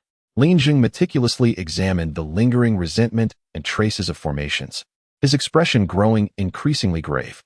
This place has accumulated resentment over many years, creating a formidable atmosphere. Sanjai Yixing has indeed harnessed this for its cultivation, making it exceptionally challenging to harm its essence with ordinary methods. After considerable contemplation, he proposed a strategy to utterly annihilate this creature. We must utilize extreme yang to counteract its extreme yin. I possess a method that requires the preparation of 49 coffin nails infused with black dog blood, exposed to the scorching sun. We shall devise a means to restrain it, first nailing its limbs to immobilize it, then targeting its vital points to release its corpse energy. Once its energy has dissipated and it is at its weakest, we will channel the midday sun's pure yang rays to reduce it to ashes. Upon hearing about the coffin nails, Ye Feng's heart stirred. This method resonated with the original text, indicating it was indeed key to confronting Sanjai Yixing. He promptly nodded in agreement. Lin Daoyou's plan is excellent. Let us proceed accordingly. The group divided tasks, with Ming Chao and Jin Meiji immediately seeking the coffin nails and preparing the black dog blood. Meanwhile, Ye Feng, Lin Jing, and Zhong Fabai accompanied the still somewhat weakened officer who insisted on staying by Ye Feng's side, to the outskirts where intelligence indicated Sanjai Yixing might be hiding to recuperate at an abandoned Sanqing ancient house. After the events of the previous night, officer who was understandably shaken, too fearful to remain alone in the police station or at home, finding solace only in following Ye Feng. Ye Feng welcomed her presence, appreciating the distraction from the rigors of their preparations. Surrounding the Sanqing ancient house, Lin Jing and Zhong Fabai joined forces, using vermilion powder, talismans, and ink lines to establish the 8-yang golden lock formation to prevent Sanjai Yixing from escaping. Both practitioners were seasoned veterans, working in perfect harmony, ensuring the formation was impenetrable. As evening fell, Ming Chao and Jin Meiji arrived with the prepared 49 specially crafted coffin nails. When night descended and the aura of darkness peaked, a furious yet weakened roar from within the ancient house echoed ominously.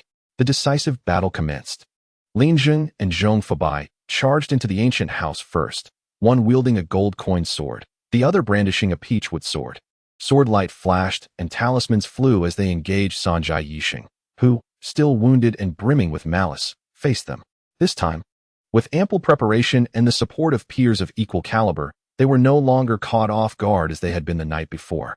Their techniques were exquisite, providing mutual protection as they suppressed Sanjai Yixing's ferocity. Seizing the opportunity, Ye Feng, armed with coffin nails, slipped into the fray with an ethereal grace.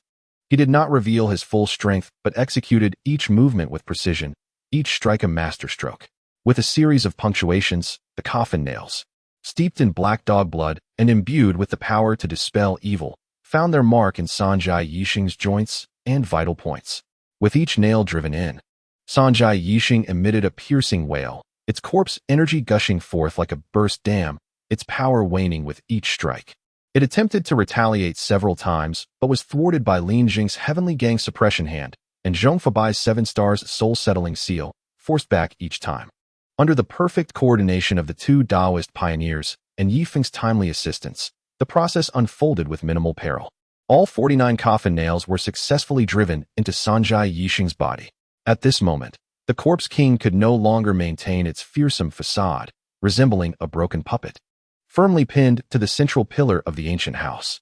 Its corpse energy uncontrollably surged forth, its form becoming hazy and transparent, only able to emit feeble, raspy growls. The group retreated from the ancient house, maintaining the formation, and awaited dawn. When the midday sun broke through the clouds, the intense pure yang energy reached its zenith. Lin Jing executed his incantation, activating the formation. A beam of light, sharp as a sword, pierced through the ancient house's roof, accurately illuminating the immobilized Sanjai Yixing. With a final, desperate roar filled with resentment and despair, the once mighty blood-sucking corpse King Sanjai Yixing, under the purifying force of the supreme yang, melted away like ice and snow, rapidly transforming into wisps of black smoke, ultimately dissipating in the sunlight, its form and spirit extinguished. Witnessing this scene, Lin Jing and Zhong Fabai exhaled deeply, their faces displaying relieved smiles. They exchanged glances, a mutual understanding passing between them. Ye Feng observed quietly, feeling a twinge of emotion. In this age of decline, the path of cultivation was arduous and lengthy. To confront a mere corpse king required the combined efforts of 2 stalwart Taoist forces. The establishment of formations, the preparation of artifacts, and the waiting for the right moment, an intricate endeavor to achieve success. The practitioners of this world truly faced great challenges. However, his objectives had been met. The corpse king was vanquished, the credit secured, and with a beautiful companion by his side, it was time to savor the fruits of victory. His gaze unconsciously drifted towards the radiant officer who, having resolved the crisis, now beamed with joy. With the threat of Sanjai Yixing eradicated, gratitude enveloped Ye Feng from the police station staff, especially from Officer Hu, whose feelings of survival intertwined with admiration and reliance began to flourish. In the days that followed, Ye Feng naturally found himself entwined with the striking female inspector, relishing their sweet moments together.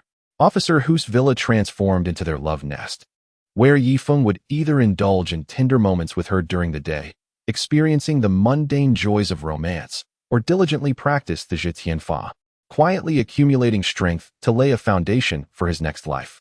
At night, he would occasionally guide the distant Yin-Yang corpse in Japan, absorbing the pure Yin energy transformed from devouring demons, striving for balance within himself. In such days, Ye Feng relished the rare leisure and gentleness, living a carefree and joyous life.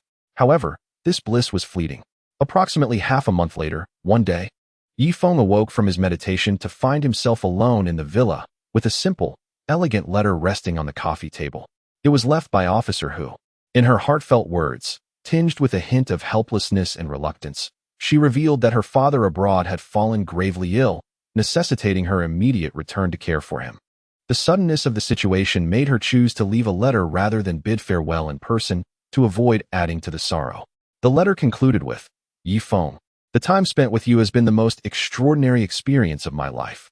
I hope you cherish it, and if fate allows, we may meet again someday." Gazing at the graceful handwriting on the paper, Ye Feng fell silent for a moment before breaking into a smile. The entanglements of mortal relationships, with their gatherings and separations, are but the norm. Though he held an affection for this woman, it was far from a heart-wrenching obsession. Was it fate unfulfilled? So be it. A flicker of flame ignited at his fingertips, consuming the letter until it turned to ash. When I transcend this realm and achieve the legendary Dao, traversing through the myriad worlds, if my interest still lingers, I shall seek you out to rekindle this ephemeral romance. For now, there is no need to dwell excessively on it, which would only exhaust my spirit. As a relationship quietly drew to a close, Ye Feng intended to devote a few days to tranquility and focused cultivation. However, he suddenly sensed a stir within, receiving a mental message from the Inyan corpse, who was far away in Japan. Master, while investigating an ancient residence, I discovered a peculiar oil painting. It appears to be sealing numerous spiritual entities, exuding significant resentment, and the painting itself possesses a strange spatial fluctuation. Along with this, the Inyan corpse transmitted an image seen through spiritual perception, a richly colored, intricately detailed classical oil painting depicting a family portrait. But for anyone with sufficient cultivation, it was apparent that the frame served as a talisman sealing malevolent spirits. Ye Feng's gaze sharpened as he instantly recognized the origin of this painting. The film Hua Guizhu Gobai? A playful smile curled at the corners of his mouth, surprised by this turn of events. Chapter 129. The Enchanting Ghost Xiao Qian. Through the Inyan corpse's more detailed descriptions, he confirmed that this was indeed the pivotal item from the film Hua Guizhu Gobai, a magical painting sealing a nest of malevolent spirits. The female lead of this film, the pure-hearted and kind-hearted ghost Xiao Qian, was one of the screen personas he greatly admired in his previous life. Xiao Qian, Ye Feng murmured, her delicate visage surfacing in his mind. Since fate had brought them together, how could he let such an opportunity slip by? Thus, he resolved to make her his target. As for the other nefarious spirits within the painting, he would effortlessly cleanse them, accumulating some karmic merit, or rather, collecting emotional energy. Without further delay, he vanished from the villa in a flash. Following the location provided by the Inyan corpse, he transformed into a formless ray of light, racing toward the direction of the magical painting. Continuation. It should be noted that the former female inspector was not truly called back due to her father's illness. Rather, she had been deceived. Her father was a high-ranking official who, upon discovering her encounter with ghosts, was manipulated by an unidentified individual into concocting an excuse to lure her back. Ye Feng did not delve into this matter. Since she chose to leave, so be it. He would address it when the opportunity arose in the future. Before long, Ye Feng arrived at the residence of Chun Bailong from the film. Upon knocking, he was greeted by Bailong and his third sister, who seemed to be played by Qiu Shuzhen, almost unrecognizable. Additionally, there were other beauties like Yi Zimei joining the scene. To speak honestly, Ye Feng had always found this film rather enjoyable, and this time he intended to personally experience the peculiarities of the spirits dwelling within this house. Ye Feng spoke. Bailong, have you visited the neighboring house? Although Bailong found Ye Feng's inquiry strange, he nonetheless replied that they had visited as guests the previous night, and that there was a very beautiful girl named Xiao Qian inside. Realizing this, he suddenly reacted, suspecting that Ye Feng was vying for a romantic interest. Ye Feng directly stated, that girl named Xiao Qian is not an ordinary person. You cannot handle her. Bailong's expression changed, demanding an explanation from Ye Feng, but Ye Feng merely presented his identity as a special investigator, which subdued him. It was a position personally established by Lu Lu, comparable in rank to that of a deputy director, making it one of the highest in the police hierarchy. Special investigator. Deputy director? Are you kidding? Chun Bailong feigned fainting. Ye Feng proceeded to the adjacent villa. Indeed, the atmosphere was heavy with yin energy. However, the timing was off. It was daytime, and the place was deserted. Ye Feng stepped inside, locating the photograph, where several male and female ghosts were clearly depicted. Ye Feng could sense a spirit of ambiguous gender within the photograph, seemingly the matriarch, attempting to exert mental control, seeking to keep him there until nightfall, when they could act freely and easily ensnare him. Ye Feng made no resistance, instead finding a sofa to recline upon. As night fell, Ye Feng reopened his eyes to find several ghosts surrounding him. Who are you? Ye Feng asked, his performance akin to that of an innocent college student. Oh, the young man speaks so innocently. But you came to our home, didn't you? You were trespassing, young man. No, this is Zhang Cheng's home, right? I'm his cousin, Zhang Cheng. He has gone abroad. We are temporarily managing this place. Ye Feng engaged the ghosts in casual conversation, casting glances at the ghost Xiao Qian. However, Xiao Qian did not seem to harbor any particular fondness for Ye Feng. As expected, since Ye Feng was not the protagonist of this film, Xiao Qian would not naturally feel affection for him. To win her over, he would need to take the initiative. Ye Feng's subtle actions were noticed by the matriarch and others, who mocked him for being a lecherous man, a common archetype. Another female ghost, Xiao Hong, also teased Ye Feng for appearing innocent while being a lascivious person. Ye Feng's expression darkened, but after a moment of silence, he conceded. Well, what man does not appreciate beauty? Is it wrong for me to like beautiful women? The matriarch replied, it's not wrong to admire beauty, but when you admire the wrong person, she is not just a mere ghost. She is the weakest among us, utterly incapable of saving you. Upon hearing their self-revelation, Ye Feng could only smile wryly. He had hoped to linger a while longer. The ghosts, puzzled, watched as Ye Feng opened his mouth to reveal his zombie fangs. You are also a ghost, but no, you are a zombie. No, zombies do not look like this. You resemble a Western vampire. Apologies, but I am indeed a zombie. An Eastern zombie, and a premium one at that, a descendant of Jiang Chun, a second-generation zombie. As he spoke, Ye Feng exuded an aura that compelled several ghosts to kneel before him. All right, let us continue. With his overwhelming aura, Ye Feng pressed the gathering ghosts to their knees. The terrifying force felt almost tangible, solidifying the air within the living room. The ghosts on their knees felt as if their very souls were at the mercy of this tyrannical power. The vast gap in their life levels leaving no room for rebellion. Only the most primal fear remaining. Zombie. An Eastern zombie. The matriarch's voice transformed, filled with incredulity and horror. She felt not merely the typical Yin energy but a far older, more ferocious pressure that transcended ordinary life and death concepts. The words descendant of Jiang Chun reverberated like a death knell within her, causing her spirit to flicker. The previously mocking Xiao Hong trembled uncontrollably, her head pressed firmly against the ground, lacking even the courage to glance up. The other spirits fell utterly silent, stifling any whimper that threatened to escape. In the midst of the scene, only the female ghost Xiao Qian remained, though she too knelt upon the ground. Her delicate form trembled slightly as she mustered the strength to lift her pale face. Her clear eyes, brimming with profound shock, confusion, and an indescribable complexity, gazed upon Ye Feng. She had never encountered a being such as this, powerful, enigmatic, and seemingly different towards her.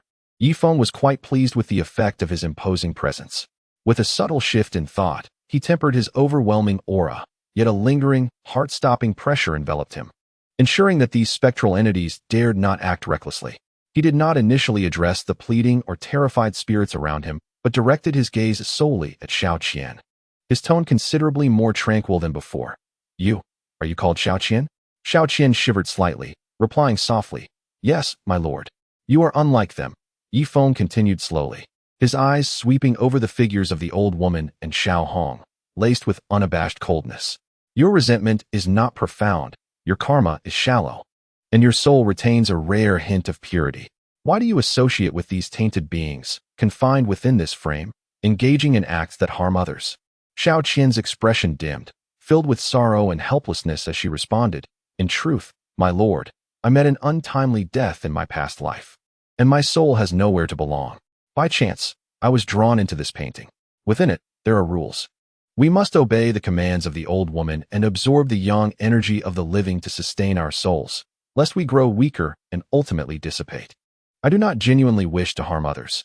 Her voice dwindled, laden with emotion.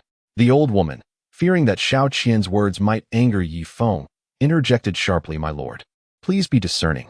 Xiao Qian is indeed the weakest and most useless among us. She cannot escape this painting or our influence. Did I permit you to speak? Ye Feng's gaze turned icy, and without needing to lift a finger, his palpable killing intent, mingled with a trace of the aura of a second-generation zombie, struck the old woman's essence like an invisible hammer.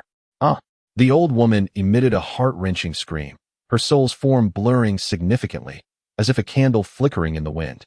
On the verge of extinguishing, silenced by overwhelming fear. This scene caused the other spirits, including Xiao Hong, to huddle together in terror. Ye Feng then turned his attention back to Xiao Qian, nodding, You are powerless to choose. I understand. He ceased his inquiries and addressed all the kneeling spirits, his voice returning to its earlier indifference and authority. My actions are always direct. Those who please me shall live. Those who obstruct me shall be reduced to ashes. His words were calm, yet imbued with the weight of final judgment. His gaze, sharp as a cold blade, passed over the old woman, Xiao Hong, and the two male spirits who bore the most sinister expressions, their karmic burdens the heaviest. "No, my lord, spare Xiao Hong," she shrieked, sensing doom approaching. But Ye Feng had already acted. Without any grand gestures, he merely raised his right hand, fingers slightly splayed, and with a simple grip directed at the four malevolent spirits. An invisible force field enveloped them completely. Their pleas for mercy and screams abruptly ceased, as if their throats had been seized. Their souls, akin to ice and snow cast into a furnace, were forcibly stripped of their dense black energy, vengeful power, and the essence of their very souls, transforming into four writhing black streams that surged uncontrollably into Ye Feng's palm. The purest essence of Yin energy, laden with fear, despair, and hatred, was swiftly extracted, converted, and absorbed by Ye Feng's internal system, becoming part of his power. The process was brief, yet horrifying. In just a few breaths, the four malevolent spirits' essences completely vanished, leaving no trace behind, as though they had never existed in this world. The uncomfortable chill in the room diminished significantly, rendering it far more serene. What remained were the two comparatively weaker female spirits, nearly dissolving in fear, and Xiao Qian, who gazed at the scene with a pale face and eyes filled with shock. Ye Feng appeared as though he had simply swatted away a few flies, his expression unchanged as he felt the minuscule increase of energy within him. He looked at Xiao Qian and the two surviving female spirits, his tone softened slightly. "Well, the filth has been cleared away. The constraints of this painting should have been lifted, yes?" Xiao Qian, coming back to herself from the overwhelming shock, sensed the air around her. Indeed, with the core and controller, the old woman, utterly eradicated, the malevolent contract that had forced them to harm others and shackled their freedom had crumbled. A long-lost sense of lightness and freedom surged within her. She bowed deeply once more, this time expressing her sincere gratitude. "Thank you, my lord, for liberating us and eradicating the source of our suffering. This kindness is akin to a rebirth." She understood that had it not been for Ye Feng, she might never have escaped her tragic fate. The room fell into complete silence, leaving only the obediently bowed Xiao Qian standing there. Ye Feng approached her, observing her exquisite yet slightly timid visage, and softened his voice. "Now, it is just you, Xiao Qian. Whether to stay or go is your choice. I do not force anyone." Xiao Qian raised her head, her clear eyes meeting Ye Feng's gaze. She regarded this formidable yet principled figure, who had released her from years of oppression and granted her the long-desired freedom, even offering what appeared to be a trustworthy refuge. Reflecting on her past of solitude and the depths of his unfathomable power and promises, she inhaled deeply, her resolve solidifying. Bowing deeply to Ye Feng, her voice gentle yet clear, she declared, "Xiao Qian wishes to follow my lord, to heed your teachings and serve you faithfully. I only ask that you do not forsake this humble existence of mine." Ye Feng smiled genuinely this time, extending his hand to gently support her. "Good. From this day forth, you shall accompany me. This painting holds no further value." With a casual gesture, the malevolent painting that had once served as the spirit's lair flew into his hand. He released a stream of balanced, harmonious energy that swept across the canvas, thoroughly purging all lingering malevolence and resentment, leaving only a hollow shell infused with some purified spiritual energy, transforming it into a unique artifact that he stored away. "Let us go. I will take you to my place of residence," Ye Feng said to the now more solid and ethereal Xiao Qian, who appeared enchanting and serene. Xiao Qian obediently replied, "Yes, my lord," her figure gliding silently behind Ye Feng, much like a quiet shadow. Ye Feng departed the villa, now free of its spectral presence, accompanied by the newly acquired ghost Xiao Qian, feeling a sense of satisfaction. As for Chun Bai Long, who was still unconscious next door, pondering the extraordinary powers of the special investigator, Ye Feng had lost all interest. His objectives had been successfully achieved. Not only had he subdued the target ghost Xiao Qian, but he had also tidied up the refuse and replenished his energy, a truly fruitful endeavor. The night grew deep, and Ye Feng's figure melded into the darkness, accompanied by a ghostly presence that was both ethereal and exquisite, forming a peculiar yet harmonious tableau. The female inspector who had been deceived back home, along with the potential ripples she might bring, occupied little space in Ye Feng's mind at this moment. As fate ebbs and flows, let us see how it unfolds. Ye Feng remained unperturbed, his steps measured as he vanished beyond the neon lights of the city. After leaving the villa, Ye Feng did not immediately return to his modern safe house, but instead took Xiaoqian to a secluded estate nestled on the hillside of Gangdao. This was a property he had acquired through special means, characterized by its tranquil environment and stringent security. More importantly, it was sufficiently discreet, perfect for conducting undisclosed matters. In Ye Feng's heart, a long-suppressed yearning from a previous life for the enchanting goddess on screen, Min Min, the actress portraying Xiaoqian, found a perfect outlet at this moment. Drawing upon his memories from his past life, he requested Xiaoqian to don various styles of attire, ranging from the innocent charm of a school uniform to the alluring elegance of a qipao, embodying both the gallant spirit of cross-dressing and the sensual allure of modern fashion, nearly recreating every iconic image of the actress that lingered in his memory. Initially, Xiaoqian felt a tinge of shyness and confusion, yet as a spirit, transforming her appearance was no arduous task. Moreover, having resolved to follow Ye Feng, she complied with his requests, albeit with a blush, and endeavored to embody each character he specified. Her ethereal form, possessing a tangible touch akin to that of a living being, was further accentuated by her ghostly essence, which bestowed upon her an otherworldly grace. Over the course of these days, Ye Feng indulged himself to the fullest, seemingly intent on compensating for the regrets he harbored as an ordinary viewer in his former life. Xiaoqian's obedience and cooperation, coupled with her resemblance to the goddess from his memories, provided him immense satisfaction. However, the tide of desire inevitably recedes. When the last resplendent court gown was carelessly discarded upon the carpet and the fervent breaths began to settle, Ye Feng leaned back against the grand bed. Observing the disheveled Xiaoqian beside him, her delicate form sprawled, her eyes still holding a hint of springtime warmth and fatigue. The fervor in his gaze, once ablaze, swiftly dimmed, akin to being doused with cold water. In its place arose a sense of calm, even a hint of detachment that he himself did not immediately recognize. He had attained complete and utter fulfillment of his obsession from a previous life. Yet, beneath that satisfaction, a sense of emptiness began to emerge. He was acutely aware that the Xiaoqian before him was ultimately not the living actress Min Min, but merely a ghost resembling her, liberated from the confines of a painting. The indulgence of these days felt more like a meticulously choreographed self-serving illusion. Now, the dream had faded. Xiaoqian, being a remarkably astute and sensitive woman, especially as a spirit with heightened perception of emotions, keenly sensed the shift in Ye Feng's gaze from one of overwhelming warmth to tranquility, even tinged with scrutiny and indifference. Her heart sank slightly.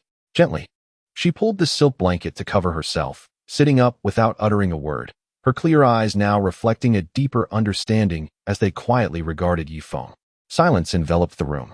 After a long pause, Ye Feng spoke slowly, regaining his usual calm tone, devoid of discernible emotion. Xiaoqian, you have worked hard these past few days. Xiaoqian shook her head gently. Ye Feng continued, I once promised you a choice.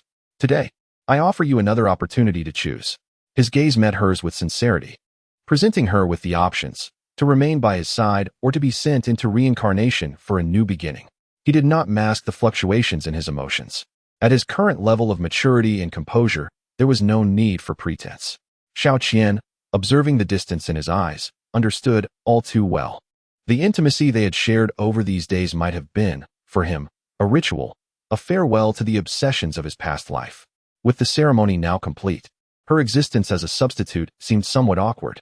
She bowed her head in silence for a moment, memories of the past days flashing through her mind, his fervor, his dominance, his tenderness, even if steeped in desire, and now, this calmness.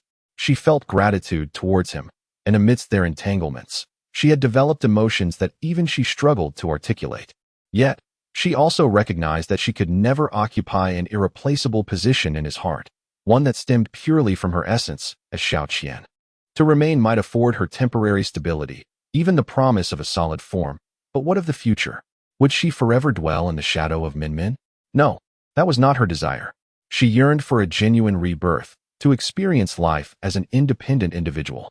When she lifted her head again, her gaze was imbued with unwavering determination, dispelling the earlier timidity and uncertainty.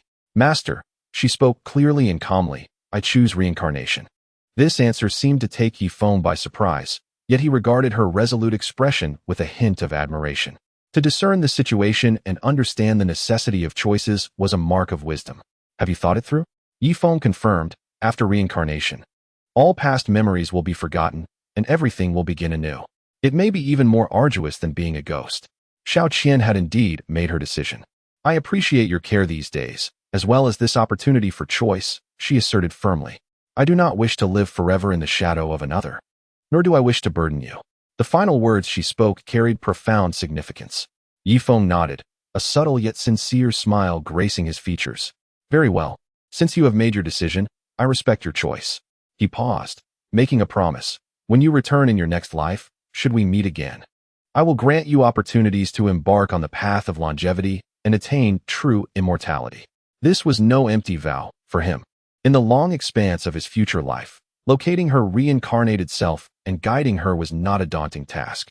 It was both a recompense for her companionship and an appreciation of her resolution.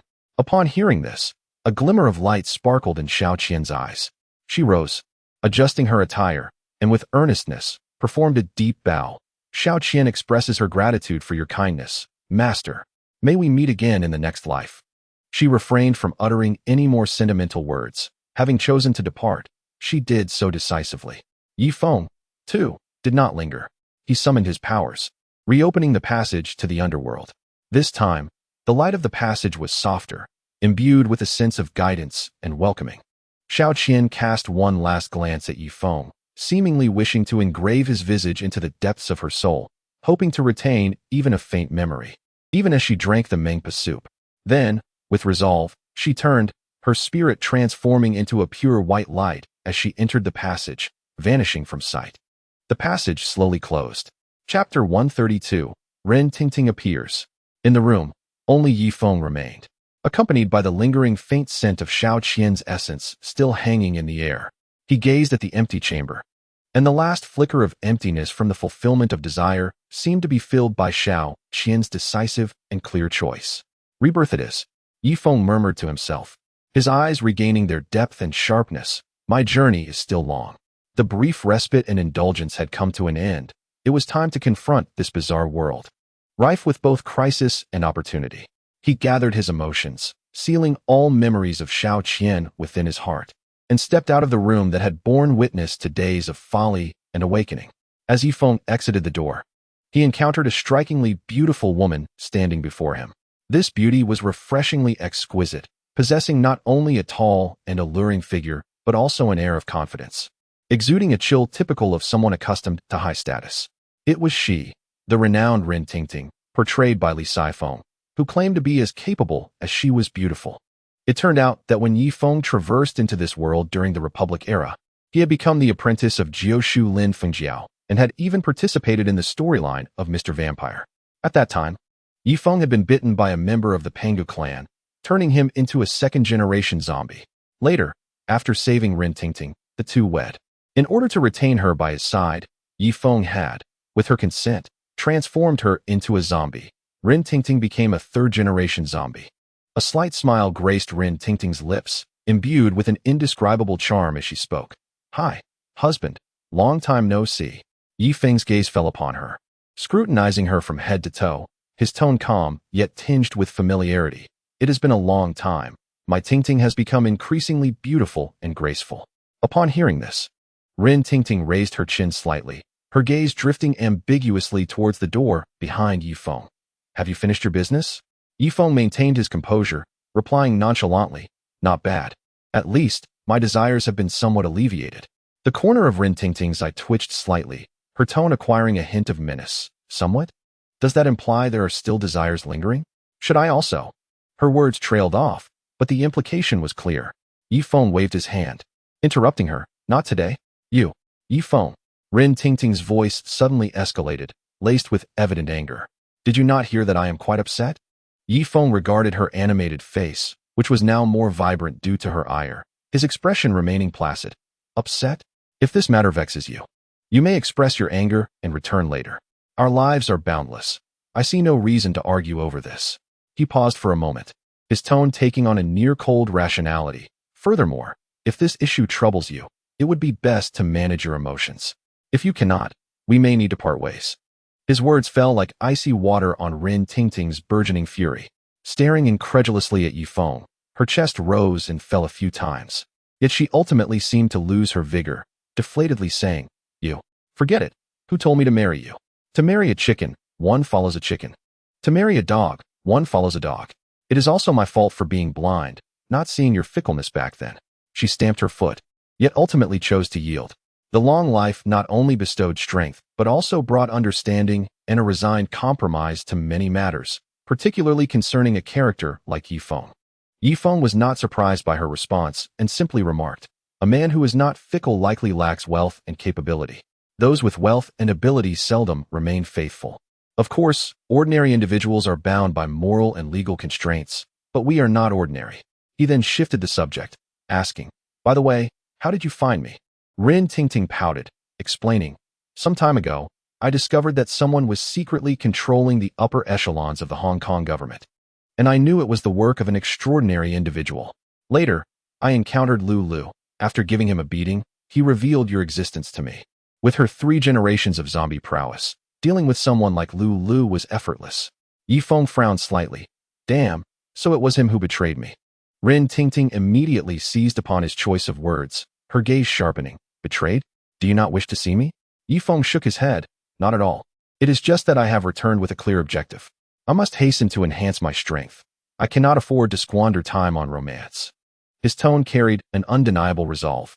Rin Tingting, gazing into Ye Feng's eyes, which were as profound as the stars yet as cold as stone, felt a shiver run through her, understanding that he spoke with sincerity. She reined in her small emotions and replied earnestly, "All right. It was I who distracted you. Rest assured. From now on, I will heed your wishes and will not easily interrupt your cultivation." Ye Feng nodded, pleased with Rin Tingting's understanding. He did not require a partner who would merely sow discord, particularly during this critical period.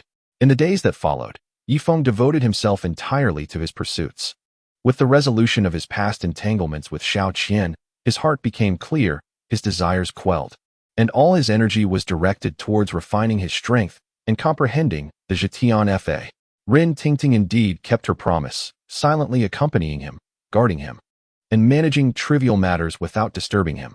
As time passed, in this world rich in spiritual energy yet fraught with change, Ye Feng immersed himself in seclusion, enduring over a decade of rigorous training, ultimately achieving a perfect circulation of power within him, and experiencing another profound transformation and settling of his soul.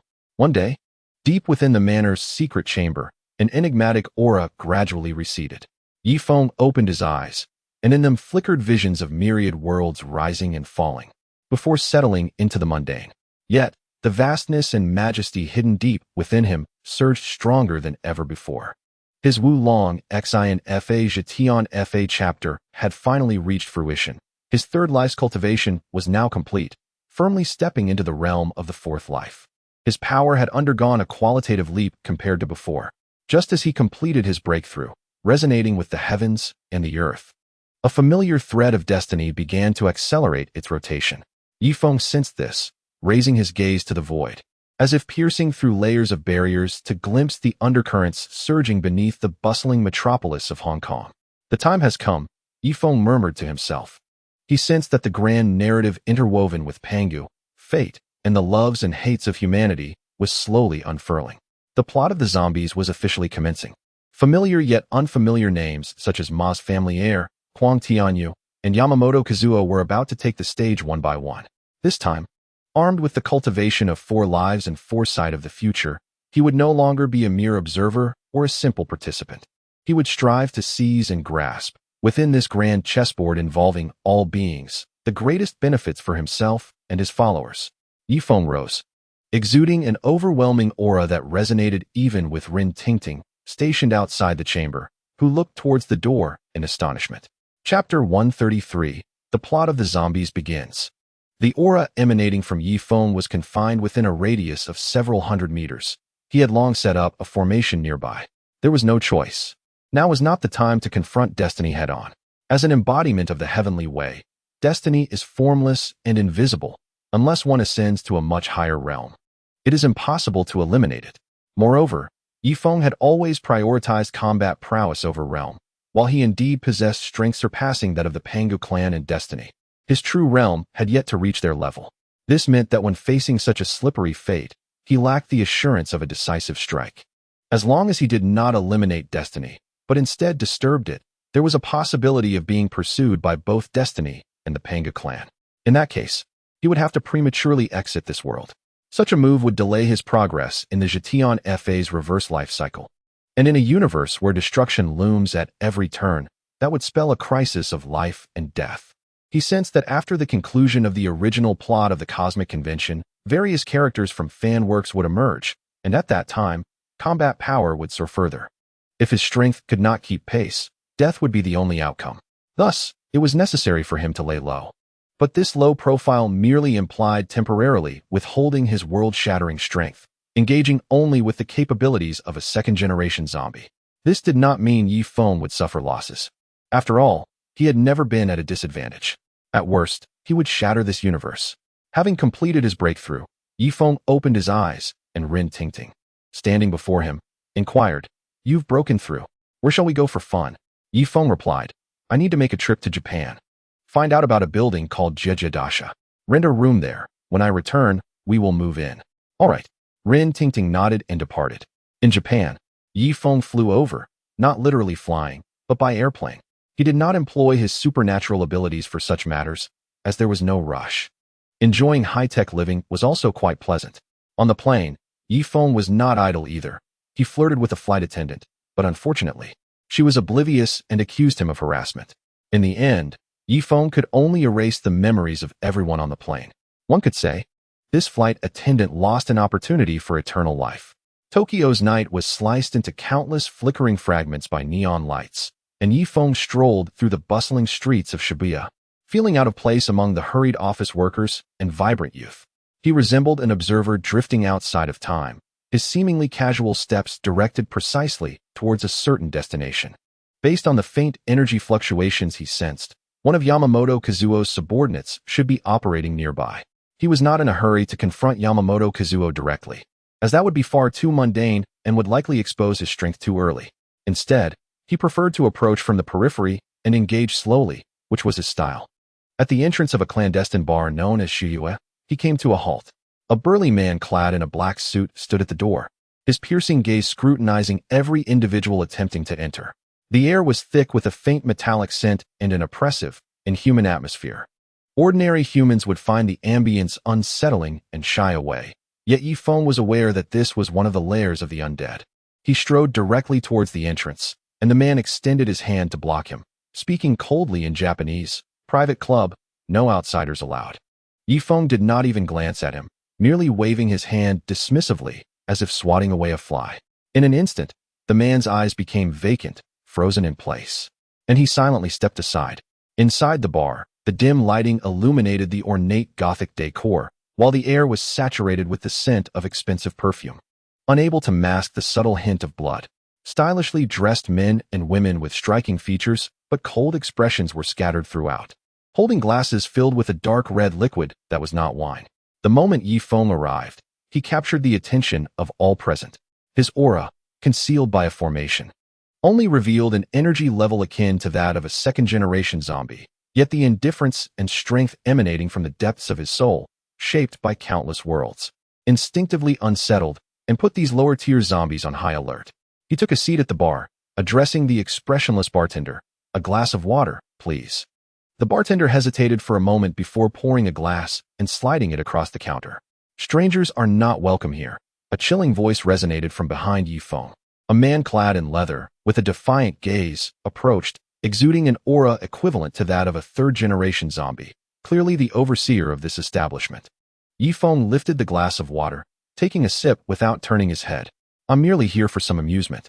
"Amusement?" The leather-clad man scoffed, pressing a hand onto Ye Feng's shoulder with enough force to crush steel. "You might be in the wrong place." In the next moment, the man's smile froze on his face. He realized he was gripping not flesh and blood, but an immovable mountain. He exerted more force, even tapping into his zombie abilities. Yet Ye Feng remained as steadfast as ever, the water in his glass undisturbed. Finally, Ye Feng slowly turned his head to meet his gaze, his eyes calm and unwavering. "Your hand, do you wish to keep it?" A chill ran through the leather-clad man, instinctively wanting to withdraw his hand, only to find it seemingly welded to Ye Feng's shoulder, immobile. Cold sweat beaded on his forehead as he understood he had encountered an immovable obstacle. "Who are you?" "Just a passerby," Ye Feng replied with a faint smile, a smile that sent shivers down the man's spine. "I merely came to observe how you play house." Seeking death. Enraged, the leather-clad man lunged forward, his other hand clawing towards Ye Feng's back, propelled by a sharp gust of wind, his full force behind the attack. Capable of piercing tank armor. A crisp crack echoed. It was not Ye Feng's bones that shattered, but the wrist of the leather-clad man, which Ye Feng had effortlessly pinched between two fingers before casually bending it, breaking the bone with a snap. The man let out a muffled groan, his eyes wide with horror, having failed to see how the attack was executed. The commotion finally caught the attention of all the zombies in the bar, who converged towards Ye Feng, their eyes glinting with malice, fangs barely visible. "Shall we take him on together?" Ye Feng set down his glass, leisurely rising to his feet. Casting a sweeping gaze over the 7 or 8 zombies surrounding him, "Let us save time. Take him down." A shout rang out, and all the zombies lunged simultaneously, their speed creating afterimages. Ye Feng stood motionless until the first attacker was upon him, at which point he raised his hands seemingly slowly. Boom, boom, boom, boom. A series of dull thuds resounded almost simultaneously. The onlooking zombies witnessed Ye Feng's figure blur momentarily. Then those who had lunged at him were sent hurtling back at greater speed, crashing into walls, the bar, and columns, bones snapping, collapsing to the ground, temporarily incapacitated. The entire spectacle unfolded in less than a second. Chapter 134, The First Encounter with Ma Shaoling. Ye Feng extended a finger, pressing it against the man's forehead, a faint yet soul-chilling aura penetrating him. The leather-clad man's eyes widened, as if witnessing the most terrifying sight in existence, his body trembling violently. I'll tell you. Boss Yamamoto is seemingly plotting to turn this world into a realm of zombies. He is seeking an opportune moment and someone to assist him in executing his plan.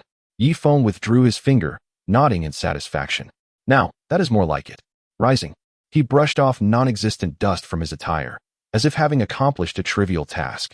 Convey to your boss that the game has merely begun. Let him enjoy himself. But not too much lest I ruin his fun. With that, he disregarded the chaos and the terrified gazes, strolling out of the bar, disappearing into the enchanting night of Tokyo.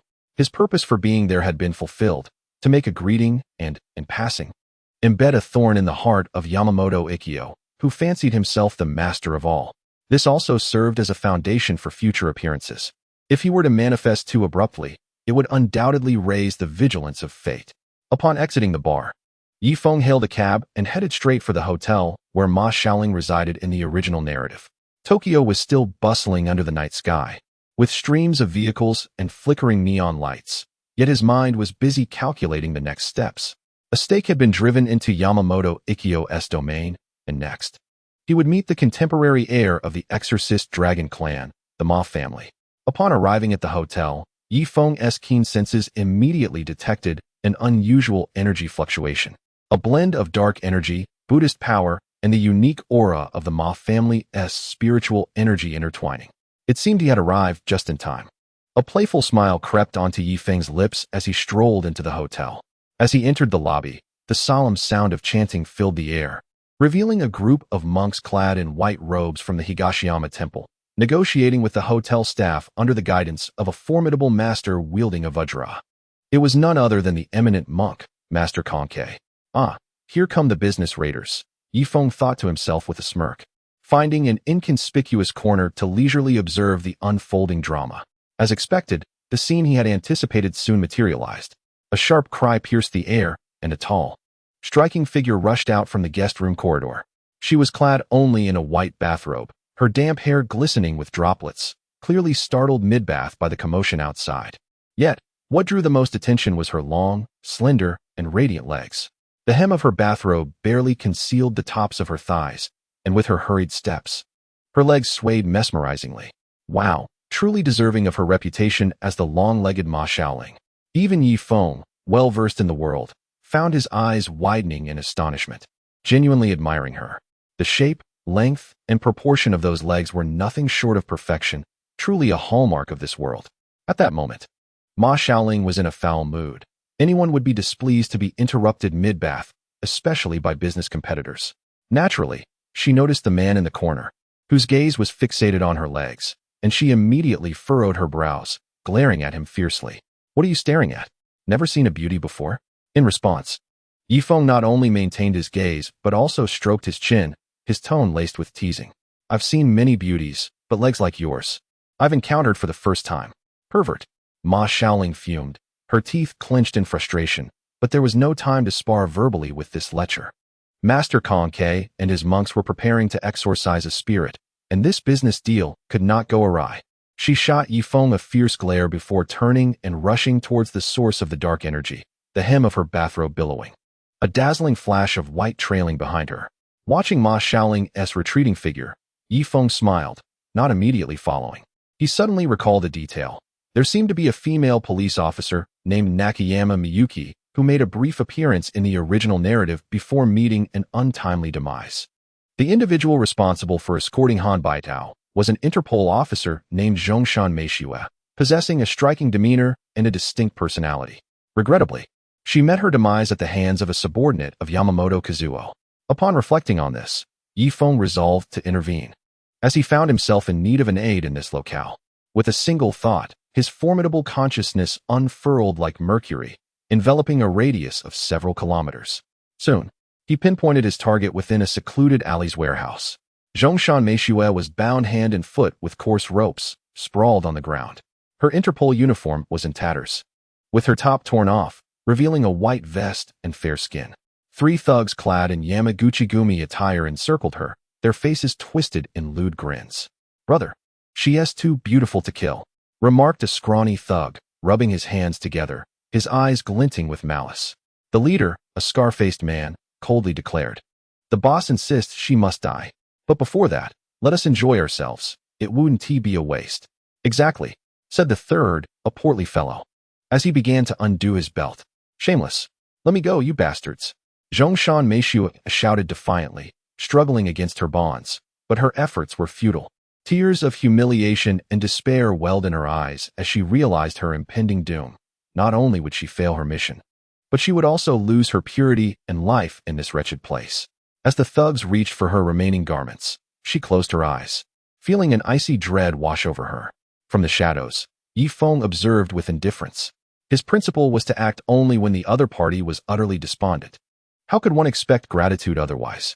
Moreover, she was Japanese, unlikely to accompany his pursuit of transcendence. Even if he granted her immortality, she would remain tethered to this world as a subordinate or tool. Moments later, as Zhongshan Meishue felt a chill envelop her lower body, the last vestige of her modesty about to be stripped away, she relinquished hope completely, her heart turning to ash. Suddenly, 3 muffled thuds resounded in unison. The Yamaguchi-gumi members, poised to perpetrate their heinous act, were struck by an invisible force, hurtling backward into the warehouse wall with a sickening crunch, their bones cracking audibly. After spewing blood, they collapsed, lifeless. Zhongshan Meishue, startled by the abrupt turn of events, opened her eyes to find a black men's trench coat draped over her, shielding her from exposure. The ropes binding her limbs had mysteriously unraveled. She hurriedly sat up, wrapping the coat tightly around herself, her heart racing as she scanned her surroundings. A young man, casually dressed, yet possessing a strikingly handsome visage and an air of charming lethargy, stood in the center of the warehouse, gazing at her with an enigmatic calm. "I offer you 2 choices," Ye Feng spoke, his voice steady yet imbued with undeniable authority. "First, leave immediately and find your own way to safety. Second, become my woman, and I shall bestow upon you powers beyond the mortal realm and eternal life." Zhongshan Meishue was momentarily taken aback, her gaze shifting between this mysterious man and the unconscious thugs on the wall. She quickly regained her composure, assessing her predicament. To leave would mean crossing the Yamaguchi-gumi, rendering her life in Japan perilous. Even her identity as an Interpol officer might not ensure her safety, leading to a grim fate. Yet this man had effortlessly dispatched 3 armed gangsters, his methods shrouded in mystery. His promise of immortality, though seemingly absurd, felt like a lifeline in her dire situation. With scarcely a moment's hesitation, Zhongshan Meishue bit her lip, her resolve crystallizing. "Can I truly escape? Offending the Yamaguchi-gumi means my return would be fraught with peril. I choose the second option." She made her decision, Regardless of what the future held, she would seize the opportunity for life and strength presented by this man. Excellent. Ye Feng nodded in satisfaction. In the blink of an eye, he materialized before Zhongshan Meishua.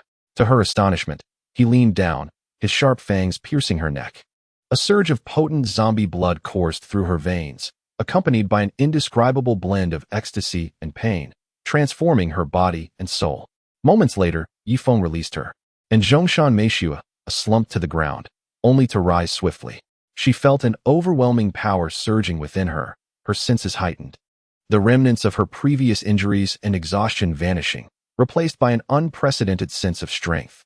She gazed at Ye Feng, her eyes reflecting a mixture of reverence, gratitude, and a hint of bewilderment at her newfound identity. Master, she instinctively uttered. Simply call me Mr. Yi, he replied, waving his hand. Put on your clothes and follow me. Your new life begins now. He turned to exit, and Zhongshan Meishua, now reborn as the third-generation zombie Zhongshan Meishua, quickly adjusted her attire and followed closely behind, loyally maintaining half a step behind him. With his newly acquired subordinate Zhongshan Meishua, Ye Feng departed Japan without lingering further. His objectives had been achieved. He had registered with Yamamoto Kazuo and left an impression on Ma Xiaoling, albeit not entirely favorable. The next step would allow him to seamlessly engage in the unfolding narrative. To be frank, Japan held little allure for him any longer. While he might have once harbored curiosity about experiencing its unique culture, such sentiments had faded. Now, endowed with powers and resources that transcended the mundane, he could find enjoyment anywhere. Japan, for him, no longer possessed any special attraction. Upon returning to Xiangang, Ye Feng's first destination was Jejia Building. Leveraging his substantial wealth, he quickly integrated into the vibrant community. He generously booked a fine restaurant nearby, hosting a banquet for all the residents of Jejia Building. During the feast, Ye Feng exhibited wit and affability, treating elders like Wang Xinjin's mother, Ouyang Jejia, with utmost respect. He engaged amicably with the somewhat ostentatious Jin Zhengzhong's family, and even showed appropriate concern for the reclusive tailor Luo Kaiping, who lived alone with his mother, Ping Ma. After several gatherings and helping neighbors with minor troubles, Ye Feng became a beloved and admired new tenant in Jejia Building, regarded as a young man of promise, approachable and down-to-earth. Shortly after Ye Feng established himself in Jejia Building, Ma Xiaoling and Wang Xinjin returned from Japan. Wang Xinjin remained her gentle, kind-hearted self, while Ma Xiaoling continued to manage her cleaning company, which was, in reality, a ghost exorcising business. Soon after, the wheel of fate continued to turn. Kuang Guohua, assuming the alias Kuang Tianyu, along with his perpetually youthful counterpart Kuang Fuxing, took up residence as tenants in Jejia Building. Kuang Tianyu had become a police officer, striving to find meaning in this era under his new identity. Not long after, tranquility in Jejia Building was disrupted by a series of bizarre deaths, each victim exhibiting strange bite marks on their necks, their bodies drained of blood. Whispers of hauntings circulated, instilling fear in the hearts of the residents. Ye Feng recognized the cause. It was Yamamoto Kazuo's rebellious daughter, Yamamoto Mirai, who had inadvertently caused harm by giving Luo Kaiping's deeply attached mother, Ping Ma, a drop of zombie blood, transforming her into a malevolent corpse demon, driven by resentment for her son's abandonment. An opportunity had arisen. A subtle smile graced Ye Feng's lips. This was a splendid chance to draw closer to Ma Xiaoling while legitimately participating in the unfolding events. He intercepted a rescue mission that might have fallen into Kuang Tianyu's hands and headed straight for Ma Xiaoling's Lingling Hall. Ding dong. The doorbell rang, and soon after, the door swung open. Ma Xiaoling donned a casual outfit, still exuding her striking allure. However, upon seeing Ye Feng standing outside her door, her previously calm demeanor instantly darkened. Her brows furrowed, and she wore an expression of wariness and undisguised disdain. It's you? How did you find this place? Her tone was icy, laced with a palpable sense of detachment. Clearly, their rather unpleasant initial encounter at the Japanese hotel had left her with the impression of Ye Feng as a lecherous scoundrel. Unfazed by her frosty reception, Ye Feng wore a measured expression of concern and helplessness. Miss Ma, please do not misunderstand. There have been disturbances near my home. Rumors of hauntings have emerged, and several people have tragically perished. Everyone says that Miss Ma Xiaoling possesses exceptional skills in this area. So I came to seek your assistance in cleansing the situation. With her arms crossed, Ma Xiaoling leaned against the doorframe, scrutinizing Ye Feng. I may consider your request, but heed my warning. Do not harbor any improper intentions. I am not one of those ordinary women you can toy with. She paused for emphasis, adding, furthermore, my services come at a steep price. Ye Feng seemed prepared for her response, calmly retrieving a check from his suit pocket and presenting it to her. Money is not an issue. This is a deposit of 1 million. Should you successfully resolve this matter, further compensation will follow. Ma Xiaoling cast a glance at the figure on the check, her eyes flickering momentarily before she regained her composure. She seized on a critical detail in Ye Feng's words. Your home is nearby? Where do you reside? Jia Building, Ye Feng replied. What? Jia Building. Ma Xiaoling's expression shifted dramatically, her prior indifference replaced by concern and urgency. Her close friend Wang Xinjin and Xinjin's mother resided in Jia Building. Chapter 126. The Death of Ping Ma. What on earth is happening? Please tell me the specifics. Ma Xiaoling pressed urgently, her tone serious. Ye Feng, sensing that his objective had been achieved, divulged what he knew. Naturally, after careful selection recently, there have been a series of bizarre murders near the building, with victims exhibiting strange deaths, as if drained of blood. This has left the residents in a state of panic, afraid to venture outside at night. Upon hearing this, Ma Xiaoling could no longer remain idle. Without hesitation, she turned and retreated into her home, quickly gathering her exorcism tools and makeup case. Wait for me. I will accompany you to Jia Building. Her voice rang out from within, imbued with undeniable determination. Ye Feng stood at the door, observing Ma Xiaoling's busy silhouette, a satisfied smile creeping onto his face, signaling a plan well executed. With her disproportionately long legs striding ahead, the sound of her high heels echoed rhythmically against the ground. Ye Feng followed closely, his gaze involuntarily drawn to the long legs swaying beneath her short skirt, unable to suppress a whistle in his mind. Lecher, Ma Xiaoling retorted without looking back, as though she possessed eyes in the back of her head, letting out a cold huff. Ye Feng quickened his pace to match hers, grinning playfully. A lecher? Aren't all men lechers? Unless you hang them on the wall to prevent such behavior. While the notion of men being lecherous held some truth, Ma Xiaoling shot him a sidelong glance, a hint of a smile gracing her lips. But to pursue me, one must possess genuine skill. Whether I have the skill or not, Miss Ma can personally ascertain. Ye Feng raised an eyebrow, his implication clear. Sharp-tongued, Ma Xiaoling shot him an exasperated look, but was not genuinely angered.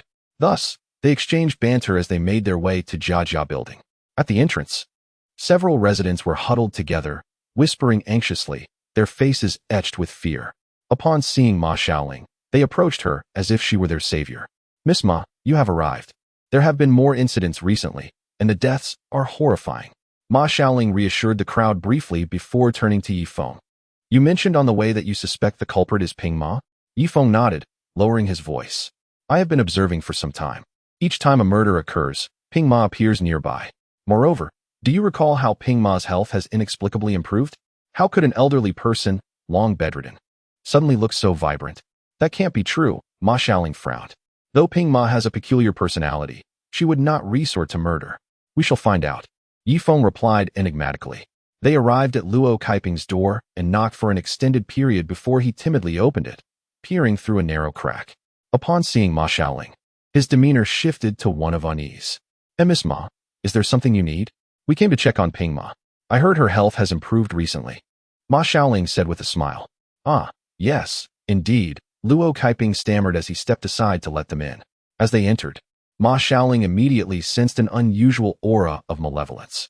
She discreetly observed Ping Ma sitting by the window, her complexion unnaturally rosy, her gaze vacant, exuding an almost imperceptible aura of death. Ping Ma, how have you been lately? Ma Xiaoling inquired tentatively. Ping Ma slowly turned her head, revealing a stiff smile. Well, very well, thanks to Ah Ping's care. Ma Xiaoling's eyes fell upon the faintly visible talisman around Ping Ma's neck, and a chill ran down her spine. It was evidently some form of dark sorcery meant to sustain life.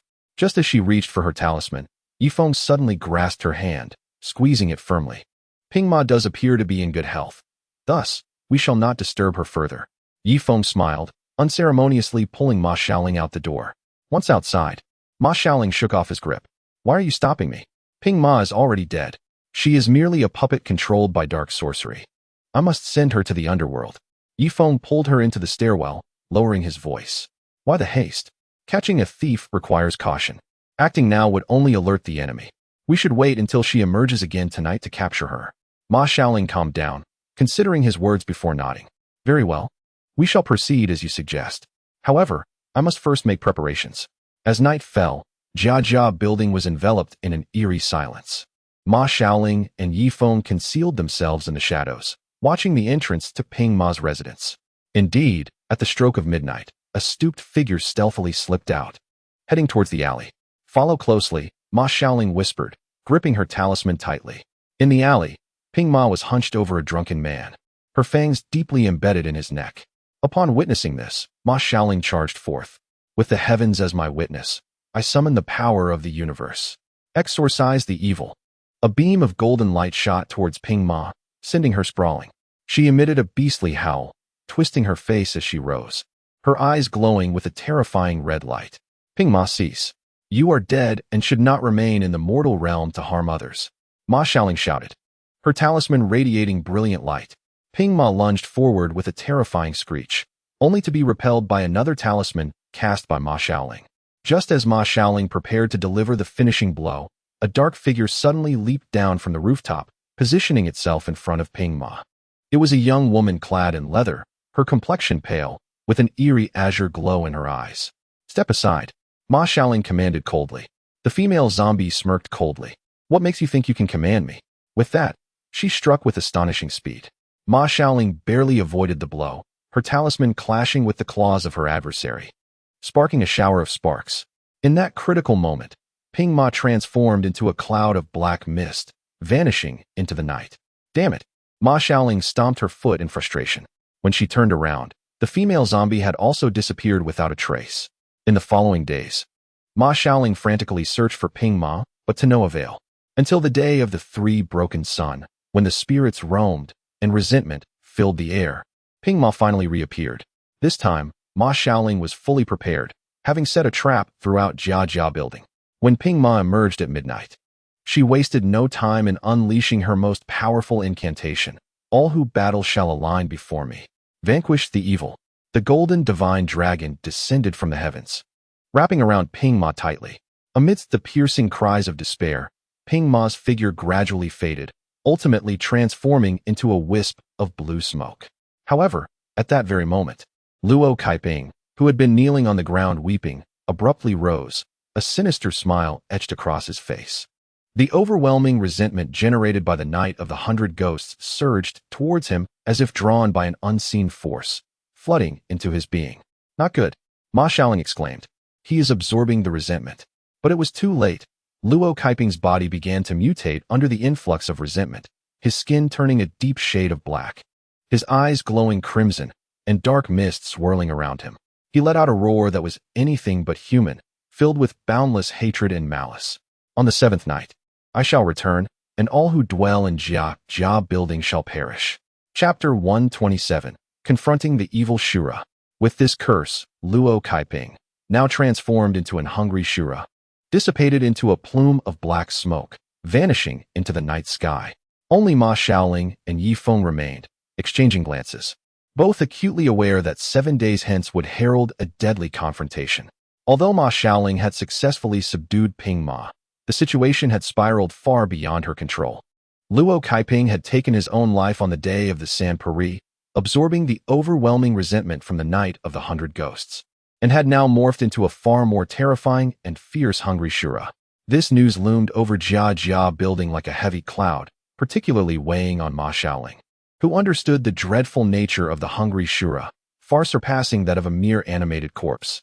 It was a confluence of hundreds of vengeful souls' resentments, imbued with immense power and a relentless thirst for vengeance against all residents of Jia building. The 7th night would undoubtedly bring forth a storm of bloodshed. This is a significant predicament. Ma Xiaoling furrowed her brows, addressing Ye Feng, her tone devoid of its usual lightness. The hungry Shura has taken form, and its resentment is palpable. It will undoubtedly return on the 7th night. Ye Feng regarded Ma Xiaoling's serious profile, his usual nonchalance replaced by a solemn expression. Is there a means to confront it? Very difficult, Ma Xiaoling admitted. The hungry Shura is neither human nor ghost, existing beyond the realms of the 3 worlds and 6 paths. Common talismans have little effect on it. Moreover, it is born from Ah Ping's intense obsession and the resentment of hundreds of vengeful souls. Unless we can dissolve its obsession, we can only suppress it forcibly, which requires formidable magical power and preparation. In the days that followed, Ma Xiaoling toiled tirelessly, setting up intricate formations both within and around Jia building and inscribing powerful talismans. Ye Feng assisted her, sometimes handing her tools, other times offering crucial suggestions based on his knowledge, such as strengthening the arrangements in specific locations or cautioning her against the hungry Shura potentially using its resentment to create illusions. His astute insights prompted Ma Xiaoling to glance at him more frequently, realizing that this seemingly frivolous individual possessed hidden depths of capability. It seems you know quite a bit, Ma Xiaoling remarked while sketching the final strokes of a talisman. Ye Feng chuckled, reverting to his playful demeanor. Didn't you say you admired capable men? I have to show some skills. Otherwise, how could I ever be worthy of someone as graceful as you, Miss Ma? Incorrigible. We'll settle scores after we deal with the hungry Shura. Ma Xiaoling shot him a glare, though the corners of her mouth betrayed a faint smile. Amidst the tense preparations, Ye Feng's light-hearted banter alleviated the oppressive atmosphere. Meanwhile, panic spread throughout Jia building. Rumors circulated that Luo Kaiping would return as a vengeful spirit, causing residents to live in fear. As night fell, doors were tightly shut, and the once vibrant building fell into a deathly silence. Wang Jinjin and Ouyang Jia were particularly anxious, mourning Ah Ping's fate while worrying for Ma Xiaoling's safety. With Ye Feng's assistance, Ma Xiaoling refrained from employing the Dizong reincarnation set, as in the original narrative. Ye Feng advised against it, stating that it would be ineffective. You can only subdue a being like the evil Shura before reasoning with it. Convinced by Ye Feng, the seventh night finally arrived. As darkness enveloped the sky, ominous winds began to howl around Jia building, suffusing the air with a stifling sense of dread. Ma Xiaoling stood upon the rooftop with a makeup box in hand, Ye Feng by her side.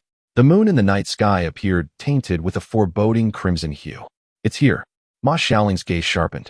A thick, inky black mist surged from the distance, within which the anguished face of Luo Kaiping twisted in torment, alongside countless wailing, struggling ghostly visages. The powerful resentment struck against the barrier Ma Xiaoling had erected, emitting a crackling sound. Ma Xiaoling, and all of you, you shall die? The hungry Shura rasped, launching itself towards the building. Array of warriors, stand firm. Exorcise evil. Ma Xiaoling resolutely bit her fingertip and invoked the 9-character mantra, summoning the divine dragon. Yet, as the golden dragon's ethereal form collided with the hungry Shura's black mist, it managed to push it back slightly, but failed to disperse it entirely. The black mist swirled and coalesced anew, the resentment seemingly intensified. Useless. Your spells have no effect on me. The hungry Shura cackled, swirling the ominous winds toward Ma Xiaoling. She wielded the Fumo staff, casting talismans, but they were all thwarted by the dense resentment. Noticing this, Ye Feng's expression darkened, no longer a mere observer. He seized an opportunity, moving with extraordinary speed and precision to slap a specially crafted golden talisman onto the core of the hungry Shura's resentment. The hungry Shura let out a cry of agony, the black mist churning violently. Seizing the moment, Ma Xiaoling summoned her magical power, her Fumo staff glowing brilliantly, temporarily forcing the hungry Shura back. That move just now, Ma Xiaoling regarded Ye Feng with surprise. A bit of a family heirloom technique. It does come in handy at critical moments, Ye Feng explained nonchalantly, his gaze fixed on the reinvigorated hungry Shura. Just as the two sides reached an impasse, and Ma Xiaoling began to feel the strain, voices from below suddenly cried out. Ah Ping, stop this. Ping Ma has found peace. She does not wish to see you like this. Jin Jie shouted. Ah Ping, we are all neighbors. Let us speak calmly and not spill more blood. These words, filled with goodwill and past camaraderie, pierced through the vengeful black mist like arrows. The hungry Shura faltered, and Luo Kaiping's tormented visage flickered within the mist. Mother, Ah Ping, turn back. Ma Xiaoling urged, the sins wrought by your mother. Will you continue down this path? Release your obsession to find liberation. Under the dual influences of the crowd's heartfelt pleas and the coercive presence of Ma Xiaoling and Ye Feng, the resentment enveloping the hungry Shura began to fluctuate violently. Luo Kaiping's remaining rationality struggling against the overwhelming resentment. Ultimately, he let out a long wail, one mingled with suffering, reluctance, and release. As the vast black mist began to slowly dissipate, Luo Kaiping's ethereal form bowed slightly towards the crowd, especially in the direction of Wang Jinjin and Ma Xiaoling, before transforming into a flurry of luminous specks, completely vanishing into the night sky. With the crisis averted, Jia building returned to tranquility. Ma Xiaoling exhaled deeply, swaying slightly from fatigue, and Ye Feng was there to steady her. "Thank you," Ma Xiaoling said softly, gazing at Ye Feng. Ye Feng smiled, his eyes resting on her delicate features, almost succumbing to his usual teasing nature. But ultimately, he simply replied, "No need for thanks, Miss Ma. It seems my abilities have caught your eye." Ma Xiaoling shot him a sidelong glance, but refrained from retorting, a subtle smile gracing her lips instead. Beneath the night sky, their figures seemed to draw closer, bonded by the shared experience of life and death. Yet, it appeared that the tribulations of Jia building were only just beginning. Chapter 128. The first encounter with Shan bin Yifu. Though the crisis of the Hungry Shura had been resolved, the tranquility of Jia building felt like a fleeting illusion before the impending storm. Due to excessive consumption of spiritual energy, Ma Xiaoling has decided to remain in Linglingtang to recuperate, under the insistence of Ye Feng. Naturally, Ye Feng shamelessly lingers here, claiming the noble title of a flower protector. While in reality, he enjoys the moments spent alone with Ma Xiaoling, albeit most of the time he is at her beck and call. "Hey, pervert, go fetch my box of Jusha," she commands. Yes, Master Ma," he replies, though he complains, his movements remain swift. The subtle tacit understanding and the burgeoning intimacy between them, having endured a battle of life and death, seem to have grown even more apparent. Just as Ye Feng admires Ma Xiaoling's serious profile as she draws talismans, pondering the upcoming plot of Bai Shizhuan, the doorbell of Linglingtang rings. Ye Feng's gaze shifts slightly, internally acknowledging, here he comes. Standing outside is Yinben Yifu, impeccably dressed, emanating a calm, yet formidable presence. His target is Ma Xiaoling, the female exorcist who has repeatedly thwarted his subordinates' plans. He needs to assess her worth personally. "Miss Ma Xiaoling, I am Yinben Yifu, and I wish to discuss a matter with you." His voice is composed, yet carries an inherent authority of a superior. Ma Xiaoling furrows her brow, clearly unimpressed by this uninvited guest.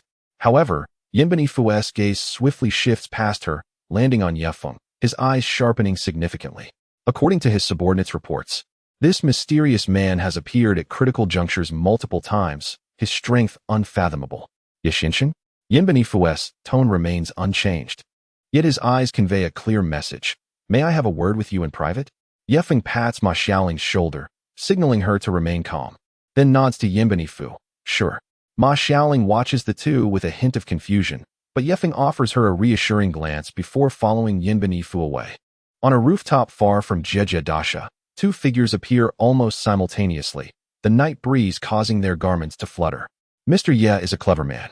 I shall not beat around the bush," Yinben Yifu states, standing with his hands clasped behind him, surveying the glittering metropolis below. "My ambition is to create a world exclusively for zombies, a perfect realm free from aging and death. Will you stand in my way?" Upon hearing this, Ye Feng displays no surprise, merely offering a faint smile. "Mr. Yinben, even without my intervention, your aspirations are destined for failure." "Oh," Yinben Yifu's eyes grow cold. "On what grounds do you say that?" "The threads of fate have long been woven. Any attempt to force them will only bring greater suffering," Ye Feng replies calmly. "If you doubt my words, you may inquire with Miaoshan. She appears once every 33 years to answer 33 questions. She will provide you with the truth." Miaoshan. Yinben Yifu commits the name to memory, but his pride as a formidable being prevents him from conceding based on mere words. "Before that, I must ascertain whether you are worthy of an equal dialogue with me." Before his words fade, Yinben Yifu's aura surges dramatically, unleashing the terrifying power of a second-generation zombie, without reservation. His figure appears before Ye Feng like a specter, delivering a punch that causes the air to roar. Ye Feng seems to have anticipated this, slightly shifting his body, skillfully evading the fierce strike. He does not resort to any flashy spells, but instead maintains his own strength, speed, and reflexes at a delicate level, perfectly matching Yinben Yifu's full force. Boom. Bang. The two figures collide at high speed on the rooftop, amidst the air and between the buildings, exchanging blows.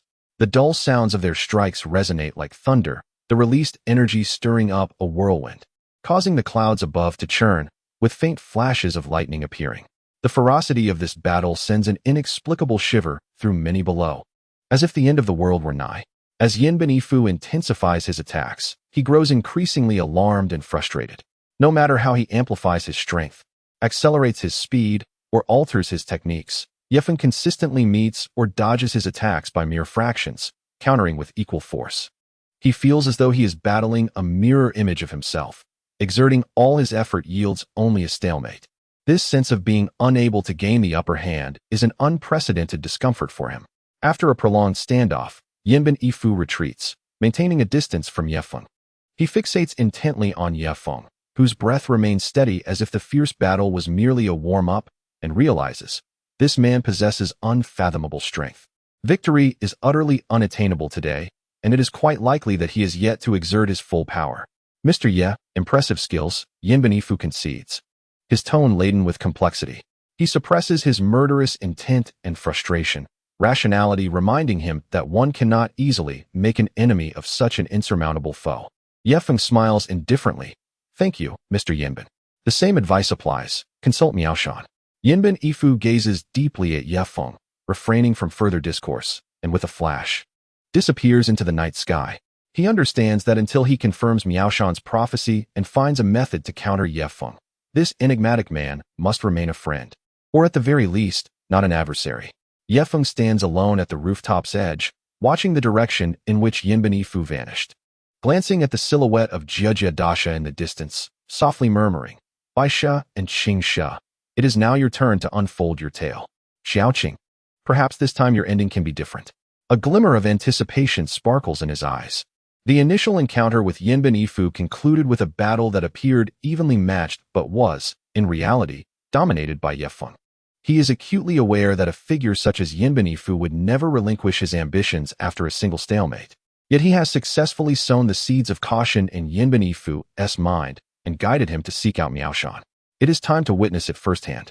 Ye Feng senses Miaoshan's unique aura, a blend of compassion and ethereality, materializing somewhere in Xiangang. With a swift motion, he vanishes from his spot. He arrives outside a serene establishment that appears ordinary, yet is cloaked in a formidable barrier. Ye Feng does not force his way in. Instead, he seamlessly integrates into the environment, silently entering. He conceals all traces of his presence, like an invisible observer. Soon, he sees Yinben Ifu entering Miaoshan's meditation room. Guided by his loyal subordinate, Lin Guodong, Ye Feng stands not far away, quietly sensing with his spiritual consciousness. He does not need to know the specifics of Miaoshan's words. It suffices to understand that the obstacles to his dreams are likely Kuang Tianyo, the Ma family's bloodline, and the spiritual essence of the Jingua Shi. His purpose here is primarily to witness the unfolding of this pivotal moment. Chapter 129, Ye Feng's Wicked Amusement. Not long after Yinben Ifu enters the room, Ye Feng notices another figure, Bijia, Yinben Ifu's devoted subordinate, who appears to be waiting outside with a bored demeanor. Her eyes reflecting an almost obsessive admiration for Yinben Ifu and disdain for everything around her. Before long, Ye Feng perceives that Bijia has seemingly received some instructions. A cruel yet seductive smile emerging on her face as she turns to leave the establishment. An idea sparks in Ye Feng's mind. Recalling a scene from the synopsis that had displeased him during his previous life as an audience member. Utilizing beauty to tempt and exploit human weaknesses certainly warrants a lesson. A mischievous smile curves his lips as he follows her like a shadow. Bijia's target is a powerful gang leader. In a secluded warehouse district, she disguises herself as a vulnerable beauty, effortlessly capturing the attention of the gluttonous and lustful gang leader.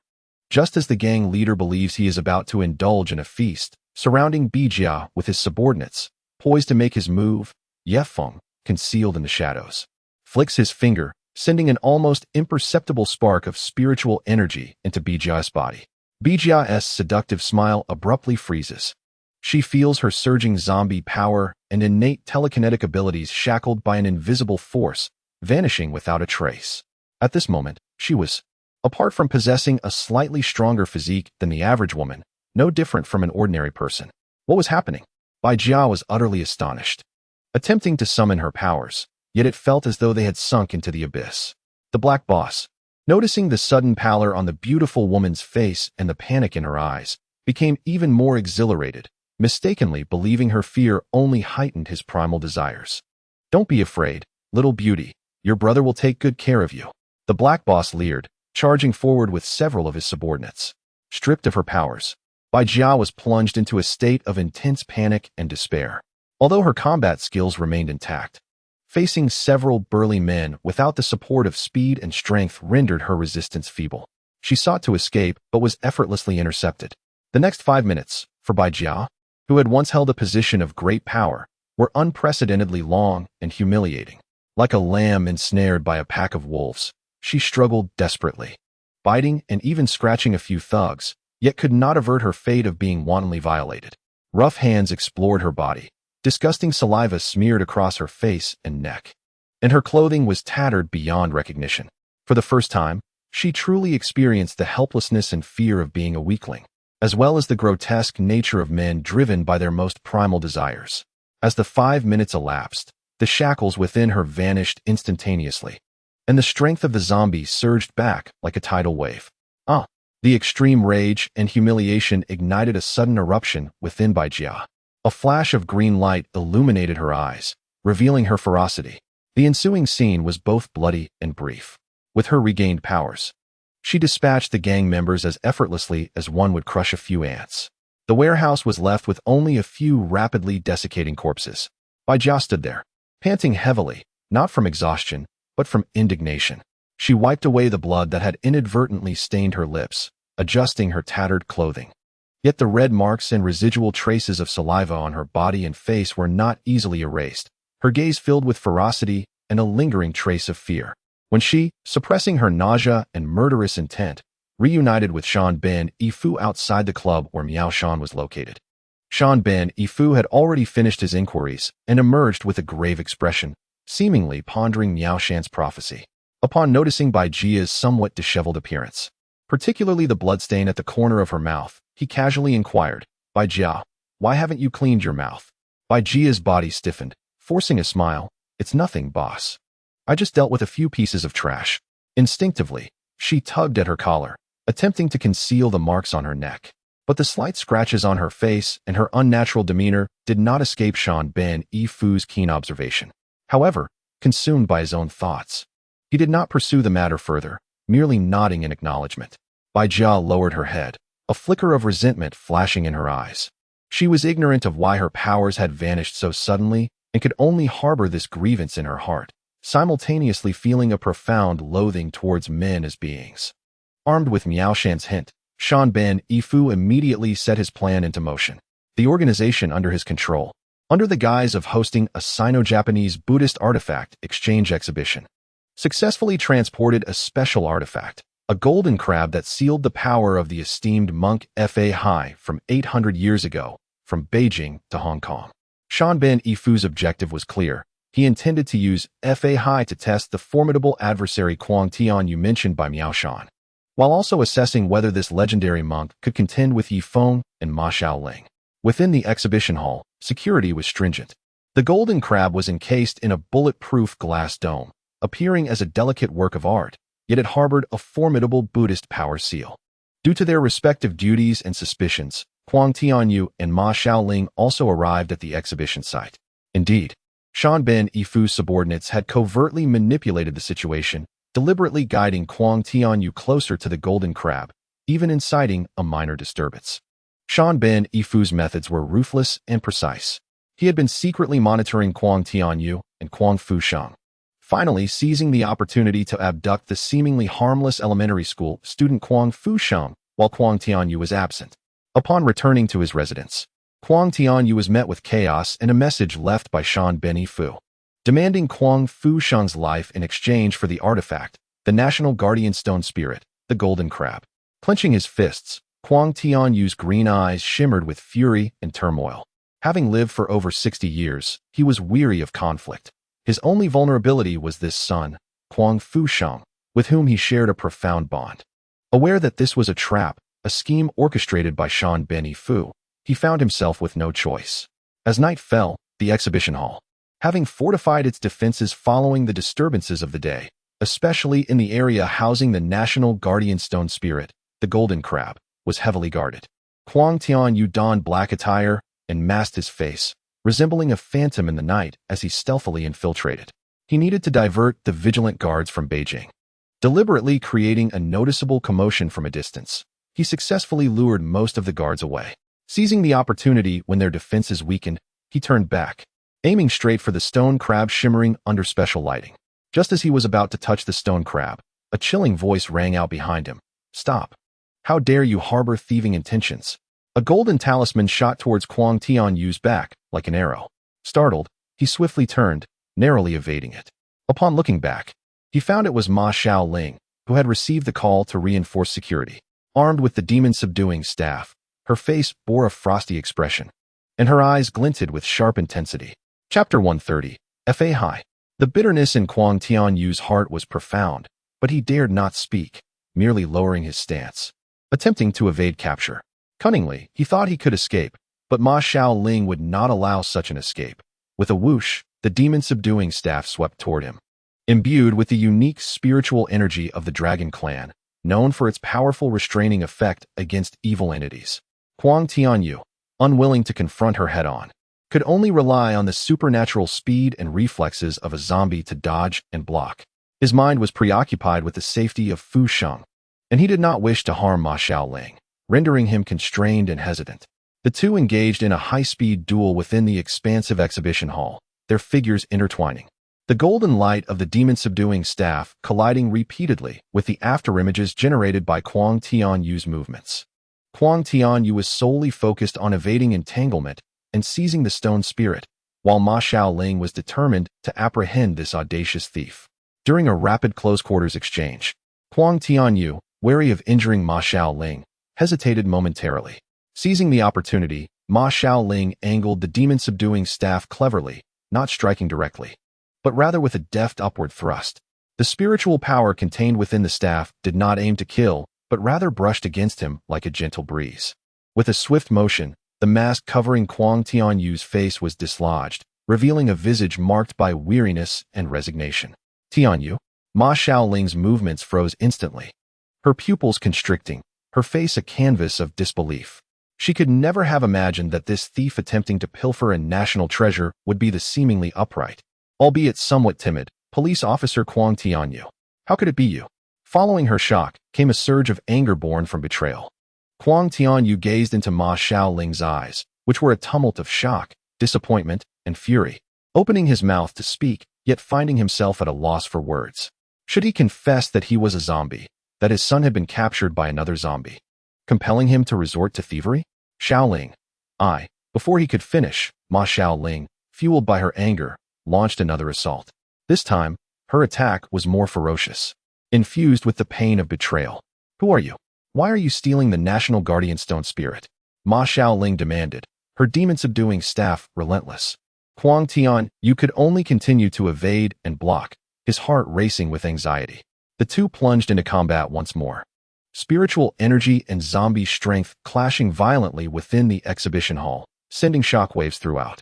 During an instance when Kuang Tianyu sidestepped a direct thrust from Ma Xiaoling, she was unable to halt her momentum.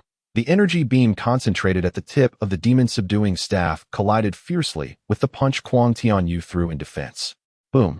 A powerful shockwave emanated from the two, violently crashing into the nearby display case, which had already developed cracks due to Kuang Tianyu's earlier contact with the golden crab.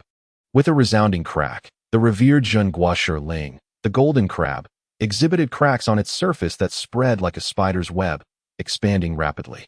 In the next moment, amidst the astonished gazes of Kuang Tianyu and Ma Xiaoling, the crab erupted violently. An endless stream of golden light burst forth.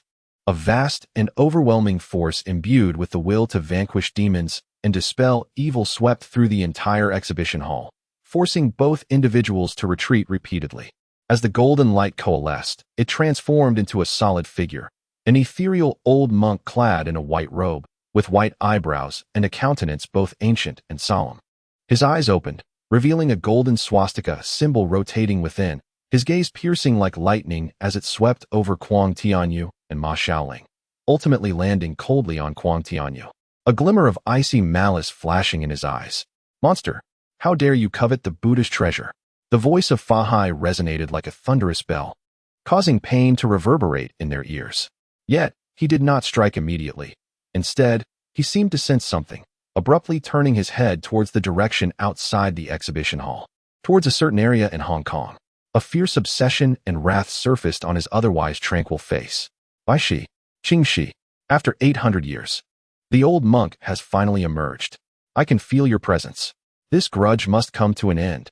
Before his words could fade, Fa Hai's ethereal form transformed once more into a dazzling golden light, streaking like a meteor through the wall of the exhibition hall, moving at a speed beyond the naked eye, heading straight towards the bar whereby Susu and Xiao Qing were located.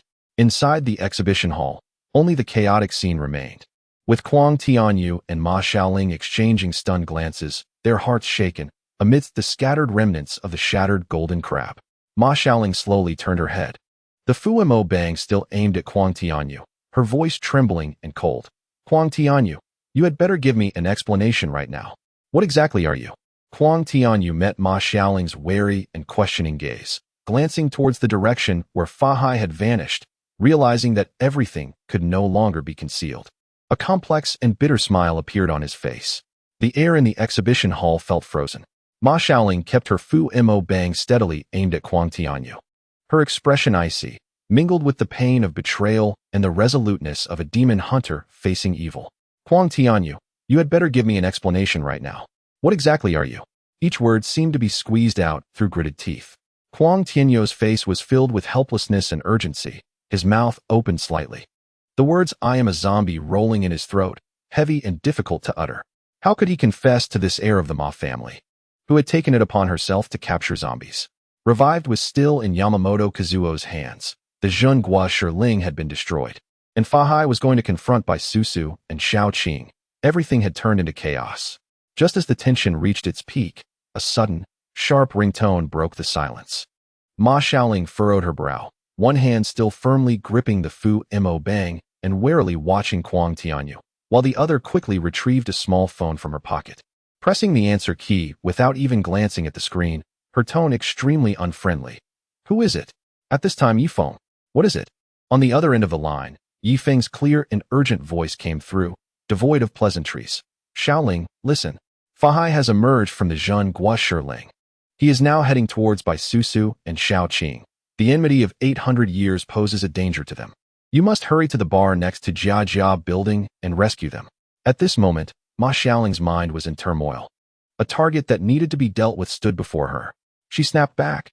"I have other matters to attend to. I need to capture a zombie." Before her words could settle, Ye Feng's voice came through, firm and unyielding, delivering content that left her momentarily stunned. "Kuang Tianyu is a good zombie." "What?" Ma Xiaoling could hardly believe her ears, her head snapping up to look at the complex-faced Kuang Tianyu. Her tone laced with incredulity. Was there such a thing as a good zombie? Of course. Ye Feng's tone was irrefutable. "If you don't believe me, you can call Uncle Chiu right now. He knows some details." There's no time to explain. Fa Hai's power is immense. And by Shi and Qing, she may not be able to withstand him. If you delay, it might be too late. Ye Feng invoked the name of Chiu, which made Ma Xiaoling waver. Uncle Chiu was one of her most trusted seniors in the demon hunting path, and if even he said so. She glanced at Kuang Tianyu, whose eyes reflected urgency but bore no intent to attack her, and recalled the light-hearted moments shared with Bai Susu at the bar, as well as Bai Susu's gentle yet sorrowful demeanor and Xiao Qing's lively spirit. They were her friends. "I understand." Ma Xiaoling took a deep breath, forcibly suppressing the myriad questions in her heart, and shot Kuang Tianyu a fierce glare. "We will settle your matter later." She hung up the phone, and the Fu-Mo Bang was finally lowered, though the vigilance in her eyes had not entirely dissipated. "Ye Feng said you are a good zombie, and even brought Uncle Chiu to vouch for you. I must go save Susu and Qing. Fa Hai was released because of us, and I cannot ignore it." She paused, her tone carrying a warning. "You had better truly be as he said, or else." Kuang Tianyu felt a wave of relief wash over him. At least the immediate conflict had been averted. He immediately replied, "I will go with you. Fa Hai was freed because of me." And he recalled Yamamoto Kazuo, the mastermind behind the abduction of Fu Sheng, who might also be lurking in the shadows. Ma Xiaoling did not oppose him, merely snorted coldly, and turned to dash towards the exit of the exhibition hall. Kuang Tianyu promptly followed, their figures swiftly disappearing into the night. Meanwhile, within the Tongtian Pavilion, Yamamoto Kazuo was using a special technique to observe everything unfolding within the exhibition hall. Upon witnessing the overwhelming Buddha power exhibited by Fa Hai and the absolute pressure aimed at the demons, even his typically composed expression revealed unprecedented gravity. Fa Hai, he whispered the name. The words of Master Miaoshan echoed in his mind, listing the elements capable of thwarting his apocalyptic plans. The descendant of the Zhuang family, Kuang Tianyu. The blood of the Ma family, Ma Shaoling. The Zhen Guo Ling, now destroyed, but a stronger Fa Hai had appeared, and the great son Tathagata's pure world mantra. Originally, his kidnapping of Kuang Fuxing was to coerce Kuang Tianyu and Ma Shaoling into combat, to gauge the weight of these two obstacles. The outcome had been satisfactory. While their strength was formidable, it had not exceeded his control. However, the sudden emergence of Fa Hai, whose power level was evidently above his own, posed a lethal threat to him, a second-generation zombie. Boss, Bai Jia, beside him, looked at Yamamoto Kazuo, puzzled by his shifting demeanor. A flicker of resolution crossed Yamamoto Kazuo's eyes, and a cold smile curled at the corners of his mouth. The plan has changed. The enemy's enemy is a temporary ally. This Fa Hai is too strong. He cannot be allowed to remain. He turned to Herman and Lin Guodong. Inform the others. If necessary, assist Kuang Tianyu and Ma Shaoling. First, let's join forces to eliminate Fa Hai. His ultimate goal remained the creation of a world belonging to zombies. Any potential obstacle in his path, be it Kuang Tianyu, Ma Shaoling, or this unexpectedly appearing Fa Hai, must be eliminated. Now, utilizing Kuang Tianyu and Ma Shaoling to exhaust, or even severely wound Fa Hai, was undoubtedly a strategic move. Understood, boss. Beneath the night sky in Hong Kong, the emergence of Fa Hai stirred the undercurrents even further. The threads of fate intertwined tightly once more, binding together seemingly unrelated individuals, the demon hunters, zombies, Bai Shi, Qing Shi, and the ancient enlightened monk, hastening towards an unknown destination.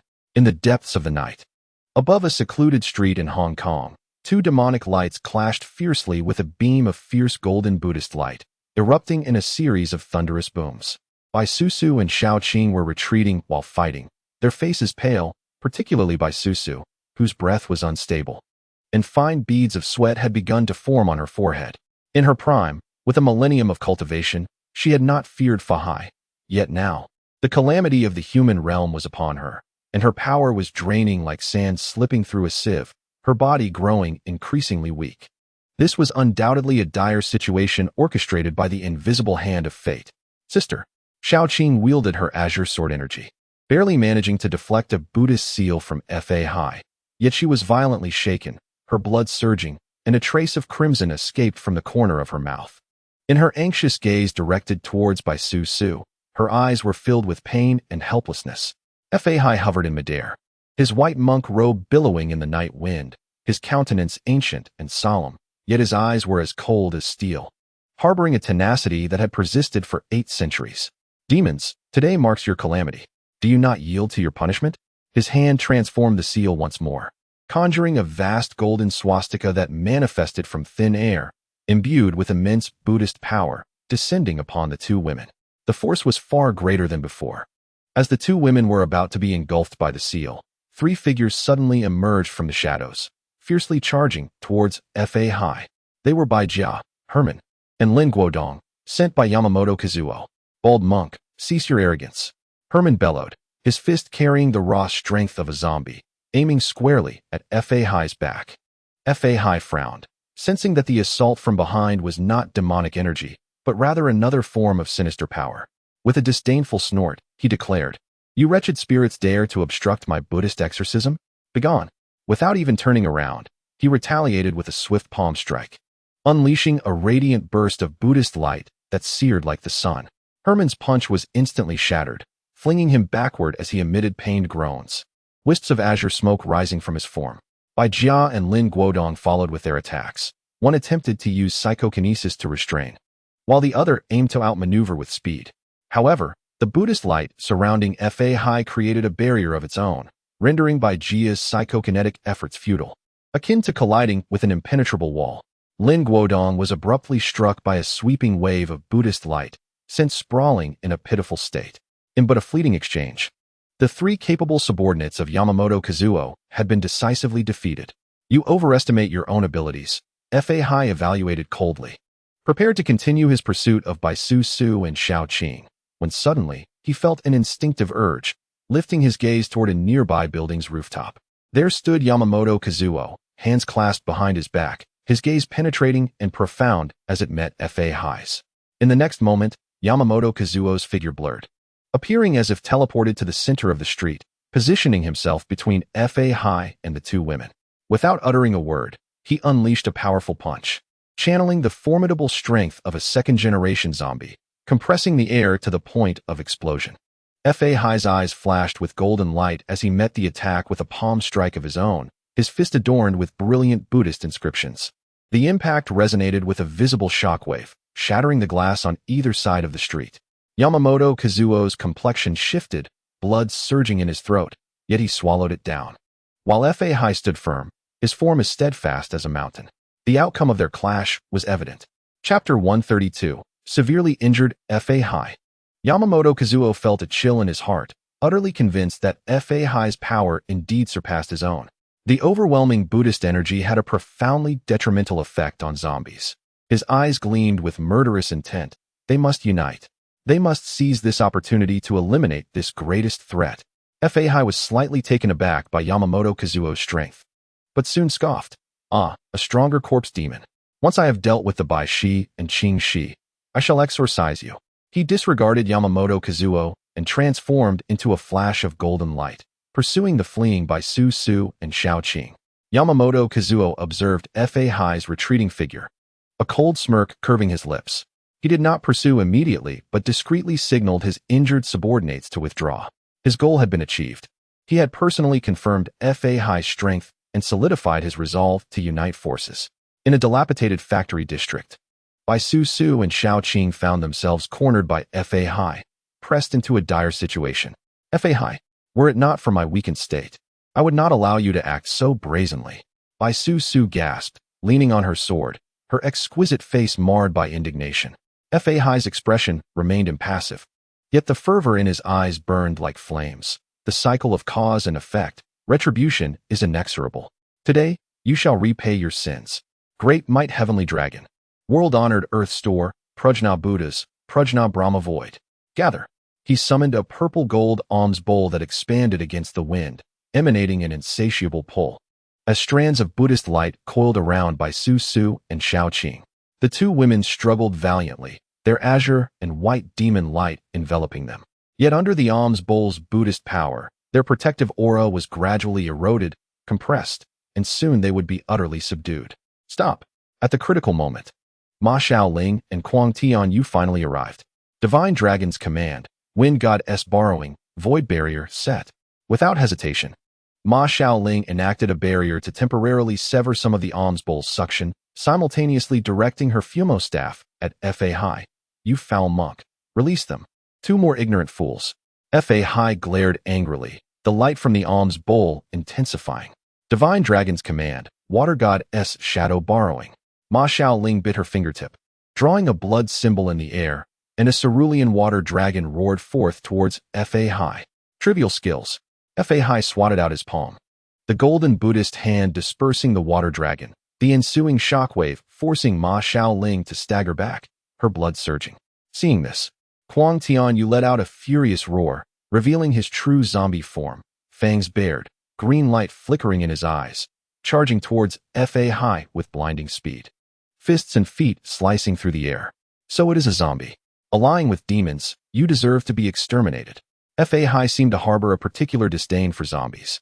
Relinquishing the alms bowl, which continued to automatically release Buddhist light to suppress Bai Shi and Qing Shi. His palms flying as he unleashed a torrent of Buddhist seals towards Kuang Tianyu. Kuang Tianyu, relying on his speed, dodged skillfully. But the Buddhist energy inflicted considerable harm upon him. His arms and shoulders were scorched by the seals, emitting wisps of black smoke, his movements slowing. Ultimately, he was struck by Fa Hai's forceful diamond palm, sent crashing to the ground, blood spilling forth. Tianyu, Ma Xiaoling cried out, panic swelling within her. Yet she found herself at a loss. Her divine dragon had minimal effect against Fa Hai. Huang Tianyu lay on the ground, agony coursing through him, his consciousness growing hazy. At that moment, a clear voice resonated deep within his mind. It was Ye Feng. Huang Tianyu, forget your identity, forget your power. Think of a Xiao. Recall that unwavering love in your heart. The strength of a zombie is derived from bloodline. Yet true power emanates from the resolve to protect what one loves. Love is the key to breaking all shackles. A Xiao, the gentle yet resilient woman from the war-torn era, remained his eternal pain and the deepest affection. To be reborn, he had survived until now. To no longer lose those who mattered, he must fight. Huang Tianyu let out a heart-wrenching roar, not from pain, but from the emotional torrent that shattered the chains within his soul. A terrifying force, far surpassing what he had known, erupted from within him. Crimson battle markings spreading like living entities from his forehead to his cheeks, his eyes blazing with fiery red light, fangs more menacing, surrounded by a tempest of violent energy. He had entered the battle marking form. What? Fa Hai sensed a radically different power from Huang Tianyu, one filled with brutality and destruction, and for the first time, his typically unruffled face displayed astonishment. In his battle marking form, Huang Tianyu's speed and strength surged exponentially. He transformed into a streak of red lightning, instantaneously appearing before Fa Hai, delivering a thunderous punch. Boom! Fa Hai's hastily assembled Buddhist light shield shattered under the force of the blow, sending him hurtling backward, crashing through the factory walls. Huang Tianyu, relentless in his pursuit, unleashed a flurry of punches and kicks like a torrential downpour, forcing Fa Hai into a defensive stance. Utterly powerless to retaliate, the Buddhist light dissipating continually. Just as Fa Hai was completely overwhelmed, struggling to cope, a ghostly figure silently appeared behind him. Seizing the fleeting moment of vulnerability, Yamamoto Kazuo. Die! Yamamoto Kazuo's eyes glinted with cold light, his finger, gathering all his strength, pointed with pinpoint accuracy at Fa Hai's vulnerable back. This was the flaw he had observed for so long. With a piercing sound, Fa Hai's body trembled violently as the protective Buddhist light was instantly pierced by Yamamoto Kazuo's meticulously planned ambush. He lowered his head in disbelief, gazing at the fingers emerging from his chest, entwined with dark, corpse-like energy. Almost simultaneously, Huang Tianyu's furious and protective fist struck mercilessly against Fa Hai's chest. Bang! The dual assault, two formidable zombie forces capable of shaking mountains, ravaged within Fa Hai's body, colliding and erupting. Ugh! Fa Hai let out a piercing shriek, golden Buddhist blood gushing from his mouth, while the radiant Buddhist light surrounding him shattered like fragile glass, dissipating. His solid phantom grew increasingly dim, transparent, as if it would disintegrate at any moment. Severely injured, Fa Hai had suffered an unprecedented blow.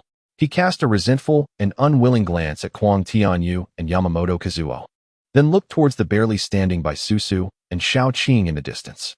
Ultimately, he transformed into a faint golden light, struggling to flee into the distance, vanishing in an instant. The factory area momentarily returned to tranquility, leaving behind a scene of devastation and several individuals with differing thoughts. The brief tacit understanding of joining forces against a common enemy ended, and a more complex situation had already unfolded. Chapter 133. Some words cannot be spoken. Before Ma Xiaoling could finish her sentence, Yamamoto Kazuo merely shot a cold glance at the crowd, his figure flickering, transforming into a shadow that vanished into the depths of the abandoned factory at an almost imperceptible speed, as if he had never existed. Who exactly is he? Huang Tianyu clutched his chest, enduring the excruciating pain brought on by the encroaching Buddhist power, and asked in a low voice. He sensed the profound and powerful zombie force emanating from the other party, filling his heart with doubt. Ma Xiaoling's expression was equally grave, tightly gripping her demon-slaying rod. Remaining vigilant, she looked to Ye Feng, hoping to glean answers from this seemingly all-knowing man. Ye Feng sighed softly, stepping forward, his gaze sweeping over the injured Huang Tianyu, the struggling by Susu and Xiao Qing, before finally resting on Ma Xiaoling and Huang Tianyu. Yamamoto Kazuo, he slowly uttered the name, is an officer of the Japanese army from over 60 years ago, and like Huang Tianyu, was bitten by Jiang Chun, becoming a second-generation zombie. What? Huang Tianyu's body jolted violently, his eyes filled with disbelief. The enemy who had entangled him for half a lifetime, the source of endless suffering, had just been standing before him, even fighting alongside him. Ye Feng continued. His current identity is the leader of a Japanese conglomerate with immeasurable power and ambitious aspirations. He has always viewed Fa Hai and us as obstacles to his vision of a new world. Today, he acted not only to ascertain Fa Hai's strength, but also to use our hands to eliminate this formidable foe. Upon hearing this, the group recalled Yamamoto Kazuo's various actions since his appearance, as well as the precise and lethal strike at the end, suddenly realizing the truth. This indeed aligned with Yamamoto Kazuo's consistent style and ambition. But suddenly, Ma Xiaoling and Kuang Tianyu spoke in unison, their eyes sharply fixed on Ye Feng. Then who are you? How do you know so much? Ma Xiaoling felt particularly confused and cautious. When she first met Ye Feng, he seemed like an ordinary man with a slight inclination towards lechery and a carefree attitude. Yet, with the matter of Master Miaoshan, the conspiracy of Yumingshi-san, and now Fa Hai's emergence alongside Yamamoto Kazuo's intervention, Ye Feng had repeatedly displayed insights and composure far beyond the ordinary, even awakening Kuang Tianyu at critical moments, enabling him to unleash astonishing power. Such feats could not be accomplished by an ordinary person. Facing their piercing gazes, Ye Feng realized it was time to be candid. The playful smile that usually adorned his face faded, replaced by a calm and serious demeanor. I have not deliberately concealed anything. Ye Feng looked at them and slowly spoke. My name is Ye Feng, and I am a disciple of the Maoshan sect. My senior brother is Lin Jiao, known as Lin Fengjiao, Lin Jingying during the Republic era. Lin Jingying? Kuang Tianyu found this name somewhat unfamiliar. However, Ma Xiaoling and Hiying Qiu, Uncle Qiu, both belonging to the same lineage of Nanmao Baima, would certainly be aware of the predecessors in the Taoist tradition. She gasped in surprise. Senior Lin Jiao, Lin Jingying? The one hailed as the greatest Maoshan master of modern times. She abruptly turned to look at Ye Feng, her beautiful eyes wide with astonishment. How can you possibly be his junior? Then, what about your age? Ye Feng nodded, affirming her guess, and candidly replied, Indeed. Because I am also a zombie. Long ago, due to unforeseen circumstances, I became a zombie, and my appearance has thus remained unchanged. In a certain sense, I share a kinship with Kuang Tianyu. You are also a zombie? Ma Xiaoling staggered backward in shock, her demon-slaying rod almost reflexively pointing at Ye Feng. She glanced between Ye Feng and the silently brooding Kuang Tianyu. A wave of panic and anger surged within her, feeling betrayed by her most trusted friends. The two closest men to her were zombies whom she, as a descendant of the Ma family, should have eliminated. Seeing Ma Xiaoling's sudden pallor and guarded expression, Ye Feng sighed inwardly, understanding her feelings. He spoke directly, his tone sincere. Xiaoling, Tianyu, I know this truth is difficult to accept immediately. Many matters cannot be clarified in just a few words. If you trust me, let us visit Uncle Qiu together, and I will explain everything in detail before him. Ma Xiaoling bit her lip, her gaze filled with complex struggles for a moment, then finally nodded. Kuang Tianyu also silently acquiesced. Though Bai Susu and Shao Qing were weak, they indicated the need to find a safe place to heal and could accompany them. In Uncle Qiu's game room basement, when Hiying Qiu saw Ye Feng entering with Ma Xiaoling and Kuang Tianyu, he was momentarily taken aback, sensing an extraordinary demeanor that felt vaguely familiar. Once everyone had settled, Ye Feng approached Hiying Qiu, looking at him with a gentle smile, a hint of nostalgia in his voice. Xiao Qiuzai, it has been many years, and you have indeed become much steadier. Hiying Qiu trembled all over. This form of address, this tone, made him incredulously lift his head, carefully scrutinizing Ye Feng's face. An image, once dusty and vague, gradually became clear in his mind, aligning with the person before him. His voice quivered, filled with extreme uncertainty. You are Master Yi? Ye Feng nodded, with the confirmation of his identity. Hiying Qiu felt no more doubts, and his excitement overflowed. He struggled to rise from his wheelchair, and in the astonished gazes of Ma Xiaoling and Kuang Tianyu, this usually serious and composed Uncle Qiu, unexpectedly, with a thud, knelt before Ye Feng, his voice choking and reverent. I, Hiying Qiu, a disciple of Maoshan, pay my respects to Master Yi. This scene rendered the entire basement silent enough to hear a pin drop. Ma Xiaoling was utterly stunned, watching Uncle Qiu kneeling respectfully, then glancing at Ye Feng, who received the homage with composure, her mind blank. Master Yi of the Maoshan sect? The shock brought by this identity momentarily overshadowed the astonishment of his being a zombie. Uncle Chio's kneeling and that address were like a boulder thrown into a tranquil lake, stirring tumultuous waves in Ma Xiaoling's heart. Master Yi of Maoshan. This identity was so shocking that she momentarily forgot the fact that Ye Feng was a zombie, or rather, the trust associated with this identity temporarily suppressed her instinctual rejection of zombies. Uncle Chio, please get up. What is going on here? Ma Xiaoling hurriedly stepped forward, wanting to assist Yingqiu. However, Yingqiu insisted on completing his bow to Ye Feng before sitting back in his wheelchair with Kuang Tianyou's help. His emotions were charged. Looking at Ye Feng with reverence and nostalgia, there is no mistake. Though you appear astonishingly youthful, this demeanor, this feeling, is exactly like Master Yi I saw when I was a child. Master, after so many years Ye Feng gently placed a hand on his shoulder, giving a light pat, conveying everything without words. He then turned to look at the still incredulous Ma Xiaoling and the complexly gazing Kuang Tianyu. Chapter 134, Wordless. Now, can you feel a bit more at ease? Ye Feng said to Ma Xiaoling, his gaze sincere. You know what kind of person Kuang Tianyu is. He has never harmed anyone in 60 years, and has always secretly protected others. Zombies are not inherently evil. It ultimately depends on their true nature. Yingqiu immediately chimed in, his voice hoarse yet resolute. Xiaoling, I have long been aware of Tianyou's situation. He is indeed an anomaly, but undoubtedly a good zombie. He has assisted us in resolving numerous supernatural occurrences and has saved many lives. Master Yi is a highly respected elder of Maoshan, and as someone who is also part of this path, he must have his own unavoidable hardships and unyielding principles. He could never commit evil. Ma Xiaoling gazed at the earnest expression of Qiu Shu, then turned to the silent yet clear-eyed Kuang Tianyu, finally resting her gaze on the composed Ye Feng.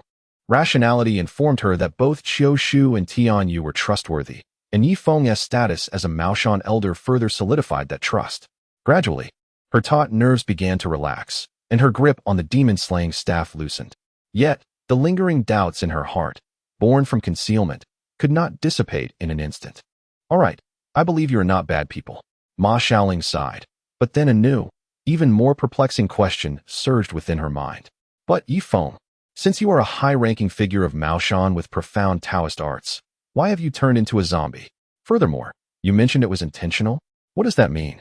Who would intentionally become a zombie? This question drew curious glances from Kuang Tianyu, Bai Susu, and Xiao Qing. The idea of intentionally becoming a zombie was utterly unheard of.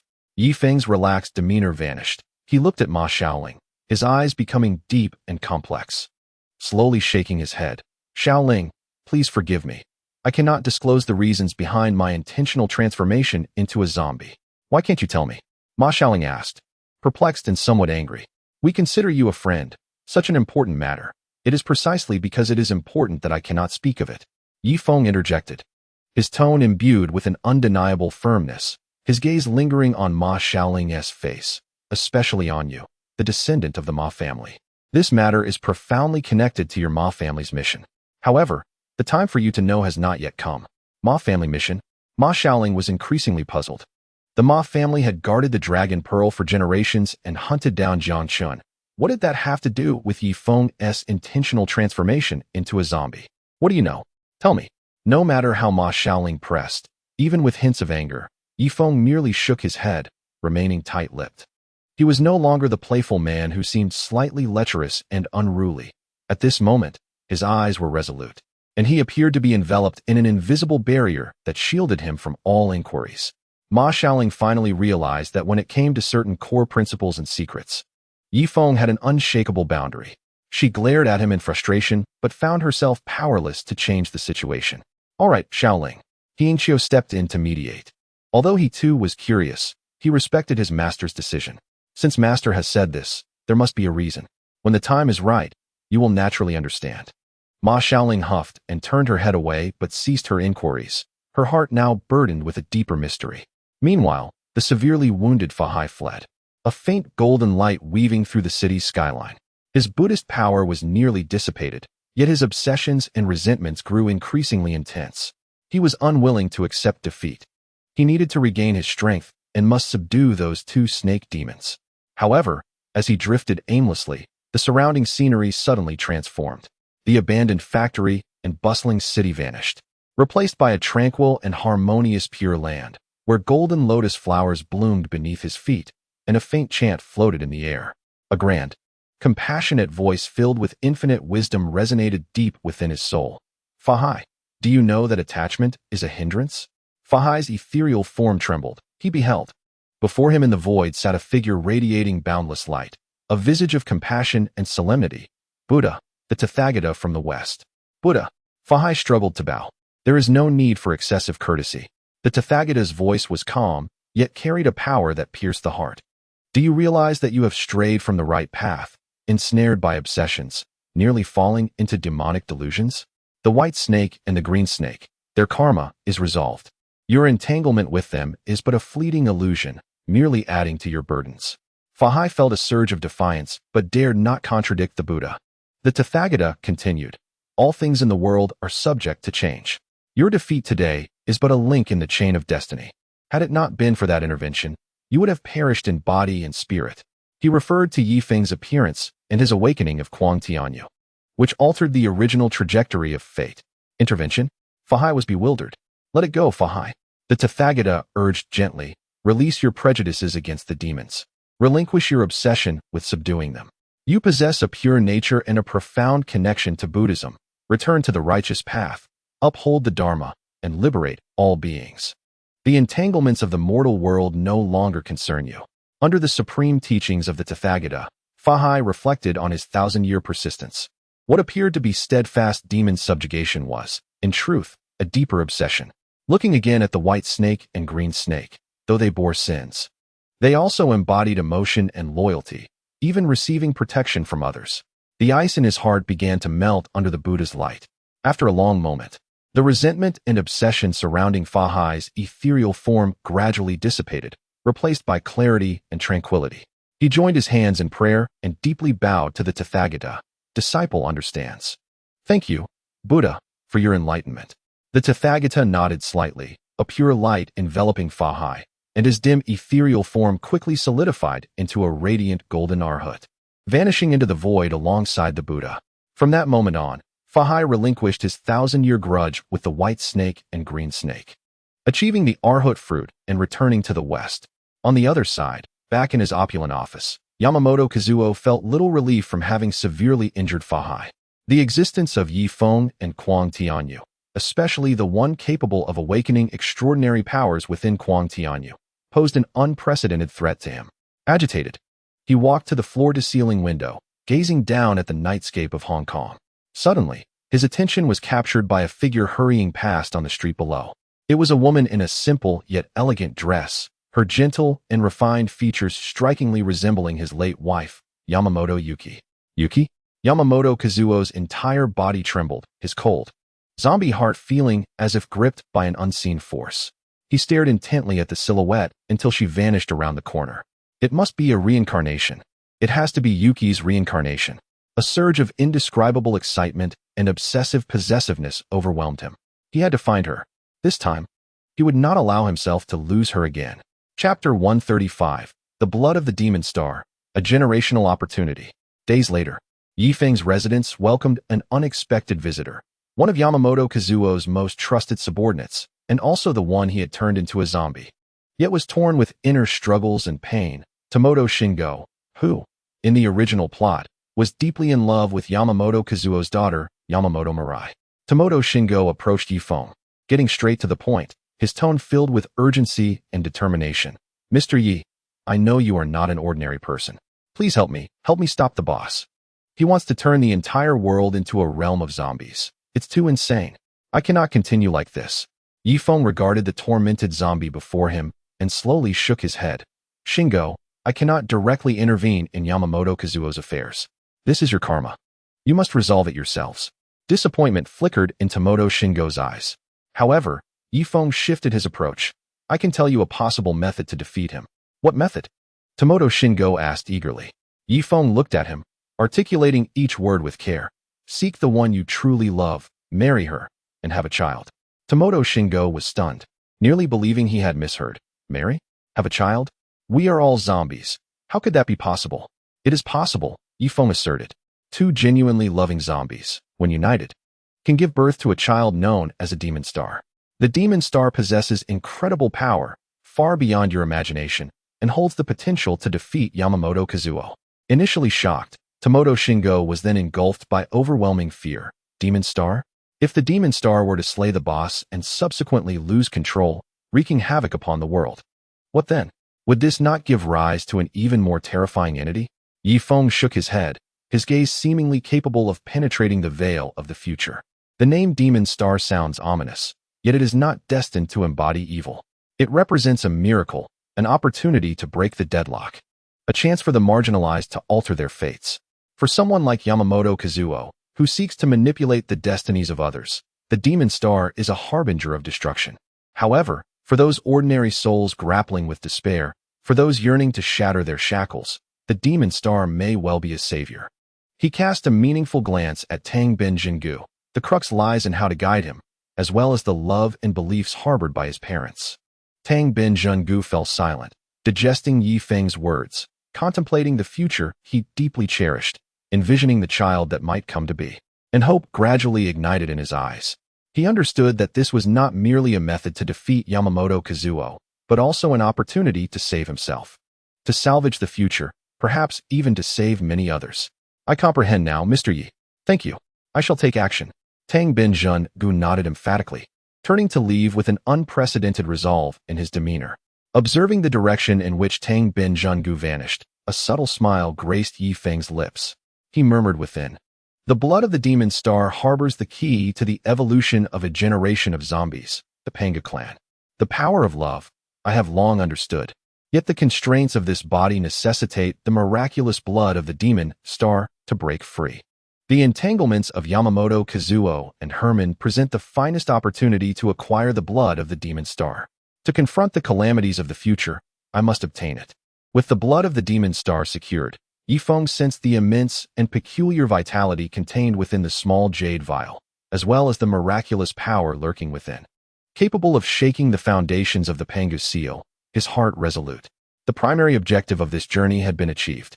He glanced at Tang Bin Jingu and Yamamoto Mirai, both engulfed in grief over the loss of their child, then shifted his gaze to the distant, frenzied aura of Yamamoto Kazuo, his expression calm and unperturbed. The karmic ties of this lifetime end here, Ye Feng silently vowed. Participating in the unfolding of the first zombie pact held little significance for him now. With the blood of the Demon Star in hand, he possessed the key to unlock higher realms of power. As for the ultimate confrontation between Ma Xiaoling, Huang Tianyu, and Yamamoto Kazuo, or the arrangements dictated by fate, he had no intention of interfering excessively. He would wait for the commencement of the second zombie pact to act.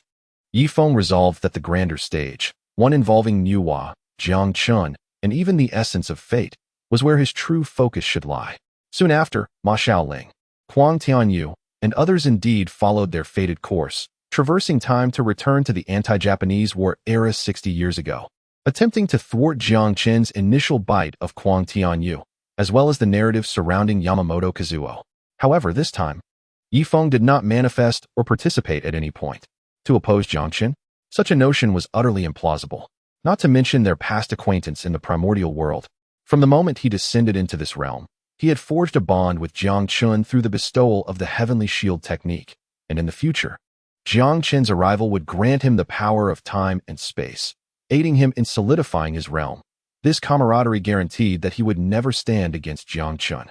Moreover, 60 years ago, upon acquiring the Heavenly Shield technique, Jiang Chen's future self could already traverse the river of time, his power having reached an incredible level, capable of spanning epochs and surveying myriad realms. To contend with such an entity, Ye Feng was not so foolish. Since returning from 60 years past, Yamamoto Kazuo, having once again endured the anguish of losing his daughter Mirai in the past, had succumbed to madness, openly declaring his intent to transform the world into a realm of zombies, forcing everyone to experience the eternal solitude he had endured, as the world was plunged into panic. And the Ma clan's dragon-slaying heirs, along with Huang Tianyu, prepared for battle, Tang Bin Jingu, filled with inner turmoil and guilt, sought out Ye Feng once more. Mr. Yi, the boss has completely lost his sanity. This world cannot become that way. I beseech you to intervene and stop him. Tang Bin Jingu's tone was earnest. carrying the last shred of hope amidst despair. Ye Feng regarded him, responding slowly, I have stated before, I shall not directly intervene in your grievances with Yamamoto Kazuo. This is your tribulation. Tang Bin Zhengu's expression darkened. However, Ye Feng continued, I can assist you in retrieving Mirai from the crevices of time. Really? Tang Bin Zhengu exclaimed, his eyes alight with incredulity. Yamamoto Mirai's disorientation due to the temporal chaos was another profound pain in his heart. Indeed, Ye Feng affirmed. But as a condition, both of you must promise me that upon reuniting, you will swiftly unite and allow the demon star to be born. Tang Bin Zhengu recalled Ye Feng's previous prophecy regarding the demon star, recognizing it as the hope to overcome Yamamoto Kazuo and the culmination of their love. Despite his lingering fear of the demon star's power, he resolutely nodded in agreement. I promise you. Chapter 136. The Second Zombie Pact begins. Excellent. Ye Feng ceased further discourse, his form ascending to the clouds. He employed no elaborate techniques, merely raising his hand to draw across the void. Boom. An overwhelming force, transcending all, erupted forth as if decreed by the celestial emperor, manifesting law with mere words. The sky appeared to be torn asunder by an invisible hand, revealing a shimmering, ethereal river composed of countless fragments of time, tumultuous and imbued with the infinite mysteries of past, present, and future. The river of time had been forcibly breached. Ye Feng's gaze sharpened, his consciousness instantly traversing the barriers of time, locking onto the figure swaying helplessly within the rift. He extended his hand, a colossal luminous palm defying the rules of time and space, plunging directly into the river, gently scooping. In the next moment, under Tang Bin Zhengu's astonished gaze, the radiant hand withdrew, and a familiar figure, accompanied by a gasp of disbelief, landed steadily on the ground. It was none other than the long-lost Yamamoto Mirai. Mirai? Tang Bin Zhengu rushed forward, enveloping his regained beloved in a tight embrace.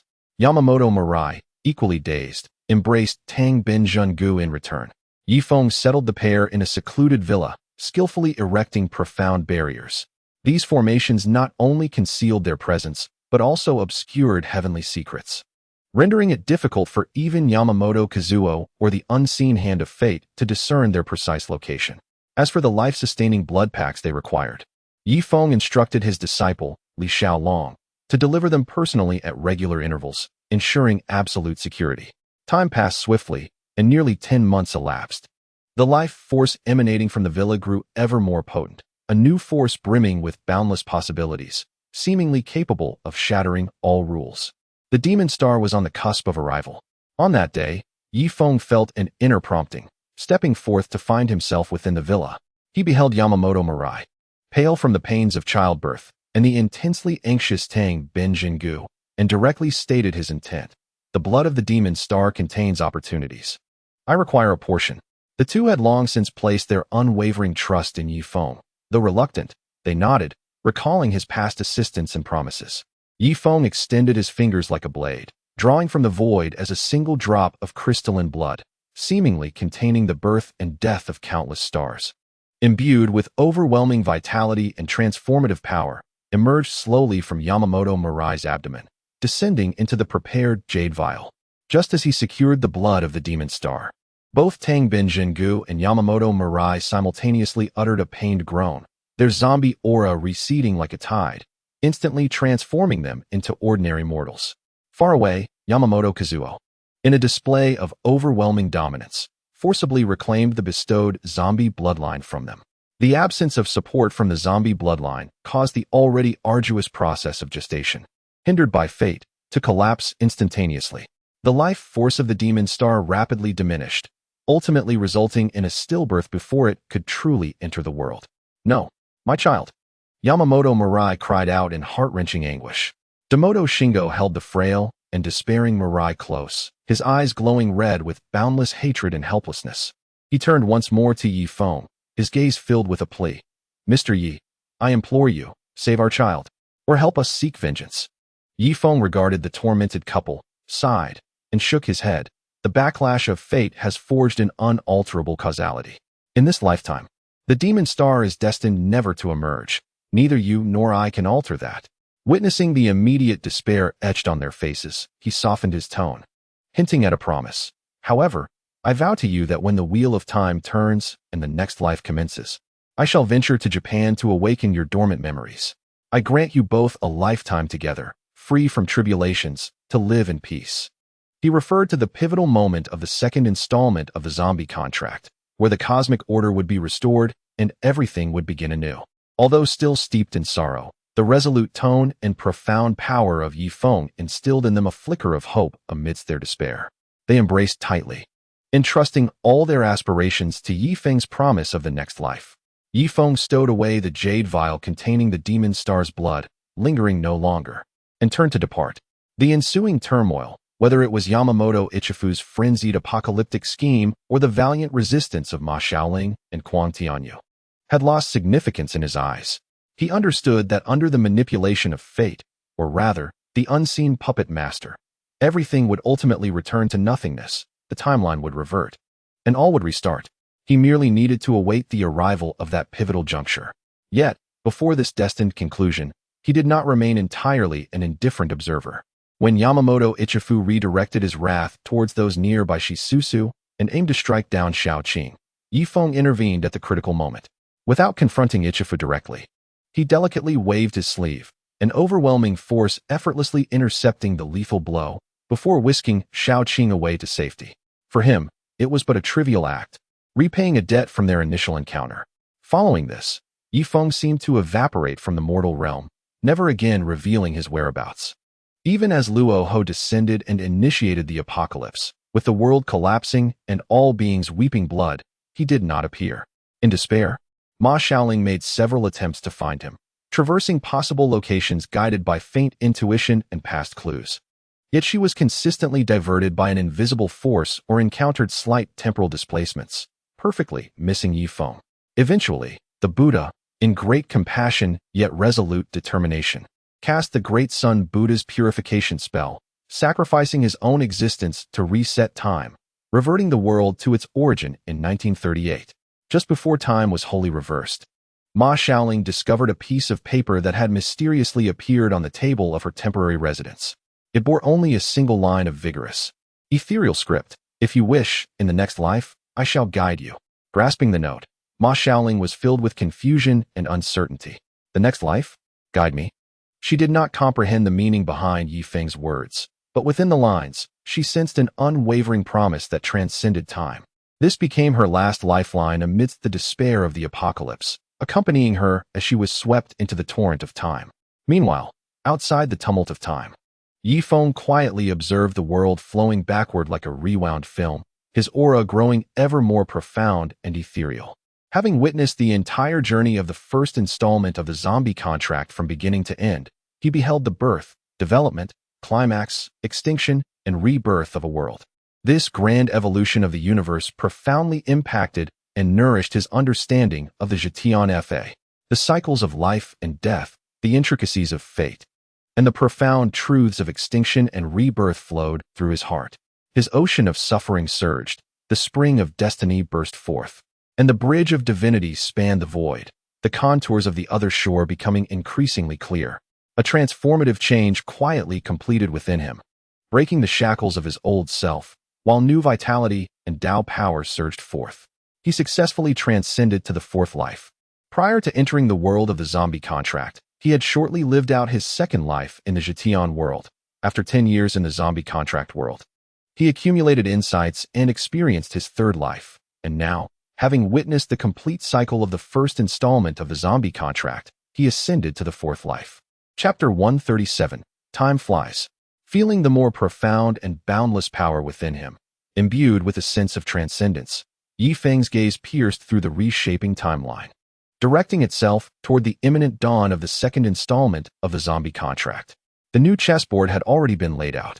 Ye Feng murmured, his eyes glinting with the light of omniscience, recognizing that the foremost task was to unite with Jiang Chun, and before the meteor carrying Nu Wa's essence collided with Earth, to destroy it outright, preserving Nu Wa's corporeal form. This was a crucial step in his plan. Preserving Nu Wa's form would stabilize Jiang Chun's emotions to the greatest extent, preventing the most extreme of conflicts. Subsequently, he could then smoothly advance the script of Jiang Chun faking his death, allowing him to hide alongside the restored Nu Wa in the shadows. When the conclusion of the third installment arrives, and fate believes it has prevailed, seizing the Yaoqi Holy Mother, Ye Feng would smirk coldly, for it would be the moment when he and Jiang Chun joined forces to erase her from this realm entirely. The needles of time were reset to 1938. The season for cherry blossoms to bloom anew was approaching, and a new story awaited him to inscribe. As time reshaped and years flowed, since the timeline rebooted in 1938, Ye Feng's mindset grew increasingly detached from worldly concerns. Apart from the core aspects of his plan that required his personal execution, he delegated most mundane affairs to his wife Ren Tingting and subordinates such as Li Xiaolong and Lei Luo. He immersed himself in the comprehension of the Tao and the integration of power. As the world transitioned into the 1960s and 1970s, Ye Feng dutifully traveled to Japan, effortlessly locating Demoto Shingo and Yamamoto Mirai, who had reincarnated as ordinary individuals.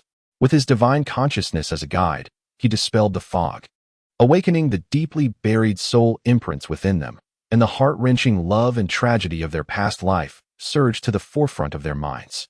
They wept in each other's embrace, overflowing with gratitude toward Ye Feng.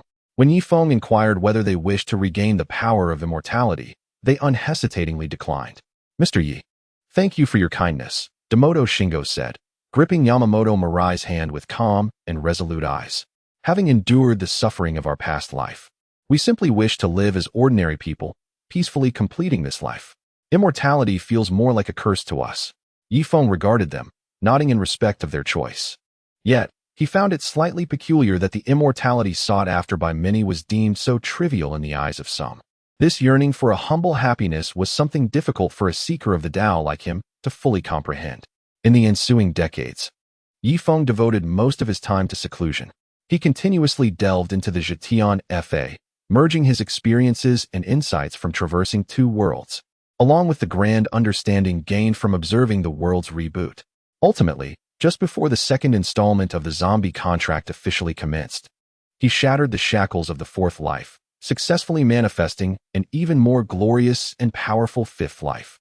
Simultaneously, he cautiously refined the miraculous drop of demon star blood. The evolutionary opportunity contained within, derived from the primordial Panga lineage, was thoroughly activated and perfectly merged with his own bloodline. When he opened his eyes once more, they shone with a profound and majestic crimson. A new Panga descendant, the red-eyed zombie, was officially born into this world. He could distinctly sense that his power, speed, recovery, and perception and control over the laws of nature had all ascended to an entirely new level. At this moment, even without utilizing the formidable powers of the Zhetian Fa, he, relying solely on the physical prowess and extraordinary abilities of the Panga clan, could easily look down upon the vast majority of beings in this realm. The plot of Jiangyu Air began to unfold like a clockwork mechanism, gradually setting into motion. Ye Feng found Ma Xiaoling, who had just turned 18 in this lifetime. Without unnecessary preamble, he directly infused his consciousness into her sea of consciousness, returning all memories of his past life, those concerning Ye Feng, the struggle against the apocalypse, and that note for the next life, "I will guide you," in their entirety. Memories surged back like a tidal wave, leaving Ma Xiaoling momentarily stunned, taking a long while to fully process the immense and vivid past. Yet, her initial reaction was not one of joy, but rather an uncontrollable surge of anger and inquiry. "Ye Feng, in the last life, Luo Ho annihilated the world, and Ru Lai sacrificed himself, leading to the destruction of everything. You possess such power. Why did you not extend your hand to help? Did you simply watch as so many perished?" Tears glimmered in her eyes as she questioned him fiercely. Ye Feng remained calm. Having anticipated her reaction, that was a destined cycle, an experiment observing the rise and fall of worlds. The outcome was predetermined to restart. The tragic process was to unveil certain essences. Moreover, did time not ultimately succeed in reverting? He paused, gazing deeply at Ma Xiaoling. "As for your Ma family, your identity is too special, entangled in substantial causality. There are truths and limitations I cannot, and must not, disclose to you." This seemingly indifferent and cryptic response left Ma Xiaoling feeling profoundly disappointed and heartbroken. She felt that Ye Feng had become a stranger, aloof and dismissive of others' feelings. "Fine. I misjudged you. From now on, my affairs are none of your concern," she declared with ire, turning away in a fury. Ye Feng observed her retreating figure without attempting to stop her. Some knots in the heart required time to unravel. However, the threads of fate had already entwined. When Ma Xiaoling, commissioned by her company, traveled to Japan to address the Sadako incident, she found herself ensnared in the grand Wanzi curse laid by the crows and others, besieged by overwhelming resentment and formidable foes, her life hanging by a thread. In her despair, the first and only figure to emerge in her mind was the very Ye Feng who evoked both her anger and hatred. Instinctively, she called out with all her might, "Ye Feng." As her thoughts stirred, the space rippled like water. In the next moment, Ye Feng's figure silently appeared beside her, as if he had always been there. He did not even cast a glance at the enemies before him, but merely waved his hand nonchalantly. An invisible yet potent force, embodying supreme rules, swept through the air. The terrifying resentment, infused with Sadako's boundless grievances, which could erode life itself, melted away in an instant like ice and snow under the sun, leaving not a single wail behind, purifying into nothingness. The scene fell into a profound silence. Ma Xiaoling stood agape. While she was aware of Ye Feng's strength, she never imagined it had reached such unfathomable heights. Meanwhile, the masterminds behind the scenes, the crows, Su Fu, and the hidden Lan De Li, were equally astounded. The means by which he effortlessly obliterated powerful, vengeful spirits surpassed their wildest comprehension. Who is this person? A glimmer of greed and wariness flashed in the crow's eyes. Su Fu's expression grew grave. Lan De Li fixated on Ye Feng's figure, cold sweat trickling down his forehead as a long-suppressed memory surged forth. It's him, the one who easily defeated me decades ago. How has he grown even stronger? Due to certain data constraints, the plot of Zhang Yuer would swiftly conclude. The narrative must return to its main storyline and finish this novel. Chapter 138, The Terror of the Red-Eyed One. Upon hearing this, the crows and Su Fu were further alarmed. They were well aware of Lan De Li's strength.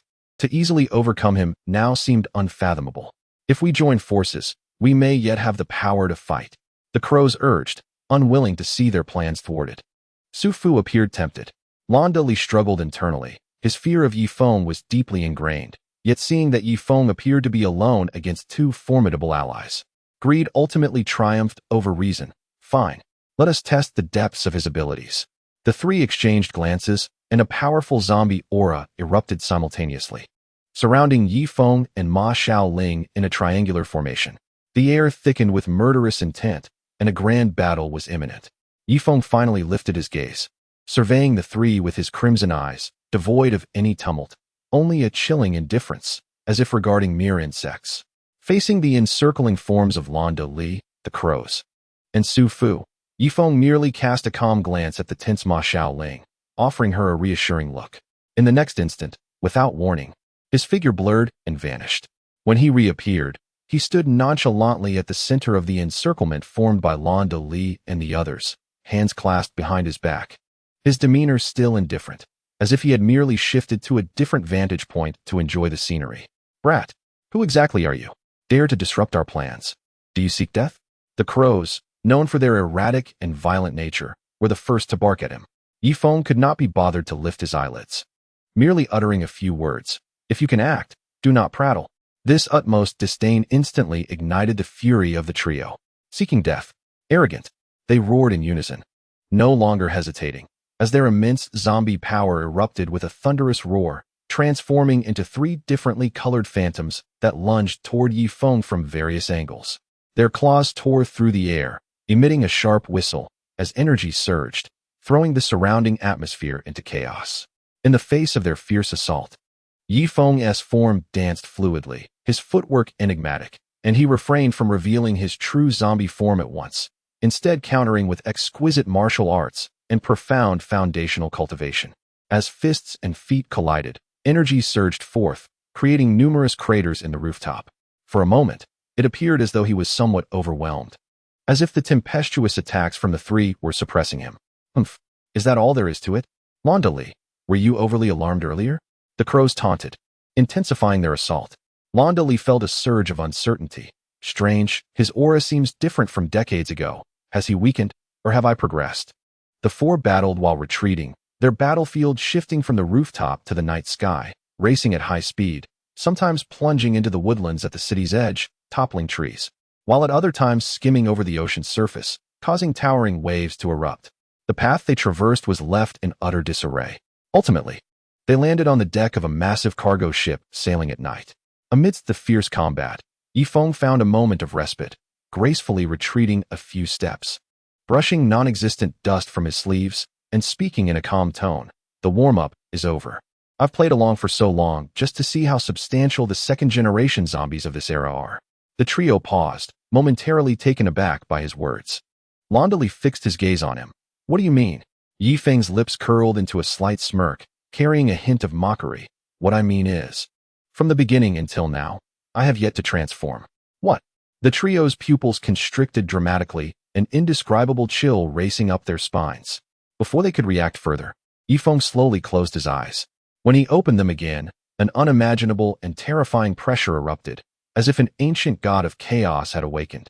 Erupting from his very being, the light of the world seemed to be consumed at that moment, leaving only those crimson eyes, burning with the power to pierce souls and dictate life and death. Pure, noble, ancient, and mighty. The unparalleled aura belonging to the first generation of red-eyed zombies and the Panga clan descended upon Landali, the crows, and Su Fu like an immense mountain. "Ah, what is this? Impossible." The grins, arrogance, and doubts on the faces of the trio froze instantaneously, replaced by an overwhelming terror and shock. Under that pure hierarchical suppression, the zombie bloodlines within them wailed and trembled. Their legs felt as though they were filled with lead, no, as if an invisible giant hand was firmly pressing them down. Thud, thud, thud. 3 muffled sounds echoed in succession, rendering the once imperious Landali, Wuya, and Shufu utterly incapable of even a flicker of resistance. They lay supine on the frigid deck, akin to the most abject of servants before a sovereign, stripped of all dignity. Even the slightest movement of a finger was beyond their capability. With great effort, Landali raised his head, gazing into the crimson eyes that loomed over them, his very soul quaking in terror. His voice twisted and contorted, filled with disbelief. "Jinjinzu? No, that is not right. You are not Jinzu, but this power is as formidable as Jinzu." Wuya and Shufu could scarcely utter a word, as boundless regret and fear engulfed them. They finally comprehended the magnitude of the terrifying entity they had provoked. Ye Feng surveyed the 3 men, who now resembled ants crawling on the ground, his red eyes devoid of any satisfaction, reflecting instead an ancient and unchanging coldness and indifference. On the deck, beneath the palpable crimson pressure, Landali, Wuya, and Shufu struggled to breathe, the shadow of death enveloping them completely. "Great Lord, spare us. We were blind and offended you. Please, have mercy and forgive us this once." Landali, bereft of any remaining hope, pleaded with all his might. "Lord, forgive our sins. We shall never dare again." Wuya and Shufu echoed, their voices trembling with fear, their previous arrogance utterly extinguished. Ye Feng continued to gaze down upon the pitiable trio, his red eyes remaining indifferent. He was not a bloodthirsty individual. During their last encounter, he had refrained from taking their lives. Although his perception of them was far from favorable, he had not reached the point of seeking their demise. "For the sake of Jiang Chun, I shall grant you a reprieve," Ye Feng finally spoke, his voice calm, yet imbued with undeniable authority. "Remember, from this day forth, you must not harm Ma Xiaoling in any manner. Should you dare to defy." His words trailed off, yet the sudden increase in pressure made the 3 instantly comprehend the consequences. "We would never. Absolutely not. We swear we shall not harm Miss Ma." The 3, as if granted a great pardon, hastily assured their compliance. Ye Feng nodded slightly, choosing not to elaborate further. His form seemed to meld into the air, quietly vanishing, and the suffocating pressure dissipated along with him. Chapter 139. The affection of Jiang Chun. On the deck, only the 3 incapacitated second-generation zombies remained, exchanging glances filled with the terror and deep-seated trepidation of having survived a calamity. They understood that a terrifying presence capable of rivaling Jinzu had emerged in this world. As for why Ye Feng had spared them, perhaps it was, as he stated, out of respect for Jinzu, or perhaps they had never been regarded as significant by him at all. After Ye Feng departed, he did not dwell on the matter. Landali and the others were essentially subordinates of Jiang Chun, who was now a being transcending time and space, possessing his own methods of discipline. Ye Feng merely needed to confer with Jiang Chun at an opportune moment. Time flowed onward, and the gears of fate continued to turn. In this lifetime, a woman named Jean Weilai encountered the infatuated zombie lore enthusiast, Tang Benjing. Tang Benjing, tormented by fate, transformed into a zombie and bit the woman he adored, Jean Weilai. Their union birthed the new demon star, Nino, the unique and powerful life force of the demon star, akin to a beacon in darkness. Immediately drew the attention of Jiang Chun, who resided far away in the Tongtian Pavilion. Meanwhile, upon learning that she was to bear a child of a fated demon star, Jean Weilai was filled with dread and turmoil. She could not bear the thought of her child entering a world fraught with suffering and misfortune, ultimately deciding to terminate the pregnancy. With the assistance of uncle, Ma Xiaoling, and Kuang Tianyu, they arrived at a hospital to prepare for the procedure. Deeply in love with Jean Weilai and desperately yearning for this child, Tang Benjing descended into madness upon hearing the news. To save his child, he unleashed his zombie abilities, biting numerous ordinary people to create a horde of low-level zombies, launching an assault on the hospital in an attempt to thwart the surgery. The hospital was soon engulfed in chaos and panic. Ma Xiaoling, Kuang Tianyu, and the others fought valiantly against the relentless zombie onslaught, with the situation growing increasingly dire. In this critical moment, feeling the intense will to survive emanating from the child within her and the connection of their shared bloodline, Jean Weilai's maternal instincts surged forth. Tears streaming down her face, she resolutely decided to change her mind and bring the child into the world, vowing to protect him. However, she steadfastly refused to entrust the child to the now deranged Tang Benjing. In her view, Tang Benjing had long since lost his humanity, having resorted to creating countless zombies to achieve his goals, and was unworthy of being the child's father. Simultaneously, Jiang Chen's girlfriend, the once gifted heir of the Ma family, Ma Dingdang, also petitioned Jiang Chen, feeling compassion for Jean Weilai and the unborn child, hoping he would intervene to save the demon star. Under the influence of various factors, Jiang Chen finally intervened. With absolute power, he quelled the chaos in the hospital, and after Jean Weilai gave birth to the demon star Nino, he entrusted the special child to Ma Dingdang for temporary care. The chaos that Tang Benjing had wrought culminated in his demise, as he was utterly obliterated by the divine dragon summoned by Ma Xiaoling, driven by his frenzied obsession. In the shadows, Ye Feng observed all of this.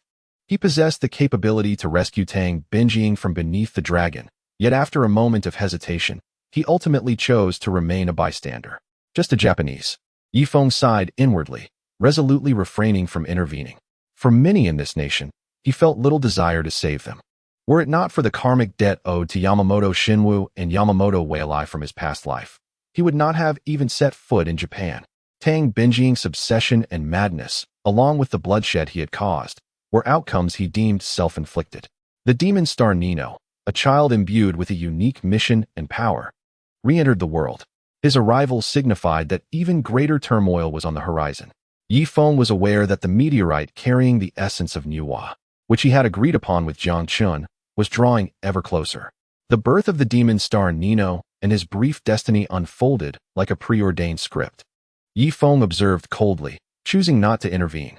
Although the demon star harbored miraculous powers, his congenital deficiencies foretold an early demise, a fate sealed. Ye Feng had the ability to alter this destiny, yet the thought of Nino's Japanese bloodline stirred no emotion within him. No rescue. He made the same choice as he had with Tang Benjing. Some karmas he chose not to entangle himself with. However, not all circumstances escaped his notice. In the chaos that Tang Benjing created in his attempt to save his son, the innocent Wang Jinjin was gravely injured, her life hanging by a thread. Ye Feng acted from the shadows, utilizing an imperceptible spatial force to envelop her in that critical moment, instantly freezing her bodily functions at the brink of death. Once the situation settled and everyone departed, Ye Feng quietly revealed himself and took Wang Jinjin, who remained in a state of absolute stasis. Employing the original powers of the first-generation red-eyed zombie combined with profound techniques, he transformed her into a zombie, thus preserving her life and consciousness. Yet, Ye Feng sternly informed her that due to her unique identity and the significant karma involved, she must remain hidden and not appear before her acquaintances until the plot of Zombie Contract 3 had concluded. Though Wang Jinjin felt a sense of loss and confusion, she ultimately nodded in agreement, grateful for Ye Feng's life-saving intervention, and was placed in a secret location for quiet cultivation.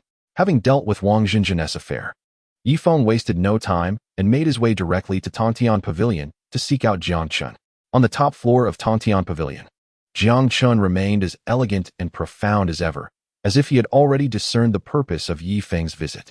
You are aware of Nuwa's intention to annihilate the world, Ye Feng stated directly.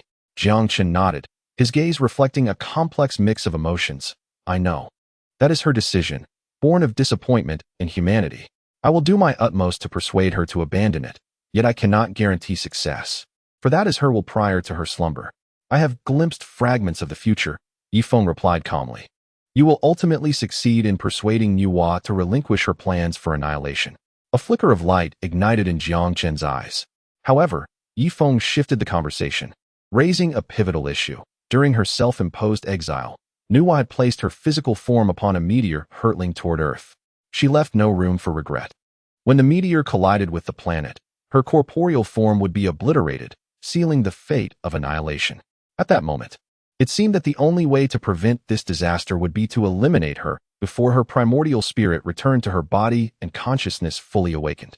Jiang Chun fell silent, an oppressive aura enveloping him. After a long pause, he lifted his head, a glimmer of resoluteness flashing in his eyes. Then let us commence. Ye Feng raised an eyebrow slightly. Commence what? A battle, Jiang Chun replied with an unusual calmness. If you win, you may kill me. Should I perish, Nuwa might reconsider her intentions, or, without my protection, you may have the opportunity to avert the impending destruction before her spirit fully awakens. Chapter 140. The Stars as Chess Pieces, the Prelude to the Finale.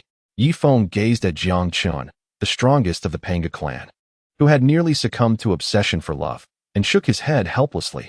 I shall not fight you. Moreover, why do you believe that your death will resolve the issue? Is this truly your own conviction? Jiang Chun was taken aback. Ye Feng continued, your thinking may have been subtly influenced by fate. It excels at guiding events toward the most extreme and tragic conclusions.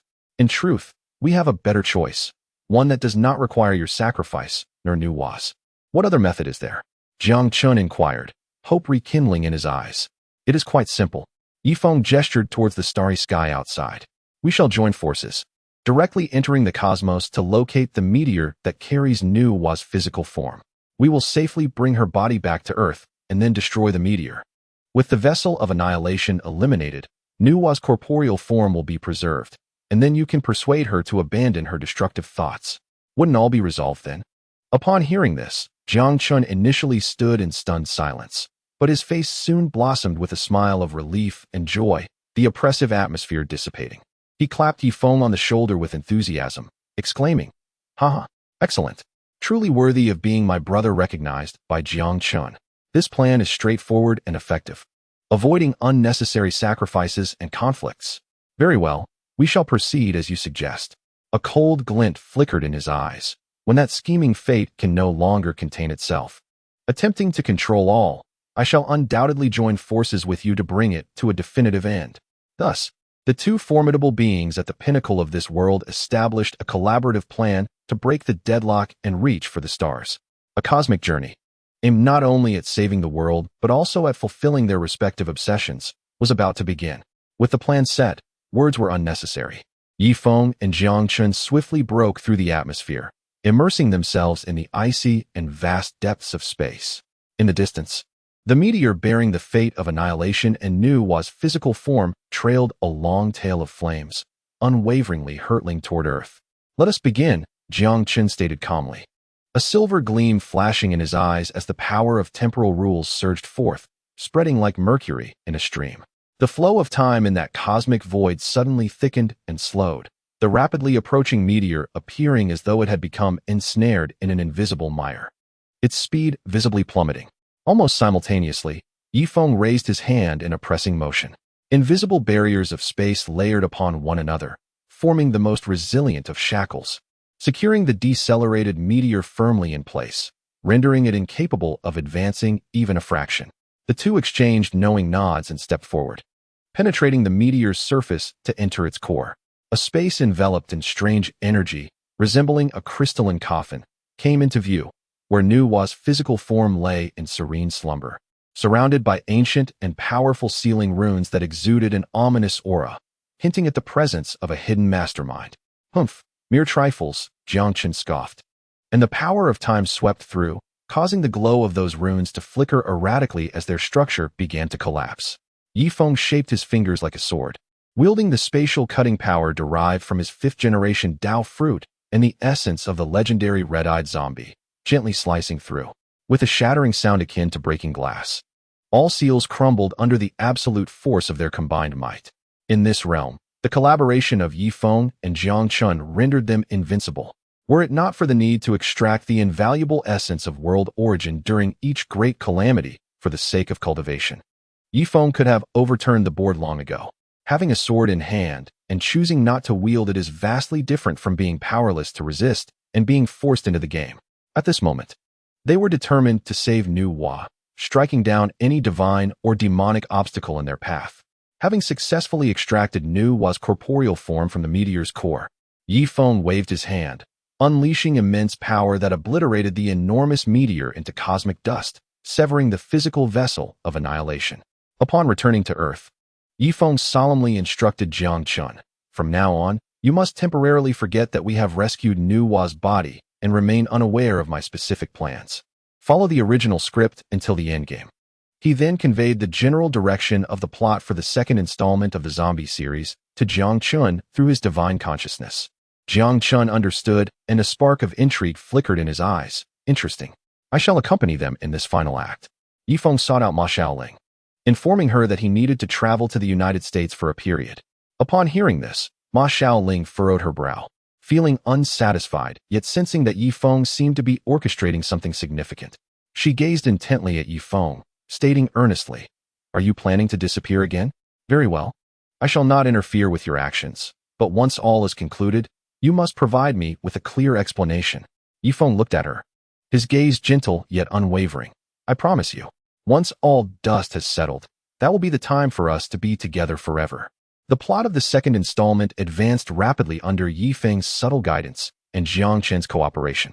Seizing an opportunity, Ye Feng gifted Ma Ding-Dang a protective talisman and a healing elixir, merely stating it was a sacred medicine for injuries. And he communicated with Jiangchen in advance to prevent him from using excessive force. Although Ma Ding-Dang was somewhat puzzled, she accepted it. Meanwhile, the clone of Yamamoto Kazuo, Situ Fenrun, harbored ambitions and attempted a surprise attack on Jiangchen for power, feigning allegiance, but ultimately found himself controlled by Jiangchen. Once he lost his utility, he felt like a shooting star. Ye Feng paid little attention to this creation, infused with Japanese blood, throughout the ordeal. The final battle arrived as scheduled. Situ Fenrun clashed with the five-color envoys in a fierce combat. Ye Feng remained in the shadows, intervening at a crucial moment to discreetly save all five-color envoys except for Situ Fenrun. To him, these envoys, representing different facets of humanity, were indispensable embodiments of worldly emotions and should not be allowed to perish. On the battlefield, Huang Tianyu, empowered by the blood of the demon star, finally broke through his limits, evolving into a legendary red-eyed zombie, engaging in a monumental clash with Jiangchen, who was deliberately holding back and seeking oblivion and seclusion. Ultimately, with Jiangchen's assistance, Huang Tianyu emerged victorious. Taking advantage of this, Jiangchen feigned death to escape, quietly retreating to the outside world with Nu Hua's primordial spirit and corporeal form, which had long been safely rescued. Thus, the chapter of the second installment drew to a close. As the old game concluded, new ripples in time and space began to stir. The prologue of the third installment of the zombie series quietly unfolded. In this final chapter, Ye Feng's sole interest rested with the goddess of the Yao Pool, a representation of worldly plagues and disasters, yet equally manipulated by fate, both aloof and alluring. As for the other disturbances, he had no desire to intervene further. His objective remained crystal clear, to await fate's entrapment and then join forces with Jiangchen to bring about a definitive resolution. Chapter 141, The Yao Pool Goddess. The plot of the third installment of the zombie series progressed swiftly, with the King of Humans and the goddess making their appearances, accompanied by new characters such as Wan Yanbu Pe and Hiyu Qiu. Hiyu Qiu was the younger brother of Qiu Shu, a prodigy in Taoist arts, who, before the resurgence of fate, wielded the fabled Huang Ji Jing Shi Shu, a tome of destiny. However, upon the emergence of fate, he was overtaken and subsequently killed by fate itself, which had occupied his body, and his elder brother, He Qiu, who had become the proxy of the earth deity, also met his demise at fate's hands. His beloved was likewise manipulated and slain by fate. However, fate ultimately departed from his body when it seized the form of Yaoqi Xingmu. Initially, Yaoqi Xingmu controlled the body, but she allowed him to leave. Ye Feng resolved that his first course of action would be to locate Heyoqiu. For the first person Yaoqi Xingmu would encounter upon returning to the mortal realm was none other than him. Ye Feng yearned to experience the allure of Yaoqi Xingmu at the earliest opportunity. Indeed, shortly after he contacted Heyoqiu, the latter, being his senior in the lineage, found himself visited by Yaoqi Xingmu. Upon their meeting, Ye Feng retreated into the inner room.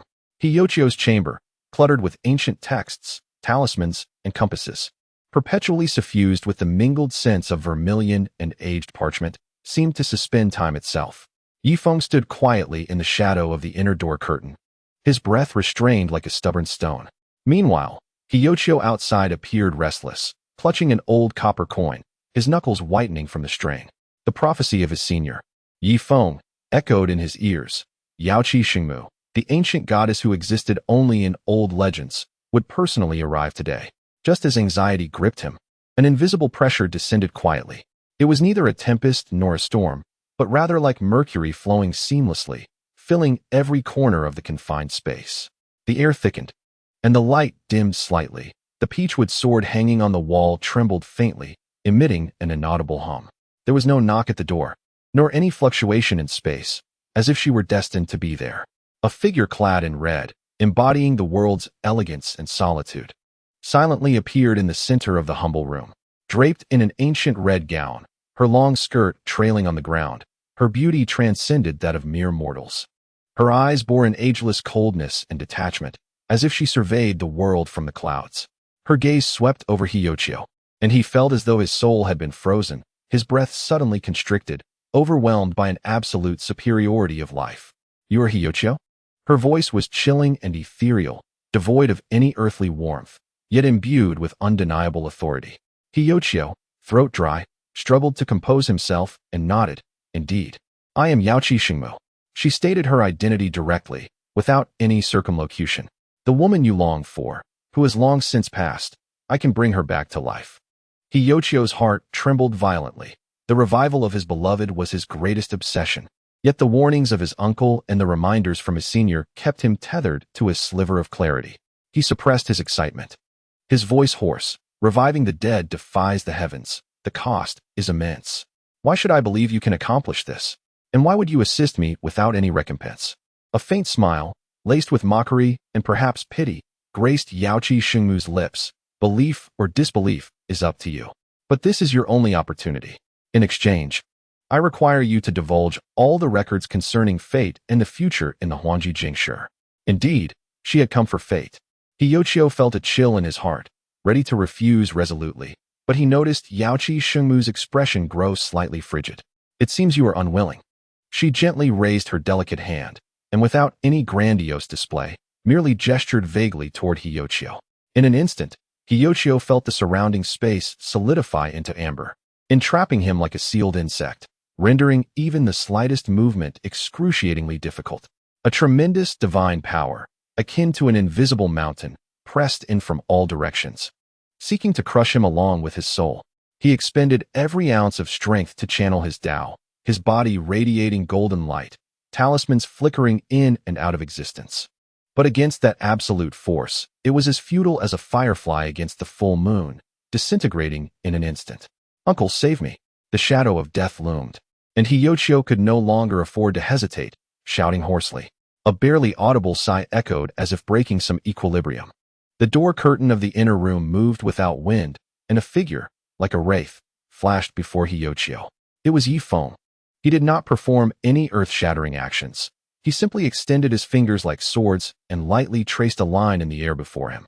A seemingly faint, yet uniquely resonant golden ripple spread forth, akin to a stone cast upon a tranquil lake. The overwhelming, invisible divine power, upon contact with the golden ripple, melted away like snow under the spring sun, dissipating, and the force field of the solidified space instantly restored itself. For the first time, a noticeable change appeared on Yaoqi Xingmu's otherwise placid face, a flicker of surprise. She withdrew her hand, and her icy gaze finally focused on Ye Feng, laden with scrutiny and a hint of seriousness. "You're his senior?" She appraised Ye Feng up and down. Though he seemed unremarkable, his aura was restrained, and he had managed to dissolve her divine power suppression with mere gestures, indicating he was no ordinary practitioner. "You possess some skill. Yet if you wish to contend with me, you are not yet qualified." Ye Feng, upon hearing this, displayed no anger. Instead, an odd smile crept upon his face, tinged with anticipation and fervor. That may not be the case. Before he could finish, he slowly closed his eyes. When he opened them again, his originally pitch-black pupils had transformed into a deep, tumultuous crimson, as if they contained an endless sea of blood and destruction. A wholly different aura, fierce and tyrannical, imbued with the essence of immortality and plunder, erupted from Ye Feng, as if an ancient ferocious beast awakened, centered around him.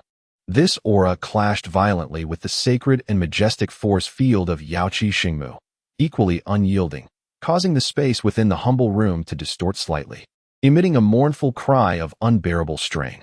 A zombie. Yaoqi Xingmu's complexion changed abruptly, her beautiful eyes filled with disbelief.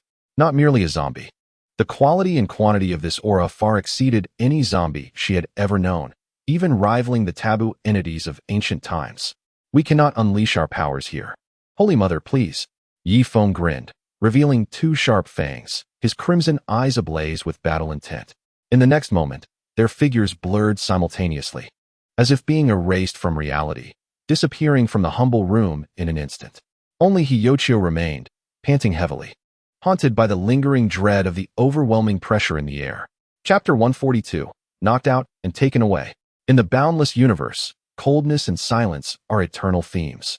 Two figures abruptly appeared in an unfamiliar starfield.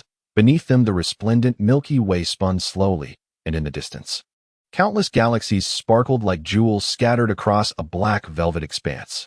Without superfluous words, battle erupted in an instant.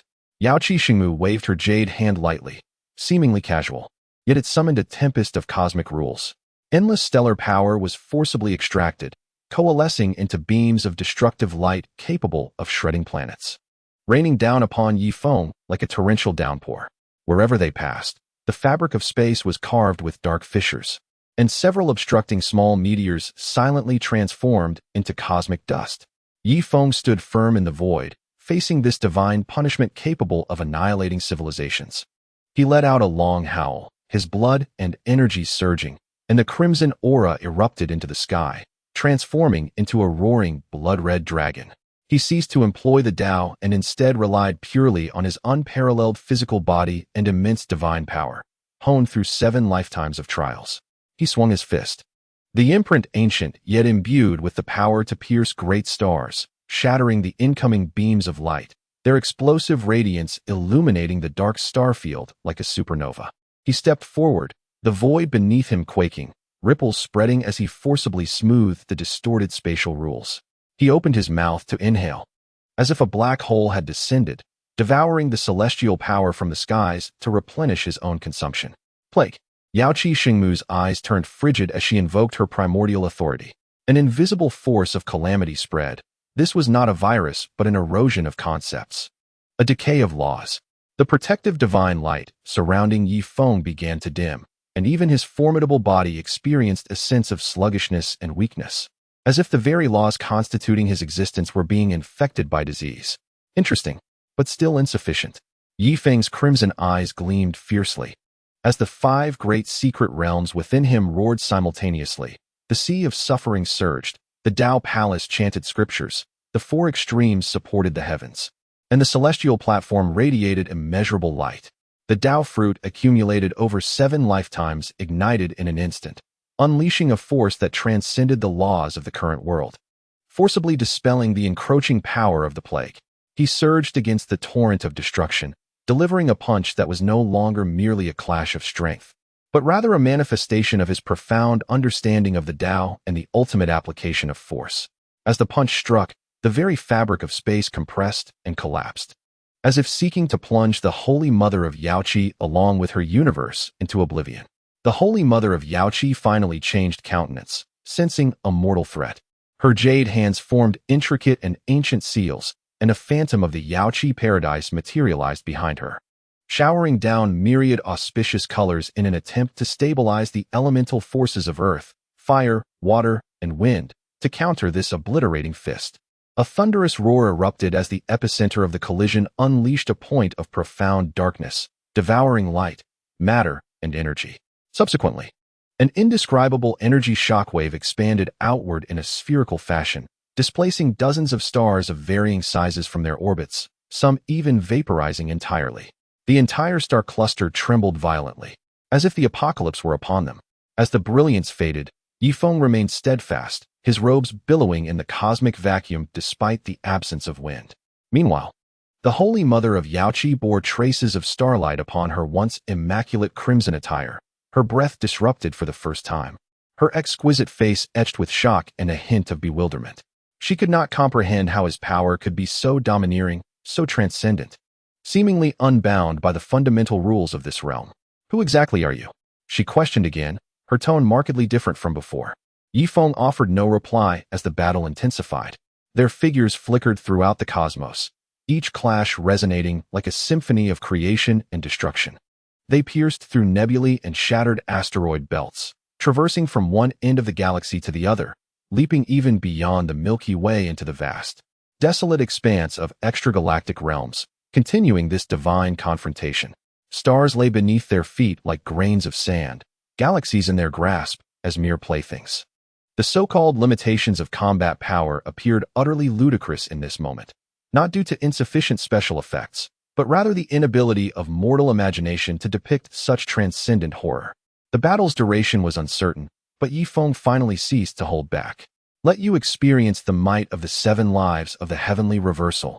9 secrets unify shatter," he bellowed, his eyes transforming from a fiery crimson to a profound calm that seemed to encompass the cycles of eternity. His aura, no longer chaotic, deepened into an abyss. Yet the pressure he exerted upon the Holy Mother of Yaoqi surged exponentially. He pointed, as if condensing the weight of 7 worlds at his fingertip, embodying the ultimate mystery of 7 rebirths. Time and space stood still before this finger, and myriad paths lamented beneath its weight. The Holy Mother of Yaoqi summoned all her divine power and authority, erecting formidable barriers of law before her. However, with a crack, the barriers shattered like glass. That finger delicately touched her brow, not unleashing a destructive force, but rather an irresistible, transcendent Dao power that instantaneously sealed her divine energy and consciousness, plunging her into an abyss of endless darkness.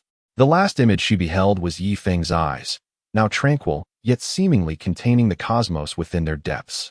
The universe fell silent once more, with only the shattered stars bearing witness to the recent chaos. Ye Feng gazed down at the unconscious Holy Mother of Yaoqi. Her eyes closed, long lashes like feathers, her once imperious visage softened with tranquility and vulnerability. The overwhelming divine power that could annihilate galaxies was temporarily sealed, yet it still swirled like an ocean, stirring the cosmic dust around her.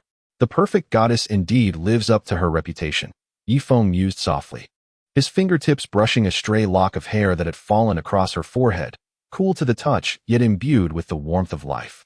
He was not coveting her beauty. Rather, he was filled with a desire to explore the essence of the highest existence in this constrained world.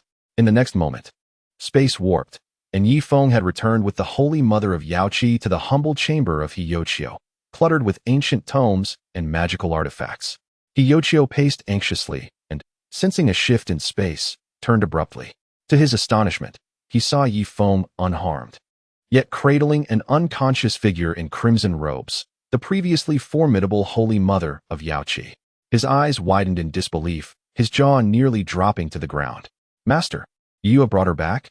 Hiyochio stammered, his tongue stumbling over words. He knew this suddenly appearing master was unfathomably powerful, yet he had not anticipated such depths of prowess. How long had it been? A mere incense stick's worth of time? Half an incense stick? To have subdued the legendary Holy Mother of Yaoqi and returned with her was nothing short of a complete upheaval of his understanding of power.